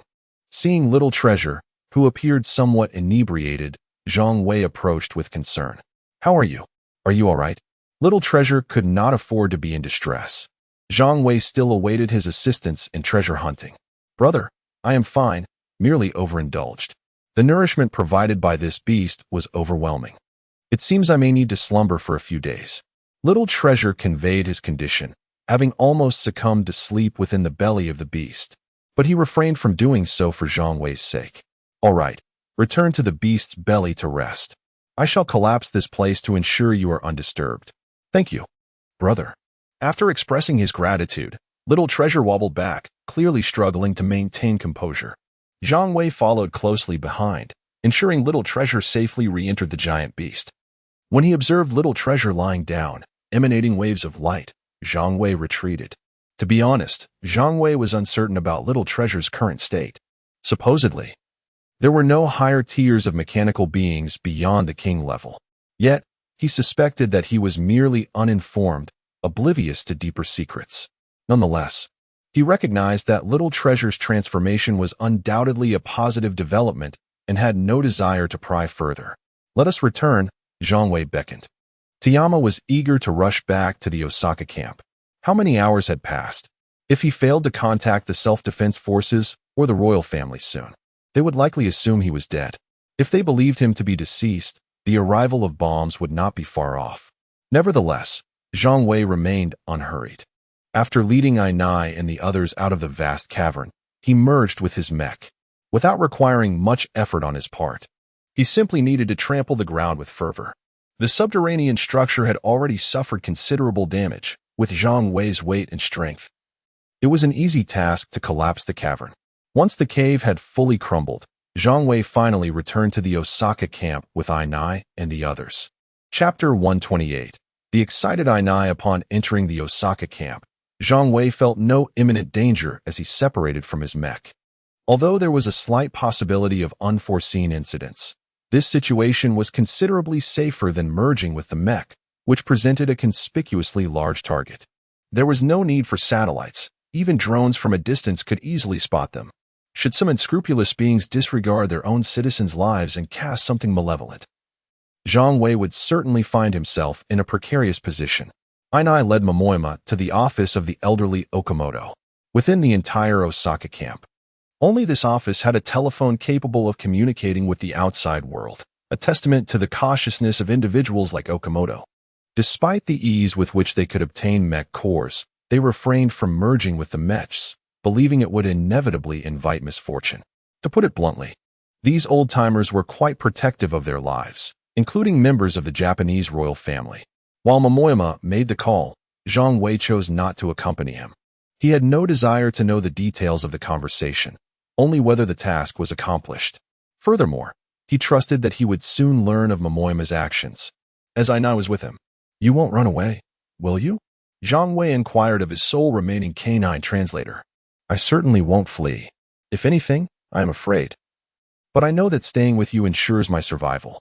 Without your protection, I fear my days would be numbered," the translator replied frankly, shedding his usual evasiveness. It was evident to him that Zhang Wei was not easily deceived. Not only was he powerful and ruthless, but his intelligence was also formidable. Engaging in trickery before Zhang Wei could lead to dire consequences. Honesty seemed a safer path. "Very well. Here's your task. Keep an eye on Ainai while simultaneously informing her to watch Momoyama. Understand?" "Rest assured, I know what to do," the translator responded with determination. He comprehended Zhang Wei's reasoning and recognized that he would likely not assign anyone to monitor him, for aside from his bilingual abilities, he possessed no other significant skills.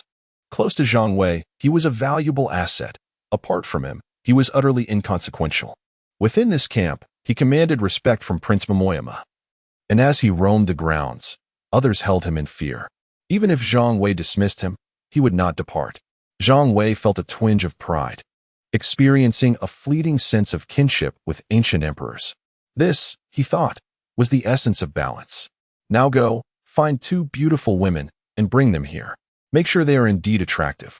The translator was taken aback by Zhang Wei's sudden request. "Wasn't that not what we were discussing? What's wrong? Are we only allowed to suffer at their hands while we must preach benevolence?" Zhang Wei retorted coldly. "And no, that's not it." The translator hastily waved his hands, realizing he had merely been caught off guard by the abrupt change in topic. Zhang Wei had never considered himself a paragon of virtue. Concepts of righteousness and morality were foreign to him. Even if he understood them, what relevance did they hold in discussions with the Japanese? An eye for an eye, a tooth for a tooth sufficed. Then why the delay?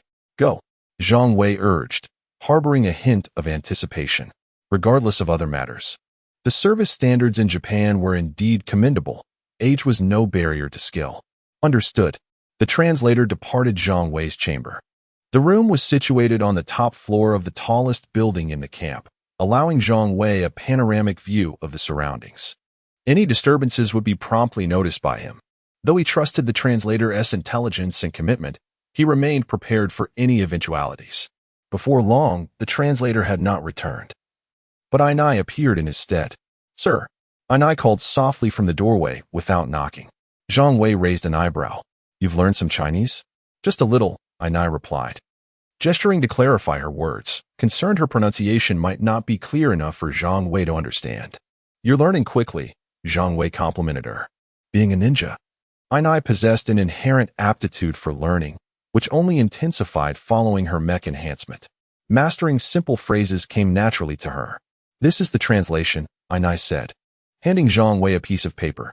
It was a challenge for her to express herself in more complex Chinese. But translating a few words and delivering the previously translated content from Momoyama posed no difficulty. As Zhang Wei received the paper, surprise flickered across his face. Though he had yet to examine the contents in detail, the handwriting was commendable. "Who wrote this?" he inquired. Ainai appeared puzzled, unable to comprehend the question. As those 3 words were outside her current vocabulary, seeing her bewilderment, Zhang Wei chuckled softly before shifting his focus back to the paper. The document contained a lengthy account of Momoyama's words, and Zhang Wei could discern the fluctuations in his emotions, from initial commands to eventual pleas for mercy, and even a mention of a marriage proposal. Ultimately, Momoyama succeeded in fulfilling Zhang Wei's request. Interesting, Zhang Wei mused, crumpling the paper into a ball and tossing it to the floor. Observing Ainai, who leaned against the bed with an air of languor, he sensed her uncertainty regarding what to do next. Should she leave? Or perhaps assist him in relaxing? But did he even require such assistance? Ainai held confidence in her appearance and skills, yet she was uncertain about Zhang Wei's thoughts.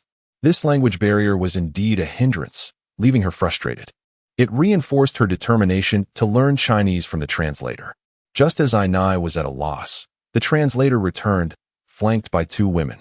Before Zhang Wei could voice his opinion, Ainai expressed her dissatisfaction, animatedly chiding the translator with a flurry of words, her demeanor visibly agitated. The translator, equally flustered, noted that the situation was not his fault. It was Zhang Wei's request. Why was she scolding him? Was it merely for not delivering herself to Zhang Wei's bed? Was that truly a cause for such indignation? Could Ainai not be agitated? Here she was, a stunning beauty, yet he had sought out these rough-and-tumble women instead.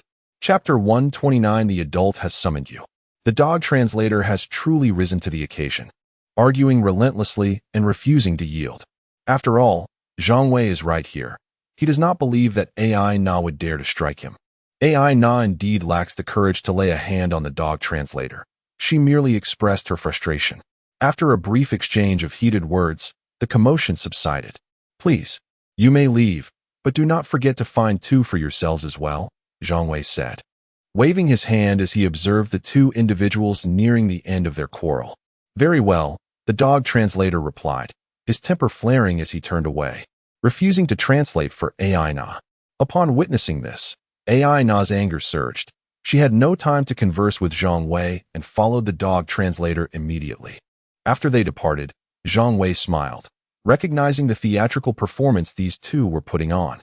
Their quarrel was merely a ruse to reassure Zhang Wei that they were not in cahoots. There is no need for such pretenses in the face of absolute strength.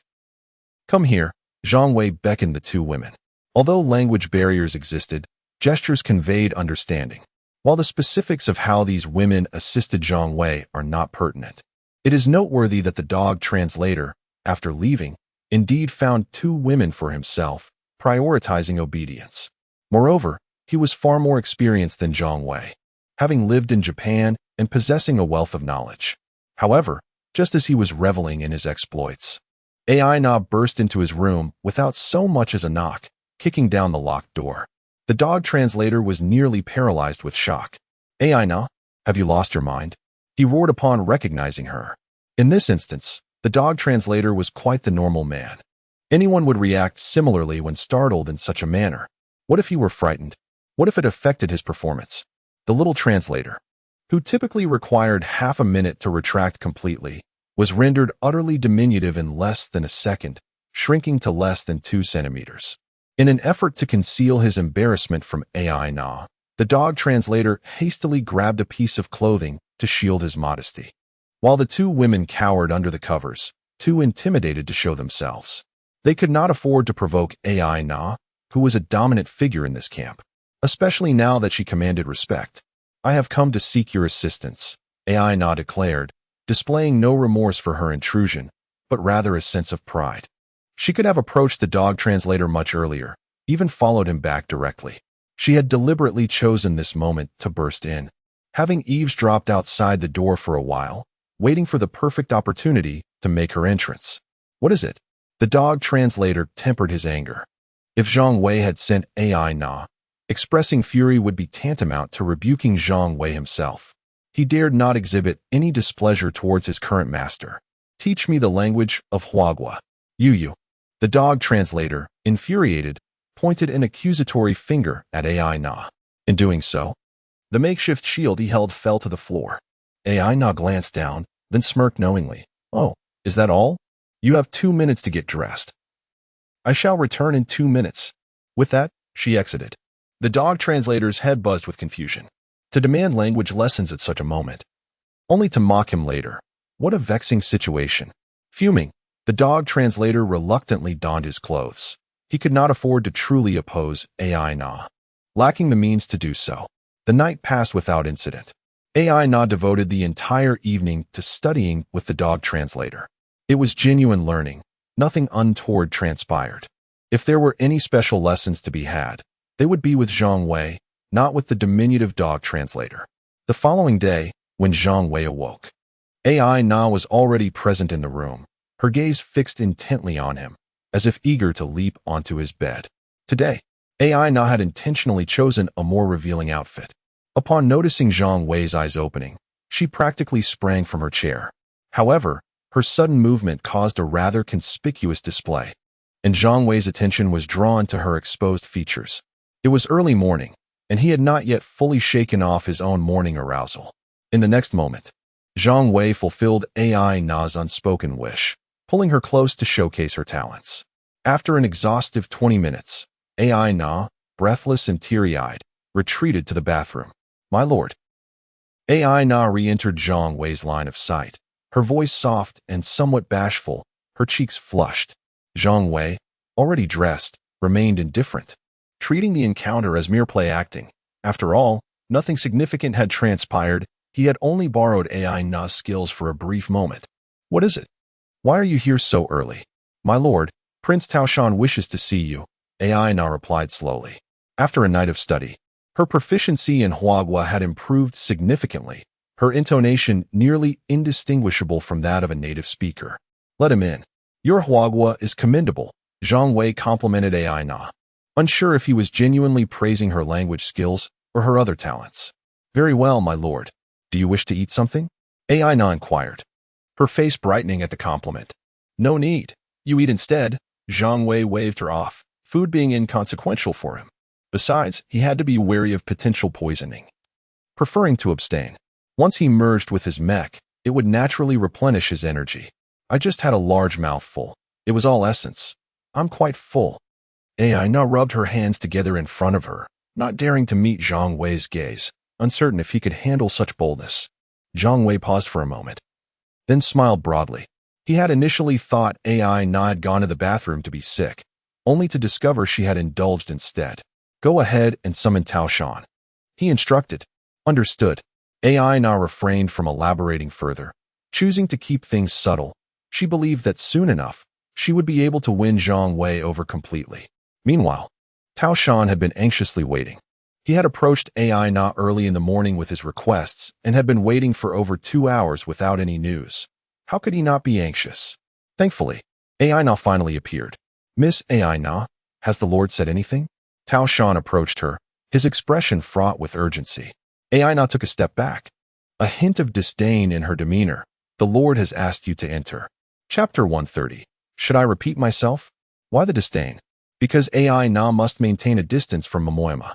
No, she must keep her distance from all men. To truly win over Zhang Wei, this is essential. Carelessness is not an option. With this thought in mind, AI Na disregarded Momoyama's feelings and rushed back to her room to change her attire. When appearing before others, AI Na needed to dress appropriately.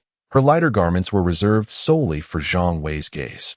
Momoyama, however, was indifferent to AI Na's sentiments towards him. He was acutely aware that AI Na was a ninja, and as a member of the royal family, he understood the ninja profession all too well. It could be said that there was nothing they could not accomplish. Even if AI Na wished to grow closer to him, he would remain reluctant. Should anything transpire between them, he might find himself unknowingly ensnared. After AI Na departed, Momoyama straightened his clothes and set out to find Zhang Wei, knowing well where he resided. As he approached Zhang Wei, Momoyama contemplated whether to caution him, for he was aware that AI Na would undoubtedly be in Zhang Wei's bed. However, this was merely a fleeting thought. He would not utter a word of warning. After all, if one day AI Na succeeded in eliminating Zhang Wei, wouldn't he, Momoyama, be free? Would he not reclaim his position as the powerful Prince Momoyama? "Sir, may I enter?" Upon reaching the door, Momoyama respectfully inquired, even bowing to the door in the absence of Zhang Wei. Setting aside other matters, the little notebook displayed impeccable dedication in its pretense of devotion. They appeared courteous, yet harbored wicked intentions within. "Come in," Zhang Wei replied. After tidying his attire once more, Momoyama pushed the door open. "Greetings, sir," he bowed again. Zhang Wei waved dismissively. "What is it?" "Sir, the self-defense forces have engaged in combat with the beautiful nation." Should we take any action? Momoyama had come to report this matter, and in his mind, they ought to depart immediately to assist the self-defense forces. Only in doing so could they mitigate the losses incurred. The soldiers of the beautiful nation were formidable. If they relied solely on the self-defense forces to defeat them, there would likely be few left standing. Unless they recalled the forces guarding the seas. But what if mechanized creatures from the ocean invaded the island? That would spell disaster. In his eagerness to command more members of the self-defense forces, Momoyama fervently hoped Zhang Wei would take action. Unfortunately, Momoyama had little understanding of Zhang Wei's thoughts and motives. It would be best if both sides perished, he mused. Why rely on Zhang Wei for assistance? Such notions were futile. Why must we act? Zhang Wei countered. This rhetorical question left Momoyama momentarily bewildered. However, being somewhat astute, he quickly organized his response. Sir, I fear the self-defense forces may lose. Should they falter, the soldiers of the beautiful nation could seize all their resources. What valuable resources do they possess? Zhang Wei inquired, intrigued. He had neglected to ask about this matter yesterday. Zhang Wei was well aware of the self-defense forces' capabilities. Although they had constructed 10 third-generation mechas, there should still be many source crystals within their ranks. While he was uncertain of the exact quantity of ordinary source crystals, he knew they possessed a legendary grade source crystal. Given Zhang Wei's prowess, it was evident his standards were exceedingly high. Ordinary items would hardly capture his interest. Only the legendary grade source crystal could sway him. Upon hearing about the legendary grade source crystal, Zhang Wei did not exhibit excessive excitement.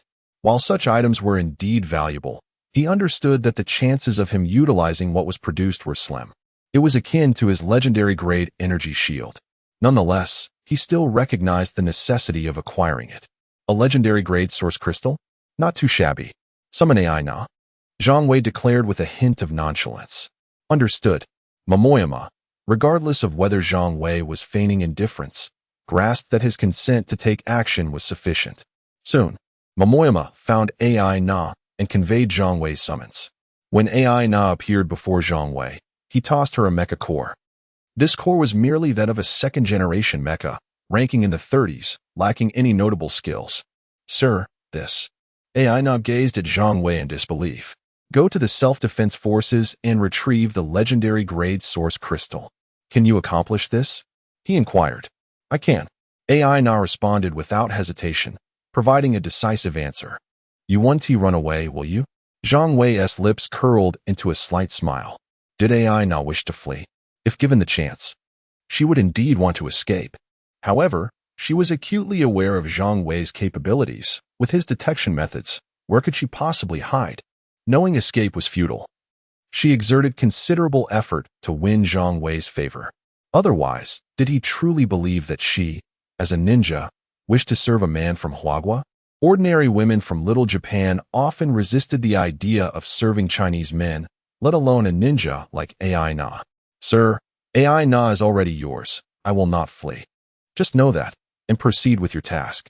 Understood. Zhang Wei had no intention of going himself. Although Little Bao posed no significant issues, one could never be too certain. A legendary grade source crystal was not worth sacrificing Little Bao's life. Zhang Wei intended to protect her until she awakened. While he needed the legendary grade source crystal, he entrusted AI Na with the task. AI Na, being a capable ninja, would likely succeed, especially since the self-defense forces were devoid of third-generation mechas. Zhang Wei was confident in her abilities. As for whether AI Na would attempt to flee, he considered it a 50-50 chance. However, even if she chose to escape, as AI Na herself pondered, locating her would not prove overly challenging for Zhang Wei, who possessed a detection core. Having assessed the situation, Zhang Wei deemed it prudent to assign the task to AI Na. Consequently, AI Na departed with the mecha core, regaining her mechanical prowess. AI Na, how did it go? Do you have any instructions from the sir? Momoyama inquired as AI Na exited Zhang Wei's chamber. You will call the self-defense forces and inform them that, for the sake of protecting the legendary grade source crystal, they must surrender it to me. I am heading to retrieve it now. What? Momoyama struggled to believe his ears. Do you not understand? Should I repeat myself?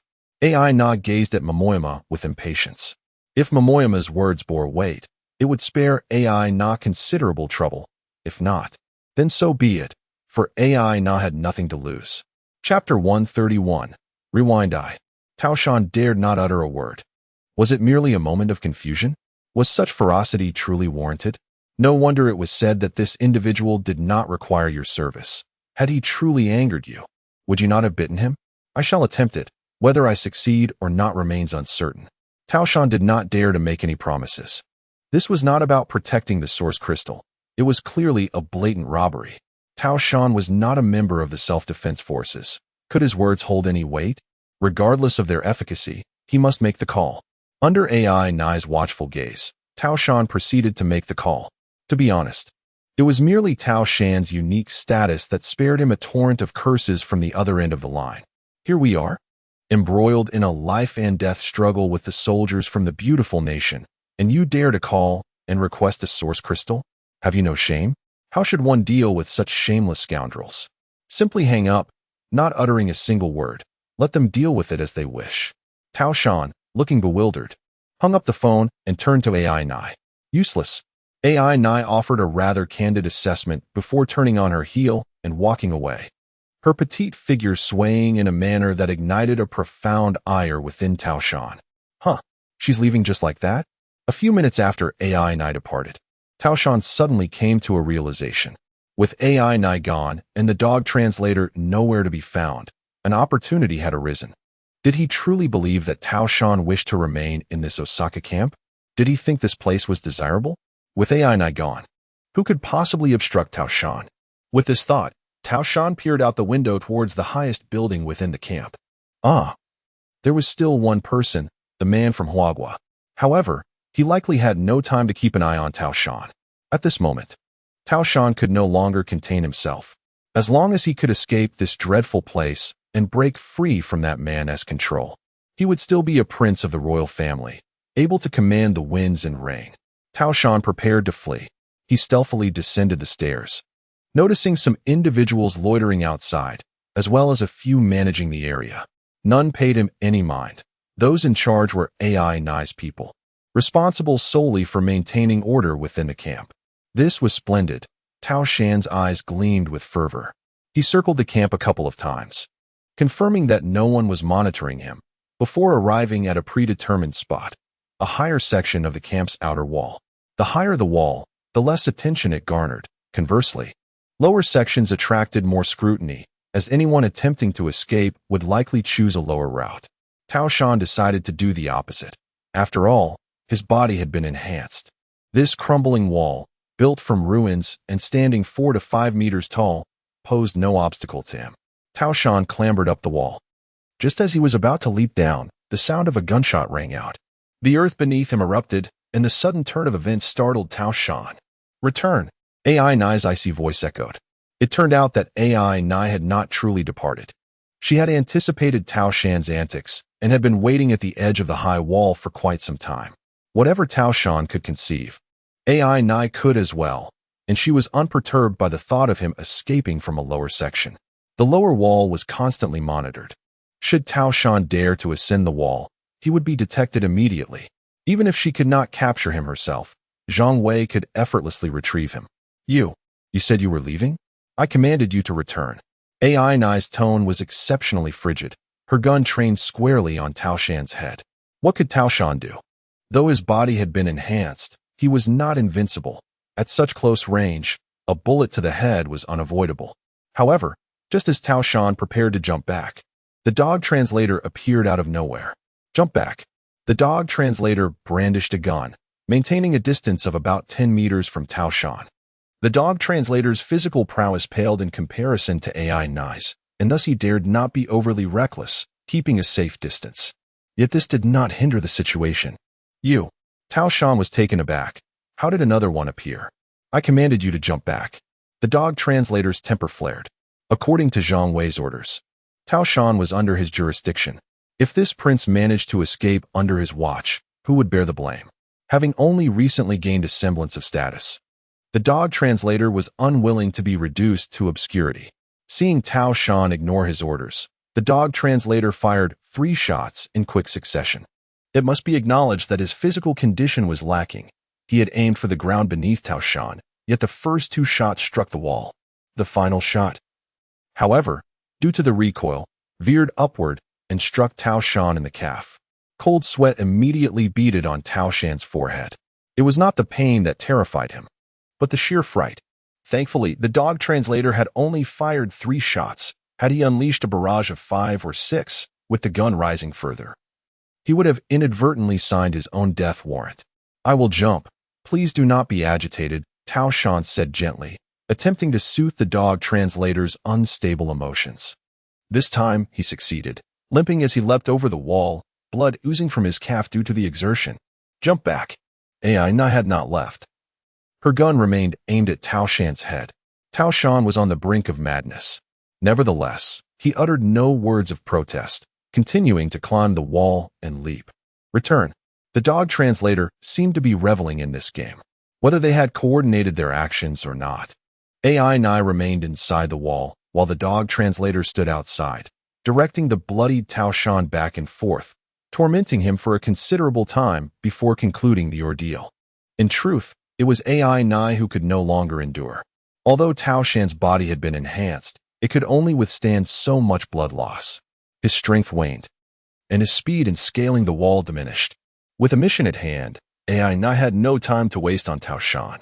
After exchanging brief words with the dog translator, she departed. Without Aina's cooperation, the dog translator found it challenging to continue tormenting Tao Shan.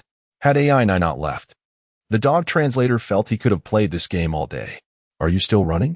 the dog translator coldly remarked as he observed Tao Shan struggle to return. Tao Shan slowly shook his head, inhaling deeply, utterly devoid of energy to speak.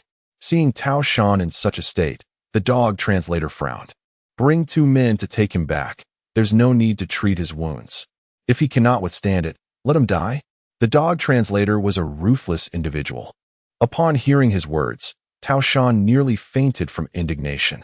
In his heart, he vowed to remember this arrogant wretch, and when the day came for him to rise again, this dog would be the first to meet his reckoning. Zhang Wei had been observing the farcical scene from above, neither intervening nor obstructing. A little entertainment each day was quite enjoyable. Chapter 132. My lovely sister, it is uncertain how many days that fellow Xiaobao will require. Zhang Wei mumbled to himself as he returned to his bed, contemplating his forthcoming endeavors.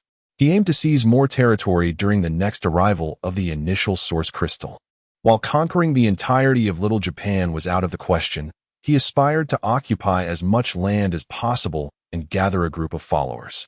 The more people he had, the easier it would be to accomplish his tasks, provided he refrained from distributing mechas to them. These little Japanese would hardly pose a significant threat. Even with the acquisition of source crystals, they would be unable to utilize them and would instead have to surrender them. At that point, a few rewards would suffice. As for the rationale behind needing personnel, it was primarily due to the mechanical beings. Although Zhang Wei had not encountered many mechanical creatures upon arriving in Little Japan, it was evident that numerous mechanical beings existed beyond just those in the sea. The land held its share as well. The absence of sighting them did not imply their non-existence. Eventually, the mechanical beings would compete with Zhang Wei for the source crystals, as it was unrealistic to expect him to amass a significant quantity on his own in a short time. While Zhang Wei pondered his path forward, Aina had already embarked on her journey. After merging with the mecha, Aina felt quite unaccustomed. Having grown accustomed to operating the tri-advanced mecha, this dual-advanced version felt excessively cumbersome. Many of her habitual techniques were rendered ineffective, and even her running posture had to be altered due to the mecha's insufficient power. Fortunately, Aina possessed commendable adaptability, and after nearly 2 hours, she arrived at the Self-Defense Forces base. Currently, the area was indeed embroiled in fierce combat, with the sounds of gunfire echoing incessantly. Aina had no intention of engaging in battle. Upon disengaging from her mecha, she headed straight for the heart of the Self-Defense Forces headquarters, albeit with a discreet demeanor. The phone call from Takayama had already demonstrated the Self-Defense Forces' stance. They would not willingly part with source crystals. Should they refuse, Aina would have to take matters into her own hands. Identifying the location of the source crystals was relatively straightforward. Wherever mecha activity was high, the source crystals would be found, aside from the combat zones. Takayama had already informed her that someone would come to collect the source crystals. Would the self-defense force dare to neglect their duty? The self-defense force was engaged in a battle with the soldiers from the beautiful country, rendering the camp chaotic. Once Ana stealthily entered the camp, she cautiously navigated through the area, and after half an hour, she discerned a location likely storing the source crystals. That expansive area? Ana frowned as she gazed into the distance. What she focused on was a central location within the camp, where a sparse plaza held a steel structure constructed from stacked shipping containers. Surrounding this iron house were several mechas patrolling, while ordinary soldiers armed with firearms stood guard on the ground. To approach that area, she would have to traverse the open space, which would undoubtedly attract attention. A direct confrontation? Absolutely not. Ana shook her head. If she were piloting her tri-advanced mecha, such an approach would pose no problem. However, given that she was operating a dual-advanced mecha, charging in would be tantamount to courting death. Most of the guarding mechas were also dual-advanced. If a frontal assault was unfeasible, she would have to devise a plan. With that thought, Ana dashed towards the camp's kitchen. Although the number of mechas within the self-defense force was considerable, the majority of its members lacked mecha control. Without mechas to replenish their energy, they needed sustenance. Hence, Ana made her way to the kitchen, as it was nearing lunchtime. Before entering the kitchen, she first acquired a set of self-defense force attire. The male clothing was somewhat ill-fitting, yet it sufficed. Upon stepping into the kitchen, she was met with curious gazes from over 20 cooks. "Hello, brothers. I am the new kitchen assistant, and the officer sent me to help you with meal delivery," Ana sweetly declared, inadvertently loosening 2 buttons on her shirt as she fidgeted. "Oh dear," Ana exclaimed, hurriedly adjusting her clothing. This adjustment only led to further exposure, leaving many cooks staring in astonishment. "How unfortunate," Ana muttered. "I couldn't find any uniforms for female soldiers, so I had to make do with this." Her demeanor was one of feigned shyness. "No worries, I'll assist you." The closest cook could not resist offering help. These men had gone quite some time without any female contact, as there were no female soldiers in the self-defense force. Even if there were, they would not be permitted to mistreat them. Outside the self-defense force, these cooks had no opportunity to interact with women and were disinclined to venture out. Now, with a female soldier, albeit a kitchen assistant, present, how could they not be attentive? After all, everyone has needs, and spending time together at night would certainly be acceptable. "Thank you. But it's all right. I've already managed. Are the meals ready? To whom should I deliver them?" Ana politely declined, successfully fastening her buttons, much to the dismay of the eager cook who had approached her. "You are eager to work. How diligent. In that case, please deliver these to the injured. By the way, may I ask your name?" "My name is Ana." "Ana, what a delightful name." Regardless of the name's charm, he felt compelled to flatter. "Thank you, brother. Is it these dishes?" "No, that's far too much." "Ana, you won't be able to carry all of that. Just take a little less," he advised. "All right, brother. Then I'll make several trips," Ana replied, lifting a tray before making her way outside. As Ana departed the kitchen, the cooks erupted into chatter. "See, no matter where you go, men are drawn to beautiful women, even if the men of Little Japan are rather lacking in quality." Once outside the kitchen, Ana wore a look of disdain, hearing the cook's comments about her beauty, figure, and charm. The more she listened, the more irritated she became. "If it weren't for my tasks, I would teach you all a lesson." Ana gritted her teeth as she headed towards the shipping containers. To the injured? Please, that was hardly Ana's concern. As expected, carrying the tray did not attract the guard's attention.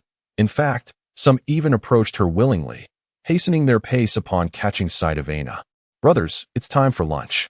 I have such little strength. I can only carry this much at a time, but I'll return for more." "My dear sister, how lovely you are. How come I and Appos V never seen you before?" "I am the new kitchen assistant, brothers." Ana and Appos S face radiated with a sweet smile, a smile so enchanting it could melt hearts. Chapter 133. He must care, right? How delightful. I have long found those fellows in the kitchen to be rather intolerable, but my sister is a treasure. Seeing you so frail, have you eaten? If not, allow your brother to fetch something for you." "Brother, that may not be appropriate," Ainai replied shyly, deliberately squeezing her chest. In a place where even a glimpse of a sow could provoke attention, Who among the men could resist the charm of such a gentle and delicate creature as Ainai? Certainly, the man approaching Ainai could not. What harm could come of it? If those ruffians dare to trouble you, I shall take care of them. You just take this food over and share it with them, and wait for me to return. All right, brother, Ainai obediently nodded, watching as he turned back, glancing repeatedly as he made his way to the kitchen. Once he was out of sight, a cold smile crept onto Ainai's lips, and she quickly adopted her alluring demeanor once more. A man is easy to manipulate, but a group of men is even simpler. Ainai welcomed the attentions of her admirers, accepting their offerings with a delightful compliance that left them enraptured. A throng of men, enchanted by Ainai's charm, could hardly tear their gaze away, even those piloting the mechs. Their self-defense forces differed from the soldiers of the beautiful nation. They were tasked with bullying their own people, but not with humiliation. The soldiers from the beautiful nation were never short of women, while here, it was a lamentable situation.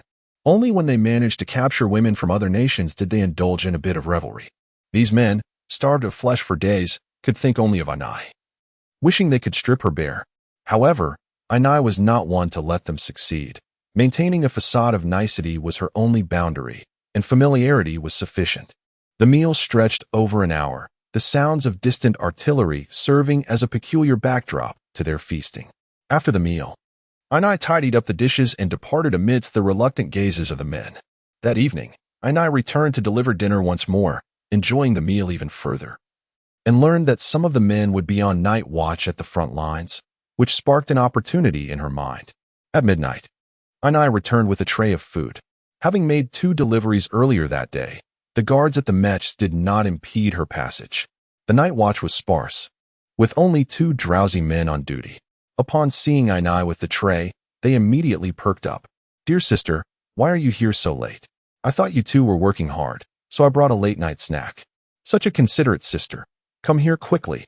They eagerly beckoned her, exchanging glances that spoke volumes. After a brief exchange of silent challenges, one man conceded and whispered to his victorious companion, "You go ahead. Don't worry." The triumphant one grinned and stepped forward to take the tray from Ainai. This late-night snack brought out a far less gentlemanly side of him than his earlier demeanor. As his hands began to roam towards Ainai, she feigned reluctance, allowing him to take some liberties, knowing that without offering a little sweetness, the subsequent proceedings would falter. Just as he grew bolder, attempting to advance further, Ainai bashfully swatted his hand away. "Brother, there are still others present," she murmured softly, her voice barely audible to them. At that moment, the other man, understanding the situation, stood up. "I'm heading to the restroom." The departing man felt a pang of regret. He too wished to engage. But considering that his rival could finish in 2 minutes, he decided to bide his time, retreating to take a small pill, hoping it would enhance his performance later. If he could make Ainai comfortable, perhaps she would seek him out every night, ushering in good times. With the other man gone, the victor could hardly contain himself, nearly lunging at Ainai. "Brother, we shouldn't. There are still people around," she reminded him, casting her gaze toward the nearby mechs. The mechs, no longer patrolling, stood watching them. Their vision could pierce the darkness far better than human sight. "Oh, come on. Let's go inside," he urged, dragging Ainai toward a makeshift room created from containers. The eagerness of this fellow dissuaded the mechs from intervening. After all, who among them had not experienced such desires? Should they find satisfaction, perhaps they too could indulge without consequence. Inside the container, Ainai acted like an innocent girl, her exclamations of surprise echoing. The delightful sounds only fueled the victor's desires. Just as he began to shed his clothing, Ainai interjected, "But brother, there's no place to rest here." Seeing Ainai's flushed face, his mouth watered with anticipation. Surely, they could not allow such a sweet, pristine beauty to lie on the ground with him. They needed a proper spot. With that thought, he took her hand and led her deeper inside. This area was crucial for the self-defense forces, filled with supplies, weapons, and piles of source crystals. Ainai observed everything, noting the details, but she did not find the legendary source crystal she sought. She remained unhurried, allowing him to pull her along until they finally entered a room converted from a container. Ainai felt a chill as she surveyed her surroundings. It was disconcerting that a place meant to stockpile vital supplies was littered with antiques, many of which had been pillaged from her homeland. If one were to claim these men respected such artifacts, Ainai would never believe it. Their greed was evident, as they surely thought these treasures from Huagua could be exchanged for considerable gain. After all, the people of Huagua valued the legacies of their ancestors deeply. Oh, you must care too, right? Ainai mused, her gaze shifting over the relics once more. Unbeknownst to the man leading her, he was now nearly undressed, preparing to assist Ainai. But as he reached for her clothing, she suddenly unleashed a force he could not resist. Chapter 134. Were you all raised on excrement? The unfortunate individual whose bones were being painfully crushed almost let out a scream. Brother, why are you so impatient? Aina turned her face towards the person she had caught. Sister, your strength is truly formidable. Indeed, there's even greater strength. Would you like to witness it? Aina replied with a playful laugh. Yes. The captured individual, still bewildered by the situation, Novelli nodded. In the next moment, Aina suddenly increased her grip, twisting the wrist she held until it broke. The stark white bone shards exposed to the air. Just as the person was about to scream, Aina clamped her palm over their mouth, gazing into Aina's face. The alluring scent wafting into his nostrils, any desire that once flickered in his eyes was replaced by sheer terror. Where is the legendary source crystal? Aina's voice lost all its coyness, replaced by an unyielding chill. Over there. The muffled reply came, yet it effectively conveyed his intent. Aina glanced in that direction, and, with a slight increase in pressure, she heard a sickening crack as she twisted the person's neck. TSK. Aina disdainfully regarded the lifeless body on the floor before unbuttoning her clothing and leaving the room. Once outside, she began to breathe heavily. Oh dear, brother. The sound of her despondent exclamations echoed throughout the warehouse. However, this commotion subsided within minutes. The individual waiting outside grew increasingly anxious, wondering why Aina was exhibiting such extraordinary behavior today. Only when Aina's voice fell silent did he slightly calm his nerves, preparing to enter. Yet, before he could step inside, Aina peeked her head out. Upon seeing her, his eyes widened. Her figure was breathtakingly magnificent. The mechs that were observing also fixated on Aina, and had they possessed photographic capabilities, the shutters would surely have shattered from overuse. Brother, it's your turn. That brother is rather inept. Don't worry, I've got this. At that moment, no one cared whether Aina's words were mere seduction. Since his sister had a need, it was his duty as an older brother to fulfill it. Without delay, Aina eagerly pulled him into the warehouse and shut the door. No one sensed anything amiss, including the man drawn into the room by Aina. However, once inside, the atmosphere shifted dramatically. Aina's fierce gaze held no mercy. Before he could react, she swiftly broke his neck using the very same technique. Still under the influence? Aina mused, feeling an impulse to crush him underfoot. Fortunately, she refrained from unnecessary complications, letting out another series of moans as she made her way to the room indicated by the first victim. Locked. This posed no challenge for a ninja. She extracted a slender pin from her hair, bending it slightly before deftly maneuvering it into the lock before her. It was Nandapos. That Aina couldn't Nandapos. Forced the door open. She simply wished to avoid exposing herself. The mechs observing would not rush in immediately, but any unusual sounds would undoubtedly draw their attention. In just a few seconds, the lock clicked open. As the door swung wide, Aina's eyes lit up upon spotting the legendary source crystal. She eagerly approached, using the core of her mech to store the legendary crystal within its confines. Although the space in her mech was limited, accommodating such a crystal posed no issue. Just as she contemplated seizing more treasures, an alarm blared suddenly. It turned out that the location of the legendary source crystal was equipped with advanced technology that triggered an alarm upon removal. Damn it! Merge. In that moment, Aina could think of nothing else. She could not afford to be cornered here. Moments later, the guard mechs arrived. As they violently tore open the container serving as the warehouse's entrance, they caught sight of Aina entering her mech. That woman is the enemy. Eliminate her. The long-range mechs immediately opened fire. Aina, evading in her mech, dashed into a room filled with ancient artifacts from Huagua in just a few seconds. She then opened the cargo hold, stuffing every item she could grab inside. Sensing that time was running out, Aina drew a superior-grade two-handed sword and, with a single slash, carved a breach in the wall of the room. Beyond this breach lay an open square. Without a moment's hesitation, Aina dashed through the opening. Confronted by a dozen mechs rushing towards her in response to the alarm, Aina launched a counteroffensive. Indeed, these mechs exhibited poor adaptability upon first sighting Aina. They failed to initiate an attack. By the time they realized her intent and attempted to organize a counterattack, it was already too late. Although the second-tier mechs lacked the agility of the third tier, their combat skills were far inferior to Aina's. Aina swiftly maneuvered through the throng of mechs, darting like a specter, causing further disarray among the already floundering machines. As reinforcements arrived, the chaos only intensified. After having her fun, Aina quickly shifted the battlefield.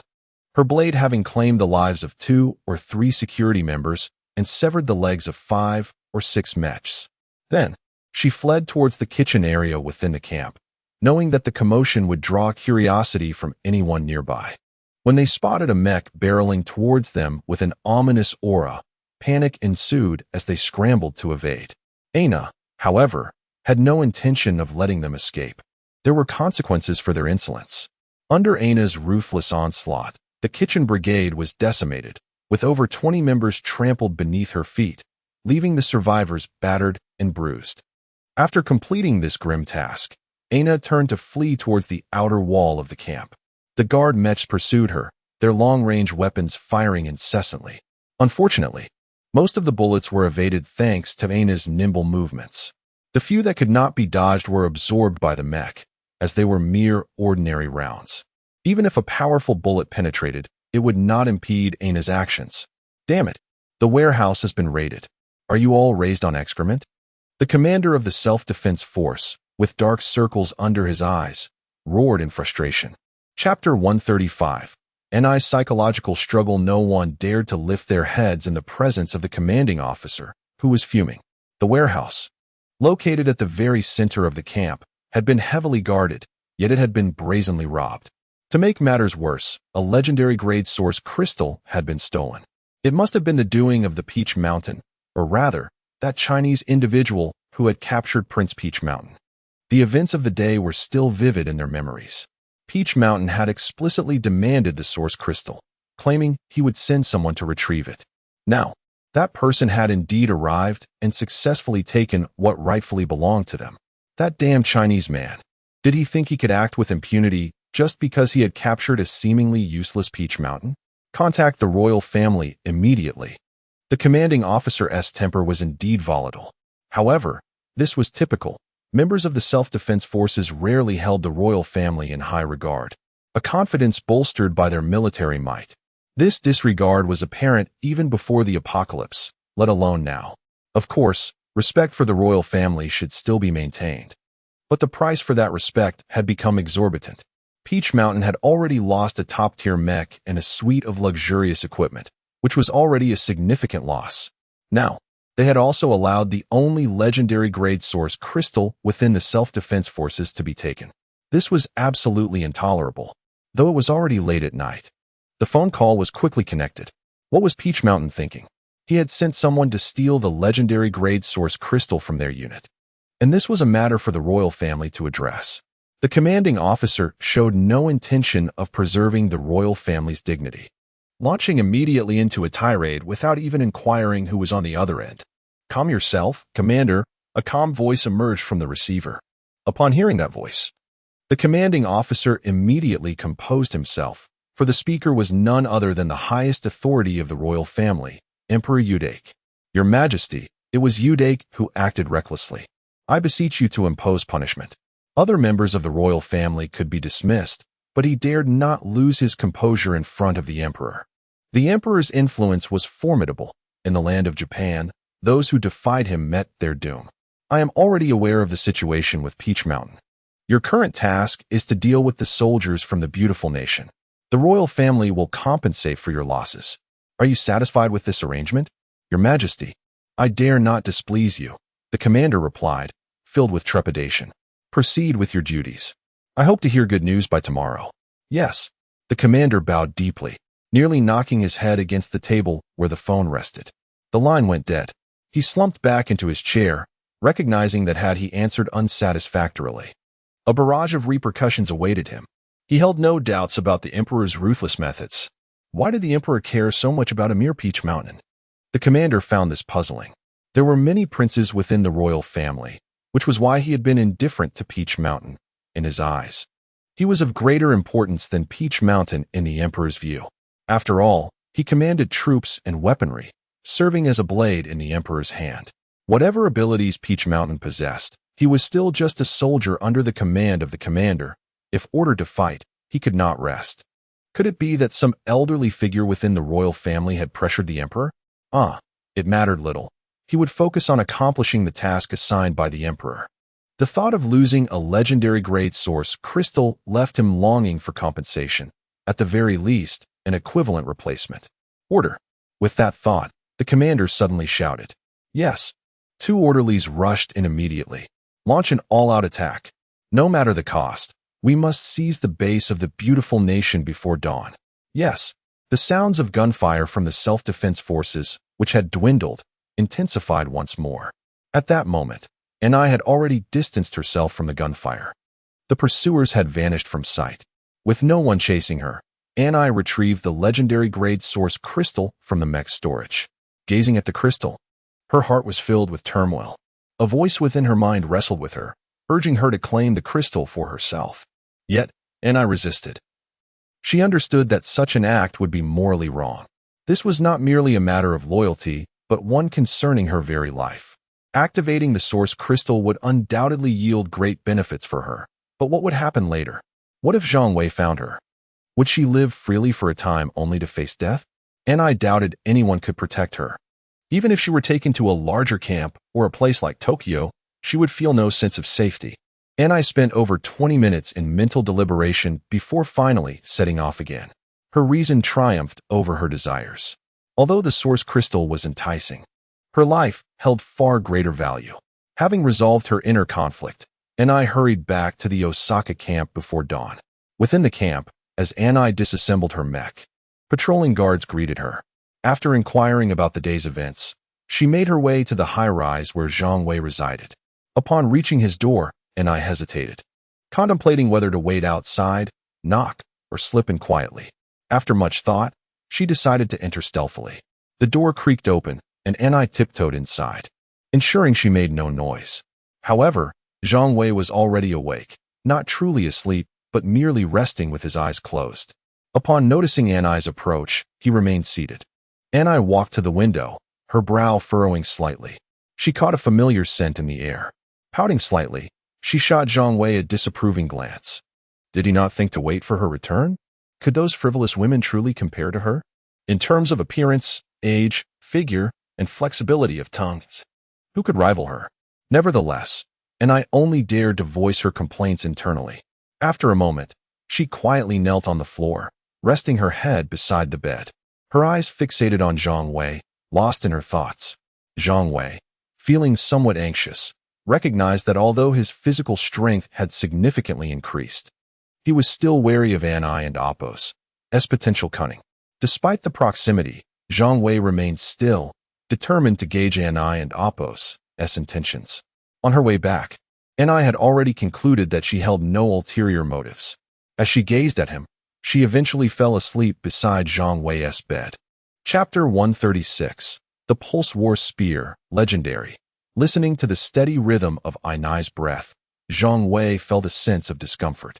She was sleeping soundly, while he was left in a quandary. Should he succumb to slumber as well? Absolutely not. The thought of falling asleep only to find Anai inflicting harm upon him was utterly unacceptable. Thus, he resolved to wait until dawn. When Anai awoke and opened her eyes, she was greeted by the sight of Zhang Wei's handsome visage, notably with his eyes wide open. "You're awake?" she exclaimed, hastily rising. "My lord, it was my oversight." "It's nothing. Have the tasks been completed?" he inquired. "Yes, they have." Without a moment's hesitation, Anai produced the mech core and extracted the legendary source crystal housed within. As the dazzling array of colors emanated from the legendary source crystal, a smile graced Zhang Wei's face. Well done. As for the other spoils, keep them for yourself. Zhang Wei was quite generous. Recognizing Ainai's capabilities, he refrained from exploiting her. As long as he maintained a firm grip on her, he had no fear of her causing trouble. My lord, Ainai has brought back some treasures to present to you. What kind of treasures? Zhang Wei inquired, rising from his bed to secure the legendary source crystal within his mech core. Behold, Ainai, with a flourish, presented an antique that had cost her considerable effort to obtain. This is an artifact from Huagua. Ainai blinked playfully. Is that all? They hoarded these like precious gems, and I managed to bring most of them back. You didn't bring back any source crystals? The realization dawned on Zhang Wei, and he gazed at Ainai in astonishment. Ainai nodded affirmatively. Indeed, my lord. The sentiment she conveyed was unmistakable. Look, I care for you, Zhang Wei, and I risked everything to bring back what you require, leaving behind the source crystals. Zhang Wei, however, felt no sense of gratitude. In this age, what could compare to source crystals? While he respected culture and antiques, in the current tumultuous times, such relics held little value. In chaotic times, gold is worth more than antiquities. What use are artifacts now? Next time, remember to bring back source crystals. Ainai was taken aback. This diverged from her anticipated narrative. By the way, my lord, the antiques are stored in the cargo bay of the mech. And here is the mech core, she said, presenting it respectfully with both hands. Oh, I didn't ask for it back. Why not keep it? Zhang Wei was taken aback by Ainai and Apos' willingness to return the mech core. Being by his side, Ainai felt no need for her own mech. Should he require her assistance, he would naturally allow her to use it. Yesterday, she had accepted the mech core only for a distant mission, so she humbly requested its return. Ainai maintained her respectful posture, having resolved to treat Zhang Wei as her true master, believing it would yield her ample benefits. She was certain that her sincerity would be felt by Zhang Wei, alleviating the need for him to be on guard against her. This might even grant her ample resources to command the mech once more. Very well. Zhang Wei perceived her intentions, regardless of her underlying motives. He was presently satisfied with her demeanor. A capable subordinate like Ainai was one he was willing to accept. Let us take a stroll, Zhang Wei beckoned. Yes, Ainai responded enthusiastically. Following behind him, they departed the building, leaving the camp. Within the camp, everyone regarded Zhang Wei with a mixture of reverence and awe. If one proved stronger than the little ledger, they would be treated like kin. However, should they falter, they would witness the darkest shadows lurking within the ledger and Apos' depths. Zhang Wei remained indifferent to such matters. To him, all within the ledger were merely tools.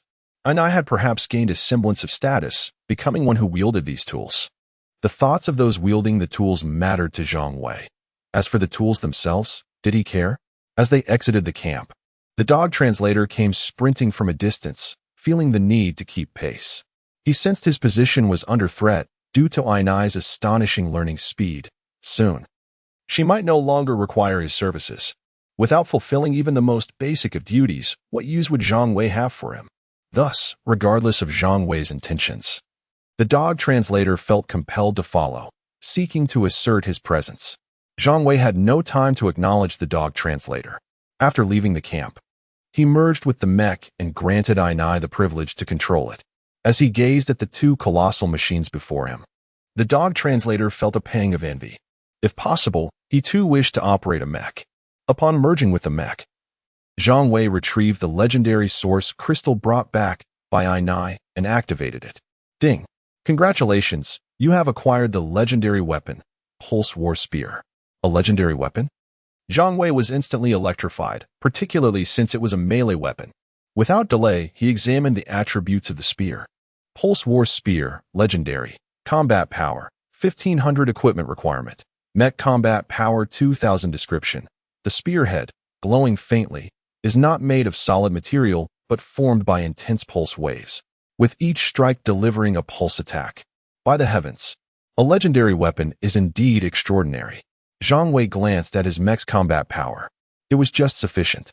After deducting the 400 combat power from the super energy solar sword, his mech's base combat power stood at 2150, meeting the requirement to equip the legendary Pulse War Spear. He promptly stowed away the super energy solar sword and equipped the pulse war spear. His combat power surged dramatically, increasing his total to 3,650 points. With the enhancement of super energy power, it could soar to 7,000 points. This marked the initial unveiling of the super energy power enhancement skill. How splendid! And I couldn't restrain her admiration. Zhang Wei glanced down at the weapon in his hand and nodded slightly. Indeed, it was impressive, and Ainai's taste remained commendably refined. Chapter 137. What is so great about being an emperor? The Pulse War Spear, a legendary weapon, adapts to Zhang Wei's mech form, currently measuring 18 meters in length, with the spearhead alone spanning 2 meters. Though its sharpness is not immediately apparent from its appearance, those who endure its strikes will surely comprehend its lethality. As for Aina's comment on its aesthetic appeal, it likely stems from the weapon's inherent light effects. The glowing spearhead, born of pulsating waves, is a natural consequence. Yet, as this weapon remains unenhanced, the glow emanating from the spear's shaft is not particularly intense. However, once the enhancement level is elevated, the radiance will become vivid and dazzling. Such legendary items invariably attract attention, irrespective of their location. At this thought, Zhang Wei promptly retrieved Meteor and Red Star from his cargo hold. These items constituted his reserves, including spoils acquired from 2 camps. Utilizing such rare resources to enhance other equipment would indeed be a waste.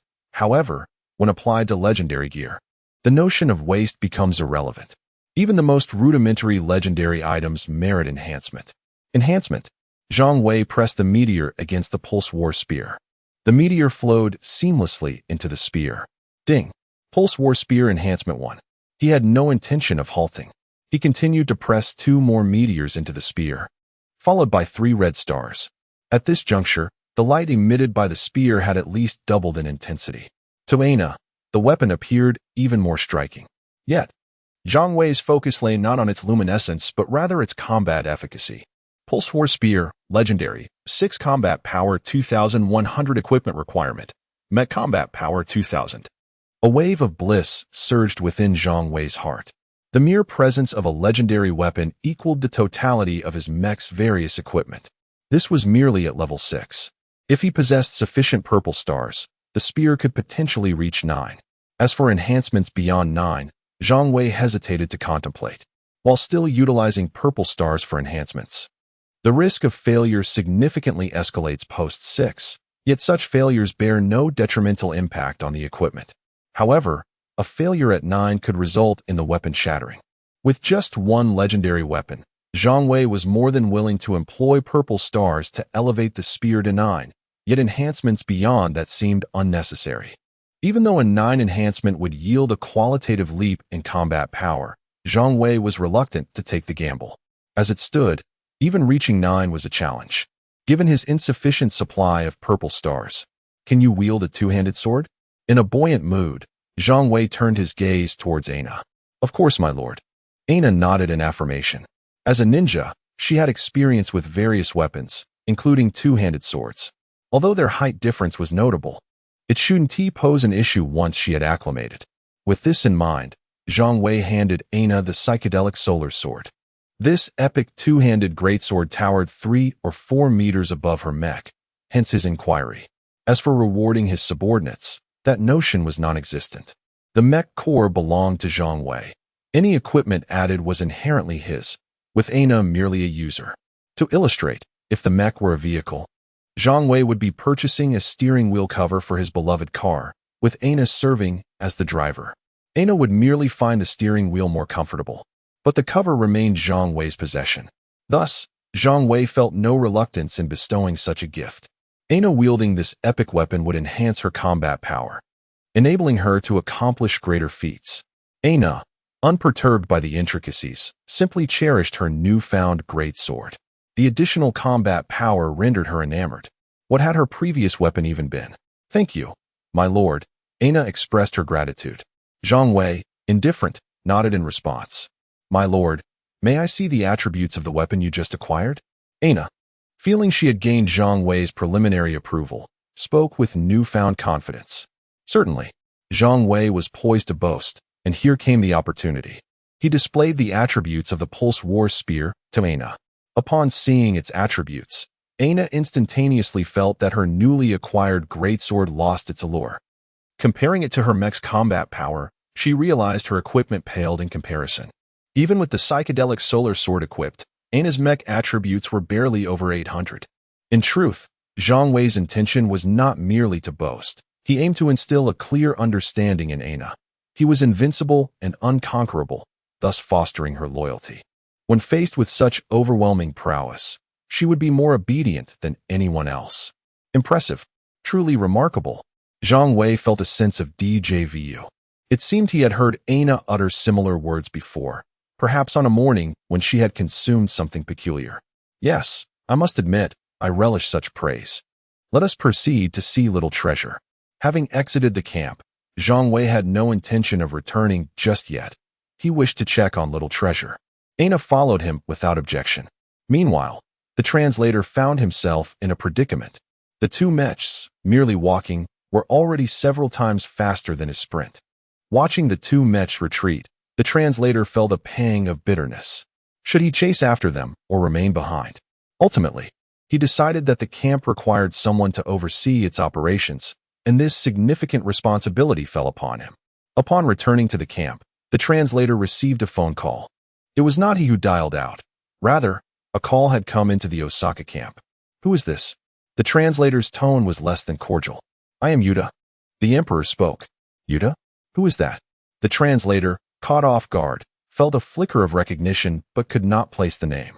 Given the emperor's stature, he felt distant from such figures, both before and after the apocalypse. Yuta, the emperor. Yuta's composure was commendable. He remained calm, devoid of anger. The translator, taken aback, nearly dropped the receiver. After a tense 10 seconds, he steadied his racing heart. I must remain composed. After all, what is so remarkable about being an emperor?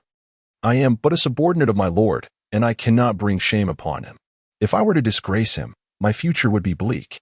Yes, that is precisely how it is. Chapter 138. What are you doing? Beating you. What is it that you want? Strength lies in mental fortitude. The tone of the dog translator remained assertive, though the hand clutching the microphone trembled slightly, betraying a hint of unease.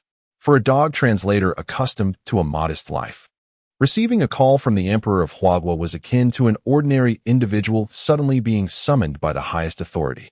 The question posed was simple. Are you afraid?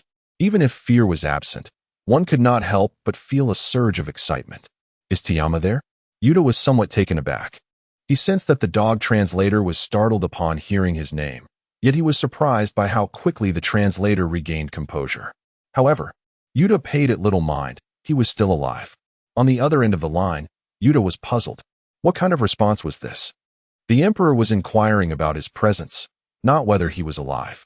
If he were dead, would the emperor not order missiles to obliterate their encampment? Nevertheless, Yuta exhibited commendable restraint, remaining unperturbed by the dog translator's rudeness. Please have Tiyama take the call. That is not permissible. Without the consent of our superiors, Tiyama cannot answer. After several exchanges, the dog translator found his confidence, the tremor in his hand subsiding. The emperor, after all, was merely a title. If he could speak without decorum, the emperor would have to listen respectfully. In that moment, the dog translator was not just confident, he was emboldened. Then, please consult your superior. If they are proficient in Japanese, have them speak with me. My superior is not on the premises. I cannot consult with them. Please leave a contact method. And when my superior returns, I shall relay your message. Are you Japanese? No, I am now a citizen of Huagua. The dog translator refuted Yuta's assertion. Who is Japanese? You are, and your entire family is too. Although the dog translator's nationality was that of Japan, he was resolute in his newfound identity as a citizen of Huagua. Anyone who claimed otherwise would face his wrath, even the emperor himself. Yuta discerned the implication in the dog translator's words. Being a citizen of Huagua now implied a previous allegiance to Japan, a complete defection. The emperor grants you royal status and the authority over the self-defense forces, provided you heed his commands. Are you willing? Yuta, adept in the art of political maneuvering, believed that enticing offers of high office would sway the dog translator. Do you take me for a fool? The dog translator retorted. Such empty promises are easily made, but what value does royal status hold? Where is the self-defense force? Even if your words ring true, I must first survive to witness it. If I were to abandon my superior, what use would I be to you? It would be remarkable if your claims were ever realized. Oh, you do not believe me? I could appoint you as Toyama's deputy. If you assist him in fleeing Osaka, he will take command of the self-defense forces. Once you lead them to Tokyo, everything the emperor promised will come to fruition. Your words inspire no trust in me. I shall relay your statements to my superior verbatim, the dog translator scoffed. He held not a shred of belief in Yuda's claims. Assisting Toyama in his escape? If he were to flee with Toyama, the latter would likely eliminate him first. Given the wound on Toyama's leg, which continued to bleed, the dog translator did not perceive him as a magnanimous prince. You need to reconsider. Are you truly prepared to sever ties? Do you genuinely believe he can withstand the might of the great nation of Japan? Think about your future. I have thought it through. Spare me your platitudes. I did not expect the Emperor of Japan to be such a hypocritical figure. Farewell. With that, the call ended abruptly. What an insolent fool. The dog translator cursed. He felt that Yuda had insulted his intelligence. Though he could not confront Yuda directly, he could certainly find a target in Toyama. With that thought, the dog translator promptly summoned Toyama. He intended to vent his frustrations upon him. Startled from his self-pity, Toyama was abruptly brought before the dog translator without understanding the circumstances. Just now, Yuda called. What did His Majesty say? Toyama grasped at the lifeline, convinced that the emperor would come to his rescue. He has granted me royal status, promised me the command of the self-defense forces, and instructed me to first serve as your subordinate to aid in your escape, the dog translator stated plainly, revealing no hesitation or concern for the two individuals who had brought Toyama before him. These two were poised to act against both the dog translator and Toyama. They were not allies of the dog translator. They belonged to Ainai. If the dog translator remained loyal, he would be considered one of Zhang Wei's people, and they would obey him. However, should he waver, they would show no mercy. Yet, curiously, they did not act immediately. If the dog translator had indeed shifted allegiances, why would he make such a declaration in their presence? Was he seeking their loyalty or harboring ulterior motives? Such favorable conditions? You must have agreed by now, right? Has that Huagua individual departed the camp? Now is the perfect moment. What are you waiting for? Toyama was agitated. He was aware that Zhang Wei and Ainai had left the encampment. The commotion caused by the mecha was significant, and Toyama certainly felt it. Given the emperor's generous offer, he was confident the dog translator would acquiesce. Do you think I share your mindset, possessing a dog's intellect? Would I consent to such absurd terms? What are you thinking? The dog translator exploded in fury. Not only did Yuda underestimate him, but now Toyama presumed him to be a simpleton as well. Hold him down. The dog translator commanded, rolling up his sleeves. The two individuals, momentarily taken aback, swiftly complied, restraining Toyama. This was promising. The dog translator still aligned with their faction, remaining close to their superior, and they needed to follow orders. What do you intend to do? Toyama, now restrained, felt a surge of fear. His body was weak, having lost much blood and lacking nourishment, leaving him utterly incapable of resistance. What do you think? I'm going to beat you. You foolish wretch thought you could escape. That fool Yuda dared to suggest I betray my superior. You all deserve punishment. With that, the dog translator unleashed a flurry of punches, each strike landing on Toyama's soft abdomen. Although the dog translator was merely an ordinary individual, he possessed enough strength as a man, and each blow to Toyama's midsection was undeniably painful. Chapter 139. Ask him, how much is Taosan worth? The dog translator felt exhilarated after the beating, while Taosan was suffering immensely.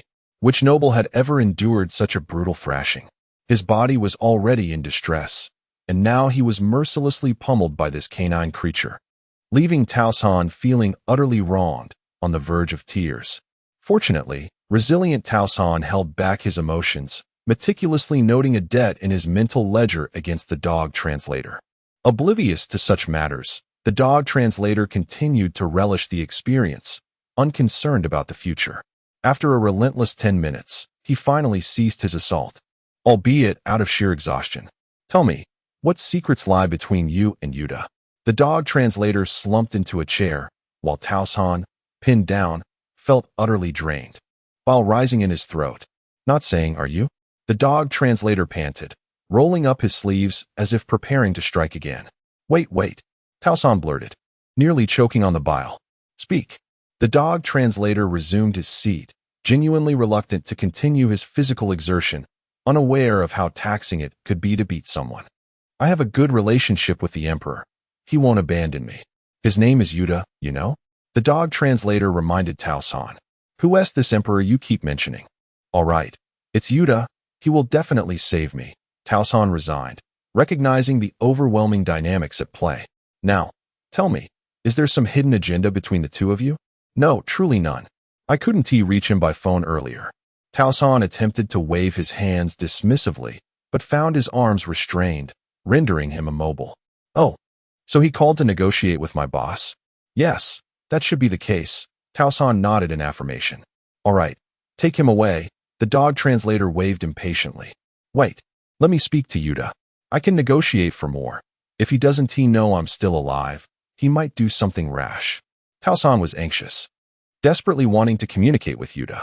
The dog translator remained silent, weighing the situation in his mind. Logically, such matters required Zhang Wei's approval. Yet Taosan's reasoning held merit.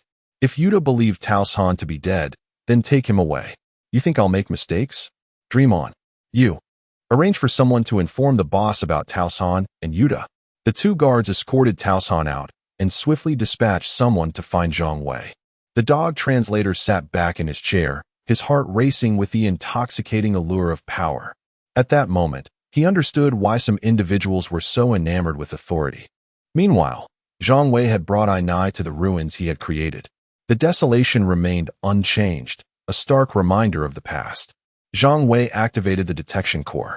While he couldn't locate the small treasure buried nearly 100 meters underground, the 10-meter vicinity was sufficient to ascertain if it had been disturbed. After a thorough inspection, he confirmed that the small treasure was safe. Ainai, who do you think would win, the self-defense forces or those soldiers from the beautiful country? Zhang Wei suddenly inquired. Sir, the self-defense forces would prevail, Ainai asserted, having witnessed their capabilities firsthand during her time within their camp. Their ability to cook without disruption indicated their strength. The outcome will soon be revealed. How abundant are the source crystals in the self-defense forces stockpile? Plentiful, but mostly of ordinary grade, she replied. Understood, let us return. Zhang Wei announced. He intended for all source crystals within the self-defense forces to bear the Zhang surname. However, he decided to bide his time for another 2 days before taking action. As they made their way back to camp, a subordinate of Ainai rushed up to them. Sir, I have something to report. Speak, Zhang Wei said, looking down. The towering mech, standing 20 meters high, made the tiny figure below appear no larger than an ant. The Emperor Yuta has called, seeking Taosan. We were unable to make a decision, so I came to inform you. All right, understood.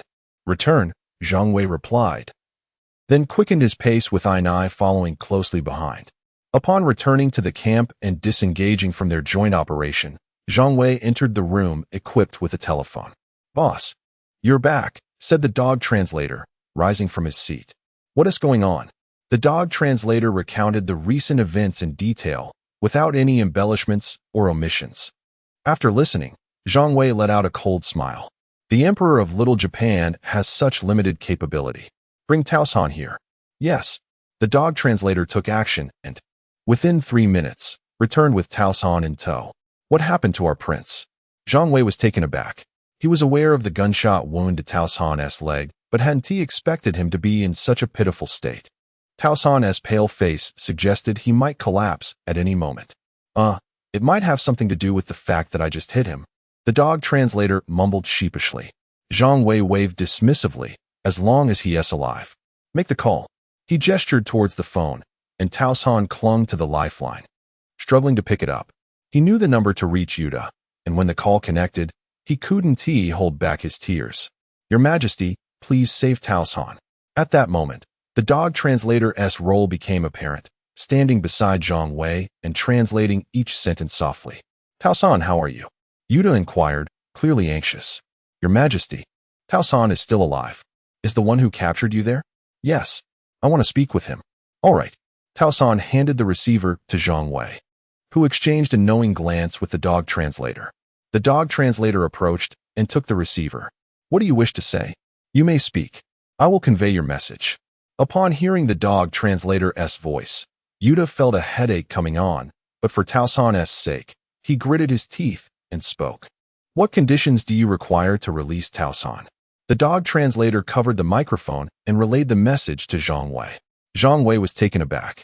He had initially captured Tao San as a precaution against bomb threats, not for kidnapping. Why did it now seem as though he was the one who had abducted Tao San? Ask him, how much is Tao San worth? All right. The dog translator nodded, then began his animated speech. Zhang Wei couldn't comprehend the foreign tongue, but Ainai understood.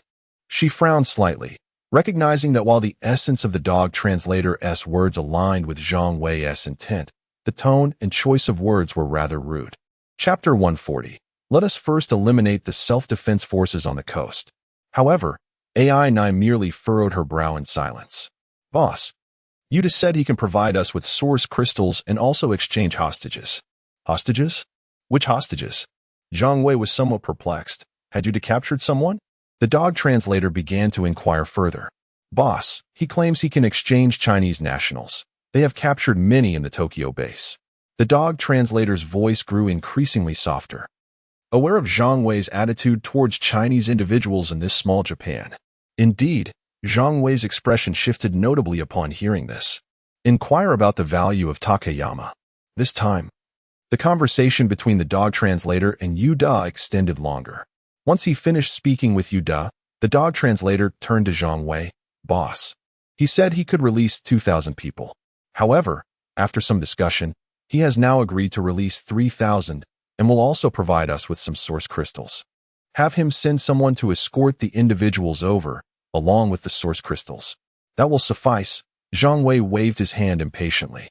He understood that the number of Chinese nationals within the Tokyo base far exceeded that, so any amount they could secure would be beneficial. Go inform Lao He and the others. Prepare to receive these 3,000 individuals and also assist with the necessary provisions. Zhang Wei instructed Ainai. Are we really going to release him? Ainai pointed at Takayama, showing no hesitation in mentioning his name. Takayama looked at Zhang Wei with anticipation, awaiting his verdict. Why should we release him? Zhang Wei countered. Since this fellow seems somewhat important, let him stay. Find someone to tend to his injuries. We cannot let him perish. Understood. Ainai nodded in satisfaction, having fully submitted to Zhang Wei and now considering his interests. My lord, they will not comply. Among those they send, there may be some. I am aware. The royal family has ninja retainers, and they possess numerous resources. We should expect the arrival of 3 advanced mechas, Ainai continued to caution. Zhang Wei's eyes lit up at this. Advanced mechas were indeed valuable assets. He would be delighted if 2 could arrive. Understood. Now go and take action. Wait. You cannot do this. I have been exceedingly cooperative. Why treat me this way? Only Takayama remained dissatisfied, feeling that Zhang Wei had no intention of releasing him. Cooperative? Then why did you attempt to flee? Zhang Wei's retort left Takayama speechless. Indeed, he had been captured after fleeing, but did Zhang Wei not understand his desire to survive? I merely wish to live, he stammered. Many share that desire. What makes you so special? Take him away and treat his wounds, Zhang Wei commanded. Yes. The dog translator responded and promptly arranged for Takayama to be taken away, not allowing him any opportunity to speak further. My lord, if we proceed this way, we will be at odds with the royal family completely. Ainai continued to caution Zhang Wei. In this situation, turning against the royal family was not a favorable outcome. And what of it? Tell me, if I demand a portion of territory for self-governance, would you agree? Zhang Wei expressed a bold notion. With just over a month until the next arrival of initial source crystals, he sensed that time was of the essence. Thus, he needed to secure a larger and safer territory before their arrival. That seems implausible. Ainai's eyes widened. Would the emperor permit us to seize land right under his nose? What if we were to eliminate the self-defense forces on the coastline? My lord, that is unwise. Without their defense, mechanical creatures from the ocean will flood in, and we would be in serious trouble. AI Nai urged, attempting to dissuade Zhang Wei from this perilous idea. The invasion of oceanic creatures onto land was no trifling matter. Not to mention, swarms of crabs and similar creatures would pose a significant challenge. Zhang Wei was indeed formidable, but the others were not nearly as strong. Lao He and his group were even less capable. You think that way, so the Emperor likely thinks similarly. If we take this territory, we must also defend it. Thus the Emperor would agree. Zhang Wei nodded. Takayama alone is not sufficient leverage. While he may instill caution in the Emperor, what are the others in the royal family?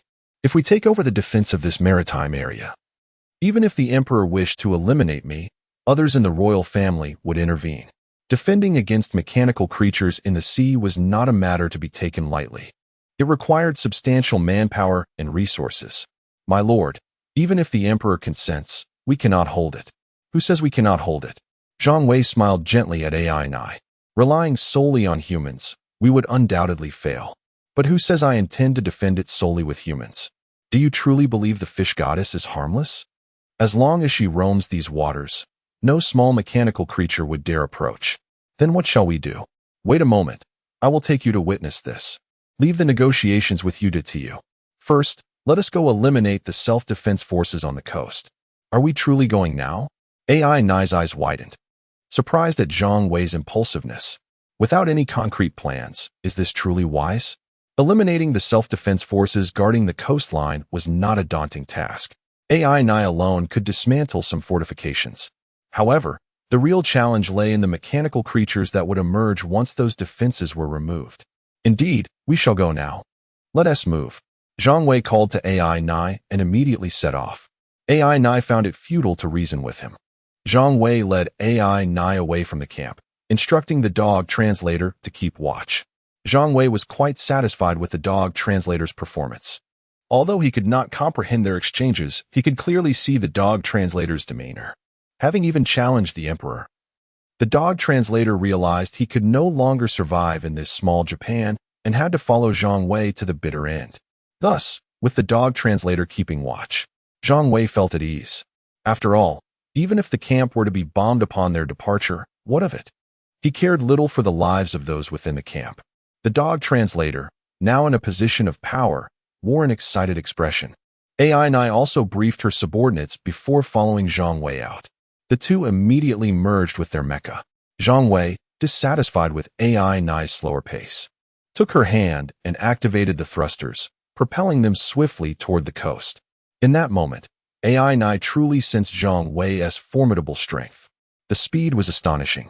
Equipped with the Pulse War Spear, Zhang Wei's mecha combat power had reached 4,150 points, resulting in a significant increase in speed. Chapter 141. What is this? Originally, the journey was supposed to take 3 to 4 hours, yet Zhang Wei managed to complete it in less than an hour with AI Nai. Although the energy consumption was somewhat substantial, it was of little concern, as there were still plenty of ordinary source crystals available to him. Let us begin. Zhang Wei instructed AI Nai. Reluctantly, AI Nai complied. Was it easy to demolish the bunkers along the coastline with the mech? Indeed, it was quite simple. The soldiers inside the bunkers had little capability to resist. Their weapons were effective against small marine mechanical creatures, but utterly ineffective against a mech like AI Nai. The bullets from machine guns merely sparked harmlessly against AI Nai's armor, and only armor-piercing rounds from heavy sniper rifles could inflict any damage. However, AI Nai was astute enough not to foolishly remain stationary to be shot at. In her agile maneuvers, she was not an easy target. Equipped with the Super Energy Solar Sword, AI Nai's offensive capability soared, often resulting in the immediate annihilation of the occupants of a bunker merely by passing through. There was no alternative. The heat emitted by the Super Energy Solar Sword was so intense that it could melt through mech, making it impossible for humans to withstand. The pace at which the bunkers were cleared was rapid, and AI Nai showed no mercy towards the self-defense team members. Zhang Wei nodded in satisfaction. There was no need for him to intervene in eliminating these weaklings. Once AI Nai had cleared nearly 10 kilometers of coastline, Zhang Wei called out to her. That's enough for now, return. While there were still more bunkers to be cleared, Zhang Wei needed to confirm with Yume how far they could extend their operations. AI Nai, puzzled, returned to Zhang Wei's side. He produced a uniquely shaped whistle, inserted it into his mouth, and blew a few notes. The sound was neither melodious nor unpleasant, and it was not particularly loud. AI Nai was left wondering what Zhang Wei was up to. Once he finished blowing the whistle, he put it away and stood still, waiting. AI Nai felt compelled to inquire about what he was waiting for, but refrained from doing so. At present, she was merely Zhang Wei's subordinate. Aside from occasionally assisting him verbally, there was no other special relationship. Therefore, she was quite aware of her role. Suggestions should be made when appropriate, but silence was required when it was not. After a few minutes, the surface of the sea began to tremble significantly. AI Nai positioned herself protectively in front of Zhang Wei, her gaze fixated on the water. Master, something mechanical is about to emerge. We should retreat. If it had been her alone, she would have fled long ago. However, Zhang Wei showed no inclination to move. It's nothing. It's our own kind, he reassured her, pleased with AI Nai's vigilance. If utilized properly, ninjas could indeed be quite valuable. Feeling Zhang Wei's hand on her shoulder, AI Nai's anxiety eased slightly. However, before she could relax further, she was nearly startled into the sky. Yumei had appeared. Zhang Wei, what is happening? Come over here. I will protect you. Yumei shouted as she surfaced from the ocean. AI Nai was left utterly dumbfounded by Yumei's words. What was going on? What enormous mechanical whale had just spoken? Could it be that this mechanical whale was also under Zhang Wei's command? With terror in her eyes, AI Nai looked at Zhang Wei. Realizing that not only did he possess the peculiar mechanical creature Xiaobao, but he also had a mechanical pet lurking in the depths of the ocean. Was this not a bit too extraordinary? There is no danger. I merely missed you and wanted to see you, Zhang Wei replied with a smile, stepping toward the ocean. Really? What about Xiaobao? Yumei asked, her curiosity piqued, while she seemed to overlook AI Nai's presence entirely. Xiaobao is fine. It just consumed a colossal beast and is currently evolving. A colossal beast? What kind of beast? Yumei inquired. Upon hearing her question, a sudden realization struck Zhang Wei. If there were sleeping giants on land, there must surely be some in the vast ocean as well. Those who released the colossal beasts could not possibly have targeted only the land. Indeed, with this thought, Zhang Wei patiently began to explain to Yumei. If Yumei could consume one or more colossal beasts, her strength would significantly increase, which would only benefit Zhang Wei. Yumei listened intently to Zhang Wei's description of the colossal beasts, her interest piqued. She too desired to become more powerful. There is no rush to find the colossal beasts. They will remain dormant for quite some time. For now, let's discuss something more pressing. What is it? Yumei asked. Can you control the small mechanical creatures in these waters? Of course. As long as I am here, they would not dare approach, Yumei replied proudly. How far can you control them? How far do you need them, Zhang Wei? I can summon my friends as well. This was precisely what Zhang Wei had been waiting to hear. Since the mechanical whale could remain anywhere in the ocean, it would be prudent to have them gather near the coastline. This way, there would be no need for Zhang Wei to defend against this or that. All mechanical creatures in the vicinity would become Yumei and her friends' delectable meals. All right, control as much territory as you can. I will ensure your friends are compensated for their assistance. Zhang Wei felt justified in seeking Yumei's help, as he had no intention of withholding any valuable information, such as news of the colossal beasts. However, in return for her friend's aid, he needed to offer them something worthwhile. Expecting them to assist for free was unrealistic. They might lend support for a day or two out of respect for Yumei, but Zhang Wei desired their long-term presence. Without sufficient incentive, why would they help him? Simply because of his reputation? Okay, Zhang Wei, wait here. I will go summon them. With her fiery personality, Yumei dashed off, diving swiftly into the depths of the sea. The waves she stirred soaked Zhang Wei, as well as AI Nai, who stood on the shore. Master, what? What is this? AI Nai stammered, pointing at the spot where Yumei had vanished. Zhang Wei had just finished discussing serious matters with Yumei, and AI Nai was still trying to process what had occurred. Are you frightened? Just wait until a group of mechanical whales arrives. That might truly terrify you. Zhang Wei teased AI Nai. The more astonished she was, the less likely she would be to betray him. Indeed, she was taken aback. She had not expected her master to form friendships with such whales. Zhang Wei remained silent. As for becoming friends with mechanical whales, he had to thank the Japanese for that, as they had been mercilessly hunting whales for no reason. Chapter 142. It is hard to refuse soon. The surface of the sea began to boil. Countless massive water columns erupted from the ocean, shooting skyward. This magnificent spectacle not only terrified Ainai, but also alarmed the self-defense forces stationed further away. They had never witnessed such a grand display. Initially, they had reported Zhang Wei's actions, awaiting reprimand from their superiors and orders for a temporary retreat. After all, the distances between their posts were not far. They could see what was unfolding. With Ainai having eliminated so many posts, if they still failed to react, they might as well go home and sleep with the pigs. But what did they see now? They beheld something far more terrifying than the removal of the posts by Ainai. What creature could unleash such colossal water columns? It had to be whales. They were familiar with these creatures. Now, what were these whales intending? The weapons in their possession could fend off small marine mechanical beings, but would be utterly ineffective against whales. Yet, hadn't these enormous beings always lingered near the coast? Could they now venture ashore? At this moment, holding their posts was pointless. Any station witnessing this spectacle saw its personnel fleeing in panic. Concerns about future punishment became irrelevant. Fortunately, a few dedicated individuals reported the appearance of whales in the near shore intending to assault the land. They had no idea how their superiors would respond. But upon reporting, they fled even faster. Zhang Wei, how do you feel? The fish sister reappeared. Zhang Wei nodded in satisfaction at the sight of the fish sister emerging from the water. Stay away from the shore. If you strand yourself here, I may not be able to help you. With her size exceeding 100 meters, Zhang Wei was uncertain of his ability to assist. Don't worry. All those smaller creatures have been scared away. There is no danger here, the fish sister nonchalantly boasted. Stranding herself was out of the question, even if something went awry. She had plenty of companions to ensure her return to the sea. By the way, I've procured a cannon for you to install on your back. Zhang Wei recalled the external cannon mentioned by the giant beast. Little Bao would undoubtedly be incapable of wielding such a device, making it perfect for the fish sister. Really? Zhang Wei, you are too kind to me. By the way, how many Japanese have you killed during your many days away? The fish sister inquired with curiosity. She didn't pay much mind to the cannon. As long as it came from Zhang Wei, she would cherish it, for he was her sole human friend. And the cannon's power was of no concern to her. I've probably taken down quite a few. Zhang Wei had not kept a precise count. All necessary targets had been eliminated. That is wonderful. Remember to kill even more and help us take revenge. Absolutely.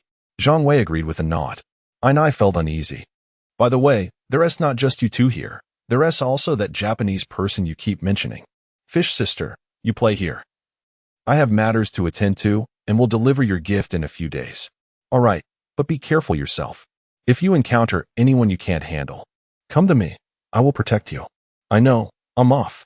After waving goodbye to the fish sister, Zhang Wei turned to leave. Ainai followed closely behind, her admiration for Zhang Wei growing.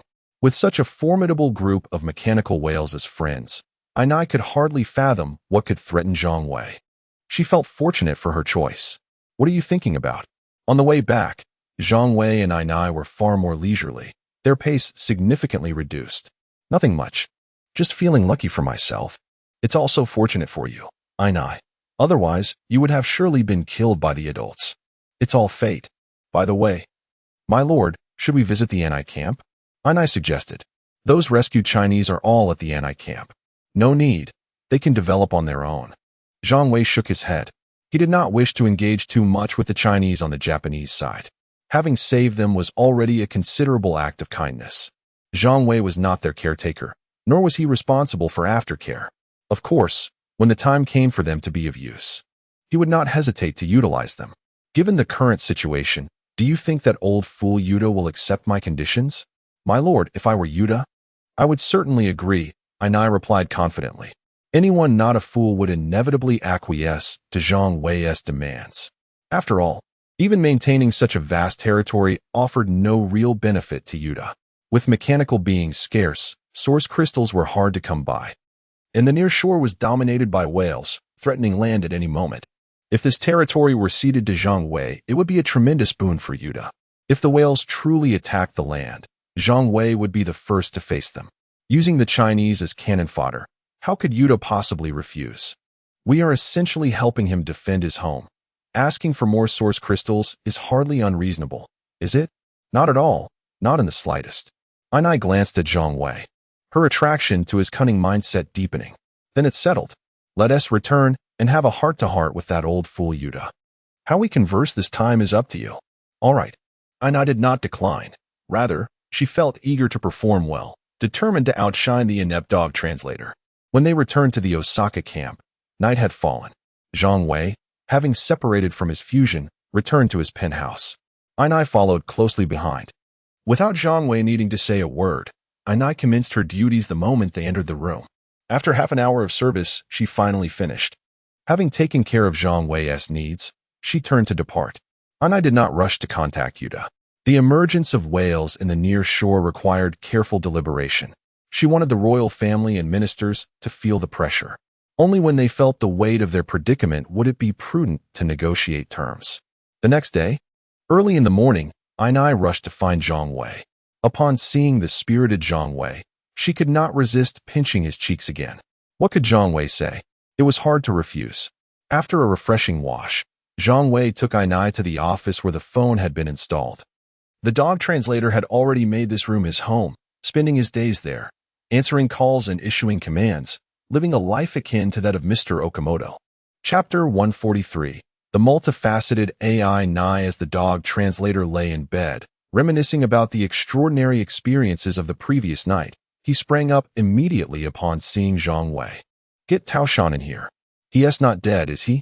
No, he is alive. I'll go now, the dog translator replied swiftly, darting out of the room. He dared not to give orders to AI Nai, a woman of formidable presence. It was evident to him that during her visits, Zhang Wei had not requested the company of any other women, which spoke volumes about her influence. Before long, Tao Shan was ushered into the room. Observing his condition, it was clear he had improved somewhat since yesterday. Though his recovery was limited, he was merely alive, and any hope of full restoration seemed distant. Wait, don't speak. Zhang Wei interrupted Tao Shan. If he complied, Zhang Wei might offer him a modicum of kindness, but given Tao Shan's disobedience, simply allowing him to live was already a generous concession from Zhang Wei. AI Nai, make the call, he commanded. Yes. AI Nai nodded in agreement and dialed the number. It was too long before the call was answered. Put Yuta on the line, AI Nai ordered, without inquiring who was on the other end. How dare you? You waste a minute, and I will put a bullet in Tao Shan. If you don't care about his life, then take your time, she warned. Her tone icy. The urgency was palpable. While those on the other end hesitated, it was Tao Shan who grew anxious, fully aware of AI Nai's ruthlessness. After a minute, a gunshot echoed through the room, accompanied by Tao Shan's agonized scream. True to her word, AI Nai had indeed shot him in the leg. Silence. Zhang Wei snapped at Tao Shan, his irritation evident. The confines of the room amplified the agony of his cries. His words held far greater weight than AI Nai's. Upon hearing Zhang Wei's command, Tao Shan instantly ceased his protests, sweat pouring down his face despite the pain. Fortunately, Yuta was relatively swift, answering the call just shy of 2 minutes, which brought a sigh of relief from Tao Shan, who desperately wished to avoid further gunfire. I am Yuta. Who are you? Who I am is of little importance. Our master has conditions to discuss with you. We agreed to exchange hostages, did we not? Yuta frowned. Feeling disgruntled, he had already prepared to send someone out, only to find that Zhang Wei had shifted the terms. The previous conditions still stand. Today we address a new stipulation. What more do you want? A sense of foreboding crept over Yuta. We demand control over the entirety of Osaka Prefecture. All Japanese must be expelled or perish, and this territory will henceforth be governed by China, with defense responsibilities also transferred to us. What? You want all of Osaka Prefecture? Yuta nearly lost his composure. What an outrageous demand. The vastness of Osaka Prefecture was undeniable. It jutted out significantly on the map, and its proximity to Kyoto made it strategically crucial. Should this territory fall into Chinese hands? Yes, we want all of Osaka Prefecture, AI Nai reiterated firmly. This was merely the first of their demands. She intended to elaborate further once Yuda acquiesced to this initial request. I'll give you 10 minutes to discuss. Call back in 10 minutes with your decision. With that, AI hung up, leaving Yuda no time to respond. The dog translator, who had been assisting Zhang Wei, gave a thumbs up to AI after hearing her demands. Well done. This negotiation is quite professional. Allowing Yuda time to confer with his ministers and recognize the reality of the situation. Pressuring him for an immediate answer would be impractical, as no ruler would agree to such territorial concessions. However, once his advisors persuade him, he may relent. After all, a cost-benefit analysis would favor giving up the land, especially considering the formidable threat of the whales. If they concede this point, they will likely be amenable to further negotiations, even if those terms may be more demanding. As long as the master is satisfied, should we bring over the Chinese? AI was already contemplating her next demands, the initiative firmly in their hands. If possible, yes. Having Chinese rather than Japanese will provide me with greater assurance. Understood. AI nodded in agreement, and they awaited the response. In less than 7 minutes, the phone rang. I agree to your terms. Osaka Prefecture can be yours. Yuda had indeed capitulated, his anger dissipating. The troublesome issue of the whales was resolved. What more could trouble him? Good. For the second condition, we require 10,000 high-grade source crystals, 100,000 medium-grade source crystals, and the Osaka self-defense forces must withdraw without taking any weapons or resources. Yuda's simmering anger surged once more. Was this a negotiation? It felt more like blatant robbery. Just as he prepared to explode, someone beside him restrained him, nodding in agreement. It was imperative to leave behind essential resources, otherwise, the Chinese would be ill-equipped to fend off the whales. Fine, I agree. The third condition, arrange for all Chinese to enter Osaka Prefecture. If any Chinese individual is found outside of it, we will retaliate. Currently, national resources cannot be effectively mobilized, and we cannot fully control other regions. This demand, that is your concern, not ours. I am giving you 10 days. AI's stance was unwavering. Zhang Wei nodded in approval, impressed by AI's capabilities. She is indeed formidable, adept in both wit and strength. Very well, we await your response. We shall proceed with this transfer today. The personnel will arrive shortly. Chapter 144. Did you leave nothing for yourself? The first wave of the handover commenced. The individuals originally dispatched to assassinate Zhang Wei were urgently recalled, much to the chagrin of the 2 ninjas who had been withdrawn.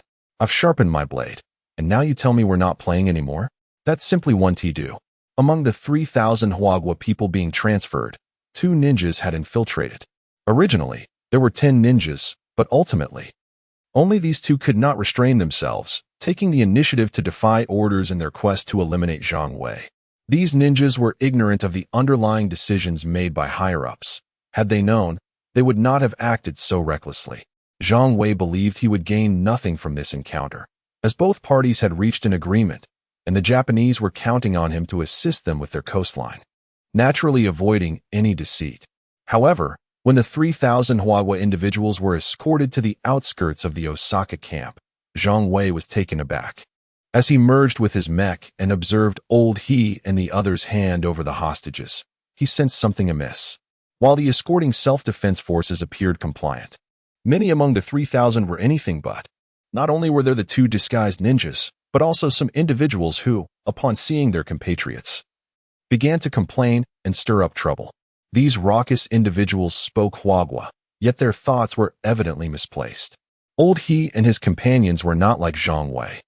They lacked his ruthlessness, having endured suffering themselves, and therefore held the greatest compassion for those who had experienced similar fates. Nonetheless, at times, compassion merely invites further audacity from others. Some even demanded mech course from them. Send your people to deal with those troublemakers. Eliminate them. Zhang Wei felt no mercy in his heart. Disobedience warranted death, with no opportunities granted. He had no time to discern the attributes of these individuals. As long as they were insubordinate, they would be dealt with, until all complied, and no one dared oppose Zhang Wei again. Without hesitation, would act against her own compatriots. When it came to killing Huagua individuals, could she afford to hesitate? Following Ainai's orders, A group of burly men surged out of the Osaka camp, and as they charged into the crowd of hostages like tigers among sheep, gunfire soon erupted. Witnessing comrades fall to gunfire, the raucous individuals fell silent. Why were these people so bold against their fellow Huagua, yet cowed before those armed with firearms? They knew Old He and his men would not retaliate against them and would even acquiesce to many of their unreasonable demands. However, the self-defense forces were different. They would kill without hesitation at the slightest provocation. Thus, these individuals exhibited cowardice when confronted by the self-defense forces. These wretches, eliminate them all. Zhang Wei, incensed, called out names, and all those named were dragged out by Ainai as subordinates and executed one by one. After the execution of over 50 individuals, the crowd of hostages finally quieted down. Your Excellency, we have delivered the people, and here are the supplies you requested. Please verify. The leader of the self-defense forces spoke to Zhang Wei. They undoubtedly possessed mech cores, but had not merged with their mechs to better demonstrate their sincerity.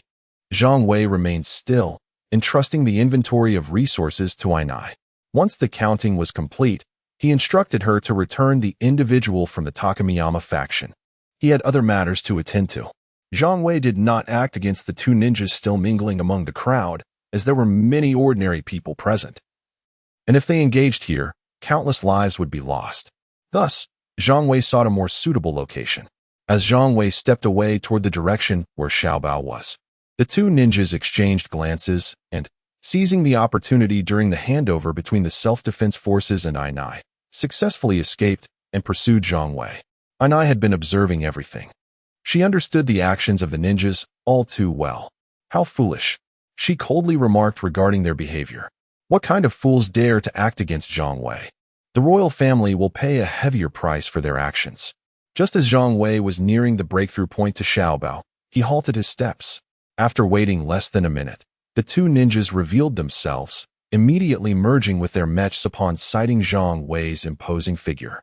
With their backs to him, if they acted swiftly enough, they could catch Zhang Wei off guard. Two level 3 mechs, with decent equipment. Zhang Wei had been closely monitoring these ninjas.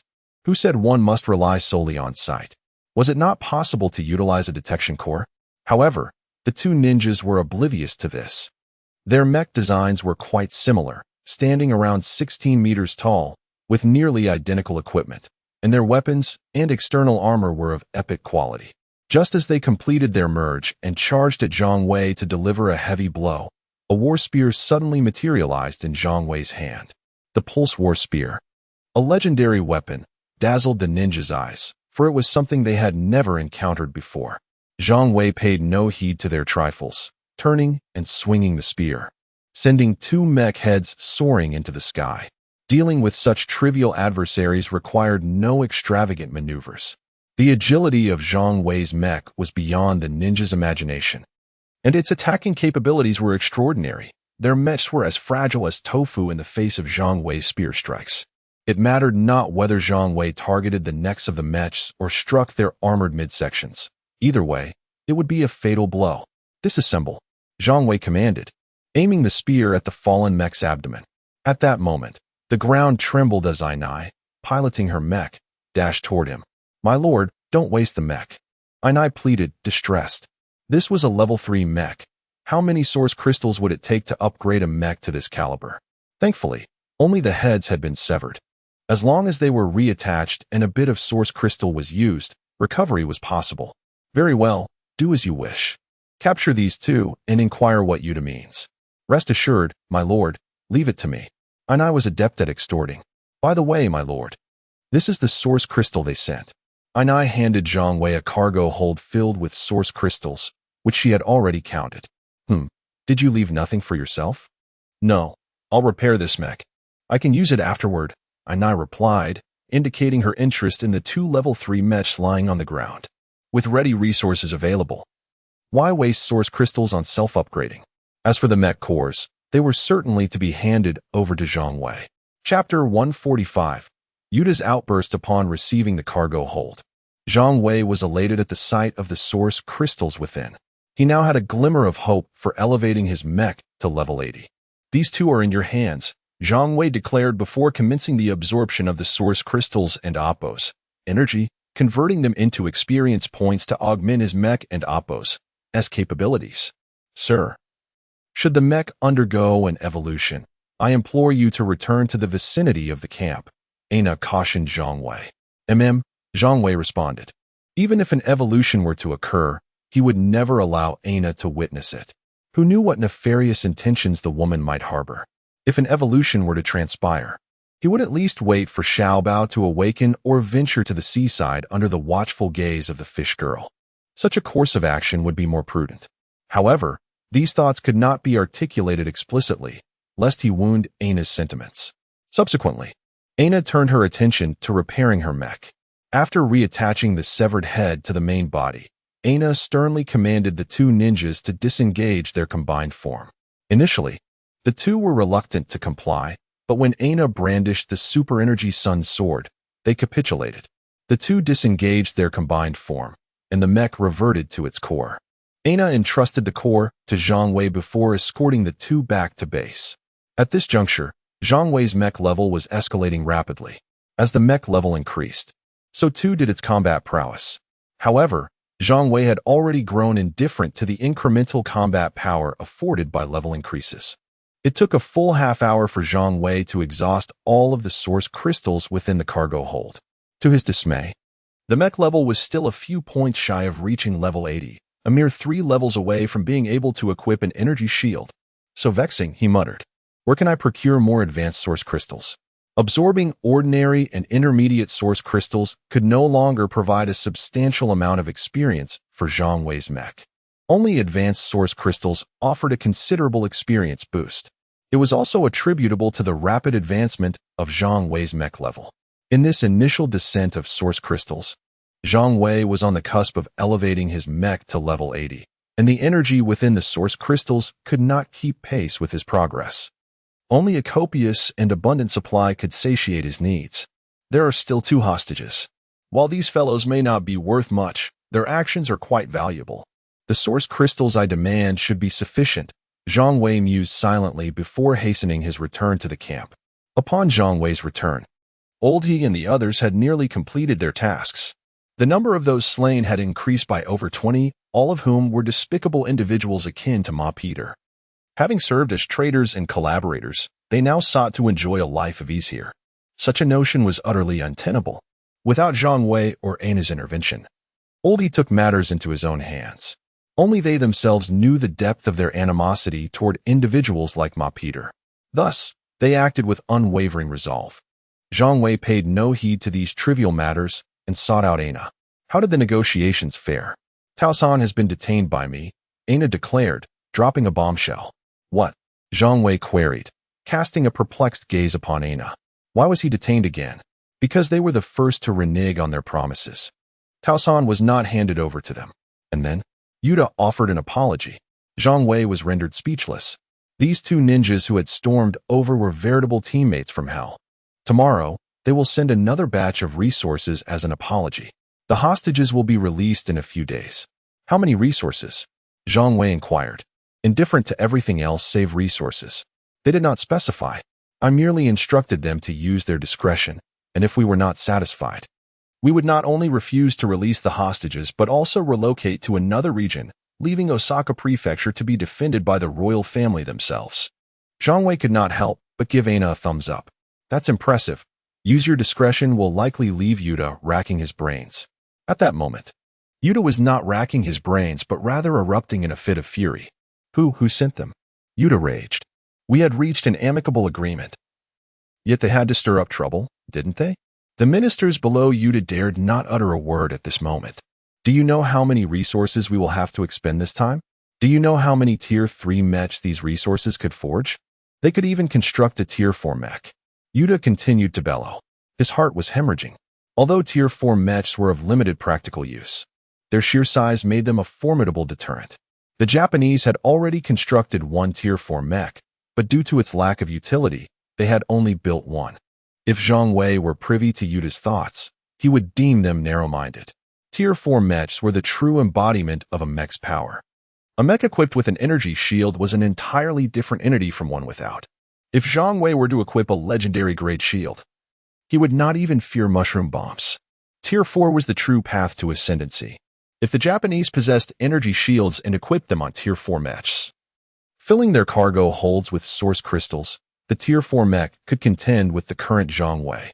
Now, tell me, what should we do? Faced with Yuta's tirade, no one dared to speak first. Yuta said, pointing to the minister closest to him, you have always managed the ninja corps. Tell me, what should be done? The designated individual had no choice but to step forward, steeling himself. After all, the ninja corps had caused the mess, and he was responsible for cleaning it up. Your Imperial Majesty, in this humble servant's opinion, as long as we provide them with a sufficient quantity of source crystals, this matter can be resolved. Although it is unclear what in Osaka Prefecture is attracting them, this humble servant is confident that they will not readily abandon it. They merely seek to extract more benefits. You make it sound so simple. How many source crystals constitute a sufficient quantity? Half of our daily source crystal production? The minister ventured, seeking to gauge Yuta's bottom line. Half? How can you utter such words? If you were in his position, would you agree? Yuta lamented, his heart aching. Those were their source crystals, extracted from their own people and obtained at the cost of countless lives. Now, they were to be relinquished gratuitously. How could he not grieve? The minister wiped the sweat from his brow, realizing that he had fallen far short of the number Yuta had already settled upon in his mind. Perhaps, we should offer them double the amount. Double? You speak so lightly.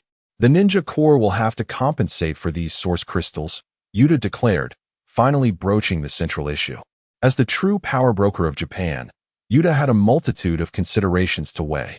The ninja corps was showing signs of insubordination, and he intended to seize this opportunity to rein them in. Chapter 146. Brother, it has been dismantled. Your Majesty, this is unacceptable. This old minister is terrified. So many source crystals have been taken by their ninja forces. Will we ever have any left? Without a supply of source crystals, the mechs within the ninja forces will merely become ornaments. Why is it unacceptable? The trouble was caused by you. Should we really expect others to clean up after you? Yuta questioned. The old minister was left speechless, with no one stepping forward to defend him. Anyone who spoke in his favor would have to pull source crystals from their own pockets to fill the gap, and none were foolish enough to do so. Well, fine. But they cannot take everything at once. Otherwise, the ninja forces will be rendered inactive, which would be detrimental to our empire. Humph. Grant them double the source crystals and send them over tomorrow. Also, keep an ear out for news about that underground behemoth. We should see if we can detect any life signals. I suspect that individual from Hua country has set his sights on that beast, Yuta expressed his conjecture. The old minister of the ninja forces had just reminded Yuta of this. Zhang Wei's ambition to seize Osaka undoubtedly harbored some dark secrets. Although Osaka had been decided to be handed over to Zhang Wei, Yuta would ensure that Zhang Wei did not have an easy time. How to navigate the situation would depend on future developments. Yes, Your Majesty. Now, everyone disperse. If anyone else stirs up trouble, you shall face the consequences alone. Additionally, expedite the arrival of the individual from Hua country. Understood. A group of ministers exited. Yuta sat upon his throne, massaging his temples. Exhaustion weighed heavily on him. Fortunately, the subsequent events unfolded without much turbulence. The resource transfer the following day proceeded exceptionally smoothly, though the cargo hold containing the source crystals had doubled from 1 to 2. Aina was quite satisfied with Yuta's sincerity. She handed over the item to the person designated for the transfer and returned the 2 ninjas who had lost their legs. The person who came for the handover spoke not a word and departed with the ninjas. On the way back to Kyoto, Momoyama wept in the first half of the journey and cursed in the latter half. At that moment, her heart brimmed with fighting spirit, entirely fueled by her anger. Zhang Wei paid no heed to Momoyama's grievances. He headed straight for the mechanical behemoth with the cargo hold. However, just as he was about to absorb the source crystals to elevate the mech's level, the ground began to tremble violently, resembling a magnitude 6 or 7 earthquake. Aina sprinted to the scene, and, upon seeing Zhang Wei unharmed, felt a wave of relief wash over her. She had just offended the emperor gravely, and if Zhang Wei fell first, her own days would not fare well. Sir, has Xiao Bao awakened? Indeed. Zhang Wei replied to the approaching Aina, his gaze fixed on the elevator shaft. Before long, a colossal figure emerged within Zhang Wei's detection core. It was Xiaobao. As soon as Xiaobao appeared, the earth erupted as he sprang upward with wild ferocity, leaping over 10 meters off the ground. The impact upon landing sent tremors rippling through the earth, a testament to his staggering weight. "Goodness, you've grown so large," Zhang Wei exclaimed, unable to contain his astonishment. Prior to his slumber, Xiaobao moved at a modest height of 6 to 7 meters, but now, he stood at an imposing height of 17 to 18 meters. With his long tail included, he measured nearly 50 meters in length. "What if he stands upright?" "Brother," Xiaobao called out affectionately upon spotting Zhang Wei, rushing forward to embrace him. "Stop!" Zhang Wei shouted in alarm. He could not withstand Xiaobao's weight. Being crushed beneath him would likely be fatal. "Brother, what is it?" Xiaobao asked, somewhat aggrieved. "It's been days since we last met. Why the cold shoulder? Just look at your size. Do you wish to crush me?" Zhang Wei retorted. How much combat power do you possess now?" Zhang Wei inquired. Disregarding Xiaobao's feelings, his curiosity piqued. "I'm not sure, but I know I'm incredibly strong," Xiaobao stated confidently, standing tall. "All that talk of being kingly is merely childish play." Zhang Wei nodded in silent agreement. Indeed, it was as expected. Xiaobao had devoured an unborn mechanical behemoth, one towering 100 meters tall. This beast had merely been dormant underground due to a lack of power. Its internal components were entirely intact. Having consumed such a creature, any enhancement in Xiaobao's strength would be surprising otherwise. "Brother, just tell me who we're going to fight. I'll take the lead this time." Xiaobao's bravado was evident. "If we encounter another one of those giants, I can handle it." "All right, but you should temper your appetite for devouring beasts. It could become a troublesome obsession," Zhang Wei cautioned. He had no idea where to find such beasts to satisfy Xiaobao's cravings. "Calm down. First, adapt to your newfound abilities. I need to evolve my mech as well. Rest assured, brother, I will ensure your safety during the evolution," Xiaobao assured confidently. He believed there was nothing that could withstand his might now. Very well. With Xiaobao at his side, Zhang Wei felt a sense of security, especially given Xiaobao's formidable size, which radiated a powerful aura of protection. By the way, there should be external devices on the giant beast's shoulders. Be careful when dismantling those. We'll send them to you later. Understood, I'll get right on it. With that, Xiaobao scampered off, showing no intention of claiming the weapons for himself. AI Nai, observing from the side, felt perplexed. If she possessed Xiaobao's abilities, she would certainly still heed Zhang Wei's commands, but she would never be so compliant. Transitioning from a superior-subordinate relationship to one of equal partnership should present no issues, right? Yet, observing Xiaobao's demeanor, he still regarded Zhang Wei as his elder brother, exhibiting the same obedience as when AI Nai first encountered him. Why is that? AI Nai pondered, without anyone to provide an explanation. Zhang Wei commenced absorbing the source crystals within the cargo hold, elevating his mech's level once more. Only 3 levels remained, and it would not take long. When Zhang Wei raised his mech to level 80, Xiaobao had yet to finish dismantling the components. He had located the massive cannon Zhang Wei mentioned, but due to the need for careful handling, the process was somewhat slow. Zhang Wei waited patiently, and after about 10 more minutes, Xiaobao returned, beaming as he carried a cannon barrel measuring 15 meters in length and over a meter in diameter. "Brother, it has been dismantled." "Good. Place it down. I shall begin my evolution now." Chapter 147. "Brother, where is that shield?" With little Bao watching nearby, Zhang Wei felt assured to commence his evolution. The transformation began as a mysterious energy enveloped him. The mech uncontrollably floated upwards, spinning as it ascended approximately 10 meters off the ground. The enigmatic energy commenced the remodeling of the mech, gradually emanating a brilliant glow that intensified from a mere shimmer to a dazzling radiance. Little Bao remained exceptionally vigilant, perceiving every subtle movement in the surroundings. Nothing escaped his keen senses. 10 minutes passed, then 20. By this time, the mech's exterior had undergone substantial modification, its limbs becoming more robust, and its height had reached an imposing 25 meters, imparting a sense of a colossal presence. However, The completion of the exterior transformation did not signify the end of the evolution process. Internally, the mech had gained additional space due to its increased size. This newly acquired space was primarily designated for the installation of the energy shield, with other areas such as the core module also expanded. Another 10 minutes elapsed, and the radiant glow emanating from the mech began to diminish. The fourth evolution was complete, taking a total of 30 minutes. Upon landing, the mech's eyes emitted a brilliant azure light. Ding! The fourth evolution is complete, adding an energy shield installation slot, core module space 10, internal space 10, combat power 100. Equip vacuum energy shield. Zhang Wei promptly retrieved the energy shield he had stored in his cargo hold and equipped it. The mech's lower armor opened, allowing the energy shield to be drawn into the newly opened space through the mech's force. Ding! Equipment complete. Review attributes.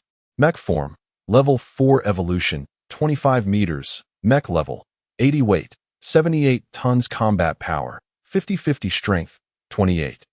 5 ton speed, 25 ms type, medium melee power, electromagnetic extended power engine, legendary, equipment, pulse war spear 6, legendary, vacuum energy shield, legendary, titanium alloy defense armor, epic. Multi-point continuous propulsion system, exquisite, 100 battles core, epic, detection core, legendary, assault core, epic, swift wind core, epic. Epic grade frozen floating cannon level 1 skills, super energy power enhancement, legendary, death laser, extreme thunder strike 5000 combat power. Activate the energy shield. Having just equipped the energy shield, Zhang Wei felt compelled to showcase it. Following his command, the mech's power instantly decreased by 2000 points, and an invisible yet visible energy shell enveloped the mech entirely, even covering the ground beneath it. The initial ignition consumed a considerable amount of power, prompting Zhang Wei to mutter to himself. The energy shield's first activation required the most power. Subsequent activations would not demand such excessive energy. This is akin to the initial filling of a building's underfloor heating system, which requires a large volume of water. Future uses would be far less taxing on energy. Little Bao, come, attack me. Little Bao, momentarily stunned, did not respond to Zhang Wei. It wasn't that he disrespected Zhang Wei, rather, he was genuinely astonished. Zhang Wei could see the energy shield, and Little Bao, not blind, could certainly see it as well. To Little Bao, this spectacle was wondrous. Hey, are you dazed? Zhang Wei waved the electromagnetic war spear in front of Little Bao. Huh? Brother, what's up? Look at me. I'm speaking with a northeastern accent. Attack me. Upon hearing this, Little Bao shook his head vigorously. Brother, I can't do that. Try the shield's defensive capabilities, quickly, don't dawdle. Zhang Wei urged impatiently. Little Bao's intellect paled in comparison to AI Nai's. Had it been AI Nai, she would have grasped Zhang Wei's intent seamlessly. All right, I'm on it, Little Bao declared, no longer holding back, swinging his tail towards Zhang Wei. Now, Little Bao's tail bore a hefty meteor hammer with a diameter exceeding 1 meter. Being struck by such a colossal weapon would undoubtedly be formidable. Not only was the hammer powerful, but the spikes adorning it were even more lethal. It was unclear whether Little Bao bore a grudge against Zhang Wei, but this strike was delivered with full force. Zhang Wei discerned the trajectory of Little Bao's tail. Had he chosen to avoid it, the tail would not have struck him. However, since Zhang Wei aimed to test the energy shield's defensive prowess, he remained still, foregoing any defensive measures, allowing the meteor hammer to collide with the energy shield. A tremendous impact ensued, shaking Zhang Wei's mech. He found himself propelled backward uncontrollably, leaving a 3-meter-wide, half-meter-deep trench in the ground as he skidded. It took a considerable distance, over 10 meters, before he regained his stability. Seeing this, Little Bao became anxious. Brother, are you all right? I'm fine. Zhang Wei promptly reassured him, for he truly was unscathed. The backward motion was merely a result of Little Bao's overwhelming force. Zhang Wei had only endured the shock. The vacuum energy shield did not disappoint. Despite Little Bao's ferocious attack, the shield showed no signs of cracking, dissipating only 200 points of the mech's power. As long as sufficient power remained, the energy shield could persist indefinitely, unless struck with overwhelming force capable of shattering it instantaneously. Once shattered, The shield would require a cooldown period before reactivation. The exact duration remained to be tested by Zhang Wei. The energy shield in Apos' description offered no specifics on this matter, as the cooldown time was variable, influenced by numerous factors such as combat power, energy, shield quality, and core modules that could mitigate the cooldown period. Based on Zhang Wei's own estimations, in his current state, the cooldown for the energy shield would likely require at least 2 to 3 minutes. Dismiss. After testing the energy shield, Zhang Wei subsequently deactivated it. While appearing grand and impressive with the shield active, it consumed energy, and the shield was a significant drain, utilizing 1 to 2 points of power every second. Even those who ran an aquaculture farm would hesitate to squander energy so liberally. Having successfully activated it once, as long as the shield remained intact, Zhang Wei could envelop himself with it at will, with a covering speed of approximately 1 second. Brother, where is that shield? Where did it go? Little Bao stared intently at Zhang Wei, anxious. To Little Bao, that shield was remarkable. Losing it would indeed be a pity. I've stored it away. Let us go. Carry that cannon, and we shall seek out Fish Sister. All right. Little Bao, somewhat carefree, took Zhang Wei's words at face value and ceased to inquire further. Presently, Little Bao was eager to flaunt his new form to Fish Sister. Although he couldn't rival her size, he was still sufficiently imposing on land. Chapter 148. The pulsating behemoth, a mere pangolin, yet possessing such immense stature. What more could one desire? Subsequently, Zhang Wei and Xiao Bao made their way to the seaside. Shortly after Zhang Wei blew his whistle, the fish maiden made her appearance. Zhang Wei, you've arrived. Your physique has grown significantly, she exclaimed. Oh, Xiao Bao, how have you also transformed so remarkably? The fish maiden was genuinely astonished. Just yesterday, she had seen Zhang Wei, and today he was a veritable giant. Xiao Bao's transformation was even more pronounced, exuding an aura that hinted at latent power. This suggested that Xiao Bao now possessed the potential to inflict harm upon the fish maiden. Clearly, if Xiao Bao's hefty tail were to strike her, it would not bode well for her. Haha. So, do I not look quite dashing now? Xiao Bao boasted, reveling in the admiration that came without even showcasing his abilities, which instilled a sense of accomplishment within him. My mech has evolved.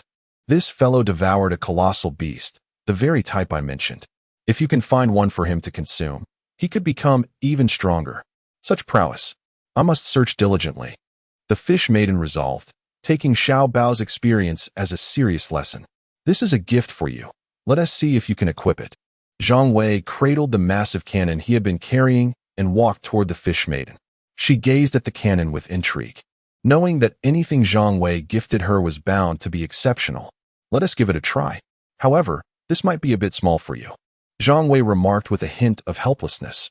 For him and Xiao Bao, the cannon was a behemoth, but to the fish maiden, it appeared almost diminutive, akin to a naval artillery piece. Yes, I can equip it. Place it on my back, the fish maiden declared.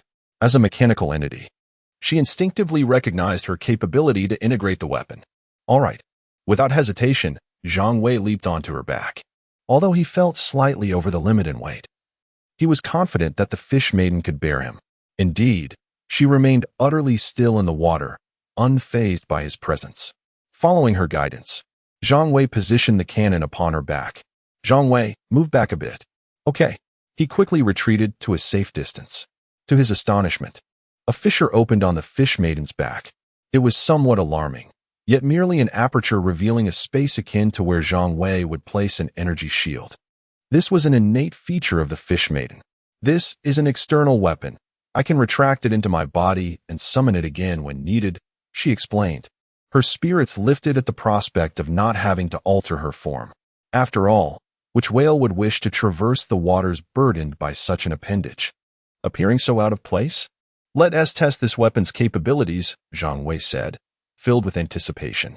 This was an external weapon sourced from a colossal beast, and its power should be formidable. Anything less would not do justice to its origins. What is a beast meant to do?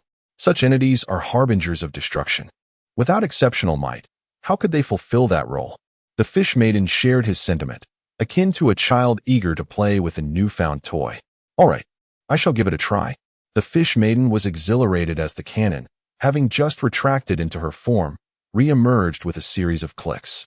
However, this time it was seamlessly integrated with her body. Zhang Wei was unsure of the specifics of their union. Such inquiries were best left to scientists. He was merely curious about the cannon's power. Zhang Wei, there are no targets. The fish maiden lamented. The surface of the sea was barren, and land. Shall I aim at Xiao Bao? Fish maiden, what are you doing? Don't strike me. Xiao Bao exclaimed, his acute senses picking up on the impending danger even before the fish maiden's intentions fully formed. The threat loomed ominously, and should it have been merely a trivial risk, Xiao Bao would not have reacted so vociferously, as it contradicted his imposing demeanor. Yet, for the sake of survival, he deemed it appropriate to forego his pride. Let us aim for that hill over there, Zhang Wei suggested, pointing to a small mound not far from the shore. All right. The fish maiden exuded confidence. Upon her agreement, Zhang Wei sensed an energy that sent shivers down his spine. Pulsating, he realized, recognizing the force coalescing within the cannon. Akin to the power of his own pulsating war spear. So much pulsing energy gathered. Fish maiden, fire the cannon. He urged her urgently. The more energy accumulated, the greater the potential force, yet it would deplete her internal power reserves significantly. Although the fish maiden was robust, sustained concentration could drain her vitality. Okay, firing, she announced with a spirited shout. Zhang Wei watched as a miniature sun erupted from the cannon's mouth, racing forth at an astonishing speed, leaving only a trace in its wake. Then came a thunderous explosion. Fearing he might miss the spectacle, Zhang Wei activated his detection core, opting for a rough scan. Given that the hill was now over a kilometer away, nearly approaching 10 kilometers, there shouldn't be anyone there, right? He murmured, realizing the cannon's power was overwhelmingly formidable. The hill was obliterated in an instant, leaving a crater over 10 meters deep. If anyone or any mechanical life form had been present, they surely met their demise. Wow, that was exhausting, the fish maiden exclaimed, her voice dropping significantly in volume. The weapon indeed wielded tremendous power, but under no circumstances should it be employed lightly. You must not channel energy for extended periods unless absolutely necessary, Zhang Wei cautioned her. Had he not intervened, the fish maiden might have succumbed to slumber, her vitality drained. Understood, Zhang Wei. I truly appreciate the weapon you've gifted me, she replied, somewhat weakly. As long as you are pleased. Here are some source crystals for you to recuperate, Zhang Wei offered, presenting a cargo hold filled with ordinary and intermediate source crystals. Thank you. The fish maiden accepted without hesitation. Perhaps in the realm of mechanical beings, there was no notion of politeness among friends. While Zhang Wei and his companions reveled in the cannon's might, the upper echelons of Japan were on the verge of panic. Chapter 149. This logic makes sense. Who can tell me what exactly transpired? Yuta was filled with indignation. Kyoto is not far from Osaka Prefecture, and spies placed there by the higher-ups in Japan relayed a video back to them. A colossal whale obliterating a mountain with a single shot. Not only was Yuta furious, but the ministers beneath him were nearly paralyzed with fear. If every mechanical whale possessed such devastating power, what would become of the Japanese islands?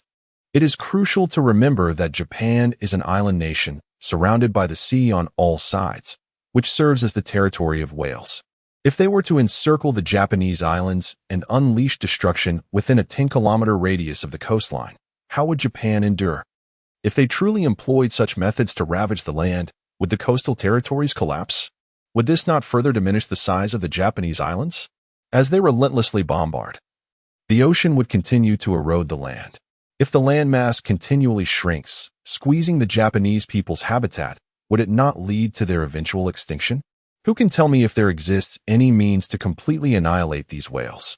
Upon hearing Yuta's inquiry, all the ministers bowed their heads in silence. Completely eradicate the whales? Let alone the current mechanical whales, even those from before the apocalypse, could not be eradicated in a short time. Your Majesty, do you wish to consider the gravity of your words? Are you aware of the sheer size of the current mechanical whales? Even from that unclear video, one can sense the terror they instill, and what could possibly be used to eliminate them. While we do possess mushroom bombs on our island, we have no authority to use them. Given the current circumstances, if the United States does not employ those bombs against us, we should consider ourselves fortunate. Why should we expect them to assist us with such weapons? The incident from a couple of days ago, where the self-defense forces in Osaka dispatched the American troops, is only just beginning to unfold, and it is far from over. Incompetent fools, what use is it for me, the imperial family, to sustain you? Yuta seethed with rage. Typically, these ministers chatter incessantly in his ear, yet now, when faced with actual peril, they have fallen silent. Very well. Yuta had no time to ponder the possibility that if these ministers were indeed fools, his own lineage might not be entirely pure either.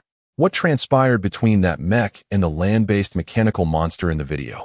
Don't tell me you have yet to investigate this matter. At that moment, the minister responsible for intelligence promptly stepped forward. If he did not have answers, he feared for his position. Your Majesty, that mech belongs to the Chinese individual who has occupied Osaka Prefecture, and that mechanical monster is likely his pet. Then explain to me why he was by the seaside. What exactly occurred? The video was recorded from a remote drone, rendering the visuals quite blurred, devoid of detail. Your Majesty, in my humble opinion, the whale's attack on Osaka Prefecture was undoubtedly instigated by that Chinese individual. Oh, why do you say that? Upon hearing this, Yuta's agitation lessened somewhat. It would not do to remain irate with these individuals, for the entirety of Japan still required their assistance. Your Majesty, consider this. The Chinese individual must have felt emboldened by his power and thus provoked the whale. Observe, he leaped onto the whale and Apo's back. And what was that he held? The emperor furrowed his brow, scrutinizing the indistinct footage. The details of Zhang Wei's mech were entirely obscured. Even the massive cannon he bore appeared merely as a shadow in the frame. This must be his weapon. I have heard tales of its immense size. When he leaped onto the whale's back, he must have inflicted some damage. The intelligence minister elaborated, sharing his conjecture. Strangely enough, his theory did possess a semblance of logic, albeit limited. Wait a moment. When he leaped away, where did his weapon go? Yuta, possessing a quick wit, seized upon the flaw in the intelligence minister's narrative. So, did he leap onto the whale's back, strike a few blows, and then gift his weapon to the whale? Your Majesty, you are well aware of the mech's capabilities. It is likely he realized he could not harm the whale and decided to stow away his weapon to make a swift escape. Without his weapon, he could run faster. And indeed, he was seen fleeing with great speed. However, he has angered the whale, which will not easily let him go. Thus, the subsequent events unfolded. This was unspoken by the intelligence minister, yet all present comprehended the implication. Ultimately, the whale launched an attack on Zhang Wei, but he evaded it thanks to his speed. Then, the video abruptly cut off. The spy controlling the drone recording had also fled with remarkable haste. Who could predict whether the whale would continue its rampage or unleash another barrage? What if that next shot were to land squarely upon his head? Your Majesty, in truth, this is a fortuitous development. The intelligence minister, noting the absence of dissent, decided to press his advantage. What could possibly be fortuitous about this? Yuta's brow furrowed in concern. Two formidable adversaries, the whale, whose strength far exceeds Yuta's imagination, and Zhang Wei, who is no less formidable. The sheer ferocity of the whale's assault and Zhang Wei's ability to evade it speaks volumes. Now, one of my ministers dares to claim this is a positive turn of events? Your Majesty, consider it this way. The Chinese individual has struck at the whale, and the whale has retaliated against him. Their confrontation is bound to be one of mutual annihilation. When two tigers clash, we are merely spectators. After all, the whales are currently gathered in Osaka Prefecture, and I estimate they will not relent until they have vanquished that Chinese individual, which means we are, in fact, quite safe. Yuta paused, momentarily taken aback. This analysis, this logic, it is indeed reasonable. My esteemed colleagues, what are your thoughts? Yuta's expression lightened considerably. Having two adversaries is daunting. Yet if those adversaries are intent on mutual destruction, then they cease to be a source of fear. Your Majesty, I believe this to be the truth of the matter. Should they indeed engage in a struggle that leads to their mutual downfall, we may yet reap the benefits as bystanders. Look, they have even invoked cultural references. It is said that the Chinese are the ancestors of the Japanese, a claim Japan has long denied. This revelation exposes the truth. I too find this reasoning compelling. We must expedite the arrival of the Chinese individual to Osaka, allowing those foolish Chinese to shield us, the people of Japan, from the whale's onslaught. Chapter 150. At last. Brother, you have contacted me, the elder statesman voiced his agreement. Following the affirmations of these two influential figures, others began to chime in as well. Although some sensed an underlying disquiet, none dared to voice their concerns. After all, if there were to be any repercussions, it would likely fall upon those who had initially spoken up. Very well, if that is the case, then let it be so. We must ensure that every citizen of the Huan nation is brought here. The previously designated elders, the infirm, and the weak shall not be executed on the spot. They are all to be delivered to him. Yuta issued his command. Initially, they had no intention of sending every Hua citizen to Zhang Wei. The idea of burdening themselves with a multitude of liabilities seemed laborious and time-consuming, far less convenient than simply eliminating them on sight. Yuta had originally planned to send only half of the people to Zhang Wei, for he knew not the true number of surviving Hua citizens. However, his perspective had shifted.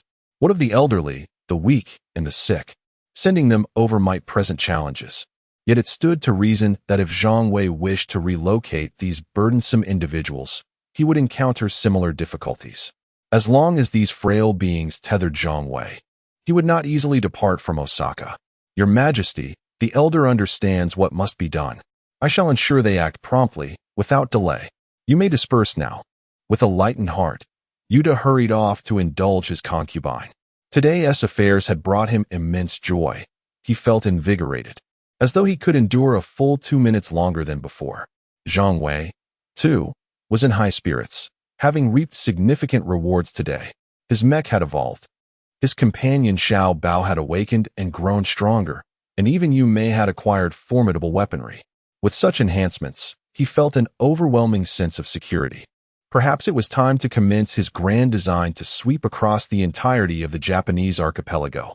Upon returning to the camp, Zhang Wei summoned Ai Nai. You still possess considerable connections here in Japan, do you not? He inquired directly upon seeing her. Ai Nai, keenly aware of the absence of others in the room, could not resist teasing Zhang Wei as she replied, Yes, my lord. Zhang Wei did not hinder her advances. Having recently undergone another enhancement, he indeed required an outlet for his pin-up energy. He reclined in his chair, and Ai Nai's cheeks flushed, knowing that delightful pleasures awaited her. Utilize your connections to seek out any remaining colossal beasts on this island, Zhang Wei instructed, closing his eyes in enjoyment. I'll do my best, Ai Nai responded, albeit somewhat awkwardly. As a ninja, she belonged to an organized faction. While most ninjas served the imperial family, some rebellious spirits roamed freely. With a general idea of their whereabouts, Ai Nai was confident that she could locate them if she made the effort. The information-gathering capabilities of ninjas are exceptional. One ninja in an unguarded area can dominate their surroundings. If any giants still existed in Japan, they would surely be aware of it. However, this required Ai Nai to leave the camp, which would mean some time apart from Zhang Wei. With this thought in mind, she slowed her pace, savoring the moment. Zhang Wei, oblivious to her internal musings, simply indulged in the experience. This time, whether due to Ai Nai's influence or Zhang Wei's enhanced physique, Ai Nai toiled for a full hour before concluding. Sated, she licked her lips in satisfaction. Observing her contented demeanor filled Zhang Wei with profound gratification. My lord, I must leave the camp to gather intelligence. When shall I depart? Ai Nai inquired after composing herself. Her emotions were tumultuous, akin to a rushing river. Take this mech core. Use it for now. In case of danger, it will serve as your safeguard. Once you are prepared, go forth and seek out any Hua citizens you might find along the way. Understood, my lord. Ai Nai accepted the mech core with delight, feeling that her efforts had not been in vain, as she had once again earned Zhang Wei's trust. Since the last time he had placed his faith in her, more than a week had passed. This was a promising sign. Ai Nai felt a burgeoning hope of ascending to Zhang Wei's bed. If he were to discover that she still possessed her innocence, that hope would surely multiply. After all, the allure of a woman's first time held tremendous power, signifying her virtue. Go now, Zhang Wei encouraged. observing AI Nai's elated expression, a flicker of impulse igniting within him. Nevertheless, he restrained himself. AI Nai was currently exceptionally obedient, and he feared that if he were to succumb to temptation, he might feel remorse upon leaving Japan. Yes, AI Nai, oblivious to Zhang Wei's fleeting emotions, departed with a joyful smile. It was also time for Zhang Wei to reach out to his family. With this, he exited the camp once more. Outside the camp, Zhang Wei merged with his mech.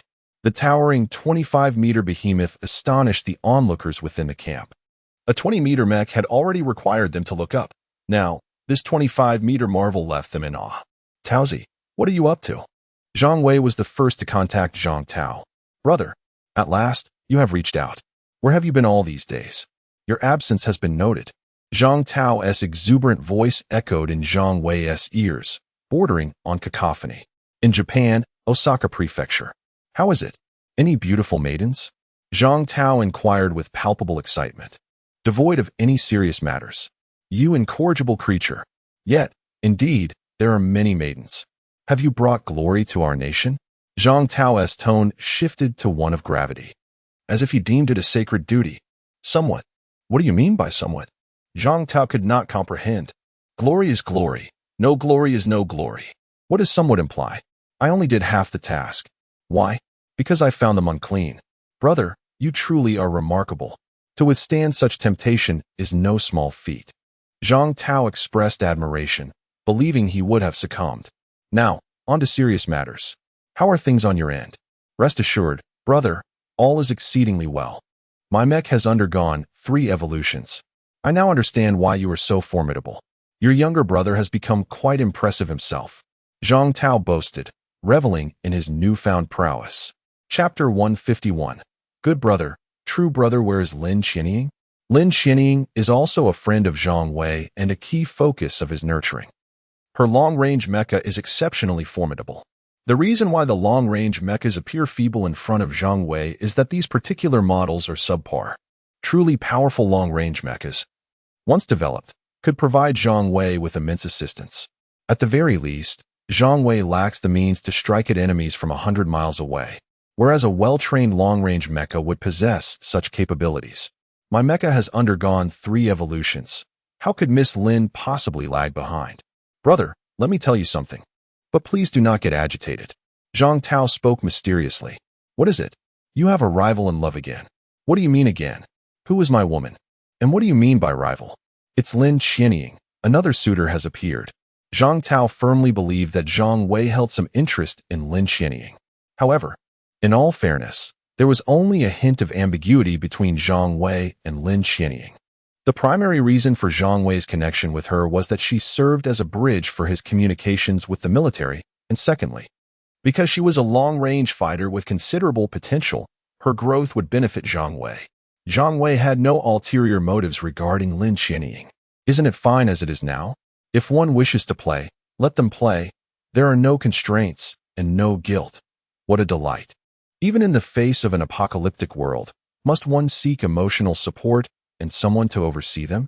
Spare me, such actions are for the weak. The weak seek comfort in numbers, while the strong tread their own paths. Do you understand? Quit rambling. Fighting for the glory of the nation does make one more assertive in speech. I see you are itching for trouble. Do you believe I can return to the country within a day? Zhang Wei gritted his teeth in irritation. When in Chuan City, Zhang Tao would never dare speak to him this way. Brother, I was wrong. It is indeed quite unfortunate. But rest assured, Lin Qianying has shown no interest in that fellow. He is merely pursuing her. Did I ask you about this matter? Fine, since you didn't ask. I shall refrain from speaking further. Zhang Tao felt somewhat guilty, sensing that his elder brother was genuinely annoyed. Is Uncle Zhang still around? Zhang Wei took a deep breath. He was not truly angry, but rather frustrated that Zhang Tao kept diverting the conversation. Of course, he is. He appears to be in excellent spirits lately. Zhang Wei was somewhat taken aback. He had not been in contact with his family, and given Uncle Zhang's nature, he should have been quite worried about him. How could he be so cheerful? Perhaps he found a companion?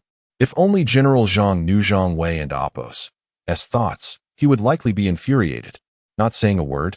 Brother, do you genuinely think we are unaware of your situation? Hmm.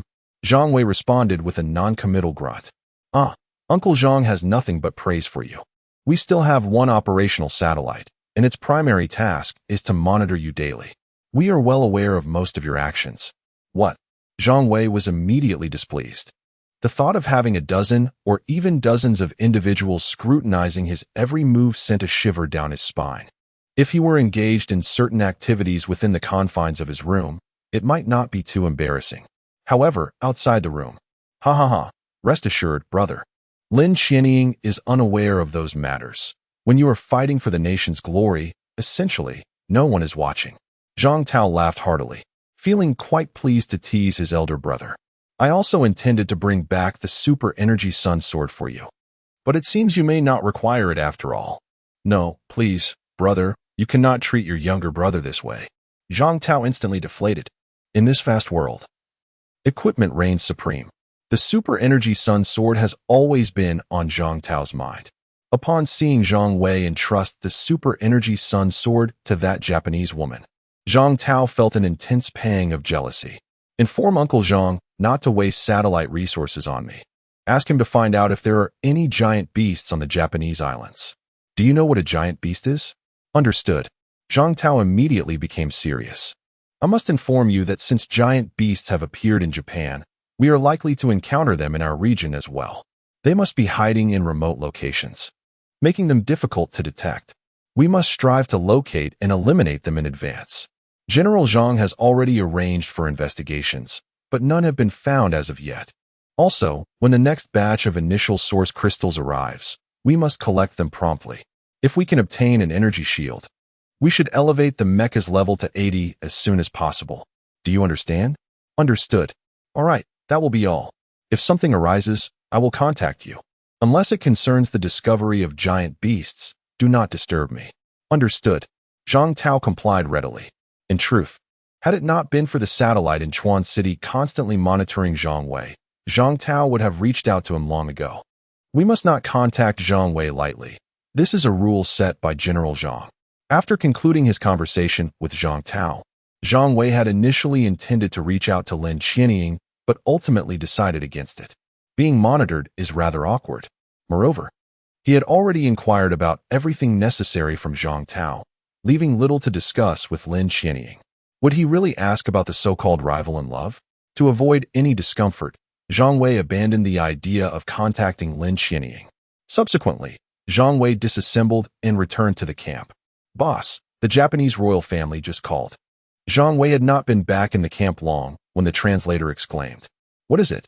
They stated that they would fulfill their promise promptly, and their personnel are already withdrawing from Osaka. Our people will arrive shortly as well. They're already withdrawing? Then why is it so quiet here in the camp? Zhang Wei pointed to the various tents within the camp. Do not be deceived by the apparent lack of activity during the day. In reality, the Japanese are hiding inside their tents. Unless absolutely necessary, they will not venture out. Who knows what trouble might befall them if they do? I inquired about this as well. They mentioned that civilians wishing to leave can do so freely. Where they go is no one's concern. If they do not depart Osaka within 10 days, they will no longer be their responsibility. Zhang Wei was left speechless. Although he was already aware of the Japanese people's nature, he had not anticipated such blatant disregard for the well-being of their own citizens. Inform them to leave Osaka within 3 days. Zhang Wei instructed the translator. There is no need to keep these people in the camp. Soon, our compatriots will arrive. With so many individuals, the camp has become unbearable with foul odors. Zhang Wei had long since had enough. As for killing them, that was out of the question. It would be far better to leave these useless mouths for the Japanese, wasting food and causing the Japanese royal family distress. Chapter 152. Have the mutants come out to meet their doom?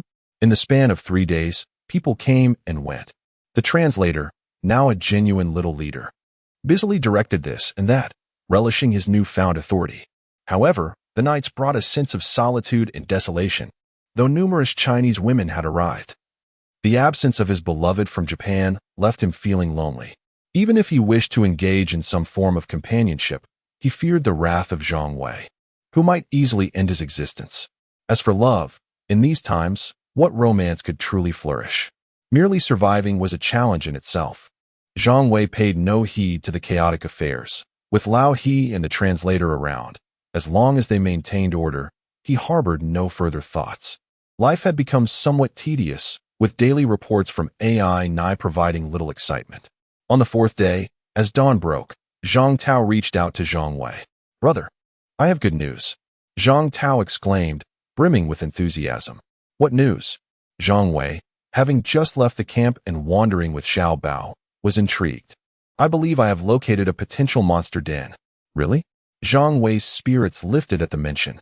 Having spent days idly, he felt as though he might burst from the confinement of inactivity. A monster den signified an abundance of source crystals. Indeed, it was discovered via satellite. The location is within Osaka Prefecture. Coordinates are. "All right, keep searching for the giant beasts. I shall investigate this den myself." "Understood." Ending the communication, Zhang Wei hastened toward the coordinates provided by Zhang Tao. It had been far too long since he had battled any creatures, and his hands itched for action. The terrain of Japan proved rather appealing. Mechanical beasts were scarce, and if he could eliminate the threat of sea monsters, this place might indeed be suitable for human habitation. As he walked, he reflected on how few mechanical monsters he had encountered since arriving on the island, contrasting sharply with the frequent mechanical uprisings in China. "Brother, I sense a monster ahead," Xiao Bao suddenly alerted Zhang Wei. "All right, let's move quickly." Zhang Wei saw no sign of the creature, nor did his detection core register anything within its range. Nevertheless, he trusted Xiao Bao's instincts. If he claimed a monster was present, it undoubtedly was. As they drew closer to the suspected den, Zhang Wei switched from a coarse to a fine detection mode. This adjustment revealed an alarming sight. What on earth is happening underground? Even Zhang Wei, seasoned as he was, found himself taken aback by the chaotic network of tunnels, haphazardly excavated and varying in size, crisscrossing beneath him. The absence of collapses in such disarray struck him as extraordinarily peculiar. "Brother, there are numerous monsters just below us," Xiao Bao exclaimed, nearly bursting with excitement. It wasn't the joy of sensing kin but the thrill of an impending feast. "How many?" Zhang Wei inquired. Xiao Bao shook his head. "I can't tell. But it's truly a vast number." "How deep do you think it goes?" Zhang Wei could only detect down to 10 meters and was oblivious to the depths beyond. "I'm not sure, but I can dig them out." "Then what are you waiting for?" Zhang Wei replied, somewhat exasperated. "All right." Xiao Bao wasted no time, digging ferociously as dirt flew everywhere. However, as he excavated, a more intense tremor resonated beneath Zhang Wei's feet. While Xiao Bao's digging caused significant vibrations, Zhang Wei was certain this disturbance was not caused by Xiao Bao. Who, then, was responsible? Soon enough, the answer unveiled itself. A swarm of mechanical creatures surged toward Xiao Bao, mechanical rats, cats, dogs, and other beings like squirrels and monkeys. What on earth is happening here? Zhang Wei was dumbfounded upon witnessing the multitude of small mechanical creatures. He could not fathom the situation. Had there been merely one or two types of mechanical beings, he would have been less surprised. Yet, the diversity was staggering. How did these mechanical entities coexist so harmoniously? "Brother, should we fight or not?" "Yes, we must." Regardless of the reasons behind their gathering, the mechanical beings were charging to bite him, insisting he defend himself. Something feels off. Why are these creatures not afraid of Xiao Bao? Xiao Bao was a bona fide king-level being, extraordinarily powerful. The immediate reaction of any creature sensing Xiao Bao's presence should be to flee. Yet, these small mechanical beings were recklessly charging toward him, seemingly eager for death, even hindering Xiao Bao's excavation efforts. Before long, the remnants of the mechanical creatures littered the cavern Xiao Bao had just unearthed. Zhang Wei brandished his pulse war spear, expanding the diameter of the newly formed cave. He needed sufficient space to maneuver once inside. His actions, however, drew the ire of the small mechanical beings, who turned their aggression toward him. Zhang Wei did not hold back. With a swift motion, he dispatched them, each strike rendering the mechanical bodies into fragments scattered across the ground. Though devoid of mutants, there was an unmistakable organization to this monster den. It was indeed something remarkable. As Zhang Wei fought off the mechanical beings, he collected the source crystals they dropped. While most were ordinary, none could be wasted. as Xiao Bao dug deeper. The mechanical creatures attempting to impede him transformed from small to medium-sized, resembling lions and tigers. Their attack power had significantly increased, yet against Xiao Bao, they were still a mere joke. Even mutants have come out to meet their demise? Zhang Wei pondered. It was no wonder that mechanical creatures were so rare within Osaka Prefecture. They must have all congregated in this underground den. Initially, Zhang Wei had assumed the scarcity of mechanical beings was due to Japan's small size and the locals' neglect of their environment, evidenced by their casual discharge of nuclear waste. However, that assumption proved misguided. What lay beneath? Just as Zhang Wei was engulfed in confusion, a mutant lion, part of the attacking horde, suddenly spoke. As it did, the mechanical beings surrounding Zhang Wei and Xiao Bao ceased their assault. Chapter 153. Voices from below. Zhang Wei had nearly forgotten that these aberrations were capable of speech. And it was no wonder. Normal aberrations would not exhibit such audacity. If they were to face an opponent of equal standing, Zhang Wei could comprehend their bravado. Yet, they were fully aware that charging forward would lead to their swift elimination. Under such circumstances, their ferocity could only be attributed to a specific reason. Indeed, one of the aberrations spoke up. Join you? Allow me to be your leader? Zhang Wei refrained from attacking, deeming it prudent to first gather intelligence. Your strength is formidable, but you are not yet worthy of leading us. The lion aberration did not belittle Zhang Wei, it merely stated a fact. Oh, he is not worthy either? Zhang Wei pointed at Xiao Bao. Xiao Bao was of the king class, nearly invincible in that realm, at least for the time being. Should Xiao Bao desire, he could easily amass a following. He is not worthy either. The lion aberration shook its head once more. What manner of creature is your leader? The lion's rejection piqued Zhang Wei's curiosity. If Xiao Bao was deemed unworthy, then in the eyes of this lion aberration, its leader must surpass Xiao Bao in strength. This was indeed remarkable, considering Xiao Bao carried legendary source crystals, perpetually enhancing his abilities. The other sustenance Xiao Bao consumed was inconsequential. Even that singular colossal beast was an extraordinary boon. Presently, even the fish sister felt a twinge of panic in the presence of Xiao Bao. What, then, was the nature of this lion aberration and Oppo's leader?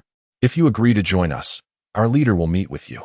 If you refuse, you shall perish. Then let us die. Zhang Wei brandished his war spear. The battle resumed. With Zhang Wei's stance made clear, the aberrations ceased their pretense of civility. Suddenly, energy fluctuations emerged. The aberrations capable of utilizing skills had arrived. However, their abilities scarcely touched Zhang Wei, as they were all absorbed by Xiao Bao's massive form. Zhang Wei held no concerns for Xiao Bao. At this moment, Xiao Bao was akin to a bulldozer, relentlessly advancing and reducing all obstacles to rubble, including the skills of their opponents, which could not harm him.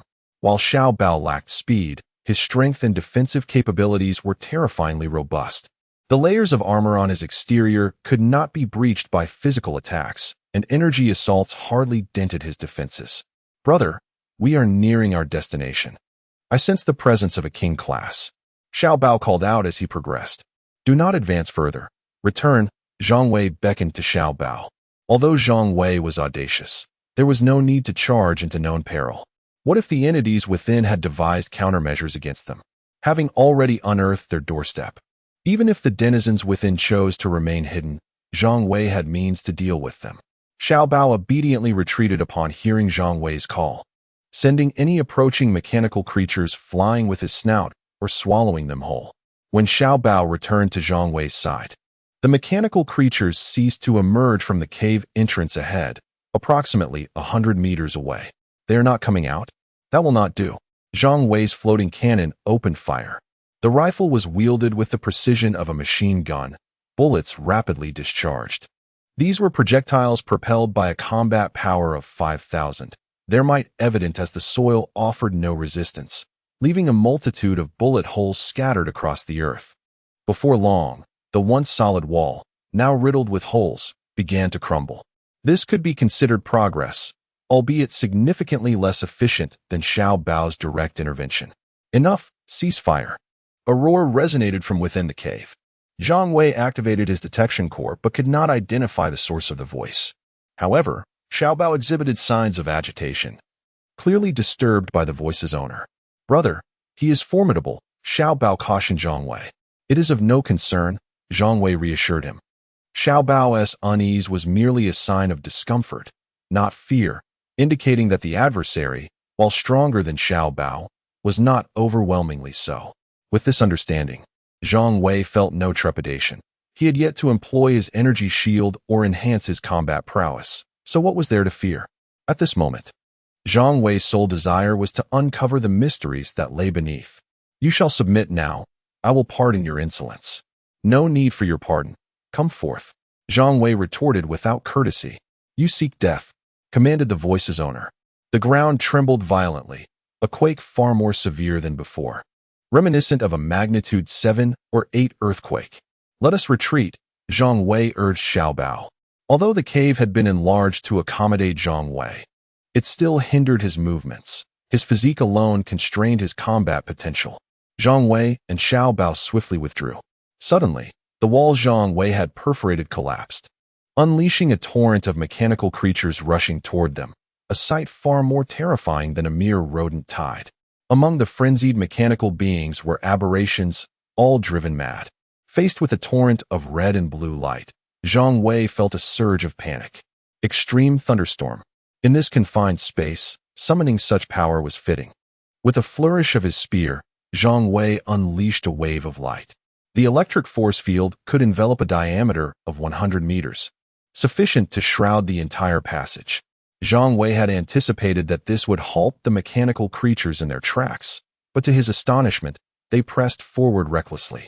Even as those before them fell within the electric field, they showed no intention of waiting for the field's dissipation. Have they lost their minds? What reward has the one deep within granted them? Zhang Wei could not fathom the rationale behind the mechanical being's actions. Mechanical creatures, driven by instincts, typically shun danger. They would flee when faced with insurmountable foes. The current scenario shattered Zhang Wei's understanding. When circumstances deviate from the norm, there is always an underlying cause. Death ray. Violet lightning coalesced, cutting through the line of mechanical creatures, cleaving them in twain. Since these entities displayed no fear of death, Zhang Wei felt no qualms about vanquishing them. The aberrations yielded not ordinary source crystals, but advanced ones, particularly from the mid-tier aberrations. The mechanical onslaught was far from its conclusion. Zhang Wei would never lament an excess of source crystals, only a deficiency. Chapter 154. Colossal subterranean expanse. At this juncture, Zhang Wei had metamorphosed into a mobile artillery platform.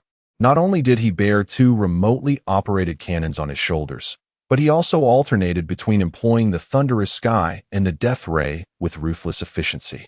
As for the mechanical entities that dared to approach, Zhang Wei scarcely needed to concern himself, as Xiaobao summarily dispatched them all. These fellows are truly savage, Zhang Wei mused, unable to suppress a feeling of awe. If the mechanical wreckage obstructs your path, why persist in charging forward? These creatures are incorrigibly stubborn.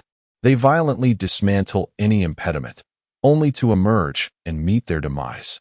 What is the purpose of such futile endeavor? Just how many mechanical organisms are concealed within this subterranean realm? After a full 10 minutes of relentless combat, the number of mechanical entities showed no sign of diminishing. On the contrary, it seemed to multiply with each passing moment. Within those 10 minutes, Zhang Wei had annihilated over 10,000 mechanical beings. He marveled at the extent to which the subterranean space had been excavated to accommodate such a multitude of mechanical life forms. In the midst of Zhang Wei's contemplation, he detected an anomaly. Alarm! Someone is attempting to pilfer the source crystals. Xiaobao, advance! Zhang Wei bellowed in fury. Zhang Wei had been unable to collect the source crystals from the slain mechanical organisms, intending to gather them during a post-battle cleanup. However, he had suddenly noticed that the source crystals from the fallen mechanical beings were being transported to the rear by diminutive mechanical rodents specialized in this task. This discovery ignited Zhang Wei's wrath. Those are my source crystals. Even the common ones must not be seized by others. Affirmative, Xiaobao roared, transforming once more into a bulldozer, ruthlessly crushing everything in its path. Oblivious to any obstacles, it shattered and trampled everything before it. Zhang Wei followed closely behind Xiao Bao, still unable to collect the source crystals along the way. This time, Xiao Bao showed no signs of relenting, advancing relentlessly, with a massive iron ball of metallic debris preceding it. Countless mechanical life forms were crushed beneath this iron sphere. Xiao Bao seemed to revel in the activity, dedicating itself solely to pushing the iron ball and ensuring its integrity. This was easily achieved as its snout remained close to the ground as it pushed forward, causing the majority of metallic debris to be absorbed into the iron ball. As the number of mechanical beings slain increased, the iron ball grew in size. Gradually, Xiao Bao began to strain under the burden as the expanding iron ball compressed the surrounding earth. Initially, this posed no issue, but as the iron ball grew larger, the resistance encountered by Xiao Bao increased commensurately. It was only logical that it would eventually become unable to proceed. Zhang Wei, however, was not idle. Observing Xiao Bao's struggle, he immediately rushed forward to assist. With the addition of Zhang Wei's strength, Xiao Bao felt an immediate sense of relief. Eventually, Xiao Bao relinquished the task of pushing altogether, focusing solely on augmenting the size of the iron ball. Zhang Wei, now pushing the iron ball himself, did not experience any difficulty. This demonstrated that Zhang Wei, with his combat prowess of 5,000, possessed superior strength to Xiao Bao. Furthermore, this was without utilizing his thrusters. With their added thrust, Zhang Wei's strength would be even greater. Beware, Xiao Bao! Halt! Zhang Wei suddenly seized Xiao Bao's tail, causing it to stumble. What is it? Xiao Bao inquired, bewildered. Zhang Wei offered no explanation, instead delivering a powerful kick to the iron ball in front of them. The iron ball surged forward several meters before plummeting rapidly, disintegrating into countless fragments of metallic debris as it fell. Had Zhang Wei and Xiao Bao continued to push the iron ball, they would have undoubtedly fallen with it. What's this? Xiao Bao quickly approached the edge and peered downward. The sight that greeted it caused it to recoil in alarm. Although the subterranean space was devoid of light, Xiao Bao could discern the eyes of countless mechanical beings, red and blue, densely packed, and beyond counting. Come and see. Zhang Wei strode forward. He had detected the subterranean chasm ahead using his scanning core, but had been unable to ascertain the conditions below. When Zhang Wei craned his neck to peer into the abyss, he, too, gasped in astonishment. The sheer number was incomprehensible. How many creatures were there?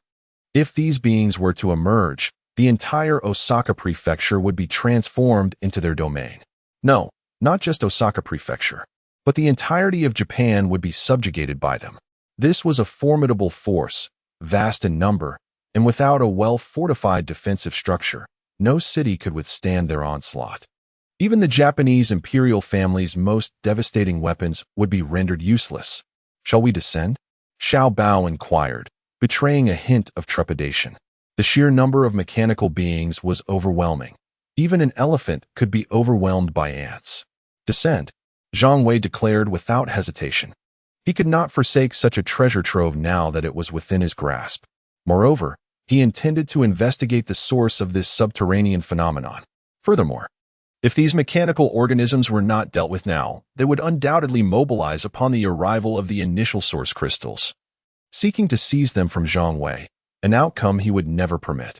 Very well, Xiao Bao acquiesced, offering no objections.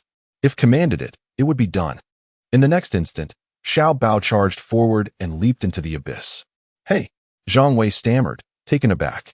While descent was inevitable, couldn't they have adopted a more strategic approach? Couldn't they have hurled objects from above to crush at least a portion of the creatures below? Nevertheless, with Xiao Bao already plunging into the depths, Zhang Wei had no choice but to follow suit. However, Zhang Wei lacked Xiao Bao's recklessness. While he was confident that the fall would not damage his mech, he still preferred to exercise caution. As Zhang Wei's mech descended, its thrusters activated, significantly decelerating his fall. By the time Zhang Wei landed in the vast subterranean space, Xiao Bao had already begun its sweeping rampage. Upon witnessing this, Zhang Wei immediately joined the fray. In such an open environment, there was little room for tactics. A frontal assault was the only option. The mechanical beings evidently shared this sentiment. With no terrain to restrict them, they launched an attack on Zhang Wei and Xiao Bao from all directions. With the mechanical beings given room to maneuver, Zhang Wei, too, could fully unleash his combat potential. Each swing of his pulse battle halberd claimed the lives of several mechanical organisms. However, compared to Xiao Bao, Zhang Wei's rate of clearing the creatures was somewhat slower. This was not due to any deficiency on Zhang Wei's part, but rather because the mechanical beings were relatively small compared to him, often requiring them to leap in order to be struck. Xiao Bao, on the other hand, faced no such limitations. A single sweep of its tail could send a large swath of mechanical beings flying, clearing them even faster than Zhang Wei's special abilities. Chapter 155. Beast Form Mecha. When it comes to clearing out minor foes, Little Bao certainly excels. However, Zhang Wei harbors no jealousy. After all, Little Bao is his companion. Yet, something feels amiss. These creatures are undeniably strange. As Zhang Wei battles, he scans his surroundings. The darkness does not impede his vision, and all around him, mechanical beings abound. But Zhang Wei notices that the mechanical creatures they vanquish are swiftly removed. Whether it be their shattered remains or the source crystals within them, everything is taken away. Just moments ago, a mechanical rat stole a source crystal, and now another appears. There must be a reason for this. Activating a rough detection mode, Zhang Wei adjusts his scanning parameters. The range of fine detection is too limited, and he is not particularly concerned with what lies beneath the surface. He wishes to uncover the machinations of these mechanical beings. As the detection range expands from 1 kilometer to a radius of 10 kilometers, Zhang Wei is immediately greeted by the sight he sought. Rows of mechanical rats are systematically dragging back the metallic remnants and source crystals, depositing them into a colossal furnace. Astonishingly, there are mecha guardians stationed around the furnace. As Zhang Wei beholds these mecha, a sense of unease washes over him. Though they resemble mecha, they are not operated by humans. Shouldn't these have emerged in a few years? Why are they present now? Zhang Wei recognizes these mecha. They are beast form mecha. In terms of performance, human mecha cannot compete with their beast form counterparts. The operators of these mecha are beasts, not humans, allowing them to seamlessly transition between mecha and beast forms. With 2 forms at their disposal, their combat capabilities are naturally formidable. However, there are limitations. Ordinary mechanical beings cannot control beast form mecha. Only aberrant species can do so. The number of aberrant species is finite, and should their ranks swell sufficiently, the emergence of beast form mecha could herald humanity's demise. Is this turmoil a mere consequence of my reincarnation? Or have these entities, akin to colossal beasts, been lurking in the shadows, gathering strength until their eventual emergence years later? Little Bao, charge over there, Zhang Wei instructs. Regardless of the circumstances, upon encountering this furnace, Zhang Wei is determined to shatter it. Rumor has it that this furnace embodies the technology of extraterrestrial species, more advanced than even the colossal beasts. What treasures it may yield remains unknown, but its destruction will undoubtedly reveal the truth. Eliminate him. As Zhang Wei and Little Bao change direction, the voice resurfaces. This time, not only do the mechanical beings assault Zhang Wei and Little Bao, but the guardians of the furnace also spring into action. A cursory glance reveals approximately 100 beast form mecha. Little Bao, exercise caution. We are facing formidable adversaries, Zhang Wei warns. Understood, Little Bao replies, already on high alert, striving to prevent the mechanical beings from encroaching upon him.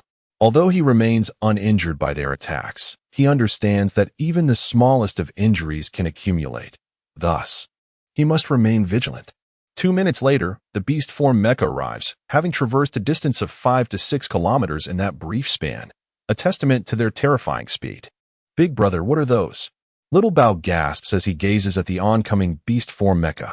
They vary in size, with the larger ones towering around 20 meters and the smaller ones measuring 10. Each possesses distinct features, such as horns atop their heads, elongated limbs, and some even sport long fangs while in mecha form. Do not concern yourself with the details. Our objective is to fight. Zhang Wei understands the nature of the beast form mecha, but lacks the time to enlighten Little Bao. Each beast form mecha boasts formidable combat prowess, at least equivalent to a level 3 combatant. Furthermore, their true forms are aberrant mechanical beings, rendering their strength far superior to that of standard human level 3 mecha. Why? As a creature of kingship, Would you condescend to ally with humanity? Do you covet the mecha upon our backs? If so, you may join us and become a being of great power. Your body, transformed into a mecha, would reach a height of at least 40 meters. The leading beast form mecha does not immediately attack Zhang Wei and Little Bao. Instead, it attempts to persuade Little Bao. Zhang Wei cannot deny the truth in this. If a beast form mecha were tailored to Little Bao's physique, he would indeed be a colossal figure. The essence of the beast form mecha is a harmonious blend of mechanical form and biological entity. Without the participation of the biological component, the mecha cannot fluidly transition between its forms. Thus, should Little Bao acquire a beast form mecha, even in his current beast form, his combat capabilities would be significantly enhanced. Zhang Wei is uncertain if Little Bao is tempted, but he himself is intrigued. Little Bao, consider their offer. No, I refuse, Little Bao retorts, stubborn as ever. Zhang Wei, exasperated, slaps his thigh. I did not suggest you genuinely join them. Merely acquiring a mecha and returning would suffice. Imagine, should you rise to become the leader of these beast form mecha, you could commandeer them all. Little Bao, however, remains resolute in his rejection. This is your choice. If you refuse, then death awaits. Wait. Zhang Wei hastily steps forward, raising his hand to intervene. Allow me to speak with him. You all may wait a moment. The leader of the beast form mecha, taken aback by Zhang Wei's willingness to negotiate, agrees, albeit with some surprise. After all, it is merely a matter of waiting. Even if these two harbor ulterior motives, it poses little risk. During this time, they can encircle the pair. Should negotiations falter, they can swiftly eliminate them. Little Bao, you must agree. Do you not desire such a magnificent mecha? Zhang Wei approaches Little Bao, aiming to sway him. Indeed, it does seem quite impressive, Little Bao admits. Since you desire it, then consent to their offer. Absolutely not. I cannot betray my big brother. Little Bao firmly shakes his head. Zhang Wei feels compelled to facepalm. I am aware of your loyalty. I have never doubted it. But must you always act so naively? Big brother, I will never betray you, Little Bao insists. Having spent considerable time with Zhang Wei and understanding his character. Thus, betrayal is out of the question. Who suggested betrayal?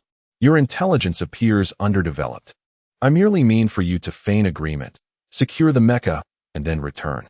Do you understand? Chapter 156. A misunderstanding, is that so, big brother? I understand now. Xiao Bao confidently nodded at Zhang Wei. Hey, I agree with what you just said. Look at this. This is what we call learning and applying in real time. Having just grasped the situation, Xiao Bao immediately acquiesced to the requests of the beast-shaped mechas. Zhang Wei gazed skyward in exasperation. Well, the sky was unkind. They were underground after all. You are courting death. The leader of the beast-shaped mechas seethed with anger. The conversation between Zhang Wei and Xiao Bao had been far from discreet. Whatever Xiao Bao heard, they all heard. What do you take us for? Fools. What do you mean?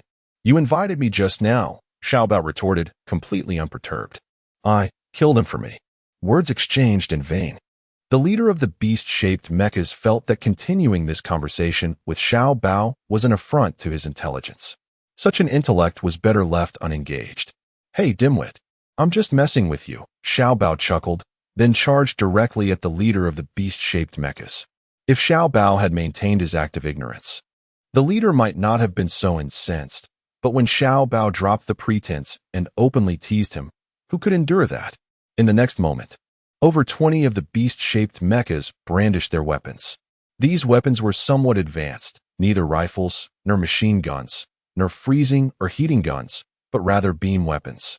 The beam guns possessed extraordinary penetrative power, allowing for continuous fire as long as the trigger was held down, akin to wielding a walking laser. Enhanced death rays. If you will, not in terms of power, but in duration. Xiao Bao, be cautious. These weapons are not to be trifled with.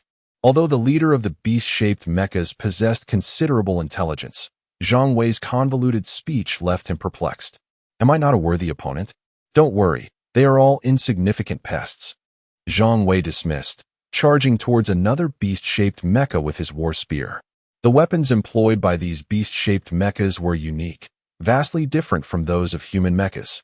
Yet Zhang Wei was indifferent to their attack patterns. Regardless of who it was, one thrust from his spear was all it took to vanquish them. Relying on his large stature, long arms, extended weapon, and swift movements, Zhang Wei navigated the battle with ease. He repelled numerous assaults from the beast-shaped mechas with his spear, leaving 3 of them lifeless in his wake. Meanwhile, Zhang Wei showed no sign of injury. He even commanded flying cannons to target the distant beast-shaped mechas while engaging in combat. This human is not so easily dealt with. He employs a beastly form. The leader of the beast-shaped mechas ordered, leading to an uproar of cries and howls. Zhang Wei was baffled as to why these creatures emitted a roar before transforming, a cry that seemed to signal him. Had there been a battle horn blown, Zhang Wei would have been even more invigorated. With a surge of speed, Zhang Wei executed another strike, severing 3 more beast-shaped mechas from their heads. Then, a cacophony of metal clashing echoed throughout the underground space. "Big brother, look. They are about to transform." Xiao Bao kindly alerted Zhang Wei. Zhang Wei ignored him. "I and Appos am not blind. Your reminder is unnecessary." Xiao Bao, oblivious to any disdain, continued chattering. "Big brother, they look so cool when they transform. I want one too. Why didn't you agree to them earlier? Perhaps they would have already customized one for you by now. Is it too late now? What do you think? Do you believe they will willingly assist you in creating a mecha? If they won't do it willingly, then we can force them to. What's wrong with that?" Zhang Wei paused at Xiao Bao's retort. Indeed, what was wrong with that? What difference did it make? Coercion was an option. All right, then let us eradicate these pests and melt them down to create one for you. Zhang Wei nodded at Xiao Bao while cautioning him not to be greedy. Zhang Wei had keenly observed the activities of those responsible for transport in this underground space. This area was lacking in metal, given Xiao Bao's size. Crafting beast-shaped mechas would undoubtedly require substantial metal materials. Zhang Wei did not want to give the hidden figure behind the scenes a reason to deny Xiao Bao his mecha. Hence the metallic remnants on the ground were off-limits for consumption. They must all be preserved. Understood, big brother. After acknowledging, Xiao Bao brandished his meteor hammer.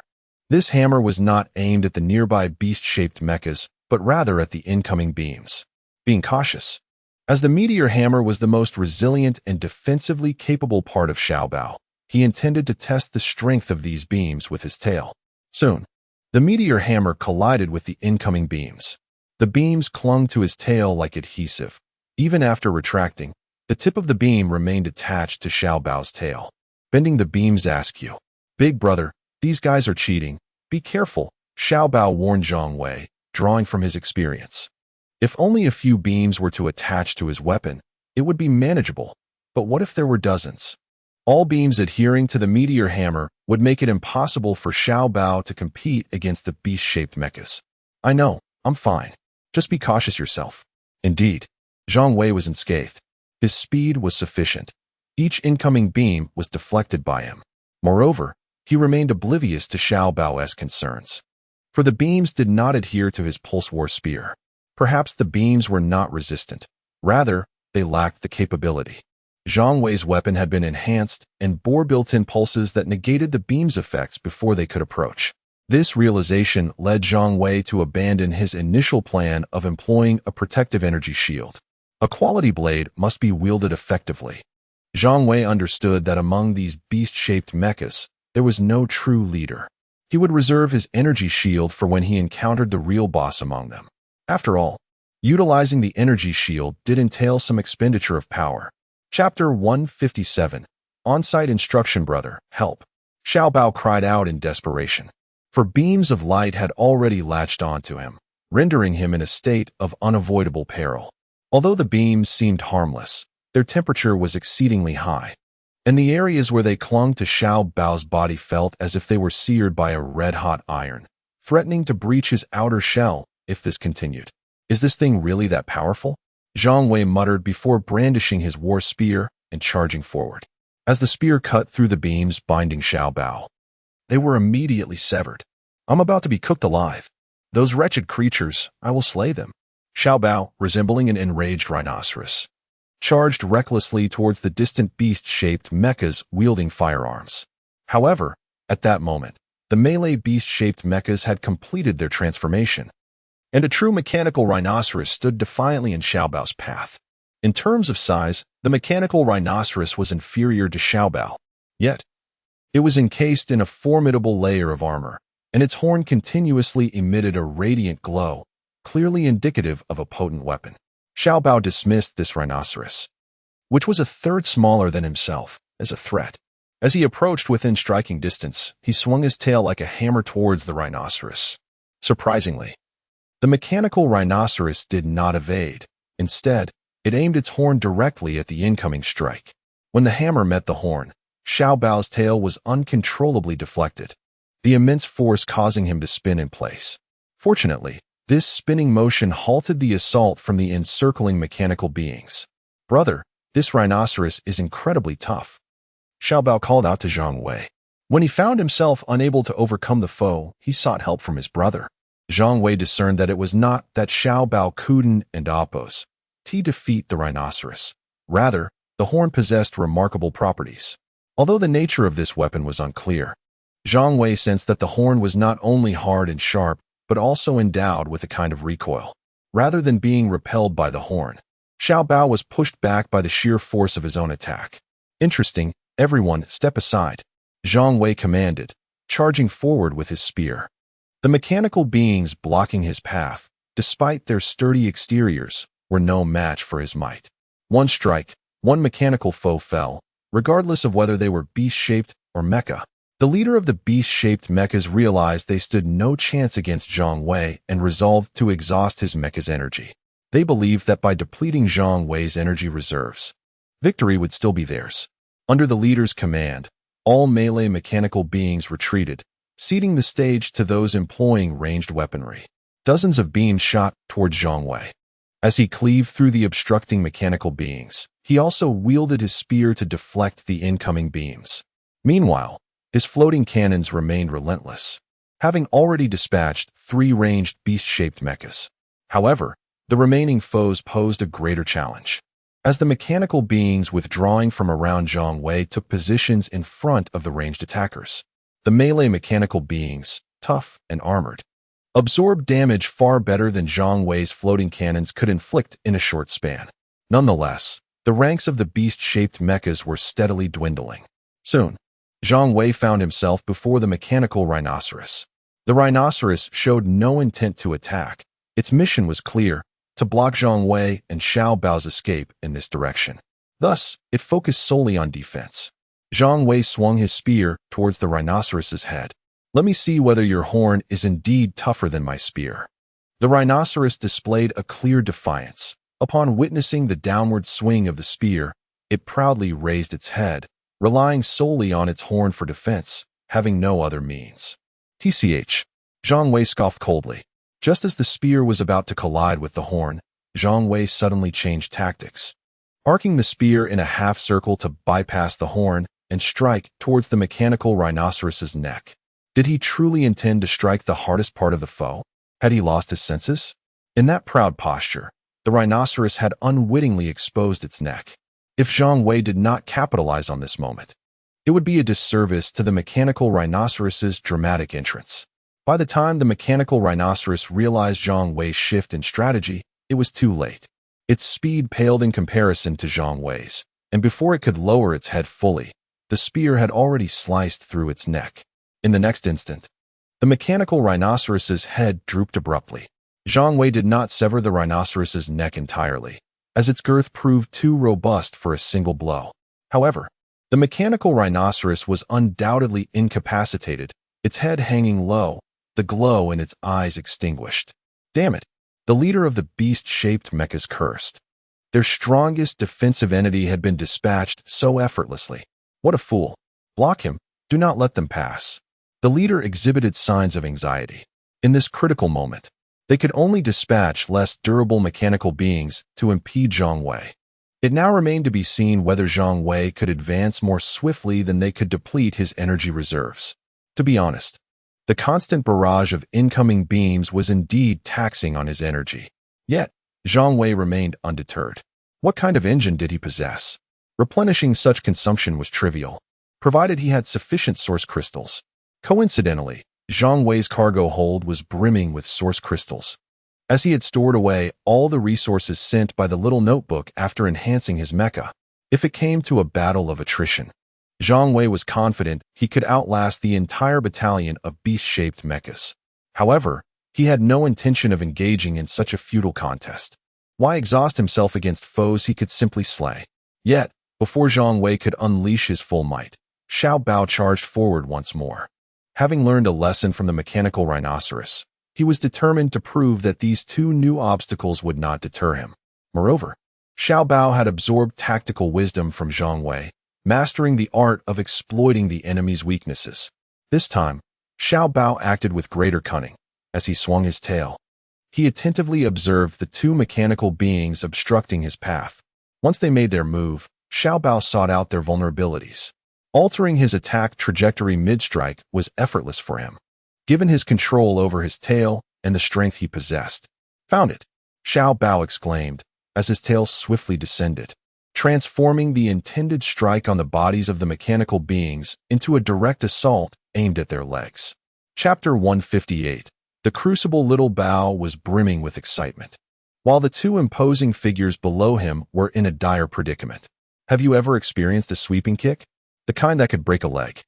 Only those two unfortunate souls could truly comprehend the exquisite agony of such a blow. It didn't hurt in the conventional sense. Rather, they simply could not rise. With legs rendered useless, how could they stand? Having toppled the two obstructive brutes, Little Bao's exhilaration was palpable. "Big brother, let us go?" he called out without glancing back, then leapt onto the backs of his fallen foes. His vigorous stomping swiftly quelled any lingering resistance from the two struggling giants. Who could withstand such a barrage of hefty feet? The combined weight of Little Bao and the force of his steps nearly drove the two into the very earth beneath them.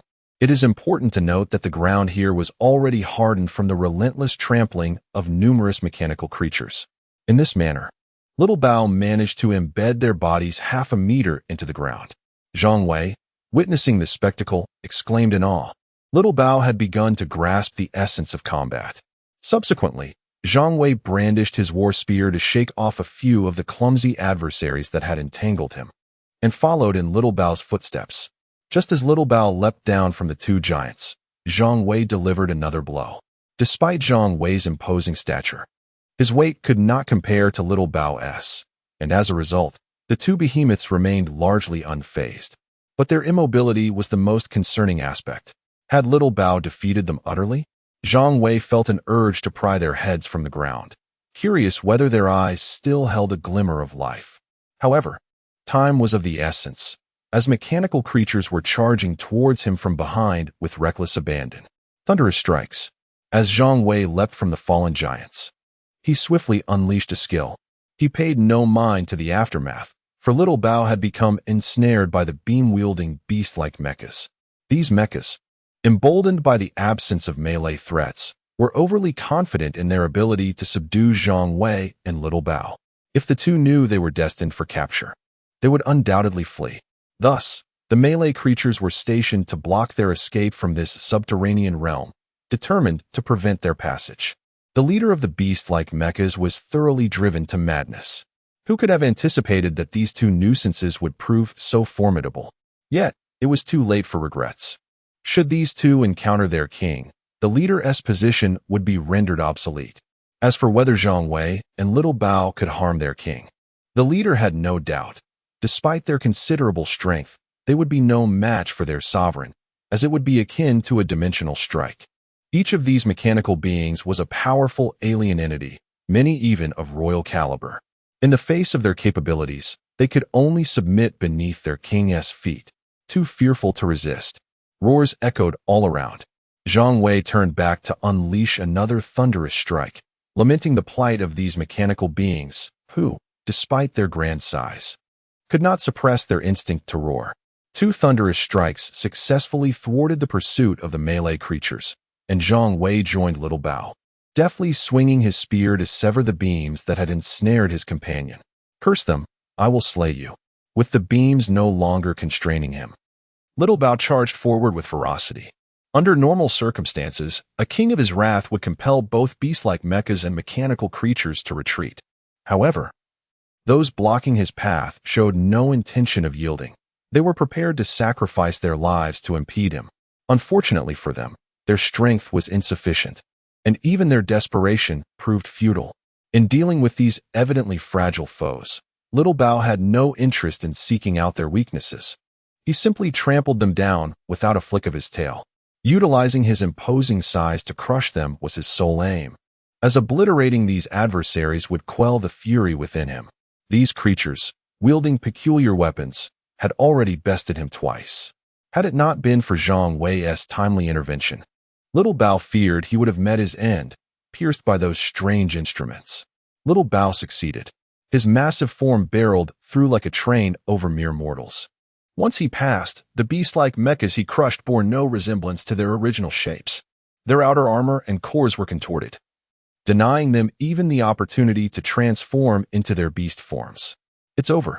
Stand still," the leader of the beast-like mechas shouted, his tone devoid of anger, replaced instead by a hint of desperation. Like a forsaken waif reaching out in vain, he could only watch helplessly as the two figures vanished from his sight, tears unshed. Zhang Wei and Little Bao faded from the leader's view. The pursuing beast-like mechas halted, paralyzed by uncertainty. "What now?"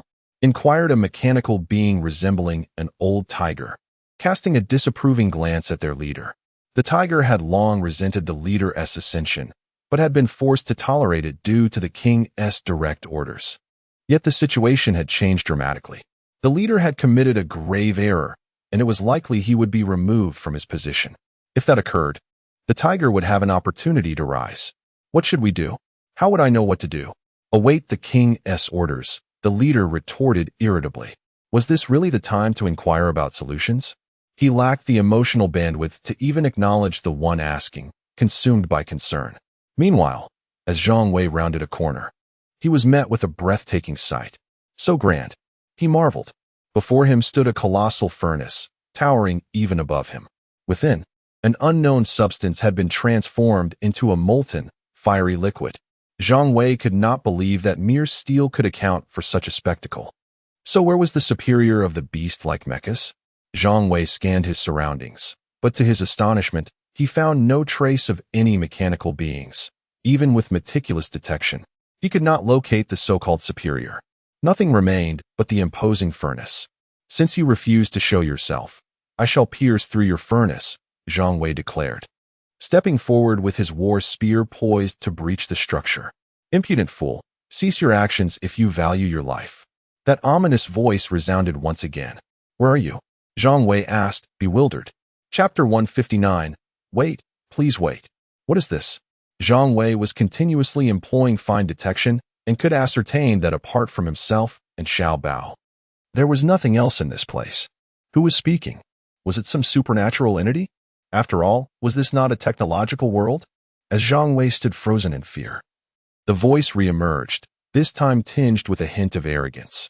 "Humph, surrender now, and you will still have time. Who are you? Where are you?" A classic double inquiry. Right before you. Zhang Wei gazed ahead with conviction. He could swear that in front of him, there was solely a massive furnace, devoid of anything else. In the next instant, an epiphany struck Zhang Wei. "This furnace is you?" "Yes, surrender, and you shall receive unexpected benefits," the furnace continued. "What do you use to speak?" Zhang Wei did not respond to the furnace, but rather voiced his confusion. The concept of a colossal beast was something Zhang Wei had heard of in his previous life. Yet the notion that the leader of the beast-shaped mechs was a furnace was entirely new to him. Such audacity. Without a lesson, you will remain ignorant of fear. Subsequently, violent fluctuations erupted above the furnace. In the blink of an eye, a chain of flowing red emerged, formed from the incandescent materials within the furnace. Zhang Wei was certain this object was even hotter than the super-energy solar sword he had previously wielded. Energy shield. At that moment, Zhang Wei dared not hesitate. The super-energy solar sword was already exceedingly scorching, and as its wielder, he could remain unharmed. However, Zhang Wei lacked that capability now, and he was uncertain if his pulse battle spear could withstand such intense heat. Even if it could, engaging in direct combat with a legendary weapon would be unwise. Xiao Bao, retreat. All right. Xiao Bao obediently fell back, prioritizing compliance. Disobedience was indeed not an option. He could barely withstand that beam weapon, and the leader's attacks would undoubtedly be far more formidable. Such a daunting challenge was better left for the elder brother to tackle. After Xiao Bao had retreated, the red chains were manipulated to strike towards Zhang Wei like daggers. The speed was quite rapid. With Zhang Wei's agility and reflexes, he barely managed to evade. Clearly, both Zhang Wei's energy shield and his ability to dodge exceeded the furnace's expectations. Yet, the furnace remained unfazed. You can dodge one chain, huh? What about 2? Or 5? How will you evade?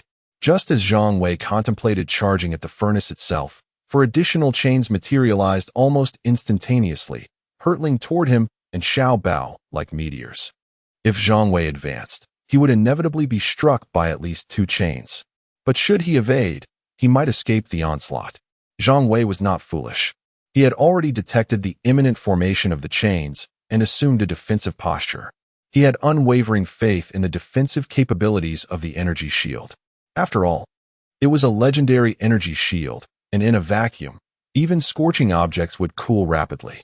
However, being attacked would still deplete Zhang Wei's mech's power.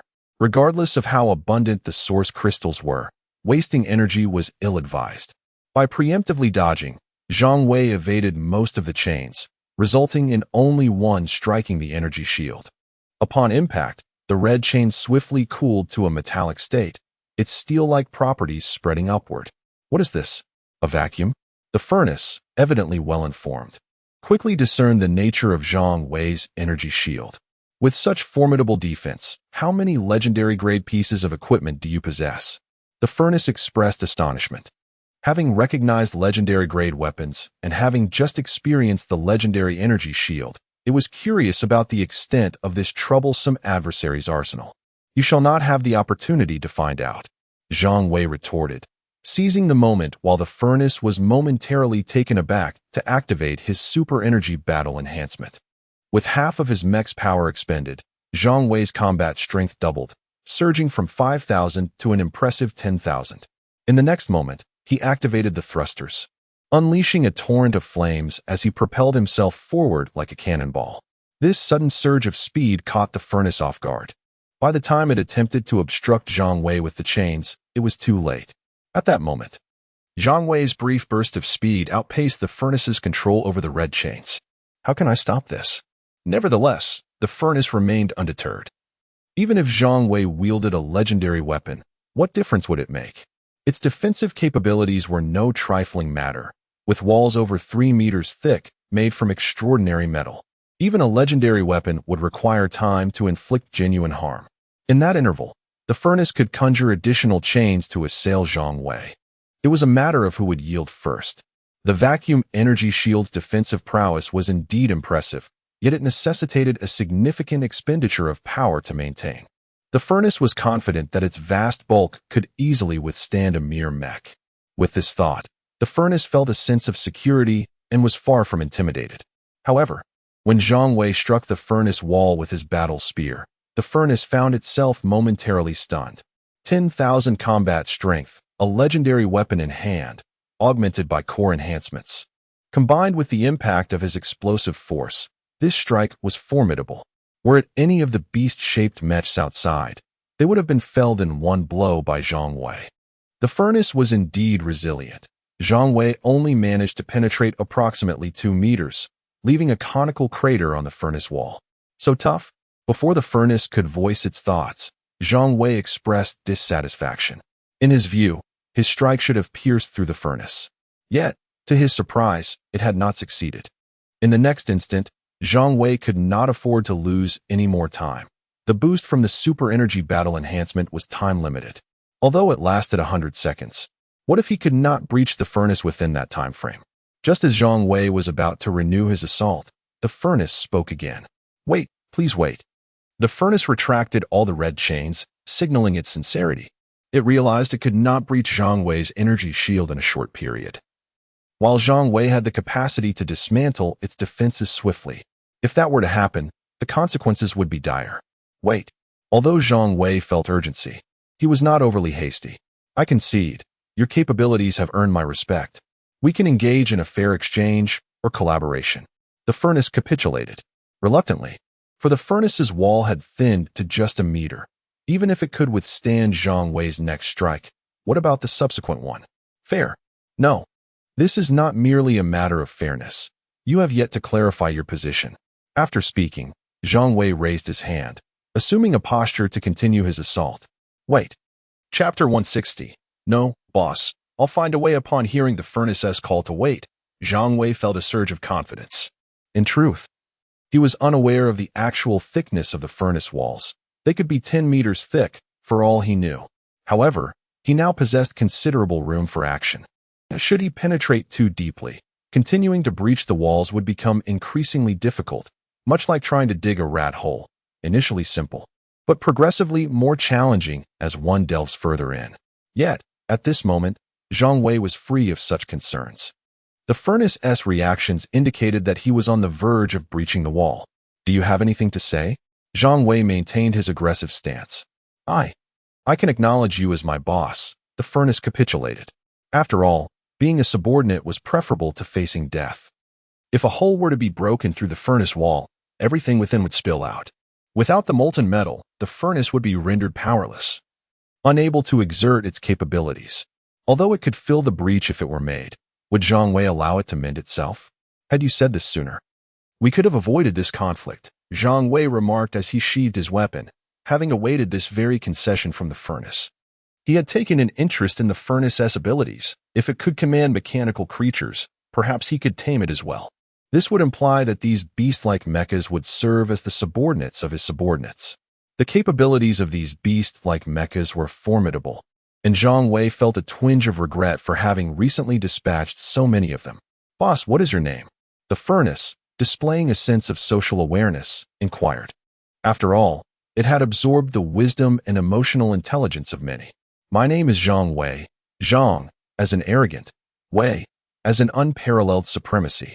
The furnace fell silent, momentarily taken aback. After a few seconds, it finally responded, What a magnificent name, boss. If you desire, I could even bestow a name upon you. Brother, what is the name of our companion over there? I am called Xiao Bao. Xiao Bao interjected, eager to maintain his status as Zhang Wei's chief follower. Clearly, while the furnace was not likely to move, its capabilities were impressive.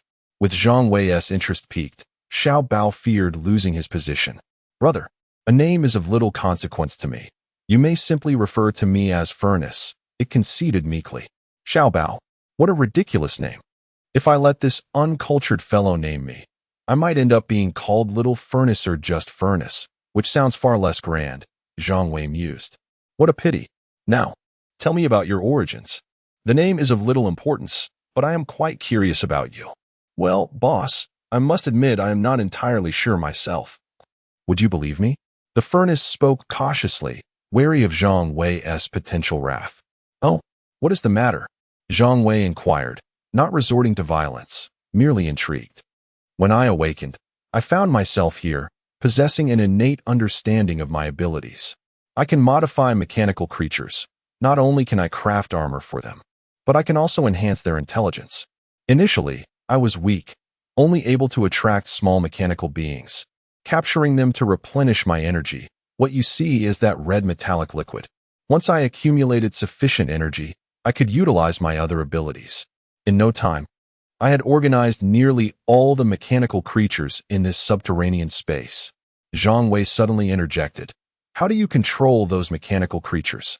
The alien ones are one thing, but how do you manipulate the ordinary, less intelligent machines? That is simple. I am uncertain of the nature of my abilities. But whenever I expend a fraction of my energy, it acts as a mark upon them, compelling them to obey me. Such magic. Why haven't you marked me? It's just that. It wouldn't work on you, the furnace stammered. If my chains could penetrate your energy shield, would I still be here speaking to you so humbly? I see. However, your powers must be ineffective against the aliens, correct? Indeed, boss. But I can enhance their intelligence and subtly alter their thoughts. Those who receive my armor modifications are unlikely to betray me, as I can remotely control the armor. Should they disobey, the armor will eliminate them. Zhang Wei found this somewhat unsettling. Such control was indeed formidable. Now, a dilemma presents itself. While your capabilities are impressive, They also pose a challenge for me in terms of control. How do I ensure your compliance? The furnace was momentarily flummoxed, having been caught up in its own bravado, forgetting to consider its vulnerability. You are a dangerous entity, and it's uncertain whether you will continue to converse with me amicably. Thus, I believe it prudent to eliminate you. What say you? Zhang Wei countered. Please, boss, you can control me. I will think of a solution, the furnace pleaded. Desperate to survive, Zhang Wei did not rush him. Indeed, he had no immediate solution for controlling the furnace. Its abilities were extraordinary, capable of effortlessly creating a mechanical army. If Zhang Wei could not effectively govern this furnace, he would have no choice but to dismantle it and feed it to Xiaobao. He hoped the furnace would devise a solution on its own. This dilemma caused the furnace considerable distress. It had a means of reassuring Zhang Wei, but it hesitated to employ it. If it resorted to such measures, it would be bound to Zhang Wei, with no opportunity for rebellion. Yet, failing to allay Zhang Wei's concerns could lead to its demise. After much internal conflict, the furnace finally spoke. Boss, how about this? I will summon a mechanical mouse. It will provide you with something that will put your mind at ease. Very well, Zhang Wei nodded. What havoc could a mechanical mouse possibly wreak? He was unperturbed even by the beast-like mechas outside. He was eager to see how the furnace intended to assuage his concerns. After Zhang Wei's consent, a diminutive mechanical mouse with luminous blue eyes entered the scene. To Zhang Wei, this creature appeared insignificant, hardly worth notice. As he focused on the mouse, a portal unexpectedly opened in the furnace wall beneath him. Chapter 161. Zhang Laoda. As Zhang Wei watched the mechanical mouse scuttle through the doorway, he was momentarily taken aback. Was that it? I could do that too. Should he restore his original form, he could easily venture inside as well. However, Zhang Wei refrained from making such a request. Without complete mastery over the furnace, he dared not take unnecessary risks. His original form lacked the capabilities to withstand threats, and a mere flick of a red whip could easily whisk him away. Before long, the mechanical mouse emerged, cradling a crystal sphere roughly the same size as itself. Within the sphere, a red energy danced about like a small fish. Boss, this is my core. As long as you hold it, my existence is entirely in your hands. The furnace elucidated the purpose of the crystal. Zhang Wei nodded thoughtfully. This was indeed remarkable. He hadn't anticipated that the furnace also possessed a core. How extraordinary. Excellent, truly excellent. Subsequently, Zhang Wei stored the furnace's core within his mech's spatial compartment, opting not to place it in the cargo hold. Important items were far safer in the mech space. Satisfied, Zhang Wei hoped the furnace felt reassured. After all, it was now spared from demise. After securing the furnace's core, Zhang Wei disassembled from his mech. That door is open. I shall take a look inside. Certainly, boss, the furnace replied without a hint of resistance. Its very existence hinged on Zhang Wei's whims. Should he crush the core, the furnace would perish instantly. As Zhang Wei stepped inside, he observed that the space was limited, filled with a plethora of source crystals, both ordinary and intermediate, though the latter reached their maximum capacity. Is this all the source crystals you possess? Zhang Wei discerned that this must be akin to his mech's spatial compartment, designated for the storage of significant items. Boss, if you require source crystals, would it not be prudent to eliminate all those mechanical creatures? The furnace suggested, displaying a ruthless side. It seemed to have inferred Zhang Wei and Apo's desire for source crystals and proposed to eradicate the mechanical minions that accompanied him. No need. Zhang Wei promptly rejected the notion. It would be absurd to slaughter such useful subordinates. Retaining them to assist in the search for initial source crystals was far more advantageous. These mechanical beings were far more reliable than humans. Oh, then, let us first equip Xiaobao with some armor. How shall we proceed? Zhang Wei was unimpressed by the furnace's meager supply of source crystals. That's easily arranged, the furnace responded with a light-hearted tone, as such tasks were its forte. Xiaobao, come here. Let the furnace craft you some armor, allowing you to transform into a humanoid mech and better endure combat. Great, that sounds wonderful, Xiaobao exclaimed, nearly leaping with excitement. It was evident that Zhang Wei's intention in acquiring this new subordinate was to procure armor for himself. The thought of being able to seamlessly shift between beast and humanoid mech forms thrilled Xiaobao. In the next moment, a portal opened within the furnace's wall. Standing roughly 10 meters high, given Xiaobao's current size, he could barely squeeze through by crawling. Zhang Wei frowned upon witnessing this. It appeared that the furnace had limitations when it came to modifying mechanical creatures. Larger mechanical beings could not be transformed, as they could not pass through that door. This dashed Zhang Wei's hopes of having the furnace create armor for the fish maiden. If only she could also assume a humanoid mech form. Who would Zhang Wei have to fear then? She would become a true behemoth, not only larger in size, but also equipped with the weapons befitting such a creature. Other components could likely be fabricated by the furnace, since the beam gun had indeed been a product of its ingenuity. How long will the transformation take? Zhang Wei inquired. Boss, Xiaobao's size is somewhat considerable. It will likely require 3 to 4 days, the furnace replied, providing a time frame. After all, crafting armor tailored to fit involved considerations for Xiaobao's transformations between forms. Although Zhang Wei lacked expertise in this matter, he understood that it was no trivial task. 3 to 4 days was quite expeditious. Take your time. As long as it is completed within 10 days, I am not in a rush. The arrival of the initial source crystals was imminent. Xiaobao's emergence too late would impede Zhang Wei's efficiency in collecting them. That will certainly not be an issue, the furnace reassured him confidently. By the way, boss, let's have our subordinates outside come in to meet you. You will be able to command them freely in the future. The furnace was astutely relinquishing control over the beast form mechs. Zhang Wei had no objections to this. He was quite pleased with the furnace's cooperation. Very well. Zhang Wei reassembled with his mech. Whether his original form was recognized or not was inconsequential. What mattered was that they remembered his mech. Everyone come in, the furnace commanded, its voice resonating with authority. In an instant, the surviving beast form mechs filed in. Zhang Wei surveyed their numbers with dismay. Originally, there had been over 100. Now, only half remained. Did so many perish? Zhang Wei muttered. The furnace dared not respond, for it knew all too well how many had been lost. Come and meet your new boss. In the future, you may survive by disregarding my commands, but if you defy the boss and Apo's orders, you will surely perish. Understand? The furnace demonstrated its adeptness in communication. The next moment, the beast form mechs knelt in unison. We greet the boss. I am Zhang Wei. From this day forth, you will follow me. Work diligently, and you shall not be deprived of your rewards. Do you comprehend? Understood, Boss Zhang. Zhang Wei was momentarily taken aback. Such a rustic title, who devised it? Nevertheless, he refrained from correcting their address. Regarding the rewards he mentioned, while they were currently willing to serve him willingly, providing additional incentives would surely motivate them to exert even greater effort. They were sentient beings. Treating them as mere beasts would inevitably incite resistance. Should one among them grow defiant and rebellious, Zhang Wei would find himself in a precarious position. In his view, binding mechanical beings through incentives and emotions was far more prudent than threatening their very existence. After all, everyone has their moments of reckless abandon. This was evident in Xiaobao's behavior. His genuine allegiance to Zhang Wei was unmistakable. Rise, do not feel constrained. Continue with your usual tasks, and keep watch over those mechanical beings. For now, let them remain underground. Yes, Boss Zhang. In response, the beast form mechs promptly commenced their work.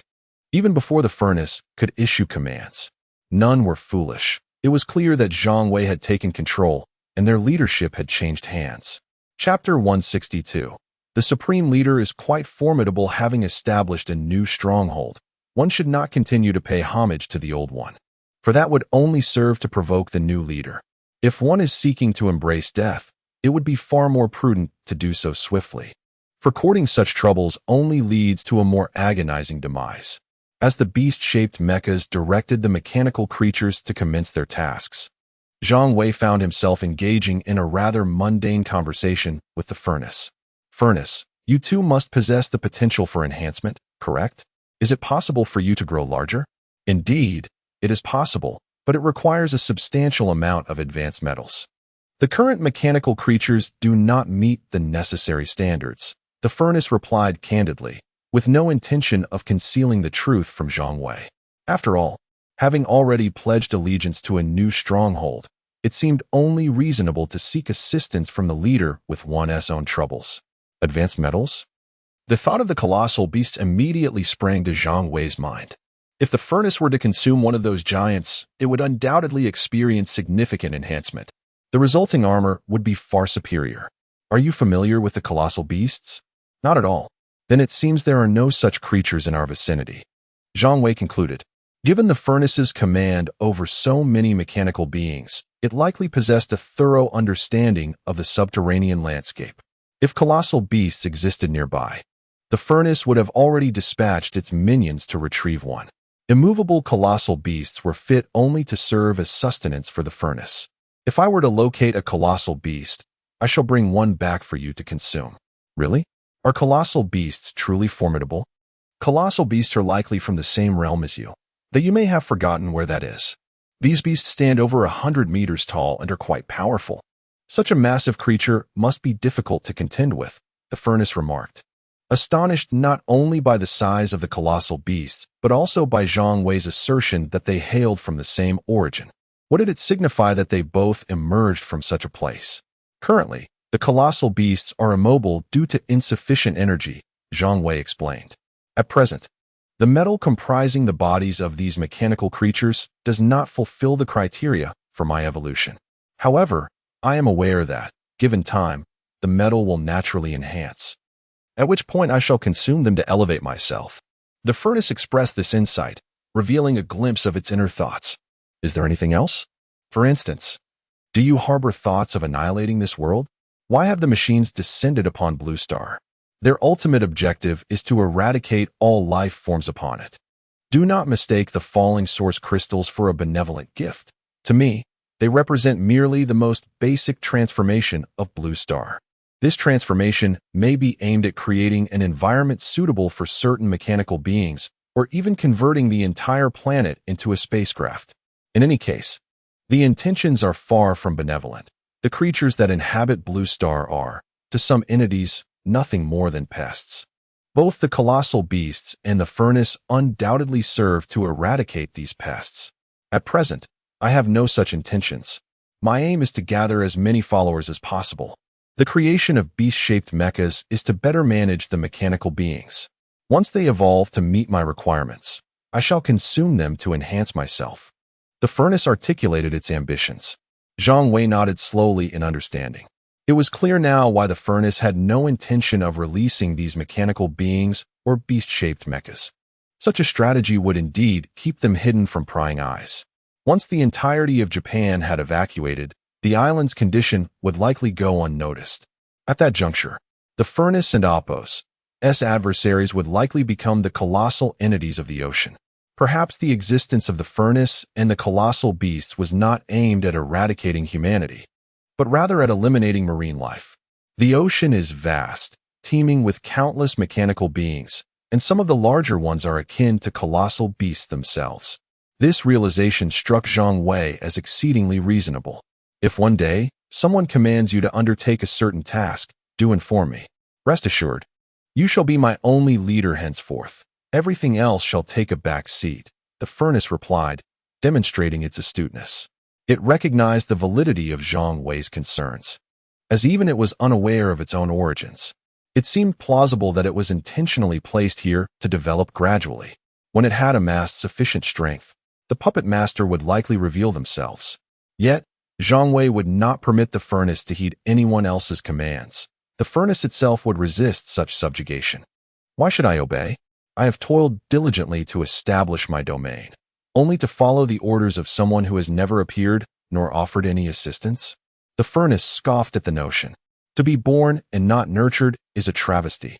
Look at how many humans I have consumed. My thoughts have become akin to theirs. One cannot deny the sophistication of human intellect.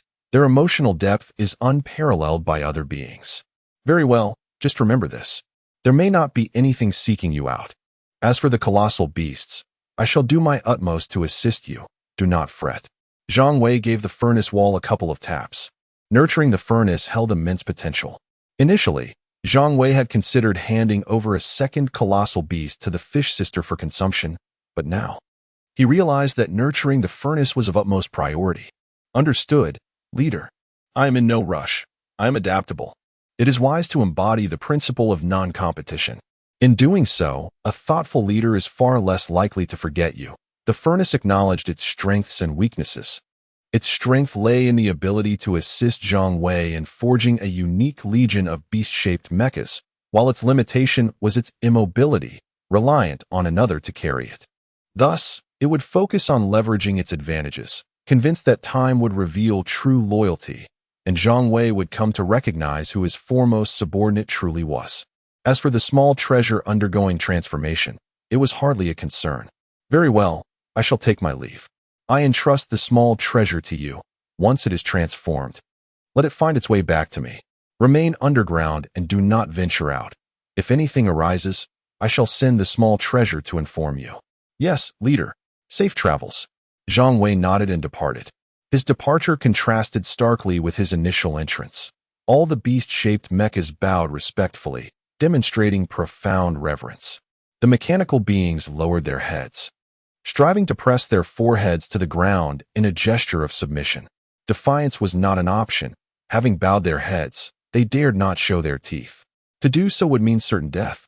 Furthermore, the supreme leader was indeed a formidable presence, providing a sense of security. Should misfortune arise, at least the supreme leader would seek retribution. Chapter 163. We all follow Mr. Zhang's arrangements. Moreover, the quota for transformation is limited. Who can capture the attention of the supreme leader? The next batch to be transformed into beast-shaped mechas might not include anyone else. All sorts of mechanical beings yearn to present themselves before Zhang Wei. However, no one dares to step forward to curry favor with him. Have you not noticed how those beast-shaped mechas are obediently remaining still? These small fry fear that their attempts at flattery might land them in trouble. Hence they are all quite subdued. As Zhang Wei departed from the underground space, he inhaled deeply upon seeing the sunlight in the sky. Well, in truth, it was merely a gesture, for mechas do not require breathing. Yet, a sense of ritual must be maintained. It seems that a policy change is in order. Zhang Wei murmured to himself, then tentatively attempted to contact Lao He. If Lao He was currently fused with the mecha, Zhang Wei would be able to reach him. Otherwise, contact would be impossible. Fortunately, Lao He was online. This was akin to the state of a mobile phone being turned on or off. Mr. Zhang, you are looking for me? Lao He's tone was exceedingly respectful. After all, Zhang Wei had saved their lives, provided them with mechas, food, and even a secure place to live. How could he not be treated with respect? Lao He was well aware that they were fortunate to have the protection of Huagua. Were they not citizens of Huagua, they would have perished long ago, and Zhang Wei would have shown them no concern. Is there something you need? Are you at the Anai camp? Zhang Wei inquired. Yes, Mr. Zhang. Wait for me. I am on my way. Understood. Lao He did not ask further questions. He knew that once Zhang Wei arrived, he would understand the purpose of his visit. When Zhang Wei reached the Anai camp, he found Lao He waiting at the entrance. The camp was bustling with activity, filled with mechas and people all engaged in various tasks. The faces of the ordinary people showed smiles, despite their exhaustion. These expressions were genuine, born from the relief of survival. They had been saved by a hero sent from above. To be alive is worth more than anything else. Zhang Wei would not dare to acknowledge himself as a hero. That title bore too much weight. Moreover, his motives for rescuing these individuals were not entirely altruistic. Had he not needed manpower to gather initial source crystals, he might not have gone out of his way to save all the Huagua citizens on Japan Island. And now how many people are there? He pondered, surprised to learn it was only around 100,000. He had anticipated a greater number among the Huagua citizens in Japan. Mr. Zhang, if you still require more people, we could bring over individuals from other friendly nations as well. Lao He, embodying the spirit of a good Samaritan, wished to save even more lives. This reflected his own suffering, prompting him to extend a helping hand to others. However, one's capacity to help must be considered. Without ability, the umbrella will surely break. Regarding Lao He's altruistic tendencies, Zhang Wei chose not to comment. No need. We do not require more people here. The individuals we have should focus on establishing the Anai camp. They should remain here and not venture outside. Lao appeared somewhat perplexed. Though uncertain of Zhang Wei's exact intentions for these people, he understood that Zhang Wei had demands, and he certainly did not intend to support idlers. Yet now, the tone of the conversation had shifted. "Mr. Zhang, we are capable of assisting with various tasks," Lao tentatively suggested. Those deemed useless or unnecessary could easily be cast aside. Lao wished to avoid experiencing such suffering again. "No need. I will contact the authorities back home to determine the best course of action for you all. If there is a way to return you, then you shall go back." With the furnace as his subordinate, these individuals were indeed rendered less valuable. Furthermore, should he find a use for them, how could he trust they would not hoard the source crystals they discovered? Currently, these people were filled with gratitude towards Zhang Wei, asking for little. Mere food and drink sufficed. Yet, the darker aspects of human nature remained ever present. It would not be long before they began to desire better food, improved living conditions, and perhaps even entertain inappropriate thoughts. Zhang Wei understood human nature all too well. After a decade of apocalypse, he had witnessed everything. Thus, if it were impossible to send these individuals away, they must be confined here to prevent anyone from seizing Zhang Wei's source crystals. As for their living conditions, he would do his best to ensure their needs were met. Anyone who dared to cause trouble would be dealt with severely. Should he manage to return them to their homeland, Zhang Wei would feel a profound sense of relief. While he was cold-hearted, he would still bear some psychological burden at the thought of ending the lives of these 10,000 defenseless horde citizens. If they were Japanese, it would be a different matter entirely. "Hey, little brother." Countless mechanical beings in the underground space were eagerly awaiting nourishment. "All right, we will all heed Mr. Zhang's arrangements." Upon hearing Zhang Wei's words, Lao ceased his inquiries. The prospect of returning home was indeed wonderful. With a heart yearning for home, he had never felt such a longing for his motherland. Even in death, he wished to perish in his homeland rather than in a foreign land. The urgency of returning to one's roots was a sentiment Lao had long since experienced. Having faced death multiple times, he had only one thought during those moments: how wonderful it would be to die in his hometown. Now, with a glimmer of hope for returning home, Lao was filled with anticipation. "I will first inquire about the situation." Understood. Zhang Wei attempted to contact Zhang Tao, but was surprised to find he could not reach him. This fellow had separated from the mecha. With no other options, Zhang Wei had to contact Lin Qianying. "Qianying, I'm here." Lin Qianying responded promptly. "How are you? Is there something that needs assistance?" she asked. "There are individuals monitoring my actions via satellite." Lin Qianying was aware that Zhang Wei had entered an underground space, but she was uncertain about what transpired within. Now that Zhang Wei had initiated contact, it was likely he needed help from Huagua. "Yes, could you find a way to assist in bringing the Huagua citizens here back?" Zhang Wei stated his request and what he could offer. "Regarding the safety at sea, there's no need for concern. I will have my whale friends assist in transporting our vessels to the coastal area. I need to consult with the chief. They have been researching ways to evacuate Huagua citizens from various nations." Zhang Wei was momentarily taken aback. Had the domestic situation improved to such an extent? Were they now capable of sending vessels overseas for rescue? Currently, humanity had largely grasped the survival principles in the apocalypse. Yet there was no capacity to venture out to rescue people. Then it dawned on Zhang Wei. It was not that Huagua had developed so rapidly, but rather that Huagua had its own resources, namely, the assistance of his whale friend. Chapter 164. Boss, are you also going to drive me away? All right, I await your message. Understood. The communication concluded. Lin Qianying promptly sought out Commander Zhang. Upon conveying Zhang Wei's intentions to Commander Zhang, he immediately consented, stating that a warship would set sail for Japan within 3 days. In just a matter of minutes, Lin Qianying contacted Zhang Wei. "Zhang Wei, the commander has agreed to send a ship to retrieve the people. It will depart for Japan in 3 days. How will you arrange things on your end?" "The warship will face numerous dangers if it sets sail now. The once vibrant marine life has transformed into mechanical beings, making it perilous for the warship to leave port, let alone venture out to sea. I will ensure that someone accompanies the whales to meet the warship. They will set off today. Once they arrive at the designated location, I will provide you with the coordinates." Understood. The exchange was brief yet efficient.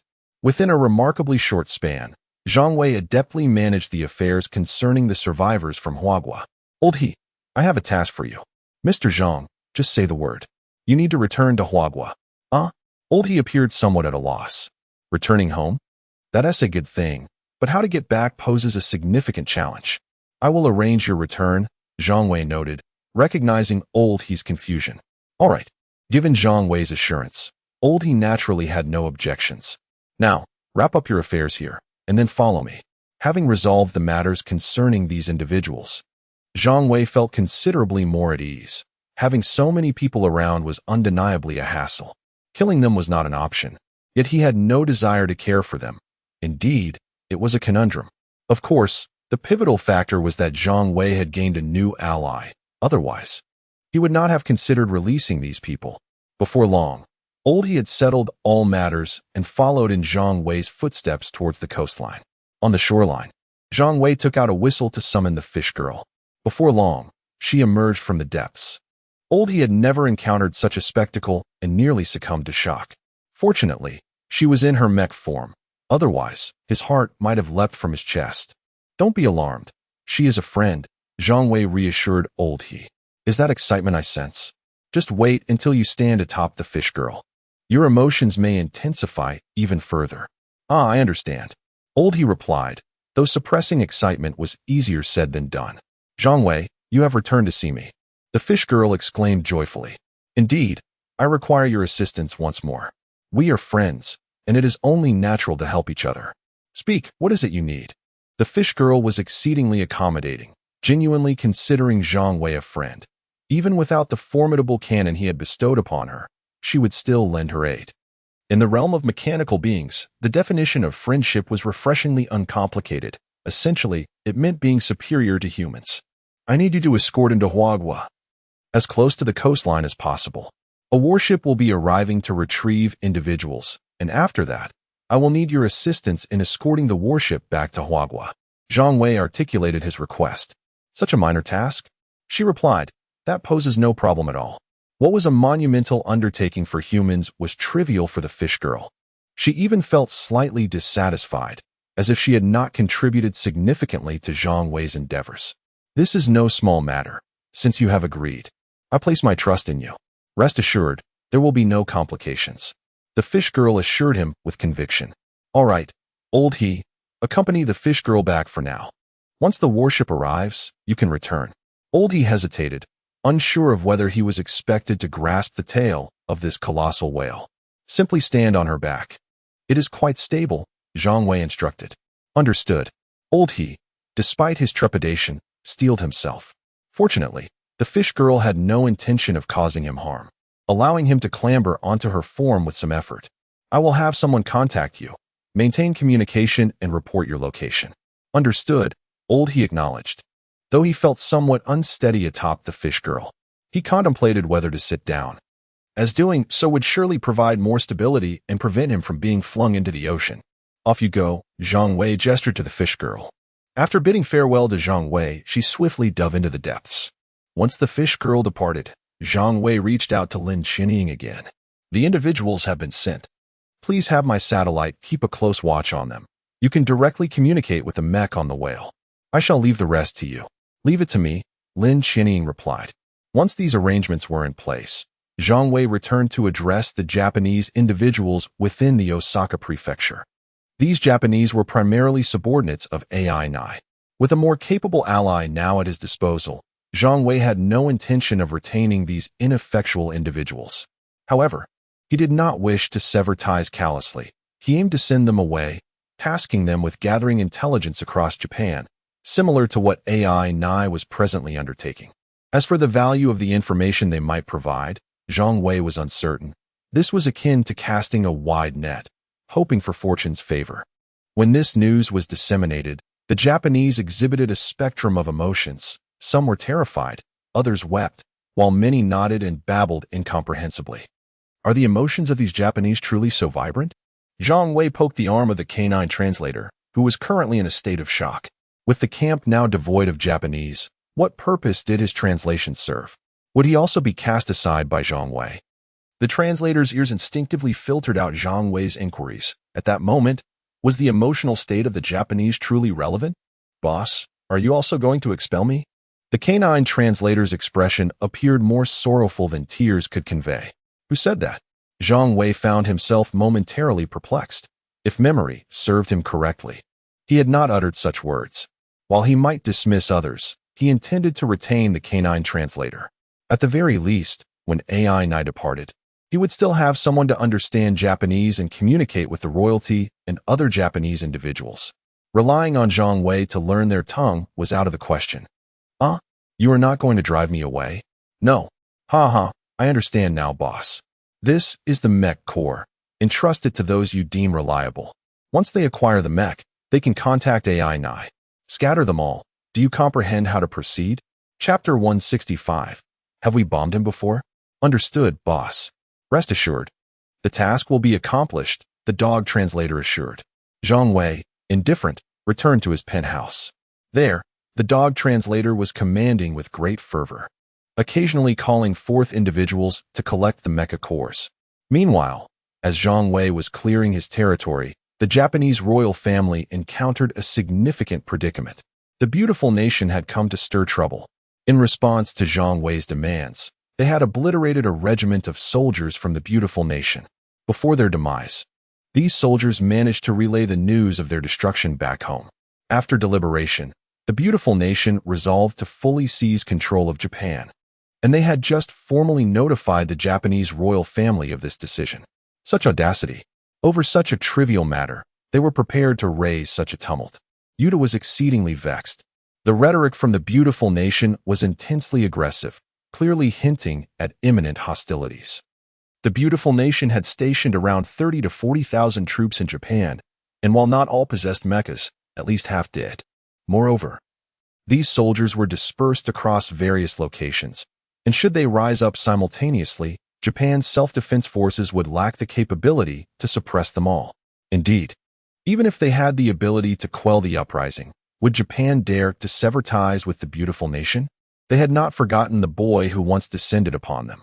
Should another incident occur, it might spell the end for the Japanese people in this world. Your Majesty, they would not readily employ such devastating weapons. Their demands are merely to save face. Currently, the situation within various nations is relatively stable, and the next course of action is to strategize on a global scale. This is a game of power among great nations, and at this point, the minister could not continue. They proclaimed themselves the Great Japanese Empire, yet their territory was limited, an island nation, and global ambitions were hardly within their grasp. Nevertheless, the minister's observations were valid. The global situation was edging towards stability. Those who were meant to survive would do so, while those destined for obliteration had already met their fate. Thus, the territories of the fallen nations would inevitably require new occupants. While mechanical beings may seem daunting, who would shy away from expanding their domain? The larger the territory, the stronger the capacity to withstand pressure and risks. The beautiful nation must have received some intelligence. They intended to seize territory based on the presence of the Japanese troops. Yuta was growing increasingly irate. How could they still be speaking in veiled terms at such a crucial moment? Your Majesty, we could divert the calamity eastward, feigning agreement while directing our focus towards Osaka. If we acquiesce, will that Hwagwa individual agree? If those soldiers confront him, it would be of no consequence to us. This minister was indeed sharp-witted, possessing a repertoire of cunning strategies. Upon hearing this, Yuta felt a surge of clarity, having been unable to relieve himself for several days. He now longed to unleash a torrent of expletives. Contact the beautiful nation immediately, informing them that we consent to their troops taking control of all of Japan, and we shall cooperate. However, we cannot oversee the Osaka prefecture and its surroundings, as that area has already been occupied by Hwagwa. Understood, Your Majesty. Once the emperor made a decision, the ministers below exhibited much greater enthusiasm, promptly springing into action. Upon receiving Japan's message, the higher-ups in the beautiful nation were left both amused and enraged. Did they truly believe they were unaware of the situation in Japan? Being occupied by Hwagwa was a monumental disgrace. To their knowledge, there was only one individual from Hwagwa in Osaka, and the Japanese had apparently failed to deal with him. A humiliation of the highest order. Since Japan could not resolve the issue, let our valiant soldiers do so. Using Japan as a springboard, we can conquer all the nations in Southeast Asia that have been obliterated. That would become the beautiful nation's second homeland. My lord, it is said that this Hwagwa individual is quite formidable. Perhaps we should let the Japanese handle him? Some voiced dissenting opinions. Why should we take action when we can have our subordinate do it? Conserving our forces would be wise. Transporting troops to that region now poses significant difficulties. The seas are certainly unfeasible, and the skies are perilous as well. Do I need to elaborate on what the Japanese are like? If they were capable of dealing with this, do you think they would cede Osaka to a Hwagwa individual? Moreover, they would not hesitate to engage in conflict with us. The leader of the beautiful nation wore a furious expression. This was an affront, treating his nation as a soft target. Since its founding, any who have regarded them as such have paid dearly. This time would be no different. He intended to render Japan a complete colony of the beautiful nation, plundering all its resources. Enough. There is no need to discuss this further. Contact the station troops immediately. They must move into Osaka and eliminate that Hwagwa individual. Yes. The command to exterminate Zhang Wei was disseminated progressively, swiftly reaching the station troops in Japan. What the hell are those above thinking? They want us to assist the Japanese? The commander of the station troops was thoroughly displeased. He was living lavishly, even more so than before the apocalypse. In the past, he had to scheme to pursue women. Now, he simply brought them home at will. Commander, this is the directive from the highest level. If we eliminate that Hwagwa individual, we can seize all of Japan, and then you can indulge with the royal women as you please. What you say is quite enticing. The station commander's eyes sparkled. He had long had his sights set on a royal princess. If it could be so pleasurable, sending a few men to kill that Hwagwa individual would not be out of the question. No, we need not send anyone. Locate his position and bomb him. Commander, that may not be feasible. Why not? The station commander was puzzled. According to our analysis, this Hwagwa individual has likely already been bombed by us. Bombed by us. Clarify that. The station commander was now intrigued, sitting up straight from his previously languid position. He is the Hwagwa mecha that the Japanese royal family once requested us to bomb. Impossible. Did not those from A3 already take action? Moreover, they used a small mushroom bomb. He could not possibly still be alive. No, based on our analysis, this Hwagwa individual is the one who should have perished. Then why is he still alive? The station commander was bewildered. Could it be that the mushroom bomb failed to kill him? This is sheer nonsense. According to our calculations, it appears A3 misfired, allowing him to survive. This analysis holds considerable merit. The unpredictability of A3's missiles is indeed a widely acknowledged fact across the globe. However, this time A3 was truly wronged. They struck true, yet he simply did not die. Chapter 166, A Fatal Mission, however. No one would believe this if it were spoken aloud.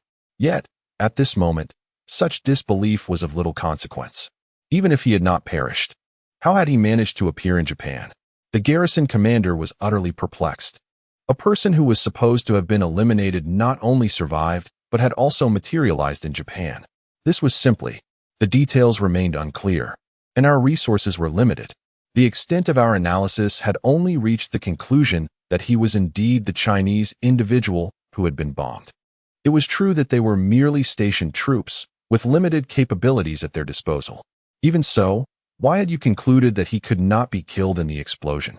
The garrison commander had profound trust in his advisors. Since they had reached this conclusion, they must have their reasons. Commander, our conventional missiles will certainly not be able to kill him. Even with the use of a nuclear bomb, it may not suffice.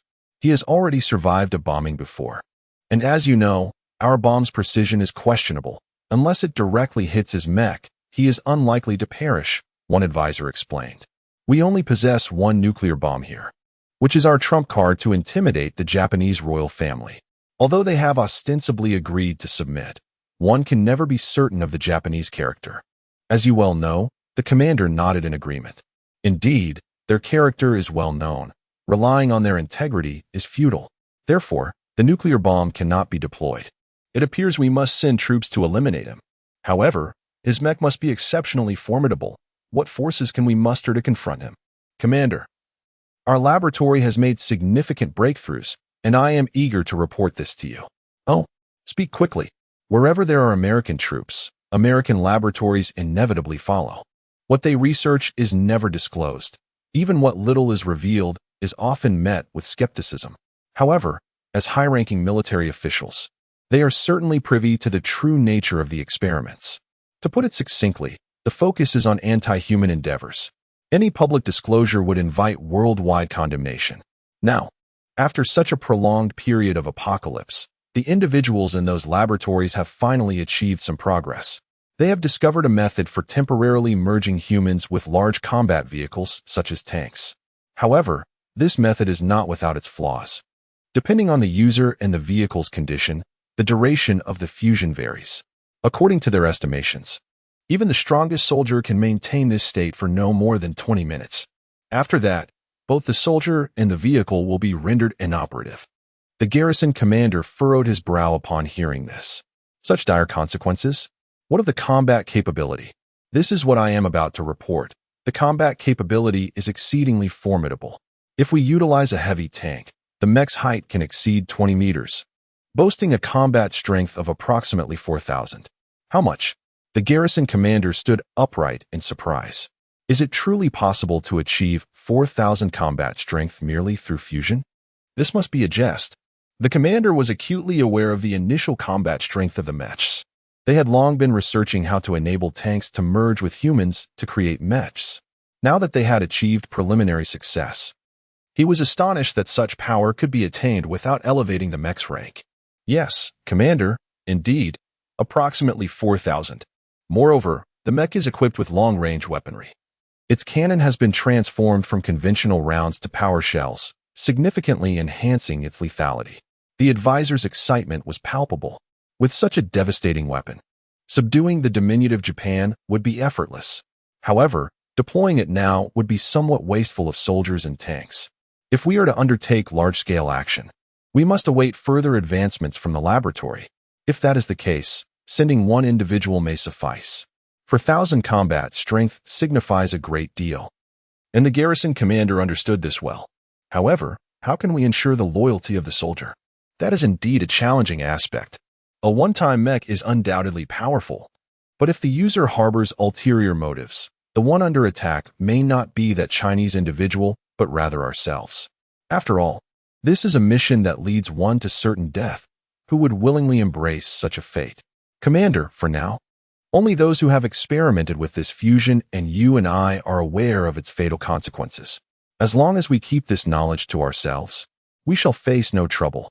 This advisor was indeed untrustworthy. He was prepared to conceal the lethal nature of merging with a tank. Nonetheless, this arrangement suited the garrison commander, who surprisingly acquiesced. Then, I shall make the necessary arrangements. Very well, but do not squander the lives of our finest soldiers. Do you understand? Yes. The advisor saluted and departed. Choosing a soldier of adequate physical condition would suffice. While their combat strength might be slightly diminished, it would not be significantly so. Before long, the advisor had gathered around 30 robust soldiers, each bearing a keen gaze. It was evident that these individuals were not mere layabouts. Each possessed commendable abilities. Now, there is a crucial task requiring one among you to fulfill. Who will undertake this mission is for you to decide. I only require a name and wish to know nothing further. The individual who accomplishes this task will not only receive a promotion, but also reap substantial rewards. The advisor announced, igniting excitement among the soldiers. The prospect of promotion was secondary.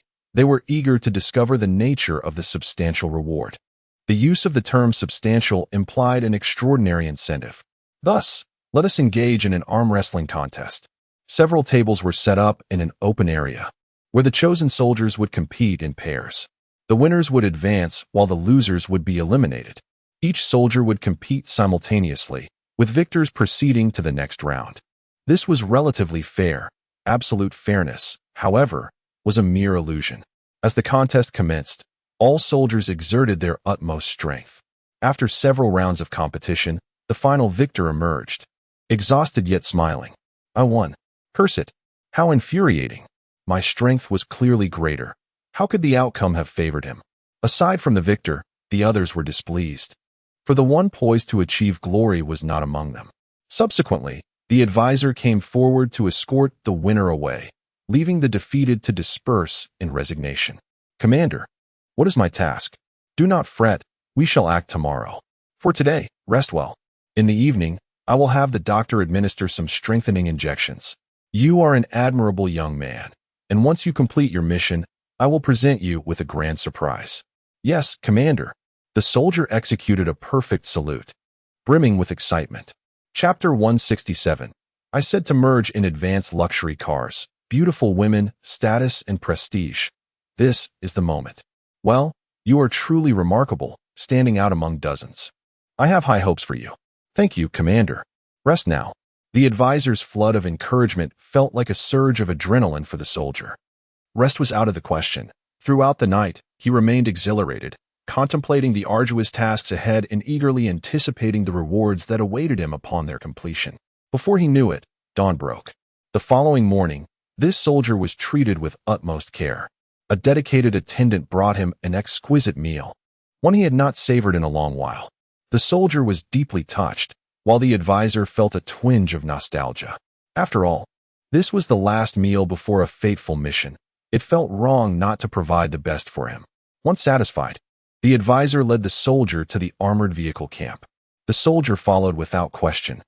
But a flicker of unease ignited within him when the advisor introduced him to a man clad in a white lab coat. What was this all about? Was he to be subjected to some sort of experiment due to his impressive physique? Soldier, do not be alarmed. Can you operate a tank? Yes, it is not difficult. I can drive it. The soldier responded honestly. Driving was indeed simple. However, operating the cannon was an entirely different matter, one requiring a professional. That will suffice. We have a mission for you. Understood. The soldier stood at attention, gaze fixed ahead. You are to drive this heavy tank to Osaka. Your target is the individual currently controlling the city, a Chinese national. Commander, are we to bombard him with the tank? The soldier inquired. No, we are to eliminate him. The soldier was no fool. He understood that a tank might not stand a chance against advanced mech technology. Even the most rudimentary of mechs would not succumb easily to tank fire.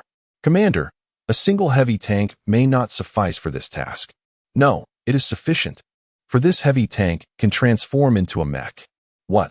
The soldier exclaimed in astonishment. He had never heard of a heavy tank being able to transform into a mech. Wait, what does this mean? Am I to control this transforming heavy tank? His surprise morphed into elation. No wonder they had conducted trials. No wonder they had selected the strongest among 30. A monumental surprise awaited him. Even without any other rewards, this alone was enough. You are correct in your assumptions. You will operate this mech. According to our calculations, its combat power can reach 4,000 points. Do you understand what 4,000 points signifies? The lead experimenter appeared even more excited than the soldier. Commander, I understand. The soldier responded with fervor. Good, the task of eliminating him is now yours. Remember, only upon encountering him will you merge with this heavy tank. I will now instruct you on its operation. Pay close attention. Yes. The soldier was eager to absorb this information. Such a fortunate opportunity must be taken seriously. The experimenter produced an object resembling a mech core, something they had painstakingly assembled from countless dismantled mech cores. Using this reassembled mech core, they could temporarily force a vehicle to transform into a mech. This transformation was irreversible, meaning once merged with the temporary mech, separation would be impossible. Furthermore, due to the forced transformation, the mech would only maintain its form for a brief period. When the core could no longer sustain the mech state, it would disassemble into countless parts. Thus, one who melded completely with the mech would inevitably perish. Yes, Commander, I understand your intent. A mech is too conspicuous. Driving the tank would indeed be less detectable. The soldier reasoned, providing a logical explanation to the lead experimenter, who found himself momentarily speechless, his prepared remarks rendered obsolete. Exactly. Soldier, your comprehension is commendable. I have high hopes for you. Go ahead and give it a try. If all goes well, you may depart immediately. We shall await your good news at the camp. The soldier, filled with excitement, saluted. Commander, I will not let you down. Excellent, off you go. The experimenter patted the soldier on the shoulder, further encouraging him.